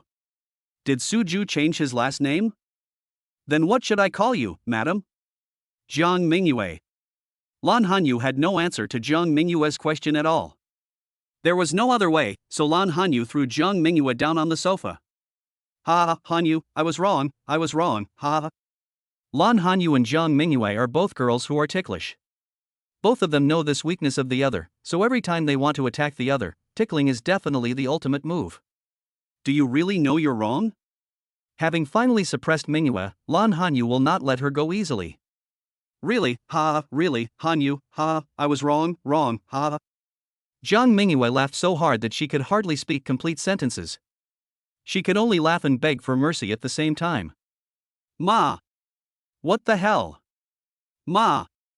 Lan Hanyu, who had originally planned to ask Mingyue to give a profound guarantee, had to give up temporarily because of the intervention of Dabao and Xiaobao. There was no way, even though the doors to the living room and balcony were closed. But the noise made by Lan Hanyu and Zhang Mingyue was so loud that it was hard for Dabao and Xiaobao not to be attracted. The little pigeons in the sky had already flown very far away. Seeing their mother and godmother having so much fun, Dabao and Xiaobao couldn't help themselves. The little babies couldn't bear it any longer as they twisted their little bodies in their father's arms and let their father carry them into the living room as they wished. The two of them staggered to their mother's side. The younger one pulled his godmother's hair, and the older one grabbed his mother's clothes. The babies said they wanted to play too. Dabao, Xiaobao, please save your godmother. Your mother is so mean. As soon as she saw her savior, Zhang Mingyue forgot that she was still under Hanyu's threat. Mingyue, are you slandering me in front of the babies? Lan Hanyu moved her little hands a few more times, and only stopped temporarily when she saw Zhang Mingyue's body curled up due to the itch. Dabao, Xiaobao, Mom is playing games with godmother, do you want to join us? Since the babies are willing to participate, Lan Hanyu will naturally not refuse them. Chapter 117, Hands Off Shopkeeper. Ma! Ma! The little ones were very excited when they heard their mom talking about playing games. Big treasure, little treasure, godmother is a little itchy, can we help godmother scratch it together? As Lan Hanyu spoke, he smiled proudly at Mingyue. Lan Hanyu knew that with the addition of the babies, Mingyue would definitely not dare to move at all. Because I'm afraid of accidentally hurting the babies. What the hell? What the hell? Dabao and Xiaobao have very strong comprehension abilities. With their mother's leadership, the baby's little hands went straight up. No, Dabao, Xiaobao, godmother doesn't feel itchy anymore, please stop tickling me. Seeing Dabao and Xiaobao stretching out their hands, Zhang Mingyue really didn't dare to move. The killing power of Dabao and Xiaobao is actually very weak. After all, this is the first time for the babies to learn the skill of tickling and they don't know how to do it at all. However, Lan Hanyu, with the help of the babies, no longer needs to face Mingyue's desperate resistance. It's quite easy to scratch this itch. Hanyu, I will never dare to do this again, please let me go. Looking at her good friend, the mother and daughter soldiers, going into battle, Zhang Mingyue knew that she was really outnumbered. Big treasure, little treasure, godmother isn't itchy anymore, so we won't scratch her anymore. When godmother feels itchy again in the future, can we, Dabao and Xiaobao, help her tickle together? Feeling that it was about time, Lan Hanyu stopped what he was doing. Ma! Ma! Dabeo and Xiaobao probably still felt that they had not had enough fun, and they looked up at their mother at the same time. Why does the godmother stop feeling itchy when the babies just tickle her? Dabeo, Xiaobao, godmother really doesn't itch anymore. As soon as Jiang Mingyue was freed, she sat up straight. Holding a baby in each hand, Jiang Mingyue was really afraid that the babies would be too enthusiastic. What the hell? What the hell? The babies who were hugged by their godmother still had their little hands on Jiang Mingyue's clothes, and they were reluctant to let go. Mingyue, how about letting your goddaughter show her filial piety again? As a mother, Lan Hanyu must be very clear about what the babies are thinking. Looking at Mingyue with some pride, Lan Hanyu felt that he had someone to take over even his tickling needs. No, Dabeo and Xiaobao, godmother has brought you some candy. Jiang Mingyue quickly picked up her bag from the ground and took out the lollipop that she had prepared long ago. This is a candy specially designed for babies, and its ingredients are different from ordinary lollipops. There is no need to worry about any bad effects on babies after eating it. Sugar. What the hell? When seeing something delicious, baby's foodie nature is immediately exposed. Stretching out her chubby little hands, Jiang Mingyue was finally no longer restricted. Suju, Director Zhou asked me to get some costumes and masks for you to choose from. Seeing Suju standing in the living room, Jiang Mingyue spoke a little embarrassedly. Now we are at Suju's home, which is different from the rental house we lived in Hanyu before. Jiang Mingyue didn't know whether Suju would be disgusted by the way she and Hanyu played around. Can't I wear my own clothes? To Jiang Mingyue's surprise, Suju did not look unhappy at all. In fact, Suju was quite happy to see Hanyu and Jiang Mingyue quarreling with each other. In Suju's heart, Hanyu should always live a carefree life. Taking 2 steps forward, Suju looked at the 2 large bags full of clothes and wondered if Director Zhou was being too thoughtful. I'm just singing a song, not participating in a talent show. Do I need to prepare special performance clothes? If you don't like these, our Director Zhou said that we can equip it according to your requirements. This was Director Zhou's specific instruction, and Jiang Mingyue said that she had no right to refuse. Of course, if Suju didn't want to, it would be a different situation. But Jiang Mingyue still said everything that needed to be said without missing a word. This is a problem of Jiang Mingyue's attitude towards work. Of course, if you refuse, I will definitely convey your opinion to Director Zhou. Now that they were talking about work, Jiang Mingyue's expression became a little more serious. No need for the costumes, just look at the masks. Since Jiang Mingyue said that she could refuse, Suju naturally didn't hesitate. For Suju, it doesn't matter what he wears when singing. What matters is that he can cover his face. Okay, I'll talk to Director Zhou about the costumes tomorrow. Suju, take a look and see what kind of mask you like. Kicking the 2 largest bags aside, Jiang Mingyue felt that she had really been taken advantage of. The 2 big bags contained performance costumes, which Director Zhou specially asked Jiang Mingyue to bring. Unfortunately, Suju rejected it without even taking a look at it. Jiang Mingyue secretly vowed that she would make a phone call to ask clearly before doing any hard labor in the future. In a situation like today, just consider it a lesson learned. Suju, I brought all the masks in the company. Take a look. Which one do you like? Knowing that the mask is the most important thing, Jiang Mingyue also takes it very seriously. Pig. Dabeo and Xiaobao were holding lollipops in their hands and were not idle either. When they saw their godmother opening a bag, the babies immediately saw the Zhu Beiji-shaped mask at the top. Dabeo, Xiaobao, you don't want your dad to wear this mask, do you? Jiang Mingyue held the Zhu Beiji mask in her hand and looked at it for a while. She really couldn't imagine what the scene would be like when Suju wore this mask. Don't even think about it. Suju glanced at the mask in Jiang Mingyue's hand with disdain and rejected it outright. Let's change it. Jiang Mingyue really wanted to see what Suju looked like wearing the Zhu Beiji mask. Seeing that Suju had no room for negotiation, Jiang Mingyue very wisely took up another mask. There is no way. Suju is now the key guest specially instructed by Director Zhou. Jiang Mingyue dare not offend him. How about this little bunny? Childish. What about this fox mask? Not good. Where's the wolf's head? Jiang Mingyue, are all the masks in your company related to animals? Suju really had no interest in these animal-shaped masks. You don't like small animals? Suju, why didn't you say so earlier? There are no animal-shaped items in this bag. Hanyu, you should help Suju pick one. Jiang Mingyue felt that Su Ju was a little difficult to serve, so she directly pushed this difficult task to her good friend. Who made Su Ju Han Yu's man? Serving Su Ju is definitely what Han Yu should do. Jiang Mingyue, the hands-off boss, is doing a pretty good job. Chapter 118 Lan Hanyu's girlhood dream. Su Ju, how about this? It looks a bit like the mask that Mamoru Chiba wore when he transformed into Tuxedo Mask in Sailor Moon. Lan Hanyu didn't think too much about it. Mingyue asked her to help Su Ju choose, so Lan Hanyu naturally took on the task. As for what Jiang Mingyue was thinking, that Su Ju was difficult to serve, to Lan Hanyu, it seemed very normal. Su Ju doesn't tea like animal shapes, can't he just change it? What's so difficult to serve? After carefully choosing for a while, Lan Hanyu took out a black mask. Is it real? Let me see. Jiang Mingyue must also be a Sailor Moon fan.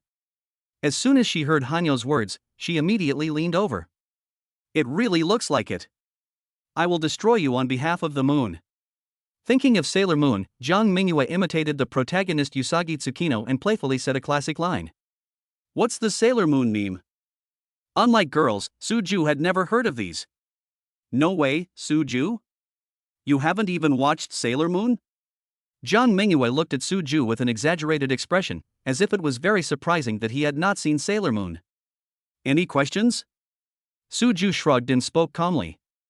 No problem, no problem. It's normal for you boys not to like watching it.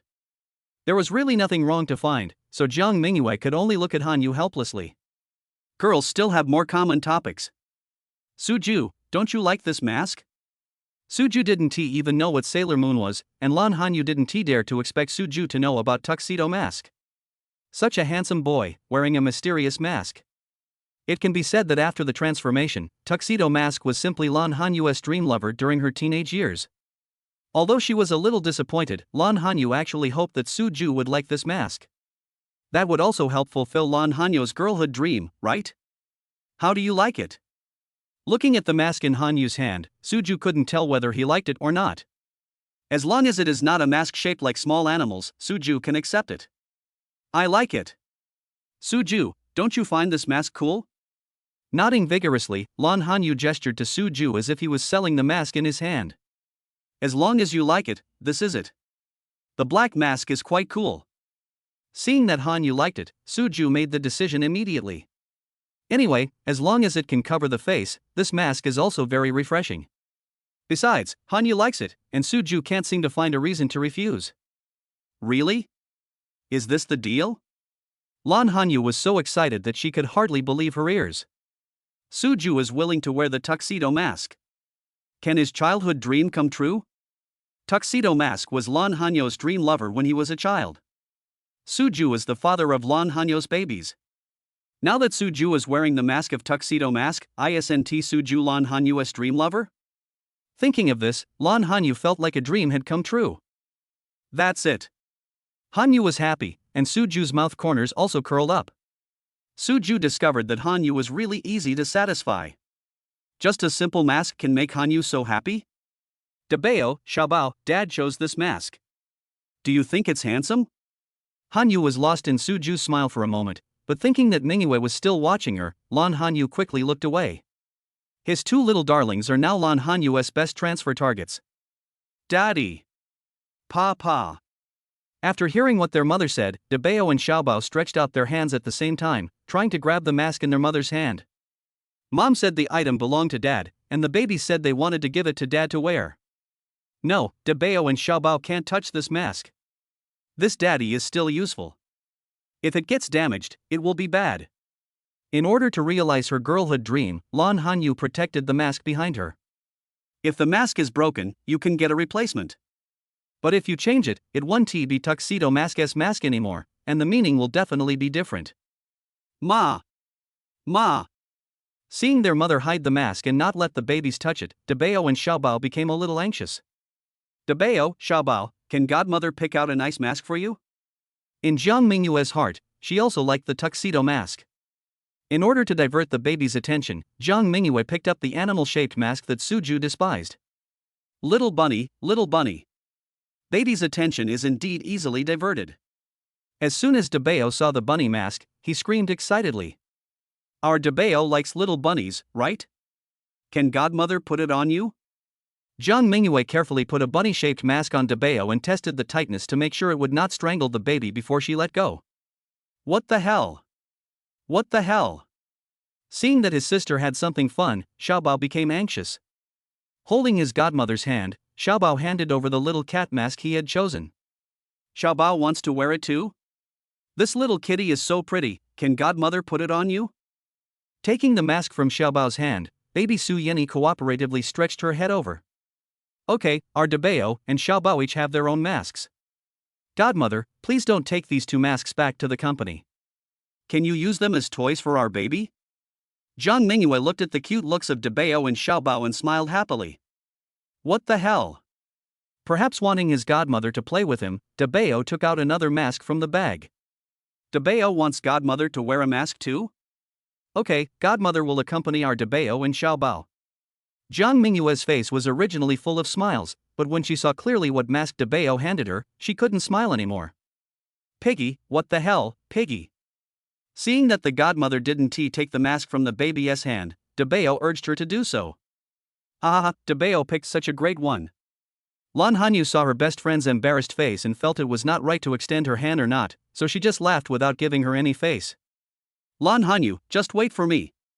After glaring at Hanyu who was grinning smugly, Jiang Mingyue turned to look at Debeo and her tone suddenly changed. Debeo, Godmother wants to discuss with you whether you can change the mask for Godmother? A mask in the shape of Zhu Beiji. Jiang Mingyue said that although she was not as pretty as Hanyu, she was still a beauty after all. This Zhu Beiji really doesn't match me at all. Jiang Mingyue rejected this mask from the bottom of her heart. Chapter 119, Almighty Husband. What the hell, Piggy? But Debeo also has his own persistence. In Debeo's opinion, the mask in his hand might be very cute. In line with the principle that good things should be shared, Debeo held up the Zhu Beiji mask in his hand very persistently. Mingyue, why don't you just obey Debeo? Maybe the Zhu Beiji mask will look different on you. Lan Hanyu has been teased by Mingyue recently about her and Su Ju. Now that Debeo has finally come forward to help him avenge, Lan Hanyu definitely cannot miss such a good opportunity. Debeo, can you give this mask to Mom?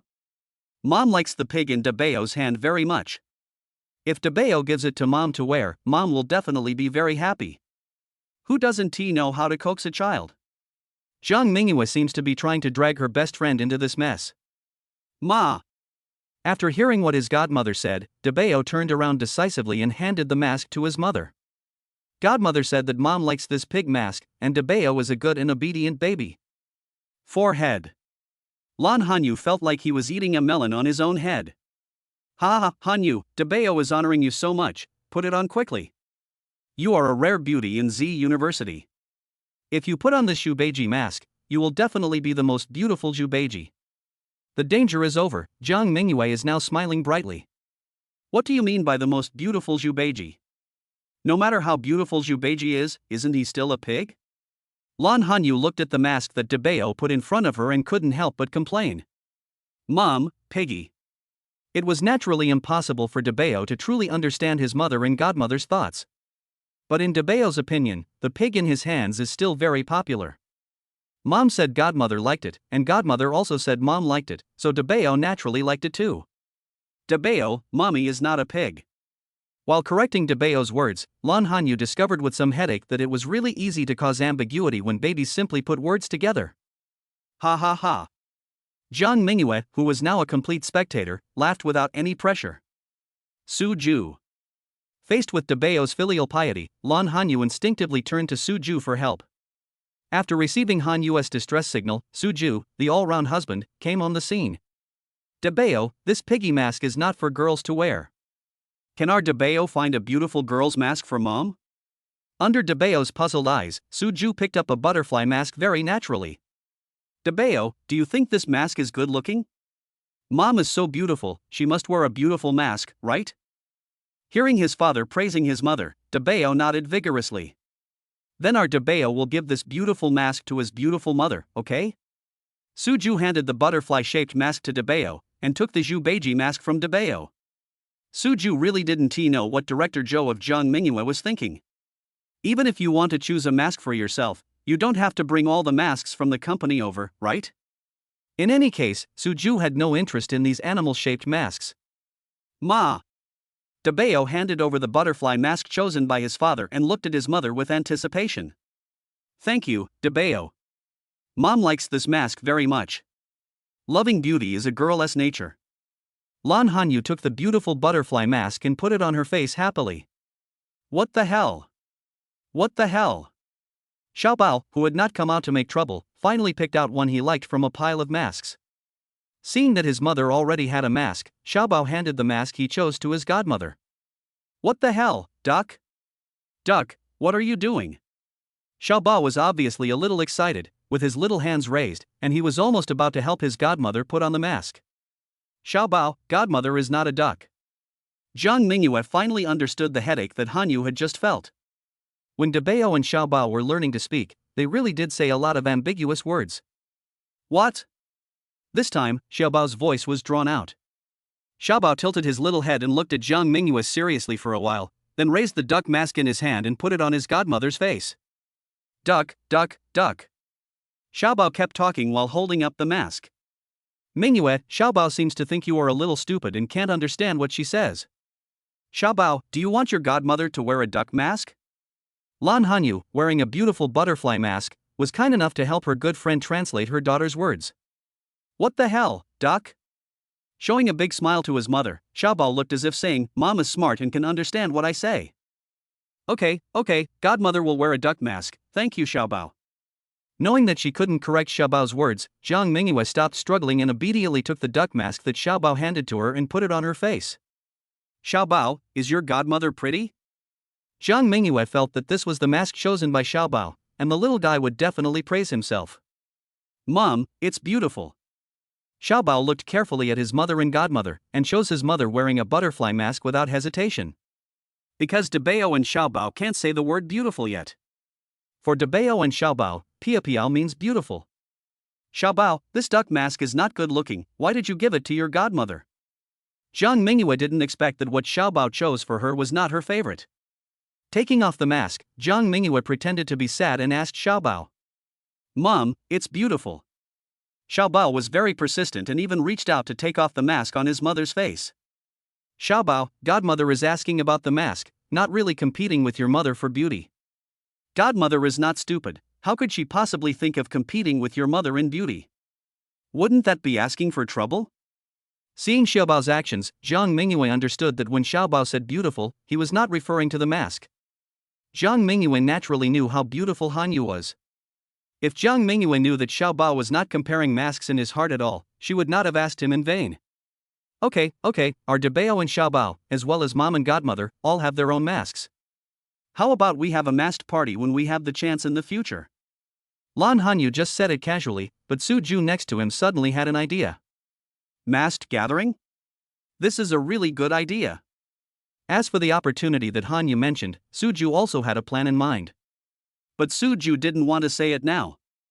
Wouldn't it be more meaningful to give Hanyu and the babies a surprise when the time comes? I agree, a masked gathering is nice just to think about. We'll have to call more people. If it's just us, it won't make any difference whether we wear masks or not. When Zhang Mingyue heard that there was something fun, she immediately became excited and started to make suggestions. Chapter 120 Laughter. Pa. Do. After playing for a while, Xiaobao suddenly crawled towards his father. Suju picked up Xiaobao who had crawled to his feet, and Xiaobao immediately pointed at his belly and started screaming. Daddy! Seeing his sister getting a loving hug from his father, Dabeo immediately staggered over. Daddy, hold me. Suju has become accustomed to holding his two daughters at the same time. Children are like this. When they see one being hugged, the other will definitely take action immediately. Daddy! Do. Following his sister's example, Dabeo also pointed to his little belly to his father. What's wrong with Dabeo and Xiaobao's tummies? Daddy, take a look. Su determined knew that Dabeo and Xiaobao must want to eat delicious food. Suju teased the babies intentionally and pretended not to understand. Do. Dad said he wanted to see, so Dabeo and Xiaobao stuck out their little bellies so that Dad could see more clearly. Our Dabeo and Xiaobao's bellies are bulging. Did they eat too much? Deliberately misinterpreting the baby's meaning, Suju held back his smile and looked at his little darlings. Daddy. Papa. When the little babies heard their daddy say that his belly was round, they immediately lowered their heads to look at their bellies. Then, after inhaling, the babies were satisfied to see that their bellies were no longer bulging, and they started asking their dad to check again. It's amazing how Dabeo and Xiaobao's tummies are no longer round and bulgy all of a sudden. Let Dad guess why it's like this. Are the babies hungry? Under the expectant eyes of Dabeo and Xiaobao, Suju finally guessed it right. Daddy. Papa. Dabeo and Xiaobao clapped their hands happily when they saw that their father finally understood what they meant. However, in this way, the babies naturally cannot breathe anymore. Ah, Dabeo, Xiaobao, your bellies are round again. Jiang Mingyue, who was watching the show on the side, laughed unceremoniously. These Dabeo and Xiaobao are so cute. How can they hide their big round bellies? In the past, Lan Hanyu was worried that the babies' bellies were too round, so she asked the doctor about it. Lan Hanyu felt relieved after knowing that all babies behave like this when drinking milk. Dabeo and Xiaobao are both girls. If their bellies are always round, Lan Hanyu would be very worried about their figures when they grow up. I can only say that after becoming a mother, Lan Hanyu has a lot of things to worry about. In fact, even from a genetic point of view, the lovely Dabeo and Xiaobao must have great figures. Both mom and dad have long legs and perfect figures, a combination of a handsome man and a beautiful woman. How could Dabeo and Xiaobao be so different? Daddy. Papa. After being exposed by their godmother, Dabeo and Xiaobao shyly buried their heads in their father's neck. Our Dabeo and Xiaobao's bellies are not bulging. Are they hungry? The babies are shy, and Suju will naturally not help outsiders bully his babies. Knowing that Dabeo and Xiaobao didn't have a good appetite at noon, Suju didn't make many medicinal paste snacks. At that time, Suju just wanted to stimulate the baby's appetite. Considering the time, those few snacks are really nothing to Dabeo and Xiaobao. Dabeo and Xiaobao felt hungry, which was a very happy thing for Suju and Lan Hanyu. In this way, the two don't have to worry about the baby's loss of appetite. Dad, belly. Papa. Dad knew that the babies were hungry, so Dabeo and Xiaobao felt relieved. Looking up, the little babies blinked their beautiful big eyes and looked at their dad expectantly. The snacks made by Dad are delicious and fun to play. The babies want to eat the snacks made by Dad. Want some snacks made by Dad? Suju immediately understood the messages conveyed by the baby's eyes. Suju was very happy that his cooking skills were recognized by his babies. Daddy. Papa. Nodding vigorously, Dabeo and Xiaobao said that this is what they were waiting for their dad to say. Dabeo and Xiaobao go play with mom and godmother first. Dad will make some snacks for you. The babies have needs, and Suju will naturally satisfy them. Putting the two babies down, Suju walked towards the kitchen. Hanyu, your Suju can cook? Lan Hanyu has now become accustomed to the address of your Suju. Suju's cooking skills are amazing. There is nothing unnatural about it. Suju is originally from our family. No way? Hanyu, if you say Suju is good at studying and singing, I believe it, but what about his cooking skills? Shaking her head, Jiang Mingyue clearly didn't believe it. Among today's young people, few boys, even girls, know how to cook. Jiang Mingyue herself is a very good example. Jiang Mingyue's concept of a kitchen is just to cook some instant noodles. If I want Jiang Mingyue to do something else, I guess I can tear down the kitchen. Of course, Jiang Mingyue knew that Hanyu's cooking skills were good. What about Suju? Jiang Mingyue felt that Hanyu said this just out of consideration for Suju's face. You don't believe it? Jiang Mingyue's face clearly showed the following 4 words, I don't believe it. Lan Hanyu smiled and didn't say anything more. There are some things that Mingyue has to see with her own eyes in order to be convinced. Dabeo, Xiaobao, come to mommy and godmother, let's wait for daddy to make delicious food, okay? Lan Hanyu had already taken off the mask on his face and stretched out his hands, waiting for Dabeo and Xiaobao to crawl over to the sofa. Ma! Ma! Hearing their mother's call, Dabeo and Xiaobao crawled over happily. In the kitchen, Suju took a quick look at the ingredients in the refrigerator. Thinking that the baby's appetite should be normal again, Suju planned to change the snacks this time. There are bananas at home and the babies like to eat them, so Suju decided to make a banana toast roll. In this way, not only babies can eat it, but adults can also eat it as a snack. Take out the toasted bread and remove the edges. Take the bananas from the storage counter on the small balcony, peel them, and cut them into the same length as the toast. Suju put the toast on the prepared sushi mat, then put the banana on the toast, used the sushi mat to roll the banana in the toast, and then rolled it tightly with a little force. Basically, the preliminary preparations were done. Considering that babies are still young, it is not suitable for them to eat a lot of fried food. Suju only put a little oil in the pan, fried the toast until golden brown and served it out. Then it's sliced and plated. These are not difficult tasks for people who have some cooking skills. Suju, who possesses top-notch royal cooking and painting skills, certainly would not serve such simple snacks to his two little darlings. Taking out the condensed milk specially used for baby food, Suju drew a vivid and lifelike animal on each small slice. Done. Suju clapped his hands, expressing his satisfaction with his work. Chapter 121, Color, Fragrance, and Aroma. Dabeo, Xiaobao, it's time to eat. Because he didn't want the little animals on the snacks to get mushy, Suju put them on two large plates. Pa. Daddy. When they heard that there was something delicious, the babies, who were having fun with their mother and godmother, immediately abandoned the two beauties. Take a small round table, which is a small dining table specially prepared for babies. Suju placed the round table in front of the sofa, and Dabeo and Xiaobao immediately crawled over. Pa. Bunny. Pointing at the little rabbit shape on the snack, Dabeo thought of the little rabbit he had eaten at noon. Dabeo, Xiaobao, wash your hands first. He stopped Dabeo and Xiaobao from reaching for the snacks.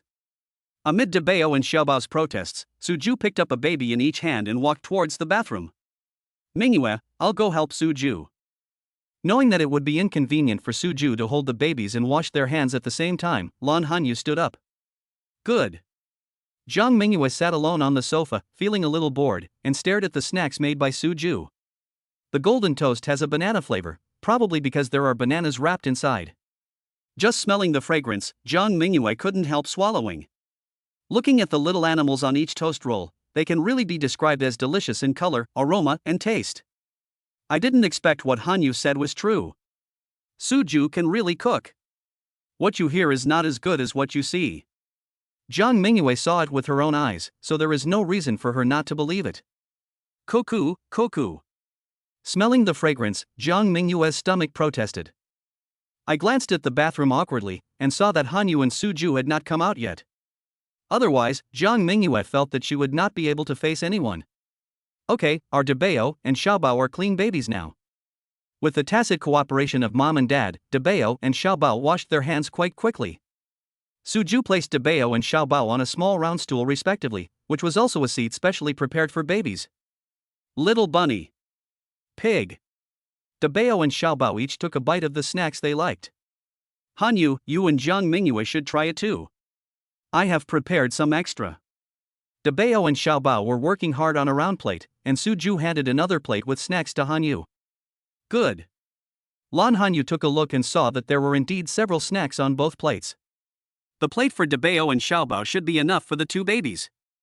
Besides, this was just an afternoon snack, and Lan Hanyu didn't prepare it for the babies to eat as dinner. Of course, just eat in moderation. Mingyue, try it. Bringing the plate to Mingyue, Lan Hanyu invited his good friend to taste Suju's cooking like offering a treasure. When Suju was busy in the kitchen just now, didn't Mingyue still look unconvinced? Lan Hanyu is now taking practical actions to clear Suju's name. It looks delicious. There is a reason why Zhang Mingyue and Lan Hanyu can become such good friends. In addition to having similar personalities, they are both foodies. In front of the delicious food, Zhang Mingyue threw away even her symbolic reserve. He simply reached out, picked up a piece of the snack that he had been coveting for a long time, and put it directly into his mouth. Hanyu, it's really delicious. Zhang Mingyue seemed to have forgotten that she was still doubting Suju's cooking skills just now. Giving Hanyu a thumbs up, Zhang Mingyue didn't even have time to say a single extra word. She picked up a small dessert from the plate and put it into her mouth. After eating two small snacks and looking at Hanyu who was smiling at her, Zhang Mingyue realized belatedly that her nature as a foodie had been exposed. In front of Hanyu, Zhang Mingyue doesn't care. But, we are at Suju's home now. Zhang Mingyue was still somewhat embarrassed. How is it? I didn't lie to you, did I? Suju's cooking skills are really great. Lan Hanyu had long been accustomed to this behavior of his good friend and didn't think much about it. Now Lan Hanyu just wants to praise Suju. Yes, your Suju is really amazing. Originally, those who can work in both the living room and the kitchen are referred to as those exceptionally outstanding girls. Now I feel that your Suju has snatched the sentence away from those outstanding girls. Jiang Mingyue didn't praise Suju to hide her gluttony. Now Jiang Mingyue still really admires Suju in her heart. How can you praise someone like that? Lan Hanyu glanced at Suju and found that Suju did not look unhappy, so she felt relieved. Picking up a piece of snack, Lan Hanyu, as a foodie, had long coveted the snack made by Suju. Based on the principle of sharing together, Lan Hanyu even specially put a piece of dessert to Suju's mouth. Suju generally doesn't like sweets. But this was fed by the child's mother herself, so of course Suju had to give her face. After swallowing the delicious food brought by Hanyu in one gulp, Suju's lips inevitably touched Hanyu's fingers. Good taste. Suju glanced at Hanyu and smiled. Lan Hanyu, on the other hand, did not expect that she would have such intimate physical contact with Suju in front of her good friends. Lan Hanyu only felt a kind of electric shock sensation in his fingers. Her little face turned slightly red and Lan Hanyu quickly withdrew her hand. After glaring at Suju coquettishly, Lan Hanyu could only silently accuse Suju. Suju shrugged, indicating that he didn't mean it. Looking at the smile on Suju's face, Lan Hanyu felt like a deer beating in her heart. I secretly turned my head and glanced at the bright moon. Lan Hanyu discovered that Mingyue's attention was not on him at all, so he felt relieved. If Mingyue had seen what happened just now, Lan Hanyu knew that he would be teased by his good friend. At this time, Jiang Mingyue certainly had no time to pay attention to the little actions between Hanyu and Suju. Because Jiang Mingyue's entire mind is on food. Mingyue, go slower, be careful not to swallow it. Handing a bottle of mineral water to his good friend, Lan Hanyu patted Mingyue on the back. Mingyue had already eaten most of the whole plate of snacks. Thinking of Aunt Wang at home, Lan Hanyu picked up a piece of dessert and walked towards the kitchen. Before leaving get off work every day, Aunt Wang would pick the vegetables that Lan Hanyu would cook in the evening, wash them, and place them on the stove. So, Aunt Wang must be in the kitchen at this time. Auntie Wang, this is a snack made by Suju, please try it. Mrs. Su, you are so polite. Thank you. Aunt Wang quickly washed her hands and took the snack that Mrs. Su handed to her. It's okay, Aunt Wang, eat it while it's hot, it's delicious. It was just a small matter, and Lan Hanyu didn't want Aunt Wang to think too much about it, so he turned around and walked out of the kitchen. Mrs. Su and Mr. Su are really nice people. While eating the hot snacks, Aunt Wang said this with emotion. Chapter 122 Big News. Time passed quickly, and in the blink of an eye, it was time for Lan Hanyu's Subject 1 exam. Lan Hanyu was originally planning to take a taxi there. Suju happened to have no classes that day, so of course he went along. Thinking about the two babies at home, Aunt Wang might not be able to take care of them all by herself. Lan Hanyu made a special phone call and asked Mingyue to come home to help Aunt Wang and look after the babies. Jiang Mingyue has made a great contribution because of Suju's matter. Director Zhou of course turned a blind eye to Jiang Mingyue's skipping work. Hanyu, let's go to the medical examination room on the left side of the corridor first. Since Lan Hanyu had already received the text message notification, of course he went for a routine physical examination before taking the first subject test. Good. Lan Hanyu already knew that it was just a routine physical examination, so he wasn't nervous at all. After the physical examination, I just had to wait for the Subject 1 test. Subject 1 is a computer-based test, and candidates will not be allowed to enter the test room until 10 minutes before the start of the test. So at this time, everyone was waiting outside the computer room. Nervous? There were quite a lot of people taking the Subject 1 exam, so Suju protected Hanyu by his side. Don't be nervous. I've already gone through several sets of test questions. I'll definitely have no problem passing them. Lan Hanyu didn't want to be too confident, this was just a conservative estimate. By the way, Suju, how many points did you get in Subject 1? Anyway, it's not time yet, Lan Hanyu asked with interest. Lan Hanyu already knew that Suju was a top student. Lan Hanyu, who is also a top student, of course wants to see if he can keep up with Suju. I have more time to read, so I got 100 points. Suju's words were meant to comfort Hanyu. Thinking about it carefully, Suju only read the book for Subject 1 exam 2 days before the exam. Then I went through a few sets of test questions. The most important point is that Suju only took 20 minutes to hand in the paper. Therefore, Suju's perfect score is really not something that ordinary people can achieve. Then I'll try to get a high score. Lan Hanyu, who believed in Suju's words without a doubt, raised her little face and gave Suju a big smile. Looking at the smiling face so close to him, Suju stretched out his right hand, supported the back of Hanyu's head, and gently kissed Hanyu's smooth forehead. I believe you can do it. Because it was in a public place, Suju's kiss was just a light touch. Suju lowered his head and whispered softly into Hanyu's ear as she buried her head in his chest due to shyness. Not daring to look up at the expressions of the people around him, Lan Hanyu lowered his head and replied to Suju. Oh my god, are you going to let me live? I'm just here to take a test. Do I have to be fed dog food? Oh my god, the combination of a handsome man and a beautiful woman is already enviable enough, and their relationship is so good. How can ordinary people like us feel? I finally understand why I am taking the subject test for the third time. Why? Because I don't have such a handsome boyfriend. TSK. You're so fat, even if you have a boyfriend, he can only be a fat guy, and no one else can stand up to him. Can't you just let me fantasize a little? Reality is so cruel. Alright, all of you keep your voices down, the beauty is already very embarrassed. I just feel like there's a strong sour taste in my breath. Because of a small action by Suju and Lan Hanyu, the jealous people around them began to show up. You can enter the examination room now. Fortunately, the opening door was opened quickly, and two people who looked like security guards stood at the gate, checking the candidates' identity cards and other documents. Suju, I'm going in. The exam is coming, so everyone's attention is naturally diverted. Lan Hanyu took a quick look and only raised his head after he realized that everyone was no longer staring at him.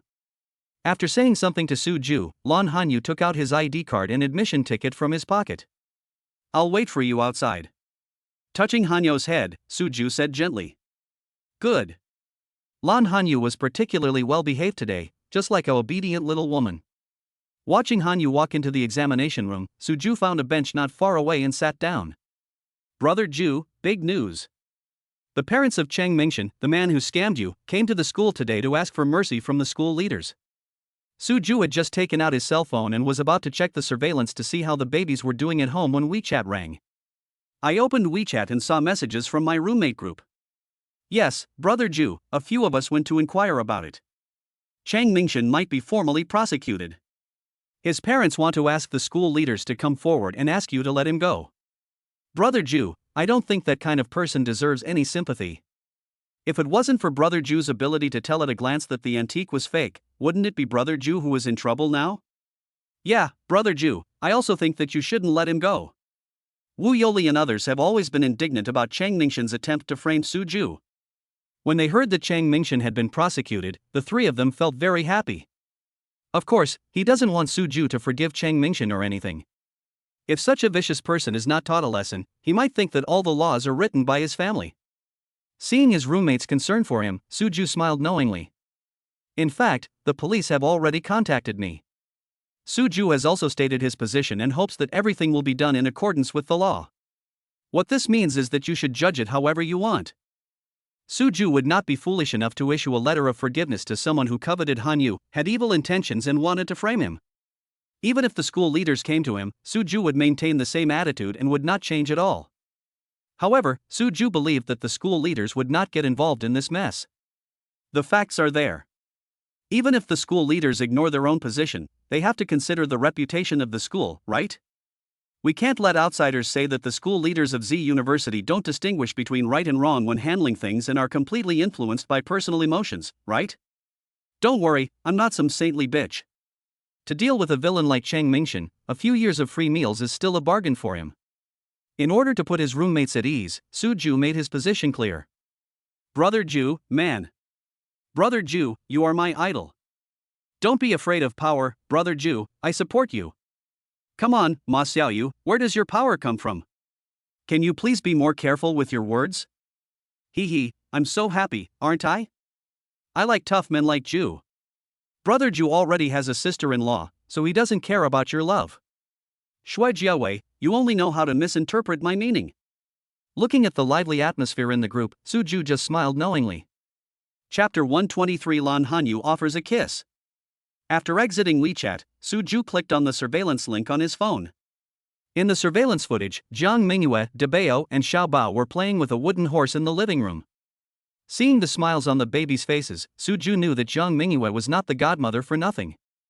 I haven't seen Aunt Wang for the time being. Could it be that she went to clean the house? Suju didn't care much about it. Seeing that the babies were fine, Suju was relieved. Just as I was about to turn off the surveillance link, Aunt Wang walked towards me from the direction of the kitchen. Seeing the fruit plate in Aunt Wang's hand, Suju understood that it was time for the babies to eat fruit. Usually these things are prepared by Hanyu, and Suju really has no specific concept of time.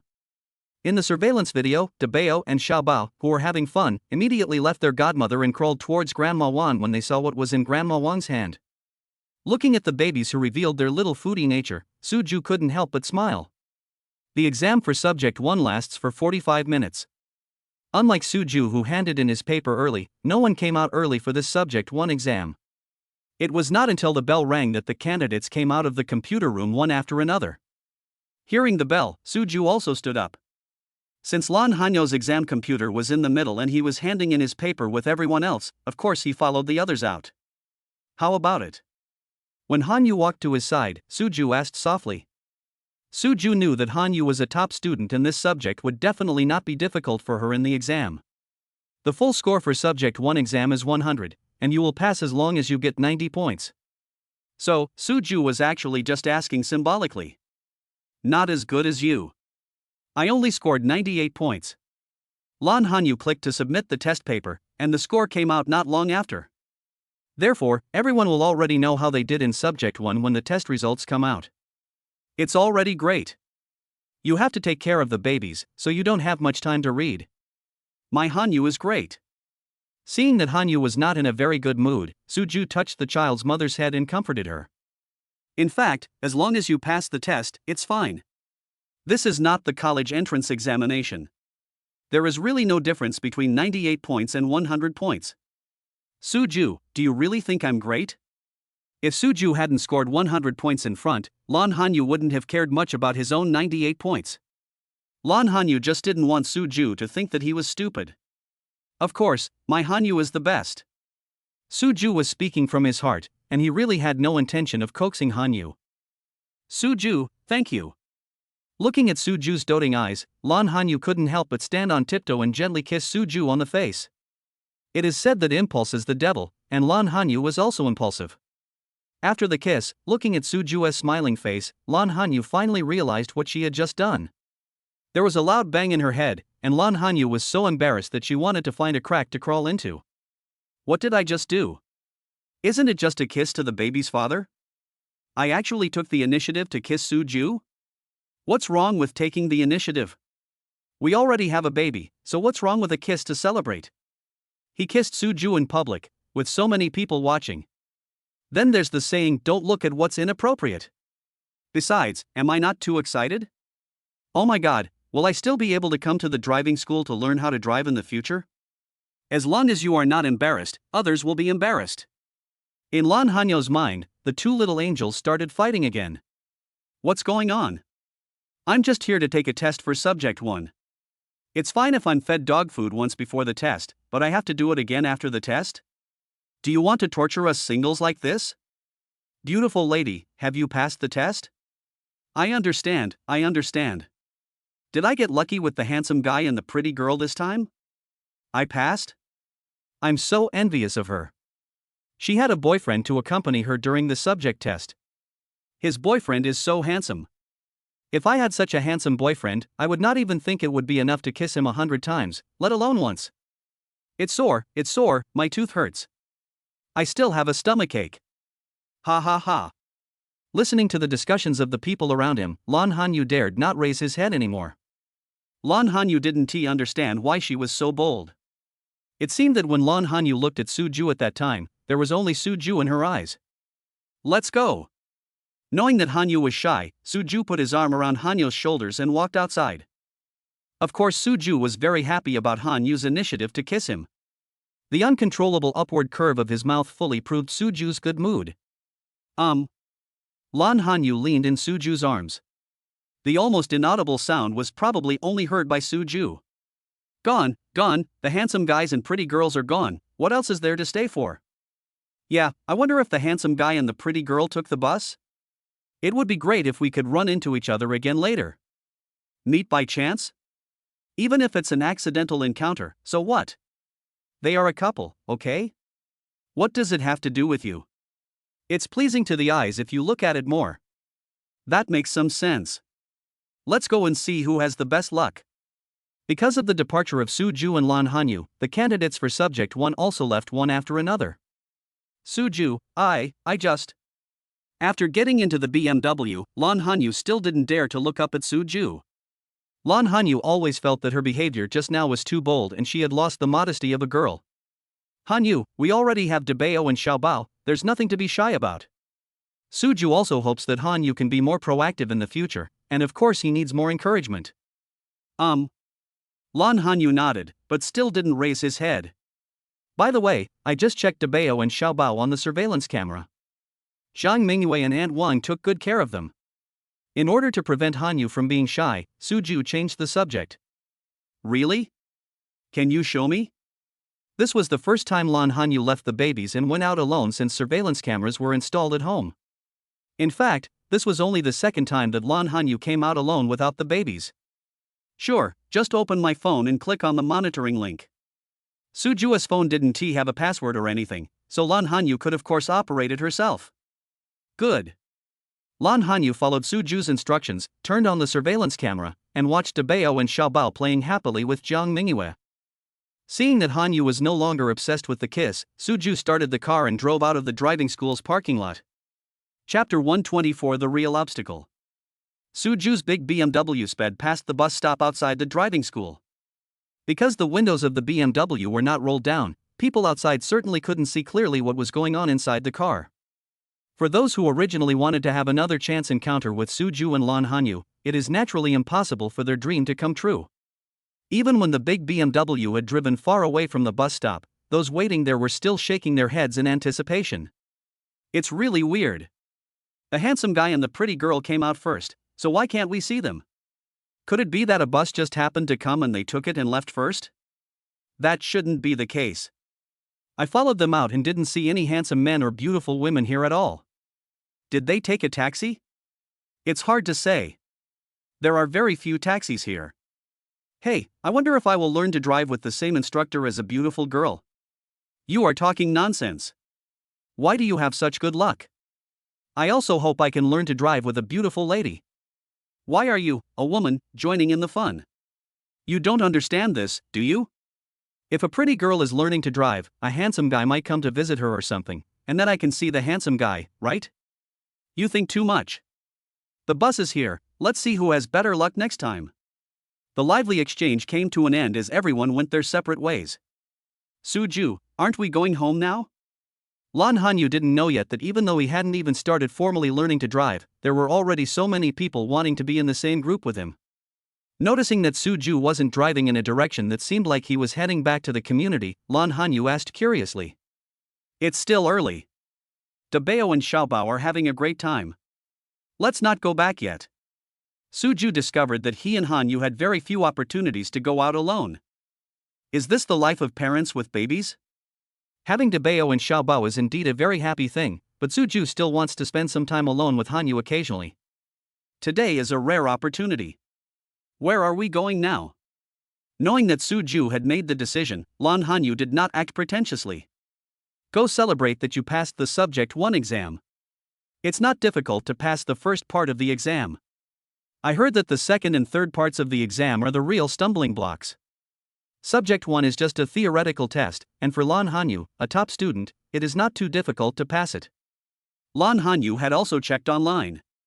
The second part of the test, also known as the small road test, includes 5 compulsory items: reversing into a garage, parallel parking, and starting on a slope, right-angle turns, and driving on curves.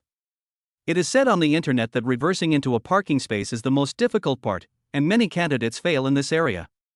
The third test, also known as the road test, is the abbreviation for the road driving skills and safe and civilized driving common sense test subjects in the driver's test.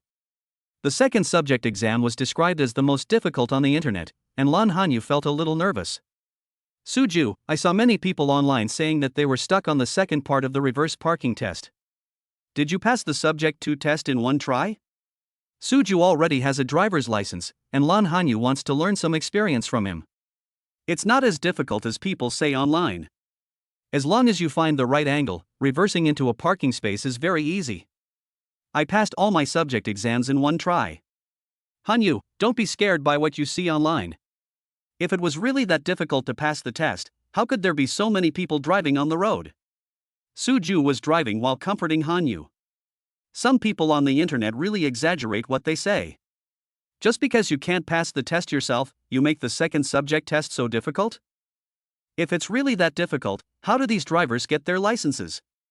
So, some people don't know how to look for the reasons in themselves, and just keep complaining. Suju really has no good feelings towards that kind of person. Well, then I will learn seriously from the coach then. Suju said it was not very difficult, and Lan Hanyu felt a lot more relaxed. Okay, Hanyu, don't be so nervous, this is much easier than the college entrance examination. I wasn't this nervous even during the college entrance exam. It seems I'm thinking too much. When you actually get on the car and practice, you will know. Those people who say it's difficult online actually can't pass the test themselves. It's scary. Well, Debeo and Xiaobao are both so smart, so I, as a mother, can't be too stupid. If all the top students at Z University are stupid, are there any smart people left in this world? Suju, you seem to be a top student, don't you sound too proud when you say that? Really? I'm an honest man. I think so.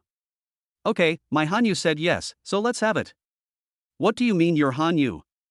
Who is your Hanyu? It's not mine? Whose are you planning to buy? Of course I belong to my own family.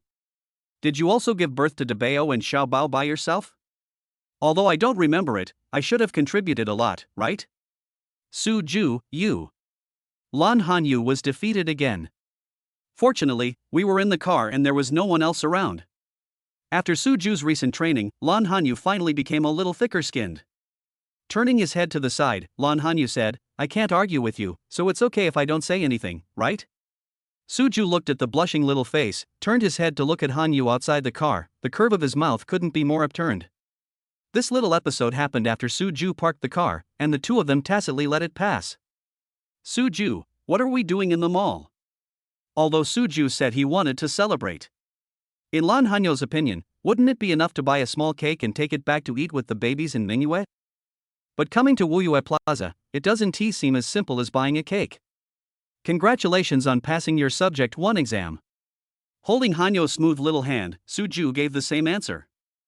I know it's to celebrate my passing of Subject 1, but why do we have to come to Wuyue Plaza? Lan Hanyu followed Suju's footsteps and asked the questions in his mind. Why can't we come to Wuyue Plaza? Knowing that he couldn't get anything out of him, Lan Hanyu gave up the idea of asking further questions. Since we are here now, let us see what Suju wants to do. Took the elevator directly from the parking lot to the first floor. Suju knew that the most expensive items were usually sold on the first floor of a shopping mall. For example, gold and jewelry counters are definitely on the first floor. In Suju's opinion, wearing gold seems a bit old-fashioned at Hanyu's age. Let us take a look at diamond jewelry first. Because Kimberly mainly deals in diamond jewelry, Suju directly took Hanyu's hand and came to the counter of Kimberly. Welcome to Kimberly, what would you like to see? I'll introduce it to you. Seeing a customer, Kimberly's salesperson greeted him warmly. Chapter 125 Rational Rejection. Hanyu, do you like this necklace? Suju fell in love with a necklace with a star-shaped pendant at first sight. This necklace has a large diamond in the middle of the star pendant, with many small diamonds around it. Under the light, it sparkles and looks particularly beautiful. Sir, you have a very good eye. This is our Kimberly's new model, the Starry Sky series necklace. Each of our Kimberly counters only has one necklace from the Starry Sky series, and this was just delivered by the head office this morning. This Starry Sky series was designed by our chief designer in Kimberly, and many customers have asked about it. Because we were not sure about the specific delivery time from the head office at the beginning, those customers did not know that the Starry Sky series necklace would arrive today. The salesperson's meaning was very clear. The necklace that Suju liked was a popular item at Kimberly, and there was only one in each store. As the saying goes, scarcity makes things valuable, and Kimberly has made great use of this. Suju, this necklace is too expensive, let's forget it. Lan Hanyu whispered in Suju's ear in a voice that only Suju could hear. When Lan Hanyu saw this necklace for the first time, she was also amazed. There is probably no girl in this world who doesn't like diamonds, right? Especially a diamond necklace with such a beautiful design. Lan Hanyu also likes him from the bottom of his heart. However, when Lan Hanyu saw the label on the necklace, he backed out. Looking at the price tag of 68,800, Lan Hanyu knew that Suju could make money, but they still had 2 babies to raise. Lan Hanyu didn't want to be so extravagant. As long as you like it, this is the first gift I give you. Suju knew that Hanyu just couldn't bear to let go. Of course you have to pamper your own woman. To pamper a woman means to give her the best. Miss, how about I help you put it on and try it on? Miss, you are so beautiful. You will definitely match our Kimberly Starry Sky series necklace very well. The salesperson is also a girl with a very good eye. Putting on white gloves and taking out a tray, the salesperson used a key to open the glass door of the counter. The salesperson carefully took out the Starry Sky series necklace with both hands and placed it on the tray first. Miss, please turn around and let me help you put it on and try it on. The salesperson sees that the handsome guy is very interested in buying the product. Now all he needs to do is to win over the beautiful girl next to the handsome guy, right? Of course, this Starry Sky series necklace will never have trouble selling. I estimate that within 2 days, it will definitely be bought by someone who gets the news. However, the salesperson didn't care who bought the Starry Sky series necklace. What the salesperson cares about is whether the Starry Sky series necklace is sold by him. In the sales industry, salary is definitely linked to performance. Therefore, only the necklace sold by the salesperson himself has a real relationship with the salesperson.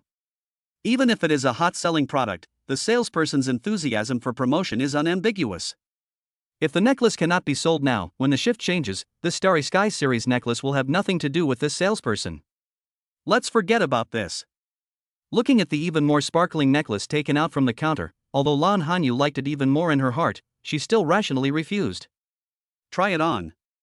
Without giving Hanyu a chance to refuse, Suju held Hanyu's shoulders and asked her to turn around. The salesperson cooperated, took a step forward and put the necklace around Lan Hanyu's neck. It happened almost in an instant, and Lan Hanyu didn't even have the chance to refuse. Suju, feeling a little cold on his neck, Lan Hanyu wanted to say something. Miss, this is a mirror, take a look at the effect. The salesperson picked up the mirror from the counter and held it in front of Lan Hanyu's neck. Miss, you are really the most beautiful girl I have ever seen, no doubt about it. Miss, have you ever considered becoming a star? If you become a star, you will definitely be very famous. Speaking compliments is a compulsory course for salespeople. In the past, even if the compliments were given against their will, salespeople were able to do it with perfection. Not to mention, what the salesperson said to the beautiful Lan Hanyu was actually the truth. When Lan Hanyu saw the necklace on her neck in the mirror, she forgot what she was going to say. This Kimberly Starry Sky series necklace is so beautiful. If Lan Hanyu didn't know that these valuable items should not be touched casually, he really wanted to reach out and touch them gently. Seeing the white gloves on the salesperson's hands, Lan Hanyu still had some common sense. Sir, look at your girlfriend and our Starry Sky series necklace, they are a perfect match. Knowing that the protagonist was a handsome guy, the salesperson turned around and praised Suju again. I am not. Lan Hanyu felt that the relationship between her and Suju should not be considered a boyfriend-girlfriend relationship, right? Lan Hanyu felt that the salesperson had misunderstood and instinctively wanted to explain. She's not my girlfriend. Before Hanyu could finish his words, Suju took over. The salesperson was a little confused. They were not boyfriend and girlfriend? She's my wife. Without waiting for the salesperson to ask any questions, Suju naturally put his arm around Hanyu's shoulders. Hanyu has already called me husband, and they have 2 adorable babies, Debao and Xiaobao. Boyfriend or girlfriend? This relationship is definitely not correct. I'm sorry, you two are so young. I didn't expect you two are already married. After hearing the answer announced by the handsome guy, the salesperson was stunned for a moment, but he reacted immediately. It's normal for people to get married early if they have a good relationship. The salesperson felt that this combination of handsome men and beautiful women was truly a match made in heaven. Just this necklace, it looks great on my wife. Because Suju kept calling her wife, Lan Hanyu was too shy to care about the necklace. Yes, sir, I'll get the order out right away. Hearing the handsome guy make the decision so readily, the salesperson's face lit up with a huge smile. Sir, you are so good to your wife. I originally thought that the handsome guy was just trying to make his girlfriend happy. Now that she is married, the salesperson is really envious that the handsome guy is still so good to his wife. I thought of the one at home who quarreled with me for 3 days last year on Singles Day because I bought a set of cosmetics worth more than 1,000 yuan. The salesperson was really upset. Men are afraid of choosing the wrong career, and women are afraid of marrying the wrong man. There is no harm without comparison. The salesperson was a little frozen in time because of his happy smile when he opened the order. Chapter 126 Basic Knowledge. Is this Kimberly's newest Starry Sky series necklace? I heard from my friends that this necklace is hard to get, but I saw it today. Honey, I want that necklace. The salesperson had not taken 2 steps to place an order when a delicate female voice suddenly rang out. Very impolitely, the woman's fingers with bright red nail polish were almost touching Hanyo's neck. Suju hugged Hanyu into his arms and successfully avoided the woman's claws. What's wrong with you? My boyfriend can't even see what I'm buying. Because she didn't touch the Starry Sky series necklace, the woman's originally delicate voice immediately became sharp. Taking a look at the woman with her snow-white face, Suju began to doubt whether this woman had smeared the wall paint on her face. That thick layer really makes people wonder, how ugly is the woman that she needs to cover it up like this? Do you only have one necklace from the Starry Sky series in each store? You asked her to take it down, and I bought it. It can be seen that the woman is very knowledgeable about this Starry Sky series necklace. I even know their sales model clearly. It's just that the woman's quality, like her face, is really not commendable. I'm sorry, miss, this gentleman has already ordered this necklace from the Starry Sky series. Would you like to look at other styles? The handsome guy has already made the decision. Moreover, if this woman had not suddenly appeared, the salesperson would have probably already placed the order by now. Everything has a first-come first-served order, this is basic common sense. I don't want to look at other styles, I want the Starry Sky series necklace. Honey, none of my friends got the Starry Sky necklace yet, and I want to show off in front of them. My dear, I'm not just doing this for myself, this is also for your sake, right? The woman didn't hear the salesman's words at all. The woman was acting coquettishly towards the man next to her, and she was almost hanging her body on the man. It's true, apart from that face that doesn't reveal much, the woman's figure is really nice. She is plump where she should be plump, and thin where she should be thin, which really meets the needs of ordinary men. The man seemed to enjoy the woman's coquettishness, and he looked accustomed to the woman throwing herself at him in public. Suju looked at the couple and frowned slightly, they were really not presentable. However, this is their own business. If you don't want to watch it, don't watch it. Suju turned around and turned Hanyu in his arms as well. Go and open the bill. Although Dabeo and Xiaobao are being looked after by Zhang Mingyue and Aunt Wang, Suju still doesn't want to waste time on other people. Going home early to see the babies is also a big deal for Suju. Okay sir, would you like to pay by credit card or WeChat? The salesperson also found the performance of the woman and the man a bit embarrassing to watch. WeChat. Most of Suju's money is on WeChat.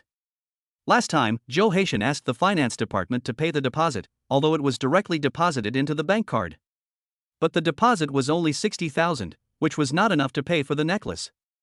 Suju was planning to transfer the money directly to Hanyu once all the money arrived. What do you mean by WeChat? I want this necklace. Don't you understand what I'm saying? After hearing the conversation between Suju and the salesperson, the woman no longer cared about acting coquettishly. After all, a woman's act of coquettishness is also to get the Starry Sky series necklace. Now that people have to pay, what's the point of women acting coquettishly? Excuse me miss, this necklace was chosen by this gentleman and his wife first, and the gentleman had already decided on it before you came. Although the woman's attitude was rude, the salesperson still spoke very politely. There's no way. People working in sales have seen all kinds of people. No matter how rude a person is, the company requires them to treat customers with a smile.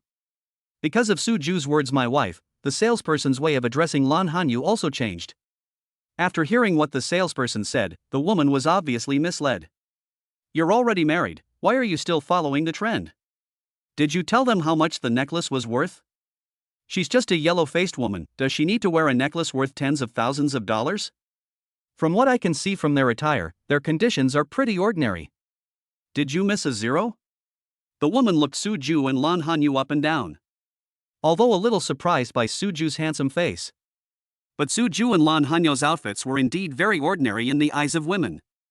Because of Suju's height, he blocked the woman's view, and the woman still hadn't seen Lan Hanyu's face. I don't know how the woman had the confidence to say the word yellow face. Honey, someone wants to steal the necklace I like, please help me pay for it. Now there is no need for men to take a look first, women will directly grab the order. Seeing the anxious look of the woman, the man did not say anything. Shaoli, come and greet this young lady. Realizing that the woman was unreasonable, the salesperson called his colleague over. Originally, there were several salespeople at the Kimberly counter. It just so happened that the woman came directly for the Starry Sky series necklace, so the other salesman did not come forward to greet her. After all, there is only one Starry Sky necklace, and other salespeople can't come and snatch the customer, right? Miss, we at Kimberly have other styles of necklaces, all of which are very beautiful. How about I introduce them to you? The salesperson named Shelley heard her colleague's call and came forward to greet the woman. Although I know that women are unreasonable. But since they have come to the counter, as a salesperson, I must receive them politely. What other styles are you looking at? Don't you understand what people say? I just want the Starry Sky necklace. The woman felt that the salesperson was deliberately trying to go against her by asking her to look at other styles of necklaces. Miss, the gentleman and lady from the Starry Sky series have already made their decision. I'm really sorry. No matter how poor the customer's character is, the salesperson should not show his dissatisfaction on his face. After I patiently explained it, the smile on the salesperson's face disappeared, which was true. What do you mean it's settled? As long as you haven't paid, it doesn't count. I say, you salespeople, don't you have any vision at all? Looking at the way these two are dressed, do you think they can afford the Starry Sky necklace? This young couple really has no idea of the immensity of heaven and earth. Because women fail to achieve their goals, their words become more and more rude. Chapter 127, Metaphor. Whether or not we can afford the necklace is our own business. Do we need you to complain about it? Also, yellow-faced woman? I think you are very suitable for this title. If it's not to cover up some flaws, I've never seen anyone paint their face like a wall. Suju would not tolerate a woman's repeated rude remarks. Turning around, Suju showed no mercy and did not show any for the uncultured woman. Puff. The salesmen, who were originally unhappy because of the woman's unreasonableness, couldn't help but burst into laughter because of Suju's words. Using your own face as a wall? It's really a very fitting image. Nowadays, when people put on makeup, it is popular to do things like scheming makeup. It is really rare to see a woman who can make her face as white as snow. What are you laughing at? After glaring at the salesperson, the woman focused her eyes on Suju's face. It's really handsome. However, when the woman thought of what the handsome guy said to her, her rationality was instantly restored. I'm not married yet, how can I be a yellow-faced woman? It's your wife who has been hiding and not daring to see anyone. She is the one who is really ashamed to face people. The woman has always claimed to be a young girl. Now being publicly called a yellow-faced woman, even if the man is a handsome guy, women still feel that it is unforgivable. Of course, there is no way to attack a handsome guy's looks. The woman had no choice but to vent her anger on the handsome guy's wife, whose true face she had never even seen. In today's society, it is said that beauty goes with the beast, and handsome men go with ugly women. Women believe that a handsome man's wife must be an ugly woman. You're hiding from people? You really know how to flatter yourself. I'm afraid my wife will be scared by your face and have nightmares at night. After all, with a face like yours, you don't even need makeup to play a zombie. Hearing Suju's words, Lan Hanyu was slightly surprised. In the past, if Suju encountered such trivial matters, he would generally ignore them. But today, because that woman has been targeting Lan Hanyu, Suju will definitely not let her go easily. You. Because of Suju's metaphor, the woman didn't know how to refute it for a moment. Suju, forget it. Lan Hanyu knew that Suju did everything for her. But Lan Hanyu didn't want Suju to get on the same level as that uncultured woman. Lan Hanyu turned around and took Suju's arm. You. This time, the woman was speechless in front of Lan Han. How can there be such a beautiful woman? What did you just say that person was? Yellow-faced woman? No wonder the handsome guy said he was a yellow-faced woman. Women now have some self-awareness. Listen to my wife. Hanyu said forget it. Suju had already scolded the woman anyway, so he naturally let it go. Sir, madam, this way please. The salesperson has already made preparations. As long as the customer pays, the deal will be closed. Good. Holding Hanyo's little hand, Suju walked towards the cashier counter. Honey, please think of a solution quickly. I want that necklace. Seeing that Suju and the others were serious, the woman immediately sought help from the man next to her. What did you say? After being called by the woman, the man asked belatedly. The men's attention was attracted by Lan Hanyo's beautiful face. As for what the woman said, the man said that he really didn't hear a word clearly. You've been so deaf from looking at so many beautiful women, right? Look carefully, no matter how beautiful she is, it has nothing to do with you. She already has a husband. Do you know what it means to have a husband? Having a husband means that the person is already married. Married, you know? The woman felt like her lungs were about to explode. She didn't get the starry sky necklace she had her eyes on, and even her man's mind was now on another woman. But she is indeed a great beauty, so even if a woman wants to say something sarcastic, she won't be able to do so. Husband? When the man heard what the woman said, he didn't feel embarrassed at all. Instead, he smiled nonchalantly. He's just a poor boy. He'll make a fool of himself later. I pinched the woman's waist and it felt pretty good. This starry sky necklace costs more than 60,000, right? Do you think that poor boy can afford it with his attire? Just wait here. When they can't pay and take off the necklace obediently, I'll slap them hard in the face. The man had no grudges against Suju in the past or recently. What hatred could there be between two people who don't even know each other? However, seeing that such a beautiful woman like Lan Hanyu was actually the wife of a poor boy, the man felt extremely jealous. The man thought that the beautiful girl must have been deceived by the poor boy's appearance. Nowadays, men just want to show off in front of beautiful women. After all, being handsome is just a decoration. A truly capable man must have a fat wallet, right? My dear, I will wait and see. Seeing that the man wanted to buy her the starry sky necklace, the woman clung to the man coquettishly again. As long as she could get Kimberly's starry sky necklace, the woman felt that she could hold her head high again. Shelley, the salesperson who was originally called over to receive the woman, stood aside silently. Looking at the looks of the man and the woman, Shelley knew that there was no need for her to go and receive them. As for what they said about buying the Starry Sky series necklace later, it depends on whether the handsome guy will give them this opportunity. Both Suju and Lan Hanyu heard what the man said, but neither of them paid any attention to him. Want to slap Suju in the face? Lan Hanyu was not worried at all. Lan Hanyu already had the answer in his heart as to who was going to be slapped in the face in the end. Sir, this starry sky necklace costs a total of 68,800 yuan. Although the customer had already been told the price, now that payment was due, the salesperson still made a symbolic statement. Good. Without any extra words, Suju took out his mobile phone and clicked on the payment code. As the man was waiting to see a joke, the cash register emitted a sound indicating successful payment. Suju put away his phone and successfully saw the man's expression change again and again. Sir, here is your receipt. Do you want the necklace wrapped?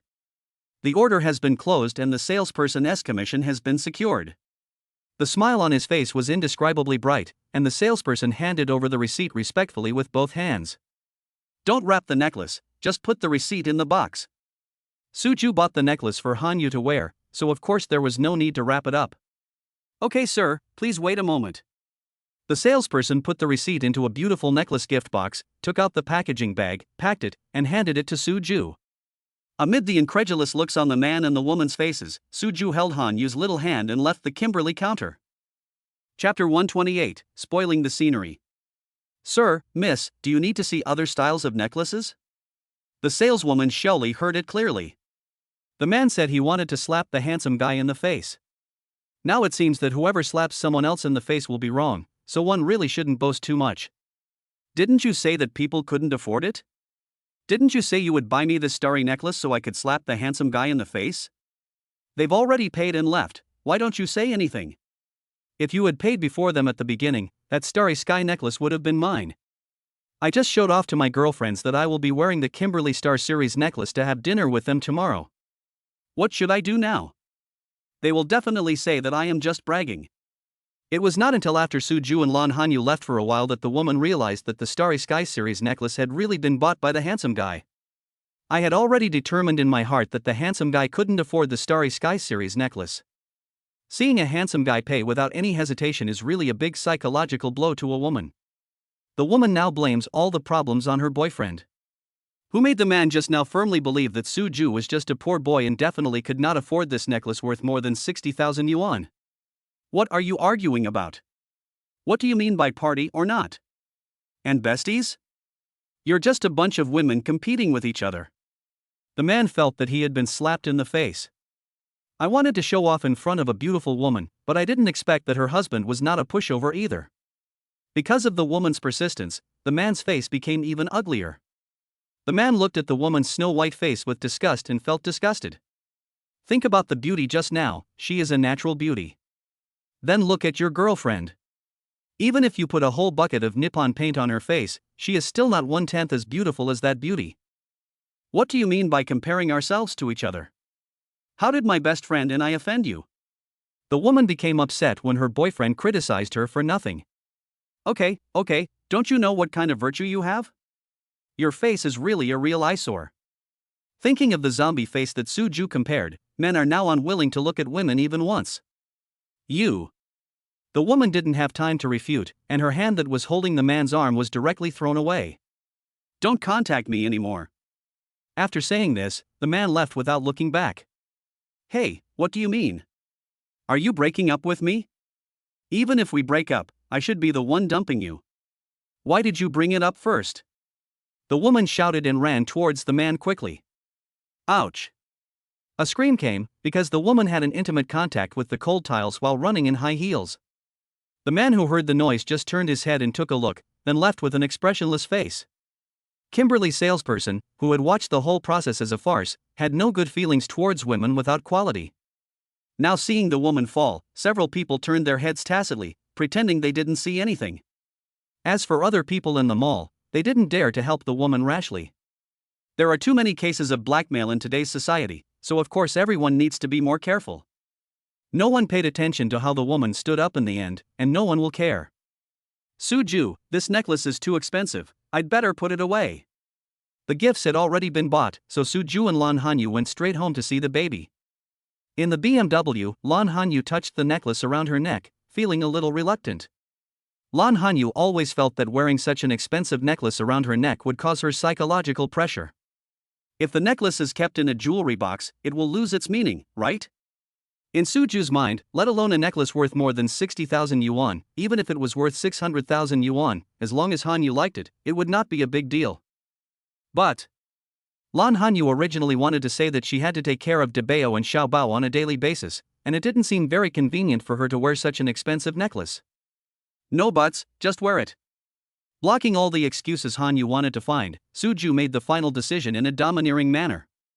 Lan Hanyu looked at Suju's profile, touched the necklace around her neck, and felt a lot more at ease. Suju, I like it very much. Without saying anything like thank you, Lan Hanyu just wanted to express her true thoughts to Suju. As long as you like it.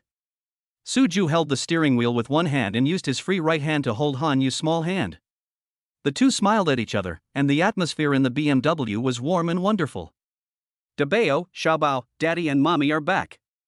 Opening the door of the house, Suju greeted the babies as usual. Pa. Ma. Daddy. The babies, who were having fun playing with their godmother in the living room, immediately abandoned their godmother and staggered towards the door when they heard their father's voice. Debao, Xiaobao, you don't want to play with your godmother? Zhang Mingyue, holding a toy in her hand, looked at Debao and Xiaobao, who were facing her with their buttocks, with an unwilling look on her face. Why did his status in Debao and Xiaobao's hearts plummet as soon as Suju and Hanyu came back? Zhang Mingyue said that she was very unconvinced. Unfortunately, the only answer Zhang Mingyue got was air. At this time, Debao and Xiaobao are in their father's arms, enjoying the father's love. Big treasure, little treasure, give me a kiss from mommy. Lan Hanyu hadn't seen the babies for most of the day, so of course she missed them a lot. The good babies offered their little faces to satisfy their mother's request.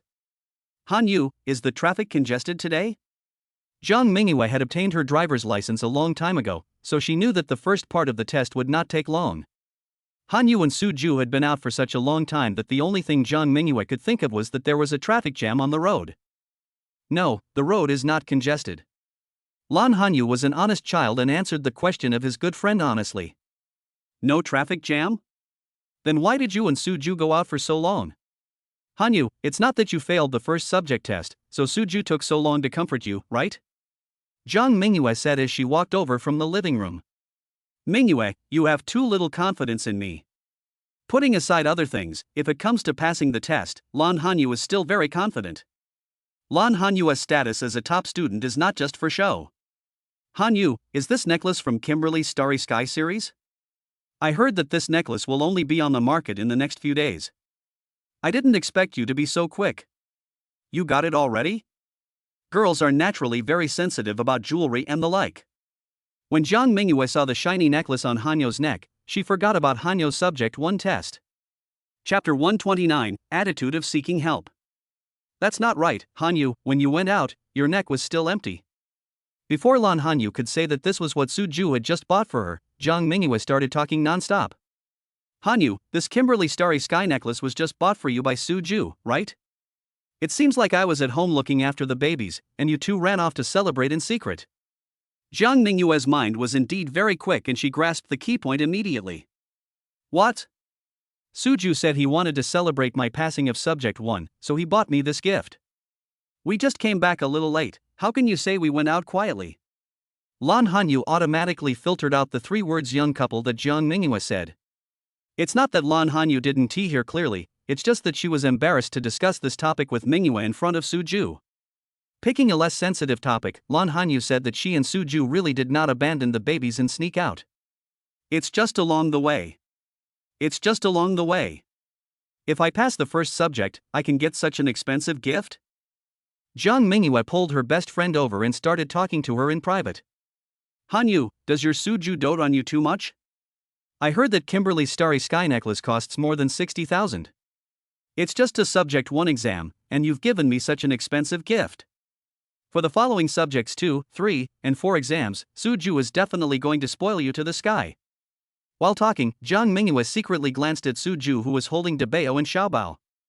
To be honest, Jiang Mingyue rejected Suju in the beginning, but now she sees that Suju is genuinely kind to Hanyu and the babies. Jiang Mingyue has already accepted the fact that Suju is Hanyu's man from the bottom of her heart. What? We still have Debao and Xiaobao to take care of. How can we live so extravagantly? Lan Hanyu touched the necklace around her neck and secretly made a decision in her heart that she would never let Suju buy such expensive things in the future. Oh, you still have Debao and Xiaobao to take care of. Following Hanyu's words, Jiang Mingyue's smile became ambiguous. Bright moon. Lan Hanyu knew that she had subconsciously tied herself and Suju ahead together. Now seeing his good friend's ambiguous eyes, Lan Hanyu stretched out his claws again. Hanyu, I can't tolerate you being like this. Don't tickle me, ha ha ha ha. Mingyue, ha ha ha, stop scratching me. No, Hanyu, stop first. You stop first. These 2 girls who usually look quiet and gentle are unwilling to lose out when it comes to tickling each other. Pa. Daddy. Seeing that their mother and godmother were playing games again, Debao and Xiaobao twisted their bodies in their father's arms, wanting to go down and join the game. Go play. Putting the babies down, Suju looked at Hanyu, whose face had turned red with laughter, and the corners of his mouth slightly raised. Little baby, learn to draw, with a big crayon in your hand, draw a duckling, quack, draw a pony, write it home. Seeing that Hanyu and Jiang Mingyue had noticed the babies had passed by, Suju took out his phone with confidence. It was a call from the instructor, and Suju roughly guessed what it was about. The call was connected. Teacher Zhou. Suju has always been very respectful to his instructors. It's not just because the instructor approved my request for leave. In normal times, the instructors are also very caring towards the students. Suju, there is something I want to tell you. It's Director Wang from our department. He heard that Cheng Mingxian's case was related to you, and he wanted to confirm the situation with you. Suju, Director Wang is in the office right now. I'll put you on speakerphone. Please tell me this situation. Suju glanced at Debao and Xiaobao, who were already in Hanyu and Jiang Mingyue's arms, and walked towards the study. Gently closed the study door. Since the instructor turned on the speakerphone, Suju didn't want other people to hear what was happening at home. Hello, classmate Suju, I am Director Wang. It's like this, classmate Suju, because Chang Mingshan was also a student of our Z University, and the incident happened on our Z University campus. As the leaders of the school, we still have to pay attention to it.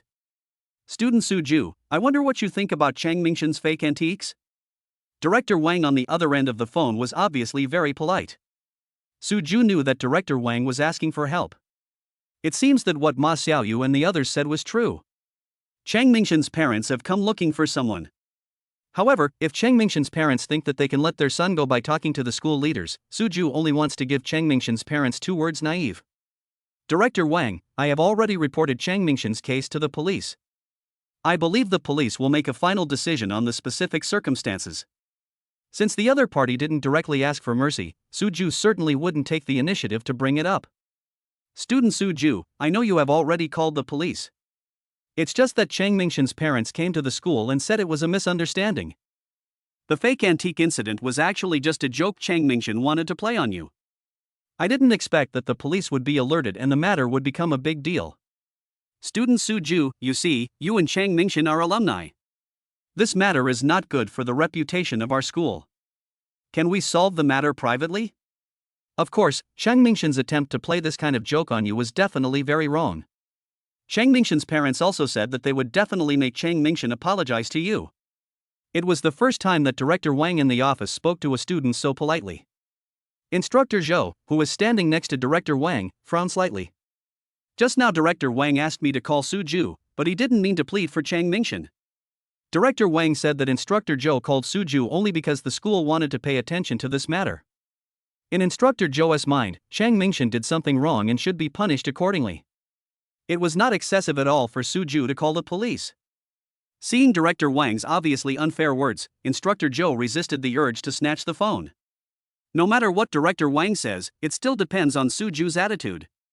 As long as Suju refuses to give in, it will be useless even if Director Wang talks to the sky. Joke? Hearing what Director Wang said, Suju smiled.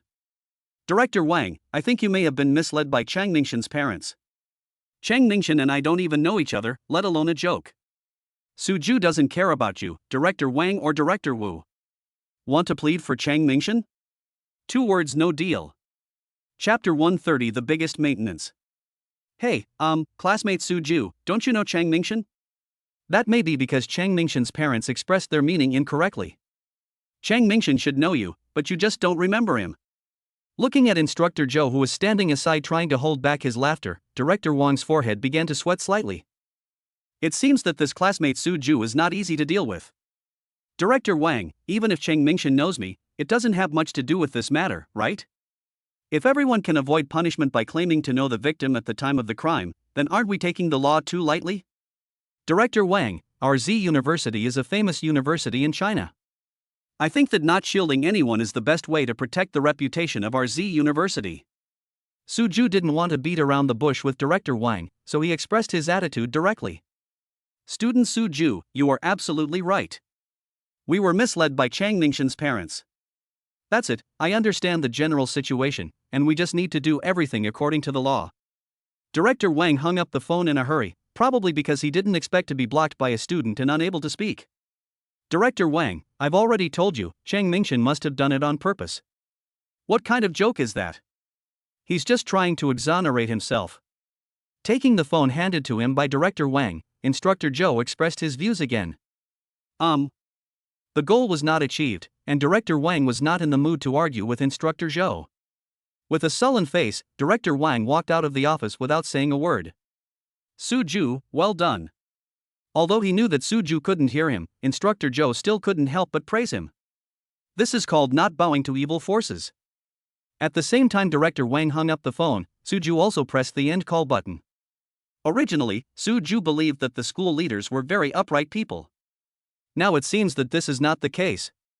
But this would not affect Suju at all. Putting away his phone, Suju opened the door of the study. Papa. Daddy. The babies, who were having fun playing with their mom and godmother, immediately stretched out their chubby little arms when they saw their dear dad. Daddy, hold me. Suju knew that this was the baby's way of asking for a hug.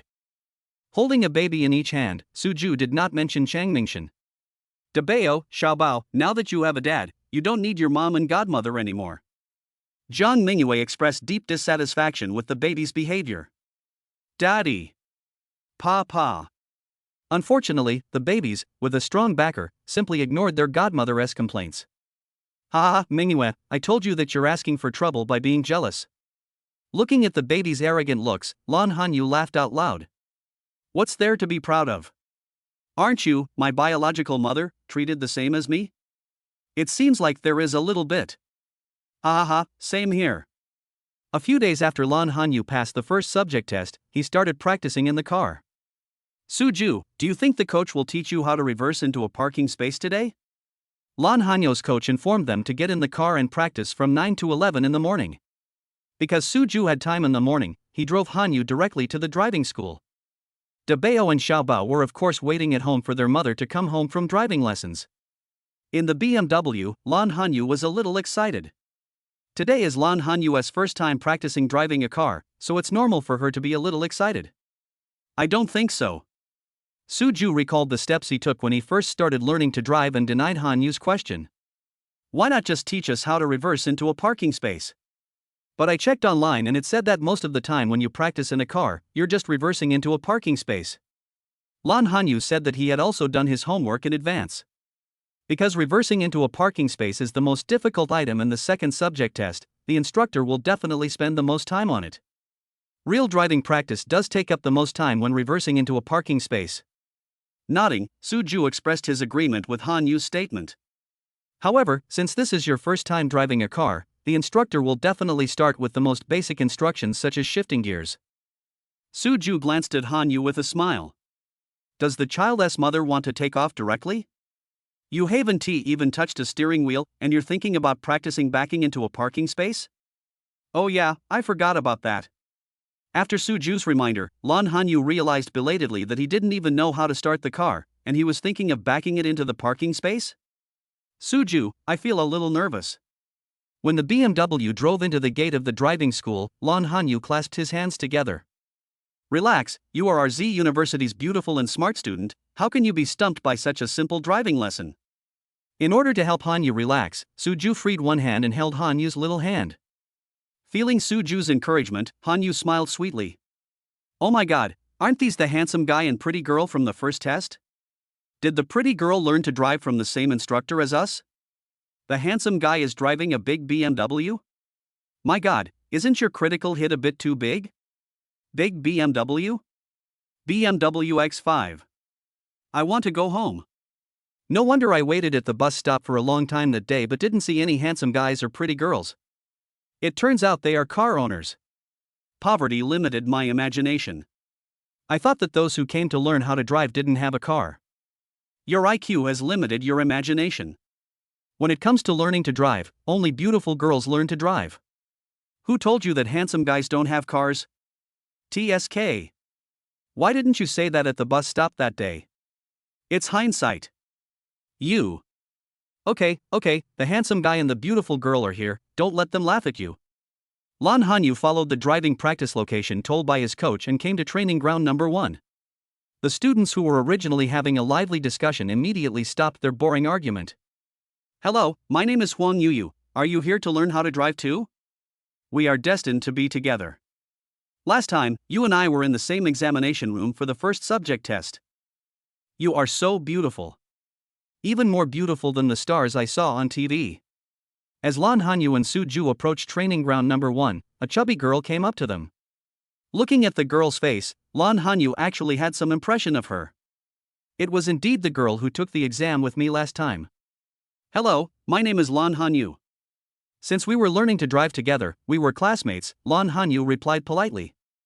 Lan Hanyu? Your name is so beautiful, just like you are so beautiful. It can be seen that Huang Yuyu is a very outgoing girl. Huang Yuyu didn't feel jealous of Lan Hanyu's beauty.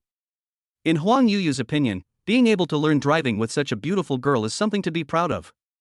Chapter 131, Claim Sovereignty Early. Lan Hanyu, your boyfriend is also very handsome. My good friends all say that now beauty is paired with the beast, and handsome men are paired with ugly women. Originally I thought my handsome guy must be somewhere, waiting for me to find him. Now that I see you and your boyfriend, I suddenly feel that what my friends said was just self-deception. Huang Yuyu was very outgoing.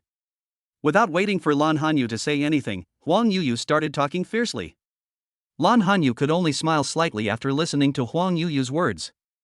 Lan Hanyu really couldn't agree with the theories of Huang Yuyu's good friend. Hello Lan Hanyu, I'm also learning to drive with you, my name is Shi Moran. Hello, Lan Hanyu. I'm with you too. My name is Wu Feifei. With Huang Yuyu taking the lead, other students who were learning to drive also came forward to introduce themselves. Of course, because Suju was standing aside, the male students were very conscious and did not come forward. The beautiful girl is already taken, and the man is a handsome guy who drives a big BMW. They are both very self-aware. Hanyu, I'll wait for you in the car. Seeing Hanyu surrounded by several girls, Suju prepared to get in the car and study on his own.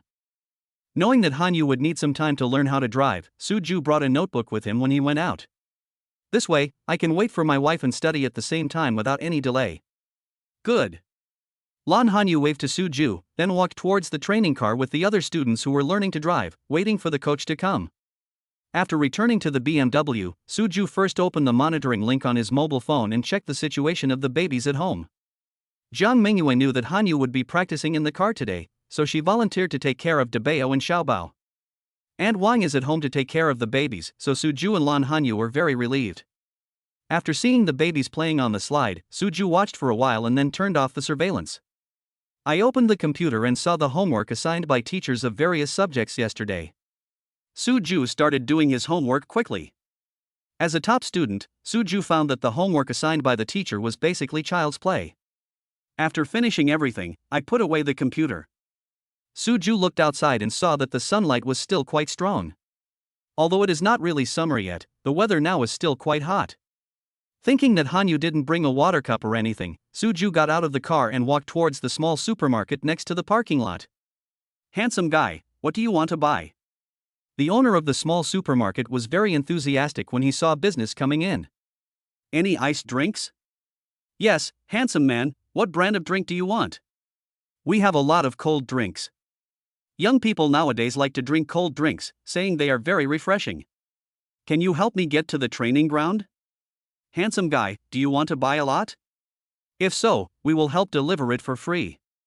It was originally a small supermarket inside the driving school, and delivering it to the training ground was really a piece of cake. Pulse and lemonade, take a box each. Okay, no problem, I'll help you get it in. The business volume suddenly exceeded 100 yuan, and the supermarket owner was very happy. Oh, right, 2 boxes of drinks, half of them are iced and the other half are not. Thinking that there were girls learning to drive, Suju gave them a special reminder. Okay, no problem. The prices are all the same, so the supermarket owner naturally follows whatever the customers say. After paying, Suju walked in front, and the supermarket owner followed behind with a small cart. Lan Hanyu, your boyfriend is here. There is only one training car, so of course each student takes turns learning to drive it. When Suju walked towards the training ground, Lan Hanyu and several other girls, including Huang Yuyu, were hiding in the shade to rest. Although Huang Yuyu is fat, she is very smart. Lan Hanyu didn't even notice Suju coming over. Huang Yuyu had already started shouting. Lan Hanyu, what does your boyfriend do? He's so rich and handsome, is he a second-generation rich man? Lan Hanyu, are all the friends around your boyfriend so rich? Can you introduce a few to me? How many more do you want? Do you think you can find such handsome guys on the street? Then is one okay? I just think that if I know a few more people, I'll have more opportunities, right? Come on, with our insignificant appearance, it's better not to embarrass ourselves. I'm asking Lan Hanyu, why are you so anxious to reject me? Lan Hanyu remembered that the girl who asked Suju to introduce her to a friend was called Wu Feifei. At first, Lan Hanyu thought that Wu Feifei was the same as Huang Yuyu, just more extroverted. Later, when everyone was taking turns to rest, Wu Feifei kept asking about Suju. Lan Hanyu knew that Wu Feifei's purpose was not simple. Now, she has made her purpose clear. She wants Suju to introduce her to rich friends. Lan Hanyu smiled inwardly. Suju's friends were all college students. Wu Feifei's goal is destined to be impossible to achieve. Lan Hanyu, I promise, I'm not trying to steal your boyfriend. I just want to ask your boyfriend to introduce me to his friends. Wu Feifei is not a brainless person. Compared with Lan Hanyu, how could Wu Feifei not understand what level she is at? But Wu Feifei seemed to have forgotten. If Suju is really a rich second generation, then would the young men around him be short of beautiful women? He's my husband. Without answering Wu Feifei, Lan Hanyu suddenly said this. There was no way, Suju was too eye-catching. Lan Hanyu just wanted to declare her sovereignty as soon as possible so that Suju would have fewer romantic opportunities. Old husband? Looking at the ages of Lan Hanyu and Suju, no one would have thought that they were already married. Lan Hanyu, is this your nickname for your boyfriend, or are you really married? The first person to speak was Huang Yuyu. Lan Hanyu also figured it out. Huang Yuyu is definitely a big gossip. We already have 2 babies, what do you think? Lan Hanyu and Suju want to say that they are a real couple, but they haven't obtained a marriage certificate yet. Lan Hanyu was not used to lying, so he could only answer Huang Yuyu's question from another perspective. 2 babies? Oh my god? Lan Hanyu, how old are you and your husband? You've already given birth to 2 babies? Glancing at Suju who hadn't come close yet, Lan Hanyu breathed a sigh of relief. Lan Hanyu didn't expect Huang Yuyu to react so strongly to her words. This loud voice was really unbearable. I gave birth to twins. Wanting to end the topic before Suju came over, Lan Hanyu's answer was quite simple and clear. Chapter 132 Coincidence. Twin babies? Lan Hanyu, your husband is so amazing. Huang Yuyu's obviously ambiguous look made Lan Hanyu's face slightly red. Huang Yuyu, be serious. Why do I feel like you're the one who's given birth to a child?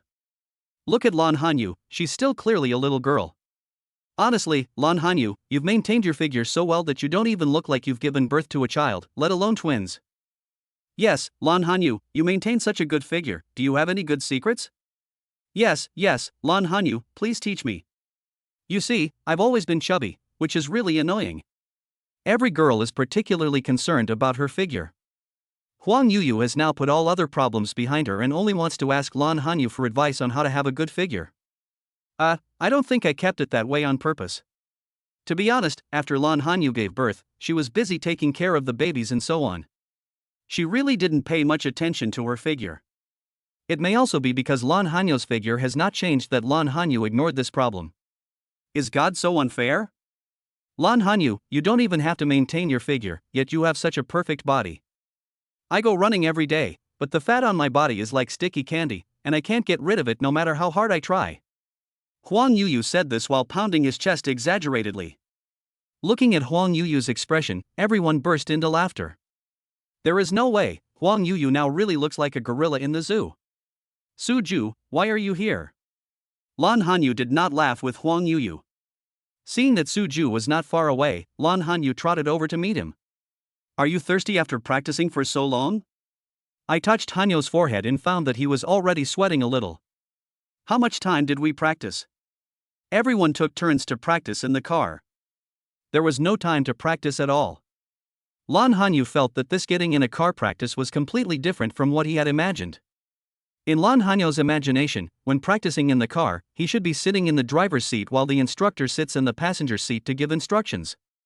Although this was indeed the case during practice, Lan Hanyu said that the time he spent on the steering wheel did not exceed 10 minutes.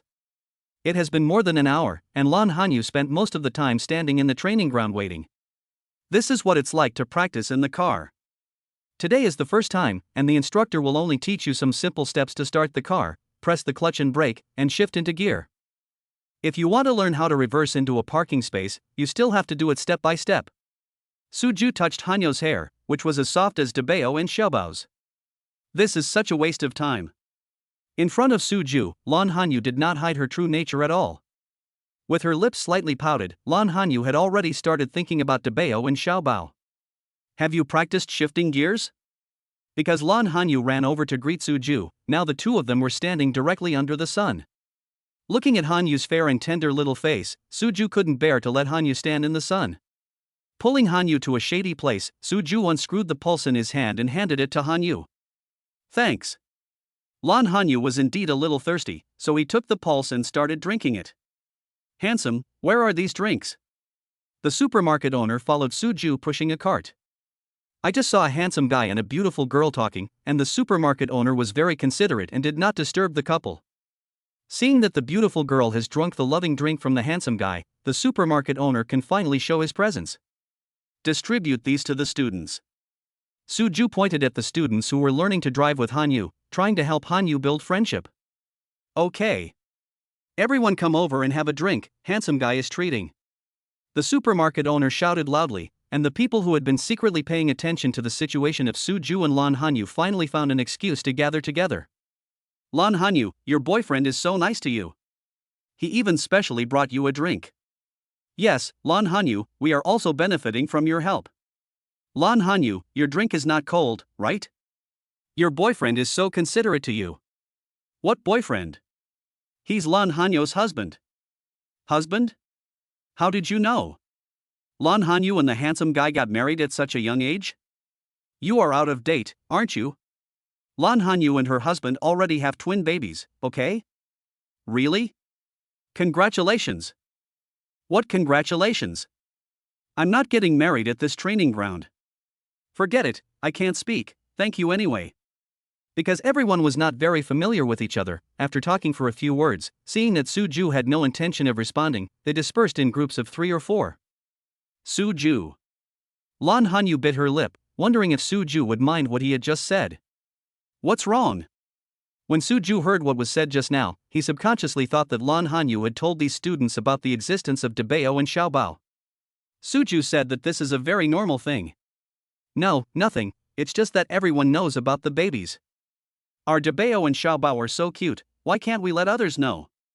Besides, this will also dispel some people's unreasonable thoughts, right? Suju did not ignore the passionate looks that 1 or 2 male students gave Hanyu. Now that the news that they have a baby has been announced, the two can finally give up. Ah. Lan Hanyu didn't expect that her thoughts actually coincided with Suju's. What? Your coach called you. Pointing at the coach who had already got off the bus and called out to Lan Hanyu several times, Suju discovered that Hanyu was really cute when she was confused. Oh, it's my turn. Finally able to get in the car and practice again, Lan Hanyu happily turned around and wanted to run. Wait a moment. Suju grabbed Hanyu's arm in time and stuffed a bottle of ice drink into Hanyu's hand. Give it to your coach. The coach's car definitely won't have air conditioning. I guess your coach must be very hot. These are the experiences Suju accumulated when he was learning to drive. In fact, compared to the students, the coaches really have to work many times harder. If a coach encounters those stubborn students, it is common for him to be so angry that he vomits blood. This is why some coaches have such a hot temper. Looking at Hanyu's cheerful back, Suju knew that Hanyu would definitely not let the coach get so angry that he vomited blood. The title of Z University Bully is not something that everyone can get. Chapter 133 Protest. Suju, our coach said that you should not come to the training ground next time.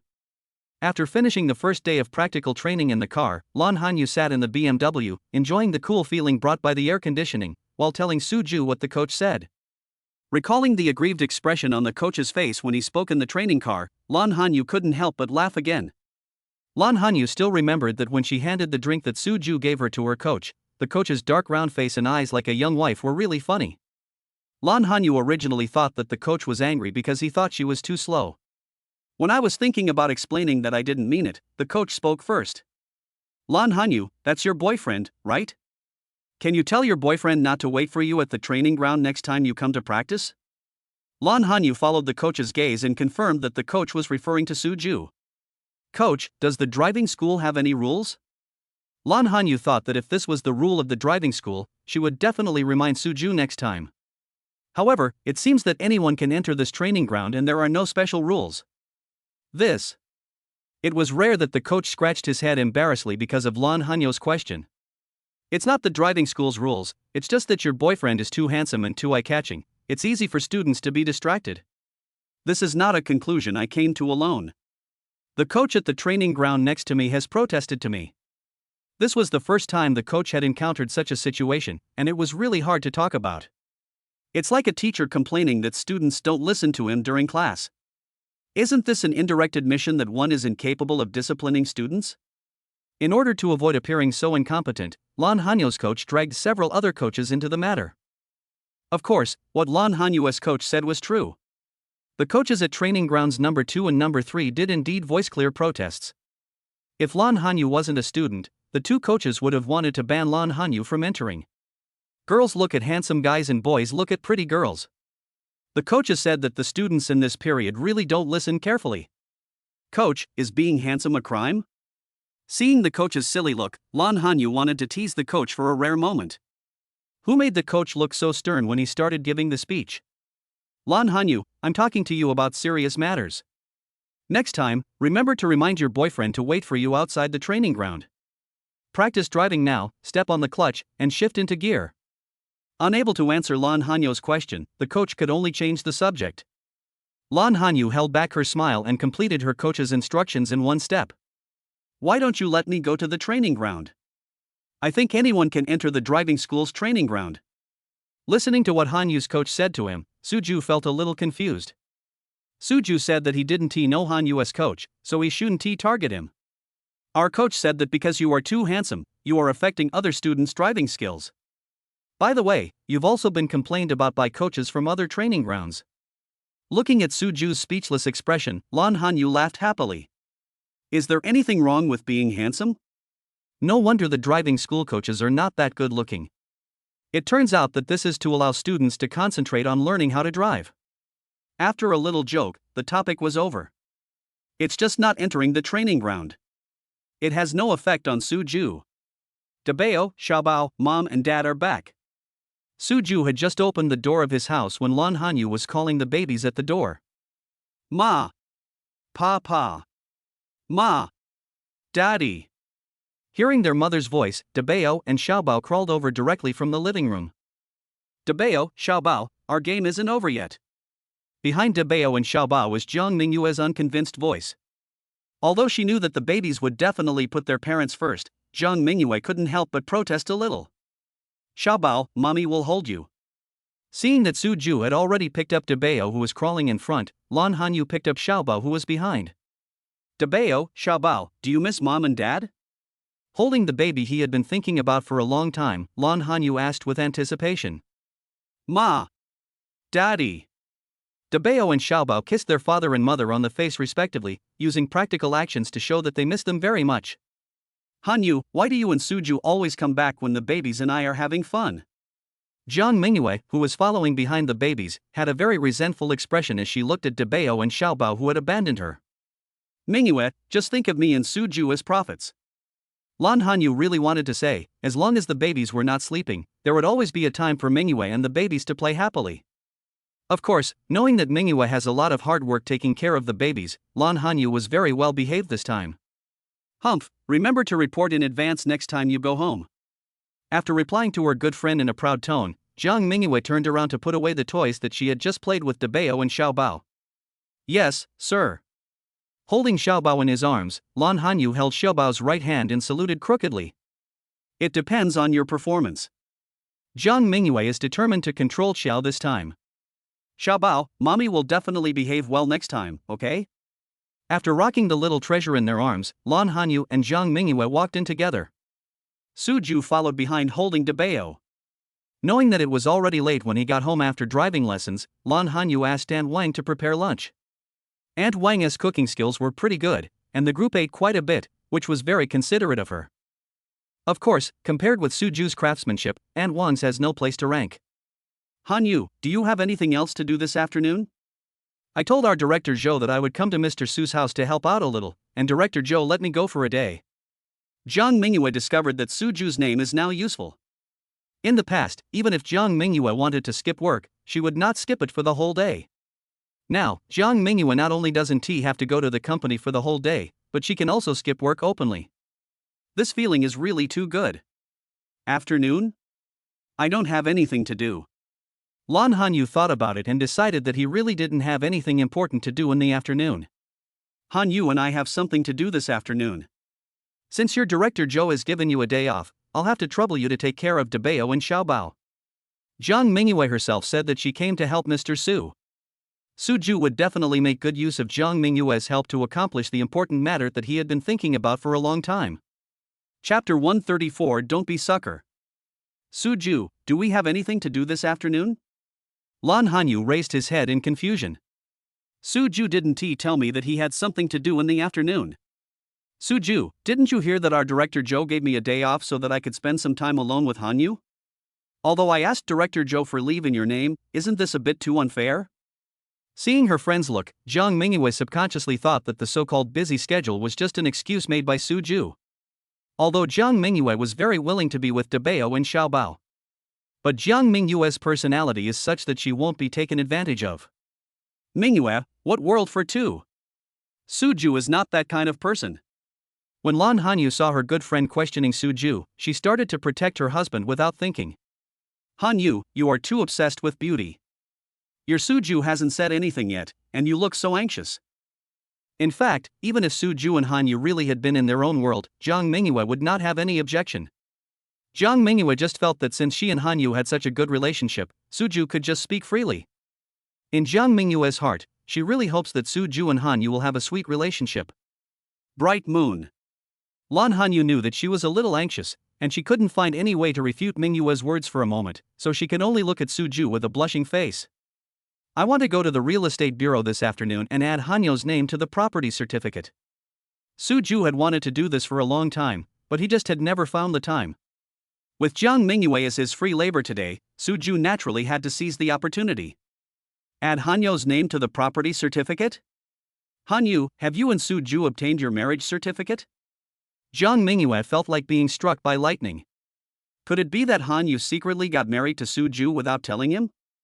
In Jiang Mingyue's opinion, only if they are husband and wife can Suju add Hanyu's name to the property certificate, right? No, Suju and I haven't obtained a marriage certificate. Mingyue, don't talk nonsense. Because Jiang Mingyue mentioned the word get a certificate, Lan Hanyu even temporarily put aside the matter of Suju adding her name to the property certificate. Can I add my name without getting a license? Jiang Mingyue asked this to Suju. Jiang Mingyue knows her good friend very well. Looking at Hanyu's expression, Jiang Mingyue knew that Suju and Hanyu had not obtained their marriage certificate. You can add names even if you are not married. Suju gave Jiang Mingyue an affirmative answer. Before preparing to do this big thing, Suju had already checked all the information. Of course, if you are a husband and wife, it will be much more convenient to add your names to the property certificate. However, Suju did not want to use this matter to discuss getting a marriage certificate with Hanyu. Suju knew that there were still many things waiting for him and Hanyu to deal with. For example, meeting Hanyu's parents, taking Hanyu and the babies back to his hometown, and making Hanyu nod willingly not because of the babies. Can you really add your name to the property deed if you are not married? Jiang Mingyue now looks like a curious baby. Well, if you're not married, the formalities will be a little more complicated. First, we need to sell and transfer part of the housing property rights under the man's name to the woman. Of course, this transaction is just a formality. After completing this process, the woman will become a co-owner of the house, and her name can be directly added to the property certificate. Suju explained the information he had found to Jiang Mingyue. Suju had memorized these little pieces of information a long time ago, so of course he could speak them out now. Is it that simple? Jiang Mingyue was obviously still skeptical about Suju's words. The girlfriend of a colleague of mine wanted to add her name to the property certificate before marriage. I heard that because it was difficult to do, the two of them finally broke up. Jiang Mingyue said that the version she heard was not as simple as Suju said. There are two situations for what you are talking about. Suju did not show any impatience towards Jiang Mingyue's questioning. Before Suju looked up the relevant information, he also felt that this was a very difficult matter. What's going on? Suju, tell me quickly. Jiang Mingyue was an impatient person, and when she heard Suju's clear and detailed speech, her curiosity was immediately aroused. Mingyue, don't be anxious. Let Suju talk slowly. Lan Hanyu looked at his good friend, who seemed to want to rush forward and grab Suju by the collar to force a confession, and felt a little embarrassed. One scenario is probably something that everyone can guess, which is that the man simply doesn't want to add the woman's name to the property certificate, and uses the fact that there is no marriage certificate as an excuse. In the other case, your colleague is unlucky. Glancing at Hanyu, who was looking at him with sparkling eyes, Suju raised the corner of his mouth. It turns out that Hanyu is also a curious baby. What do you mean? Why is it that my colleague is unlucky? Nowadays, there are too many cases where women ask to have their names added to the property certificate before getting married. Jiang Mingyue felt that if the two of them really had feelings for each other, it would be a pity to break up because of this matter. Therefore, Jiang Mingyue decided that after learning from Su Ju, she must go back to the company to educate her colleagues. By then, maybe my colleagues will admire me very much. Jiang Mingyue felt a little proud. If your colleague bought his house with a loan and he is unable to repay the loan, you cannot add someone else's name to the property certificate at will. Su Ju wrote down all the information needed to add Hanyu's name to the real estate certificate. That's all. Su Ju is not only an ideological actor, but also an actual actor. Su Ju had already prepared the real estate certificate, deed tax certificate, land certificate, marital status certificate, and his own household registration booklet and ID card required by the real estate bureau and placed them in his study. In the afternoon, Hanyu only needs to bring her ID card and go to the real estate bureau with Su Ju to apply for the procedure of adding her name to the real estate certificate.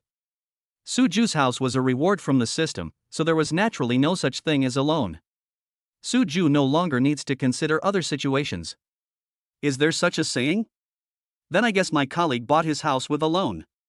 With our financial ability at this age, it's really difficult to buy a house in Jiangcheng with full payment. I don't know if my colleague has explained the situation to his girlfriend. If it's made clear, and his girlfriend still breaks up with him, that's too much power. Jiang Mingyue said with some regret. When seeing Su Ju's smiling face, Jiang Mingyue realized that she seemed to have missed something. Su Ju bought the house with full payment. It is still the best community in Jiangcheng City. Chapter 135 Crushing. Su Ju, since you bought this house in full, you don't have this worry. Jiang Mingyue curled her lips and found that her financial strength as a person who had been in society for 2 years was actually crushed by a junior student. This feeling is really unpleasant. Look at Su Ju, he lives in a big house and drives a big BMW. Unfortunately, Su Ju bought the house and the car with his own ability. Jiang Mingyue could only complain a little in her heart that Su Ju was an outlier. A super money-making alternative. Yes, it will be much easier for me to complete this procedure. Hanyu, just bring your ID card with you. Although he knew that Hanyu usually carried his ID card with him, Su Ju still reminded him when he was doing things in the afternoon. Su Ju, do you really want to add my name to the property certificate? Wouldn't that be bad? No reward without merit. Lan Hanyu felt that by adding her name to the property certificate, she was taking advantage of Su Ju. This is a house worth more than $5 million. If Lan Hanyu's name is added, wouldn't it be equivalent to giving half of the more than $5 million to Lan Hanyu? When Su Ju said earlier that he wanted to add his name to the property certificate, Lan Hanyu thought that Su Ju was just saying it casually and that it would be enough for her to just listen to it. Later, Su Ju never mentioned this matter again, and Lan Hanyu had already forgotten what Su Ju had said. What's wrong with this? Dabao and Xiaobao have already been born.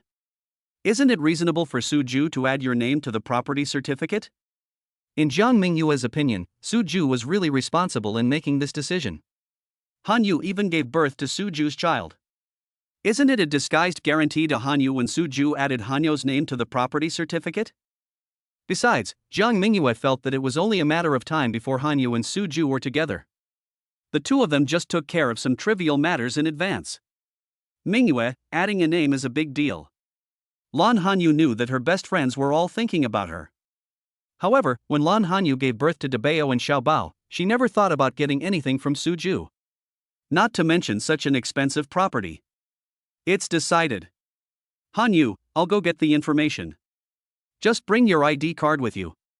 Without giving Hanyu a chance to refuse, Su Ju stood up and walked towards the study. Su Ju had already put all the necessary information in a file bag. He took the file bag directly without even giving Hanyu time to think. Are you really going? Lan Hanyu was still a little hesitant. Go, why not? Your Su Ju is so sincere, what else are you considering? Jiang Mingyue completely stood on Su Ju's side in this matter. After giving her good friend a push, Jiang Mingyue almost took Hanyu directly to the real estate bureau. Ma! Pa! When Dabao and Xiaobao saw that their parents seemed to be going out, they also wanted to follow them. Dabao, Xiaobao, godmother is going to play a game with you. And Grandma Wang, can we go to the balcony to watch the pigeons together? The little pigeons haven't come to see our baby all morning. Godmother and Grandma Wang took our Dabeo and Xiaobao to see if the little pigeons have come. Zhang Mingyue and Aunt Wan each picked up a baby and walked to the balcony. When the babies weren't paying attention, Zhang Mingyue turned her head and silently said, "Go away." If the babies react and insist on going out with their parents, there will be another big battle at home.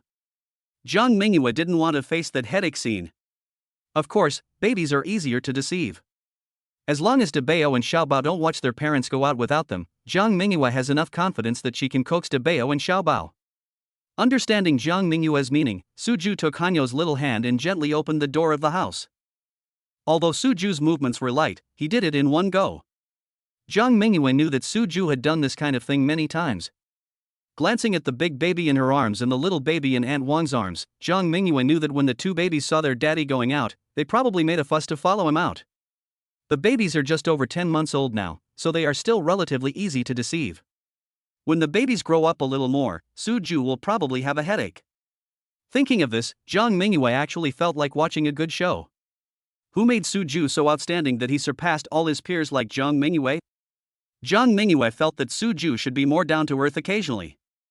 For example, facing two difficult babies, Suju should have had a few headaches. Coo. What the hell, coo. Coo. Dabeo and Xiaobao saw the little pigeons they had been longing for and shouted happily. Seeing that the baby's attention was successfully diverted, Zhang Mingyue showed a big smile on her face. Dabeo, Xiaobao, what is this cooing sound? What the hell, coo. Dabeo thinks that the godmother is a little stupid. The baby has already told the godmother that it is a cuckoo, so why is the godmother still asking such a question? Dabeo, godmother is asking, what is the name of this goo-goo? Coo is just the sound a pigeon makes, it is not its name. What? Dabeo tilted his little head and thought seriously for a while about his godmother's question. I think my dad has mentioned the name of this goo-goo. Pigeon. What the hell, coo, pigeons. Clapping his hands, Dabeo felt very happy that he had thought of a name for the little pigeon. Dabeo is awesome, this is a little pigeon. What the hell, pigeons? When Xiaobao heard his godmother praising his sister, he immediately came to show his presence. Our little treasure is great too. Big treasure, little treasure, look, the little pigeon is flying over here. The little pigeon is saying hello to our baby. A little pigeon successfully made Dabeo and Xiaobao forget about their parents going out. If Suju and Lan Hanyu knew that they were surpassed by a little pigeon in the hearts of the babies, I wonder how they would feel? Suju, do you really want to go to the real estate bureau? Such a big thing, do you want to reconsider it? Lan Hanyu was let out of the house by Suju. Even after getting into the BMW, Lan Hanyu still wanted to persuade Suju. Adding a name to the property certificate is really not a trivial matter. What are you considering? Do you still want to take the babies with you? Do you have any other ideas? Suju knew Hanyu's concerns and asked the question in return on purpose. What other ideas could I have? Lan Hanyu blared at Suju coquettishly. She gave birth to two babies for Suju, and now she has let Suju know about the baby's existence. Lan Hanyu said that she and Suju were already tied together. Other ideas? Suju could actually say that. Chapter 136 Sour Taste. There is no other thought. Of course, your name must be tied to mine. This property certificate is just the beginning, there will be other certificates in the future. After entering the name of the real estate bureau into the navigation system, Suju stepped on the accelerator and followed the navigation instructions to get down to business. What other certificates? How can there be so many certificates? Lan Hanyu knew in her heart that Suju was probably talking about the marriage certificate. Only the marriage certificate requires the names of both the man and the woman to be put together, right? However, Suju did not say it explicitly, and Lan Hanyu was too embarrassed to say it out loud. Lan Hanyu was afraid that Suju would think that she was forcing him to get married. Looking at Hanyu's red face, Suju just smiled and did not continue the topic. Marriage certificate? This is definitely a step that will have to wait until Suju proposes to her. Naturally, Suju was not in a hurry to tell Hanyu the truth now. Suju, adding a name is such a big thing, don't you need to talk to your uncle and aunt first? This was the first time that Lan Hanyu took the initiative to mention Suju's parents. In Lan Hanyu's mind, he is her elder, so such a big thing must be reported to her in advance, right? Lan Hanyu felt that it was not worth it if this incident left a bad impression on Suju's parents. When Lan Hanyu went to find Suju, he always thought that Suju was just a poor junior student. It can be said that Lan Hanyu was looking for Suju purely to find the father of the babies. As for how much financial ability Suju had, Lan Hanyu had never considered it at all. No need, I bought this house myself, my parents don't even know about it. This is the house rewarded by the system. Suju has not yet found a suitable opportunity to tell the old couple in his family. Didn't you tell your uncle and aunt about buying a house?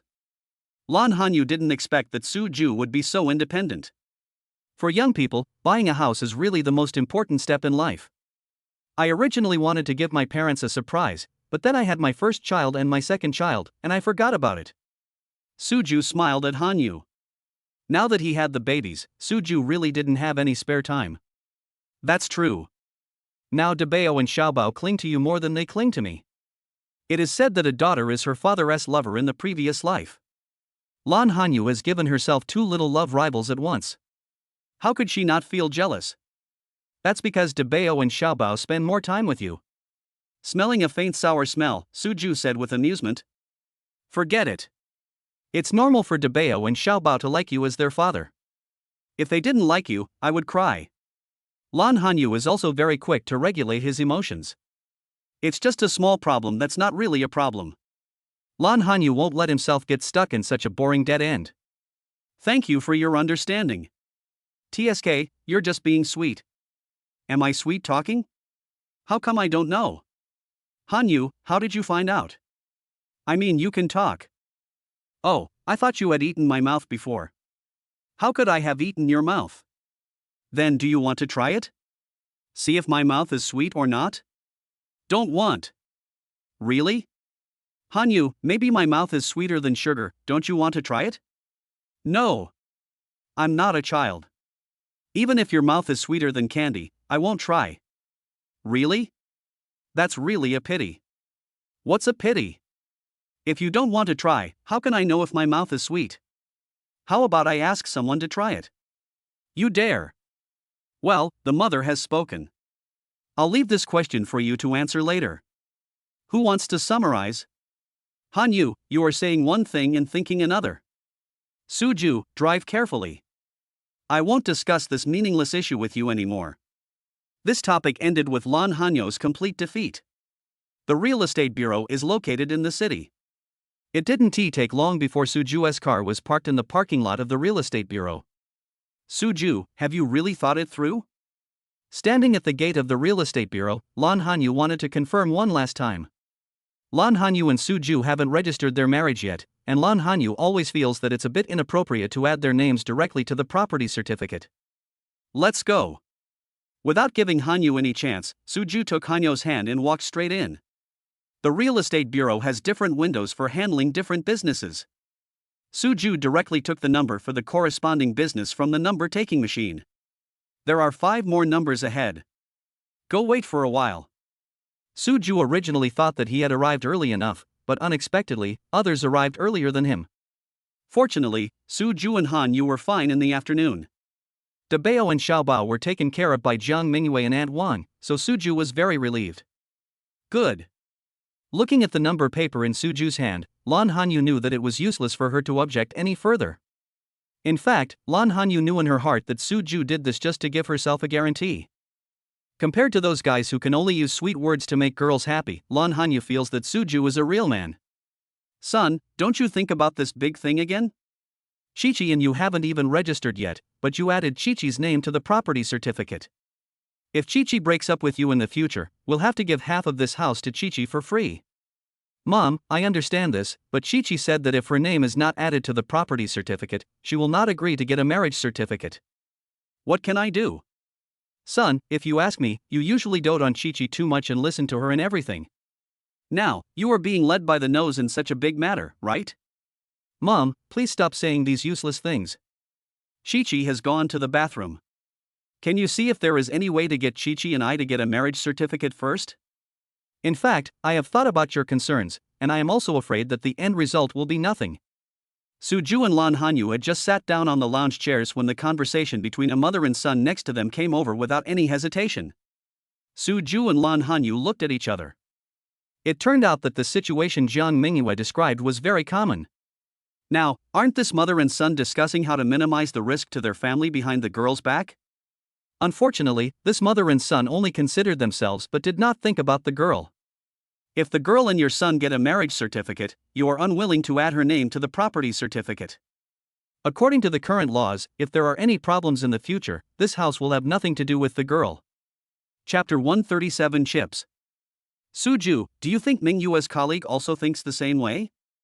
We have to wait anyway, Lan Hanyu whispered in Su Ju's ear. In Lan Hanyu's opinion, Jiang Mingyue's colleague might have the same idea as the mother and son now. Then, because the man and woman could not reach a consensus, they finally ended up going their separate ways. Actually, if you think about it, both parties are considering themselves, which inevitably makes them seem a little selfish. Su Ju looked down upon the mother and son who were plotting behind the girl's back. But on the other hand, isn't it a bit too much for a girl to add her name to the man's property certificate before getting the marriage certificate? If the man brought it up first, it would be a different story. Judging from the current situation, it is obvious that the boy and his mother were forced to come here. In fact, the man's considerations are also very normal. With today's housing prices, a new house basically costs the life savings of the older generation. If the marriage between my son and the girl fails, my family will have to pay for half of the house. Just think about it, this situation is quite terrifying. I guess few people dare to gamble. Yeah, I think so too. Lan Hanyu hasn't seen the girl named Chi-Chi yet. Just from the fact that the girl was able to force the boy's mother over, it can be seen that Kiki is not someone who can be easily messed with. Looking at the gentle Hanyu, Su Ju felt that he was still very lucky. Even when he was not sober, he could have picked such a good wife. With a virtuous wife like this, what more could a husband ask for? Su Ju now quite agrees with this statement. Lan Hanyu was also deeply moved. Compared to others who have to scheme all the time, am I too lucky to meet Su Ju? Is it our turn yet? Su Ju and Lan Hanyu heard the voice and turned to take a look. I saw a girl dressed quite fashionably, standing in front of the mother and son who had just spoken with a proud look on her face. Not yet. When the boy saw his girlfriend coming, he stood up immediately. The boy gave up his seat to help his girlfriend take the bag. How many more are there? Isn't the efficiency of this window too low? I thought I could go to the bathroom and then it would be our turn. Somewhat dissatisfied, the girl sat down angrily. Chi-Chi, Auntie thinks that you and Xiaofeng haven't obtained the marriage certificate yet, but isn't it a bit too hasty to add your names to the property certificate first? Looking at her son who dared not speak, the aunt had no choice but to be the bad guy herself. Auntie, what do you mean? Xiaofeng and I have already discussed this matter a long time ago. Besides, it's already at the real estate bureau. Do you mean that you don't want to add my name to the real estate certificate? It turns out that the girl named Kiki is not a pushover. She didn't have any concerns just because the other person was her boyfriend's mother and was considered an elder. With a straight face, Kiki turned her head towards her boyfriend. Xiaofeng, is this what you meant? What? I just went to the bathroom and you two have evil ideas again? Seeing that her boyfriend's mother was unwilling to add her name to the property certificate, Kiki started shouting without caring about her image. Chi-Chi, how can this be called a crooked idea? Auntie just thinks that the correct procedure is to wait until you and Xiaofeng get your marriage certificate before coming to the real estate bureau to handle this matter. Seeing her son's girlfriend disrespecting her in public, the woman's face immediately fell. What is the correct procedure? What kind of prescribed procedure is this? I know what your family is planning. You want to wait until Xiaofeng and I get our marriage certificate. By then, the rice will be cooked and I won't have any bargaining chips, right? Compared to Lalian, although Chi-Chi is young, she is very familiar with the place. Chi-Chi, that's not what my mother meant. Besides, even if we get a marriage certificate, if my family disagrees with adding your name to the property certificate, can't you divorce me? I think this is not a question of whether there are chips or not. This shouldn't be a big loss for you. Seeing that his girlfriend and his mother were about to have a falling out, the man named Xiaofeng quickly came out to smooth things over. Divorce? I think your family is really funny. If I get divorced, I will be married for the second time. You think that I will be worthless and can only stay in your house, right? It would have been fine if Xiaofeng didn't say anything, but once he opened his mouth, Chi-Chi's face became even more stretched. Because the noise here was quite loud, the people around who were waiting for their services turned their heads curiously. Chichi, aren't my mom and I discussing this with you? Keep your voice down. Maybe Xiaofeng felt embarrassed being watched by everyone, so he pulled his girlfriend's clothes. Why should I keep my voice down? I haven't done anything wrong, why should I keep my voice down? You guys, you want to plot against someone secretly, but you don't want anyone to know, right? Is there such a good thing in the world? Because of Xiaofeng's words, the girl felt that she was right, and her attitude became even more arrogant. What's going on? I don't know. From what the girl said, this mother and son must be plotting something against her. Plot? They came to the real estate bureau. Could it be that this mother and son are plotting against the girl's house? It doesn't seem so.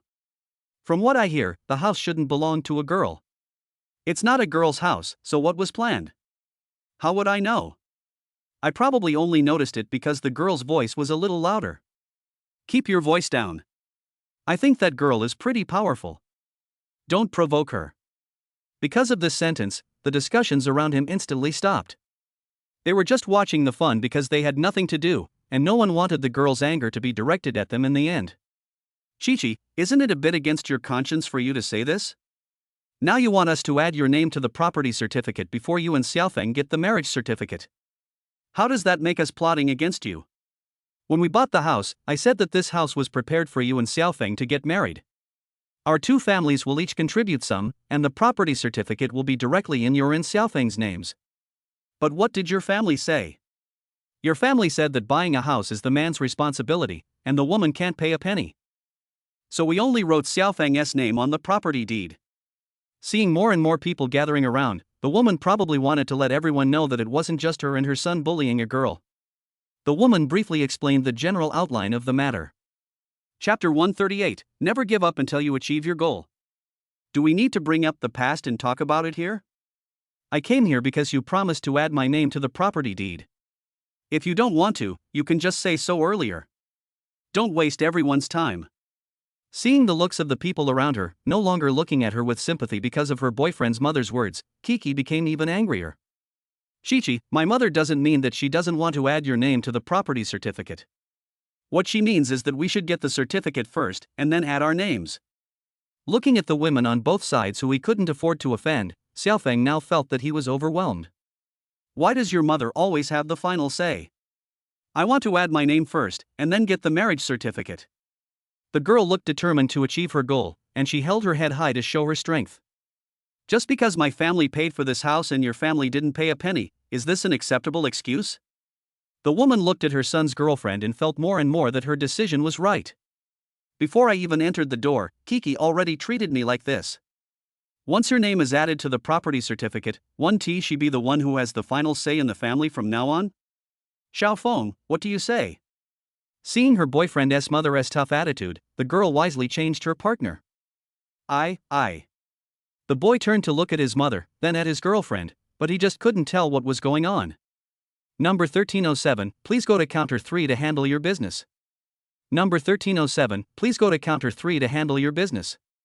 Just as the boy was thinking about what he should do, the counter for special services started calling numbers. What do you mean by I? 1307, that's our number, right? Are you going to do it or not? After taking a look at the number picking sheet in her boyfriend's hand, the girl stepped forward and started the forcing procedure. No, this house was bought by Xiaofeng's father and I, and it's not Xiaofeng's turn to make the decision. We made it clear when we bought the house. The house will not be given to you two until you and Xiaofeng get married. Now, Xiaofeng's father and I have the final say over this house. Looking at her son, the woman realized that she had turned her son into a mama's boy. In the past, the woman felt very happy that her son listened to her. But now, seeing that her son couldn't even make up his mind, the woman was filled with regret. The woman knew that she could only help her son in this last hurdle. Number 1307, please go to counter 3 to handle your business. The loudspeaker at the counter called out again. Xiaofeng, today I want to ask you one thing. Do you still want to add this name? If you don't add it, we will break up directly. The girl is so unscrupulous because she has a trump card in her hand. I'll think about it. What are you thinking about? If you miss this number, do you want to get a new number and queue up again? Just a small matter, how much time are you going to waste? I. The boy looked around and suddenly walked towards Suju and Lan Hanyu. To be honest, Suju and Lan Hanyu were sitting not far from the three quarreling people. All services have to be handled at the same window, so of course you have to wait nearby. Excuse me, I just saw that the number you took is 1308, and mine is 1307. Could you please go and handle the business first and exchange the number with me? Can. Suju didn't want to waste time. Since the other party took the initiative to propose changing the number, he might as well change it. If these three people ran to the counter to make trouble, Suju and Lan Hanyu would probably have to wait. Thank you. It can be seen that the boy just doesn't have any opinions, but he is still a good person. At least he's a polite person. This is Suju's evaluation of the boy. Xiaofeng, do you think you can get away with this by exchanging numbers with someone? Because the girl came out of the bathroom with her back to Suju and Lan Hanyu. After seeing her boyfriend's actions, the girl turned around and prepared to criticize her boyfriend for his childish behavior. The girl thought that if she was so easy to talk to, there would be no need for her boyfriend to change his phone number or anything. Don't take any chances. I'm telling you, if you don't add my name today, our relationship will be. The girl stopped cursing when she saw Suju's face. The girl said that she had never seen such a handsome guy. If my boyfriend is this handsome, there's no need to think about getting the marriage certificate first and then adding my name to it. Even if the girl was asked to give birth to a child first and add her own name to the property certificate, she would be 100% willing. I want to see what kind of girl is so lucky to have such a super handsome guy. Chi-Chi's eyes followed Suju holding Hanyo's hand and saw Lan Hanyo's face. I had originally thought that my looks would definitely outshine those around the handsome guy. Isn't there a popular saying now, ugly girls go with handsome guys? In this way, Chi-Chi felt comforted. This. After seeing Lan Hanyo's appearance clearly, Chi-Chi felt that she was really too backward. Is this an ugly girl with a handsome guy? They are obviously a beautiful woman and a handsome man, a perfect match, isn't it? I'm sorry to bother you. The boy greeted Suju and Lan Hanyu, and immediately turned around to comfort his girlfriend. Chi-Chi, let's discuss this further. Snort. In front of the handsome guy, the girl probably wanted to make herself look more cultured, so she didn't curse again. Hanyu, let's go. The number at the counter has been called several times. If no one comes to handle the business, the number will be skipped directly. Good. Now Lan Hanyu no longer says no. Looking at the girl named Chi-Chi, she was racking her brains to add her own name to her boyfriend's property. Lan Hanyu felt that if she continued to be fussy, she would seem a little pretentious. Seeing the handsome guy holding the beautiful girl's hand and walking towards the counter, Kiki's face fell again. Look at other people. How can you be like me? You are so old, but you still need to bring your mother with you when you do anything? I told you that you are a mama's boy, and you still don't admit it? If you have the guts, don't listen to your mother and do what others do, and bring your girlfriend here to handle the business. Looking at the ages of the handsome guy and the beautiful girl, the girl directly defined Suju and Lan Hanyu as a couple. Handling business at the same counter, Kiki also knew what the handsome guy and the beautiful girl were doing. Think about my boyfriend, he is average looking and his family background is just okay. But just adding my own name was obstructed by my boyfriend's mother. The girl became angrier the more she thought about it. Chapter 139 Rely on. Chi-Chi, don't force Xiaofeng. This house was paid for by Xiaofeng's father and I. We must agree before your name can be added. Besides, housing prices are so high now. Buying a house is equivalent to spending our life savings. Is there anything wrong with us being more cautious? How many people have you seen who added the woman's name without getting a marriage certificate? No matter how good the relationship is, no one dares to take the risk without a marriage certificate. Seeing that the girl kept forcing her son, the woman couldn't bear it anymore. That's true. If you don't get a marriage certificate, you have to add your name to the property certificate. If you add your name and then regret the marriage, the man will suffer a great loss. Yes, I have a distant relative who encountered this situation. Before adding her name to the property certificate, the woman said very nice things, but after adding her name, she turned hostile to me. Ah? Is there really such a person? What happened next? Later? It's a done deal. I can only blame myself for my bad luck. Did you really give half of the house to the woman? If it were me, I would definitely not be able to swallow this. What can I do if I can't swallow it? My distant relative has also taken it to court, but they only accept evidence and nothing else. People's hearts are hidden in their stomachs, so it's better to be careful. With the real-life case, everyone's view of Kiki has changed again. Both the mother and the son agreed to get it, and after getting the marriage certificate, they added their names to the property certificate. But this girl just doesn't want to do it. Is there some conspiracy behind this? You guys are really bored. Do you want me to keep talking?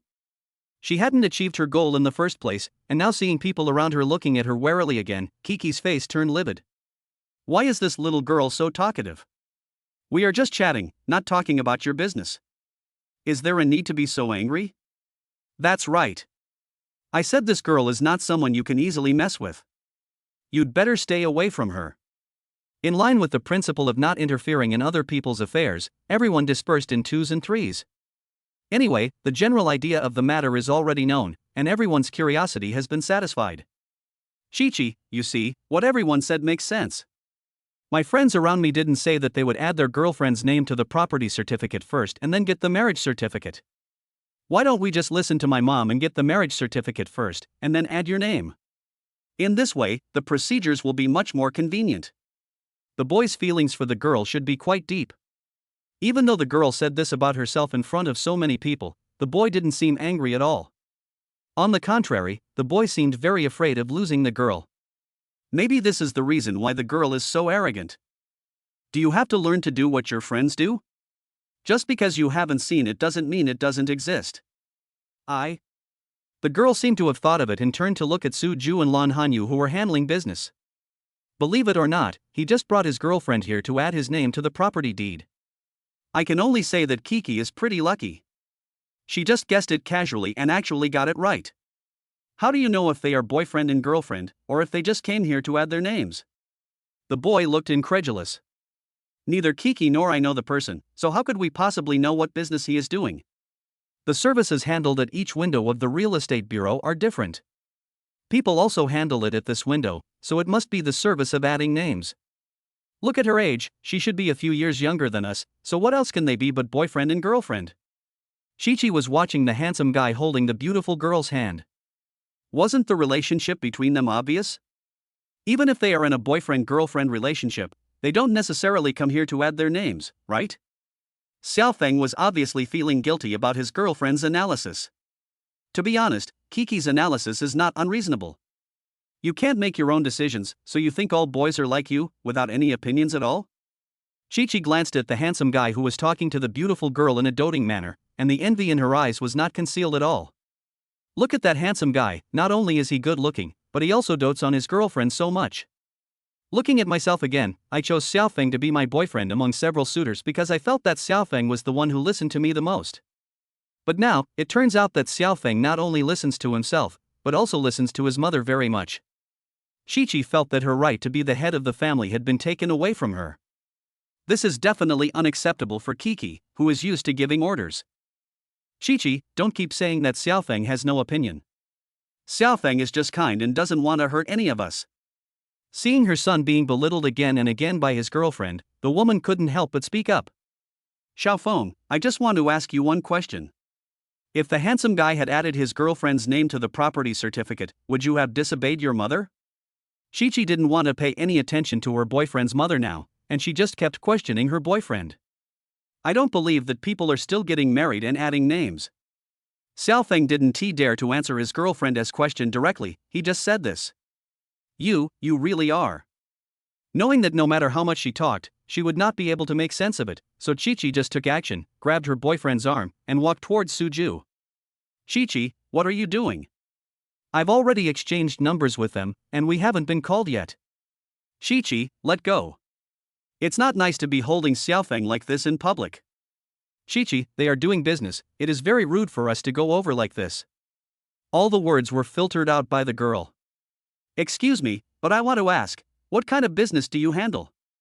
Su-ju was following the procedures and taking out various documents needed to handle the business from the file bag. Because of the sudden intrusion, Su-ju temporarily stopped what he was doing. Looking up at the same time as Hanyu, Su-ju saw the three people who were arguing there earlier. Frowning slightly, Su-ju looked at the boy who took the initiative to exchange numbers with him. I'm sorry, both of you. I'm really sorry to bother you. When Xiaofeng saw the look Suju was giving him, he quickly apologized. They were doing business well, and it was really impolite of us to suddenly interrupt them. Excuse me, this gentleman and lady's business has not been completed yet.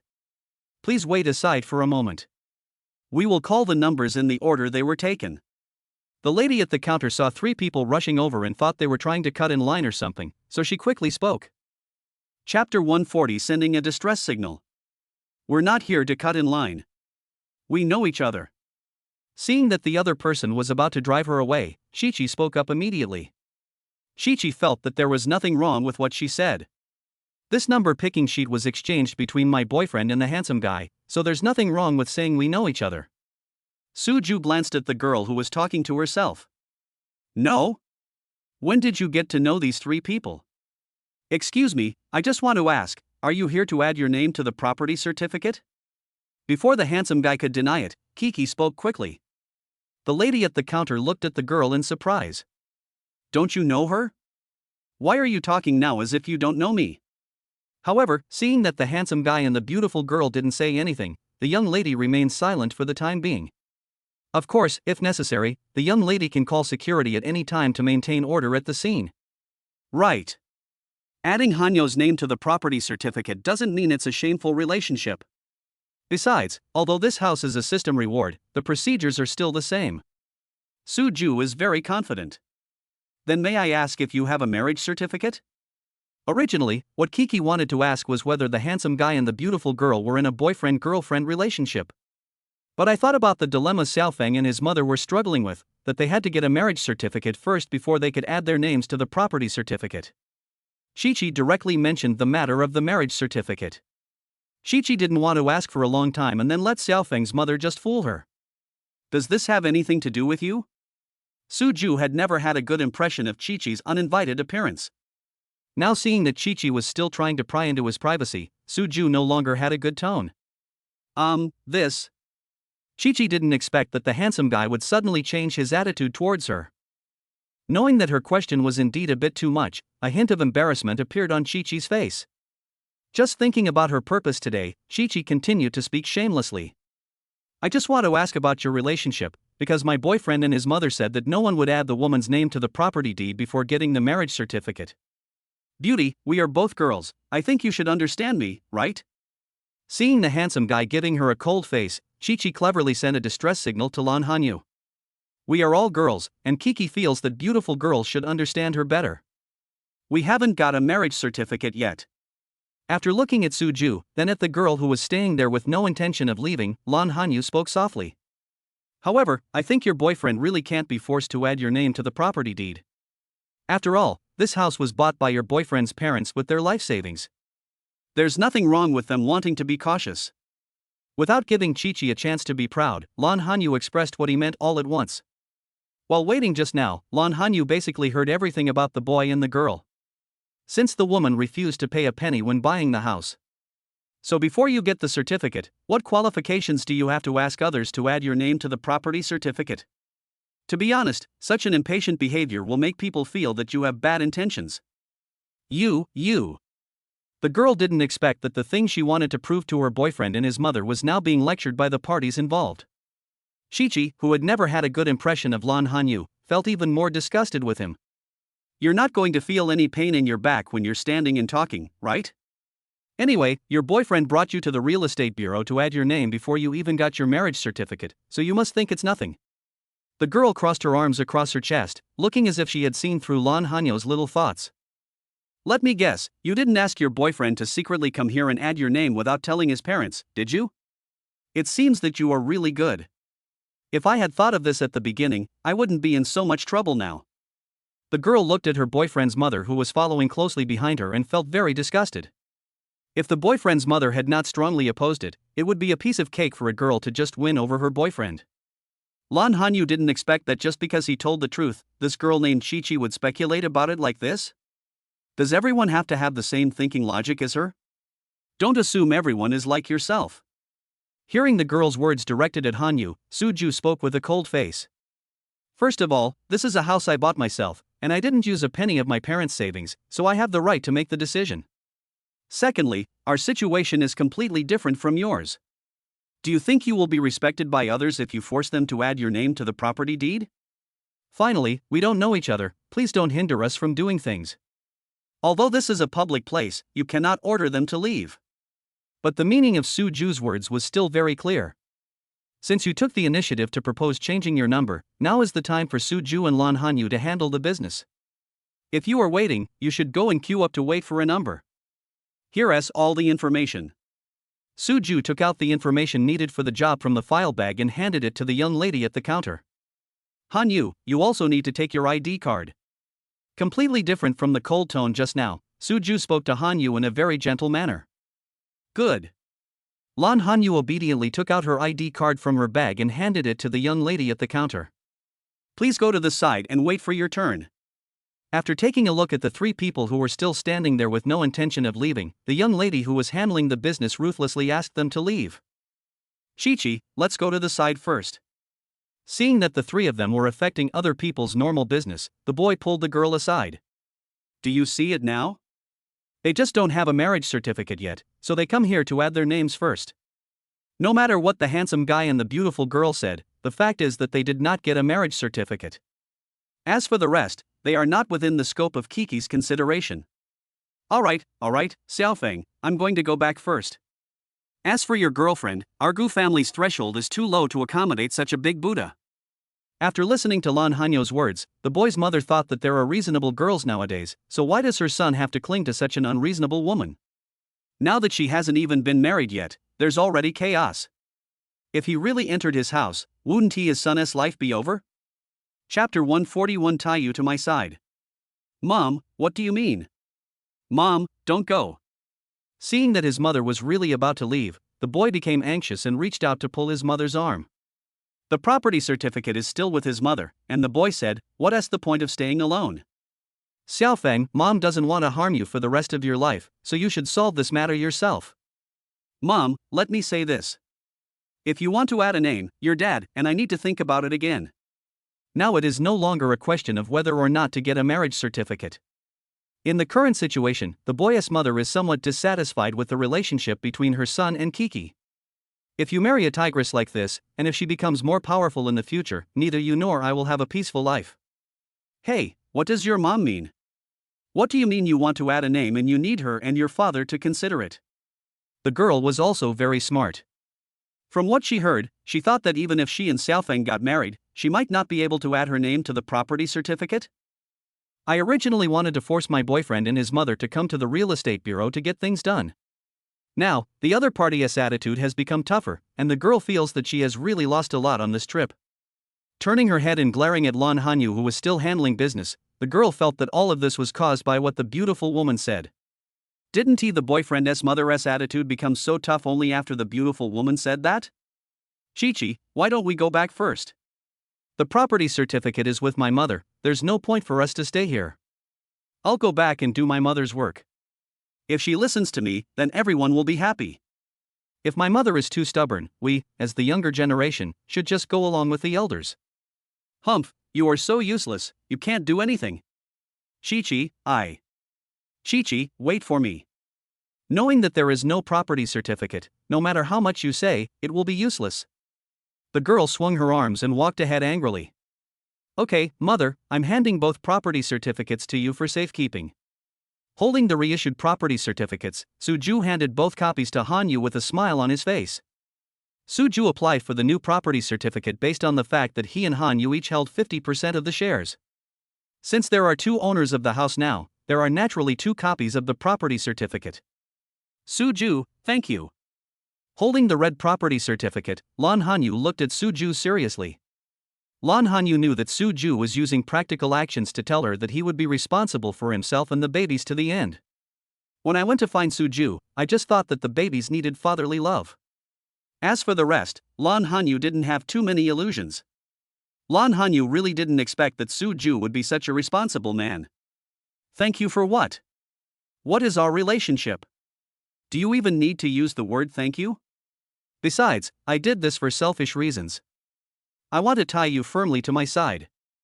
Turning his head, Suju spoke softly in Hanyu's ear. I. Lan Hanyu really wanted to say that her heart had been tied up by Suju. However, this was equivalent to a confession, but Lan Hanyu didn't have the courage to say it. With a red face, Lan Hanyu could only be delighted in her heart. Suju wants to tie himself up, which means that Suju cares about himself very much, right? Lan Hanyu certainly hoped that Suju wanted to keep her by his side simply because of her. However, the two of them had no emotional foundation at all before.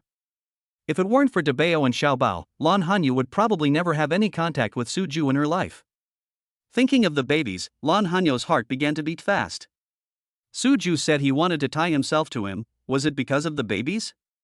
If it is still like that, the meaning will be completely different. Suju, is it because of the babies? Lan Hanyu is not being pretentious, he just wants an answer. Because of you. These three words are more domineering and effective than I love you. If you had a baby with someone else that night, would you do the same? Suju's answer made Lan Hanyu very happy. But women are strange creatures. Sometimes when they get stuck in a rut, they can be extremely stubborn. If it were someone else, I would definitely raise the baby. Glancing at Hanyu, Suju always felt that Hanyu seemed a little insecure. But I won't just tie a woman to my side for the rest of my life. Not even the baby's mothers. In order to prevent any more messy thoughts from popping up in Hanyu's little head, Suju deliberately added a sentence.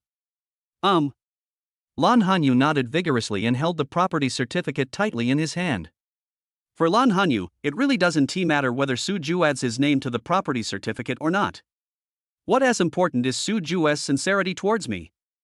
Now Lan Hanyu finally admitted in his heart that Mingyue was really good at talking. Even though Lan Hanyu was drunk and completely unconscious at the time.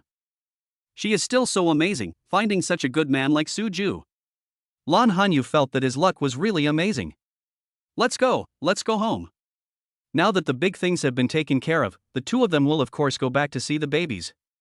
By the way, Suju and Lan Hanyu did spend a long time outside today. I wonder if the babies will be uncomfortable without seeing their dad and mom for such a long time. Okay, let's go home. Holding the hand that Suju extended to her, Lan Hanyu really wanted to go home, the home that belonged to her, Suju, and their babies. Hey, isn't this the person who speaks better than he sings? Why, when you talk about others you say one thing, but when it comes to yourself you say something else entirely? That's the new property certificate you're holding in your arms, right? Yes, you should keep it. You finally got your name on it. From now on, you will have a share of this house. Just as Suju and Lan Hanyu walked out of the door of the real estate bureau and were about to head towards the parking lot, a sour female voice blocked their way. It turned out to be Kiki and her boyfriend. Because it is not easy to get a taxi near the real estate bureau, Xiaofeng called a Didi taxi, and the two are now waiting for the car. Originally, Kiki wanted to give her boyfriend a warning and force him to ask his mother for the property certificate. But thinking of her boyfriend's mother's attitude in the real estate bureau, Kiki felt that she should go back and discuss countermeasures with her family first. So, at this time, Kiki did not let her boyfriend get out immediately. Because it would take some time for Didi taxi to be available, Kiki was originally scolding her boyfriend. Seeing Lan Hanyu coming out of the real estate bureau with a smile on her face, Chi-Chi didn't even want to hold back and rushed over directly.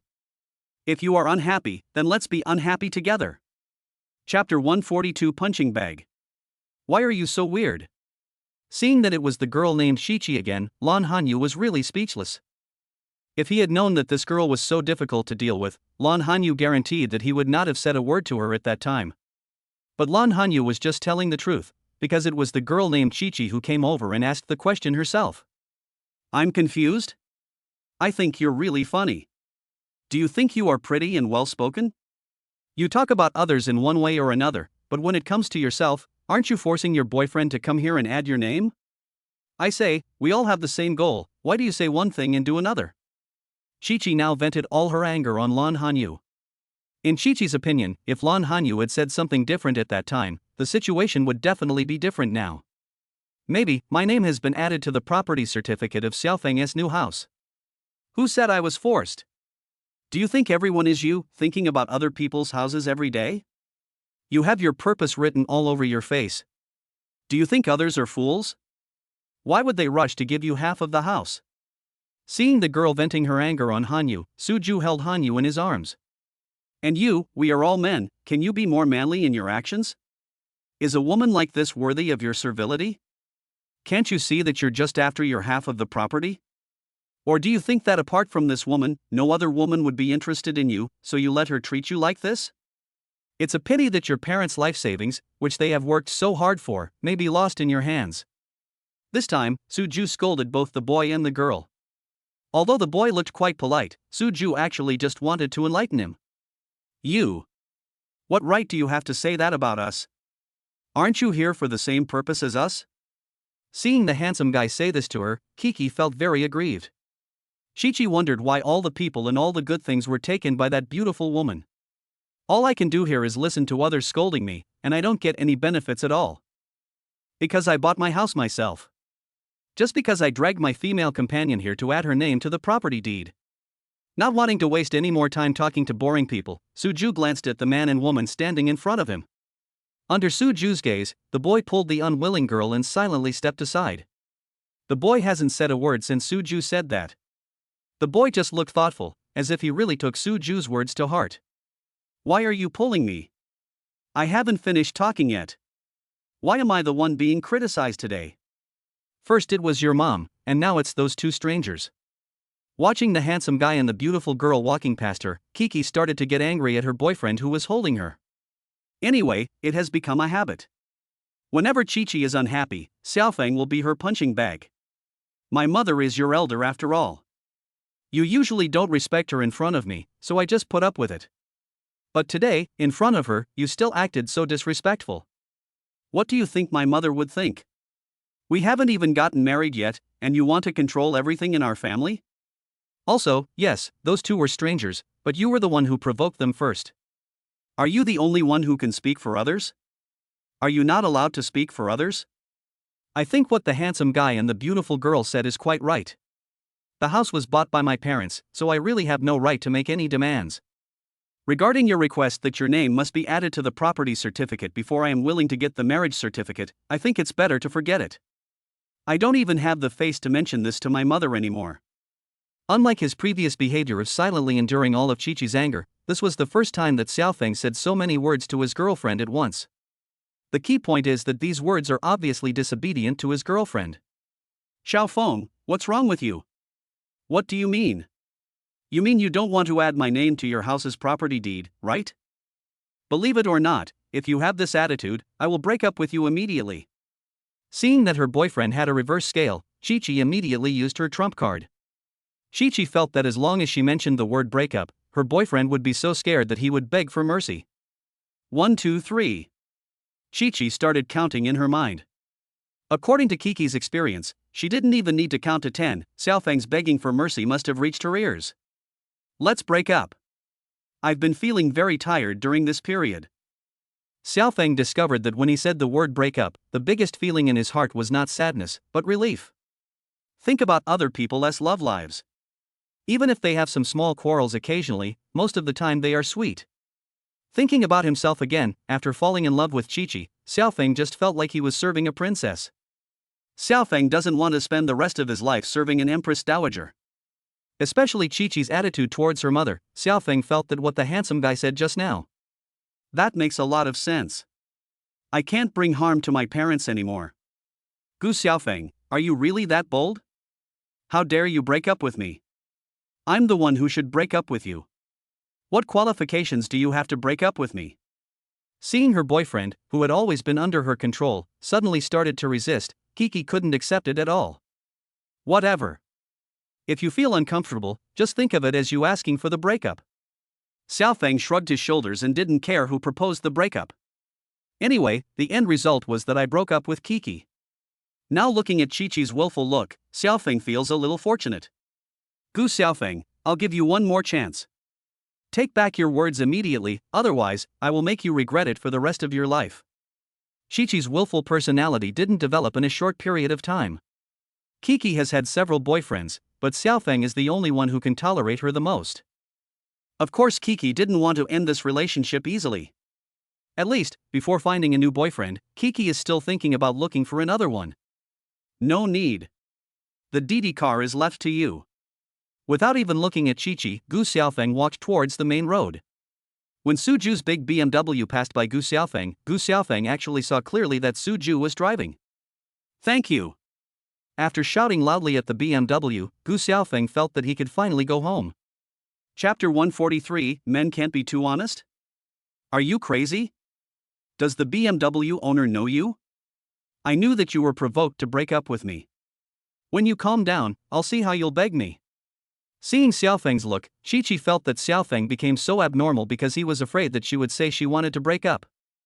Chi-Chi was already thinking in her mind how she should make things difficult for Xiaofeng when he calmed down and came back to beg her to get back together. This. Impossible. However, Kiki's sweet dream had not yet begun. When she saw clearly the two people sitting in the BMW, Chi-Chi realized that she was the one who was really stimulated. It turned out that the person Xiaofeng was thanking was not someone he didn't know, but the handsome man and beautiful woman from before. Xiaofeng, wait for me, you can't break up with me. Realizing that something was wrong, Kiki wanted to chase her boyfriend in her high heels, or to be exact, her ex-boyfriend. Unfortunately, Xiaofeng at this time is no longer the Xiaofeng who used to obey Chi-Chi's words. Without any hesitation, Xiaofeng took big steps forward without stopping at all. The final result, of course, is that the distance between the two people is getting farther and farther. Suju, why do you think that boy should thank you? In the BMW, Lan Hanyu saw Xiaofeng and Chi-Chi's situation clearly through the rearview mirror. Lan Hanyu didn't quite understand what Xiaofeng had said, thank you just now. In theory, Suju didn't help Xiaofeng much. Lan Hanyu remembered that Suju had just scolded Xiaofeng. He should have thought it through. Suju glanced at Xiaofeng, who was leaving alone in the rearview mirror, and curled the corners of his mouth. Although Xiaofeng doesn't have any strong opinions, at least he's not hopelessly stupid. At least, Suju's words finally woke him up, right? If Xiaofeng still hasn't come to his senses by now, Suju would really think that he is hopeless. Have you thought it through? It looks like he should have. He should have broken up with that girl, right? So, he wants to thank you for scolding him and waking him up? I don't know if it was because I was happy for the boy, but Lan Hanyu felt a little excited when she talked about this. It's not a waste of my saliva. Saving a life is better than building a 7-story pagoda. Suju saves Xiaofeng and his entire family at once. It is truly a great merit. That's great. I think that boy is too honest. If he really gets together with that girl in the future, he will only be bullied. The BMW had driven a long way away, and Lan Hanyu sat up straight and stopped looking at the rearview mirror. You mean, men shouldn't be too honest, right? With a raised corner of his mouth, Suju was waiting for Hanyu to fall into the pit he had dug. Yes, if you are too honest, won't you be eaten alive by others? Look at that boy just now, isn't that a good example? If that boy hadn't been so honest from the beginning, he probably wouldn't have been bullied to that extent by the girl. Although Lan Hanyu is a girl, she still doesn't like Chi-Chi bullying Xiaofeng. When people interact with each other, they should be equal. The relationship between Chi-Chi and Xiaofeng is obviously unequal. Lan Hanyu felt that such a relationship, even if they were forced to get married, would not last long. I think so too, Hanyu. Do you think I am too honest? In order to match what he said, Suju retracted the corners of his mouth that were raised. Ah. When Lan Hanyu heard Suju say that he was honest, she was a little overwhelmed. Suju is a very opinionated person, how could he get involved with an honest person? Of course, Lan Hanyu didn't mean that Suju was cunning or something. However, Lan Hanyu had never really thought of using the word honest to describe Suju. Suju, do you think I bullied you in some way? After thinking for a while, Lan Hanyu really didn't think that he was unreasonable or domineering in any way. I said that the boy just now was an honest man because I saw that he was always bullied by his girlfriend. Now that Suju asked this, Lan Hanyu subconsciously looked for the reason in himself. No. Seeing Hanyu taking the bait little by little, Suju held back his smile. Then why do you say you are too honest? After self-reflection, Lan Hanyu dared to swear that he had never bullied Suju in any way. The only possibility was that she did not discuss it with Suju before giving birth to Dabeo and Xiaobao. But seeing how much Suju likes babies, Lan Hanyu felt that Suju definitely wouldn't be referring to this. Hanyu, what do you think our relationship is? Knowing that Hanyu was smart, Suju did not give Hanyu much time to think and directly started asking questions. We are Dabeo and Xiaobao's parents. The two are neither in a romantic relationship nor husband and wife. This is the only answer Lan Hanyu can give. Then how were Dabeo and Xiaobao born? Hey, Suju, aren't you asking even though you already know the answer? Her face flushed. Lan Hanyu couldn't say, I was the only one who gave birth to both Dabeo and Xiaobao, right? If it weren't for Suju's effort, let alone giving birth to twins, even if it was just giving birth to one baby, it would be impossible for Lan Hanyu to complete the task independently. What do you mean by asking even though you already know the answer? Hanyu, don't you think that our relationship seems to have regressed? The big bad wolf lures the little white rabbit. Of course he wants to trick the little white rabbit into his mouth little by little. What do you mean? Lan Hanyu always felt that Suju's words today were very profound. Anyway, there were a lot of words and Lan Hanyu was a little unable to keep up with the pace. For example, as Suju said now, the relationship between the two has deteriorated. Lan Hanyu felt that her relationship with Suju was clearly getting better day by day. Look at the relationship between the two of them, isn't it getting closer and closer? How can there be any such thing as regression? Looking at Hanyu's little white rabbit-like eyes, Suju finally couldn't help laughing. Hanyu, when Dabeo and Xiaobao were created, our relationship should have been the closest relationship in the world, right? But, Dabeo and Xiaobao are already more than 10 months old. Do you think our relationship has regressed? Hanyu sometimes feels embarrassed about the promised goodnight kiss, let alone taking the relationship a step further. When Suju said this, he deliberately used a sad tone, as if the relationship between him and Hanyu was really regressing. Hiss. Seeing Suju say these words so effortlessly, Lan Hanyu could only take a breath. Lan Hanyu said that he really didn't expect that Suju would lead him into this trap. Chapter 144, The Army is Defeat. Hanyu, do you think what I said makes sense? Anyway, it's still some distance from the residential area, so Suju has made up his mind to be thicker skinned towards the child's mother. Following the principle that the more you talk, the more mistakes you make, and the less you say, the better, Lan Hanyu tightly closed her mouth. Lan Hanyu realized that although they were both top students, in some aspects, he was far behind Suju. Lan Hanyu was a top student. Suju is simply an all-round academic master. Every failure makes you wiser. This time Lan Hanyu has learned his lesson very well. Hanyu, if you don't say anything I'll take it as your consent. Actually, you don't have to feel embarrassed. Through what happened today, I also reflected on it. There are some things that still require boys to take the initiative. Don't worry, I will never be that kind of overly honest boy that you don't like in the future.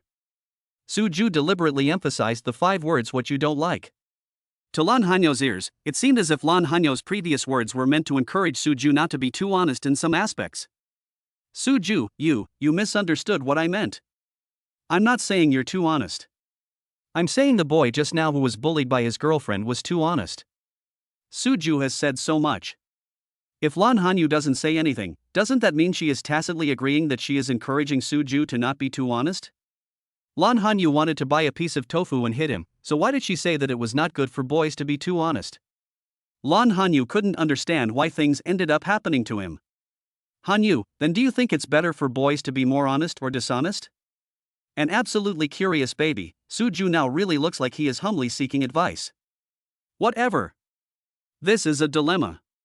Lan Hanyu knows that no matter how she answers, Suju will have something to say to her. Instead of this, Lan Hanyu simply didn't want to think about it anymore. Lan Hanyu could see that Suju definitely brought up this topic on purpose. Unfortunately, Lan Hanyu discovered it a little late. The fish has been hooked, and it is difficult to free it. Okay, I understand then. Just when Lan Hanyu couldn't help but ask Suju what he understood, Suju gave Hanyu a mysterious smile. Hanyu still hopes that I won't be too honest, right? The ambiguous tone, coupled with Suju's smiling face, made it impossible for Lan Hanyu to not want to understand. Boom. This time, Lan Hanyu felt that her entire face was burning hot. Ha ha ha. Hanyu, I didn't say anything. Why do you look so guilty? Or, in fact, you have always expected me not to be so honest? I don't. Feeling that his momentum was insufficient, Lan Hanyu took out his earphones and put them in his ears. Although it seemed like he was trying to cover up his mistake, Lan Hanyu really didn't have the courage to continue discussing with Suju at this moment. Look at the shy little woman, and then look at the familiar road ahead. As they were almost at the residential area, Suju stopped teasing the child's mother. If Hanyu went home with a red face, Jiang Mingyue would probably keep asking her questions. Suju didn't want Jiang Mingyue to find out about the privacy issues between him and Hanyu. Even if Jiang Mingyue is Hanyu's best friend, it won't work. Although Lan Hanyu was wearing headphones, he was secretly paying attention to Suju. Seeing that Suju finally let her go, Lan Hanyu secretly breathed a sigh of relief. Lan Hanyu secretly swore in his heart that he would be more careful with his words in the future. Dabeo, Xiaobao, Mom and Dad are back. Because she had time to cultivate her character, Lan Hanyu's face now looks very normal. As soon as Suju opened the door of the house, Lan Hanyu immediately called the babies. Hey, where are Dabeo and Xiaobao? Unlike the scene in the morning when the babies immediately came out to greet her as soon as they heard her voice, this time Lan Hanyu was answered by silence. Are the babies not home? That shouldn't be the case. If Mingyue took the babies out, she would have told me. Lan Hanyu looked at Suju behind him, and Suju just shook his head. Suju and Hanyu went out together. Because of his work, Suju didn't have time to turn on the surveillance at home, and of course he had no way of knowing why the babies were not at home. Of course, with Jiang Mingyue and Aunt Wang taking care of the babies, Suju was not worried about their safety. In Suju's opinion, at most the babies couldn't stay at home and were taken out to play. I'll call Mingyue. Taking out her cell phone from her bag, Lan Hanyu prepared to call her good friend. No, Mingyue left me a message, but I didn't notice it. I looked at the time when Mingyue left the message on WeChat, and it was exactly the time when Lan Hanyu was blocked by Suju and had to listen to music. Lan Hanyu said that it was no wonder that she couldn't hear the sound of WeChat. After glaring at Suju, Lan Hanyu did not vent her anger on Suju this time. Because, it's really all Suju's fault. Seeing Hanyu's little eyes, Suju touched his nose and said nothing. Sometimes, we still need to be more tolerant of women's bad temper. Hanyu, Aunt Wang and I are going to take the babies out to play for a while. If you come back, come find us by the slide. It turned out that Dabeo and Xiaobao, who were at home in the afternoon, suddenly thought of their parents and started making a fuss at home. After Jiang Mingyue and Aunt Wang tried their best but failed to calm the two babies. Jiang Mingyue could only take the babies out to divert the attention of Dabeo and Xiaobao. When I know my friend is coming back, he will definitely be worried if he can't see the babies. Jiang Mingyue even sent a voice message first.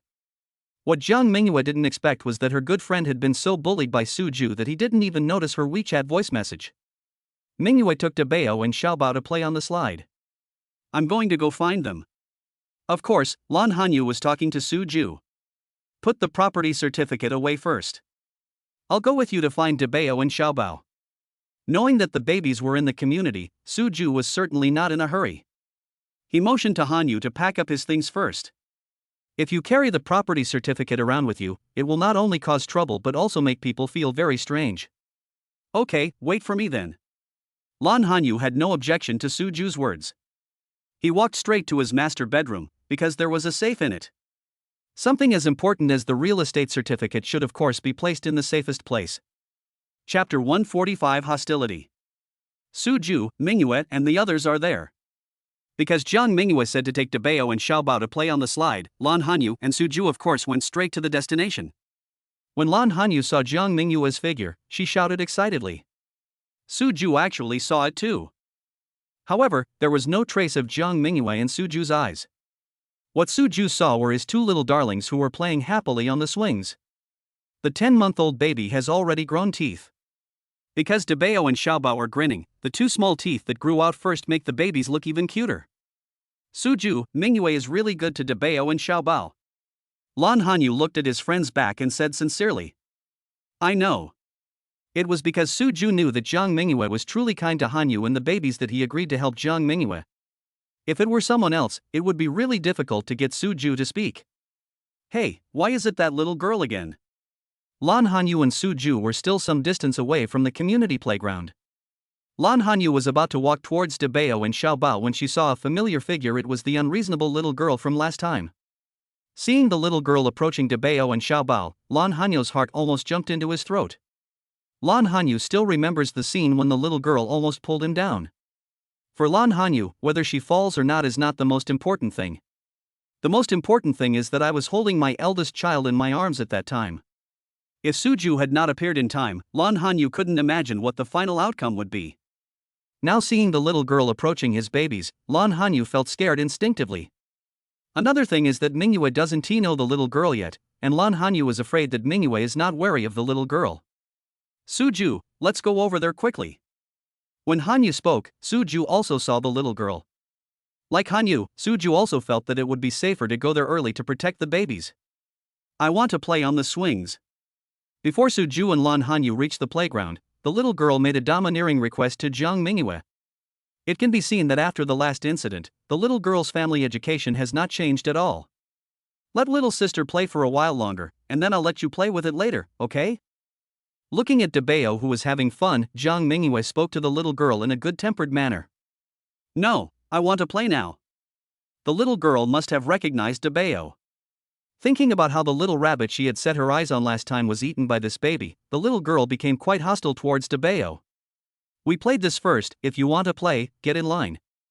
Jiang Mingyue has no patience for impolite children. Hey, you are such an adult, why are you bullying my granddaughter, a child? Seeing her granddaughter being scolded, the aunt from last time rushed over immediately. Of course, the aunt also recognized Debeo and Xiaobao. But the aunt also observed that the baby's parents were not at the playground today. Although the aunt's son has already said that the father of the twins is not someone their family can afford to offend. But now the twins' parents are not around, and the two babies can't speak. The aunt thought that even if she bullied the twins, their parents would not know about it. This can be considered as revenge for my waist, which has been hurting for several days. What do you mean I bullied your granddaughter? It was obviously us who played on the swing first, but your granddaughter was so unreasonable that she wanted to cut in line. As a grandmother, you didn't teach your granddaughter a lesson and were reasonable. Instead, you are blaming her for what happened. You are really setting a bad example for your granddaughter. Compared with Lan Hanyu, Jiang Mingyue's temper is not gentle. Looking at this old and young couple, both of them are acting unreasonable. Jiang Mingyue said, I won't indulge you. You, how can a little girl like you talk so loudly? How old is your child? Even if you take her away now, she won't make a fuss. Look at my granddaughter. She already has her own ideas. My granddaughter wants to play on the swing. She will not be happy until she plays on it. Also, I see you guys have been playing here for a while, it's time for someone else to play. The aunt has a very loud voice. Anyway, the aunt knows that she doesn't have a good reputation in the community, so she doesn't think it's shameful. Ms. Zhang, they. Aunt Wang, who was watching Xiaobao on the other side, also recognized the old woman. Putting her head next to Jiang Mingyue, Aunt Wang briefly told her what happened last time. So they have always been such unreasonable people?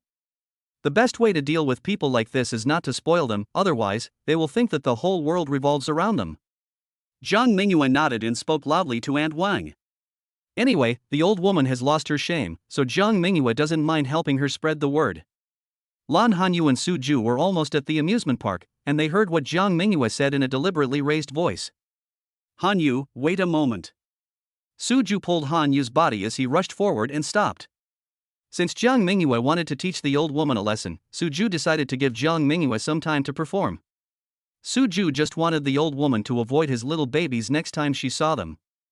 If there is always a fly flying around every time the babies go out to play, it can really affect their mood. Especially, it is impossible for Suju to accompany Hanyu and take the babies to play in the playground every time, right? Suju?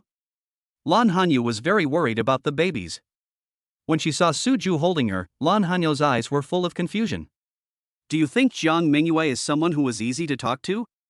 Besides, the distance between us is long enough to run over if something really happens. Suju knew what Hanyu was worried about and gave Hanyu a reassurance. With Suju's speed, if the old woman dared to take action or make any other small moves, Suju would definitely make the old woman regret it for the rest of her life. Mingyu is definitely not someone who will let bad guys take advantage of him. Thinking of Mingyue's nickname Female Knight when she was in college, Lan Hanyu couldn't help laughing. I looked at the distance and it was close enough. If Jiang Mingyue had not been distracted by the old woman at this time, at this distance, Jiang Mingyue would have definitely discovered Lan Hanyu and Suju long ago. Lan Hanyu and Suju just stood there, waiting to see how Jiang Mingyue would perform. Chapter 146 Special Measures. Who are you calling unreasonable? Why are we being unreasonable? This is a public place, and everyone can play with everything here. My granddaughter wants to play on the swings, is that a problem? The old woman did a lot of unreasonable things, but she didn't like to hear others tell the truth. When the old woman heard Jiang Mingyue reveal her true nature, she immediately became unhappy. You know this is a public place? I thought you were so arrogant that you thought this was your family's property. Want to win with your voice? Jiang Mingyue said, I'm a young man, how can I be taken advantage of by an old lady like you? Since this is a public place, there must be a sequence of priority. Our baby played with this swing first. Even if we play here all day, you have to wait by the side. Of course, if you are a polite person, we won't really make people wait for a whole day. After all, this is just a child's toy. Who would really have nothing better to do than to stay here for a whole day? It's just that I don't mind bringing my baby to play here for a while longer when I meet such uncultured people like you too. Jiang Mingyue glanced at the old woman and the little girl, as if she was going to use special means to deal with the evildoers. Jiang Mingyue didn't have a good impression of the little girl in the first place. After hearing from Aunt Wang how the little girl almost caused Hanyu and Debeo to wrestle last time, Jiang Mingyue hated the little girl from the bottom of her heart. Children without family discipline will be disliked wherever they go. Because of Aunt Wang's reminder, Jiang Mingyue protected Debeo in an embracing posture. Now even if the little girl wanted to launch a sneak attack, she wouldn't be able to find a place. Like Jiang Mingyue, although the little girl and the old woman did not like Xiaobao's swing, Aunt Wang also held Xiaobao in her arms. The little girl's behavior last time was really too scary, so Aunt Wang had to be on guard. Grandma, I want to play on this swing. The little girl doesn't care about anything else. In the little girl's eyes, this baby who ate the little rabbit she liked was the most annoying thing. If someone hadn't blocked her way, the little girl would have reached out and pulled the baby off the swing. Grandma, hurry up, drive that baby away, I want to play on the swing, I want to play on the swing. The little girl's attitude towards her grandmother was totally impolite. In order to urge her grandmother, the little girl kicked her. Hey, Nyonyo, you can't kick Grandma. She hasn't recovered from the fall she suffered last time. Last time, the old woman not only sprained her waist, but also her ankle. Now, after being kicked by her granddaughter, the old woman felt a burning pain in her ankle. I'll kick, Grandma, you're too slow. After hearing what her grandmother said, the little girl not only did not restrain herself, but kicked several times in a row. Jiang Mingyue looked at the little girl's behavior and frowned slightly. However, thinking that the person was kicking her unreasonable grandmother, Jiang Mingyue did not say anything to stop him. This is all caused by the old woman's own indulgence. Of course, she has to bear the consequences herself. Nyonyo, please stop kicking Grandma. Please stop kicking Grandma. It hurts Grandma. It hurts Grandma. The old woman dodged her granddaughter's continuous kicks and begged for mercy. Unfortunately, the little girl seemed not to hear the old woman's cries of pain. Nyonyo, stop kicking. Grandma will grab the swing for you. Grandma will grab the swing for you. The little girl stopped kicking her feet until she heard what she wanted to hear. Look at how spoiled this little girl is. If she were my granddaughter, I would have beaten her up long ago. Yeah, you're so young and you dare to hit your elders. When you grow up, won't you give her your life? If a little girl like this grows up, she will be a disaster to others. If someone marries her in the future, they will be in trouble for the rest of their lives. I thought that after what happened last time, this family would reflect on themselves, but I didn't expect that there has been no improvement at all. Last time? What happened last time? Weren't you playing in the neighborhood last time? When are you talking about? I don't even know what you are talking about. Then let me tell you, it was that little girl last time. People who were playing with their children in the playground gathered together because of the noise made by the little girl and the old woman. Seeing that it was a familiar scene, no one had any intention of taking action and just watched the show calmly. Of course, there are also people who are unaware of what happened last time and are now being enthusiastically rebroadcasted by other viewers about the last episode. This kind of child will teach my baby bad things. I'd better take my baby home first. There was an old lady who didn't often play there. Seeing the little girl being unreasonable, she picked up her granddaughter who was also playing on the swing and went home. Nyonyo, look, no one is playing on that swing anymore. Can Grandma hold you and play on that swing? The old woman no longer had the energy to care about the pointing and criticizing of people around her.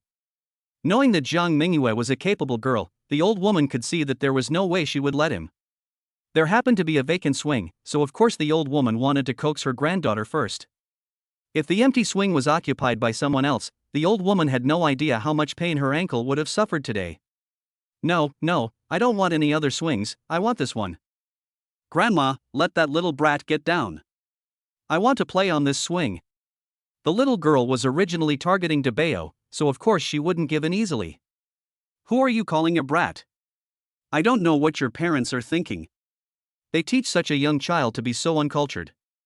For a child like you who was spoiled by your family, society will teach you a lesson.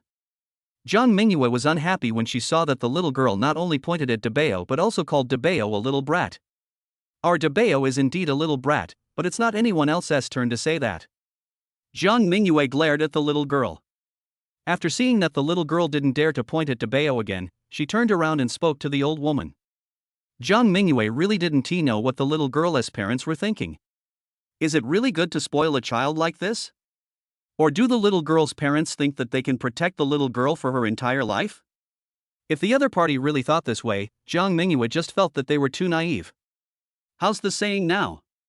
If your family doesn't teach you how to be a good person, sooner or later society will teach you how to be a good person.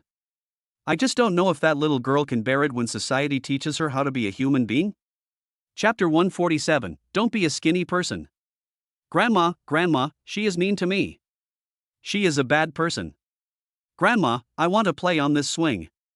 Let this kid play on that swing. I want to play on this one. When the little girl saw that Jiang Mingyue did not follow her wishes, she started to throw a tantrum at her grandmother again. Did you hear that? In the eyes of children, you look like a bad person.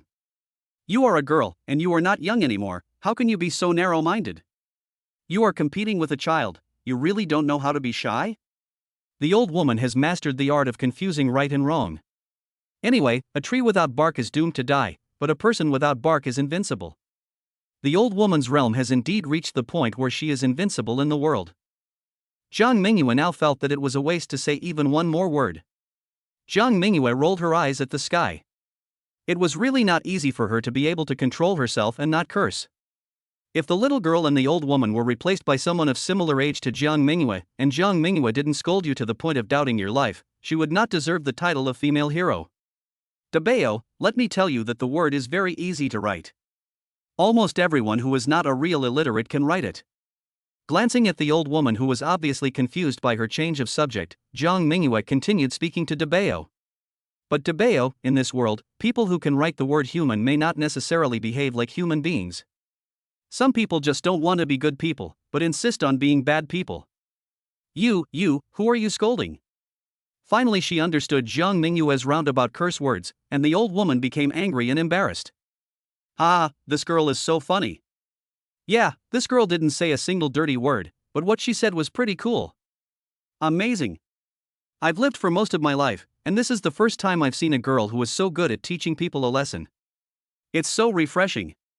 You can't tolerate such shameless people. It seems that you have been irritated by these two people a lot. Who said it wasn't true? They are shameless, so I can't be shameless like them, right? I used to be so angry that I had no place to vent it, but today I finally got rid of my anger. Jiang Mingyue's words immediately won applause. Grandma, are they all scolding us? Grandma, they are all bad guys, go beat them up. Even though the little girl looks only 4 or 5 years old, she can still recognize the expressions of people around her. Seeing that no one was on her side, the little girl thought that these people should be severely beaten up. No, let's go play somewhere else. Knowing that it is difficult to offend public anger, the old woman did not dare to use violence even if she was unhappy with Jiang Mingyue. No, I want to play on this swing. The little girl was also very persistent. She stared at the swing where Debeo was playing and refused to leave. Get down here. I want to play on this swing. Maybe because she felt that she couldn't rely on her grandmother, the little girl was so bold that she wanted to pull Debeo down directly. Jiang Mingyue had been reminded by Aunt Wang and had been on guard against the little girl. Don't touch my Debeo. Jiang Mingyue raised her right hand and successfully knocked away the little girl's hand that was reaching out to Debeo. Grandma, she hit me. Grandma, she hit me. The wicked are the first to complain, and the little girl also uses this tactic to perfection. The little girl lay on the ground crying. Hey, you are such a grown-up, how can you hit a child? Nyo, how are you? Are you hurt anywhere? Seeing the little girl throwing a tantrum on the ground, the old woman actually shouted in a meaningful tone. The old woman's meaning was very clear. Her granddaughter fell to the ground because she was beaten by Jiang Mingyue. In fact, Jiang Mingyue just slapped the little girl's hand when she was about to hold Debeo's hand. If Jiang Mingyue's actions could cause the little girl to fall, Jiang Mingyue said that she must have cultivated very profound internal skills. After all, it's not something that ordinary people can do to hit objects through the air. Grandma, she hit me. Instead of pulling Debeo off the swing, the little girl blamed all the problems on Jiang Mingyue. In the little girl's opinion, if the aunt hadn't stopped her, she would have been able to play on the baby's swing long ago. Everyone come and see, someone is beating a child. A man this old actually attacked a 5-year-old girl. How evil is this person's heart? With her granddaughter's accusation, the old woman started shouting directly. Do you have to be so funny? Even if you want to scam me, you should find a better excuse, right? There was no tension at all, and Jiang Mingyue did not show any panic because of the words of the grandparents. What do you mean by touching someone? My granddaughter fell to the ground because she was hit by you. Glancing at the people around her, the old woman's face turned slightly red. How come I didn't notice that these people in groups of 3 or 2 were all witnesses? Isn't this considered fraud? I saw with my own eyes that your granddaughter tried to pull someone else's baby, and they just tried to stop her. Yes, your granddaughter was clearly lying on the ground by herself. How did it become someone beating her? If you want to scam people, you have to practice hard at home first. Your acting skills are really not that good. Hey, why are you still teaching them how to scam people? If they really learn it well, they might scam us in the neighborhood in the future. I was careless. I am old now, I'd better take the risk. This is good. What country is this? Do you think it looks like a female version of China? Same, so similar, exactly the same. Ha ha ha. Except for the crying little girl and the old woman with a sullen face, everyone else seemed to be having a great time. Suju, should we go over there? Lan Hanyu felt that, as the baby's parents, it wasn't appropriate for her and Suju to just stand by and watch the show. Suju just said that if Jiang Mingyue could perform well, the two of them would just watch from the side. Mingyue should have performed well enough by now, and Lan Hanyu didn't want to leave his good friend alone to face those unreasonable grandparents and grandchildren. Let's go. Knowing that Hanyu was worried about the babies and Jiang Mingyue, Suju took Hanyu's hand and strode towards the playground. No matter what, you did hit my granddaughter just now. As an adult, it's wrong for you to do that. The old woman felt that she had caught Jiang Mingyue. No matter how good you are at talking, it's of no use. If you hit a little girl, even if you call the police, you will definitely be in the wrong. Chapter 148, Waste of Talent. Oh my god, this is the first time I've met such weird people like you two. You are blackmailing me, right? Okay, then call the police. You sue me for beating a child, and I'll sue you for defamation and damaging my reputation. I want to see who wins in the end. Jiang Mingyue would never tolerate the old woman's rogue behavior. Jiang Mingyue had noticed just now that there were several surveillance cameras installed around the community playground. Perhaps the property management had considered from the beginning that this kind of place provided for children to play is more likely to cause misunderstandings. After all, the children who come here to play are not very old, and it is impossible for adults to watch without blinking for even a second. If there is an emergency and the adults are not paying attention and the children cannot explain the situation clearly, surveillance will come in handy. Jiang Mingyue was also very calm. With the surveillance camera, the most honest witness, Jiang Mingyue was not worried at all even if the old woman was telling lies. Bright moon. Before the old woman could say anything, Lan Hanyu and Suju came over. Looking at her friend who was standing with her back to her, holding Debeo in her arms, Lan Hanyu called out softly. Ma! Daddy! Papa!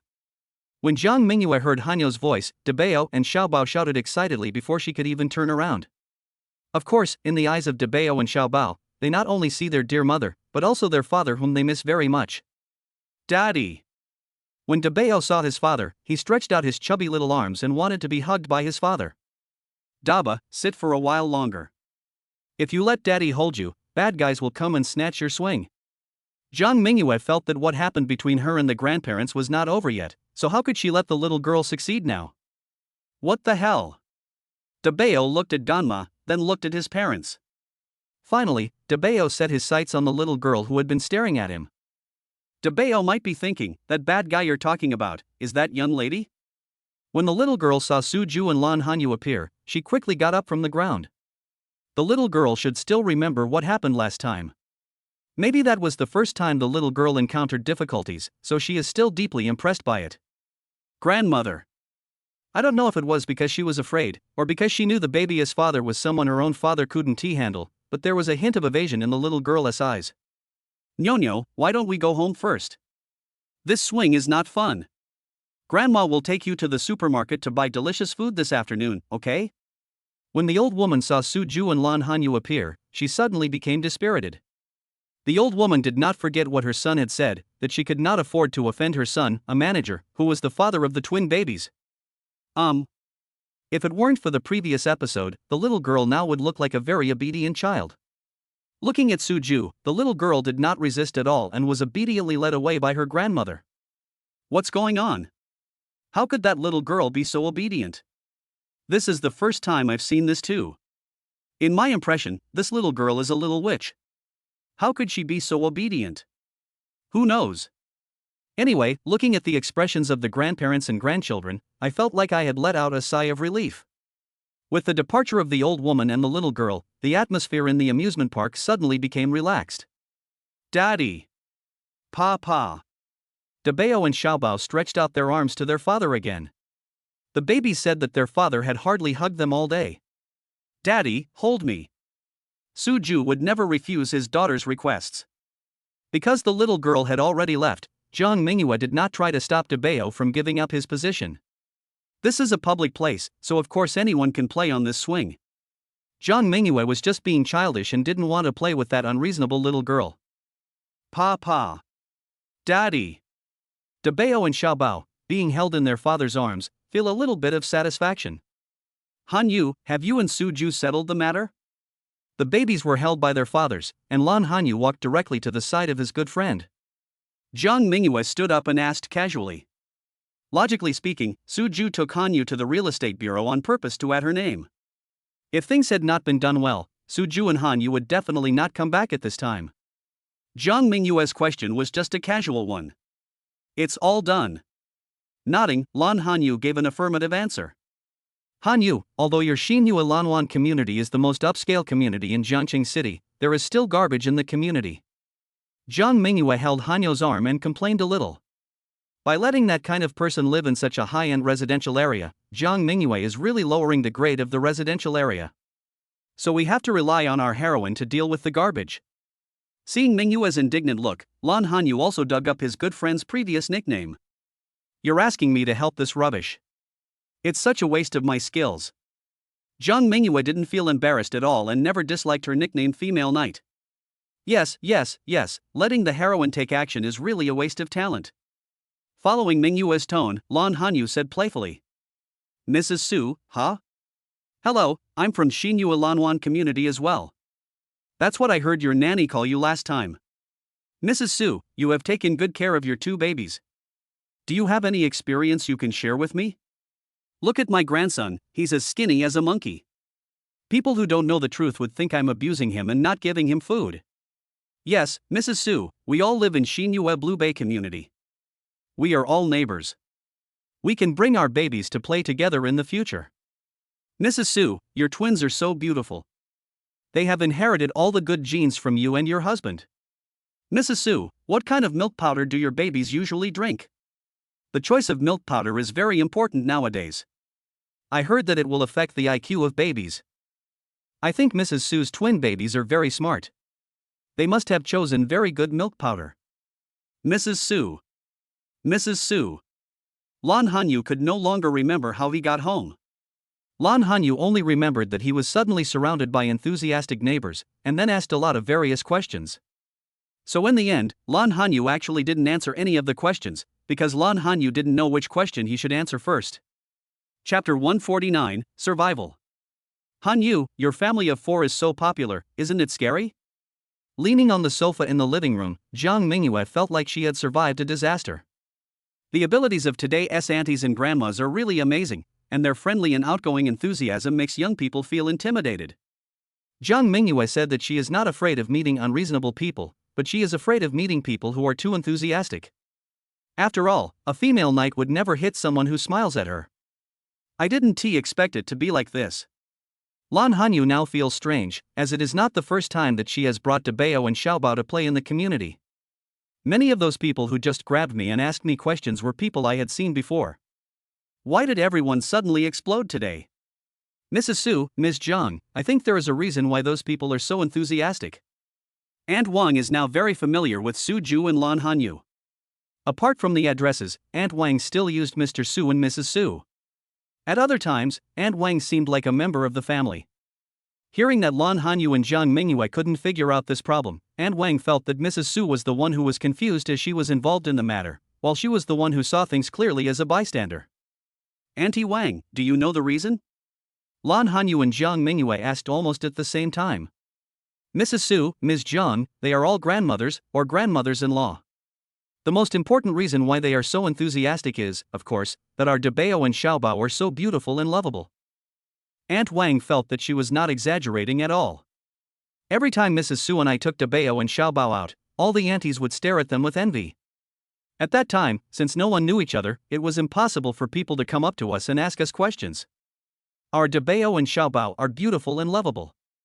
Anyone with a discerning eye can see that. Auntie Wang, is there any other reason behind your words? Zhang Mingyue really has a sense of pride towards her goddaughters like an old mother. As for the other reasons, of course it's because Mr. Su punished the unreasonable grandparents last time. This time, because of Mr. Su's appearance, the grandparents didn't even dare to say a word and ran away in disgrace. When Aunt Wang said this, there was a look of pride on her face. In fact, it is really annoying to have such uncultured people in the community. But most people don't have the ability to deal with such people, so they can only watch them being arrogant. Now, because of Su Ju's hard power, the cancer in the community can only be restrained. Moreover, with Su Ju as a role model, no one would tolerate the grandparents and grandchildren trying to take advantage of others in the future. They are all people with grandchildren, who would want their own baby to suffer. So, Su Ju is now a hero among families with babies in the community. That pair of grandparents and grandchildren really need some treatment. The female knight must have a chivalrous heart. Zhang Mingyue gave Su Ju a thumbs up. Su Ju was holding Dabeo and Xiaobao in his arms, and just curled his lips in response to Zhang Mingyue's praise. For Su Ju, this was just a small matter and there was nothing to praise about it. Su Ju would definitely not sit idly by if anyone dared to bully his three treasures. Hanyu, you're Su Ju. Zhang Mingyue was just about to ask her good friend how Su Ju dealt with the grandparents and grandchildren last time when her cell phone rang. No way, I've already told Director Zhou shouldn't call me at this time. Zhang Mingyue took out her cell phone and saw that it was Zhou Haitian calling her. She felt a little strange. Logically speaking, Zhang Mingyue's most important task at the moment is to coordinate with Su Ju to ensure that Su Ju can sing on the talent show. Since Zhang Mingyue's most important work object at the moment is Su Ju, then Zhang Mingyue, who came to help Mr. Su, shouldn't he have been summoned by Director Zhou over the phone, right? Could it be that Director Zhou wants you to go back to work? Lan Hanyu looked at the time. It was indeed working hours, which made sense. No way? I already said I came to Mr. Su's house to help a little. Director Zhou should know the seriousness of the matter. Shaking her head, Zhang Mingyue denied her good friend's guess. You'd better answer it. You won't be able to guess the real reason no matter how much you guess. Seeing that Mingyue's cell phone had been ringing for a while, Lan Hanyu urged her. All right. Knowing that Hanyu was right and that she might not be able to guess it correctly even if she guessed for a long time, Zhang Mingyue answered the phone. Director Zhou, I'm Mingyue. What? Ahead of schedule? Now. Mr. Su is at home, but he just came back from outside and hasn't had a rest yet. I don't know if Mr. Su is willing to do so. Okay, I'll explain it to Mr. Su. Director Zhou, I'll write you back later. Zhang Mingyue hung up the phone and looked at Su Ju, who was holding Dabeo and Xiaobao with some embarrassment. Su Ju had been out all day today and had just returned home. Zhang Mingyue felt too embarrassed to talk about what Director Zhou had said on the phone. What's wrong, Mingyue? Your Director Zhou's call seems to be related to Su Ju, right? Lan Hanyu was standing nearby, so he naturally heard Mingyue's words clearly. Knowing that Mingyue always called Su Ju Mr. Su in front of their Director Zhou, Lan Hanyu of course knew that the Mr. Su on the phone just now was Mr. Su at home. It has something to do with Su Ju. Nodding, Zhang Mingyue looked at her good friend and then at Su Ju. Forget it, Director Zhou is still waiting for Su Ju's reply, so Zhang Mingyue didn't hesitate any longer. Suju, for some reason, the recording of our talent show has been moved up. Our director Joe called me just now and wanted to invite you to come to our company now to participate in the recording of the program. I know you've been busy all day, I'm really sorry. On the phone, Director Joe did not explain clearly the reason for recording the program in advance. After all, Jiang Mingyue was just a small staff member, and Zhou Haitian didn't need to explain anything to Jiang Mingyue. If it weren't for Suju, how could Zhou Haitian say so much to Jiang Mingyue on the phone? Just say come back and get back to work, and that's it. We're going now? Looking at Debao and Xiaobao who were still in his arms, Suju didn't feel tired, but it seemed that he hadn't held the babies enough. Suju, who hadn't hugged his babies properly for a day, naturally wanted to be closer to the little ones. Chapter 150, Self-Taught? Suju, Director Joe may have some emergency situation, and the recording of the program is already being prepared. Jiang Mingyue seemed to understand what the adults said and hugged her father's Debao and Xiaobao tightly. I sighed helplessly in my heart. A child this young is already difficult to deal with. I really don't know what to do when he grows up. In fact, this is not our baby's fault. After all, Mom and Dad went out today without taking the babies with them, so Debao and Xiaobao are of course very sensitive about going out. Suju. Like Jiang Mingyue, Lan Hanyu felt that Suju had not had a rest all day and was now in a hurry to record the show. Wasn't he too rushed? But this is about a good friend's work. Moreover, Suju had already promised Mingyue's leadership, and Lan Hanyu felt a little embarrassed. It's okay. It's just a song. I can come back after I finish singing, right? The first half of Suju's sentence was to comfort Hanyu, and the second half was to ask Jiang Mingyue. Suju said that he was not participating in the talent show, so wouldn't it be over after he finished singing the song? It wouldn't be necessary for Suju to be a temporary audience member and wait for the recording of the talent show to be completed, right? Of course, you can go home as soon as you finish singing. Nodding vigorously, Jiang Mingyue knew that Suju agreed. Big treasure, little treasure, can you hold me? Since I'm going out, of course I have to take off these two little cuties. Daddy. Papa. After hearing what their father said, Debao and Xiaobao not only did not let go, but hugged their father's neck even tighter. Big treasure, little treasure, Mommy holds you. Mommy will carry you to eat candy, okay? Reaching out his hands to the babies, Lan Hanyu tried hard to coax the babies who were clinging to their father.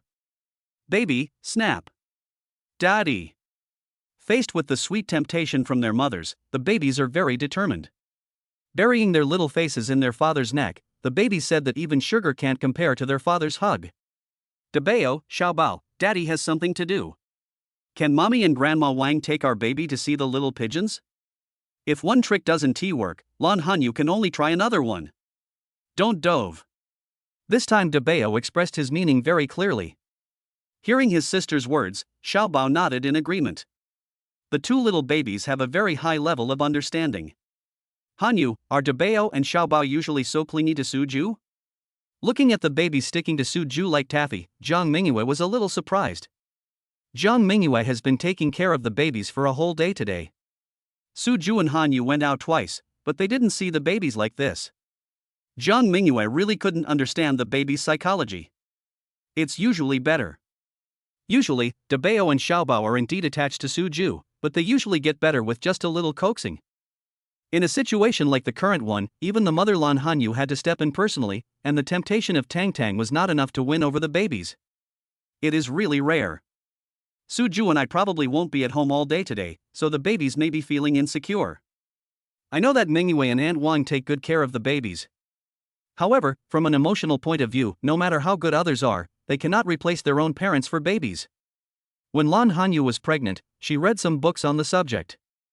I also have some understanding of the emotional needs of babies. This was also one of the reasons why Lan Hanyu went to find Suju at that time. Lan Hanyu just didn't want his babies to lack fatherly love compared to children of the same age. Such a young baby already knows the feeling of security? Jiang Mingyue had an expression of disbelief. How come you don't know? Babies already know how to feel safe when they are in their mother's belly. Hanyu, how did you know that? Once a woman becomes pregnant, can she learn all these things without any instruction? How is that possible? I also saw it in a book. I think it would be amazing if one could learn without a teacher. Mingyue, how about you try it too? How can I try? I don't even have a boyfriend. Are you going to let me get pregnant alone? I didn't have a boyfriend before I got pregnant, maybe you can too? Come on, I don't have your good luck. If I meet a scumbag or something, won't my life be ruined? Mingyue, why don't you have a romantic relationship? Auntie has been asking me about your relationship in a roundabout way. My mom called you? What did you say? Auntie contacted me on WeChat. What can I say? I can only say that you may be too busy with work and don't have time for a relationship. Suju, who was holding Debao and Xiaobao, was speechless when he saw Hanyu and Jiang Mingyue talking about the babies and then Jiang Mingyue's love life. Shouldn't Jiang Mingyue be anxious to return to the company at this time? How come you still have the leisure to chat? However, Suju would not do something that would make the eunuch anxious even though the emperor was not. Jiang Mingyue is not in a hurry, so Suju can just hold his little babies for a while longer. Hanyu, you said you even gave birth to Debao and Xiaobao, but your uncle and aunt don't know. As for me, I haven't even started dating a boyfriend yet, and my family is urging me to get married every day. You say, should we combine our situations? When it came to her own difficult problem, Jiang Mingyue had already forgotten what Director Zhou said. How do you combine this? Do you think I should lend you one of Debao and Xiaobao to hand over to you? Lan Hanyu was a little speechless about his good friend's train of thought. By the way, Mingyue, is your Director Zhou still waiting for information? When Jiang Mingyue was about to lead him astray, Lan Hanyu braked in time. Yes, how could I forget the important matter? Jiang Mingyue slapped her head and Director Zhou's serious face appeared in her mind. Oh no, it's been going on for so long, I guess Director Zhou has already scolded me to death behind my back. Zhou Haitian is not a good-tempered person. Jiang Mingyue knew without much thought that since she hadn't replied to Director Zhou for such a long time, Zhou Haitian must be extremely anxious. If Jiang Mingyue hadn't said at the beginning that she was at Mr. Sue's house. At this time, Zhou Haitian's fatal series of tortures had already arrived. Let me reply to Director Zhou on WeChat first. Jiang Mingyue was somewhat hesitant to call Zhou Haitian directly, and thought it would be safer to leave a message on WeChat. In this way, even if Zhou Haitian wanted to curse, Jiang Mingyue could pretend not to know. Director Zhou, Mr. Su has agreed to go to the company later, but there is a small situation right now, so he might be delayed. Jiang Mingyue said this hurriedly, wanting to make herself look really busy. Chapter 151 I won't take this risk. Zhou Haitian replied to his WeChat message very quickly. Mingyue, as long as Mr. Su agrees, it doesn't matter if it's later. Wait for Mr. Su to finish his work first, we can wait here. For Zhou Haitian, as long as Suju agreed, there would be no problem with doing it later. You know, the contract was not signed today. Zhou Haitian knew he was in the wrong for changing the time at the last minute. If you meet someone who was difficult to talk to, how could you possibly agree so readily? Zhou Haitian listened to Jiang Mingyue's voice and couldn't help but praise her. Mingyue did a great job on this.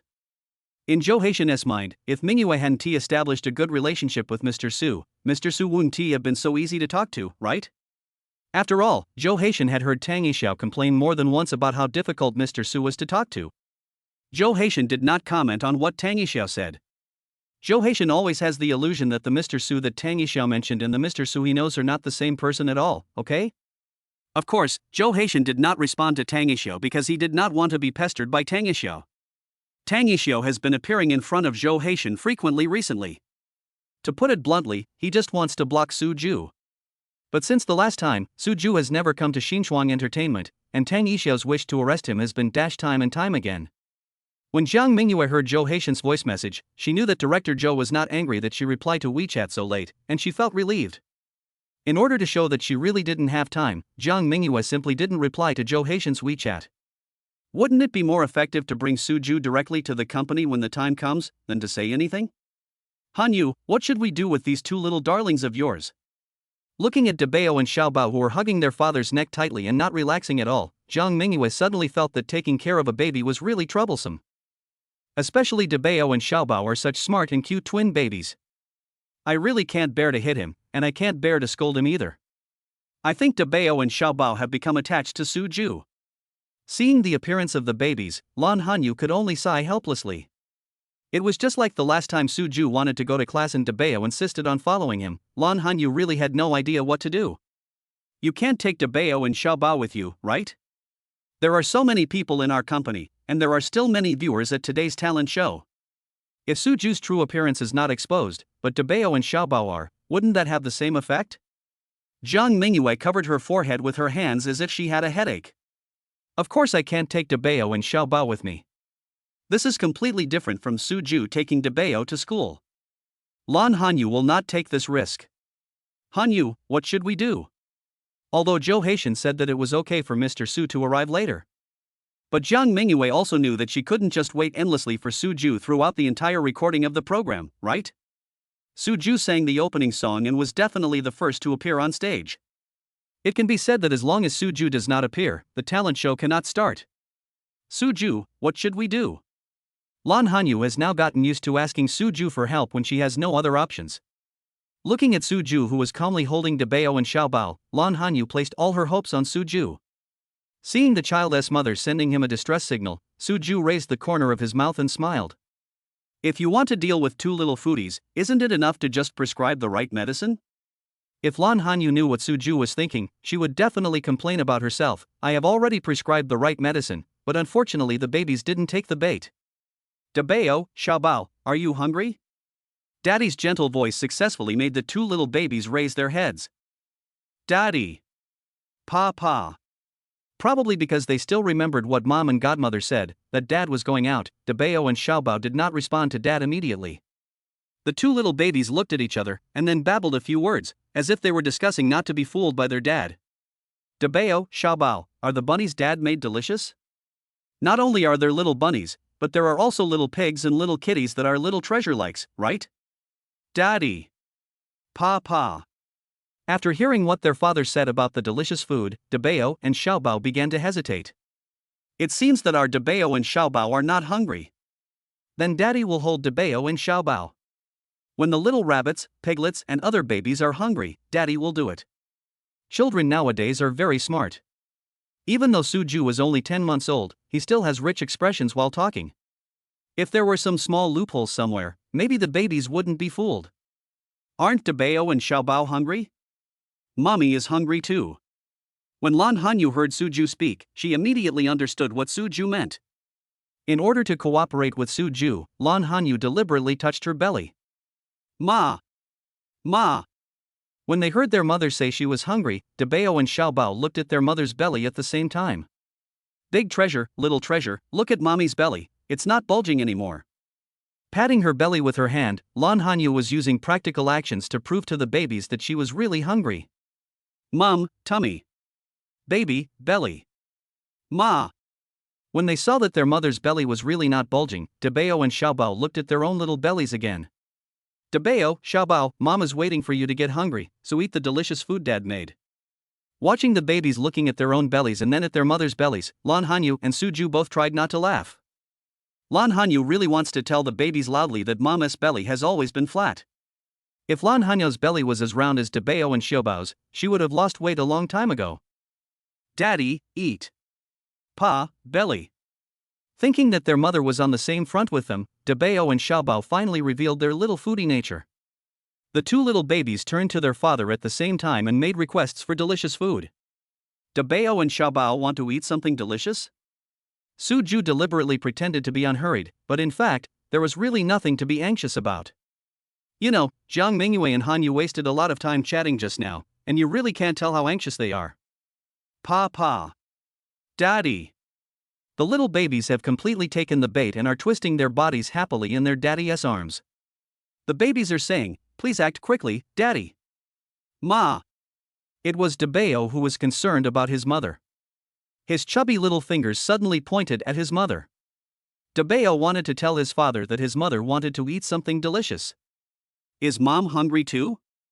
In order to cooperate with Dabeo, Suju acted as if he just understood. Ma.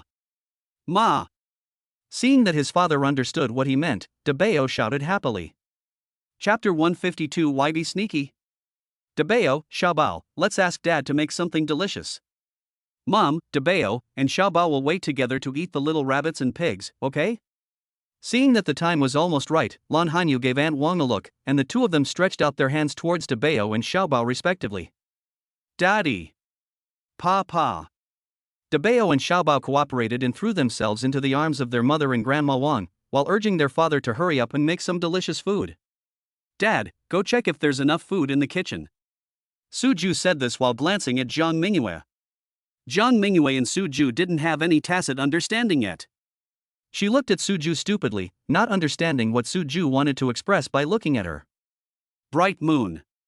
Lan Hanyu was still holding Debeo in her arms, so it was difficult to say too much.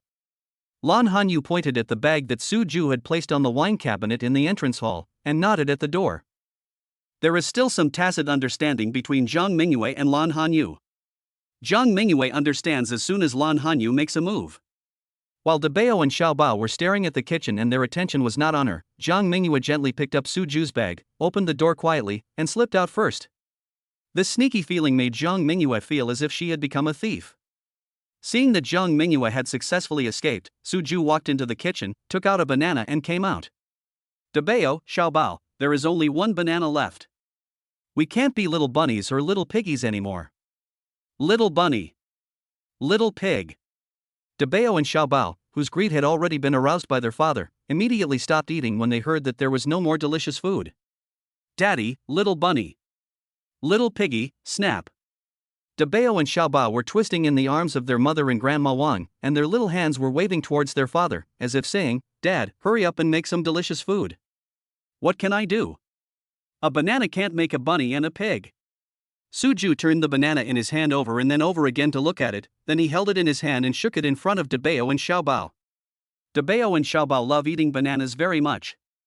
When they saw the bananas in their father's hands, their saliva started to flow. Smells good, smells good. Fragrant. Debeo and Xiaobao stretched out their little hands towards the banana in their father's hand. Debeo, Xiaobao, let's go to the balcony to eat bananas first, and then let Daddy buy some more bananas to make little bunnies and little pigs, okay? Lan Hanyu took the banana from Suju and without giving Debeo and Xiaobao a chance to react, she nodded to Aunt Wang. The two of them held Debeo and Xiaobao and walked directly to the balcony. Of course, Lan Hanyu did not forget to look back and said silently to Suju, "Be careful." Understanding Hanyu's meaning, Suju stretched out his hand and made an okay gesture. When Lan Hanyu and Aunt Wang carried the babies to the balcony and closed the glass doors of the balcony and the living room, Suju also gently opened the door of the house and walked out quickly. Suju, why are you so sneaky when you come out of your house now? Jiang Mingyue, who had been standing at the door waiting for a while, saw that Suju was also sneaking out like her, and couldn't help but teasing him.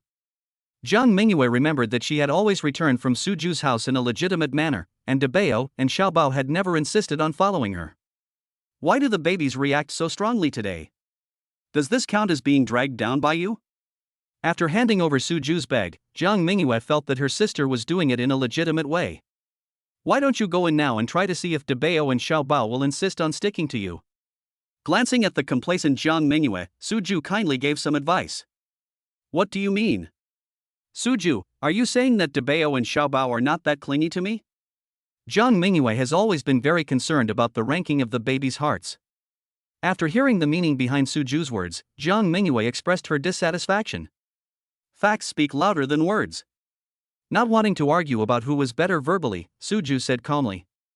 Suju just didn't want Jiang Mingyue to be too proud. What does it mean to sneak out?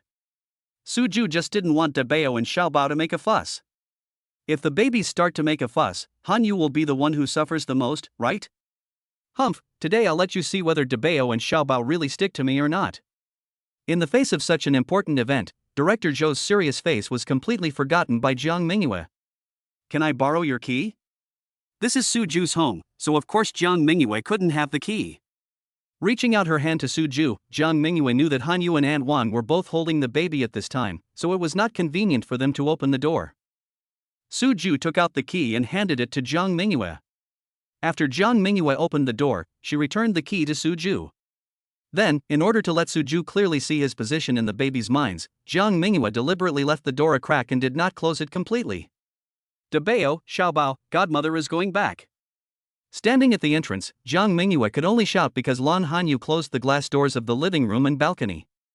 Lan Hanyu, who had been coaxing the babies to sit on the balcony and eat bananas, was startled when she heard her friend's sudden voice. Pushing open the glass door, Lan Hanyu looked at Mingyue waving at the babies with a look of surprise. Mingyue, why are you back? Looking behind Mingyue, the door seemed not to be closed. Lan Hanyu just watched Suju close the door. Now that Mingyue can come in, she must have a key, and it must be Suju's key. Lan Hanyu was a little confused about what Mingyue was doing. Suju and I had finally managed to coax Dabeo and Xiaobao. Could it be that director Zhou from Mingyue had changed his mind again and decided not to record the show today? But in that case, shouldn't Suju also go home? Or did Suju really go out to buy bananas? Lan Hanyu was still not sure what the situation was, and did not dare to mention Suju rashly. What if things are not as she expected, and the babies think of their dad and make a fuss again? Lan Hanyu doesn't want to fail. Hanyu, I just want to say goodbye to Dabeo and Xiaobao. Dabeo, Xiaobao, godmother is going back. Will you miss her? What Jiang Mingyue actually wanted to ask, Dabeo, Xiaobao, do you want to stick to your godmother and go out with her? Just asking this question, Jiang Mingyue felt that her intentions were too obvious and was a little embarrassed to speak. Mingyue, what are you doing? Lan Hanyu finally understood that Mingyue had deliberately come in and told the babies what had happened outside. Looking at the babies blinking their big eyes and staring at their godmothers, Lan Hanyu really wanted to scold his good friend. Mingyue feels that she has too much free time and wants to find something to do? Chapter 153, Riding a Tiger. I just want to tell Dabeo and Xiaobao that I'm going back. Seeing that her friend was staring at her with her beautiful big eyes just like the babies, Jiang Mingyue felt a little guilty. Jiang Mingyue, now standing at the gate, suddenly realized that her behavior seemed very childish. But since she had already done everything, Jiang Mingyue felt like she was in a difficult situation. Dabeo, Xiaobao, godmother is gone, bye. After waving her hand, Jiang Mingyue did not turn around immediately. In Jiang Mingyue's heart, she still wanted to see the baby's reactions. After all, Jiang Mingyue deliberately left a crack in the door to prove to Suju that the babies were very attached to their godmother. What the hell? What the hell? Dabeo and Xiaobao already understood what their godmother meant, that she was leaving. The babies cooperated by stretching out their hands, but they did not want to go out with their godmother. The babies waved their little hands obediently, saying bye-bye to their godmother. Dabeo, Xiaobao, godmother is about to go out, don't you have any other ideas? Jiang Mingyue felt that the babies' reactions were different from what she expected. Not only did the babies not show any sign of wanting to go out with me, they even waved goodbye to me without any reluctance? This really doesn't look like sticking to yourself. Dabeo and Xiaobao, say goodbye to your godmother. Lan Hanyu already fully understood her friend's intention. Holding back her smile, Lan Hanyu taught the babies seriously. Bye-bye. Bye. Waving their little hands, Dabeo and Xiaobao now have a strong desire to express themselves verbally. Okay, then godmother is really gone. Jiang Mingyue felt a little disappointed and realized that she was trying to prove to Suju and Hanyu that the babies were not as clingy to her as they had imagined. Ma! Ma! Having already said bye-bye to their godmother, Dabeo and Xiaobao pointed at the banana in their mother's hand, and their little mouths were about to reach out for it. Dabeo, Xiaobao is eating bananas. Lan Hanyu and Aunt Wang smiled and put the bananas that had been broken into two halves into the mouths of Dabeo and Xiaobao respectively. After the babies took a bite, Lan Hanyu stretched out his hand and waved at Mingyue. Yes, Jiang Mingyue was still standing at the door, unable to let it go. Her position in the babies' hearts was now surpassed by banana. Director Zhou. Seeing that Mingyue didn't move, Lan Hanyu gently said two words to his friend. Jiang Mingyue's body moved noticeably, she turned around, opened the door, and left. This action is really done in one go. Because Jiang Mingyue also discovered that she had really wasted a lot of time. Even though Jiang Mingyue is now using Mr. Su as a universal shield, she is still frightened by the scenes when Director Zhou got angry in the past. Not daring to delay any longer, Jiang Mingyue made an important decision that she must come to Hanyu's house more often to make her presence felt. In this way, your position in the babies' hearts will definitely be greatly improved. Dabeo and Xiaobao can say goodbye. Just as Jiang Mingyue closed the door, Suju's voice rang out at the right moment. Suju heard clearly the interaction between Jiang Mingyue and the babies just now. As for the question that Jiang Mingyue wanted to prove, whether Dabeo and Xiaobao were attached to her, the answer was already very obvious. That's right, this is all my credit. The experiment failed, and Jiang Mingyue was trying hard to find her own value. The babies are not as clingy to me as I imagined, but at least I make them say bye-bye, right? What a great contribution. Suju didn't say much, but with these 4 words, Jiang Mingyue always felt that Suju didn't seem to be praising her. Thinking of the director Joe mentioned by Hanyu just now, Jiang Mingyue didn't have the energy to ask Suju what he meant. Suju, Director Joe must be waiting anxiously, let's hurry up. Jiang Mingyue now knew that time was running out, and she urged Suju instead. Let's go. Looking at Jiang Mingyue, who was so anxious that she wanted to fly, Suju really felt speechless. You've been wasting time for so long, and now you know Director Joe is getting anxious? I just wonder, if Director Joe knew that Jiang Mingyue had been doing boring proofs for such a long time, would he come over and give Jiang Mingyue a beating? Of course, for the sake of Hanyu and the babies, Suju would not betray Jiang Mingyue. So, even though Jiang Mingyue wasted so much time, with the trump card of Mr. Su, Jiang Mingyue is still very safe. Of course, Suju drove his own BMW to Xinchuang Entertainment. Jiang Mingyue sat in the back seat obediently. As for the co-pilot position, Jiang Mingyue didn't even think about it. That was Hanyu's exclusive seat. If any other woman dared to sit there, Jiang Mingyue would definitely pull her down, let alone herself. Jiang Mingyue has a very good grasp of these measures. Suju, please walk a little faster. After Suju parked the car, Jiang Mingyue led Suju to the studio, jogging and urging Suju at the same time. There was no way, because Suju looked so calm. Even though Jiang Mingyue, who was wearing high heels, had already started running, Suju was still walking slowly. It doesn't matter a little bit of time. Compared with the time Jiang Mingyue spent dawdling, this amount of walking time is really negligible. Suju, please walk a little faster. Having already arrived at the company, Jiang Mingyue felt even more panicked. This may be because he has done something wrong and feels guilty. If possible, Jiang Mingyue would have wanted to rush to the studio carrying Suju on her back. Unfortunately, Suju was neither Debao nor Xiaobao. Not to mention avoiding suspicion, even if Hanyu agreed, Jiang Mingyue's small body would not be able to carry Suju. Jiang Mingyue didn't dare to offend Suju, so she could only urge him humbly. Hey, isn't this Mr. Su? What a coincidence, we meet again. Knowing that Zhou Haitian's talent show was recorded in advance today, Tang Issue was waiting here for Suju. This what a coincidence is really fake. Unfortunately, no matter how fake it is, no one will really come and expose Tang Issue. Tang Issue said that he had been waiting for such a long time, and today he finally got what he wanted. Director Tang, what a coincidence. Jiang Mingyue was already panicking, and when she heard Tang Ishiu's voice, she immediately lost her composure. Could such a coincidence really happen? Jiang Mingyue said that she didn't believe it. These days, Director Tang would go to Director Zhou whenever he had time. Everyone knows what Tang Ishiu's purpose is. It's just that the other person didn't say it explicitly, and it's difficult for others to reveal it. Now seeing Tang Ishiu blocking people halfway, Jiang Mingyue had the urge to kick Tang Ishiu into the Pacific Ocean. Chapter 154, Asking despite knowing the answer. Mingyue, what are you doing in such a hurry? Tang Ishiu greeted Suju, but unfortunately Suju just nodded and did not respond to Tang Ishiu. Suju was also very wary of Director Tang. Suju had a feeling that Director Tang was still planning on his Debao and Xiaobao. Suju didn't say anything, so Jiang Mingyue had to speak first. Therefore, Tang Ishiu stared at Jiang Mingyue and asked. Tang Ishiu knew that even if he asked Mr. Su, he might not open his mouth. Director Tang, aren't you asking this even though you already know the answer? I'm so anxious, it must be Director Zhou's fault. Jiang Mingyue's jogging steps had to stop because of Tang Ishiu's obstruction. Jiang Mingyue couldn't show her dissatisfaction towards one of the three general directors of Xinchuang Entertainment. All I can do is be patient and pray that Director Tang will be kind enough to let me go. However, since Tang Ishiu deliberately blocked us here, there was naturally no such thing as good intentions. Director Zhou's business? As a little assistant, you really should be busy now. Tang Ishiu nodded, with an expression of understanding.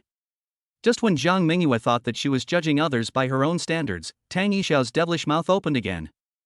Mr. Su, Mingyue is Director Zhou's assistant. Director Zhou definitely needs her help. Look, you're not Director Zhou's assistant, and we have such a good fate today. Could you please move over and sit in my office? Tang Ishiu's foxtail was finally revealed. Tang Ishiu was originally targeting Suju, and as for Jiang Mingyue, Tang Ishiu even hoped that Jiang Mingyue would go directly to Director Zhou. This would also prevent Jiang Mingyue from interrupting his conversation with Mr. Su. Tang Ishiu even forgot that Mr. Su was invited by Jiang Mingyue. It was not difficult to see who was hindering whom. Maybe the director just has a weird temper. I don't know why Tang Yixiao is so confident. In short, in Tang Yixiao's heart, Jiang Mingyue is now redundant. Director Tang, Mr. Su is a distinguished guest invited by Director Zhou. Director Zhou is still waiting for Mr. Su. Let Jiang Mingyue go to see Director Zhou alone? Jiang Mingyue said that it was not as if her brain had been kicked by a donkey and was not working properly. If Jiang Mingyue dared to appear in front of Zhou Haitian alone, with Zhou Haitian's violent temper, he might throw Jiang Mingyue out of the studio directly. Director Zhou is waiting for Mr. Su? What a coincidence! I have something very important to discuss with Mr. Su. Tang Yixiao, with his greasy hair and powdered face, has already taken shamelessness to the extreme. If Jiang Mingyue didn't know that Tang Yixiao and Su Ju were not very familiar with each other, she would have suspected that she was trying to steal someone away. Mr. Su, are you looking over there, Director Zhou? Jiang Mingyue didn't dare to offend the chief director Tang Yixiao, so she could only send a distress signal to Su Ju. Jiang Mingyue is now feeling extremely regretful. If he had known that Tang Yixiao would be here to block him and Su Ju at this time. Jiang Mingyue dared to swear that she would not waste even a second with Han Yu and the babies. As for proving his position in Dabao and Xiaobao's hearts, there are plenty of opportunities. Is there no need to rush about today's mistakes? Unfortunately, there is no medicine for regret in the world, and no way to know it earlier. Jiang Mingyue now has to face the disaster of Tang Yixiao. Mr. Su, I think Director Zhou should be very busy right now. How about letting Mingyue go over and take a look first? My office is over there, Mr. Su, please go to my office and have a cup of coffee first. Without waiting for Su Ju to say anything, Tang Yixiao immediately took over Jiang Mingyue's words. Are you kidding? If Jiang Mingyue took the person away, wouldn't Tang Yixiao's plan to block him have failed? Tang Yixiao said that in recent days, even when he went to bed at night, he could think of the lovely twin babies. Today, Tang Yixiao finally caught up with the father of the twin babies. If he can't convince him, he would be really incompetent. Mr. Su. If it weren't for the fact that she couldn't act like she was very familiar with Su Ju, Jiang Mingyue would have wanted to just pull Su Ju and run away. This Tang Yixiao is so annoying that Jiang Mingyue even has the urge to curse him. Director Tang, right? Considering that Jiang Mingyue is the baby's godmother and is very good to Han Yu and the babies, Su Ju spoke. This was the first time Su Ju called Tang Yixiao. Yes, I'm Tang Yixiao, the chief director of Xinchuang Entertainment. As if he felt that Mr. Su had finally faced up to his identity, the smile on Tang Yixiao's face almost reached his forehead. Director Tang, I think the reason you invited me to have coffee is probably related to my babies, right? Su Ju is not a person who likes to hide things. For Su Ju, if he wanted to ignore Tang Yixiao, he had to make his words clear. This way, you won't waste too much of your time. Mr. Su is really a quick-witted person. Mr. Su, I am really sincere. I wonder if Mr. Su can. Tang Yixiao didn't expect that Mr. Su, who didn't pay much attention to him, would go straight to the point when he opened his mouth. Tang Yixiao smiled awkwardly. He had been thinking about inviting Mr. Su to his office, drinking coffee, and slowly getting to the point. Now it seems that Mr. Su does not give Tang Yixiao any chance to develop feelings at all. Director Tang, I think I should have made it very clear. My babies are still young. It would be too tiring to shoot commercials. I don't want my babies to be exposed to these things at such a young age. You should find another spokesperson. Su Ju still had the same attitude as last time in the mall, leaving no room for negotiation. Mr. Su, if you are worried that the babies will be tired, I can fully cooperate with you in terms of time. An ad only takes a few minutes, so I can shoot it in several parts, so the babies won't be tired. Mr. Su, this is not just a matter of advertising fees. It is also very beneficial to the future development of the babies. There are many stars now who started their careers as child stars. They have much more resources than others. Mr. Su, your babies are so good looking. If they enter the entertainment industry in the future, their future will definitely be limitless. You should lay a good foundation for them. Tang Yixiao has already considered the future development of Dabao and Xiaobao. Tang Yixiao felt that Mr. Su should be able to feel his painstaking efforts, right? I don't think my kids will enter the entertainment industry in the future, so I don't need to worry about the resource issue you mentioned. Su Ju himself doesn't like the entertainment industry, let alone Dabao and Xiaobao? Su Ju glanced at Tang Yixiao. Director Tang really thought too much. Chapter 155 Curious Baby. Not going into the entertainment industry? Why? Tang Yixiao asked this question almost subconsciously. In Tang Yixiao's opinion, the babies are so good-looking, it would be a pity if they didn't enter the entertainment industry. If possible, Tang Yixiao would even like to personally make the babies into big stars. Of course, this is all several years later. But at least, now Tang Yixiao can make the babies become child stars, right? No reason. Suju didn't expect that Director Tang was a curious baby and had so many questions waiting for him. I don't want to say too much to this person I don't even know. Suju's attitude has already made it clear. Director Tang, you see our Director Zhou is still waiting for Mr. Su. How about I take Mr. Su to Director Zhou first? Jiang Mingyue felt a little embarrassed when she saw Director Tang, one of the 3 chief directors of her company, kept chasing Suju and asking questions. Xinchuang Entertainment is the largest entertainment company in Jiangcheng City after all, and Tang Yixiao is considered a celebrity. But why did Tang Yixiao behave so childish in front of Suju? As a member of a newly founded entertainment company, Jiang Mingyue felt ashamed. No, I still want to have a good chat with Mr. Su. Facing Jiang Mingyue, Tang Yixiao acted like the chief director. Are you kidding? If Tang Yixiao let go of Mr. Su now, where would he find such cute and beautiful twin babies to be his child stars? Director Tang and I have nothing to talk about. There was no need for Jiang Mingyue to send out a distress signal again. Suju immediately distanced himself from Tang Yixiao. Mr. Su, Originally, Suju did not leave because Tang Yixiao stopped Jiang Mingyue. Now seeing that Director Tang was so difficult to deal with, Suju simply walked away. Handsome. Seeing that Suju didn't give Tang Yixiao any face, Jiang Mingyue applauded in her heart and gave a thumbs up. Tang Yixiao had wasted so much of her time that Jiang Mingyue was worried that Director Zhou would come over with a knife and chop people up. Mr. Su, this way please. Not only Suju ignored Tang Yixiao's words, but even Jiang Mingyue turned a deaf ear to them. Jiang Mingyue hurriedly caught up with Suju and led Suju towards the studio. Mr. Su, you go ahead and do your work. I'll wait for you outside. As if he didn't realize that he was unwelcome at all, Tang Yixiao shouted loudly at Suju's back. What's wrong with Director Tang? It's rare to see Director Tang in such a good mood. I met the Mr. Su that Director Tang mentioned last time, but it seemed that Director Zhou received him that time. Director Zhou received me? Director Tang seemed to be quite polite to Mr. Su. What do you think is Mr. Su's background? How would I know? This must be something that only the top management knows about. It's impossible for employees like us to know about this. That's true. Mr. Su must have a very impressive background to have 2 chief directors come forward. Mr. Su is so handsome, could he be the rising star that the higher-ups are promoting? Have you ever seen a rising star who gets treated like that by 2 chief directors? This is not right, and that is not right either. Isn't Mr. Su's identity too mysterious? Ask Mingyue when you have a chance. I see Mingyue is the one who receives Mr. Su when he comes. Yes, find an opportunity to invite Mingyue for coffee and ask for some gossip.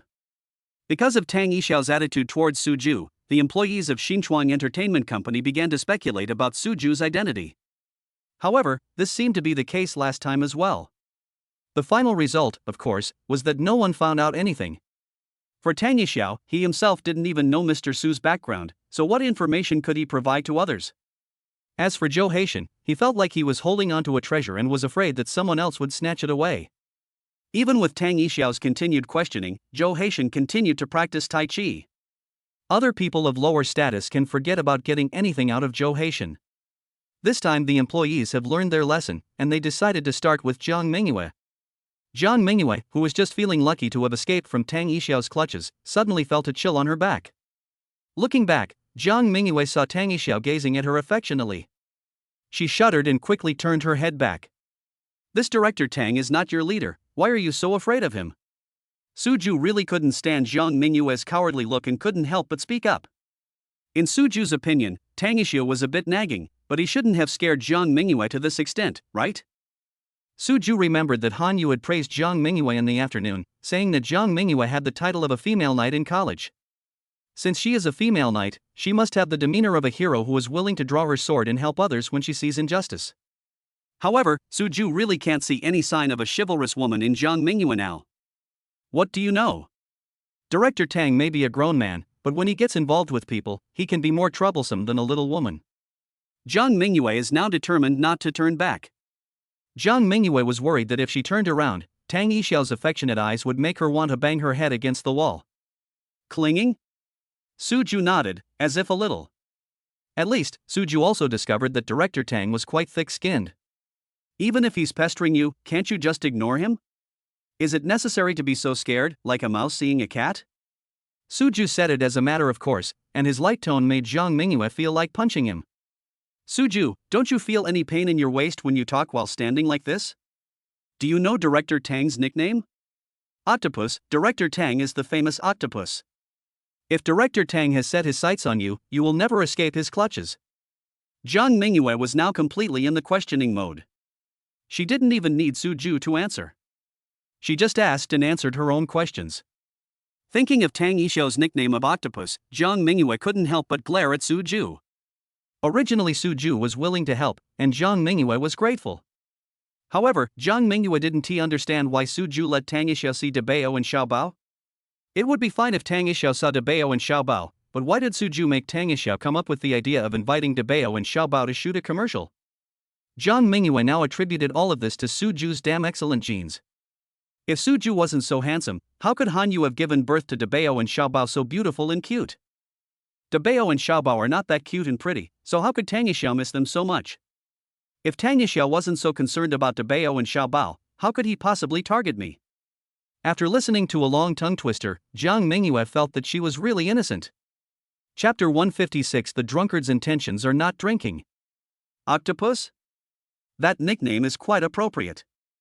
Suju nodded, thinking that Zhang Mingyue's colleagues were very talented. At least, the nickname people gave to Director Tang was obviously well thought out. Now you know how powerful Director Tang is, right? You said I'm just a small assistant, how can I go against the chief director? Finally, she expressed her grievances, and Zhang Mingyue's expression was full of resentment. Aren't you Director Zhou's assistant? What's your relationship with Director Tang? If it really doesn't work, can't you just pull out your Director Zhou and use him as a shield?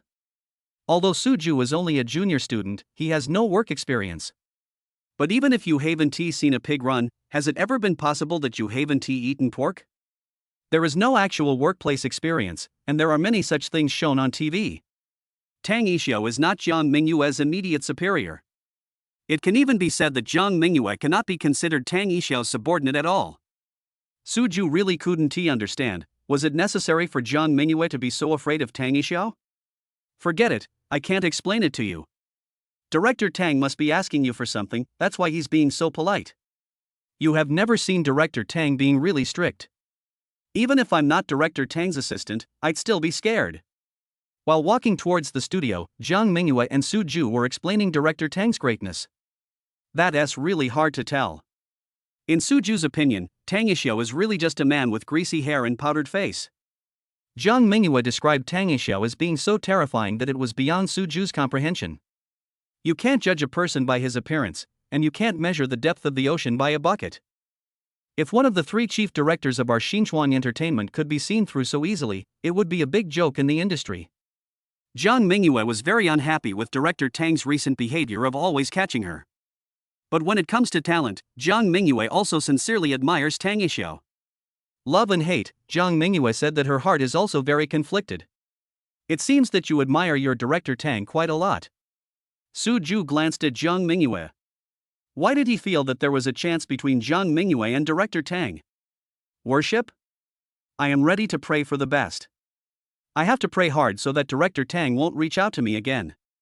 Zhang Mingyue didn't know that in Suju's heart, he had already paired her and Tang Yixiao together. If Zhang Mingyue knew what Suju was thinking, she would definitely pull Suju and run to Tang Yixiao to clarify things. As for why Zhang Mingyue was so excited, the answer is not very clear now.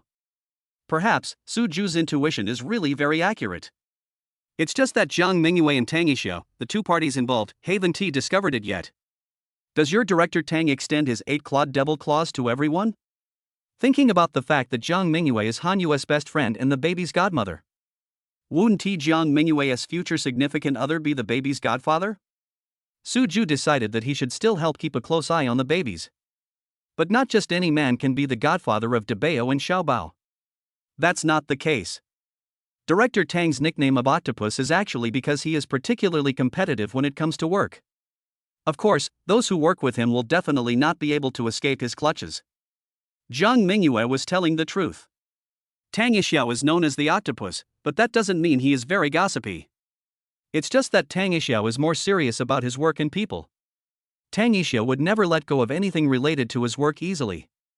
It seems like you don't really dislike your director Tang.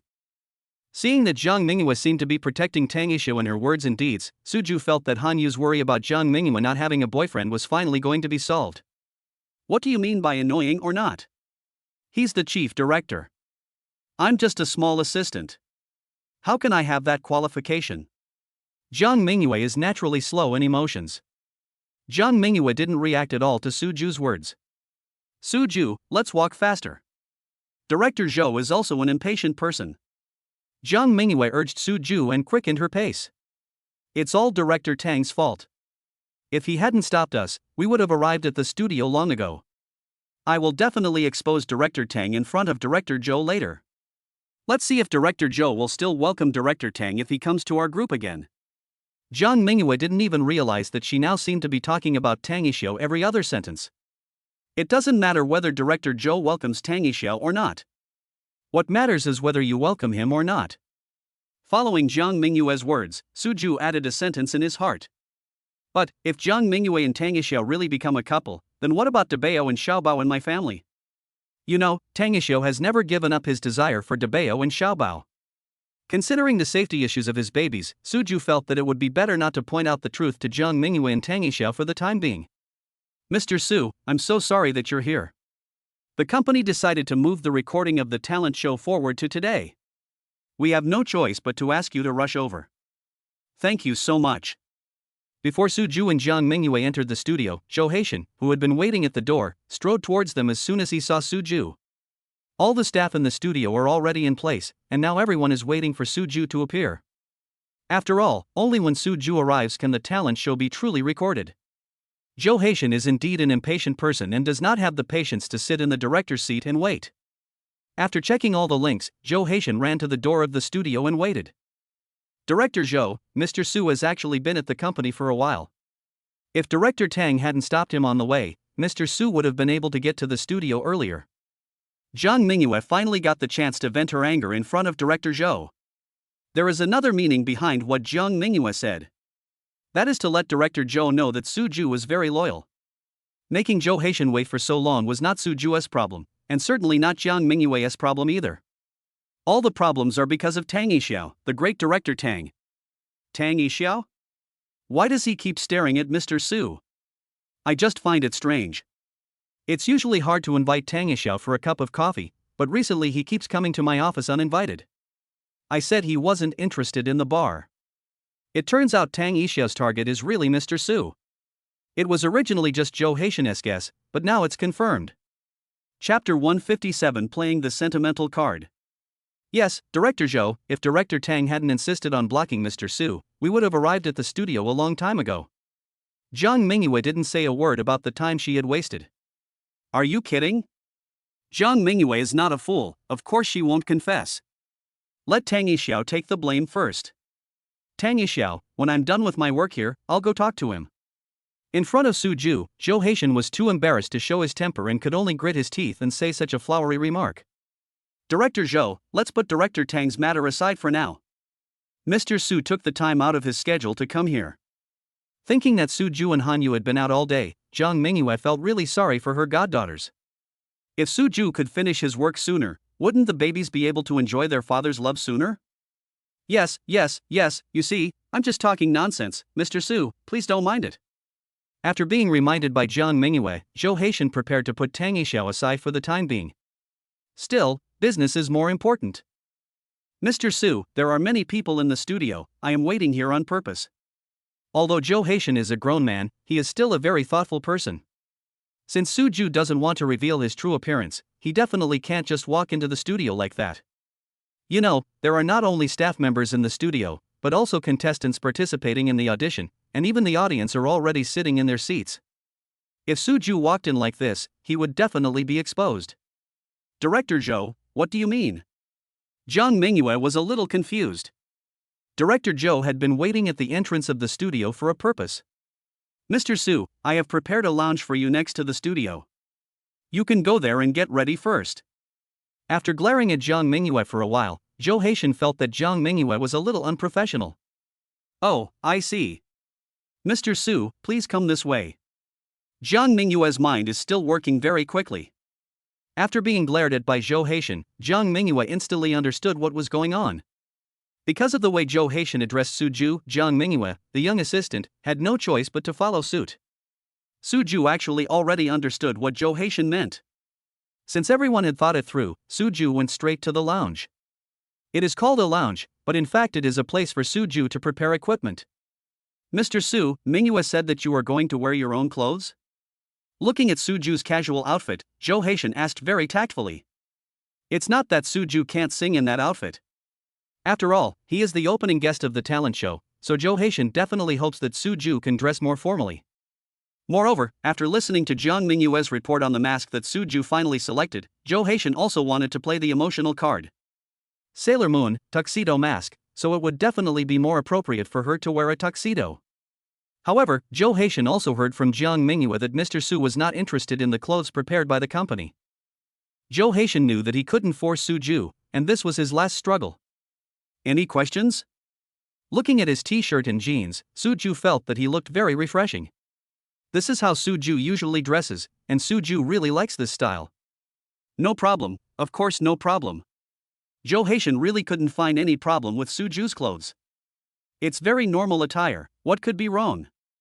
But in Zhou Haitian's heart, even if Suju didn't show his face, but wearing a tuxedo and a tuxedo mask, coupled with Suju's figure, he was definitely a mysterious handsome guy. Mr. Su, I have a small suggestion.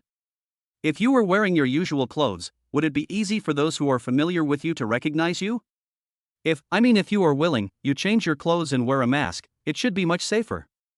Knowing that Suju didn't want to be famous or be recognized by others, Zhou Haitian grasped the key point.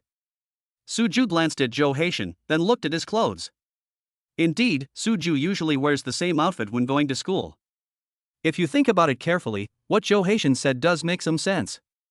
Mr. Su, I have had someone prepare several new sets of clothes according to your body shape. Don't worry, no one has ever worn them before. Do you want to try them on?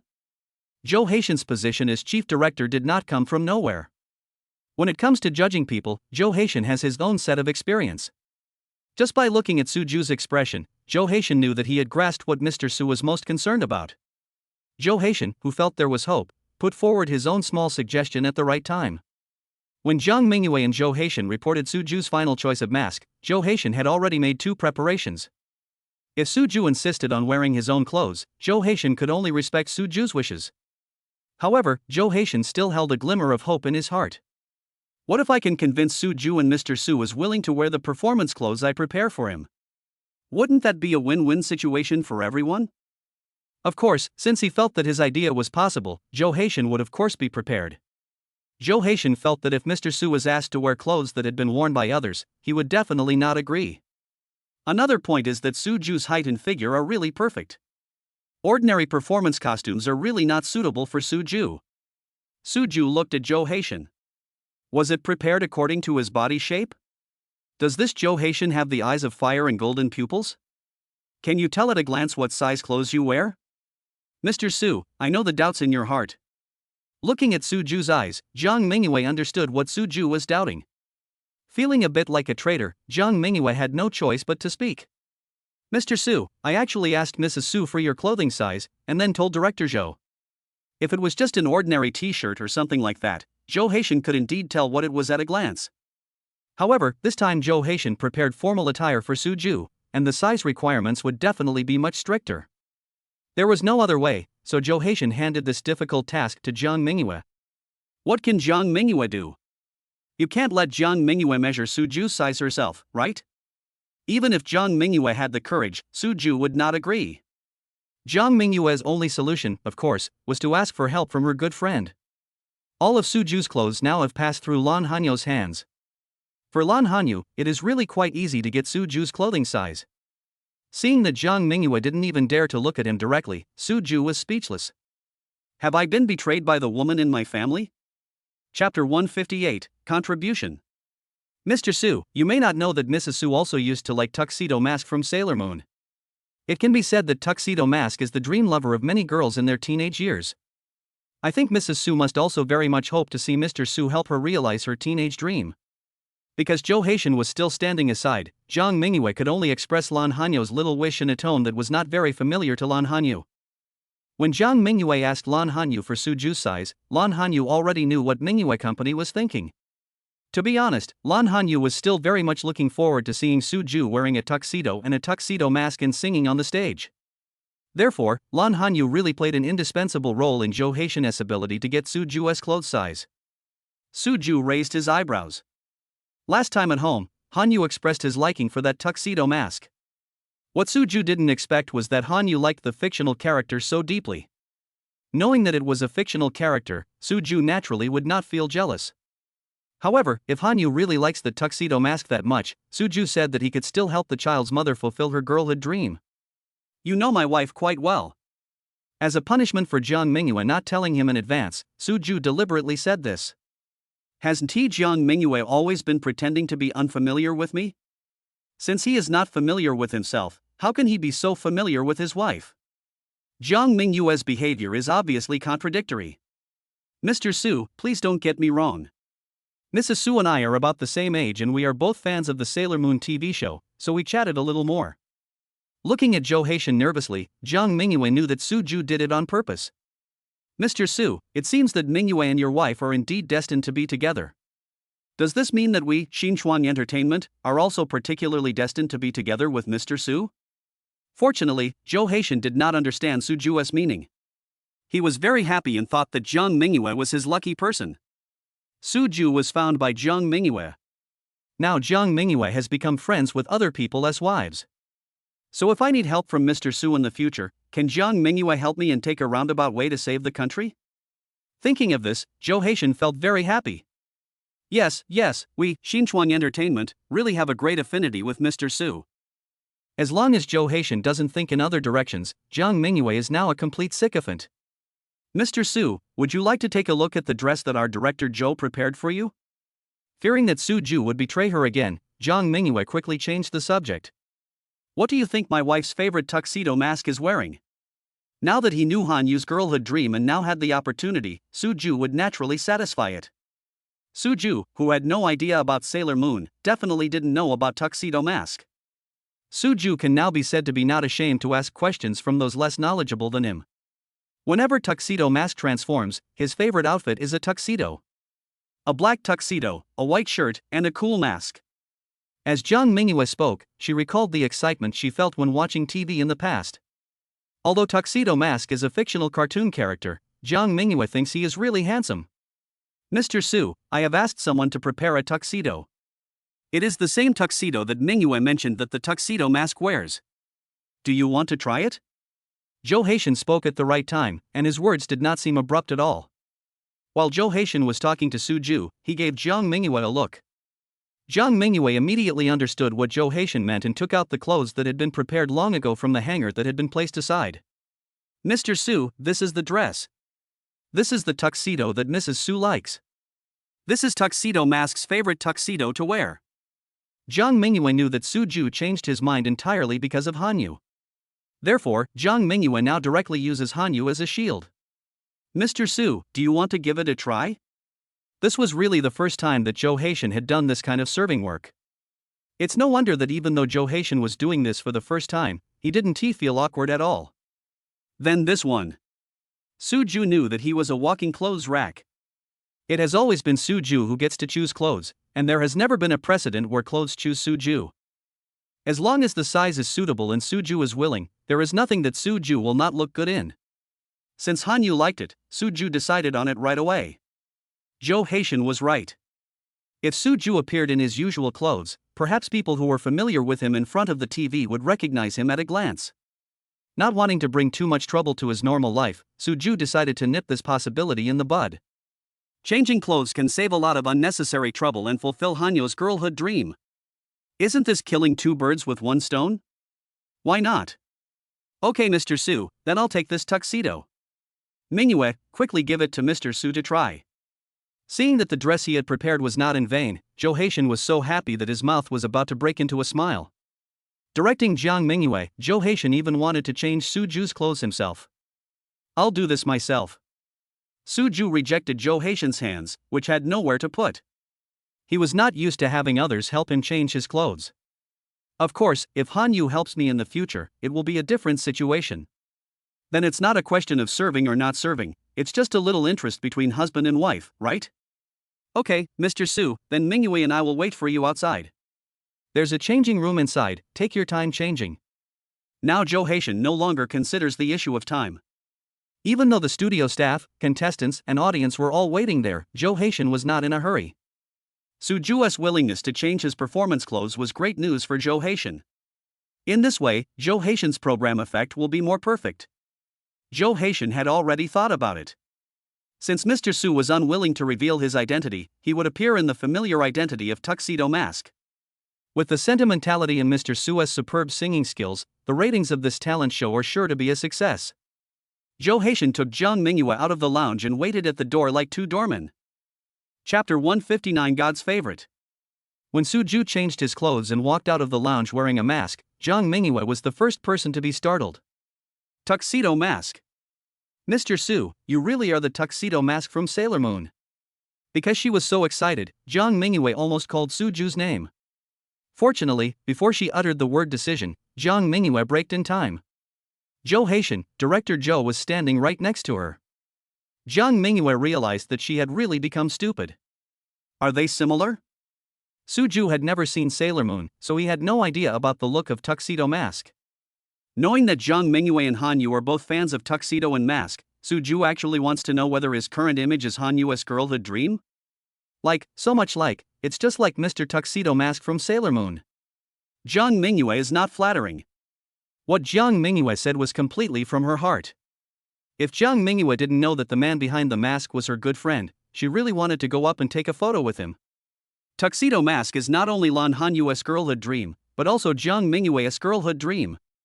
Jiang Mingyue secretly swore in her heart that if she fell in love in the future, she would definitely let her boyfriend dress up in Tuxedo Mask once.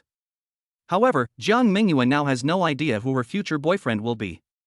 If she had associated Tango with Tuxedo Mask, Jiang Mingyue probably wouldn't have sworn this oath. After all, there really is more than a little bit of incongruity between Tango and Tuxedo Mask. Mr. Su, you look so handsome in this suit. Although Suju's face was blocked by the mask, his figure was clearly visible against the backdrop of the tuxedo. Jo Haitian was a little jealous of Suju. As a man, Suju really has the best of both worlds. She has good looks, height, figure, and talent. If this isn't God's favorite, then what else could it be? It fits me well.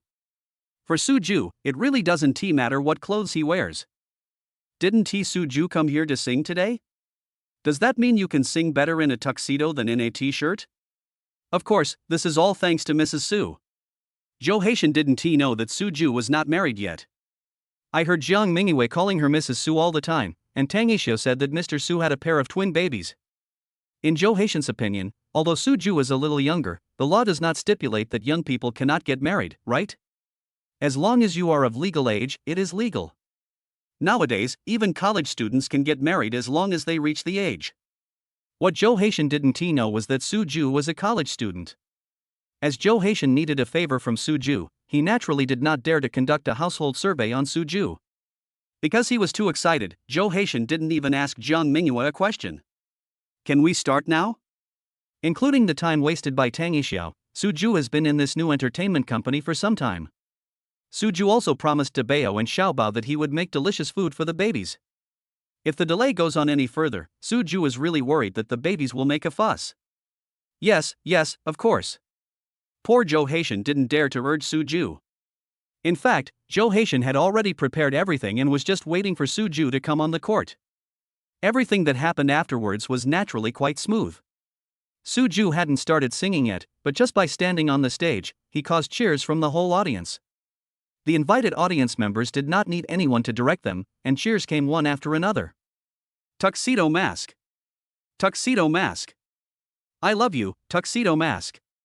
The reason why everyone was so excited was nothing else but because Suju, wearing a mask and dressed in a tuxedo, looked so handsome. At this time, if Suju took off his mask, the cheers from the audience would probably reach a higher level. After repeated signals from the staff, the audience finally calmed down. If the audience continues to be this excited, there will be no need to record today's talent show. Suju didn't feel anything about everyone's reactions. For Suju, as long as he finishes singing the song White Moonlight, he can go home to be with his babies. As for whether it would require repeated singing or filming, Suju wasn't worried at all. If you can't even sing such a simple song well, the top singing skills given by the system will be a big joke. As the music started, Suju picked up the microphone. Somewhere in by Yu Egwan's heart. So bright yet so cold. Everyone has a sadness. Trying to hide makes it more obvious. The white moonlight shines on both ends of the sky. In my heart but not by my side. After singing White Moonlight, the studio was completely silent except for the sound of the background music. Pa pa pa. After the silence, there was a long and continuous applause. Sing one more song. Sing one more song. Sing one more song. Everyone feels like they can never get enough of Suju's singing. Just one song White Moonlight is really not enough to satisfy everyone. Although they are invited audience members, they only need to do their own duties well. Because of Suju's song, everyone automatically got into character. The scene in the studio can really be described as bustling. Everyone has stood up spontaneously, holding up glow sticks in their hands and shouting loudly. With this kind of momentum, even if that King Zhang came, he would not be able to achieve this kind of effect. Who is this mysterious guest? I don't know, could it be some big boss? He looks very young. Why don't I know of any big shot in the entertainment industry who is so young and so talented? I heard that our talent show was originally going to invite King Zhang to sing the opening show, but later for some reason, King Zhang broke the promise. This song White Moonlight is the masterpiece of King Zhang. Is this mysterious guest today sure he is not here to ruin King Zhang's show? This is such a beautiful show. Even if it was Zhang Tianwang himself, he couldn't sing White Moonlight so well. Now, King Zhang doesn't know where to put his face. I don't care where King Zhang's face is placed. What I'm worried about is that with such a talented opening guest, we, the contestants, will just be cannon fodder if we go on stage. Will anyone be willing to listen to us sing? I was careless. Why didn't I think of this? If I were a member of the audience, I would definitely not be able to listen to it. What should we do then? Do we still need to go on stage? The contestant who was originally standing behind the stage, immersed in Suju's singing, now began to worry about his future. Chapter 160 Difficulties. After Suju finished singing the song White Moonlight, he naturally went backstage. For Suju, he only agreed to sing one song. This song was designated by Zhou Haitian, and Suju had no objection, which was quite cooperative. Of course, Suju, who possesses top-notch singing skills, can easily sing any song Zhou Haitian asks him to sing, so he naturally doesn't need to choose. Sing one more song. Sing another song. Sing another song. Tuxedo Mask, I love you. Tuxedo Mask, I love you. Tuxedo Mask, I love you. Seeing that the mysterious guest had no intention of staying on the stage, the audience became even more anxious.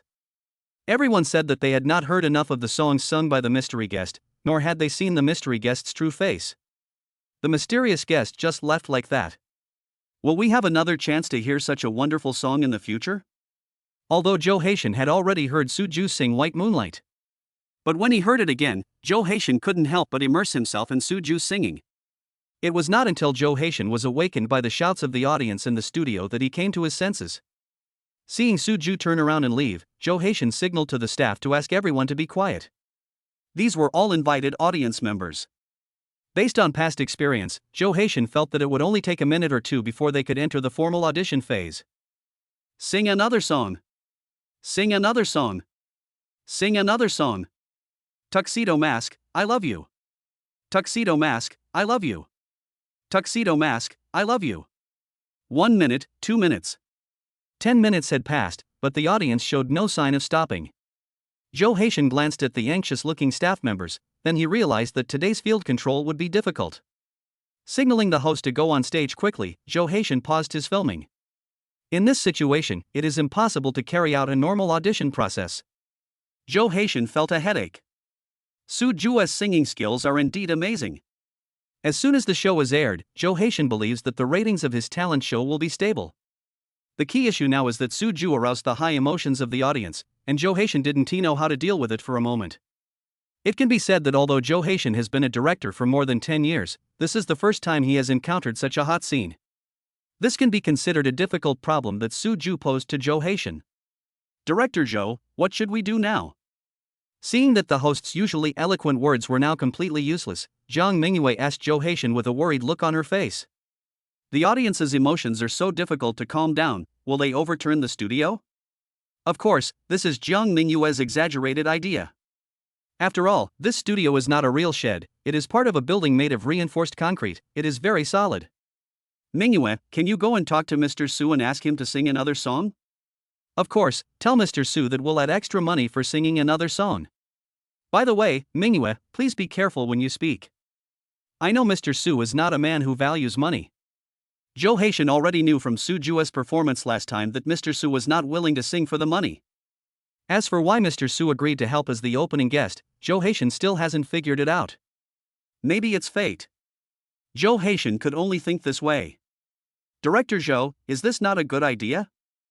Thinking that Soo-ju agreed to help out of Hanyu's sake, Jang Mingyue was a little hesitant to bring up the question. Director Jo, these audience members were originally invited by the company, so can't you let the staff do some work? The so-called audience are actually those who pay to watch the talent show. In Jang Mingyue's mind, since the company spent money on her, she was equivalent to a temporary employee of Xinchuang Entertainment. Whether you are a contract employee or a temporary employee, isn't it your responsibility to obey the company's arrangements? Mingyue, can't you see that the emotions of these audiences are no longer under our control? Speaking of this, Jo Hae-shin's head began to ache again. If my colleagues knew about this, wouldn't I be laughed to death?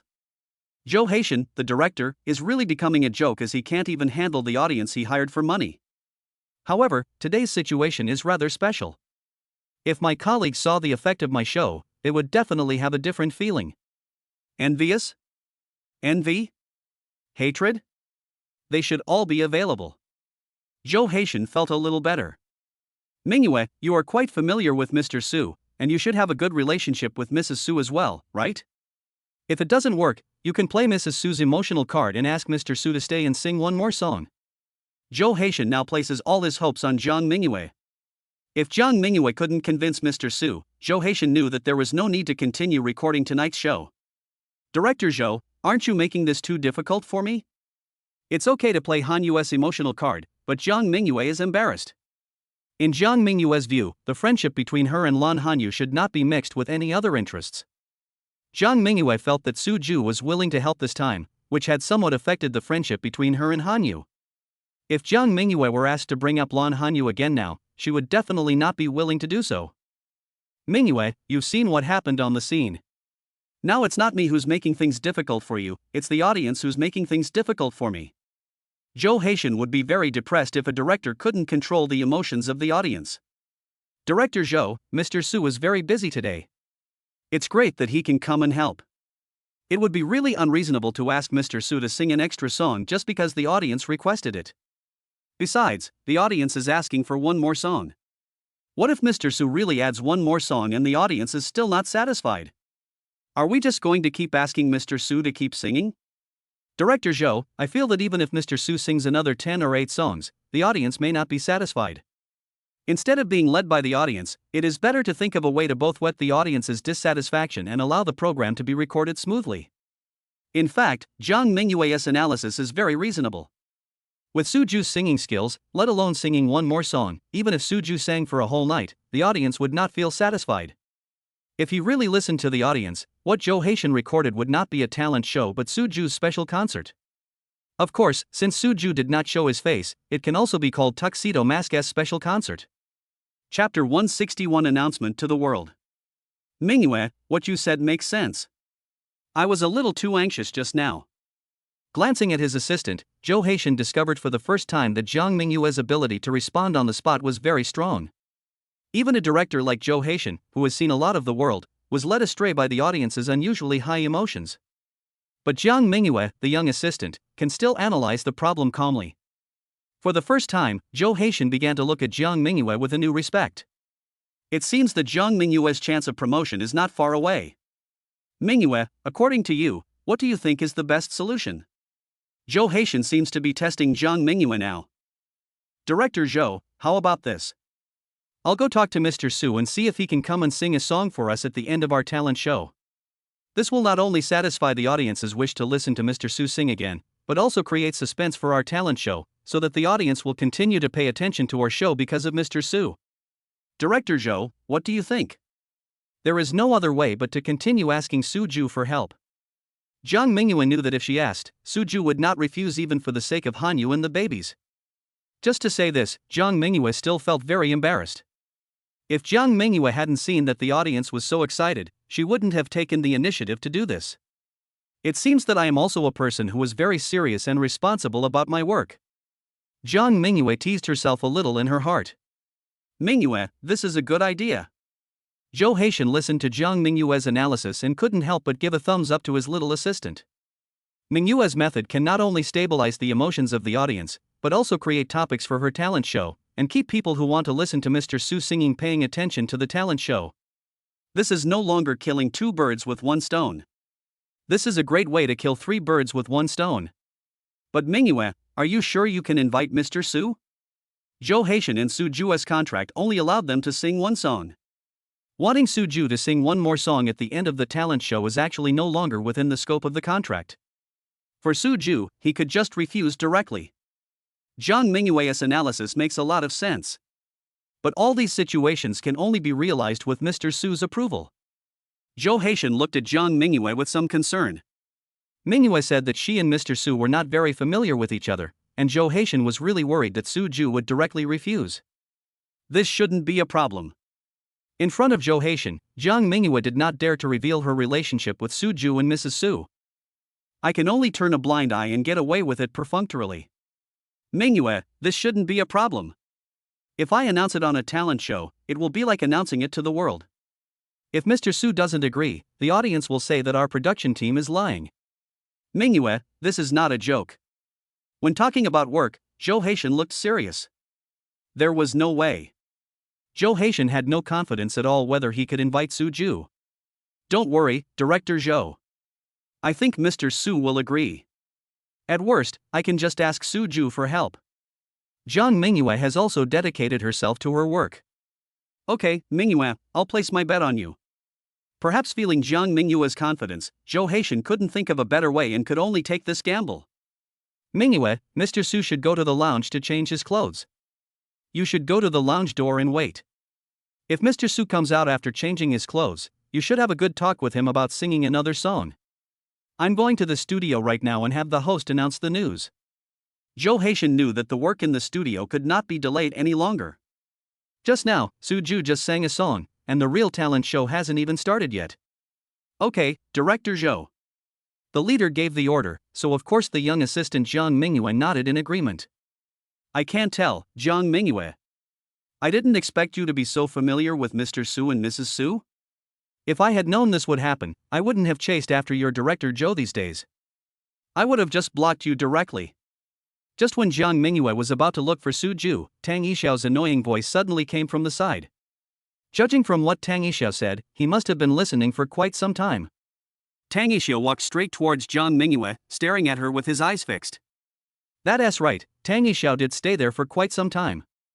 Tang Yixiao naturally heard all the conversation between Jiang Mingyue and Zhou Haitian. However, Tang Yixiao's original purpose was not to eavesdrop. Tang Yixiao was just estimating the time and felt that it was about time for him to have another chance encounter with Mr. Su.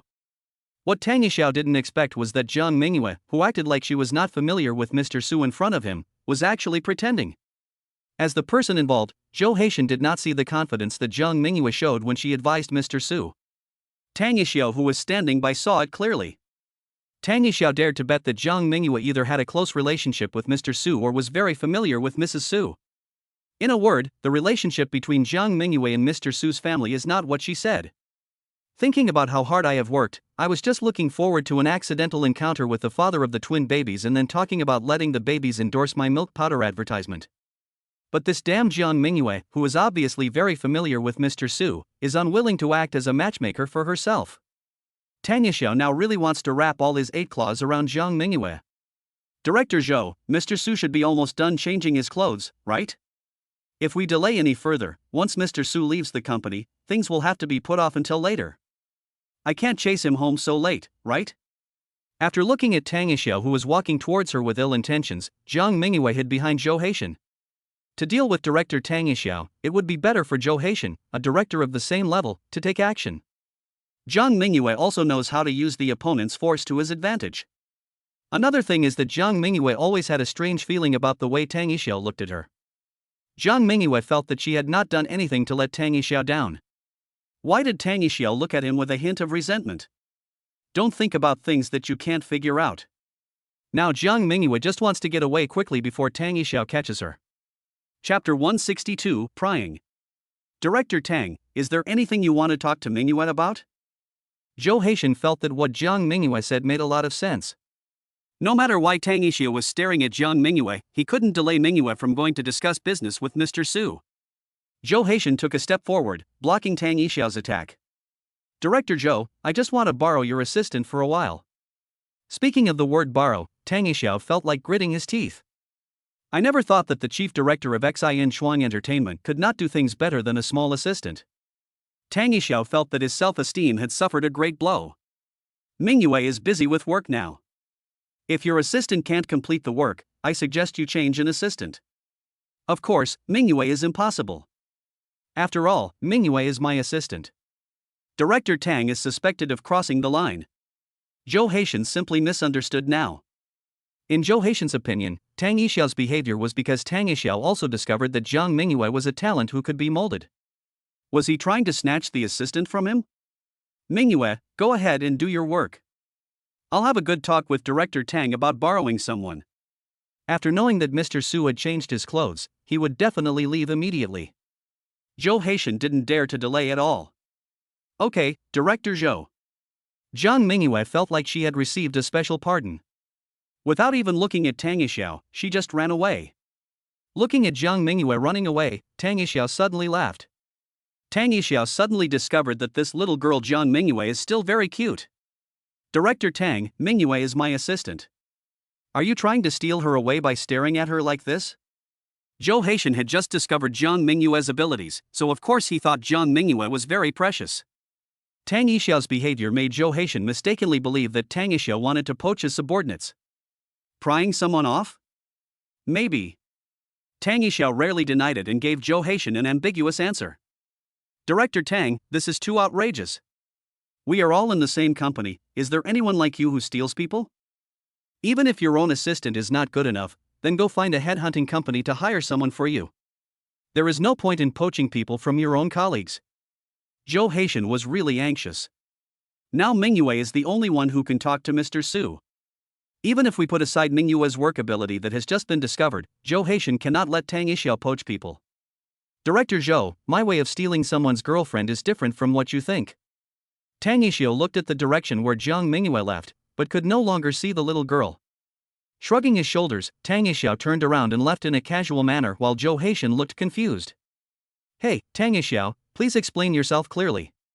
Do you really want to steal my girl? Zhou Haitian had the urge to go up and beat Tang Yixiao up. Zhou Haitian said that he was one of the chief directors after all, as he was so blatant in trying to steal someone's girl. Director Zhou, are you not going to record the show over there? Just when Zhou Haitian's hand was about to reach the corner of Tang Yixiao's clothes, Tang Yixiao said this lightly. Program? Tang Yixiao, let's talk about today's matter sometime. After being reminded by Tang Yixiao, Zhou Haitian finally thought of the important matter. Although Mingyue has already helped me think of a solution. But when he thought of the enthusiastic audience in the studio, Zhou Haitian still felt a headache. I have plenty of time, and I am always waiting for Director Zhou to come. It can be seen that Tang Yixiao is in a very good mood now. After leaving these words, Tang Yixiao strode away amid the sound of Zhou Haitian grinding his teeth. Of course, Tang Yixiao was just returning to his own field. They are both the chief directors of Xinchuang Entertainment, where else can Tang Yixiao go? Director Tang, Mingyue is my assistant, and I'm planning to give her a promotion, so stop thinking about those useless things. Feeling that his momentum was suppressed by Tang Yixiao today, Zhou Haitian quickly added a sentence. Tang Yixiao didn't look back, just waved. In Zhou Haitian's eyes, this behavior naturally became Tang Yixiao's declaration of war on him. What Zhou Haitian didn't see was the doting smile that flashed across Tang Yixiao's face when he said he wanted to promote Jiang Mingyue. Tang Yixiao doesn't look like he's trying to steal someone's girlfriend. Forget it. Tang Xiao wants to poach people, but as long as I don't give my approval, it's just wishful thinking. After comforting himself, Zhou Haitian turned and walked towards the studio. The show has just begun and the actual audition has not yet taken place, so Zhou Haitian still has a lot to do. You off work? After Su Ju changed his clothes and opened the door of the lounge, he saw Jiang Mingyue standing there like a doorman. Looking at Jiang Mingyue, who was so idle, Su Ju naturally thought that Jiang Mingyue's work was also over. Get off work? Brother, do you think I'm as lucky as you, with such a high talent, that I can make 6 figures just by singing a song, and I can leave easily in just a few minutes? Jiang Mingyue had just been frightened by Tang Xiao, and now she was still feeling a little dazed. It felt like Su Ju's words had touched Jiang Mingyue's sore spot. Jiang Mingyue said that she also wanted to get off work now. At least in this way, Jiang Mingyue doesn't have to worry about meeting Tang Xiao again today. Jiang Mingyue, who was known as a chivalrous woman when she was in college, feels that she has become a little cowardly after starting working. If Jiang Mingyue had let someone like Tang Xiao, who used his position to pressure her, show her skills when she was in school, she would have definitely let him see her kung fu. Then you go back and do your work. I know the way. Su Ju, who had no idea about Jiang Mingyue's experience, spoke in a flat tone. Su Ju has been to Xinchuang Entertainment several times and he really doesn't need Jiang Mingyue to send him anything anymore. Su Ju, I actually have something I want to discuss with you.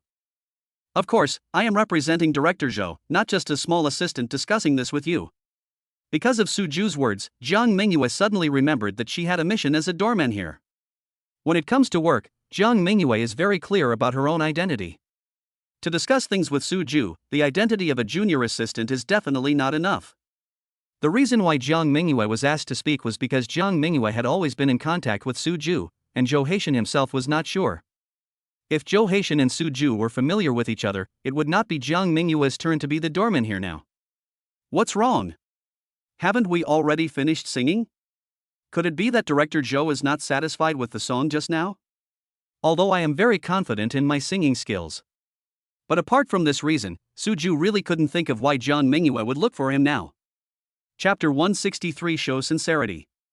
No, you sang so much better than the original singer, how could our Director Zhou not be satisfied? Afraid that Su Ju would misunderstand, Jiang Mingyue shook her hands desperately as she spoke. In Jiang Mingyue's eyes, Su Ju was now more than just her good friend's man. Su Ju is now the person that even his leader wants to curry favor with, so Jiang Mingyue naturally dare not neglect him. Su Ju raised his eyebrows. If it wasn't because of this, then what did Jiang Mingyue want to discuss with him? Su Ju, you saw the reaction of the audience just now. It's really not something that can be simply described as excitement. Seeing that Su Ju had no intention of speaking, Jiang Mingyue had to take the initiative to speak. In fact, it wasn't that Su Ju was keeping silent about Xiao, it was just that Su Ju really couldn't think of what Jiang Mingyue wanted to discuss with him. Nodding, Su Ju indicated that he had indeed seen it. Su Ju, our Director Zhou originally wanted to invite you to sing another song now. But I know you've been busy all day, and you promised to Bao and Xiaoba that you would go back and make delicious food for them. Seeing Su Ju frown slightly, Jiang Mingyue immediately started to talk about the key points. Su Ju, I've told our Director Zhou that it's not appropriate to sing another song tonight. I'd like to ask you to sing one more song at the end of the talent show. Is that okay with you?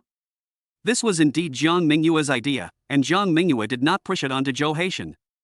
Jiang Mingyue knew that Su Ju and Zhou Haitian had no relationship. Rather than saying that it was Zhou Haitian's request, it would be better to honestly admit that it was I who wanted to ask Su Ju for help. At least, for Hanyu and the baby's sake, Su Ju would be more likely to agree. How long will your talent show last? Singing one more song or one less song is not a big deal for Su Ju. What Su Ju was thinking about was that during the summer vacation, he and Hanyu would take the babies to meet Hanyu's parents first, and then return to his hometown. If there is a time conflict, Su Ju definitely cannot help. It will take about a month. The company is planning to do it for one season first. If the effect is good, we will continue. Not knowing why Su Ju asked this, Jiang Mingyue still answered honestly. This is not a confidential matter and basically does not need to be kept confidential. Jiang Mingyue also knew that Su Ju was not a person without sense of propriety and would not talk about such things outside. So, the time is still uncertain? This time Su Ju really frowned. Since I haven't even confirmed the time, it's hard for me to agree to help. Su Ju, are you concerned about time? In Jiang Mingyue's mind, Suju is still a junior student, so he shouldn't be that busy, right? Even if Suju is busy investing in stocks to make money, he doesn't have to stay in the stock market all the time. At least, from what Jiang Mingyue saw, Suju had a lot of free time. Summer vacation is about to start in a month or so, and Hanyu and I have already made plans. Knowing that Jiang Mingyue and Hanyu had a good relationship, Suju didn't want to hide it from Jiang Mingyue. As for whether Hanyu had told Jiang Mingyue, Suju had no idea. Yeah, look at my brain, you and Hanyu are going to take the babies back to meet their parents during the summer vacation. How could I forget such an important thing? Slapping his forehead, Jiang Mingyue found that his memory was really deteriorating. Hanyu told Jiang Mingyue about this matter, but she had completely forgotten about it. It seems that the exact time is really very important to Suju. Suju, I'm so sorry, I forgot such an important thing. Don't worry, I will make it clear to Director Joe about the time, and I will arrange it according to your schedule. It is impossible for all talent shows to be truly recorded live. Jiang Mingyue has already thought about it. If it really conflicts with Suju's schedule, she will ask Director Joe to record it first according to Suju's schedule. After a final edit, the audience in front of the TV won't be able to tell the difference anyway. Okay, as long as the time is okay. Suju is not a difficult person to talk to, especially since he is Han Yu's good friend, and the baby's godmother has asked him to do something for her. Suju did not shirk. Suju, thank you. I really want to say thank you. Jiang Mingyue's opinion of Suju has completely changed. Suju, then I won't send you off. I'll let you know the exact time when the time comes. Feeling that she was too sentimental, Jiang Mingyue ran away embarrassedly. I didn't ask you to send me off.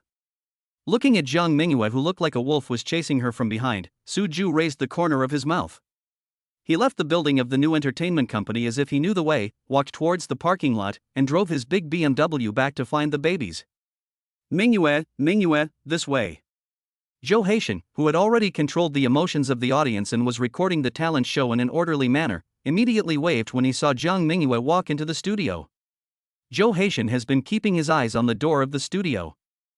For Zhou Haitian, if he didn't have to keep an eye on the recording site and couldn't leave at will, he would have wanted to find Jiang Mingyue and ask about Mr. Su's attitude a long time ago. You know, Zhou Haitian has asked the host to announce that the masked guest will sing a song on the stage at the end of the talent show.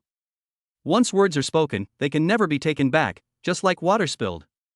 Zhou Haitian has now placed all his bets on Jiang Mingyue. Director Zhou. Seeing the leader calling her, Jiang Mingyue bent over and trotted over. As a staff member, Jiang Mingyue would not let herself appear in front of the camera. Even if there is only a little shadow left, it is not allowed. Mingyue, has Mr. Su agreed? Zhou Haitian felt a rare sense of nervousness in his heart. Director Zhou, Mr. Su has basically agreed, but... Thinking of the time issue Suju mentioned, Jiang Mingyue didn't dare to immediately say that Suju had agreed. This basically means that there is still uncertainty. What do you mean basically? Mingyue, please stop breathing heavily when you speak, okay? Does Mr. Su have any requests? You said just, what exactly is just? Didn't you tell Mr. Su that we would pay extra for singing another song? Mingyue, Mr. Su is indeed not a person who cares about money, but we should show our sincerity, right? Because he was anxious, Zhou Haitian started making all kinds of guesses without waiting for Jiang Mingyue to finish her words. Chapter 164 Low-Level Mistake. Director Zhou, I don't think I ever mentioned money to Mr. Su.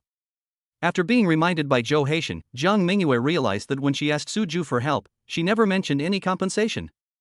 Jiang Mingyue knew that Suju was sincerely helping her and didn't care about the money at all. If it were someone else, they would probably start talking about the price. Mingyue, what can I say about you? Just now I was praising you for your ability to Director Tang. How could you have missed such an important thing? Mr. Su doesn't care about money. It's because he has a good character. But we should also show our sincerity, right? You said Mr. Su basically agreed. Is it because Mr. Su didn't see our sincerity? Zhou Haitian felt a little regretful. Why didn't he go with Mingyue? Mingyue is still young after all, and she may not be able to think through some things carefully. If I had gone with them, I would definitely not have made such a low-level mistake. Director Zhou, don't worry. Seeing that Zhou Haitian's thoughts were going further and further off the track, Jiang Mingyue immediately spoke up to stop Zhou Haitian's self-imagination. This is not about money at all, Jiang Mingyue said. Director Zhou is really thinking in the wrong direction. Director Zhou, Mr. Su basically agreed not because of the money, nor because he didn't see your sincerity. Without giving Zhou Haitian a chance to speak, Jiang Mingyue felt that it would be better for her to speak out herself. Director Zhou, Mr. Su means that he will be away from Jiangqing for a period of time in a month. Mr. Su feels that if there is a time conflict, he cannot agree to our request. After explaining everything clearly in one breath, Jiang Mingyue felt that Director Zhou would no longer have to worry about it, right? Director Zhou actually linked this matter to his own ability? Jiang Mingyue felt very wronged in her heart. It was because it was Su Ju that Jiang Mingyue didn't think of asking for compensation. If it were someone else, would Jiang Mingyue ignore such an important matter? The answer is of course no.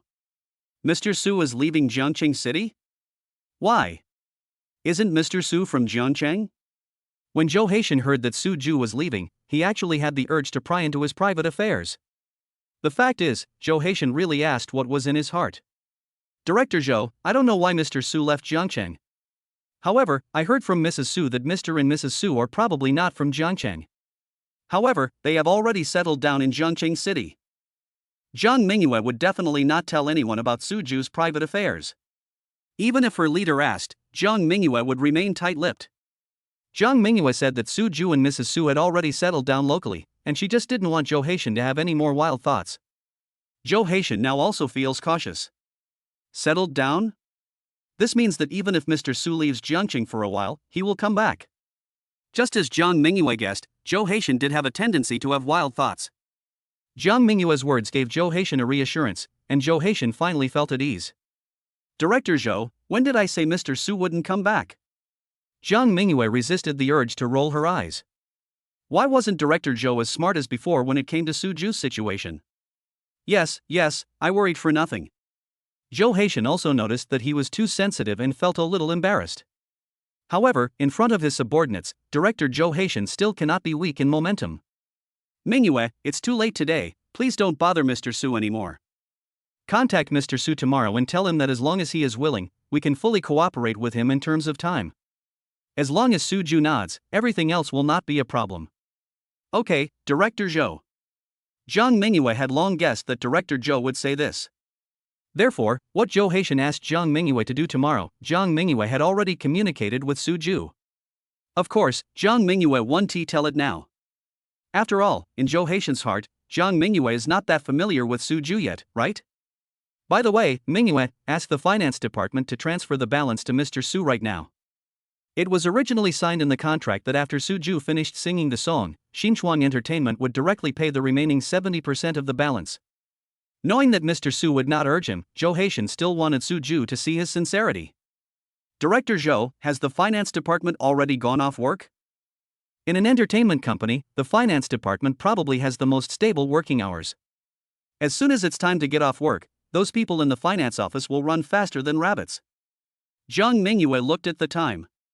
If she went to the finance office at this time, there was a high possibility that she would only see a closed door. After get off work, let them come back to work overtime. All they do is collect their wages, and when it's time to get off work, they are nowhere to be seen. As the chief director, Zhou Haitian actually has quite a bit of power. It can be said that as long as Zhou Haitian said a word, even if he asked the entire finance department to come back to work overtime, no one would dare to say a word of no. Zhou Haitian had never shown off his prowess in this area before.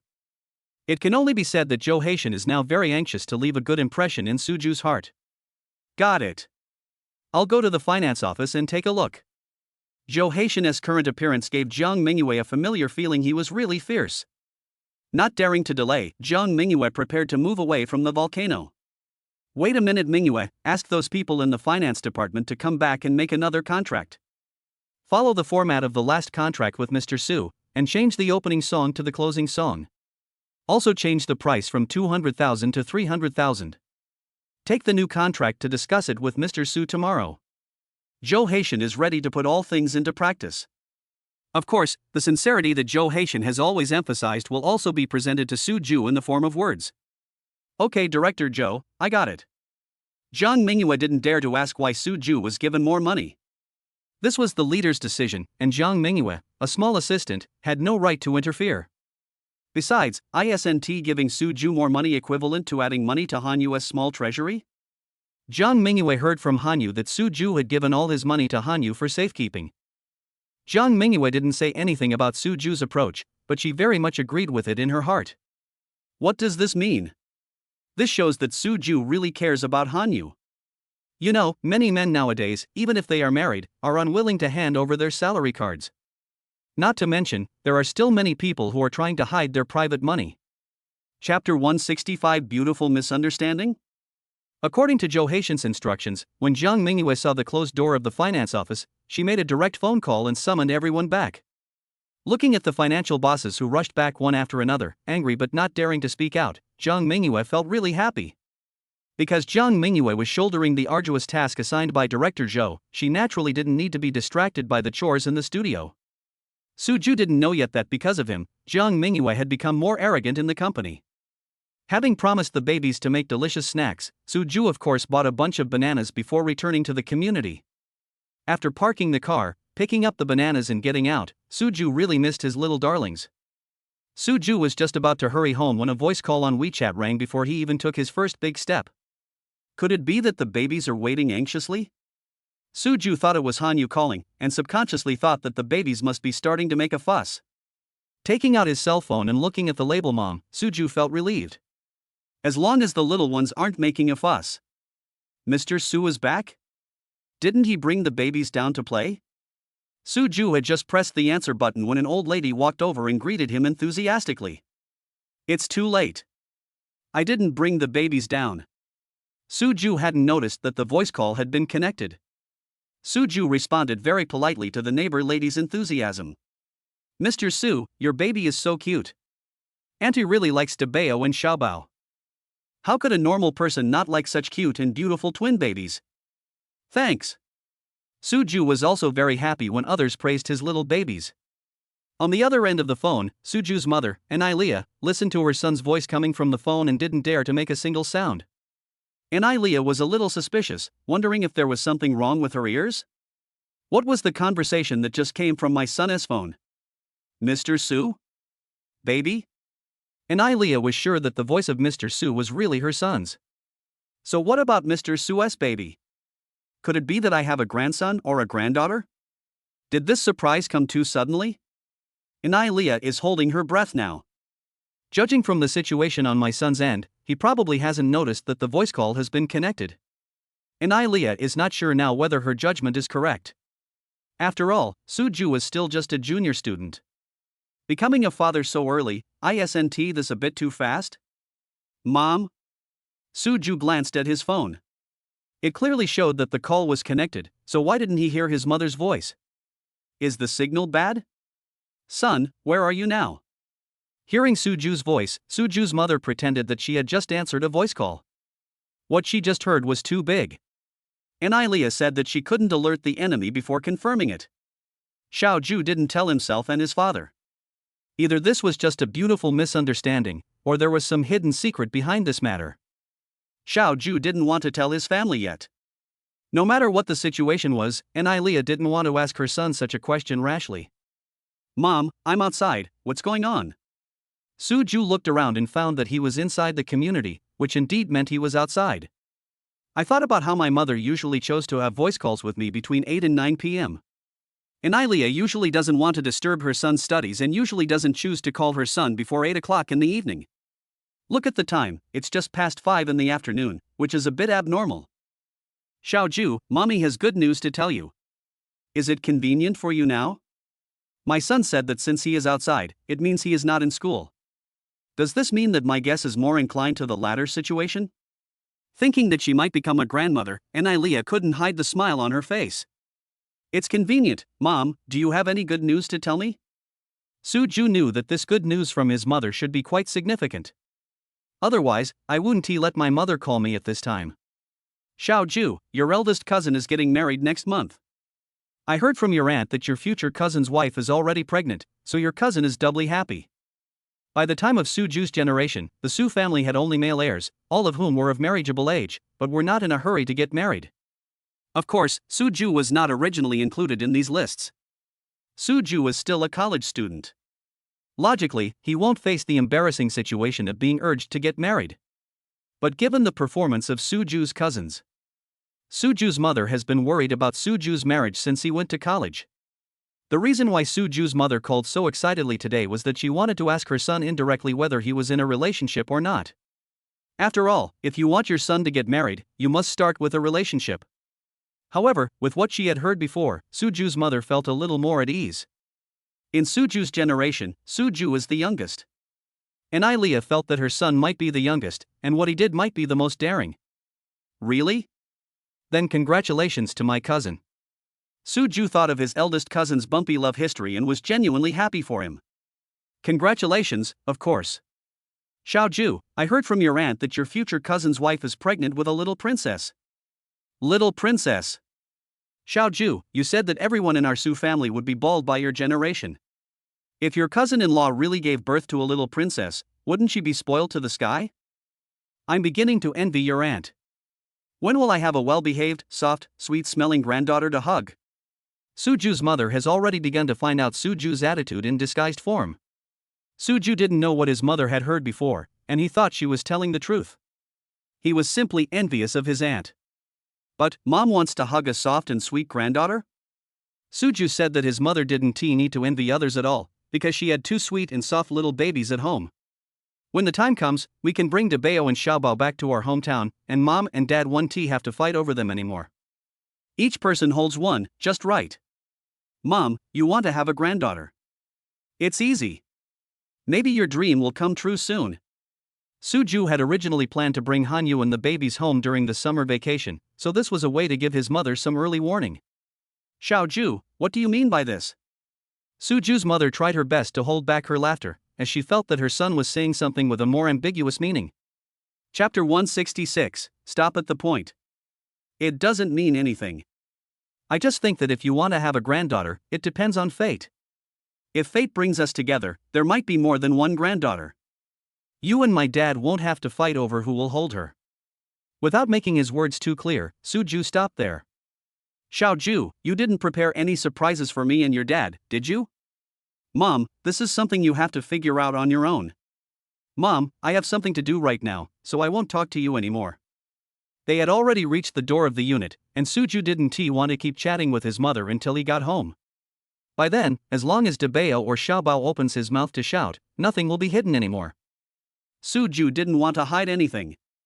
The main problem now is that Hanyu is not fully prepared mentally. Another thing is that the two of them planned to go back to Hanyu's house first. Suju knew that if his mother knew about Debao and Xiaobao, his father and mother would rush over to see their granddaughter without even having to wait until tomorrow. Thinking of his mother's eagerness to hold her granddaughter, Suju thought that it would be better to let his mother guess first.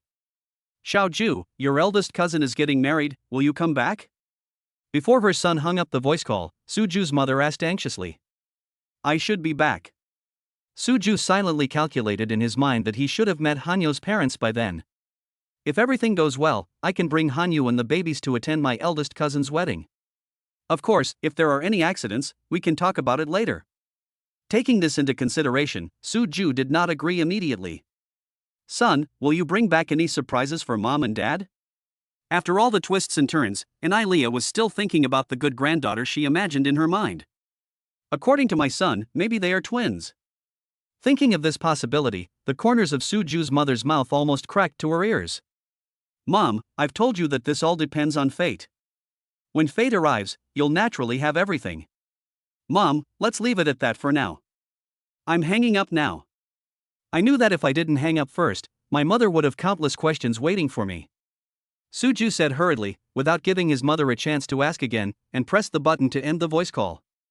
Lao Su, come here quickly. Holding the phone, Ilea shouted directly in the living room. Of course Ilea wanted to share such good news with her husband. What's the matter? Why are you in such a hurry? Suju's father, Sujunhua, heard his wife's anxious voice and ran out of the kitchen wearing an apron. Lao Su, I just called my son. With a hint of secrecy in her tone, Suju's mother was trying to create some atmosphere. Don't you just want to tell your son that his eldest cousin is getting married soon? What's wrong? Is it because my son has something wrong and can't come back by then? When his wife called his son, Sujunhua said that he knew it. Soo Junwo was watching his wife making a voice call to his son. But the call was not connected at that time, so Soo Junwo went into the kitchen to busy himself. Naturally, Soo Junwo didn't know the content of the conversation between his wife and son. The only thing Soo Junwo could think of was that Xiao Ju might have something to do and wouldn't be able to come back to attend his eldest cousin's wedding. Soo Junwo felt that this was understandable. He is a junior student now, although Soo Ju's eldest cousin's wedding is in the summer vacation because the bride's belly can't wait. However, Soo Ju might have to do an internship or something, and might not be able to come back, so he won't come back. Soo Junwo didn't think there was anything wrong. Of course, Soo Junwo knew what his wife was thinking. Isn't it just to let Xiao Ju see the scene of his eldest cousin's wedding, and to urge Xiao Ju to hurry up? Sometimes Soo Junwo even advised his wife that their son was only a junior in college and there was no need to rush his marriage. But Auntie Leah has her own ideas. It is said that the purest emotion nowadays is campus love. Auntie Leah felt that with her son's looks, it would only take a few minutes for him to find a girlfriend. But look at Xiao Ju, he is already a junior, and I have never heard him say that he has a girlfriend. It is understandable that Auntie Leah would be anxious. Because when Soo Ju and Shin Man were in love, they didn't tell their families. So much so that in Soo Ju's mother's heart, her son has never even touched a girl's hand. Of course, these were Soo Ju's mother's thoughts before the phone call today. After finishing today's call, Soo Ju's mother felt that her son might be more courageous than she expected in some aspects. It's not about that. My son said he would come back when he has time. Shaking her head, Auntie Leah felt that her husband was really not smart at all. If it was just about drinking at a wedding, would I be so excited? Xiao Ju just said he would come back when he has time, so why are you so excited? Knowing that his son had agreed, Soo Junwo put his hands on his apron and prepared to go back to the kitchen. Hey, Lao Su, I haven't even said the point yet, why are you in such a hurry? Seeing her husband walking straight into the kitchen, Auntie Leah immediately grabbed Soo Junwo. What's the point? Didn't you call today just to ask Xiao Ju to come back and attend his eldest cousin's wedding? Originally, Soo Ju's eldest cousin wanted Soo Ju to come back and be the best man. Considering that Soo Ju was already a junior and something might happen at school during the summer vacation, Soo Ju's mother was not asked to mention this matter to Soo Ju. So, if Soo Ju has time during the summer vacation, he can just come back to attend the wedding. It's nothing particularly important. Lao Su, do you want to be a grandfather? Facing her husband's mysterious smile, Soo Ju's mother became more and more certain of her guess. Are you stimulated by something? My eldest brother is going to be a grandfather. This is a foregone conclusion. As for me, it depends on when your son will come to his senses. Waving his hands, Soo Junwo knew that the seedling of his son's feelings had not yet been planted. He had to wait for it to sprout and grow, and he didn't know when that would happen. As for the matter of becoming a grandfather, there is no sign of that happening. Soo Junwo said that he doesn't daydream like that. When will my son wake up? Soo Ju's mother's expression at this time can really be described as arrogant. Lao Su, if I tell you that our son is much smarter than you think, would you be surprised? Auntie Leah does not accept her husband's evaluation of her son at all. Chapter 167, Leading the Way. Shocked? I hope your son can really scare me. Soo Junwo felt that he knew his son very well. Because of this confidence, Soo Junwo's tone of voice was also extremely confident. Old Soo, let me tell you, you are an old-fashioned person. How can you possibly keep up with the thinking of today's young people? Shaking her head regretfully, Auntie Leah now really feels that her husband is too out of date. Wife, what do you mean? Did Xiao Ju say something to you? This is the only explanation. If his son hadn't said anything to his mother, Soo Junwo thought that his wife wouldn't be so mysteriously confident, right? You shouldn't talk like that when there's nothing to show for it, right? Lao Su, I just had a voice call with my son, and then. Auntie Leah told her husband in detail what she had heard on the phone, which was probably the conversation between her son and someone else. Mr. Soo? Baby? Wife, did you ask your son about this later? Could it be that the person next to your son said this? That person just happened to have the last name Soo? In Soo Junwo's heart, of course, he didn't dare to believe such a big thing easily. If it's true, it would be great. I can be a grandfather now. If it turns out to be a big mistake, it would be a real joke. I've thought about this question, but Lao Su, do you think I can't even recognize my son's voice? After people called him Mr. Soo, it was clearly your son who spoke first. Also, I asked your son tentatively. Do you know how he answered me? Under Suju and was expectant eyes, Leah repeated Suju's words again. No way, what Xiaoju means is that we have granddaughters, and they should be twin granddaughters? I don't have to compete with my wife for holding the baby, so I have 2 babies? 2 babies, they must be twins. Su Junhua no longer thought about it. No, I have to call Xiaoju to find out. How come there is no trouble at all, and they even have a child? Wife, have you ever heard your son mention his love life? When Su Junhua thought that he would have a granddaughter, he was no less excited than Suju's mother. While picking up the mobile phone on the coffee table, Su Junhua was ready to dial. Lao Su, wait a minute. Seeing that her husband was more excited than she was, Leah snatched the phone away. What's wrong? Shouldn't I ask my son about this matter? Who is the baby's mother? How did they meet? Are they living together now? How old are the babies? Is there enough money to support them? I should ask my son all these questions. Looking at the phone that had been snatched away by his wife, Su Junhua was very puzzled. These are all big things, why doesn't my wife let me ask? Lao Su, my son said on the phone that when the time comes, we will have a granddaughter. What does this mean? It means my son feels that now is not the right time. As for your questions, I believe in my son's perspective. The baby's mothers should be his classmates.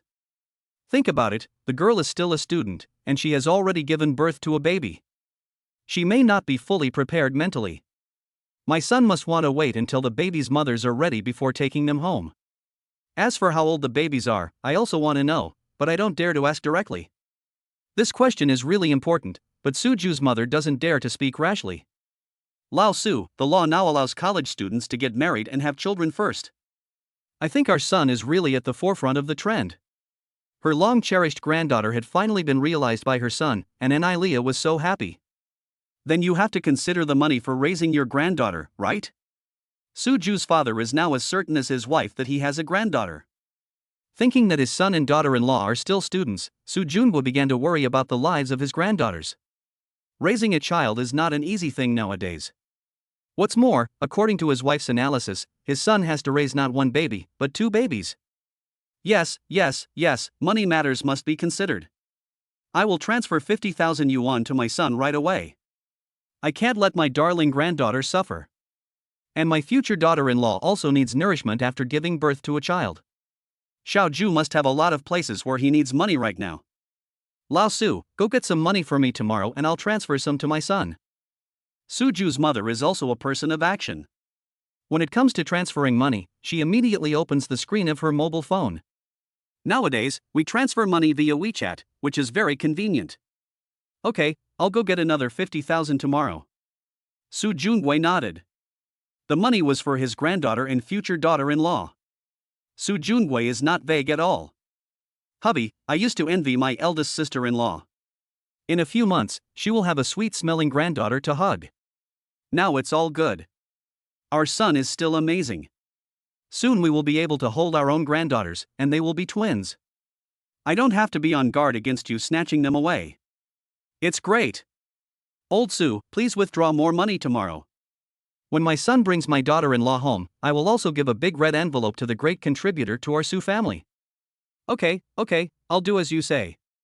You should transfer the 50,000 to your son first. Look at my memory.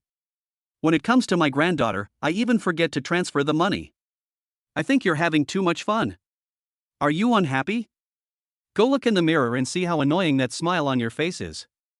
I won't argue with you, and I won't cook today. You become so arrogant after becoming a grandfather that you don't even cook? Wife, let's go to a restaurant today and celebrate by ourselves first. That's a good idea. I'll transfer the money to my son and then dress him up. You're already a grandmother, why do you still need to dress up? You don't understand this, do you? I want to be the most beautiful grandma. Vincent. Su Junhua. You heard me wrong, I said you are the most beautiful. Snort. Suju never thought that just wanting to give his mother a shot of vaccination would cause such a big fuss among the elderly couple in his family. Dabao, Xiaobao, Daddy is back from buying bananas. Opening the door of his house, Suju began to call his little darlings. Daddy. Papa. Dabeo and Xiaobao, who had already started to make some noise, immediately responded happily when they heard their father's voice. Big treasure, little treasure, Daddy will hold you. Looking at the babies crawling towards him from the living room, Suju put down the banana and picked up a baby in each hand. Chapter 168, Extra Question. Suju, you're back? Did everything go well? Lan Hanyu picked up the banana that Suju had placed on the ground and asked as he walked towards the kitchen. In fact, Lan Hanyu also knew it, so how could it not go smoothly? It's not like Lan Hanyu hasn't heard Suju sing before, so she has a very good idea of how good Suju's singing skills are. Of course it went smoothly. Don't you have confidence in me? Suju is not arrogant. There is a saying that goes, excessive modesty is equal to pride. Suju just doesn't want to be proud. Yes, I have the most confidence in you, okay? After taking a look at Suju who was holding the babies, Lan Hanyu realized that he was really asking unnecessary questions. Ma. Pa. Seeing that their mother was about to take away the bananas that their father bought, Dabeo and Xiaobao became a little anxious. The babies have been waiting for so long, but they have been waiting for their dad to buy bananas and make little bunnies and little pigs. But now the banana has been taken away by Mom, what should we do with the baby snacks? Daddy, little bunny. Dabeo pointed at the banana in his mother's hand with one hand and grabbed his father's collar with the other. Looking at Dabeo's anxious look, it seems as if he is saying, Dad, go and get the banana back from Mom. Dabeo wants to eat the little rabbit, right? Knowing that the babies have been waiting for a long time, Suju was not going to tease them this time. Papa, little piggy. Seeing that his father only mentioned his sister's little rabbit, Xiaobao immediately expressed his needs without being left behind. Yes, and our little piggy. After kissing each of the babies' delicate faces, Suju placed Dabeo and Xiaobao on the carpet in the living room. Big treasure and little treasure, play by yourselves for a while. Daddy will make you something delicious, okay? Papa. Daddy. When the babies heard what their father said, they started clapping. Suju knew that the babies were showing that they completely agreed with his suggestion. Two little greedy cats. The banana in his hand was taken by Suju, and Lan Hanyu couldn't help but say something. Of course, when Lan Hanyu said this, his tone was quite doting. Who can not love such cute babies? Genetics is an art. Looking at Hanyu's smooth and tender little face, Suju couldn't help but tease her. Babies' foodie nature is completely inherited from their mothers. So, if there are two little greedy cats, there must be one big greedy cat first, right? Suju. Knowing what Suju meant, Lan Hanyu felt a little unwilling. I was talking about the babies, why did Suju bring me into this? I didn't say anything. Suju said that Hanyu felt that he was in the right place, but it was none of his business. You. In front of Suju, it was really difficult for Lan Hanyu to gain the upper hand. Beep beep. Before Suju could say anything else, the voice of WeChat rang. I feel a little strange about why my WeChat is so busy today.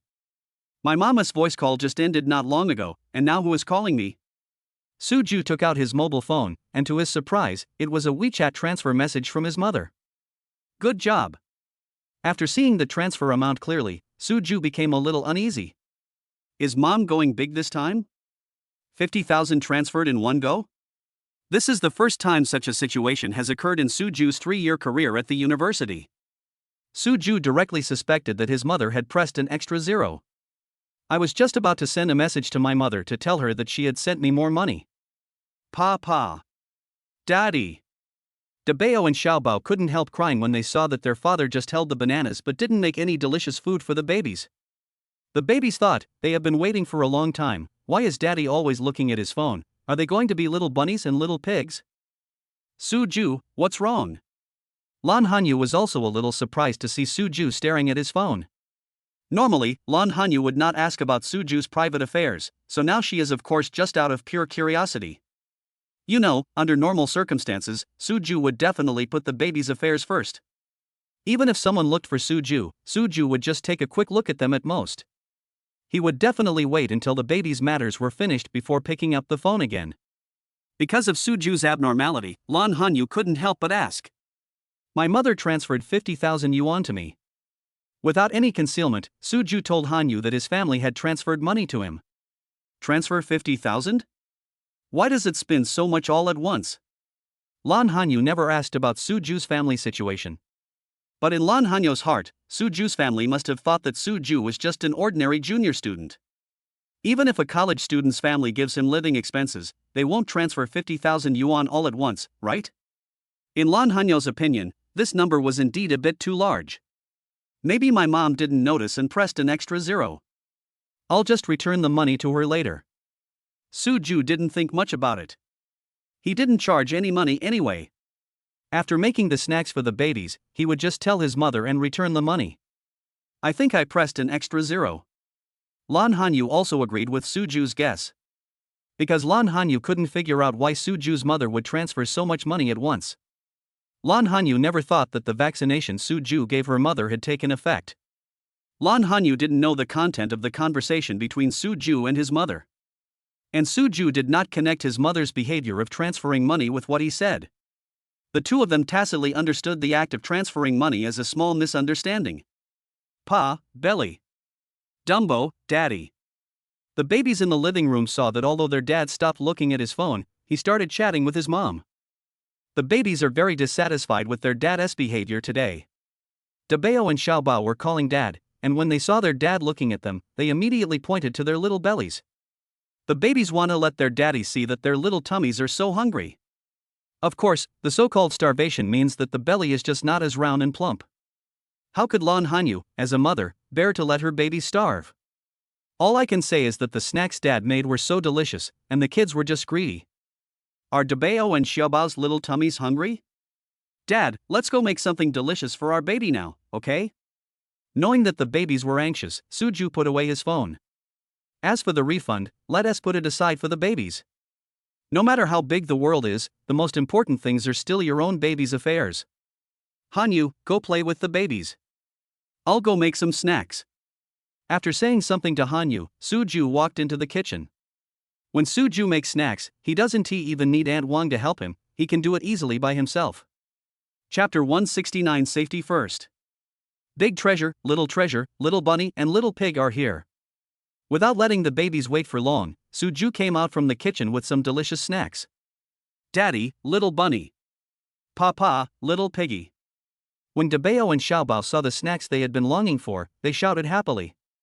Dabeo, Xiaobao, Daddy is not a little rabbit, nor is he a little pig. Correcting the baby's expressions, although Suju knew that it would not be possible to succeed in the short term. Daddy, little bunny. Pop, little piggy. Sure enough, in front of the delicious food, the babies automatically ignored their father's words. Dabeo, Xiaobao, have you washed your hands? Suju didn't expect the babies to change their way of expression all of a sudden. Suju just thought that the babies might remember what he often said one day, right? Before Dabeo and Xiaobao's chubby little hands reached out for the snacks, Suju blocked the baby's claws in time. Pa. Daddy. Seeing that Dabeo and Xiaobao were protecting the snacks and not giving them to the babies, Dabeo and Xiaobao were not happy. Our Dabeo and Xiaobao's hands have been washed. Now Dabeo and Xiaobao are sweet babies, right? Knowing that the babies couldn't explain to their dad yet, Lan Hanyu spoke gently. Lan Hanyu doesn't just play with the babies. Just now estimating the time, Lan Hanyu and Aunt Wang, each holding a baby, have already completed the process of washing their hands. Are Dabeo and Xiaobao the sweet babies? Daddy doesn't know yet, the sweet baby is eating sweet snacks, the little bunny and the little pig are here. Knowing that the baby's hands had been washed, Suju placed the plate of snacks on the small round table specially prepared for the babies. Lan Hanyu and Aunt Wang each brought a small round stool and let the babies sit on it. The small round stool is also specially used for babies and is only a little high. This way, even if the babies cannot sit steadily, the living room is covered with thick carpets, so even if they fall down, they will not be hurt at all. Suju had already considered these issues when he first designed it. It can be said that in today's homes, safety is the first priority. Little bunny. Little pig. As soon as Dabeo and Xiaobao's butts touched the small round stool, the babies' little hands reached out for their favorite animal snacks. Pa. Ma. After the babies took a bite of their favorite snacks, they didn't forget about mom and dad. The two babies held out the delicious food in their hands in front of their parents. Dabeo is so good. Xiaobao, eat it yourself. Suju and Lan Hanyu were very happy to see that the babies were filial at such a young age. Pushing the baby's little hands to their mouths, Suju and Lan Hanyu felt sweeter in their hearts than eating honey. Mom, tummy. Dabeo didn't forget that her mother also said she was hungry. Seeing that his mother didn't eat his snack, Dabeo looked at her in confusion. Shouldn't you eat when you're hungry? Why doesn't mom eat her baby's rabbit? Hanyu, Dabeo is reminding you that you are hungry too. Remembering that Hanyu said she was hungry in order to cooperate with him, Suju pointed at Hanyu's stomach and motioned her to cooperate. Oh, yes, our Dabeo has a good memory. Mommy is hungry too. Seeing Dabeo staring at her, Lan Hanyu immediately picked up a piece of dessert from the plate. Kids nowadays are so hard to fool. Lan Hanyu suddenly had this realization in his heart. Dabeo and Xiaobao are only more than 10 months old, and Dabeo still remembers what I said in the afternoon. Lan Hanyu sincerely felt that her two little darlings would become increasingly difficult to coax in the future. However, this also shows that your baby is smart, right? Thinking of this, Lan Hanyu felt a little proud again. Both Suju and I are top students at Z University, it would be strange if the babies weren't smart. Dabeo saw that his mother also had food to eat, and then he started eating with peace of mind. Because Suju didn't say anything like he was hungry, Dabeo and Xiaobao let their father go for the time being. Seeing Hanyu and the babies eating happily, Suju took out his cell phone from his pocket. Suju has not forgotten about his mother's large transfer of money. Mom, when you transferred the money, did your hand shake? Did you add an extra zero? And Mom, it's not time to give me living expenses yet, why are you transferring money to me now? I'll return the money to you first. Suju's current ability to make money does not require any support from his family's living expenses. Because of the baby's affairs, Suju forgot to tell his family about this matter. Thinking that he would be going home for summer vacation soon, Suju decided to talk to his parents about this in person. Without waiting for his mother's reply, Suju directly clicked Return Transferred Funds. Transfer returned successfully. Looking at the prompt message on WeChat, Suju prepared to put away his phone. As for when his mother will see the message, Suju doesn't care. Son, why did you return the money? I just transferred 50,000 to you. I didn't transfer it to the wrong place. When have you ever seen your mother's hands shaking when transferring money? This is the 50,000 I'm transferring to you. I'm transferring it to you again. Please take it. Before Suju put his phone into his pocket, the sound of WeChat rang several times. Suju knew that it must be his mother replying to his message. When he clicked on it, what Suju didn't expect was that his mother actually transferred the 50,000 yuan to him again. Papa. Daddy. Dabeo and Xiaobao, who were originally concentrating on eating snacks, were distracted by the constant ringing of their father's mobile phone. Dabeo and Xiaobao, did your grandma win the lottery? She really transferred 50,000 to Daddy. Knowing that the babies couldn't understand, Suju was actually speaking to Hanyu. Suju, why did Auntie transfer so much money to you? You'd better ask clearly. As for what Suju said about winning the lottery? Lan Hanyu said that he didn't believe it at all. How fake can lottery tickets be nowadays? It's the kind that can't be more fake. Let me ask. Suju also really wanted to know why his mother suddenly transferred so much money to him. Mom, did you win the lottery or get rich? Why did you transfer so much money to me? If he didn't click to confirm the payment, Suju would definitely ask clearly first. Suju knew his family's financial situation. Although they couldn't be said to be poor, they could only be considered a well-off family. In Suju's opinion, if one were not a wealthy family, he would not do such a thing as paying 50,000 yuan for living expenses all at once. Chapter 170 Love Fund. When Suju sent the message, Leah had already dressed up beautifully and was ready to go out to celebrate with her husband. Of course, what the old couple celebrated was the fact that they very likely already had a sweet granddaughter. Lao Su, wait a moment, Xiaoju has returned the money to me. Because of her son's message, Leah put down her hand that had been grasping the door handle.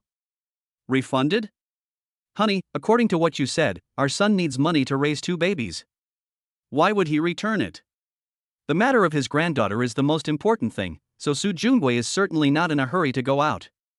My son said he thought my hands were shaking and he transferred the wrong money. After repeating her son's words, Leah felt that her son was really humorous. Hand shaking? Even if my hands are really shaking, I can only shake out 1 0. How could I shake out an extra 0? Then turn it again and tell your son that it wasn't because of your shaking hands that you turned it too much. Suju's father didn't think too much about it. His son thought it was not true, so he didn't take the money. Then tell your son that the 50,000 yuan was indeed transferred to him. Don't worry, I've already told my son. Glancing at her husband, Suju's mother said that it was such a small matter and she didn't need her husband to remind her, and she would of course tell her son about it. Since this is a big matter concerning her granddaughter, and Ilea is of course very concerned. How is it? Did your son receive the money? Because Suju returned the 50,000 yuan, Suju's parents had no intention of going out. No, my son even asked me why I transferred so much money to him, thinking I had won the lottery. Looking at her son's latest reply message, Ilea felt a little depressed. Other people's children always chase their parents for money. How come when I came to my son's place and I offered to pay him, he refused to accept it? I transferred money to my son, but was asked why I transferred so much money? Ilea said, is it the case that she has money but cannot give it away? Winning the lottery? Xiao Ju is really the one who can think of that. Su Junwo couldn't help laughing. If winning the lottery is so easy these days, do I still need to go to work? Don't laugh, Lao Su. My son asked me why I transferred so much money to him. How do you think I should answer? Should we just tell our son that this is the money your father and I give you to raise your baby? My son hasn't said it out loud yet. If my daughter-in-law sees this, wouldn't it be bad? Suju's mother was really in a dilemma. If you want to transfer money to your son, you have to think of a good reason. But this reason is not very good. Tell your son that this is money for his relationship. If you can't say that you are spending money on your granddaughter, then change your way of thinking. Su Junhua thought, this isn't too difficult a thing, right? Why is it so difficult for my wife? Dating funds? Has your son told you about dating? If her son had told his father but not herself, Ilea would have felt that her son had grown up and was no longer close to her, and she would have been very sad. My son usually calls you quite often, but he never reports it to you, so how could he possibly tell me this? Shaking her head, Su Junhua's words made Suju's mother feel relieved. It turns out that the son didn't tell his father? That's fair. Okay, I'll tell my son that. Since she couldn't think of any other good excuse, Ilea decided to accept her husband's advice. Son, mom and your dad think that you are old enough to fall in love. This money is your dating fund. If you meet a girl you like, don't be reluctant to spend money. Of course, it would be best if you could be like your eldest cousin and let mom hold her delicious granddaughter in her arms. Ilea's speech now cannot be separated from the rhythm of her granddaughter. Suju looked at the message sent by his mother. If he wasn't sure that he was just giving his mother a warning, he wouldn't have said a single word. Suju would think that he had already had it out with his mother. What a sweet-smelling granddaughter. Mom is obsessed with her. Turning around to take a look at Debao and Xiaobao, who had eaten themselves into big tabby cats, Suju found that his mother's description was quite apt. My own little darlings are so delicious. Suju, what did Auntie say? Lan Hanyu was still very curious about Suju's mother's persistence in transferring money. Suju has had nothing to do recently, so why did his family suddenly think of transferring so much money? Of course, the only big thing that happened to Suju recently was that he had a pair of adorable twin babies. However, Lan Hanyu felt that Suju's parents might not know about this. My mom said this was money for my relationship. Without hiding anything, Suju told Hanyu exactly the reason his mother gave. Love funds? Are uncle and aunt urging you to fall in love? Lan Hanyu had never heard Suju mention it before, so she still felt quite surprised. My mother might have been stimulated. Suju smiled, and looking at Hanyu's puzzled expression, Suju added a sentence. My eldest cousin is getting married next month. I heard from my mother that my future cousin's wife is already pregnant with a baby, and it's a baby girl, which is extremely rare in our Su family. My parents have always wanted to hold their sweet-smelling granddaughter in their arms. This is my mother investing in her beloved granddaughter. Suju guessed that his mother must have felt that if he didn't fall in love, how could he help her realize her wish of having a granddaughter? So, this time my mom really spent a lot of money. Transferred 50,000 to myself at one time. Suju said that this is much higher than his annual living expenses. Of course, now that Suju has joined the nanny system, he already has a house, a car, savings, a wife, and children. Just now, Suju received the final payment of 140,000 yuan from Xinchuang Entertainment. Suju's ability to make money is really not to be underestimated. Suju's original intention was not to accept the 50,000. However, in order to avoid his mother's suspicion, Suju decided to keep the money for his mother for the time being. After he brings Hanyu and the babies back to his hometown, Suju will tell his family that he already has a house and a car. Suju will naturally return the money to his mother. For Suju, it will be his responsibility to take care of his parents from now on. How could he possibly ask for money from his family? Having made the decision, Suju clicked confirm payment. Seeing the prompt that the payment was successful, Suju sent a message to his mother. Thank you, Mom. Chapter 171 automatically entering the role. Come on, son. Seeing that her son finally accepted the money, Anilia smiled with satisfaction. Oh, son, your dad asked me to transfer another 50,000 to you tomorrow. Mom will tell you about this first. Don't think I made a mistake when the time comes. Because she wanted to chat with her son, Suju's mother walked back to the living room and sat down on the sofa again. Of course, Suju's father was also with Suju's mother. Now, for the old couple, nothing is more important than their sweet granddaughter. As for going out to celebrate, isn't it also to celebrate for the granddaughter? Mom, that's enough, stop turning. Suju, who originally thought that the matter was over, became a little uneasy when he saw his mother's message. Is this too much for Mom? It's not enough to transfer 50,000 today, do I need to continue tomorrow? Suju didn't want his parents to live frugally again because they transferred money to him. I immediately replied to reject the message. If Suju hadn't been at home and was afraid that his mother would hear the voices of Debao and Xiaobao, he would have wanted to make a direct voice call. Mom, if you transfer money to me tomorrow, I won't spend the 50,000 today even if I take it. I knew that even if I transferred back, my mother would not accept me. Suju could only use this to threaten. Lao Su, my son said he won't let me transfer money tomorrow, otherwise he won't use the money today. Looking at her son's message, Anilia looked at her husband with embarrassment. If my son doesn't use the money I transferred, will my granddaughter's life still be guaranteed? Suju's mother has now automatically entered the role of grandmother. How can I not use it? Just like his wife, Suju's father was also worried about the life of his granddaughter. Wife, how about we go to Jiangqing City tomorrow? To be honest, Su Junhua had this impulse when he heard his wife say that she had a granddaughter. Now that his son refused to take any more money, Su Junhua really couldn't bear it anymore. In Su Junhua's mind, boys should be raised in poverty, and girls must be raised in wealth. What's more, there is a saying that grandparents are closer than their grandchildren. Su Junhui is of course very fond of the granddaughter his wife mentions. No, Lao Su, we can't go now. Fortunately, Su Ju's mother is still relatively rational. Anilia immediately rejected her husband's impulsive idea. She knew that now was not the time for her and her husband to attack their son. Why can't we go? Didn't you say that our son has given us a granddaughter? Let's go see if there's anything wrong with our granddaughter. Besides, Xiao Ju is unwilling to charge more money. If this affects my granddaughter's drinking of milk powder or something, it will be a very big problem. The Su family members are indeed all slaves to daughters and granddaughters. All Su Junhua could think about now was his sweet-smelling granddaughter. Lao Su, I'm just speculating. Although I am very confident in my speculation, there must be a reason why my son did not give in. What if we rush over here so rashly and disrupt our son's plans? Also, our future daughter-in-law might not be mentally prepared yet. What if we go straight over and scare her? My son has already said that when the time comes, we will be able to have a granddaughter. I think that Xiao Ju might return home with his daughter-in-law and babies next month. We must hold back at this time and not disrupt our son's rhythm. Seeing her husband's excitement, Su Ju's mother calmed down. While analyzing various possibilities for her husband, Su Ju's mother held her husband's arm tightly. Anilia was really worried. What if her husband got angry and rushed directly to his son? What you said makes some sense. I won't go for the time being.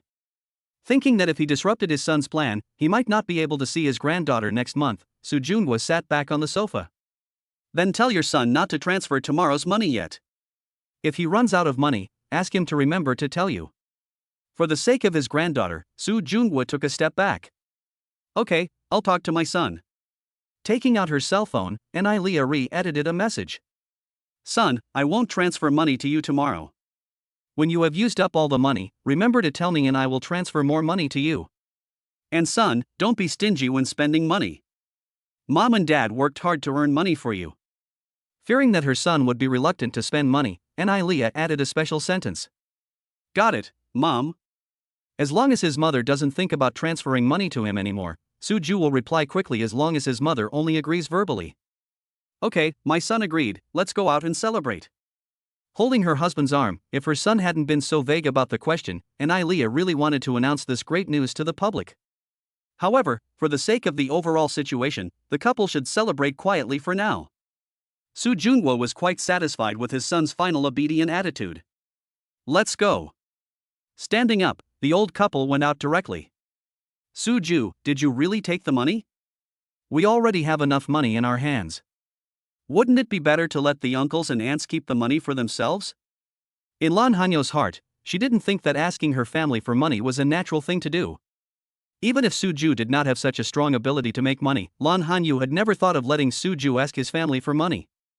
What's more, Suju's ability to make money was beyond Lan Hanyo's imagination. Lan Hanyu thought that Suju had transferred so much money to her, which was more than enough to raise 2 babies. In this case, Suju shouldn't take money from his family, right? Hanyu, if my mother knew that her daughter-in-law was so filial, she would be so happy that she would wake up laughing at night. Suju knew that Hanyu was not a girl who only cared about money. What Hanyu said just now was also her truest thought. I think about how many girls nowadays, who haven't even gotten married yet, are already thinking of ways to ask for money from the man's family. In comparison, Hanyu is really a breath of fresh air. What daughter-in-law? Who is your daughter-in-law? Lan Hanyu was originally discussing serious matters with Suju. After hearing what Suju said, Lan Hanyu suddenly felt embarrassed. Isn't what the daughter-in-law said equivalent to saying that she is Suju's wife? Daughter-in-law, it must start with daughter-in-law. Lan Hanyu felt that the relationship between her and Suju had not yet been broken. Of course, Lan Hanyu would never accept the title of daughter-in-law. Chapter 172, Curved Attack. Hanyu, what should Debeo and Xiaobao call me, dad and mom? Don't want to wear the hat of daughter-in-law? Suju said that he would help him sort it out. That must be grandpa and grandma. Suju's parents are the grandparents of Debeo and Xiaobao. This is a question that doesn't require any thought. Lan Hanyu also answered directly. You are the mother of Debeo and Xiaobao, and my parents are the grandparents of Debeo and Xiaobao. If you are not my parents' daughter-in-law, then what are you? This time, Suju bypassed himself and came to help Hanyu sort out the relationships. Lan Hanyu didn't really notice it at first. Seeing that he was trapped again, Lan Hanyu was speechless. Just now, Lan Hanyu was only thinking about the fact that she was not Suju's wife yet. She never expected that Suju would give her a roundabout way. Anyway, I'm not the daughter-in-law of your Su family yet. Lan Hanyu pouted, knowing that she couldn't win the argument with Suju, so she simply stopped talking. Sooner or later. Looking at Hanyu's childish appearance, Suju couldn't help but raise the corners of his mouth. Snort. Lan Hanyu originally wanted to refute, but as soon as he opened his mouth, he found that he didn't know how to refute. Suju had already planned to take himself and the babies back to his home in his hometown. This is the rhythm of meeting both sets of parents. Plus, both of them already have a big baby and a small baby. Lan Hanyu knew that it was only a matter of time before she became Mrs. Su. What are you going to do with the money Auntie transferred? Anyway, I think that the money we have is definitely enough to support Debeo and Xiaobao. You should find a chance to return the money to your uncle and aunt. Knowing about his daughter-in-law's affairs, Lan Hanyu knew that no matter how much he argued with Suju, he would not be able to win, so he consciously changed the subject. When we return home with Debeo and Xiaobao, we will return the money to my mother. If I don't collect the money now, my mom might come directly to the school. Knowing his mother's character and also to reassure Hanyu, Suju added a sentence. That's fine too. Just return it to Auntie when the time comes. Anyway, it didn't take long, and Lan Hanyu agreed with Suju's decision. Another point is that Lan Hanyu is not fully prepared mentally yet. If it is really like what Suju said, and his mother comes directly, Lan Hanyu really doesn't have the courage to meet his parents. By the way, why did you say that Auntie was investing in her granddaughter? How do you know that uncle and aunt like their granddaughter? In fact, this is also a little worry of Lan Hanyu. Although I know that my little babies are very loved. However, some older generations still have the idea of favoring boys over girls. Lon Hanyu wonders if Suju's parents would like boys more? Hanyu, my generation in the Su family is full of boys. It can be said that everyone in the Su family is eager to have a little princess. In the hearts of my parents, the sweet-smelling granddaughter is the most popular. When we bring Debeo and Xiaobao home, my parents will definitely be very happy with them. What Suju said was all the truth, and there was absolutely no intention of comforting Hanyu. After hearing Suju's words, Lon Hanyu was finally completely relieved. By the way, Hanyu, I have 200,000 here, I'm transferring it to you now. Last time, because Xinchuang Entertainment only paid a deposit of 60,000, Suju felt that it would be troublesome to transfer it in 2 installments, so he did not tell Hanyu. Now that the 200,000 have been collected, Suju was very naturally ready to hand it over to the finance minister at home. 200,000? Did you make money from stocks again? Isn't this money too easy to make? I heard that many people's money is stuck in the stock market. Because Jiang Mingyue felt that it was Suju's own business to make money by singing.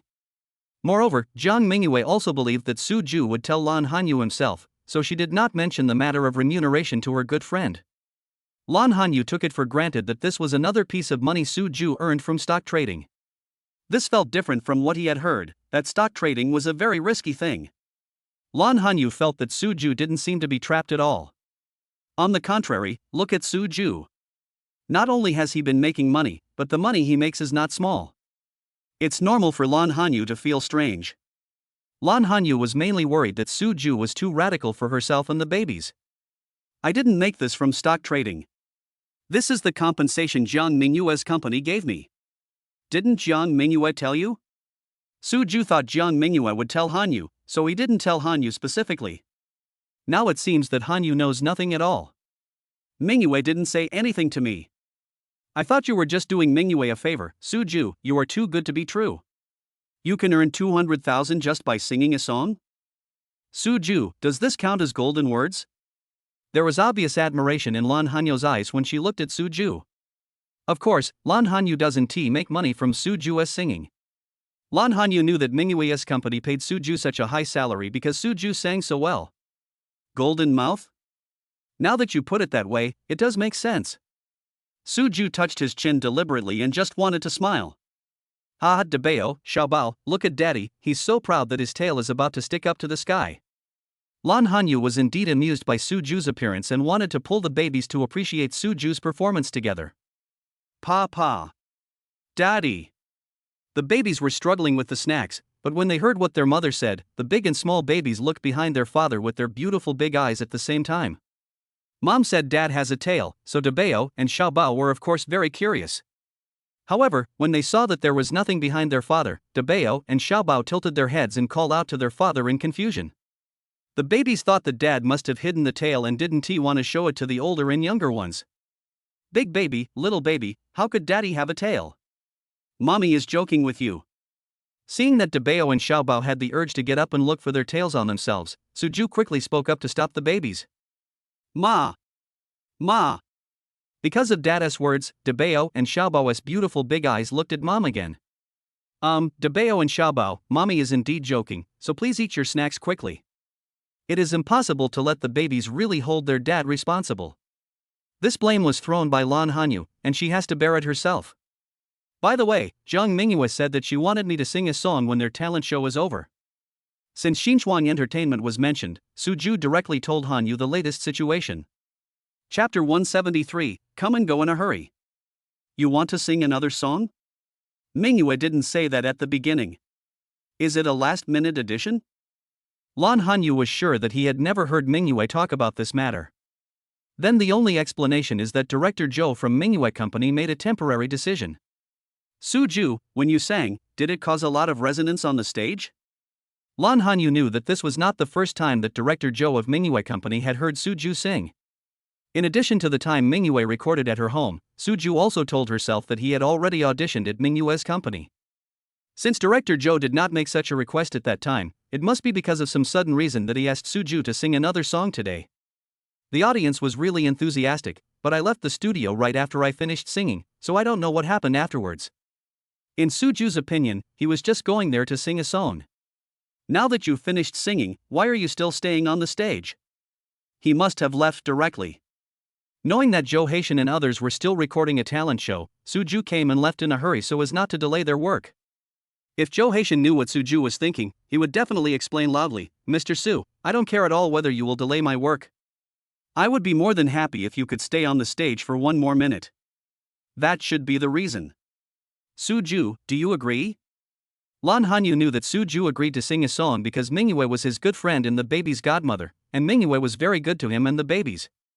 Now Mingyue's director wants Suju to sing one more song at the end of the talent show, which seems to be different from what was said at the beginning.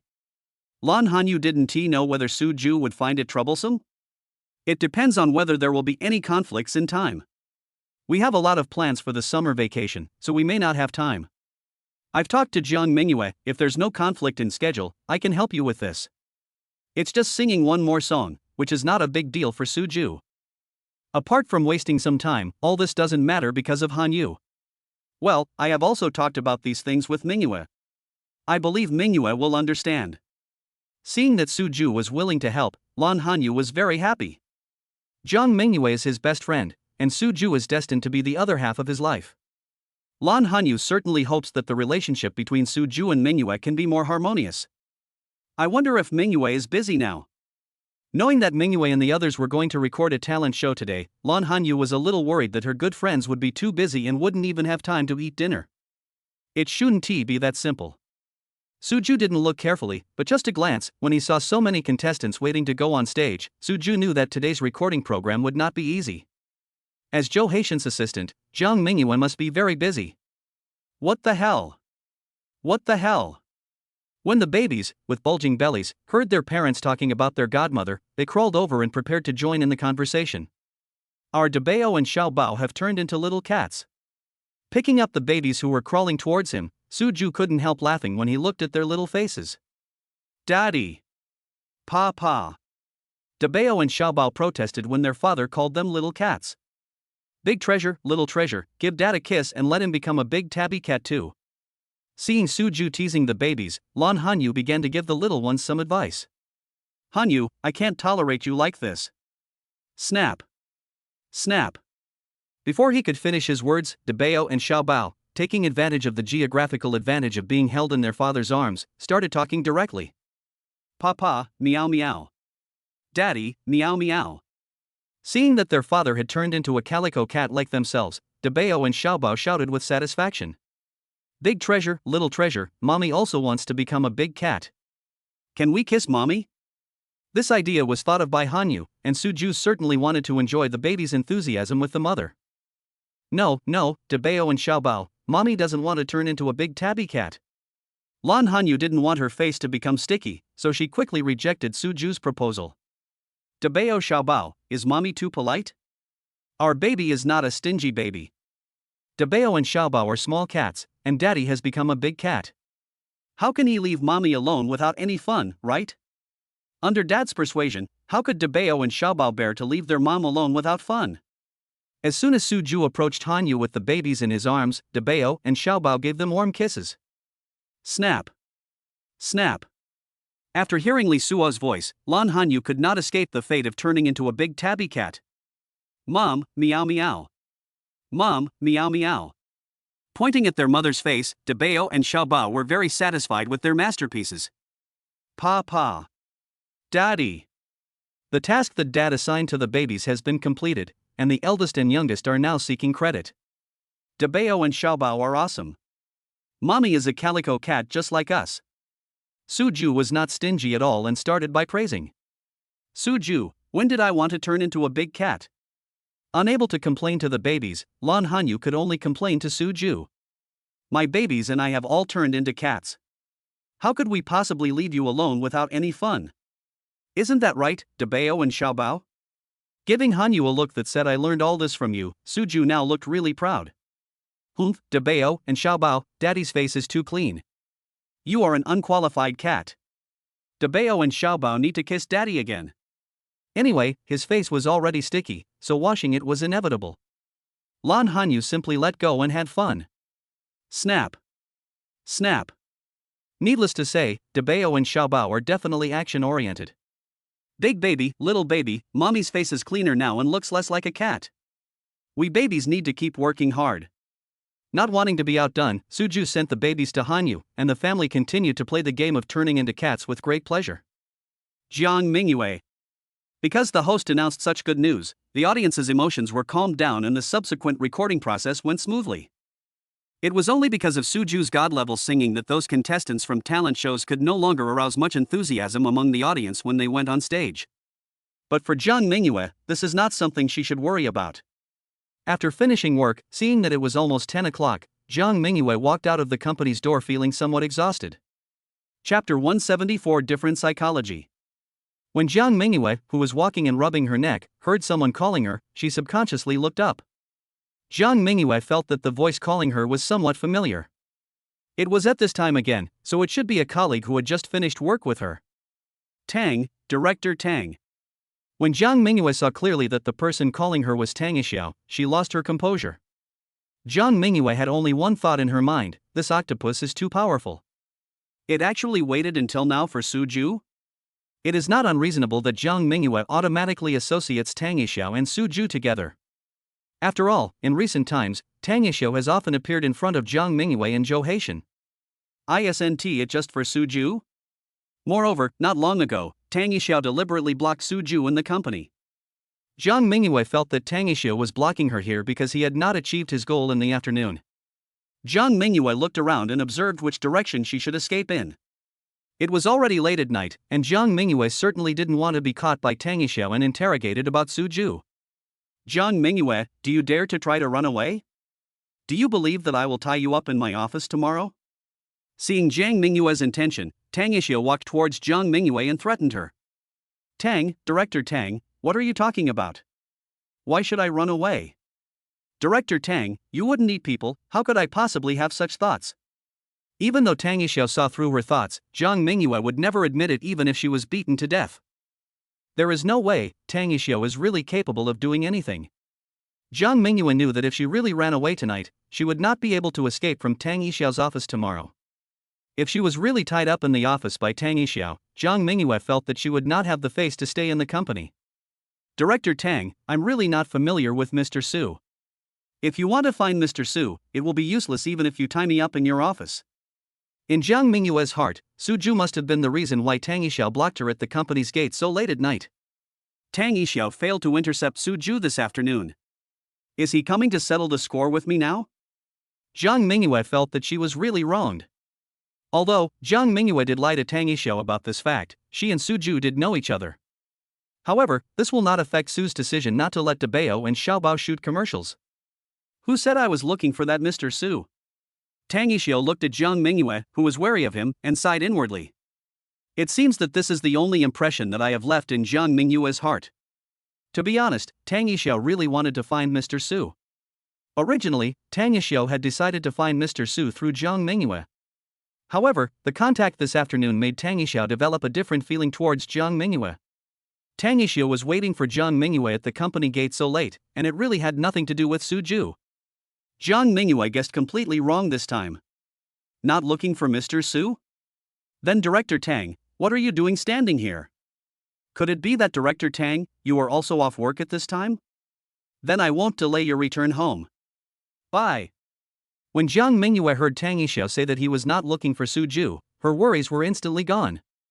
Since he was not looking for Suju, in Jiang Mingyue's opinion, Tang Yixiao's appearance in front of her was purely a coincidence. Jiang Mingyue waved her hand and prepared to walk to the road in front of the company to take a taxi. Look at the time. It's still difficult to get a taxi at this time. Why not just call Didi?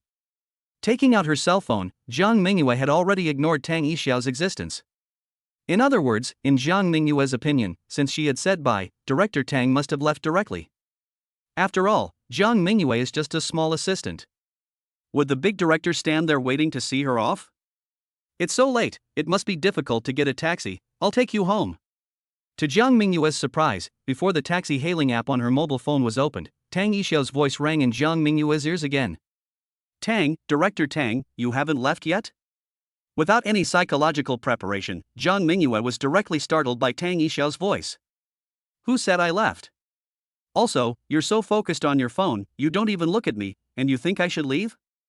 Tang Yixiao felt helpless about Jiang Mingyue ignoring him. Director Tang, I thought you were gone. Not knowing what was wrong with Tang Yixiao, Jiang Mingyue looked at this octopus director with a headache. Apart from the matter of Suju, I shouldn't have provoked Director Tang, right? But Tang Yixiao himself said just now that he was not looking for Suju, right? Could it be that what Tang Yixiao just said was a lie? In fact, he was accommodating himself because Suju did not agree to what he asked in the afternoon. In a very short time, Jiang Mingyue's mind had automatically deduced the reason why Tang Yixiao had been standing here. Let's go.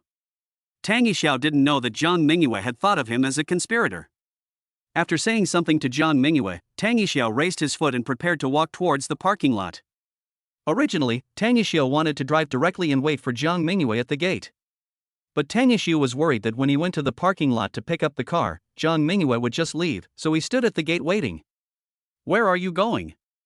Jiang Mingyue, who didn't react, looked at Tang Yixiao with some vigilance. Director Tang wouldn't be so crazy.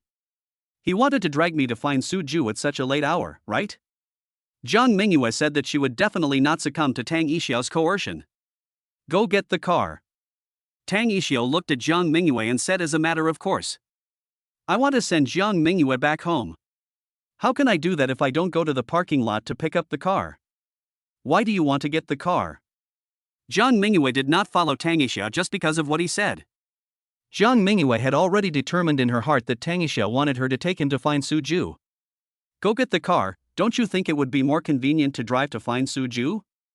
Jiang Mingyue, did you listen to what I said just now? I already told you, I'll take you home. If you don't go to the parking lot to get the car, do I have to use my own legs to take you home? Tang Yixiao originally thought that if he took the initiative to speak, Jiang Mingyue would happily follow him. Seeing that Jiang Mingyue's attitude was completely different from what he had imagined, Tang Yixiao was also very frustrated. I am one of the 3 general directors of Xinchuang Entertainment. All the women in the company are respectful or admiring to me. Why is it completely different when it comes to Jiang Mingyue? Chapter 175, Too Purposeful. Director Tang, why are you sending me home? Jiang Mingyue, who was slow to realize it, seemed not to notice at all that Tang Yixiao had already said once that he would send her back. It's not safe for a girl like you to take a taxi this late. Having found an excuse that couldn't be any worse, Tang Yixiao really had no other choice. In Tang Yixiao's imagination, Jiang Mingyue shouldn't ask herself this question at all. Shouldn't Jiang Mingyue be happy and let me take her home directly?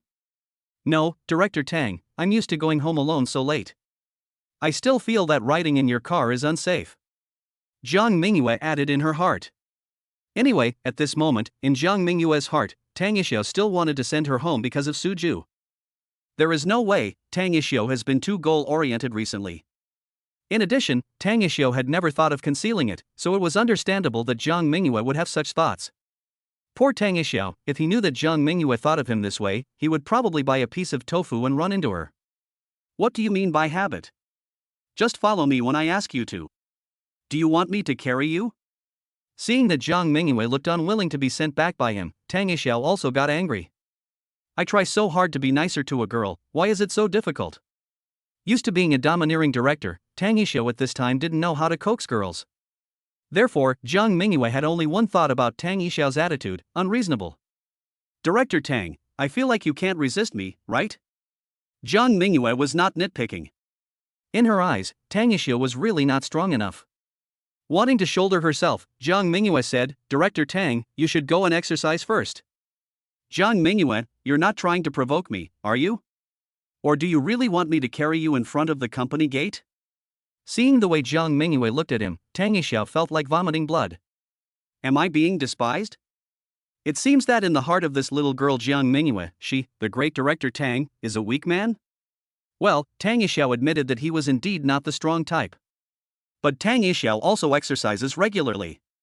Tang Yixiao is one of those men who was rather thin to begin with, and his flesh is even less visible when he puts on clothes. It is normal for Jiang Mingyue to misunderstand. Tang Yixiao is just too concerned about Jiang Mingyue's opinion of him, which is why he is so serious about it.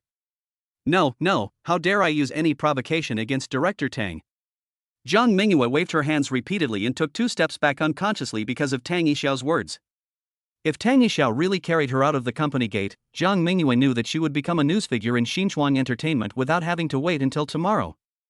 If it were any other ordinary company, the employees would have already left work at this time, so there would be no need to worry about being seen. But new startups are different. As the largest entertainment company in Jiangcheng City, it is very normal to have no fixed working hours. Leaving aside the people from other departments, there are quite a few staff members participating in the recording of the talent show today. Jiang Mingyue naturally didn't dare to take this risk. Then follow. I originally wanted to learn from the gentle Tang Yishao on TV, but after seeing Jiang Mingyue's efforts, I had no choice but to give up.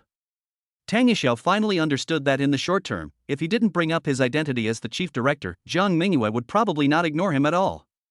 Sighing silently in his heart, Tang Yishao must have paid the price for his behavior in recent times. Oh. Somewhat succumbing to Tang Yishao's coercion, Jiang Mingyue could only lower her head and follow Tang Yishao's footsteps. Jiang Mingyue thought silently in her heart that if Tang Yishao asked her about Su Ju's situation on the way, she would just pretend she knew nothing about the question. If Tang Yishao pressed too much, Jiang Mingyue decided to just shut up. Jiang Mingyue would be happy only if Tang Yishao was unhappy and kicked her out of the car. Mingyue, where do you live? Since he was interested in the girl, Tang Yishao naturally changed his address. Calling her Jiang Mingyue all the time still seemed a bit strange. Besides, people in the company basically call Mingyue directly, and Tang Yishao certainly doesn't want his relationship with Mingyue to be worse than others. It would be great if you could have a nickname of your own.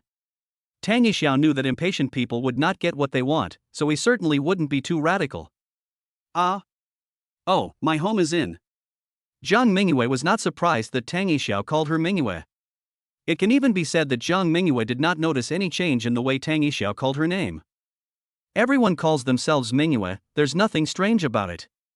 After giving her home address, Jiang Mingyue's body tensed up as she sat in the passenger seat. Originally Jiang Mingyue was planning to sit in the back seat. In Jiang Mingyue's heart, the farther she is from Tang Yishao, the safer she will be. Unfortunately, Tang Yishao did not give Jiang Mingyue any chance to find a safe distance. With just one sentence, "You sit in the passenger seat," Jiang Mingyue was arranged perfectly.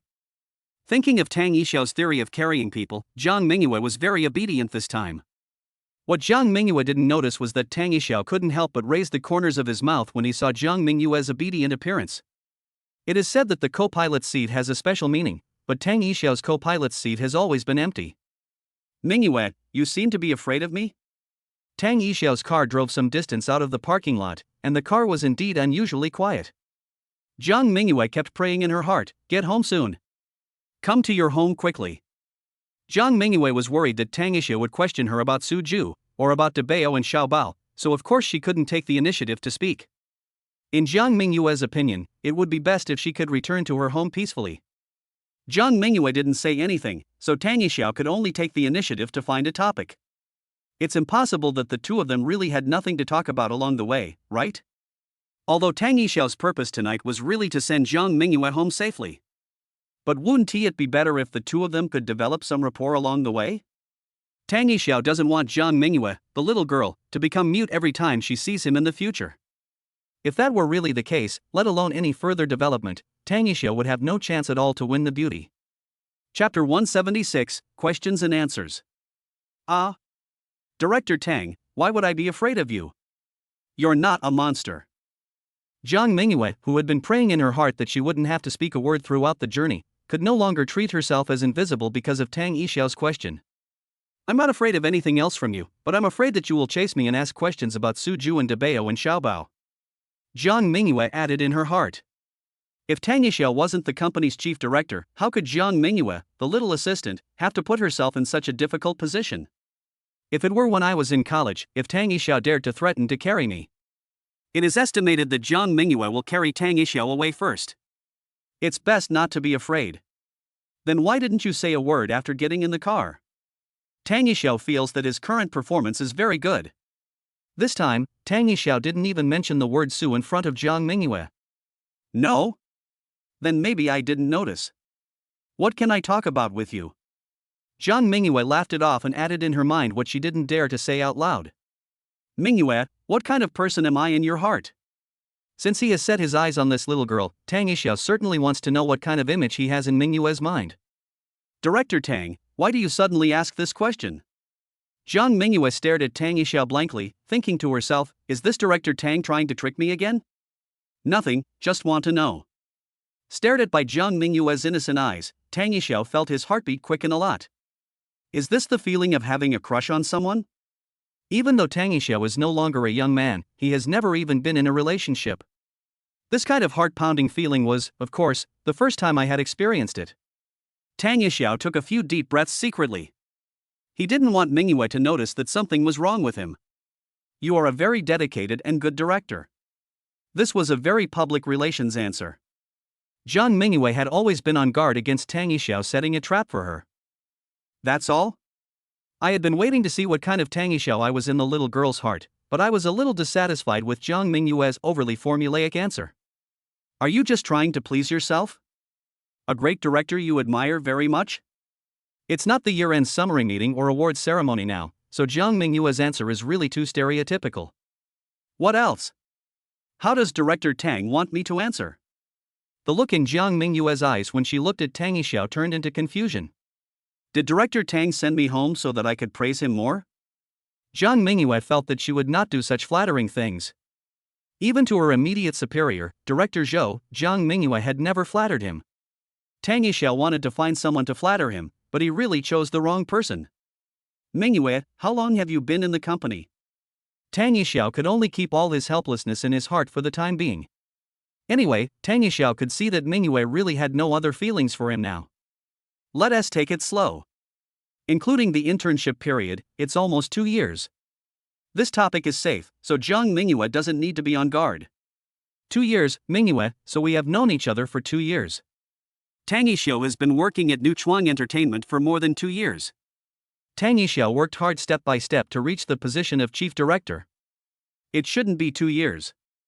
How could Director Tang know a small employee like me from the beginning? Without giving it much thought, Jiang Mingyue answered as a matter of course. When Jiang Mingyue first started her internship at Xinchuan Entertainment, she wasn't even an assistant, so how could Tang Yishao know her? Jiang Mingyue thought about it and realized that it was only after she became Director Zhou's assistant that she had the opportunity to meet the other 2 directors, right? Jiang Mingyue started working as the assistant this year. Therefore, the time that Tang Yishao has known me must not be more than a year.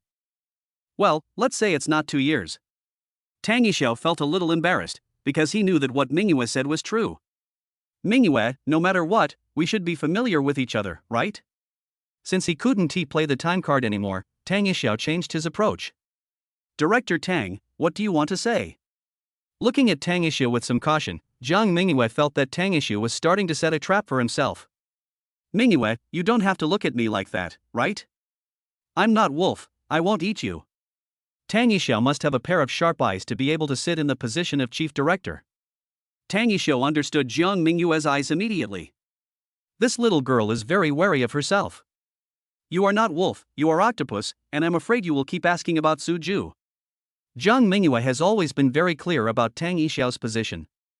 Jiang Mingyue corrected Tang Yishao's words in her heart and was very smart not to respond. Don't people who dig holes like to watch others jump into them? Jiang Mingyue won't be that fool. Mingyue, what I mean is that we have known each other for quite some time. Now it's time to get off work. You don't have to keep calling me Director Tang. You can just call me by my name. Listening to the girl calling him Director Tang all the time, Tang Yishao always felt like he couldn't get any closer to them. Tang Yishao. Now, as long as they don't ask about Suju, Debao and Xiaobao, Jiang Mingyue is very willing to cooperate with everything else. Without even thinking, Jiang Mingyue just screamed. This was Tang Yishao's own request. Jiang Mingyue felt that this was not an act of insubordination, right? You don't need to include your first and last name, right? Tang Yishao's original intention was to let the girl call him Yishao directly. This sounds more intimate, doesn't it? Then I'll call you Mr. Tang. If you can't use your given name together, then just remove the given name. Jiang Mingyue is not a very cunning person. You should just call me Tang Yishao. Tang Yishao could only accept the little girl's lack of understanding helplessly. Take it slow, at least you're making progress now. After comforting himself in his heart, Tang Yishao continued speaking. Mingyue, what do you like to do? If you want to pursue someone, shouldn't you start with her preferences? Tang Yishio said that he had filmed so many movies and TV series, and the male and female protagonists in them all acted like this. I like eating snacks, running, and playing badminton.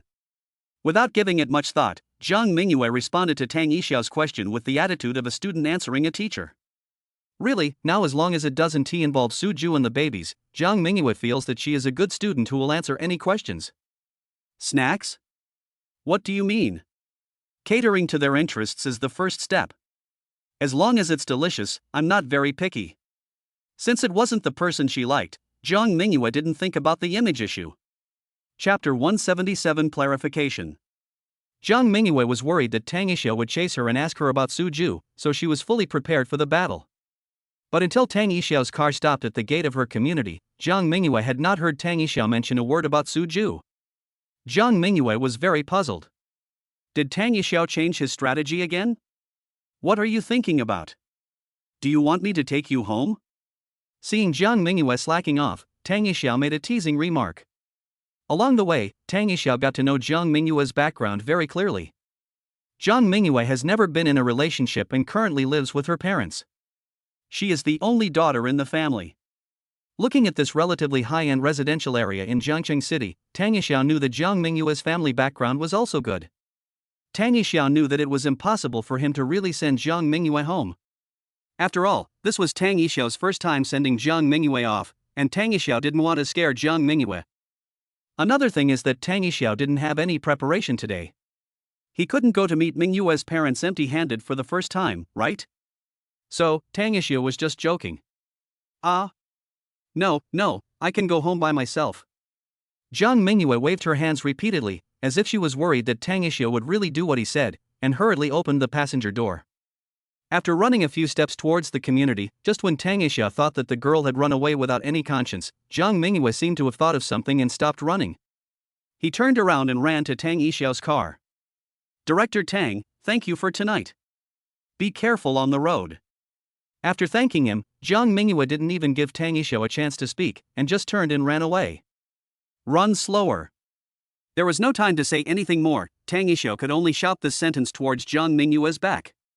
Only when he could no longer see Jiang Mingyue did Tang Yishio turn on his turn signal and drive towards his home. Suju, are you free this morning? After breakfast, Lan Hanyu found that Suju had no intention of going out, and asked with a little expectation. Suju not going out should mean that he doesn't have classes in the morning, right? This is what Lan Hanyu guessed in his heart. I'm going to start reviewing right away. I don't have any classes today. Is there something wrong? Suju was just about to go and see if the babies were awake. Because of Hanyu's words, Suju retracted his steps towards the baby's room. I want to think of some summer clothes for the babies today. Won't we be bringing the babies home in a month or so? I want to buy some new clothes for Debao and Xiaobao. Babies grow very fast, so it is normal to add clothes when the season changes. Lan Hanyu originally wanted to take the babies out shopping with Aunt Wang. Seeing that Suju had no plans to go out, Lan Hanyu naturally wanted Suju to help choose for the babies. Then wait until Debao and Xiaobao wake up, and then we'll go together. After understanding Hanyu's meaning, Suju agreed immediately. Okay, then I'll go see if Debao and Xiaobao are awake. Thinking that this was her first time to go with Suju to choose clothes for the babies, Lan Hanyu excitedly took over the task that Suju was originally going to do. Before looking for Suju, Lan Hanyu and Jiang Mingyue always went together to buy things for Debao and Xiaobao. Two young girls, with their babies, have never been accompanied by their father. People who have seen them a few times will definitely look at them differently. When she encounters those who have no manners, they will even point fingers at Lan Hanyu behind her back. Because Lan Hanyu is very beautiful, some people even label her as a mistress. Now that Suju is with her, Lan Hanyu also wants to clarify things in front of those who are criticizing her behind her back. Debao and Xiaobao were very cooperative. As soon as Lan Hanyu walked into the room, the babies opened their beautiful big eyes. Big treasure, little treasure, wake up. Mom and Dad will take you out to buy you some pretty little dresses today, okay? Walking to the crib, Lan Hanyu happily shared the good news with the babies. Ma! Babies are not really interested in pretty little skirts. But when Mom said that she and Dad should take the babies out, Debao and Xiaobao understood. For Debao and Xiaobao, no matter what they do, as long as they go out, it's fine. Anyway, in the babies' minds, going out means they can play. Because their mother told the good news in advance, Debeo and Xiaobao cooperated very well and completed a series of daily operations such as getting up, changing underwear, washing face, and eating breakfast. While Lan Hanyu was preparing things for the babies to go out, Suju held the babies and played on the balcony for a while. Of course, Aunt Wang kept the house clean. Ever since Suju hired a nanny, Lan Hanyu has indeed felt a little more relaxed. Suju, I'm fine. Auntie Wang, are you done yet? Carrying the big bag prepared for the babies to go out, Lan Hanyu's outfit today is still mainly casual. Even though she was going out with Suju and Aunt Wang was there to help take care of the babies, Lan Hanyu still felt it was more convenient to dress like this. Of course, because of Suju's insistence, Lan Hanyu has never taken off the Kimberly's limited edition Starry Sky series necklace around her neck. Suju was also dressed casually, and he and Hanyu looked like a couple wearing their outfits. Daddy, car. Pa. After hearing what their mother said, Debeo and Xiaobao turned over in their father's arms at the same time. Pointing to the stroller parked at the gate, the babies said they could go out. Okay, I'm done. Aunt Wang washed her hands and walked out of the kitchen. Seeing Debeo and Xiaobao looking anxious, she couldn't help but smile and said, "The hearts of the two little babies are becoming more and more wild. As soon as the little ones hear that they can go out, they will definitely be the most anxious." Aunt Wang didn't want to affect the little ones going out because of herself, so she cleaned the house without any delay. Ma! Seeing that their father had no intention of putting them into the stroller, Debeo and Xiaobao stretched out their chubby little arms towards their mother. The mother is holding the bag that the babies used to go out. The mother will definitely take the babies out, right? It can be said that Debeo and Xiaobao are also very smart now. Mom won't hold me, Dad will. After teasing the babies intentionally, Lan Hanyu placed her bag on the tray of the stroller, but she had no intention of going forward to hug the babies. Daddy. Pa. Car. There was no way out. When Mom said they wanted Dad to hold them, the babies could only turn their little faces back and urge Dad again. Chapter 178 The Fairest Judge. Debeo and Xiaobao want to ride in the car? Looking at the babies who had beautiful big eyes like Hanyu, Suju's heart almost melted. Pa. Daddy. Seeing that their father had guessed what the babies meant, Debeo and Xiaobao clapped their hands happily. The babies said that their dad is the smartest. Today's Shangxiang hasn't arrived yet. Daddy, look at our Debeo and Xiaobao, who's quicker? Because Mom said she was going out, the babies really ignored the part of smelling sweet. After hearing what their father said, there was no need for any other prompts. Debeo and Xiaobao immediately stretched their heads out as if they were competing, and each gave their father a sweet kiss on both cheeks. Daddy. Pa. The incense has been served, and the babies are waiting for their dad to announce who is faster. Dad announces that Debeo and Xiaobao are equally fast. When acting as the referee for the babies, Suju is always the most fair. Anyway, up to now, the results given by Suju are always the same for Debeo and Xiaobao. Wait until Debeo and Xiaobao grow up a little bit, and then we'll see how you can fool them. Seeing the babies smiling brightly because of their father's words, Lan Hanyu couldn't help but say something. Now Debeo and Xiaobao are still young, so whatever Suju says is the finality. When Debeo and Xiaobao grow up a little and develop a desire to win, will their dad still be so muddy? I guess the babies won't give up unless their dad gives a definite answer. How did I fool Debeo and Xiaobao? In Daddy's heart, our Debeo and Xiaobao are always the best. Isn't that right, Debeo and Xiaobao? Shaking the babies in his arms, Suju strongly disagreed with Hanyu's words that he was fooling the babies. Daddy. Pa. The babies' smiling faces are the greatest support for their fathers. Mom, did you see that? We babies all think that Dad is right. He gave Hanyu a smug look. Now the kids are eager to go out and play, so of course, whatever he says will come true. Show off. Lan Hanyu said something to Suju with a smile, and pushed the stroller at the door a little further out. Pa. Daddy. Seeing their mothers pushing the babies' strollers, Debeo and Xiaobao were even more excited. Our baby is going to ride in a car. Without continuing to entertain the babies, Suju put Debeo and Xiaobao into the stroller. Set off. Taking the car keys, it was naturally Suju who pushed the stroller. Lan Hanyu and Aunt Wang followed Suju, walked out of the house, locked the door, and went out to buy new clothes for the babies. Hanyu, why are you here buying clothes for the babies? After parking the car, Suju looked at the small maternity and baby store in front of him and was very curious. Originally, Suju wanted to take Hanyu and the babies to the mall to buy clothes. But Hanyu said that the clothes in maternity and baby stores are more suitable for babies. The clothes in the mall are all big brands and too expensive. When babies are growing, sometimes the clothes don't fit them well even after a quarter. According to Lan Hanyu's experience, when buying clothes for babies, you don't have to pursue brand names, as long as they are made of cotton and of good material. Knowing that Hanyu was more experienced than himself in taking care of babies, Suju did not raise any objections.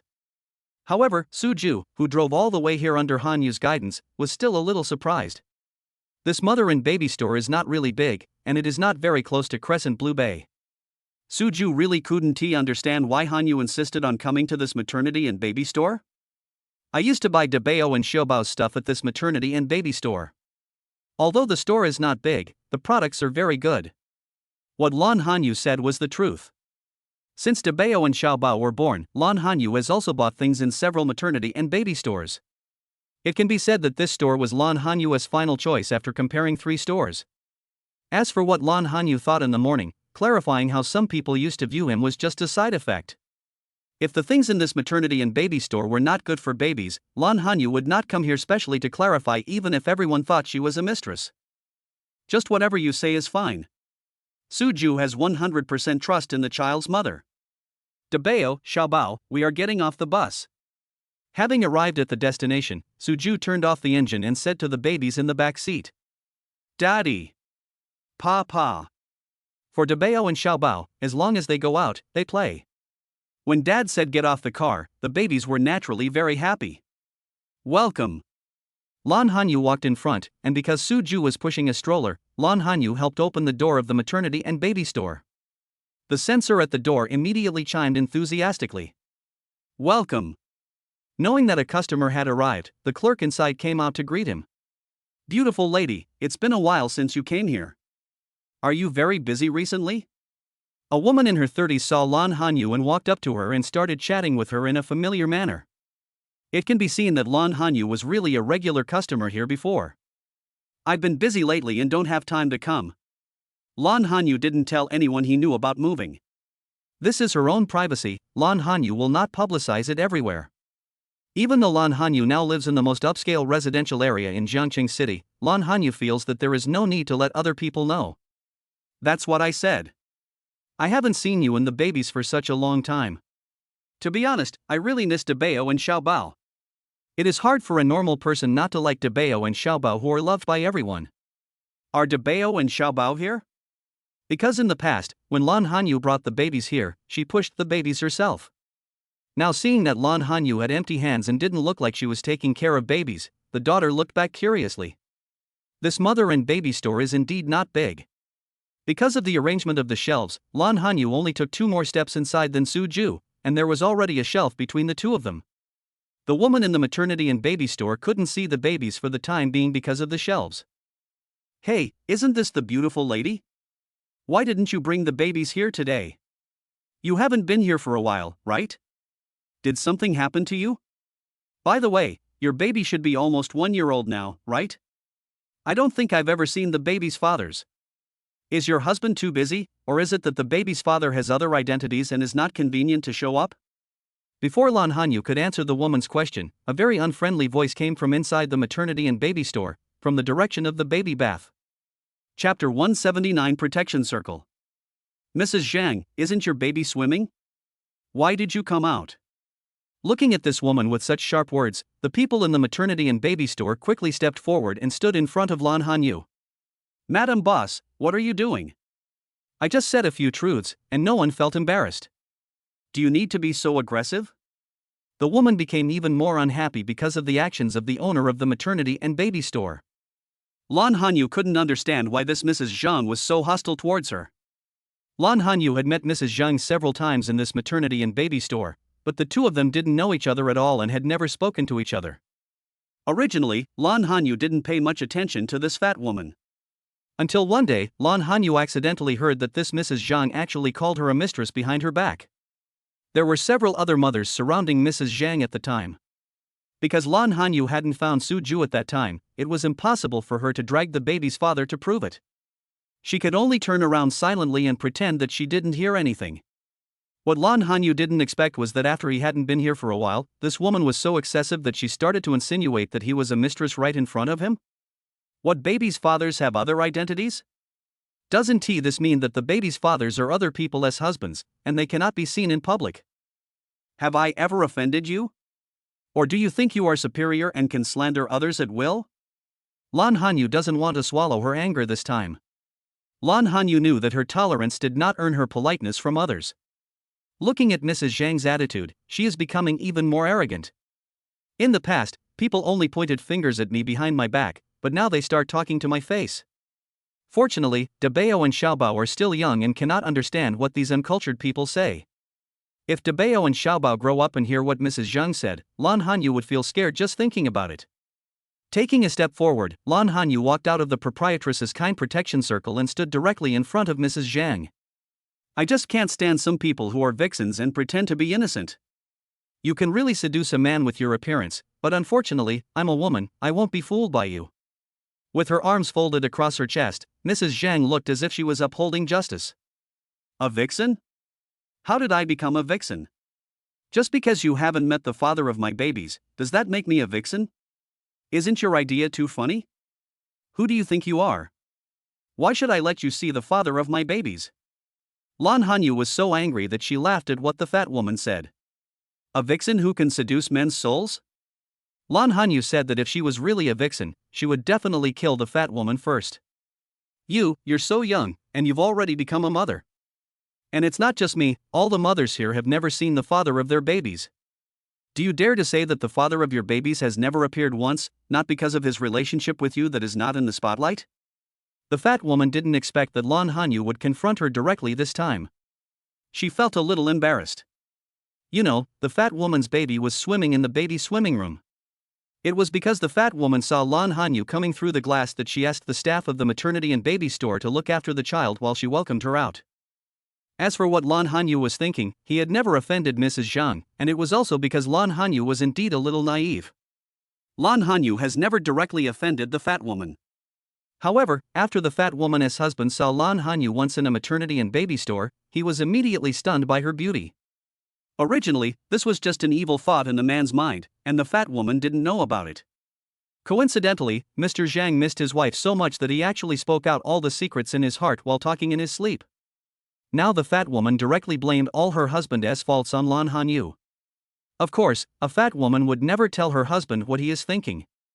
This is a family scandal. If we can't tell anyone about it, we'll be laughed at by others. Because the family's financial income depends on her husband, the fat woman dare not argue with her husband. There was no way out. In the eyes of the fat woman, Lan Hanyu, who was the easiest to bully, became her punching bag. Why can't I see the light? Do I have to show up in front of you ignorant people a few more times before I can see the light of day?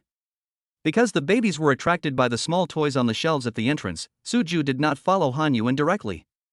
When Su Ju heard that someone was looking for trouble with Hanyu, of course he would not let Hanyu suffer any injustice. Moreover, Su Ju understood what was going on. It turned out that these people thought Dabeo and Xiaobao were illegitimate children, so they bullied Hanyu so blatantly. You are. Looking at the handsome guy pushing a baby carriage towards her, the fat woman could hardly find her voice. Dabeo, Xiaobao, and the fat woman know each other. The handsome guy was pushing a stroller, and what did he just say? Yes, the handsome guy is asking himself, why is he so shameful? What does this mean? Even if the fat woman's brain is not very good, she can still see the relationship between the handsome guy and the babies. This handsome guy is the baby's father. Ever since Su Ju pushed the babies over, the fat woman's eyes never left Su Ju. Even if a fat woman has given birth to a child, it doesn't affect her appreciation of handsome guys at all. I am the one you call the baby's father. Su Ju answered the fat woman's question very kindly. Are you the baby's father? The fat woman's eyes finally moved from Su Ju to Lan Hanyu. A handsome guy and a beautiful girl, both of similar age. Then what you said, that the beautiful woman is a vixen, is not true, right? Thinking of this, the fat woman's face showed a little unnatural. You know, in this maternity and baby store, the first person who said bad things about Lan Hanyu was this fat woman. Those rumors about Lan Hanyu were also spread by this fat woman. Now that the real person has appeared, he is not the old man he mentioned. On the contrary, he is a very young handsome guy. The fat woman knows that in the eyes of other mothers, she will soon become a gossipy woman. Any questions? Suju walked to Hanyu and naturally put his arm around Hanyu's shoulders. His face, which had been gentle towards Hanyu, became unusually cold again when he looked at the fat woman. Chapter 180 Enjoying Special Treatment. I. The fat woman really didn't know what to say. For fat women, what is a problem if handsome guys are the fathers of their babies? The key is, do you have the right to express your opinion? I used to think Lan Hanyu was some shady mistress. In addition, since Dabeo and Xiaobao's father has never shown up, the fat woman could gossip about Lan Hanyu behind her back so unscrupulously. Even because Lan Hanyu hadn't appeared for some time, her husband hadn't seen the goddess in his mind for several consecutive times. Now the fat woman's husband is also unwilling to accompany the fat woman and bring the children here. The illusion that the fat woman tried so hard to create, that her husband was very considerate of her, was about to be shattered. For a woman who has no real ability, she can only blame all the problems on the innocent Hanyu. When the fat woman saw Lan Hanyu in the baby swimming room just now, she felt like she could finally get angry. He ran out in a hurry and started to attack Lan Hanyu without any concealment. In the fat woman's opinion, she is still the sure winner this time. Unfortunately, because of Suju's appearance, the fat woman's fantasy was destined to be impossible to achieve. Who do you think you are? Does my wife need to prove to you who the father of the babies is? Or is it that you don't know who the father of your child is, and you have a psychological trauma, so you think everyone is the same as you? This fat woman dared to insinuate that Hanyu was a mistress and said that her babies were illegitimate children. Of course, Suju didn't need to hold back. He looked the fat woman up and down, and when the fat woman was about to speak, Suju said something lightly. However, considering your tonnage, I still admire the courage of your child's father. Suju's words really left the fat woman speechless. Being fat is what Mrs. Zhang hates the most. Now, the handsome guy not only said it directly, but also said it in a very disgusted tone. The fat woman originally wanted to refute what the handsome guy said about the father of her child. Because of Suju's last sentence, the fat woman now cares about what the handsome guy meant. Is it impossible for any man to want her? Puff. Ha ha ha. Because the fat woman deliberately made a lot of noise from the beginning, the other parents in the maternity and baby store were naturally attracted over. Seeing the fat woman being treated like this, everyone couldn't help but laugh out loud. Originally, the fat woman was thinking that Lan Hanyu hadn't come to the maternity and baby store for so long, and she didn't know when she would come next time. This time, the fat woman wanted to humiliate Lan Hanyu thoroughly and make her extremely jealous. What the fat woman didn't expect was that she had hit a wall this time. The vixen and mistress she mentioned actually came with her husband. Lan Hanyu's husband is not an old guy like a grandfather, he is a young man of similar age. You are slandering me. I'm going to sue you. Now the fat woman's eyes are no longer that of a nymphomaniac. The fat woman felt furious as she looked at the mothers gathered around her who usually chatted and laughed with her but now looked at her as if they were making fun of her. Slander? I was just following your words. What's the matter? Do you think you are superior to others? Do you think that the officials can set fires but the people can't light lamps? What a shame. Don't just say you are nothing. Even if you think you are something, in my eyes, you are nothing. Suju has always disdained swearing. This fat woman can be said to have enjoyed some special treatment. The fat woman was quite capable as she could make Suju swear. Pa. Daddy. Dabeo and Xiaobao still can't understand these conversations between adults. For two babies, there are many fun toys in the maternity and baby store. The two little babies each grabbed something they liked and happily showed it off to their dad. Dabeo, does Xiaobao like it? Dad will buy it for you, okay? Hearing the baby's calls, Suju's cold face immediately switched to gentle mode. Half squatting, Suju took a look at the things in Dabeo and Xiaobao's hands. What Dabeo is holding in his hand is a small train. As for Xiaobao, what he was holding in his hand was not the toy that Suju had imagined. Our little treasure just took a box of cod sticks in his hand. Little foodie. Suju gave a pertinent definition of Xiaobao's behavior in his heart. I haven't seen Dabeo and Xiaobao for a while. The two babies are getting cuter and cuter. Yes, beautiful, have you been very busy lately? I haven't seen you bring the babies here for a long time. Beauty, your husband is so handsome. Did you want to hide your husband at home before and that's why you didn't bring him here? Beauty, what's your husband's last name? You're already a mother of two babies, so it doesn't seem appropriate to keep calling you Beauty. The mothers who had been hostile to Lan Hanyu before now realized that they had misunderstood her and immediately changed their attitudes. Everyone gathered around enthusiastically, as if they were already very close to Lan Hanyu. When they heard someone asking about the handsome guy's situation, the others kept their mouths shut tacitly. It can be seen that everyone is very interested in knowing information about the handsome guy. The baby's father's last name is Su. In front of Suju, Lan Hanyu didn't dare to say the word husband directly. The last time Lan Hanyu called him husband, there was a special reason. Then we will call you Mrs. Su from now on. Mrs. Su, your Debao and Xiaobao are getting more and more beautiful. Do you have any secret recipe? This is genetic, okay? Look at the looks of Mr. and Mrs. Su. This is the secret recipe. Hey, you mean, my baby has no chance of becoming a handsome boy? Well, they say girls change a lot when they grow up, but as for boys, I'm not sure. If I had known earlier, when I was in a relationship, I should have considered the appearance of the next generation and found a handsome guy. Your idea is really good, but I don't know if the handsome guy will agree to it. You are such a wicked person. You don't even leave me any room for imagination. You still want to fantasize about this? If you have Mrs. Su's looks, you don't even need to look for handsome guys. Handsome guys will come to you on their own initiative. Mrs. Su, how did you and Mr. Su know each other? Knowing that Lan Hanyu was not the mistress as the fat woman called her, everyone suddenly became enthusiastic towards Lan Hanyu. Chapter 181 Snatching Food from the Tiger's Mouth?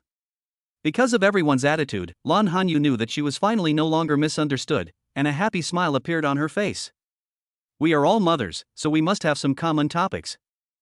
This was the first time that Lan Hanyu truly integrated into the chat group of these mothers. As for the fat woman, since everyone already knows that she has been slandering Lan Hanyu, no one pays attention to her now.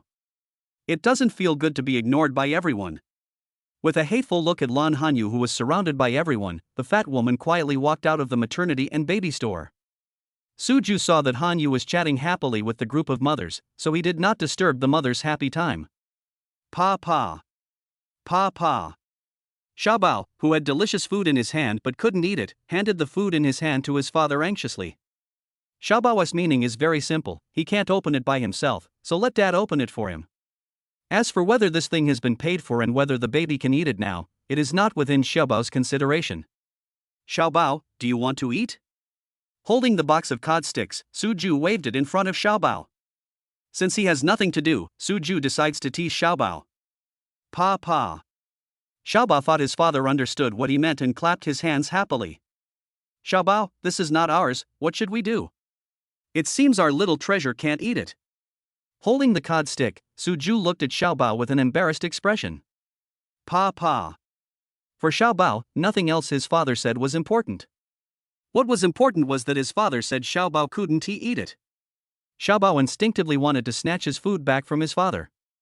If dad doesn't feed the baby will of course find other ways to get food. Suju raised his hand slightly and easily avoided the chubby little arm that Xiaobao stretched out. Want to steal food from the tiger's mouth? Suju said that Xiaobao is still a little young. Pa, pa, pa. Xiaobao started to get anxious because he didn't get what he thought was his. Xiaobao, do you want to eat? If you want to eat it, learn from daddy. This is fish. Pointing at the picture on the cod stick box, Suju was using delicious food to tempt Xiaobao to talk. Pa pa. For babies who are learning to speak, the word fish looks simple, but it is actually not easy to learn. Xiaobao pouted his lips and failed to utter the word fish that his father wanted, so he could only call for his father anxiously. Xiaobao, come here and look at daddy's mouth. This is a fish. Our little treasure said fish, so daddy will give it to little treasure, okay? With a mixture of coaxing and half-forcing, Suju just wanted to take this opportunity to let Xiaobao learn how to speak more. Compared with Debao, Xiaobao's pronunciation ability is still a little weak. Of course, if Xiaobao were placed among ordinary babies, he would be someone else's child. Fish, fish. Xiaobao, who was only interested in eating delicious food, did not say the words his father wanted to hear. Dabeo, who seemed to be playing with a small train in his hand, pronounced the word fish clearly. Look, Xiaobao, my sister can even say fish now. Suju turned his head in surprise, he clearly called Xiaobao with his mouth. But Dabeo seems to have learned everything on his own. Daddy, fish. Dabeo stretched out his chubby little arms and said that he had met his father's requirements. Great. Our Dabeo can say fish now. Can we let Grandma Wang peel cod sticks for Dabeo? After opening the box, Suju took out a cod stick and handed it to Aunt Wang beside him. As for what Suju said to Xiaobao just now, that these were other people's things, that was purely an excuse. Eat first and pay later. Anyway, we are still in the maternity and baby store, so this little thing will not have any impact at all. Pa. Seeing that his sister had eaten the delicious food first, Xiaobao was visibly anxious. Xiaobao, say fish. If you say fish, Daddy will give it to Xiaobao, okay? Dabeo said it so easily, Suju believed that his Xiaobao could do it as well. Suju and Hanyu also studied why Xiaobao seemed to be worse than Dabeo in language expression. After careful observation, the two finally came up with the answer. The younger baby is much more active than the older baby. Most of the time, the younger baby doesn't have the patience to listen to what the adults are saying. For Xiaobao, what she cares about is the most important thing. After discovering Xiaobao's characteristics, Suju and Lan Hanyu will consciously train Xiaobao's concentration. Pa.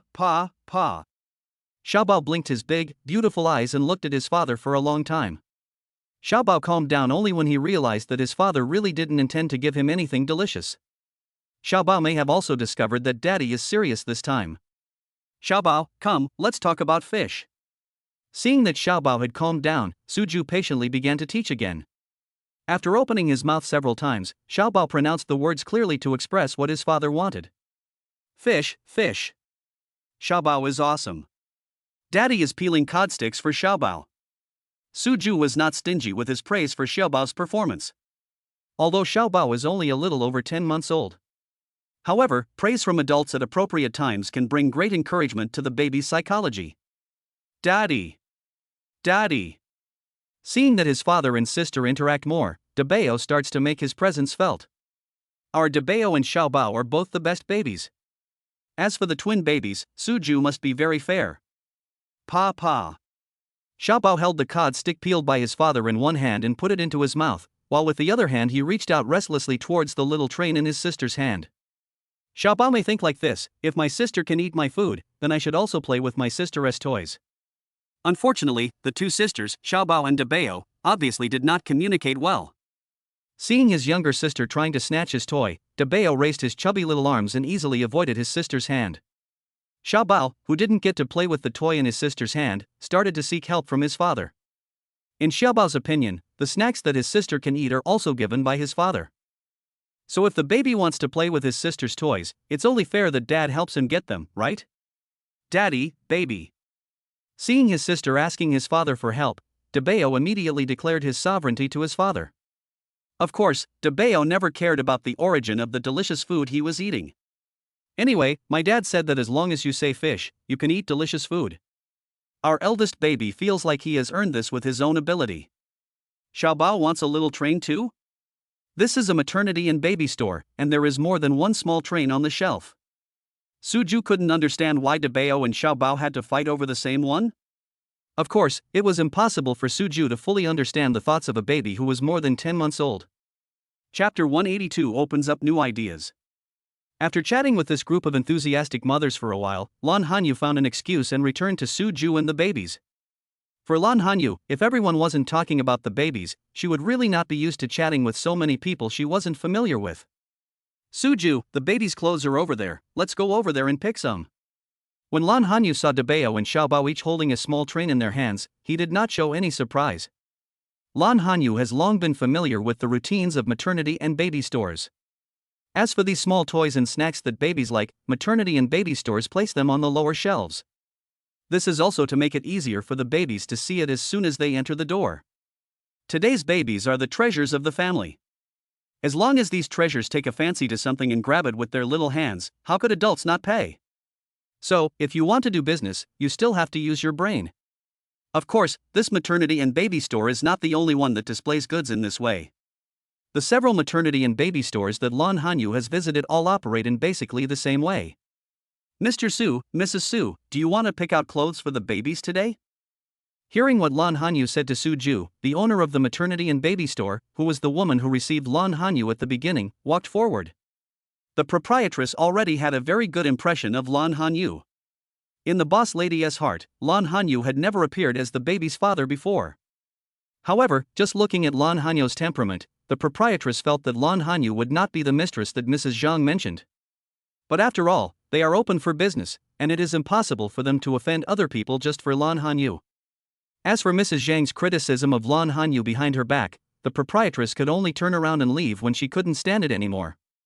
Seeing Lon Hanyu showing up with the baby's father today, the proprietress was really happy from the bottom of her heart. Isn't this a slap in the face to Mrs. Zhang? You don't know anything, but you talk behind other people's backs. In the past, because of Lon Hanyu's appearance and Mrs. Zhang's detailed description, other mothers actually believed it. After what happened just now, the proprietress knew that no one would believe what Mrs. Zhang said in the future. Thinking of the fat woman, Mrs. Zhang, the proprietress looked around and it seemed that she had not seen her for some time. Could it be that he felt embarrassed and slipped away early? If she left, she left. Anyway, her child had a membership card here, so the boss lady was not worried that she would not come back in the future. The proprietress greeted Lon Hanyu warmly. She liked Dabao and Xiaobao very much. Mom is going to buy new clothes for our baby. Are Dabao and Xiaobao happy? Squatting down, the proprietress had two sons of her own. Looking at Dabao and Xiaobao in the stroller, she really wanted to grab one and take it home. Auntie! Auntie! Dabao and Xiaobao obviously knew the boss lady, so there was no need for their mother to say anything. Dabao and Xiaobao showed their very polite side. Both Dabao and Xiaobao can call me auntie now? How come our Dabao and Xiaobao are so smart? Dabao, Xiaobao, do you like the little train in your hand? Can I give it to you? Hearing the babies calling her like that, the proprietress' heart was filled with joy. If the proprietress hadn't known that babies' faces cannot be pinched, she really would have been unable to resist stepping forward and giving them a good pinch. Auntie! When Dabao heard what the boss lady said, he actually put his hands together and made a gesture of thank you. Auntie! Seeing his sister's actions, Xiaobao started to imitate her. Ah, Dabao and Xiaobao are so smart. The more she looked, the more she liked them. Worried that she wouldn't be able to control herself and would snatch the children from her own store, the proprietress reluctantly took her eyes off the babies. Standing up, the proprietress looked at Lon Hanyu with a more friendly look. Mrs. Su, what kind of clothes do you want to choose for Dabao and Xiaobao today? Let me help you recommend them. In order to spend more time with the babies, the owner of the maternity and baby store instantly turned into a little follower. I want to buy some summer dresses or something for the babies. Although Dabao and Xiaobao are still babies wearing diapers, Lon Hanyu still wanted to dress up her little darlings beautifully and take them back to her in Sujua's hometown. Little skirts? If Dabao and Xiaobao were little skirts, they will definitely be little princesses. The boss lady had never seen Dabao and Xiaobao wearing skirts. When she heard Lon Hanyu's words, her mind began to automatically fantasize. It would be great if such a beautiful little princess could be my family's daughter-in-law. Knowing that snatching a child is illegal, the proprietress began to think of a new idea. However, there is no such thing as arranged marriages nowadays.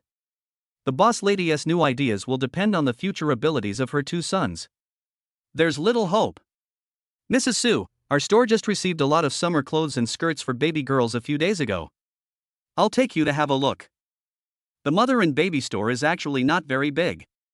Even if the proprietress didn't lead the way, Lon Hanyu knew the shelves where baby clothes were placed. However, the proprietress was so enthusiastic that Lon Hanyu had no need to refuse her. Good. Nodding to the proprietress, Lon Hanyu turned and looked at Su Ju. Su Ju, let's go take a look together. Although there were a few fathers in this maternity and baby store, Lon Hanyu knew that Su Ju didn't like chatting with strangers. Lon Hanyu also knew that if Su Ju was left alone, other mothers in the maternity and baby store would definitely greet Su Ju enthusiastically.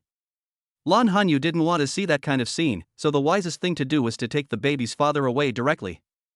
Good. Pushing the stroller, Su Ju and Lon Hanyu went to pick out new clothes for the little babies. Mr. Su, Mrs. Su, the baby clothes we bought are all Class A products and can be used by your big and small babies without any worries. The proprietress pointed at a batch of summer clothes on the shelf and spoke to Su Ju and Lan Hanyu. For Lan Hanyu, who has already bought a lot of baby clothes for Debao and Xiaobao, of course she understood what the boss lady said immediately. It was the first time for Su Ju to choose clothes for Debao and Xiaobao, and he was not very clear about the professional terminology of Class A products. Su Ju, Class A refers to the national safety standards for clothing products for infants and young children under 36 months old. There are also Class B and Class C, which refer to the safety standards for children or adults. Class B is for products that can come into direct contact with the skin, and Class C is for products that cannot come into direct contact with the skin. Knowing that Su Ju might not understand the meaning of Category A, Lan Hanyu explained it considerately. Chapter 183 Taking Action. I know the classification of A, B, and C, but this is the first time I've heard of such a detailed explanation. As an adult, Su Ju never paid attention to these things before. As for the A, B, and C classifications, Su Ju only knew about them because they were on the labels of the clothes. Now that he has a baby, and the child's mother has also educated him on this subject, Su Ju must of course pay special attention to it. Baby's skin is very delicate, and Su Ju can't let his little darlings get hurt in the slightest. Mr. Su, Mrs. Su, don't worry, our maternity and baby store will definitely take the needs of the baby as the primary consideration. Maternity and baby stores, if the baby is not the first consideration, it is impossible for the store to survive. Nowadays, babies are the little emperors and little princesses of the family. It can be said that any product related to baby can really make a lot of money. Madam, please go ahead and do your work. We can just choose the food ourselves. The maternity and baby store is not big, so the space in front of the shelves is certainly not very spacious. Lan Hanyu and his group, plus the 2 babies, make a total of 5 people. If the proprietress continued to stand here, it would be difficult for Lan Hanyu to turn around. Okay, then take your time to choose. If you need anything, you can call me. She looked at Debao and Xiaobao in the stroller with some reluctance. Since the guests had spoken, the proprietress felt embarrassed to stay here any longer. Su Ju, do you think this little skirt is pretty? Lan Hanyu took a pink skirt and presented it to Su Ju like a treasure. In fact, as soon as the babies were born, Lan Hanyu wanted to dress the older and younger ones in little skirts. Of course, Lan Hanyu did buy little skirts for Debao and Xiaobao according to her own ideas. However, after putting on little skirts for the babies, Lan Hanyu discovered that reality was not as beautiful as she had imagined. Because they had to wear diapers, Lan Hanyu was basically the only one taking care of the 2 babies at that time. For Lan Hanyu, putting little skirts on the babies was really creating trouble for herself.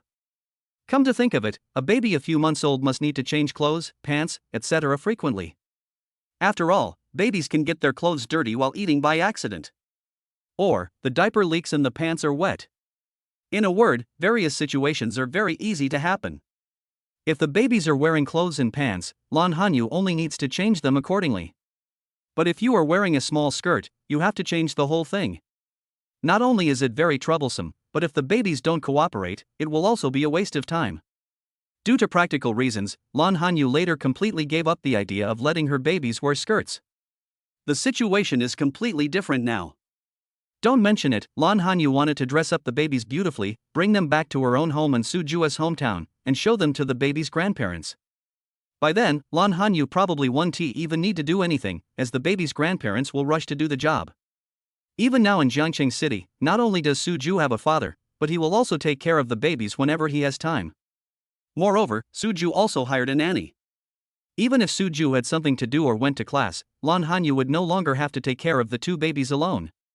So, now Lan Hanyu's wish of dressing Debao and Xiaobao up as little princesses can finally be put into action. It looks good. Give one to Debao and Xiaobao. When giving things to twins, make sure to give them double the amount.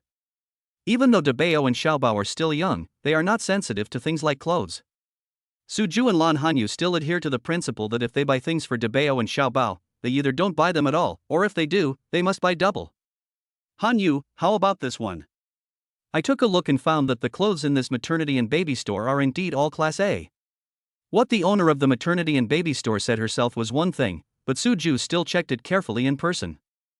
Su Ju picked a light blue skirt with embroidery on the hem, which looked quite quiet. It looks good. Take 2 size 81s. Seeing that the skirt Suju took was obviously a little big, Lan Hanyu directly told him the sizes of Debao and Xiaobao's clothes. Lan Hanyu knew that Suju cared very much about Debao and Xiaobao. There are just some small details that Suju may not have noticed yet. After all, Lan Hanyu had always been in charge of Debao and Xiaobao's laundry, so it was normal that Suju didn't know about it. 80? I got a size 100. No wonder it looks a bit big. Suju was only choosing the style at first and did not pay attention to the size of the skirt. After Hanyu's reminder, Suju now knows how to choose. This time, Mom and Dad personally picked out clothes for the babies. Aunt Wang stood next to the stroller and was only responsible for looking after Debao and Xiaobao. Suju, don't pick anymore, there are already too many. Lan Hanyu and Suju had already picked out a lot of little dresses and baby sets. Seeing that Suju had no intention of stopping, Lan Hanyu immediately spoke out to stop him. Lan Hanyu didn't mean to be reluctant to buy more things for the babies. The key is that babies grow very fast. If you buy too many clothes, they may not be able to wear some of their clothes before they can wear them. Knowing that Suju was good at making money is one thing, but wasting it is another. Lan Hanyu was not a girl who liked to be extravagant, and she had experienced the difficulties of getting pregnant and giving birth alone. For Lan Hanyu, her mentality is much more mature than her actual age. A lot? Debao and Xiaobao need to change several sets of clothes every day. If you buy more, you don't have to worry about rainy days or something, right? Suju knew that Hanyu was a mother who loved cleanliness. Even if Debao and Xiaobao don't go out, Hanyu will definitely change their clothes into clean ones as soon as they get dirty. This didn't happen after Suju hired a nanny. Even if Hanyu was the only one taking care of the babies at the beginning, she would have done so. The washing machine you bought has an automatic drying function, so you don't have to worry about the rain. Knowing that Suju was addicted to picking clothes for the babies, Lan Hanyu couldn't help but smile. When Suju thought about when he had just given birth to Debao and Xiaobao, he had the same mentality. I always want to send all the good things to Debao and Xiaobao. Of course, due to financial constraints at that time, Lan Hanyu certainly could not choose as unscrupulously as Suju. However, Lan Hanyu could fully understand Suju's feelings. The eldest and the youngest grow fast. If we buy too much at once, they won't have enough time to wear them, and it will just be a waste in the end. Seeing that Suju was still holding the little skirt and had no intention of stopping, Lan Hanyu could only explain more. Chapter 184, Out of the Tiger's Den, Into the Wolf's Den. Okay, then buy these first. If they're not enough, you can always buy more. Thinking that there was no need to customize it, Suju stopped for the time being. Let's go check out then. Lan Hanyu picked up the small clothes and skirts that she and Suju had picked out, and accurately completed today's shopping plan. Two tigers love to dance, the little rabbit pulls carrots obediently, and the little duck learns to walk. These are the most beautiful gifts in childhood. Before he could call the boss lady, Lan Hanyu's cell phone rang. Suju, I have to take a call first. Putting down the clothes she had just picked up, Lan Hanyu took out her cell phone from her bag. Bright Moon. The caller ID showed Jiang Mingyue's name. Lan Hanyu pressed the answer button and called her good friend. Lan Hanyu didn't know if Mingyue had something urgent to discuss with her, otherwise why didn't she send her a WeChat message? Hanyu, are you and Suju at home? With the experience of failing last time, Jiang Mingyue was much smarter this time. Suju and I are outside, are you free today? After all, Lan Hanyu and Jiang Mingyue have been good friends for several years, so Jiang Mingyue doesn't need to say much. Lan Hanyu's subconscious conditioned reaction is that Mingyue has time today and is ready to come to his house. Hanyu, are you with Suju? Our director Joe asked me to talk to Suju about something. Can you send me your current address? Lan Hanyu could only be considered to have guessed half right this time. If Lan Hanyu and Suju were at home, Jiang Mingyue would indeed come home. However, this time it was not because Jiang Mingyue had time and skipped work to play. This time, Jiang Mingyue came to find Suju with a leadership mission. Suju and I are in the maternity and baby store next to the old neighborhood. Do you want to come over? Jiang Mingyue had been to this maternity and baby store many times, so of course she didn't need Lan Hanyu to send her location or anything like that. Lan Hanyu was just not sure whether Mingyue's matter was urgent and whether she needed to come directly to the maternity and baby store to find Suju. I'll go find you there, Hanyu, ask Suju to wait for me.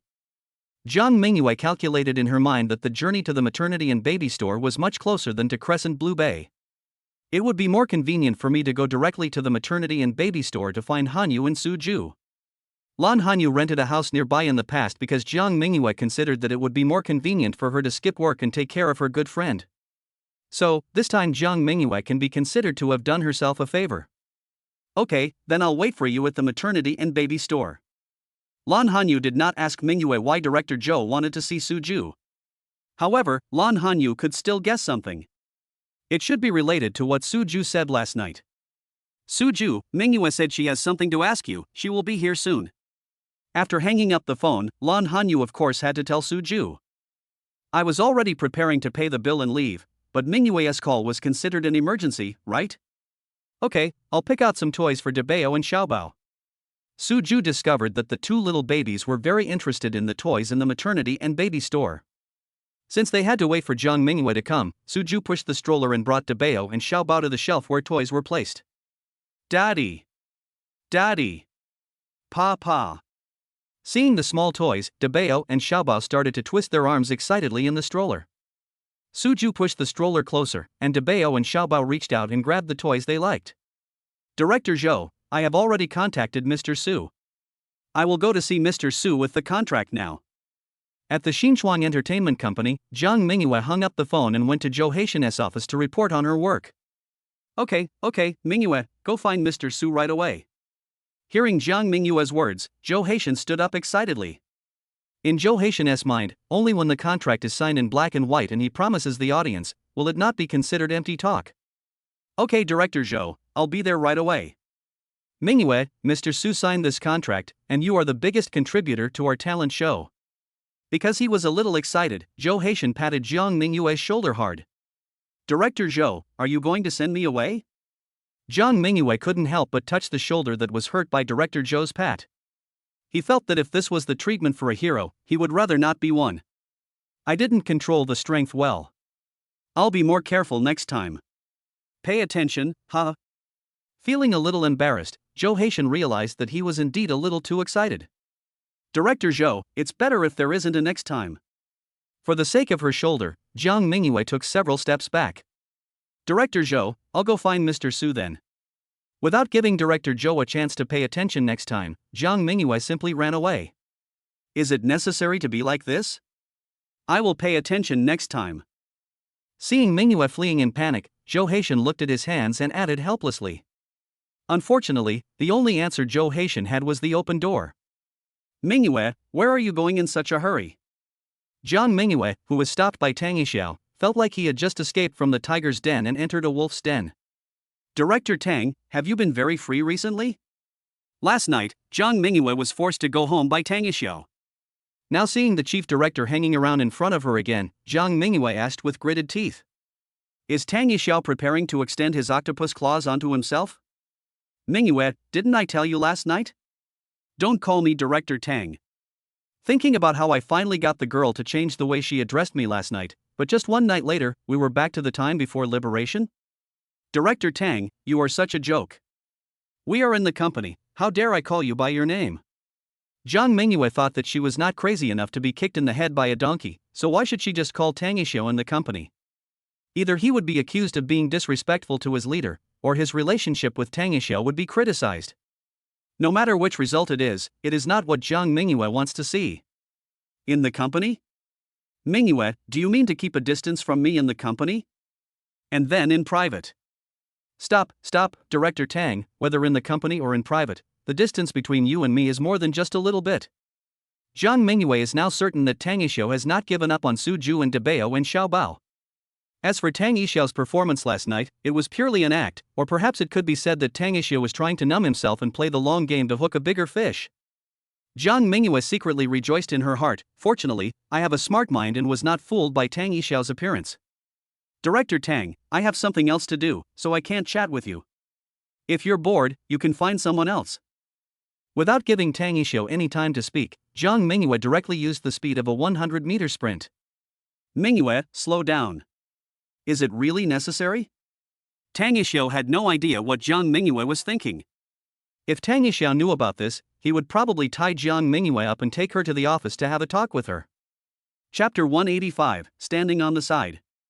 Cousin, these are the two people. The man actually dared to say that I was having an affair outside and that the child I gave birth to was not your cousin's husband's. Suju is choosing favorite toys for Debeo and Xiaobao. The two babies are interested in everything they see. The originally spacious stroller is now filled with all kinds of toys because of the hard work of the eldest and youngest babies.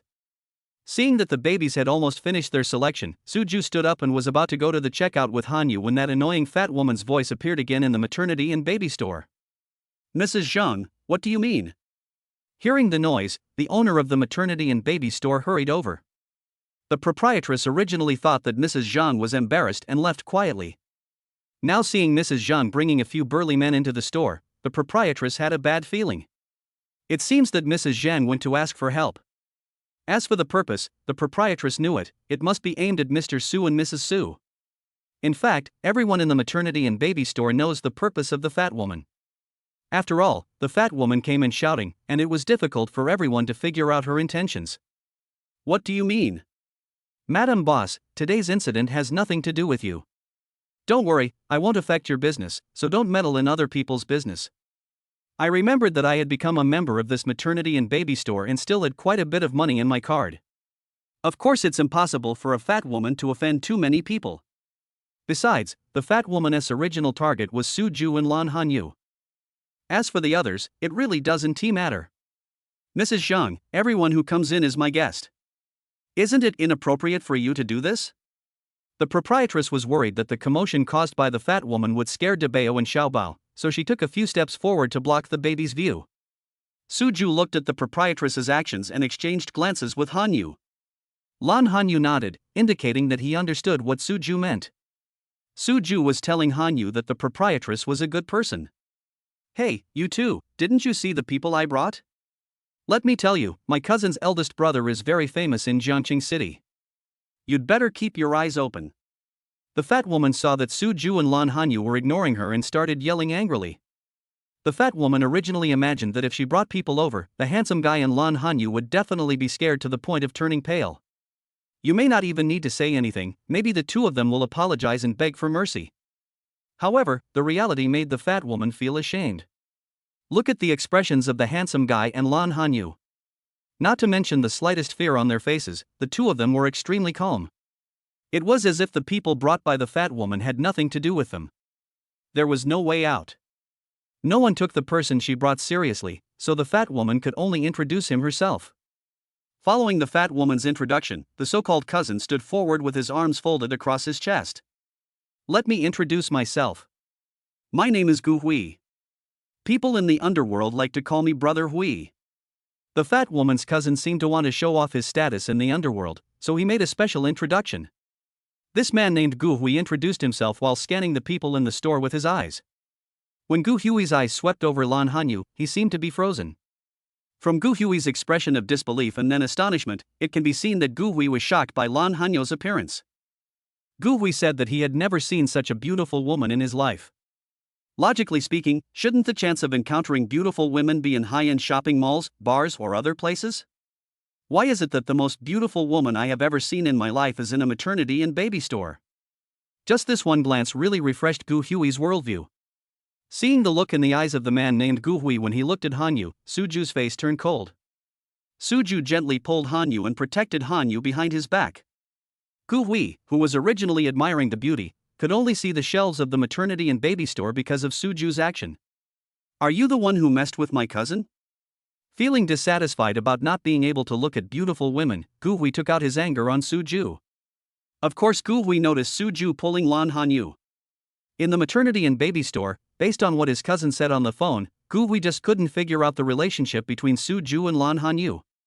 Looking at Suju's handsome face, Gu Hui had to admit that they were really a good match. Now that the beautiful girl has a boyfriend, Gu Hui is of course ready to get down to business. Of course, since the target was the same person, Gu Hui somewhat took the opportunity to take revenge. I don't remember who I offended.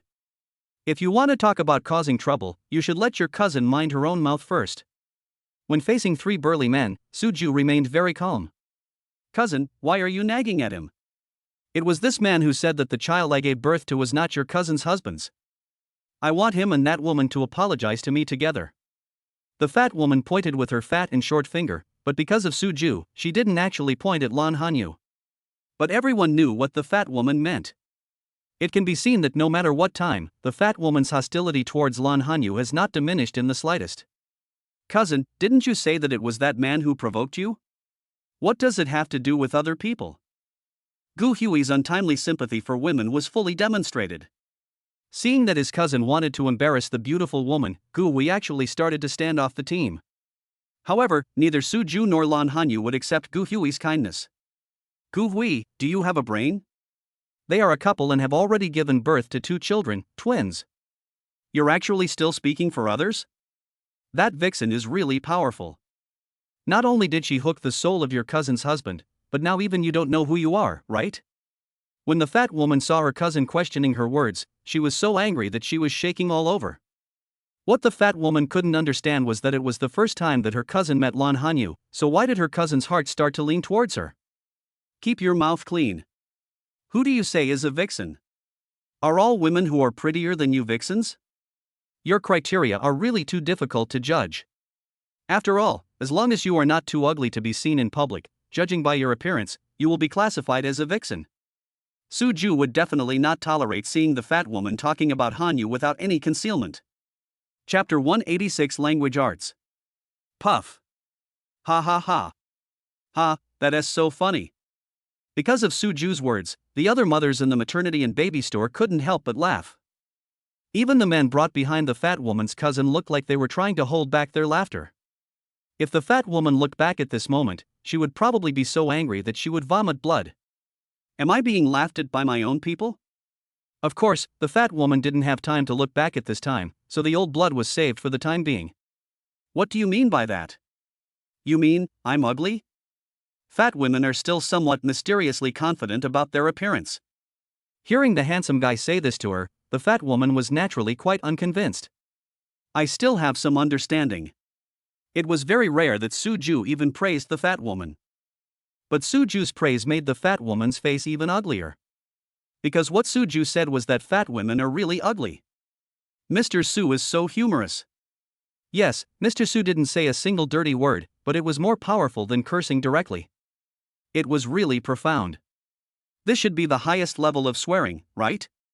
I have to learn it carefully. You said it was Mrs. Zheng who first slandered Mrs. Su. How could she have the nerve to bring people to her house to reason with her? This is just putting the blame on someone else. I guess she thinks her cousin is capable and can talk with his fists. Keep your voices down. Her cousin is a gangster. Look at the other 2 people. They all have tattoos. They are probably not good people. Okay, stop talking, lest you bring trouble upon yourself. After all, there are more mothers in maternity and baby stores. The women were more timid, and seeing the 3 men who didn't look like good guys, they spoke carefully. You. Gu Hui, why are you still standing there? Are you going to watch your cousin being bullied like this? Knowing that she could not compete with the handsome guy in the art of language, the fat woman could only seek support from her own support group. The fat woman asked her cousin to come over, not to let him see beautiful women. The fat woman's purpose is to save her face. Hurry up and apologize to my cousin. Because the fat woman did not bring Lan Hanyu this time, Gu Hui's execution ability was instantly improved. Pointing at Suju, Gu Hui at this time seemed to be acting like an older brother. Unfortunately, Suju had no reaction to Gu Hui's words. Suju didn't even give Gu Hui a glance. Do you have a problem with your ears?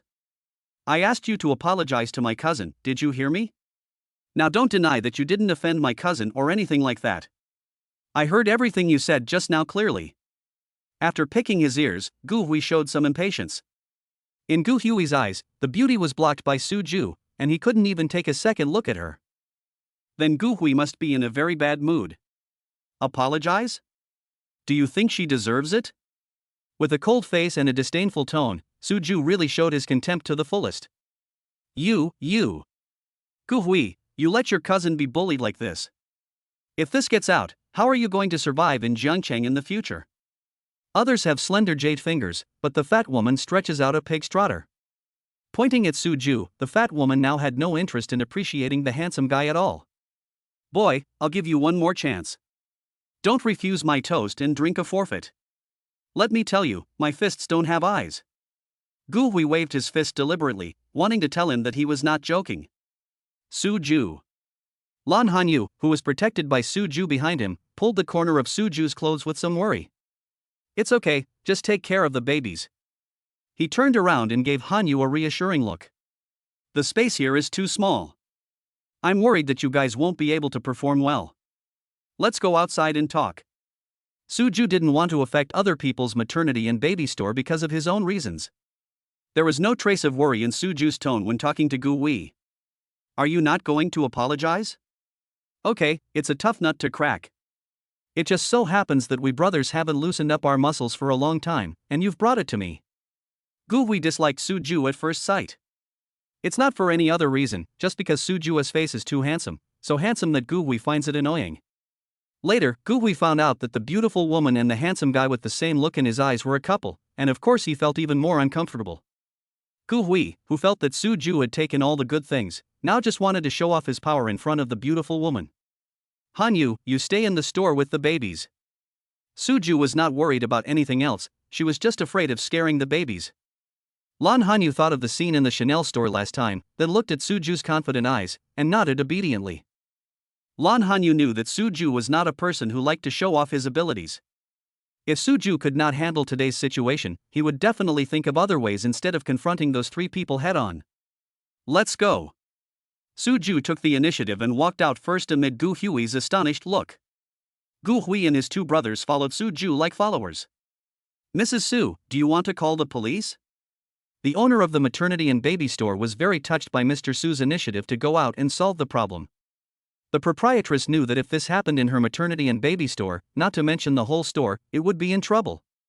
It will also have a very negative impact on the reputation of maternity and baby stores. After all, maternity and baby stores are all about baby's business. Without a safety guarantee, who would dare to bring their baby to patronize my store in the future? At this time, looking at Su Ju and the fat woman's cousin who had already walked out of the maternity and baby store, the proprietress asked Lan Hanyu with some concern. Let's take a look at the situation first. Su Ju didn't intend for him to call the police, and Lan Hanyu didn't want to make the decision on his own. Of course, if something went wrong, Lan Hanyu would have already held the phone tightly in his hand. Call the police? Even if you call the police, do you really think the police are gods and can just show up here? If you don't want your husband to get beaten, you should go and persuade him to apologize to me obediently. Of course, the first person who should apologize to me is you. The fat woman did not go out because she was worried that she might be injured by mistake. Hearing what the owner of the maternity and baby store said, the fat woman immediately spoke out to stop her.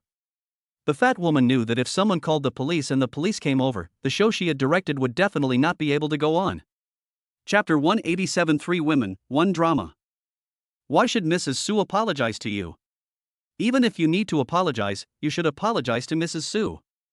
Mrs. Su has never said anything about you behind your back, but you, without knowing anything, said that Mrs. Su was a mistress and that Mrs. Su's man didn't want Mrs. Su anymore because Debao and Xiaobao were girls. If you really want to be picky, what you said should be considered slander. Because the fat woman asked people to come and cause trouble in her store, the owner of the maternity and baby store is now quite disgusted with the fat woman. When the proprietress saw the fat woman rushing towards Lan Hanyu, she was the first to retort. I'm talking about her, what does it have to do with you? I come to your store and I am your customer. How can you treat your customers like this? Look everyone, this is how the lady boss treats her customers. Everyone should be more careful next time. The fat woman is trying to incite everyone not to patronize maternity and baby stores. TSK, I won't listen to someone who talks nonsense. That's right. He is the one who has been talking about others behind their backs, yet he still has the nerve to do this. Boring. It's better to ignore people like this in the future. Otherwise, if you're not careful, they'll ask their cousins to come and support them. Yes, stay away from such people. I usually have a good relationship with Mrs. Zhang, but today I finally see the true face of the fat woman. Seeing everyone's disgusted looks, the fat woman knew that she would never come to this maternity and baby store again. Thinking of the money she had recharged her card, the fat woman thought that after her cousin subdued Mr. and Mrs. Su, she would let him have a good chat with the proprietress. Lan Hanyu had no intention of arguing with the fat woman. Now all Lan Hanyu's attention was focused on Su Ju outside the maternity and baby store. Of course, Lan Hanyu had already told An Wang about Debao and Xiaobao, and had taken them to the maternity and baby store first. For 10-month-old babies, the scene outside is indeed not suitable to watch. Your wife is worried about you. Gu-hui glanced at Lan Hanyu in the maternity and baby store, who was looking at Su-ju nervously through the glass door, and actually felt a little sour in his heart. Because Gu-hui discovered that the beautiful woman never looked at him once from beginning to end. Not even a glance. All the thoughts of this beautiful lady are on her man. Well, I don't want your wife to be sad because of you, so I'll give you another chance. As long as you apologize to my cousin, today's incident will be forgotten. Gu-hui felt that he was really easy to talk to today.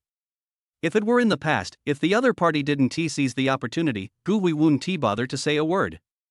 Brother Hui, what's there to say to this pretty boy? He definitely doesn't want to lose face in front of his wife, so he's holding on. That's right, Brother Hui, didn't you teach us that we can't be soft-hearted when we're out there? You've already given this pretty boy many chances today, and he didn't cherish them, so you can't blame us. Brother Hui, you are not feeling sorry for the pretty boy's wife, are you? To be honest, this pretty boy is really lucky. His wife is so beautiful. She is so many times more beautiful than the female stars I see on TV. Because of Su-ju's handsome face, Gu-hui and his younger brothers automatically regarded Su-ju as a gigolo. There is no way. For a rough guy, a man who looks so handsome must be a gigolo. You talk too much. Su-ju was unhappy when he saw that these people actually turned the topic to Hanyu. It's your own woman, and it's not up to a few hooligans to comment on her. Brother Hui, didn't you see that the pretty boy has quite a bad temper? Are you asking for a beating? Brother Hui, do it, otherwise the pretty boy will think you are trying to scare him. The two younger brothers behind Gu-hui began to rub their hands together, ready to stretch their muscles. You three can come together. Save me the trouble of coming one by one and wasting my time. Su-ju didn't take Gu-hui and the other two seriously at all. Su-ju stood there calmly without even posing. You think I'm easy to talk to, don't you? Gu-hui felt humiliated because of Su-ju's words. What does three together mean? Still wasting his time? Gu-hui felt that Su-ju's words were implying that he and his two younger brothers had no special abilities. If Gu-hui asked, Su-ju would clearly tell him that he was not insinuating, but his true thoughts. Do you know what's the worst thing about fighting? Su-ju was really getting impatient with Gu-hui's nagging. Su-ju wasted so much of his time that he was really worried that Dabao and Xiaoba would feel bored. What? Gu-hui spoke in a daze, not noticing that he felt like someone was leading him by the nose. Too much nonsense. The contemptuous look, the impatient tone, and the 4 words Su-ju said lightly were not very damaging to Gu-hui, but they were indeed very insulting. Okay, let's see how long you can keep showing off. Since you asked us to come together, don't blame me for not following the code of conduct. Superior. Following Gu-hui's call, the two men, who had been impatient for a long time, rushed towards Su-ju with Gu-hui waving their fists. Ah. Ah. Ah. Bang. Bang. Bang. 3 screams like pigs being slaughtered were heard, accompanied by the sound of a heavy object falling to the ground. Gu-hui and his 2 men fell to the ground in 3 different postures. Gu-hui didn't even know how he ended up lying on the ground, because he didn't even see clearly how Su-ju made his move. Mrs. Su, no wonder you are so calm, it turns out your husband is so skilled. Inside the maternity and baby store, everyone's tense nerves suddenly relaxed as the situation outside had become clear. The proprietress, who was about to call the police, looked at Lan Hanyu with admiration. In the boss lady's mind, Lan Hanyu must have known her husband's ability, which was why she didn't let her call the police. Yes, Mrs. Su, your husband looks gentle and refined, but I didn't expect him to be so powerful. 1 against 3. I didn't even see clearly how Mr. Su attacked, but the 3 men were already lying on the ground. Isn't this a bit too powerful? Wait for you to see clearly? Is that still called Kung Fu? What? I can see clearly the moves of those people who claim to be great in Kung Fu on TV, okay? This only proves that Mr. Su is an expert among experts. Ordinary people can't understand it. It is said that 3 women make a drama. Now there are more than 3 women in the maternity and baby store, so it must be very lively. Chapter 188 The Object of Public Ridicule. Oh, now I don't know who should beg whom. Who just said that his cousin is very powerful? Is this what you call amazing? It really opened my eyes. After the mothers praised Su-ju, they naturally wanted to step on Gu-hui. Of course, because no one knew Gu Hui at all. Also, these mothers don't actually have the courage to really run up to Gu Hui and say something. Naturally, the fat woman still standing in the maternity and baby store became the object of everyone's ridicule. You guys. Knowing that she could not win the battle with her mouth, the fat woman finally directed her criticism at Lan Hanyu. Your husband beat someone up, I'm calling the police. Originally, the fat woman wanted to stop Lan Hanyu from calling the police, but now that the situation has taken a subversive turn, the fat woman thought of seeking help. Call the police? My husband's behavior should be considered as self-defense. Even if you call the police, your cousin is in the wrong. My husband didn't attack first. Lan Hanyu felt relieved when she saw that Suju was fine. Facing the fat woman, Lan Hanyu was as calm as he could be. Actually, the one who was injured was the fat woman's cousin. Moreover, it seems that they have no ability to resist, so Lan Hanyu certainly doesn't need to be nervous. Self-defense? What evidence do you have to prove that your husband acted in self-defense? Anyway, the only ones injured now are my cousin and his two brothers. I saw that my cousin didn't even touch the corner of your husband's clothes. Your husband's behavior is not self-defense at all.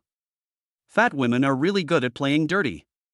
My cousin couldn't beat the other person and couldn't even touch the corner of his clothes. Is this a reasonable excuse? Mrs. Su, there is a camera at the entrance of our store. What happened just now has been recorded. If she calls the police, I can provide her with the surveillance video. Yes. Not only the surveillance video, but also us as witnesses, we can prove that your husband acted in self-defense, Mrs. Su. As for the fat woman, the owner of the maternity and baby store was the first to stand up and criticize her, and then other mothers also took sides. You. Snort. The fat woman never thought that these mothers who had no relationship with Lan Hanyu in the past because of her spreading rumors were now standing on Lan Hanyu's side.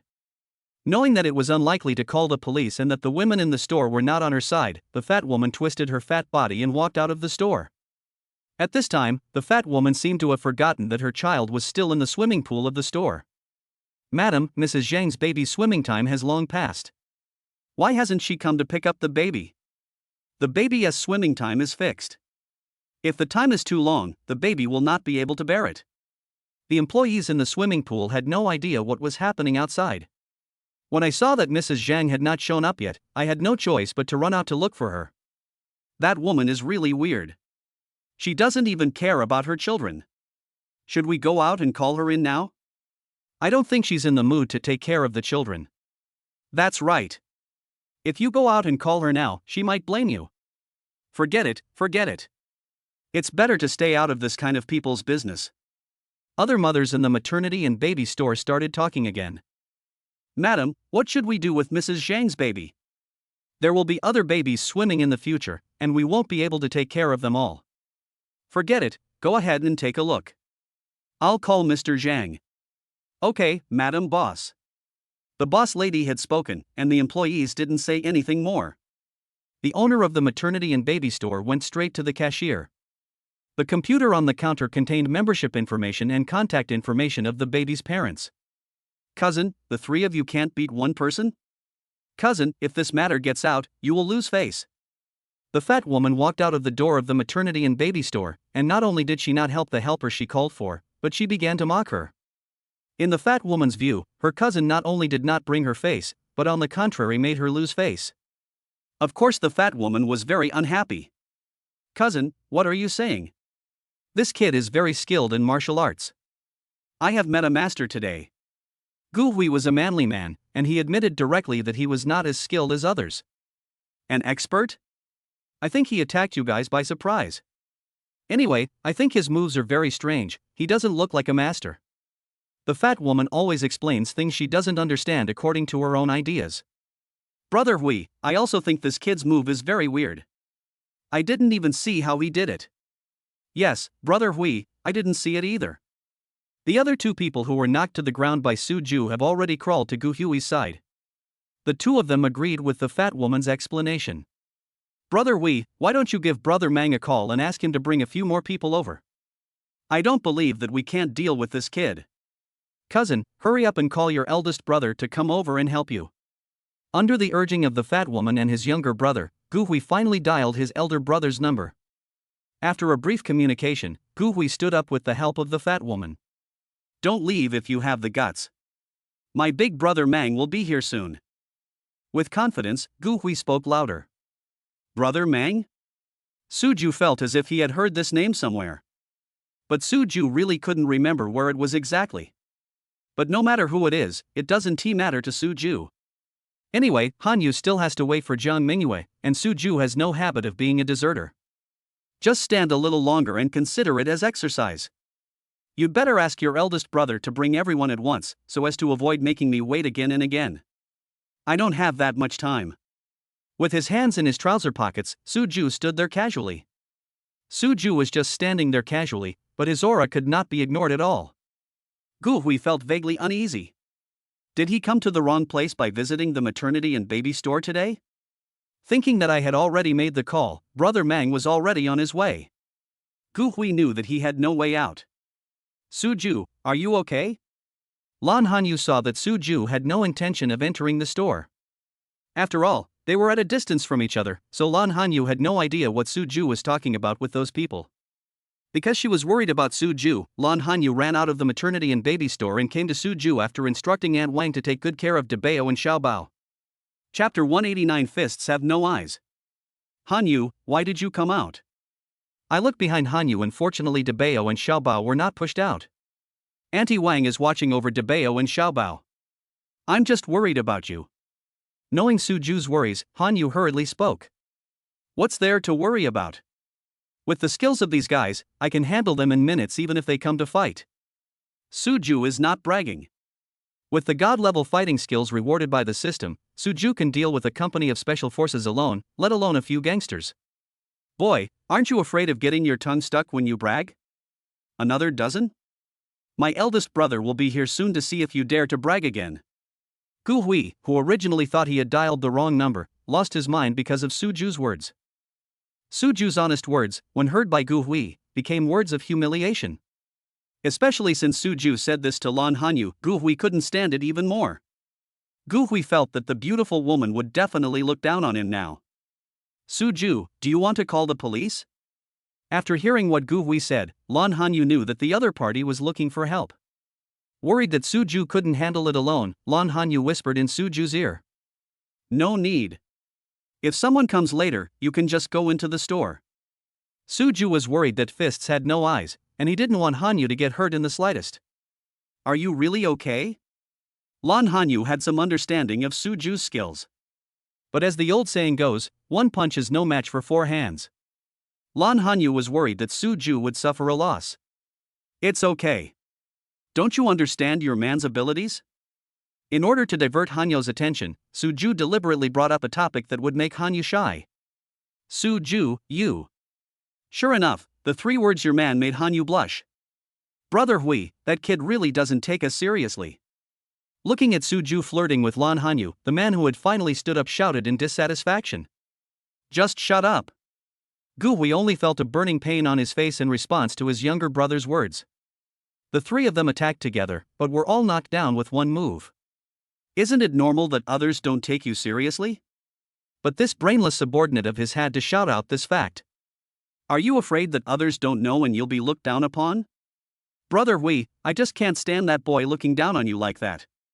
The man, feeling wronged, explained in a low voice. After receiving another killing look from Gu Hui, the man finally lowered his head wisely.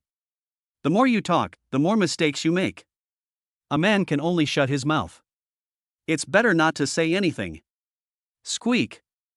There was an emergency brake sound, and a van stopped at the door of the maternity and baby store. Brother Hui, it's Brother Mang who brought people here. Seeing the person getting off the car, a man behind Gu Hui shouted excitedly. With the support group here, the momentum is naturally strong. Brother Mang, you are here. Gu Hui trotted a few steps and went to meet him. What was originally a normal action now seems a bit strange because of Gu Hui's fall just now. What happened to your leg? Looking at Gu Hui, who seemed to be a bit like Li Taigui, the man called Mango frowned. Gu Hui didn't say much on the phone just now, just said that he encountered some difficult problems. As a general under his command, Brother Mang certainly could not sit idly by when he heard that something was wrong with Gu Hui. According to the location given by Gu Hui, Brother Mang and his men came over to kill. What this reckless guy didn't expect was that Gu Hui was actually beaten up.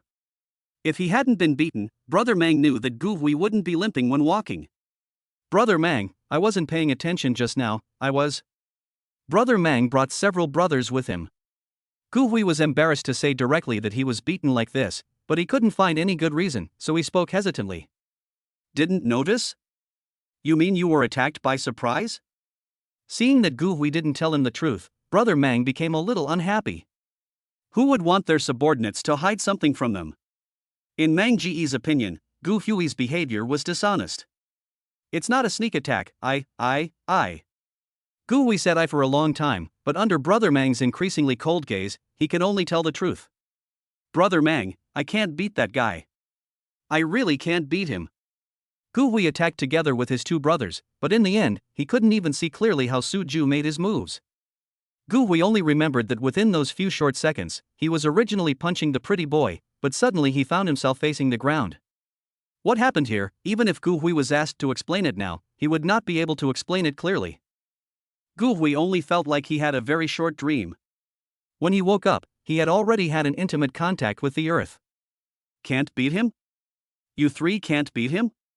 If we can't defeat them one by one, can't we fight in a group? In the minds of people in society, the so-called underworld ethics are only used to show off in front of people who are weaker than themselves. When encountering an expert, who wouldn't rely on numbers to win? If you can't win, you'll lose face. What's the point of chivalry? This man, known as Brother Mang, did not think there was anything shameful in what he said. Brother Mang, even if we attack together, we still can't defeat him.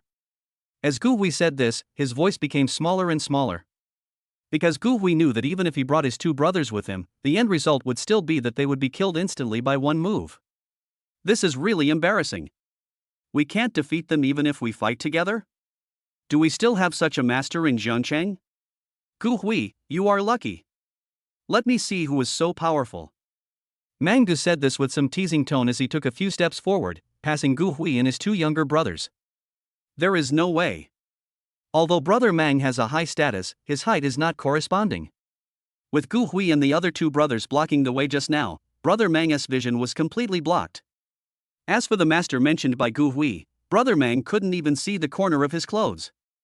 It was at this time that Gu Hui realized that he seemed to have stepped on Mang Go's sore spot his height. As Brother Mang walked forward, Gu Hui quickly stepped aside. It is a fact that Mang is not tall, but it is a fact that cannot be said out loud. Gu Hui felt a little scared. I feel like I didn't give Brother Mang enough face today. Who on earth is this big shot? How dare he be so disrespectful to me and beat up my brother? It can be said that this Mang brother speaks much faster than he moves. Chapter 190 Roadblock. It was originally a very casual look, but when he saw Su Ju, Brother Mang's face suddenly changed. As if he couldn't believe his eyes, Brother Mang did a very childish action. He rubbed his eyes. Unfortunately, before Brother Mang could say another word, a very short-sighted person stood in front of Brother Mang again.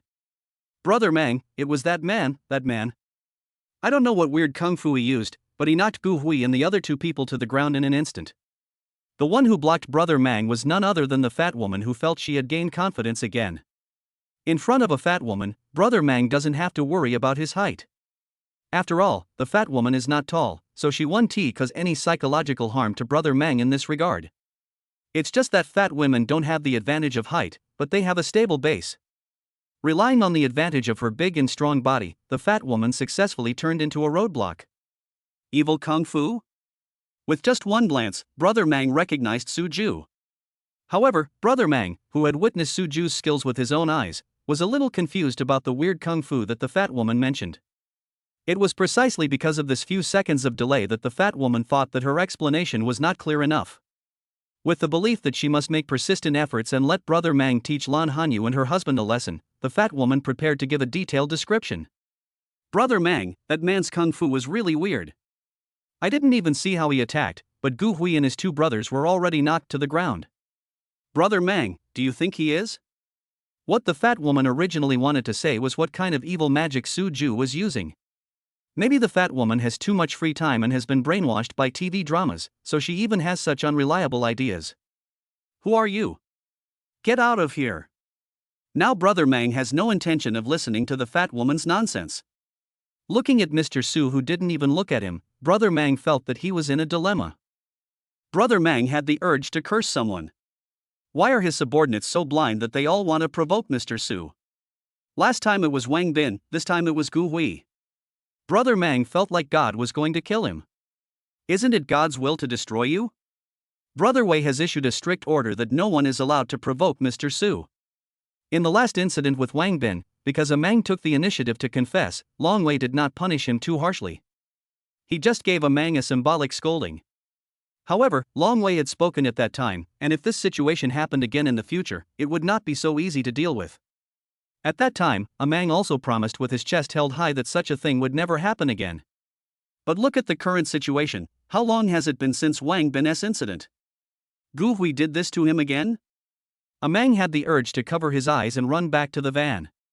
If he could really pretend that he saw nothing, a Mang would definitely do so. Unfortunately, a Mang also knew that even if he acted like an ostrich, he could not change any reality. Brother Mang, I am Gu Hui's cousin, I. Thinking that this reckless guy didn't know his identity, the fat woman immediately began to introduce herself. Roll. Ah Mang, who originally disdained to lay hands on women, was so worried and afraid that he simply reached out and pushed the fat woman to the ground. Ah. The earth-shaking screams drowned out the sound of pigs being slaughtered. Brother Mang. Looking at Brother Mang's performance, Gu Hui felt a little scared. Did I offend someone I shouldn't have offended? Otherwise, Brother Mang wouldn't be so abnormal. Get down on your knees. After yelling this at Gu Hui, a Mang strode towards Su Ju. Even if a Mang hoped in his heart that this was just a nightmare, as an adult, he had to face reality. Gu Hui still didn't know what was going on. Just because of Brother Mang's roar, Gu Hui fell to his knees with a plop. When Gu Hui's two subordinates saw their eldest brother kneeling down, they also knelt down. Mr. Su, I'm so sorry. I didn't know that I had offended you. I. Without those people getting in the way, a Mang ran directly to Su Ju. Su Ju, who was originally comforting Han Yu, finally took a serious look at the helper that Gu Hui had called. Look familiar? As a top student, Su Ju certainly has a very good memory. It's just because this Brother Mang is not an important person to Su Ju, so Su Ju's memory system automatically deleted him. Now seeing a Mang's face, Su Ju of course remembered it. Long Wei's subordinate, the man who was in the Chanel store last time. Are you the helper that Gu Hui found? This is what Gu Hui said, so it is normal for Su Ju to ask this. Su Ju said that if this Brother Mang was Gu Hui's helper, they could just take action against him. A lot of time has been wasted and Su Ju is beginning to lose his patience. Of course, whether this Mango had the courage to take action was not within Su Ju's consideration. No, Mr. Su, how dare I fight with you? Mr. Su, I didn't know that it was you that my men bumped into. If I knew it was you, even if I had 100 guts, I wouldn't dare to come over. What a Mang said was true. As for a Mang, he knew that Gu Hui had offended Su Ju, so he would not come even if he was carried here in a sedan chair by 8 bearers. It doesn't seem right. His men have provoked Mr. Su, so shouldn't a Mang have to come and clean up the mess? Mr. Su, what I mean is, if I knew that it was you that Gu Hui had offended, I would have come right over and beat him up. This can be considered as a way for Ah Mang to make up for his own mistakes. You know now. Su Ju still remembered what Long Wei said at that time, and knew that this Mangu really didn't dare to mess with him. Of course, if a Mang dared to take action, Su Ju wouldn't care. Just think of it as stretching your muscles. With just these few words, Gu Hui's fate was already determined. I know, Mr. Su, I know what to do. Mr. Su's willingness to give some instructions was really what a Mang wanted. At least, in a Mang's heart, Mr. Su did not vent his anger on himself. Another thing is that if he could handle the matter in front of Mr. Su, a Mang felt that he would be able to explain something to Brother Long when he returned. Chapter 191 Betrayal? Brother Mang. Amid Gu Hui's incredulous look, a Mang waved to the men he had brought with him, who were originally there to help Gu Hui. These men have been at the scene the entire time and of course understand what Brother Mang means. Without any unnecessary words, several people stepped forward and started beating Gu Hui and the other two kneeling men. Ah! Brother Mang, please spare my life. The screams that came one after another scared the mothers who were watching the fun in the maternity and baby store. What's going on? I didn't hear it clearly inside, but it looks like the people hired by Mrs. Zhang's cousin turned against us? Turning against me? Do you know what turning against me means? I think it's Mrs. Zhang's cousin who is looking for someone to back him up. He seems to be very afraid of Mr. Su. I think so too. Mrs. Su's husband must be very capable. What do you mean by should? It's just amazing, okay? It seems that Mrs. Zhang's cousin is still too low level. He doesn't even know Mr. Su. He must have hit a wall now, right? This is so funny. Mrs. Zhang thought she was so capable, and she even cheated her cousin? She really did not hesitate to cheat her cousin. Keep your voices down, the excitement outside isn't over yet. Yes, keep your voice down. How about we open the door a little so we can hear something? This is a good idea. Mrs. Su's husband has suppressed the other party, so there is no need to worry about it spreading here. A group of mothers became bolder when they saw that Suju had the upper hand. Out of curiosity, someone simply opened the door of the maternity and baby store. When watching a play, you have to watch the whole thing. Everyone said that this not only allows them to hear conversations outside, but also broadens their vision. Brother Mang, why did you ask someone to beat Gu Hui? Aren't you the one Gu Hui asked to help? The situation was completely different from what she had imagined, and the fat woman was stunned. The fat woman, who had lost her rational thinking, saw her cousin being surrounded and beaten by several people, and she actually started yelling at a Mang. In the fat woman's opinion, this Mang brother is her cousin's elder brother, but he doesn't help his cousin but helps outsiders? What's the logic behind this? The fat woman didn't seem to notice the polite attitude of the man she called Mang towards the handsome guy. Shut her mouth. If beating a woman wasn't considered bad news, a Mang would have wanted to have the fat woman beaten up. Mang knew that Gu Hui must have offended Mr. Su in order to help his cousin. As for the specific reason, Mang didn't want to know at all. What Mang knew was that this fat woman was the real culprit. Yes, Brother Mang. After receiving the order, a younger brother found a rag from the van and stuffed it into the fat woman's mouth because he couldn't find anything suitable. Afraid that the fat woman would take it off herself, the young man very cleverly tied the fat woman's hands behind her back. Woo, woo, woo. The smelly and uncomfortable feeling made the fat woman couldn't help but shed tears. At this time, the fat woman finally realized that she had offended someone she shouldn't have offended. Unfortunately, with her hands tied and a dirty rag stuffed in her mouth, the fat woman was unable to do anything even if she wanted to express her regret. Mr. Su, I really don't know what happened today. If I knew that Gu Hui was so bold and dared to cause trouble for you, I would definitely break his legs before he left. Mr. Su, I hope you can be magnanimous and let me go. With a 90-degree bow and a sincere tone, Mang's attitude was indeed acceptable. Suju knew that this matter really had nothing to do with this Mang. Perhaps the only connection was that Mang was called over by Gu Hui, which delayed him for some time. But since Jiang Mingyue hasn't arrived yet, Suju is not in a hurry to leave. By this calculation, Mang actually didn't offend Suju in any way. Suju had no intention of making things difficult for Mang. Okay, I understand. Suju accepted Mang's apology. Thank you, Mr. Su. What about Brother Wei? Brother Wei has said that if he fails to manage his subordinates and provokes Mr. Su, the consequences will be very serious. Please tell Long Wei that this matter has nothing to do with you. Considering that Mang's attitude was very sincere, Suju could be said to be a good person to the end. Great, Mr. Su, if you need me for anything in the future, just tell me. I won't even frown. In Mang's heart, Suju is now his great benefactor. Revenge when revenge is needed and repay favor when favor is needed. This is the basic principle of being a human being. This principle is especially important for people who live in society. Okay, take those 3 people away. After all, they were at the door of the maternity and baby store, and his 2 little babies were still inside the store. Suju would not. When Debao and Xiaobao came out later, they saw such a bloody scene. Okay, Mr. Su, I'll take my leave now. Thank you for your kindness today. He gave Suju a standard 90-degree bow. In Mang's heart, he was filled with gratitude. Mang knew that if it weren't for Mr. Su's amnesty, Brother Wei would definitely not let him go easily. Because Suju asked Mang to take Gu Hui and 3 others away, Mang was of course very obedient and only took away Gu Hui, who could no longer walk on his own, and the other 2 brothers. Poor Gu Hui, he probably still hasn't figured out why things turned out like this when he was just there to support his cousin. When he came, he walked over with arrogant strides. When they left, Gu Hui and 3 others were directly dragged away. There was no way. After that beating, if Gu Hui still had the strength to walk, Mang would be worried that Mr. Su would blame him. Woo, woo, woo. Watching her cousin being dragged away with his hands tied behind his back and no one taking the dirty rag out of her mouth, the fat woman stood at the door of the maternity and baby store, twisting her body constantly. Because everyone brought by Mang had left, no one was watching the fat woman at this time. The fat woman, whose movements were no longer restricted, walked straight towards the store when she saw that the door was open. According to the fat woman, Suju and Lan Hanyu would definitely not help her. After all, Suju really played an indispensable role in making me what I am today.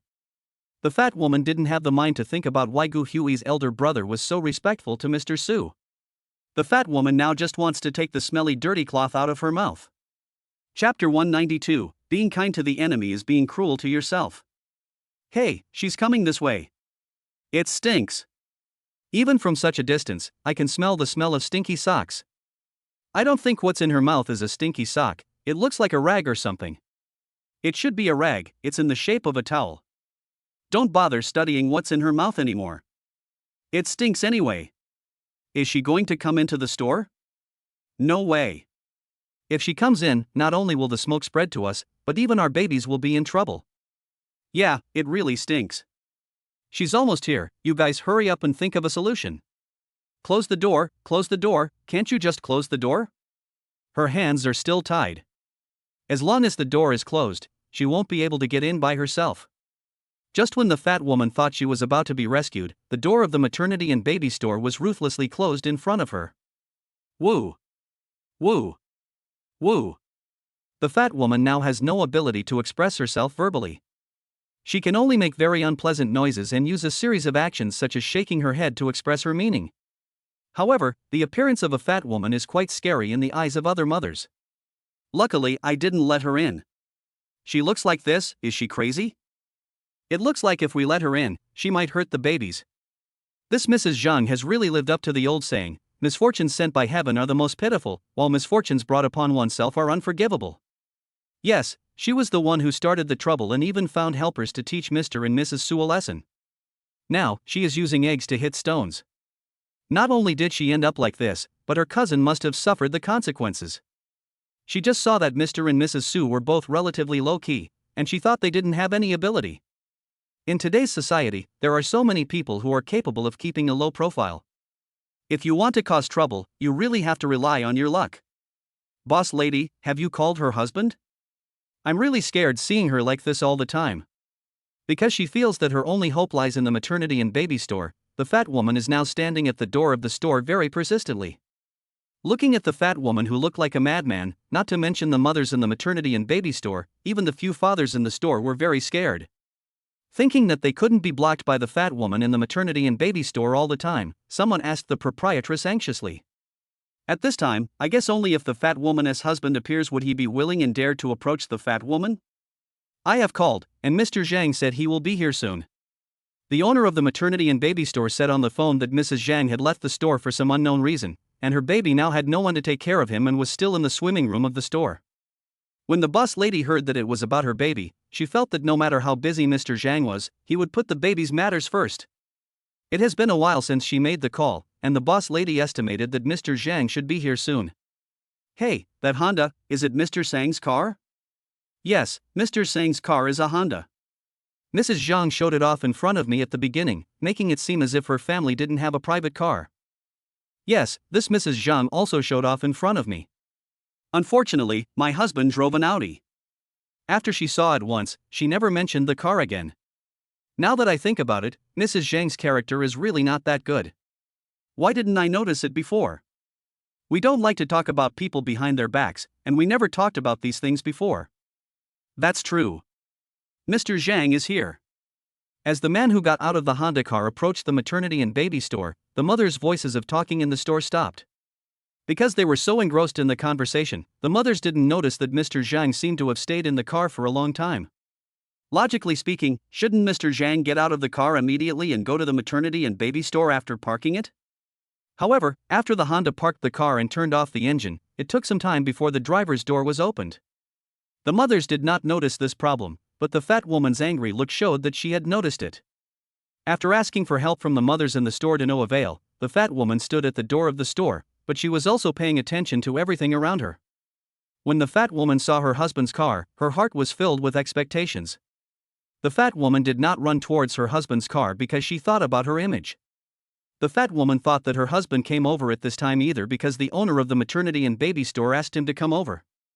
Or maybe her husband came specially to pick her and her baby up. Although the latter possibility is very small, the fat woman feels that her husband's purpose of coming here is because of the baby, which is definitely not wrong. However, when she saw that her husband had not gotten out of the car yet, and the front of the car was facing the direction where Lan Hanyu was standing, what was there that the fat woman didn't understand? If her mouth wasn't stuffed, the words vixen would have already burst out of the fat woman's mouth. Mr. Zhang indeed forgot that he was there to pick up the baby when he saw Lan Hanyu. Looking at the goddess whom he hadn't seen for a while but who always appeared in his dreams, it can be said that there is no room for anything else in Mr. Zhang's eyes. Because Mr. Zhang was in the car, Suju had not noticed this scene. If Suju knew that the fat woman's husband still had different feelings for Hanyu, Amang would probably have to come back again. Suju, are we going in? Lan Hanyu looked at Mrs. Zhang, who was blocking the entrance of the maternity and baby store, and frowned slightly. To be honest, Lan Hanyu didn't want to get close to Mrs. Zhang. She smelled really bad. Lan Hanyu knew that if she and Suju went into the maternity and baby store at this time, she would be doing Mrs. Zhang a great favor. After all, Mrs. Zhang had been blocking the door of the maternity and baby store and she just wanted to get in. Lan Hanyu is not a white lotus. She certainly has no sympathy for the person who has been slandering her behind her back and wants someone to deal with Suju today.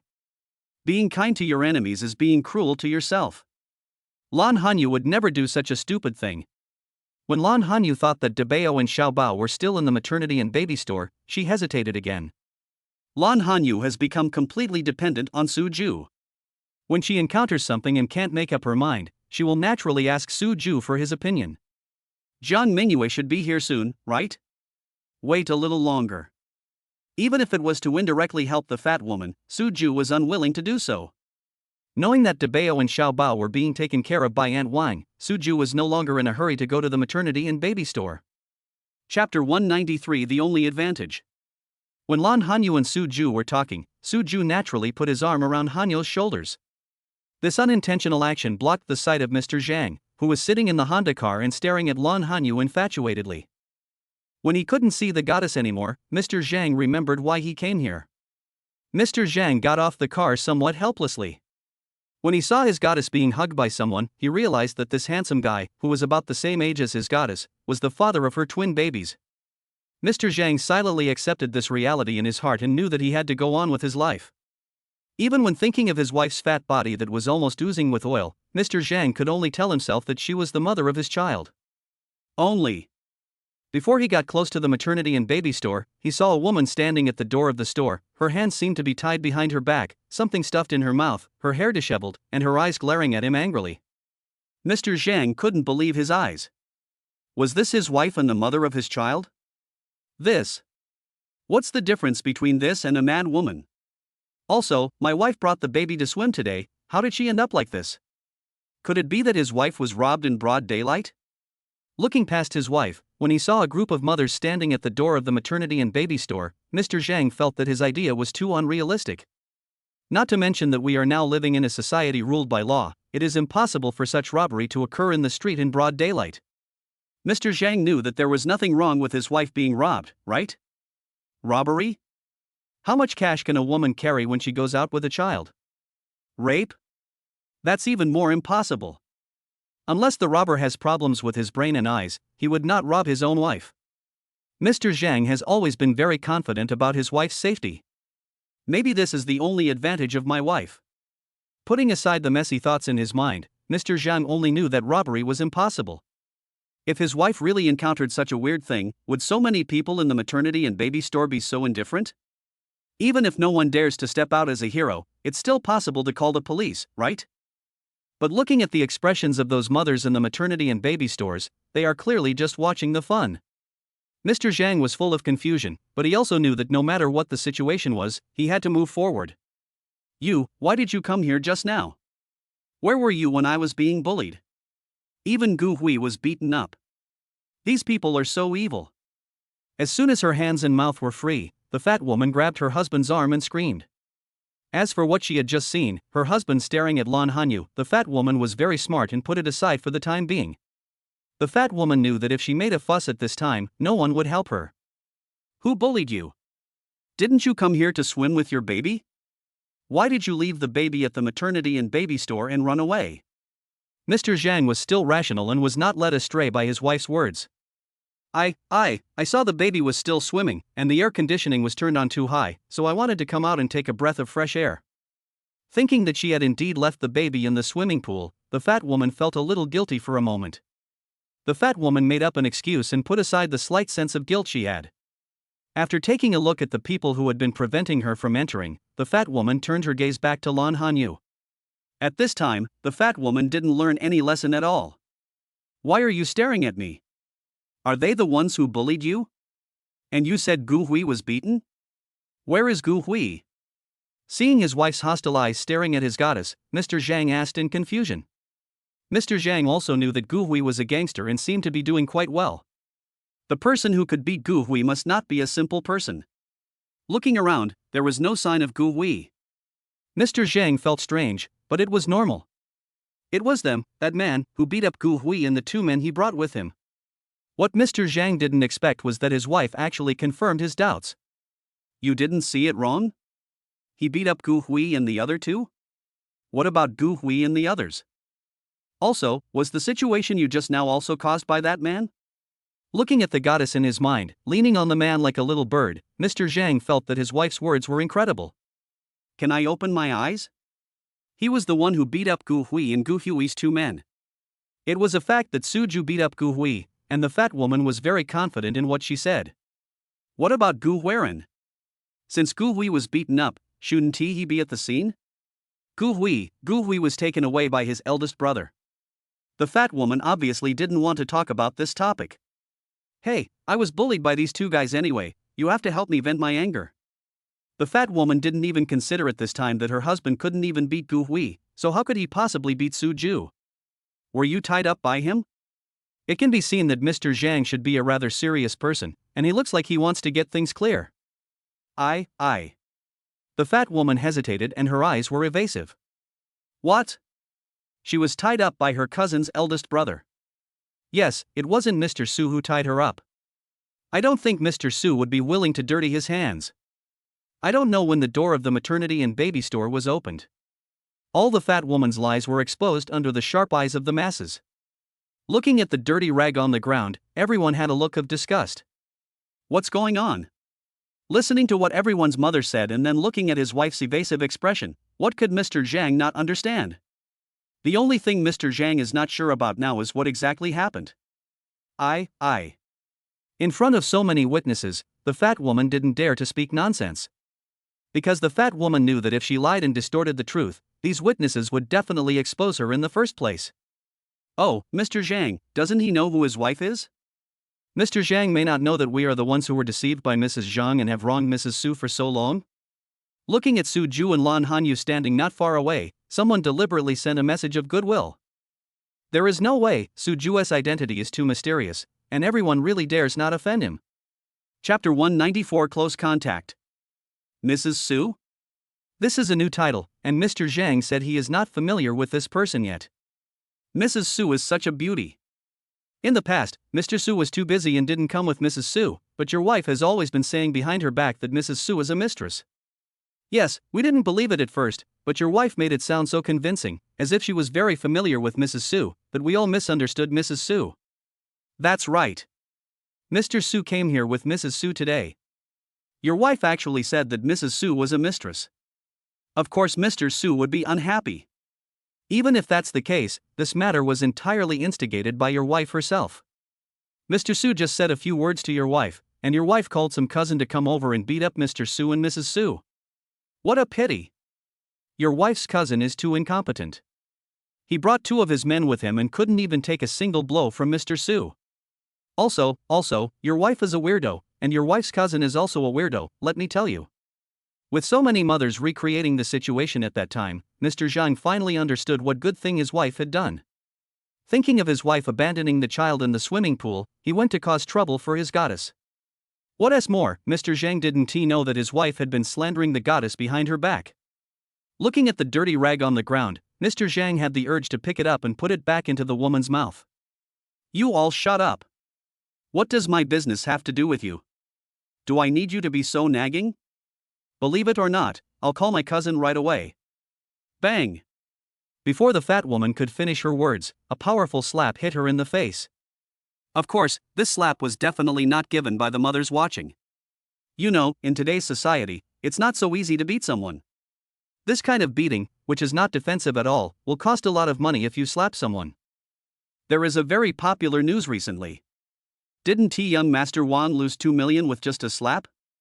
The mothers present did not have as much financial resources as young Master Wang, so of course they could not do such a stupid thing. You dared to hit me? Touching the burning half of her face, the fat woman looked at her husband in disbelief. That's right, the person who slapped the fat woman was her own husband, Mr. Zhang. Mr. Zhang used all his strength to deliver this slap. If the fat woman hadn't had a stable chassis, she would have definitely been lying on the ground at this moment. You beat me for that, vixen? The fat woman now blames all the problems on Lan Hanyu. Bang! Another loud slap in the face. Mr. Zhang couldn't control his anger because of the word vixen that the fat woman said. Vixen? The white moonlight goddess in his mind was actually called a vixen by this shrew? Mr. Zhang felt like there was a fire in his heart that was about to burn to his forehead.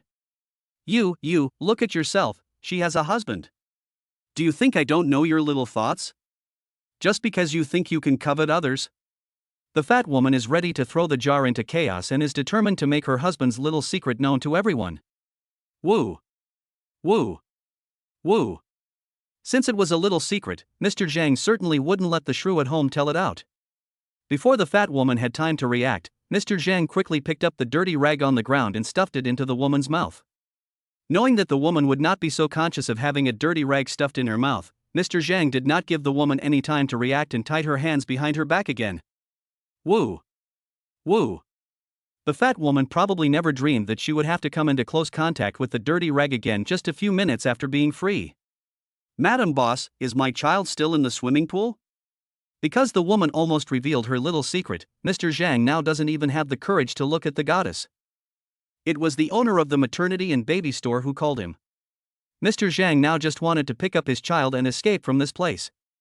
It should be there. I asked my staff to watch it. To be honest, the boss lady really doesn't have time to go and take a look at Mr. Zhang's baby. Thanks. Without worrying about the proprietress's words, Mr. Zhang walked towards the baby swimming room. Under the watch of the onlookers, Mr. Zhang wrapped the baby in the car first. Then they basically pulled and pushed the fat woman into the back seat. With the departure of the Honda car, this farce of twists and turns has come to an end. Suju, shall I go and push Debao and Xiaobao out? Those messy people outside have already left. Lan Hanyu must want to get his babies back into his sight as soon as possible. I'll go with you. Suju never let go of the hand that was around Hanyu's shoulders. In a protective posture, Suju and Hanyu walked towards the maternity and baby store together. Of course, Suju saw the farce between the fat woman and her husband just now. Suju didn't have too many thoughts, he just felt that it was a real loss for the seemingly gentleman to marry a fat woman. Mrs. Su, your husband is so awesome. Yes, Mrs. Su, we didn't even see how your husband did it, but he knocked 3 grown men to the ground in one go. If you ask me, Mr. Su's status is many times greater than his superb kung fu. You may not know that the man who bowed to Mr. Su was the famous Brother Wei in Jiangqing City, a general under Long Wei. Generally, everyone calls him Brother Mang. Brother Wei? Brother Mang? I heard from my friends that he is really well known in Jiangqing City. Who says it's not true? So, Mr. Su's background is probably beyond your and my imagination. Suju and Lan Hanyu originally just wanted to pick up Debao and Xiaobao. Before entering the maternity and baby store, those enthusiastic mothers surrounded her and gave Lan Hanyu enthusiastic praises. As for the few dads, they were too embarrassed to join the women's team, but instead speculated about Suju's identity. To be honest, the skills that Suju showed at the very beginning had already made these dads quite envious. Later, when they saw Mang Ji's attitude towards Suju, these dads were almost drooling.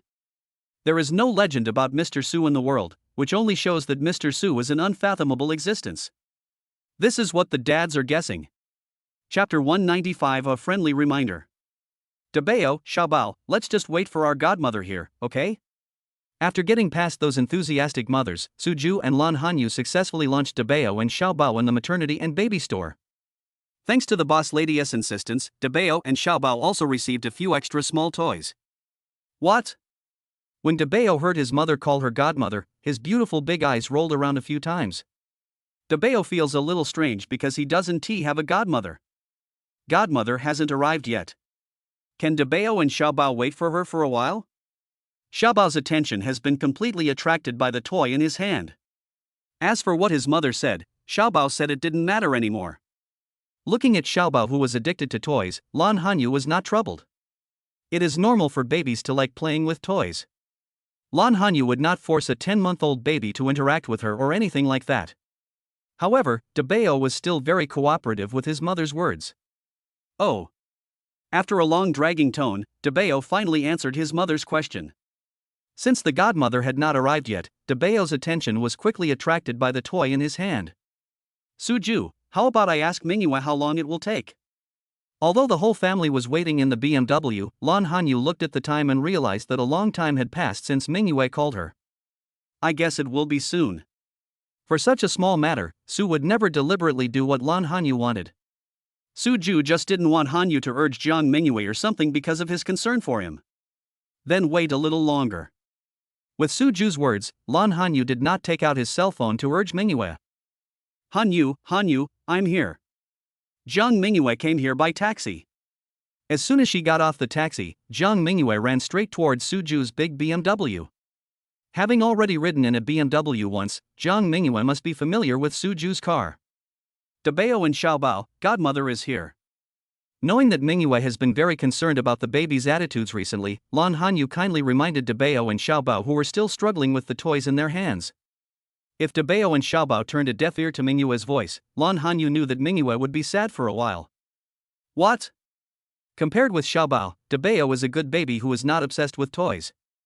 Looking up, Dabeo glanced at his mother. His beautiful big eyes seemed to be saying, "Where is godmother? Are you going to make me wait again? Dabeo, look at that." Pointing at Mingyue, who was about to walk to the car, Lan Hanyu was extremely satisfied with Dabeo's performance. Although Xiaobao is still playing with toys with his head down, at least Dabeo is cooperating. Now that a baby is welcoming his godmother, Mingyue should feel much better, right? What the hell? What the hell? When Dabeo saw his real godmother, he immediately shouted with joy. What? Hearing his sister's call, Xiaobao's attention was also drawn.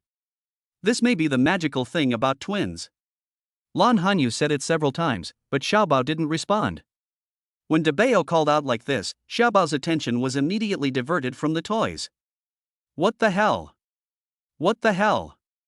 Having joined the ranks of her sisters, Jiang Mingyue this time experienced the feeling of being warmly welcomed. Big baby, little baby, godmother misses you so much. If the famous saying "a day without seeing you feels like 3 years" was not inappropriate here, Jiang Mingyue would definitely have used this famous saying. What the hell?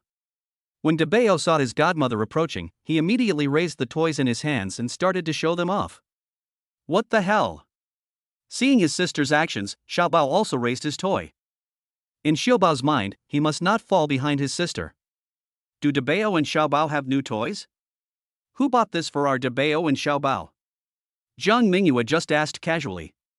Suju and Hanyu brought the babies out. If it wasn't he bought by Suju, who else could it be? Auntie. Auntie. To Jiang Mingyue's surprise, Dabeo and Xiaobao gave another answer in unison. Aunt? Dabeo and Xiaobao, where is the aunt? I glanced inside the car and saw that Hanyu had already gotten out because he saw his good friend coming. Now there are only Suju, Dabeo, Xiaobao, and Aunt Wang in the car. Who is the aunt that Dabeo and Xiaobao are talking about? Dabeo and Xiaobao are talking about the owner of the maternity and baby store.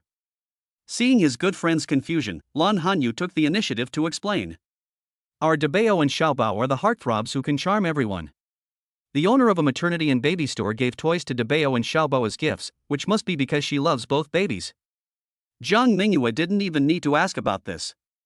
With her proud tone and arrogant demeanor, people who didn't know would think Jiang Mingyue was bragging about her baby.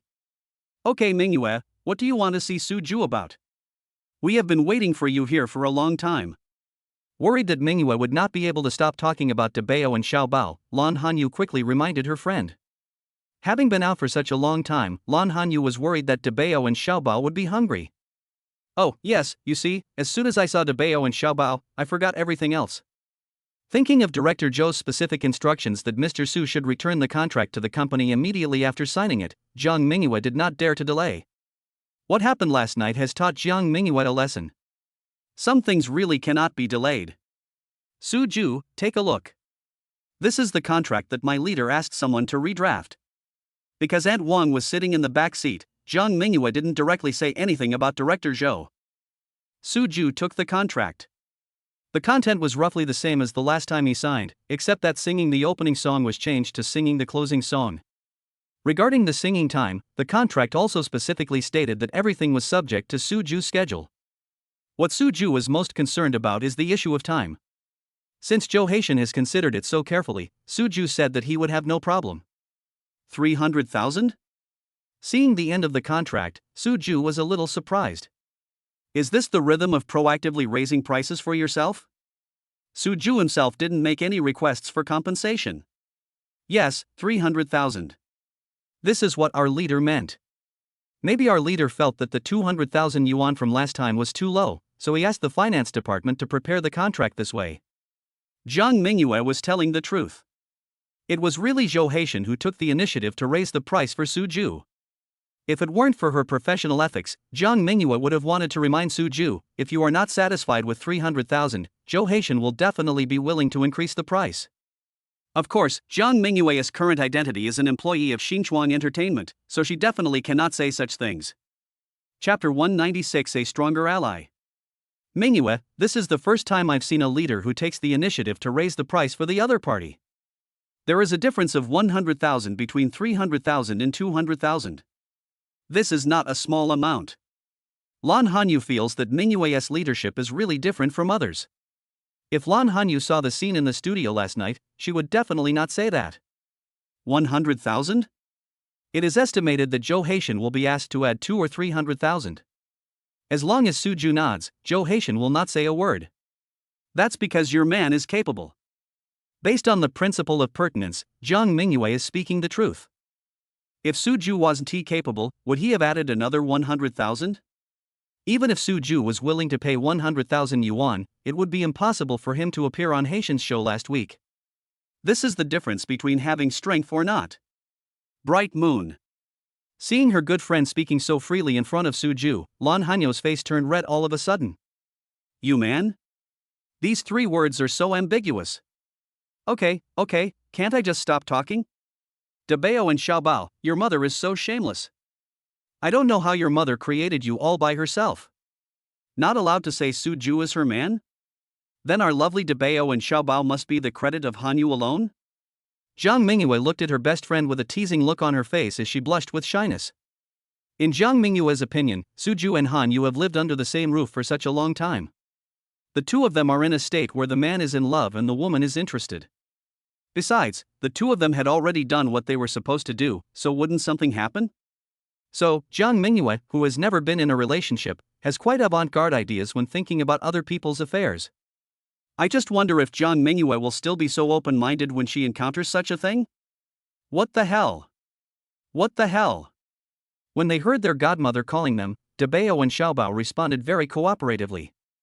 It seems that our Dabeo and Xiaobao also agree with what our godmother said. As if she had received strong support, Jiang Mingyue's arrogance suddenly became much more arrogant. Su Ju, don't sign it. Let Mingyue and her leader Zhou handle it themselves. Seeing that he couldn't win the argument with Mingyue, Hanyu grabbed Su Ju's hand holding the pen. Didn't Mingyue bring Dabeo and Xiaobao to her united front? Lan Hanyu said that he had a more powerful ally. Let us see who wins in the end? Good. Since his woman has spoken, Su Ju will definitely cooperate. Besides, the feeling of being held in Hanyu's little hands is really good.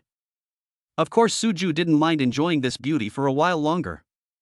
Hanyu, I can't tolerate you being like this. Jiang Mingyue, who was originally showing off, immediately became anxious when she saw that Su Ju really did not want to sign the contract. Although I know that Hanyu is joking with me. But Jiang Mingyue didn't dare to joke about this. Jiang Mingyue knew that Director Zhou must be walking around in the office at this moment, waiting for her reply. If this was delayed too long, Director Zhou would not only blame herself, but Jiang Mingyue was also worried that Director Zhou might have a heart attack or something. Timing is everything. Jiang Mingyue didn't dare to joke anymore. Han Yu, I was wrong. Please let Su Ju sign the contract. He clasped his hands together and made a gesture of begging for mercy to Han Yu. At this time, Jiang Mingyue and Lan Hanyu seemed to have returned to their college days, when they often played and fought like this. I want to sign it. Raising her little face slightly with pride, Lan Hanyu's delicate little girl look was now clearly revealed. Hanyu, good Hanyu, dear Hanyu, beautiful Hanyu, please let Su Ju sign the contract. I really know I was wrong. Jiang Mingyue and Lan Hanyu have already started the same pattern they did in college. Anyway, for two girls, no matter who begs for mercy from whom, this is the normal pattern. Will it be like this in the future? Knowing the principle of knowing when to stop, Lan Hanyu didn't really want to embarrass his friend, and of course he wouldn't delay it for too long. No, even if you give me 100 guts, I will never do this again. Jiang Mingyue's attitude seemed very sincere, as she was just short of raising her hand to swear. Then I'll forgive you this time. Letting go of Su Ju's hand, Lan Hanyu no longer tried to stop Su Ju from signing the contract. The soft feeling in his hand suddenly disappeared, and Su Ju felt a little lost. Considering that this happened in public, Su Ju suppressed the feeling of loss in his heart and decided to find an opportunity to let Hanyu compensate him. Su Ju. Seeing that Hanyu had taken her hand away and Su Ju had no intention of putting pen to paper, Jiang Mingyue became a little anxious. I guess Su Ju wouldn't have any objection to the joke he just made, right? This was the only thing Jiang Mingyue could think of. Su Ju, I was just joking with Hanyu, please don't mind. Jiang Mingyue found that she was really overwhelmed. Why would I make such a joke in front of Su Ju? Su Ju is different from Hanyu. Jiang Mingyue doesn't know how to coax Su Ju at all. It's okay. I feel fine. Without letting Jiang Mingyue continue speaking, Su Ju directly expressed his feelings. It's really good. The relationship between Su Ju and Hanyu was exactly the same as what Jiang Mingyue said. Also, because of Jiang Mingyue's words, Hanyu took the initiative to have some skin-to-skin contact with him, and Su Ju really had no objection. Jiang Mingyue, who was originally racking her brains to think of how to apologize, was now really confused by Su Ju. Su Ju. Lan Hanyu, who was standing next to Jiang Mingyue, blushed again because of Su Ju's words. Got it, I understand, ha ha ha. With Su Ju's affirmation, Jiang Mingyue began to become arrogant again.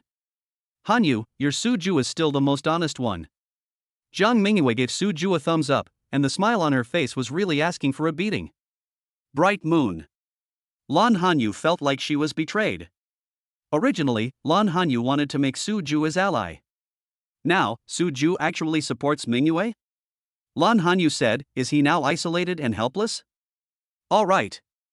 After signing his name on the contract, Su Ju handed it directly to Jiang Mingyue. Although Su Ju agreed with Jiang Mingyue's words, seeing Hanyu's shy look, Su Ju would never let Jiang Mingyue bully his woman. Su Ju, thank you. Looking at Su Ju's flamboyant handwriting on the contract, Jiang Mingyue was so moved that she almost bowed 3 times. Director Zhou is still waiting for this contract, so I'm leaving now. Dabao, Xiaobao, godmother will come to see you again when she has time. Bye-bye. He waved to Hanyu, and the little fight just passed. Chapter 197 No Choice. Su Ju, how could you help Mingyue bully me? After watching Mingyue hailing a taxi on the roadside, Lan Hanyu returned to the BMW.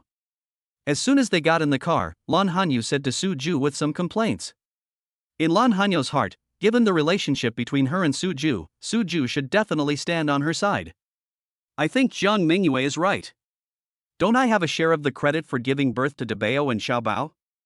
As Aunt Wang was still sitting in the back seat, Su Ju whispered these words into Han Yu's ear while helping her fasten her seatbelt. Quiet. It's quiet, nothing but quiet. What else can Lan Hanyu say? If we talk about the credit for the birth of Dabao and Xiaobao, it should be Su Ju who contributed more in the beginning, right? Of course, because Lan Hanyu was completely drunk at the time, this answer was definitely unsolvable.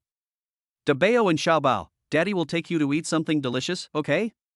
Knowing that Hanyu was too shy to answer his question at this time, Su Ju said to the little darlings in the back seat. Dad, eat. Eating poop.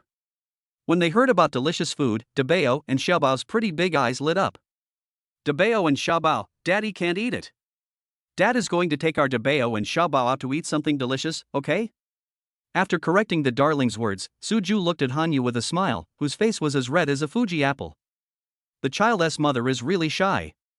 This can be regarded as Suju's summary of Hanyu. Daddy. Papa. Papa. Dabeo and Xiaobao wouldn't blush or anything because of what their dad says. For the babies, the most important thing is that their dads want to take them to eat delicious food. As for what else Dad said, the babies said they didn't want to understand. Let's go eat something delicious. Considering that Dabeo and Xiaobao needed to rest, Suju drove directly to Wanda Plaza near Xinhua Blue Bay community. Because of Suju's kindness in letting her go, Lan Hanyo's face finally returned to normal when she got off the car. The group took the elevator directly to the 4th floor of Wanda Plaza. The 4th floor is the food floor, where you can choose your favorite restaurant to dine. Hanyu, what do you want to eat?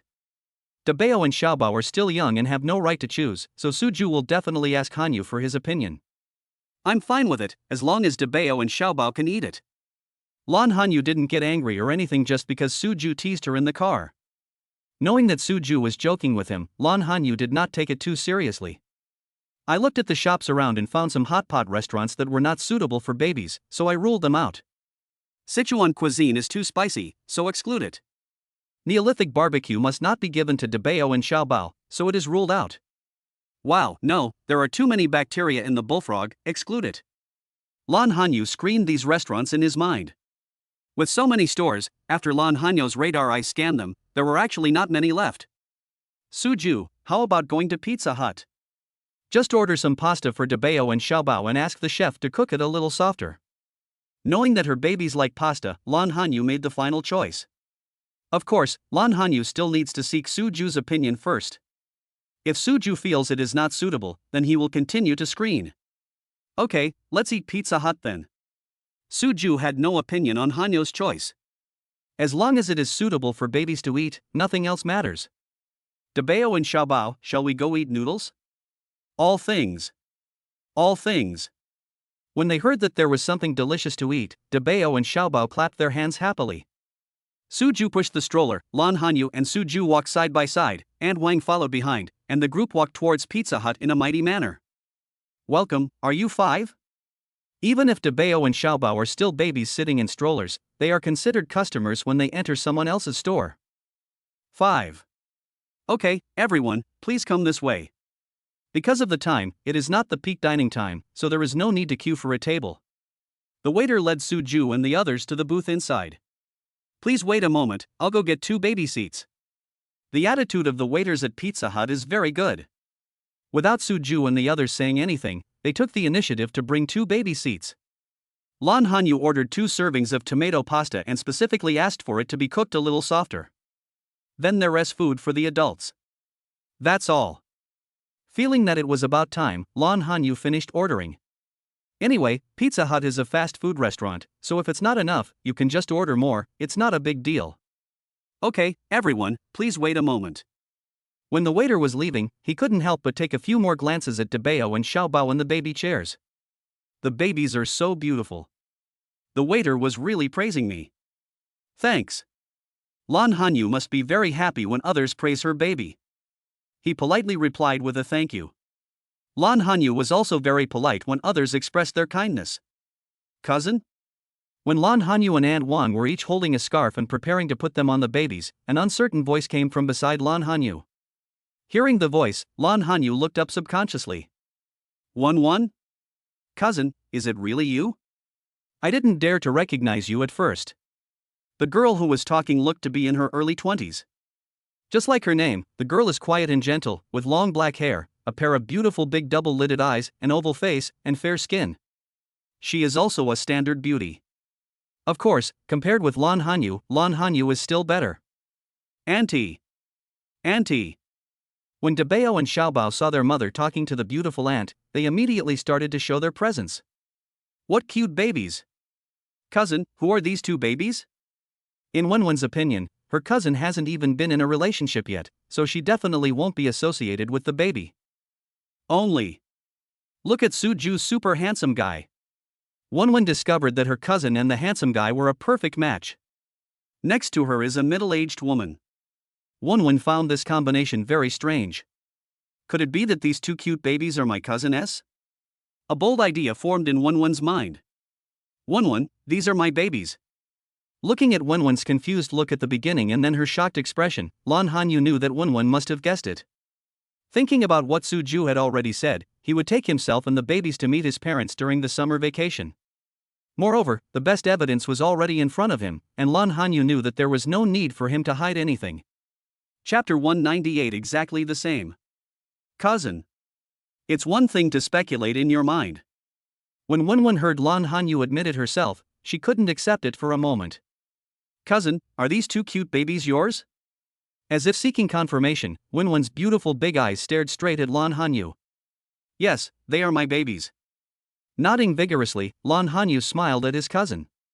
Lan Hanyu understands her cousin's current mood very well. To be honest, if the roles were reversed, and it was Wonwon who suddenly appeared in front of her with the baby, Lan Hanyu would definitely not be able to accept it all at once. After all, in the hearts of all relatives and friends, Lan Hanyu is a good child who is devoted to studying. How could Lan Hanyu, who has never even been in a relationship, suddenly have a baby? Twin babies. So, who are the babies' fathers? Wonwon's eyes involuntarily looked at Suju. The baby's father should be that handsome guy, right? If I bring the babies out with my cousin and I am not their father, then what is my identity? Wonwon thought so in her heart, but she just didn't dare to say it out loud. Wonwon knew that if she said something wrong, it would be her cousin who would be embarrassed. This is Suju, the baby's father. After a brief panic, Lan Hanyu has now completely calmed down. As long as Suju is by her side, Lan Hanyu has the courage to face all problems. Hello, I'm Suju. Standing up, Suju knew that she was Hanyu's cousin, so he was still polite. Cousin, hello, brother-in-law. Wonwon had never seen such a handsome guy before, and she even stuttered when she spoke. Wonwon. Lan Hanyu wanted to correct the way Wonwon addressed Suju. However, after opening his mouth, Lan Hanyu didn't know how to correct it. She has admitted that she and Suju have a baby, so it seems normal for Wonwon to call Suju her cousin-in-law, right? Cousin, do your uncle and aunt know that you gave birth to a baby? Wonwon pulled Lan Hanyu and asked softly in her cousin's ear. Wonwon felt that her cousin giving birth to a baby was a big deal, and if her uncle and aunt knew about it, her parents would probably know too. But so far, I haven't heard any news. The only explanation is that my cousin gave birth to a baby without telling her family. My parents don't know yet. Lan Hanyu glanced at Aunt Wang, then pulled Wonwon a few steps to the side and answered in a low voice. Cousin, you didn't tell your family about such a big thing? Also, how did you suddenly have a baby? I heard from my parents that you have never been in a relationship. Wonwon asked a lot of questions, but her voice was always very low. Lan Hanyu and Wonwon have had a very good relationship since childhood. The two cousins kept in touch even after going to college. Later, because Lan Hanyu suddenly became pregnant and gave birth to a child, her contact with Wonwon gradually became less and less. Even though they haven't been in touch for a while, Wonwon and her cousin still have a tacit understanding. When her cousin pulled her aside, Wonwon realized that there were some things her cousin didn't want others to hear. As for the other person, was it her cousin's husband or the middle-aged woman who had been silent the whole time? Wonwon didn't have time to ask her cousin for the time being. Wonwon, having a baby was an accident. I'm really not in a relationship. Under Wonwon's puzzled look, Lan Hanyu simply recounted what had happened. Oh my god, cousin, this is too mysterious, isn't it? Cousin, luckily you are lucky. The man you met after getting drunk was a super handsome guy like your cousin's husband. If you had met an ugly guy, you would have cried to death. After hearing her cousin say that her cousin-in-law was very good to her, Wonwon put all her worries to rest. Now Wonwon is making fun of her cousin. You're just a little girl, watch your words. Lan Hanyu discovered that both Mingyue and Wonwon seemed to be very satisfied with Suju's appearance. Looking at what the two said, they were basically the same. What? Cousin, you're not much older than me, and you've even given birth to a baby. Can't I say a few words? Wonwon pouted, not wanting to be called a little girl. By the way, cousin, when are you going to tell your uncle and aunt about this big thing? The babies are already so big. The longer this matter is delayed, the harder it will be to explain to my uncle and aunt, right?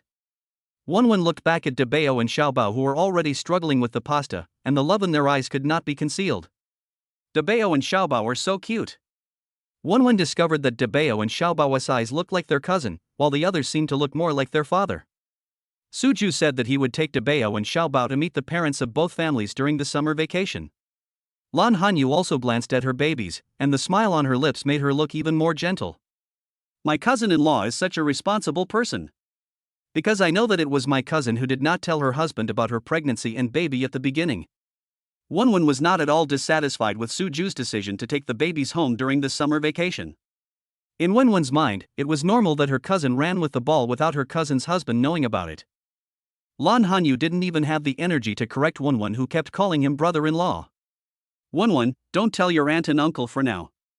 Since she has decided to go home during the summer vacation, Lan Hanyu definitely doesn't want to cause any trouble. The meaning of Suju and I taking the babies home and being discovered and brought here by our family members is completely different. Don't worry, cousin, I'm tight-lipped. Wenwen made a zipping gesture and said that she would definitely not reveal her cousin's secret.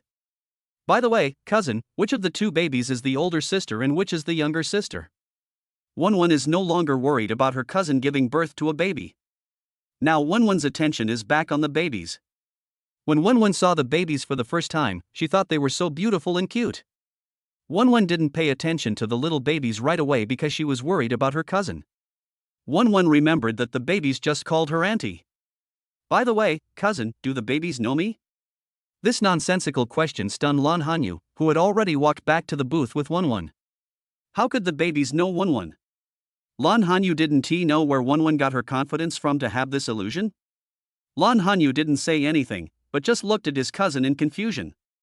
Chapter 199 Sovereignty Issues. I mean, cousin, have you shown the babies any pictures of me or anything? Wenwen felt a little embarrassed being looked at like this by her cousin. Could it be that I misunderstood? It shouldn't be like this. Wenwen remembers that the babies called her auntie as soon as they saw her. In Wenwen's opinion, if the babies didn't know her, how could they call her auntie? No, Debeo and Xiaobao are only 10 months old. I have never shown them electronic products such as mobile phones. Lan Hanyu shook her head, denying Wenwen's guess. Cousin, are you sure the babies have never seen my photos or anything? Not giving up, Wenwen started asking more questions. Wenwen, why do you think Debeo and Xiaobao know you? Lan Hanyu had a feeling that the conversation between her and her cousin was not on the same channel.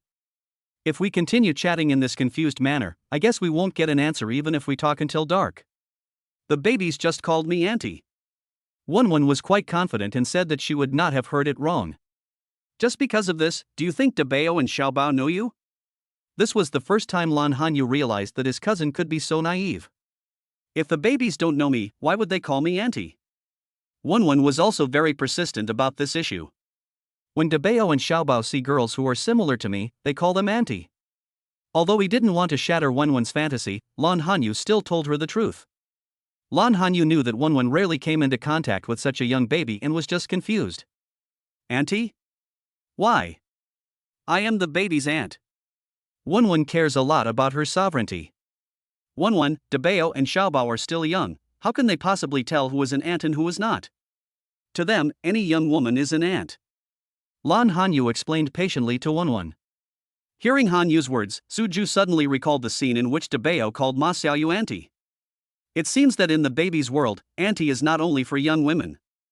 Babies don't know how to call uncle yet. For babies, regardless of gender, auntie is a synonym. No, I have to make it clear to the babies that I am their aunt. Wenwen became so stubborn that she didn't care that this was the first time she met her cousin's husband. Debeo, Xiaobao, I am your aunt, call me aunt. Can I give you a big red envelope? Squatting down, Wenwen gently coaxed the babies who were still struggling with the pasta. Wenwen still can't tell which is the eldest and which is the youngest. Since she was saying it to all the babies, Wenwen was not afraid of calling the wrong name. Debeo and Xiaobao just turned their heads and glanced at Wenwen without any expression. In the babies' minds, how can a big red envelope be as attractive to them as delicious pasta? Debeo, Xiaobao, call me auntie. I am your auntie. Here are some red envelopes for you. Because she was not prepared, Wenwen's meeting her cousin this time was purely accidental. Of course, it is impossible for Wenwen to really prepare a red envelope. Wenwen took out a few red bills from her wallet and waved them in front of Debeo and Xiaobao. Debeo, Xiaobao, do you want red envelopes? Call me Auntie and I'll give you red envelopes. Wenwen really doesn't understand babies at all. The babies have no idea what red bills are, so how can they react? Wenwen, Debeo, and Xiaobao don't know how to call me Auntie yet. Lan Hanyu couldn't stand her cousin's childish behavior anymore, and pulled Wenwen a little embarrassedly. Lan Hanyu didn't want Suju to think that all her relatives were so childish. Oh, alright then. Wenwen stood up somewhat unwillingly and stuffed the red bills in her hand into her cousin's hand. Cousin, this is the red envelope I gave to the babies. I didn't prepare it, so there is a little less. I will give you 2 big ones next time. There really was no preparation. If Lan Hanyu knew that Wenwen was having dinner here, she would definitely not come here. After all, in Lan Hanyu's heart, the babies have not yet met their parents, and other relatives must be ranked later. No need, Wenwen, you're still in school. I'll take your kindness. Lan Hanyu did not accept the red envelope from Wenwen. She knew that her aunt and uncle were quite strict with Wenwen. Living expenses and the like are also strictly controlled. Cousin, you said your brother-in-law is still a junior in college, and you have 2 babies to raise. The financial pressure must be very great. I can't help you at all, so just think of it as buying some candy for Debeo and Xiaobao. You really don't need to, Wenwen. I don't have any financial pressure right now. After looking at Suju, Lan Hanyu leaned close to Wenwen's ear and briefly talked about his current financial situation. Is my cousin's husband so powerful? Wenwen was shocked at first, but later her face was full of admiration. Wenwen, I appreciate your kindness, but I really don't need the money. With Suju's ability to make money, not to mention raising Debeo and Xiaobao, even having another baby would be more than enough. Lan Hanyu stuffed the money into Wenwen's pocket. In order to stop the game of stuffing money, Lan Hanyu pulled Wenwen to sit down. Wenwen, this is Debeo, and this is Xiaobao, can you tell them apart? Debeo and Xiaobao look so similar, I really can't tell the difference. Look carefully at Debeo and Xiaobao's eyes. Because she saw her cousin, Wenwen started eating directly at Lan Hanyu's side. After a meal at Pizza Hut, Wenwen gained a lot of experience in distinguishing between Debeo and Xiaobao. Wenwen, do you want me to take you back to school? No need, cousin, my classmates are waiting for me over there. Okay, then I won't send you off. Cousin, can I come to your house to see Debeo and Xiaobao in the future? Of course. Cousin-in-law, I'll be leaving first. Debeo and Xiaobao, Auntie is leaving. Bye. Auntie. Auntie. Debeo and Xiaobao like this new aunt very much. The 2 little guys waved their hands and said goodbye to their aunt. The active Xiaobao even blew him a kiss. Wenwen was so happy about Xiaobao's actions that she almost didn't want to leave. It was only after Lan Hanyu said that she would take Debeo and Xiaobao home to sleep that Wenwen left, looking back every few steps. Suju, let's go back too. Lan Hanyu felt very happy to see that her cousin liked Debeo and Xiaobao so much. Lan Hanyu felt that this was a very good start. When Suju and I bring the babies home, my parents will definitely like Debeo and Xiaobao very much. Chapter 200 Shock. Jingyu, what are you looking at? In another restaurant on the 4th floor of Wanda Plaza, several middle-aged women were having dinner together. Because the person named Jingyu was looking outside and distracted, someone asked curiously. Oh, I think I see someone I know. After being called by her companion, the middle-aged woman turned her head back. An acquaintance? Do you want to go over and say hello? An acquaintance who keeps staring at you like this must not be an ordinary acquaintance. I'm not sure, but it looks quite similar. If you're not sure, why not just go take a look? If you make a mistake, there's no need to come forward and say hello. This is a public place, just walk away. Others seemed to see the problem that their companions were struggling with as simple as it could be. Okay, I'll go take a look. The middle-aged woman really wanted to verify whether she had seen it wrong. After all, if I was not mistaken, this fact was really shocking. Just as she was about to get up, the middle-aged woman discovered that the group of people in the distance had left at some point. What's wrong? They left. Left? Maybe you saw it wrong. Don't take it to heart. No, I have to call and ask Mingyue from our family. The middle-aged woman was Jiang Mingyue's mother, Zhou Jingyu. The people Zhou Jingyu saw just now were Lan Hanyu, Suju and others who walked out of Pizza Hut. Because Jiang Mingyue's mother and Lan Hanyo's mother had met several times, the two felt that they got along very well and even added each other on WeChat. In addition, when he was in college, Jiang Mingyue often brought Lan Hanyu home for meals and so on. Zhou Jingyu is quite familiar with Lan Hanyu. Mother, what's the matter with you calling me at this time? Jiang Mingyue, who was in the company, felt a little surprised when she received a call from her mother. Generally speaking, my mother won't call me when I'm at work. Behind Jiang Mingyue, Tang Yixiao, who was preparing to have more contact with Jiang Mingyue and cultivate feelings, consciously kept silent when he heard Jiang Mingyue's words. Mingyue's mother might be his future mother-in-law, so Tang Yixiao naturally didn't dare to disturb her. Mingyue, Hanyu hasn't come to our house for a long time. Is she still in Jiangcheng City now? Hanyu? Of course she's in Jiangcheng City. Jiang Mingyue didn't think much about her mother suddenly mentioning Hanyu. In Jiang Mingyue's opinion, maybe her mother hasn't seen Hanyu for a long time and misses her. Hanyu is in Jiangcheng? Then I wonder if the person I saw just now is her. Looking outside again, there was obviously a hint of doubt in Zhou Jingyu's tone. The girl I just saw looked very much like Hanyu. But the girl who looked like Hanyu had 2 babies with her. If the girl just now was really Hanyu, then when did Hanyu give birth to the baby? Zhou Jingyu was sure that Bai Wanqing didn't know about this matter either. Mom, have you seen Hanyu? Alarm bells began to ring in Jiang Mingyue's heart. If Hanyu goes out, there is a 90% chance that she will bring Dabao and Xiaobao with her. If Mom saw Hanyu, she would definitely see the babies as well, so can we say that Mom already knew that Hanyu had given birth to a baby? What if my mom tells Hanyu's mom about this? Jiang Mingyue didn't dare to think further. I'm not sure, so I called to ask you. Zhou Jingyu said that if she was sure it was Hanyu, the call would definitely be made to Hanyu's mother. How could it be Mingyue's turn to answer this call? Mom, you must have seen it wrong. Hanyu is on a business trip recently and is not in Jiangcheng City. After hearing what her mother said, Jiang Mingyue began to make amends. Not in Jiangcheng? You just said Hanyu was in Jiangcheng. With an obviously questioning tone, Jiang Mingyue raised her hand and wiped the sweat from her forehead. Mom, I thought you were asking if Hanyu worked in Jiangcheng City. Hanyu went on a business trip last week. The one you saw today was definitely not Hanyu. Because she was anxious, Jiang Mingyue started spinning in circles while she was on the phone. When Jiang Mingyue saw Tang Yixiao behind her, she simply ignored him. Compared with Hanyu's affairs, Tang Yixiao's existence is really not important. Poor Tang Yixiao, he had already raised his hand to say hello, but he could only put it down silently. Oh, I must have seen it wrong. Zhou Jingyu felt a lot more relieved because of her daughter's words. Mom, you must have seen it wrong. Okay, then when Hanyu comes back from her business trip, you can ask her to have dinner at home. This child hasn't been home for a long time, and I really miss her. Got it, Mom. I'm still at work. I won't chat with you for now. Worried that saying too much would expose the truth, Jiang Mingyue hung up the phone in a hurry. This kid is really... Hearing the busy tone coming from the phone, Zhou Jingyu shook her head helplessly. Jingyu, what does your Mingyue say? Seeing Zhou Jingyu put away her phone, another middle-aged woman asked with concern. I was mistaken. It's not someone I know. It's normal to make mistakes at such a long distance. Okay, it's not someone Jingyu knows. Everyone just enjoy your meal. Good.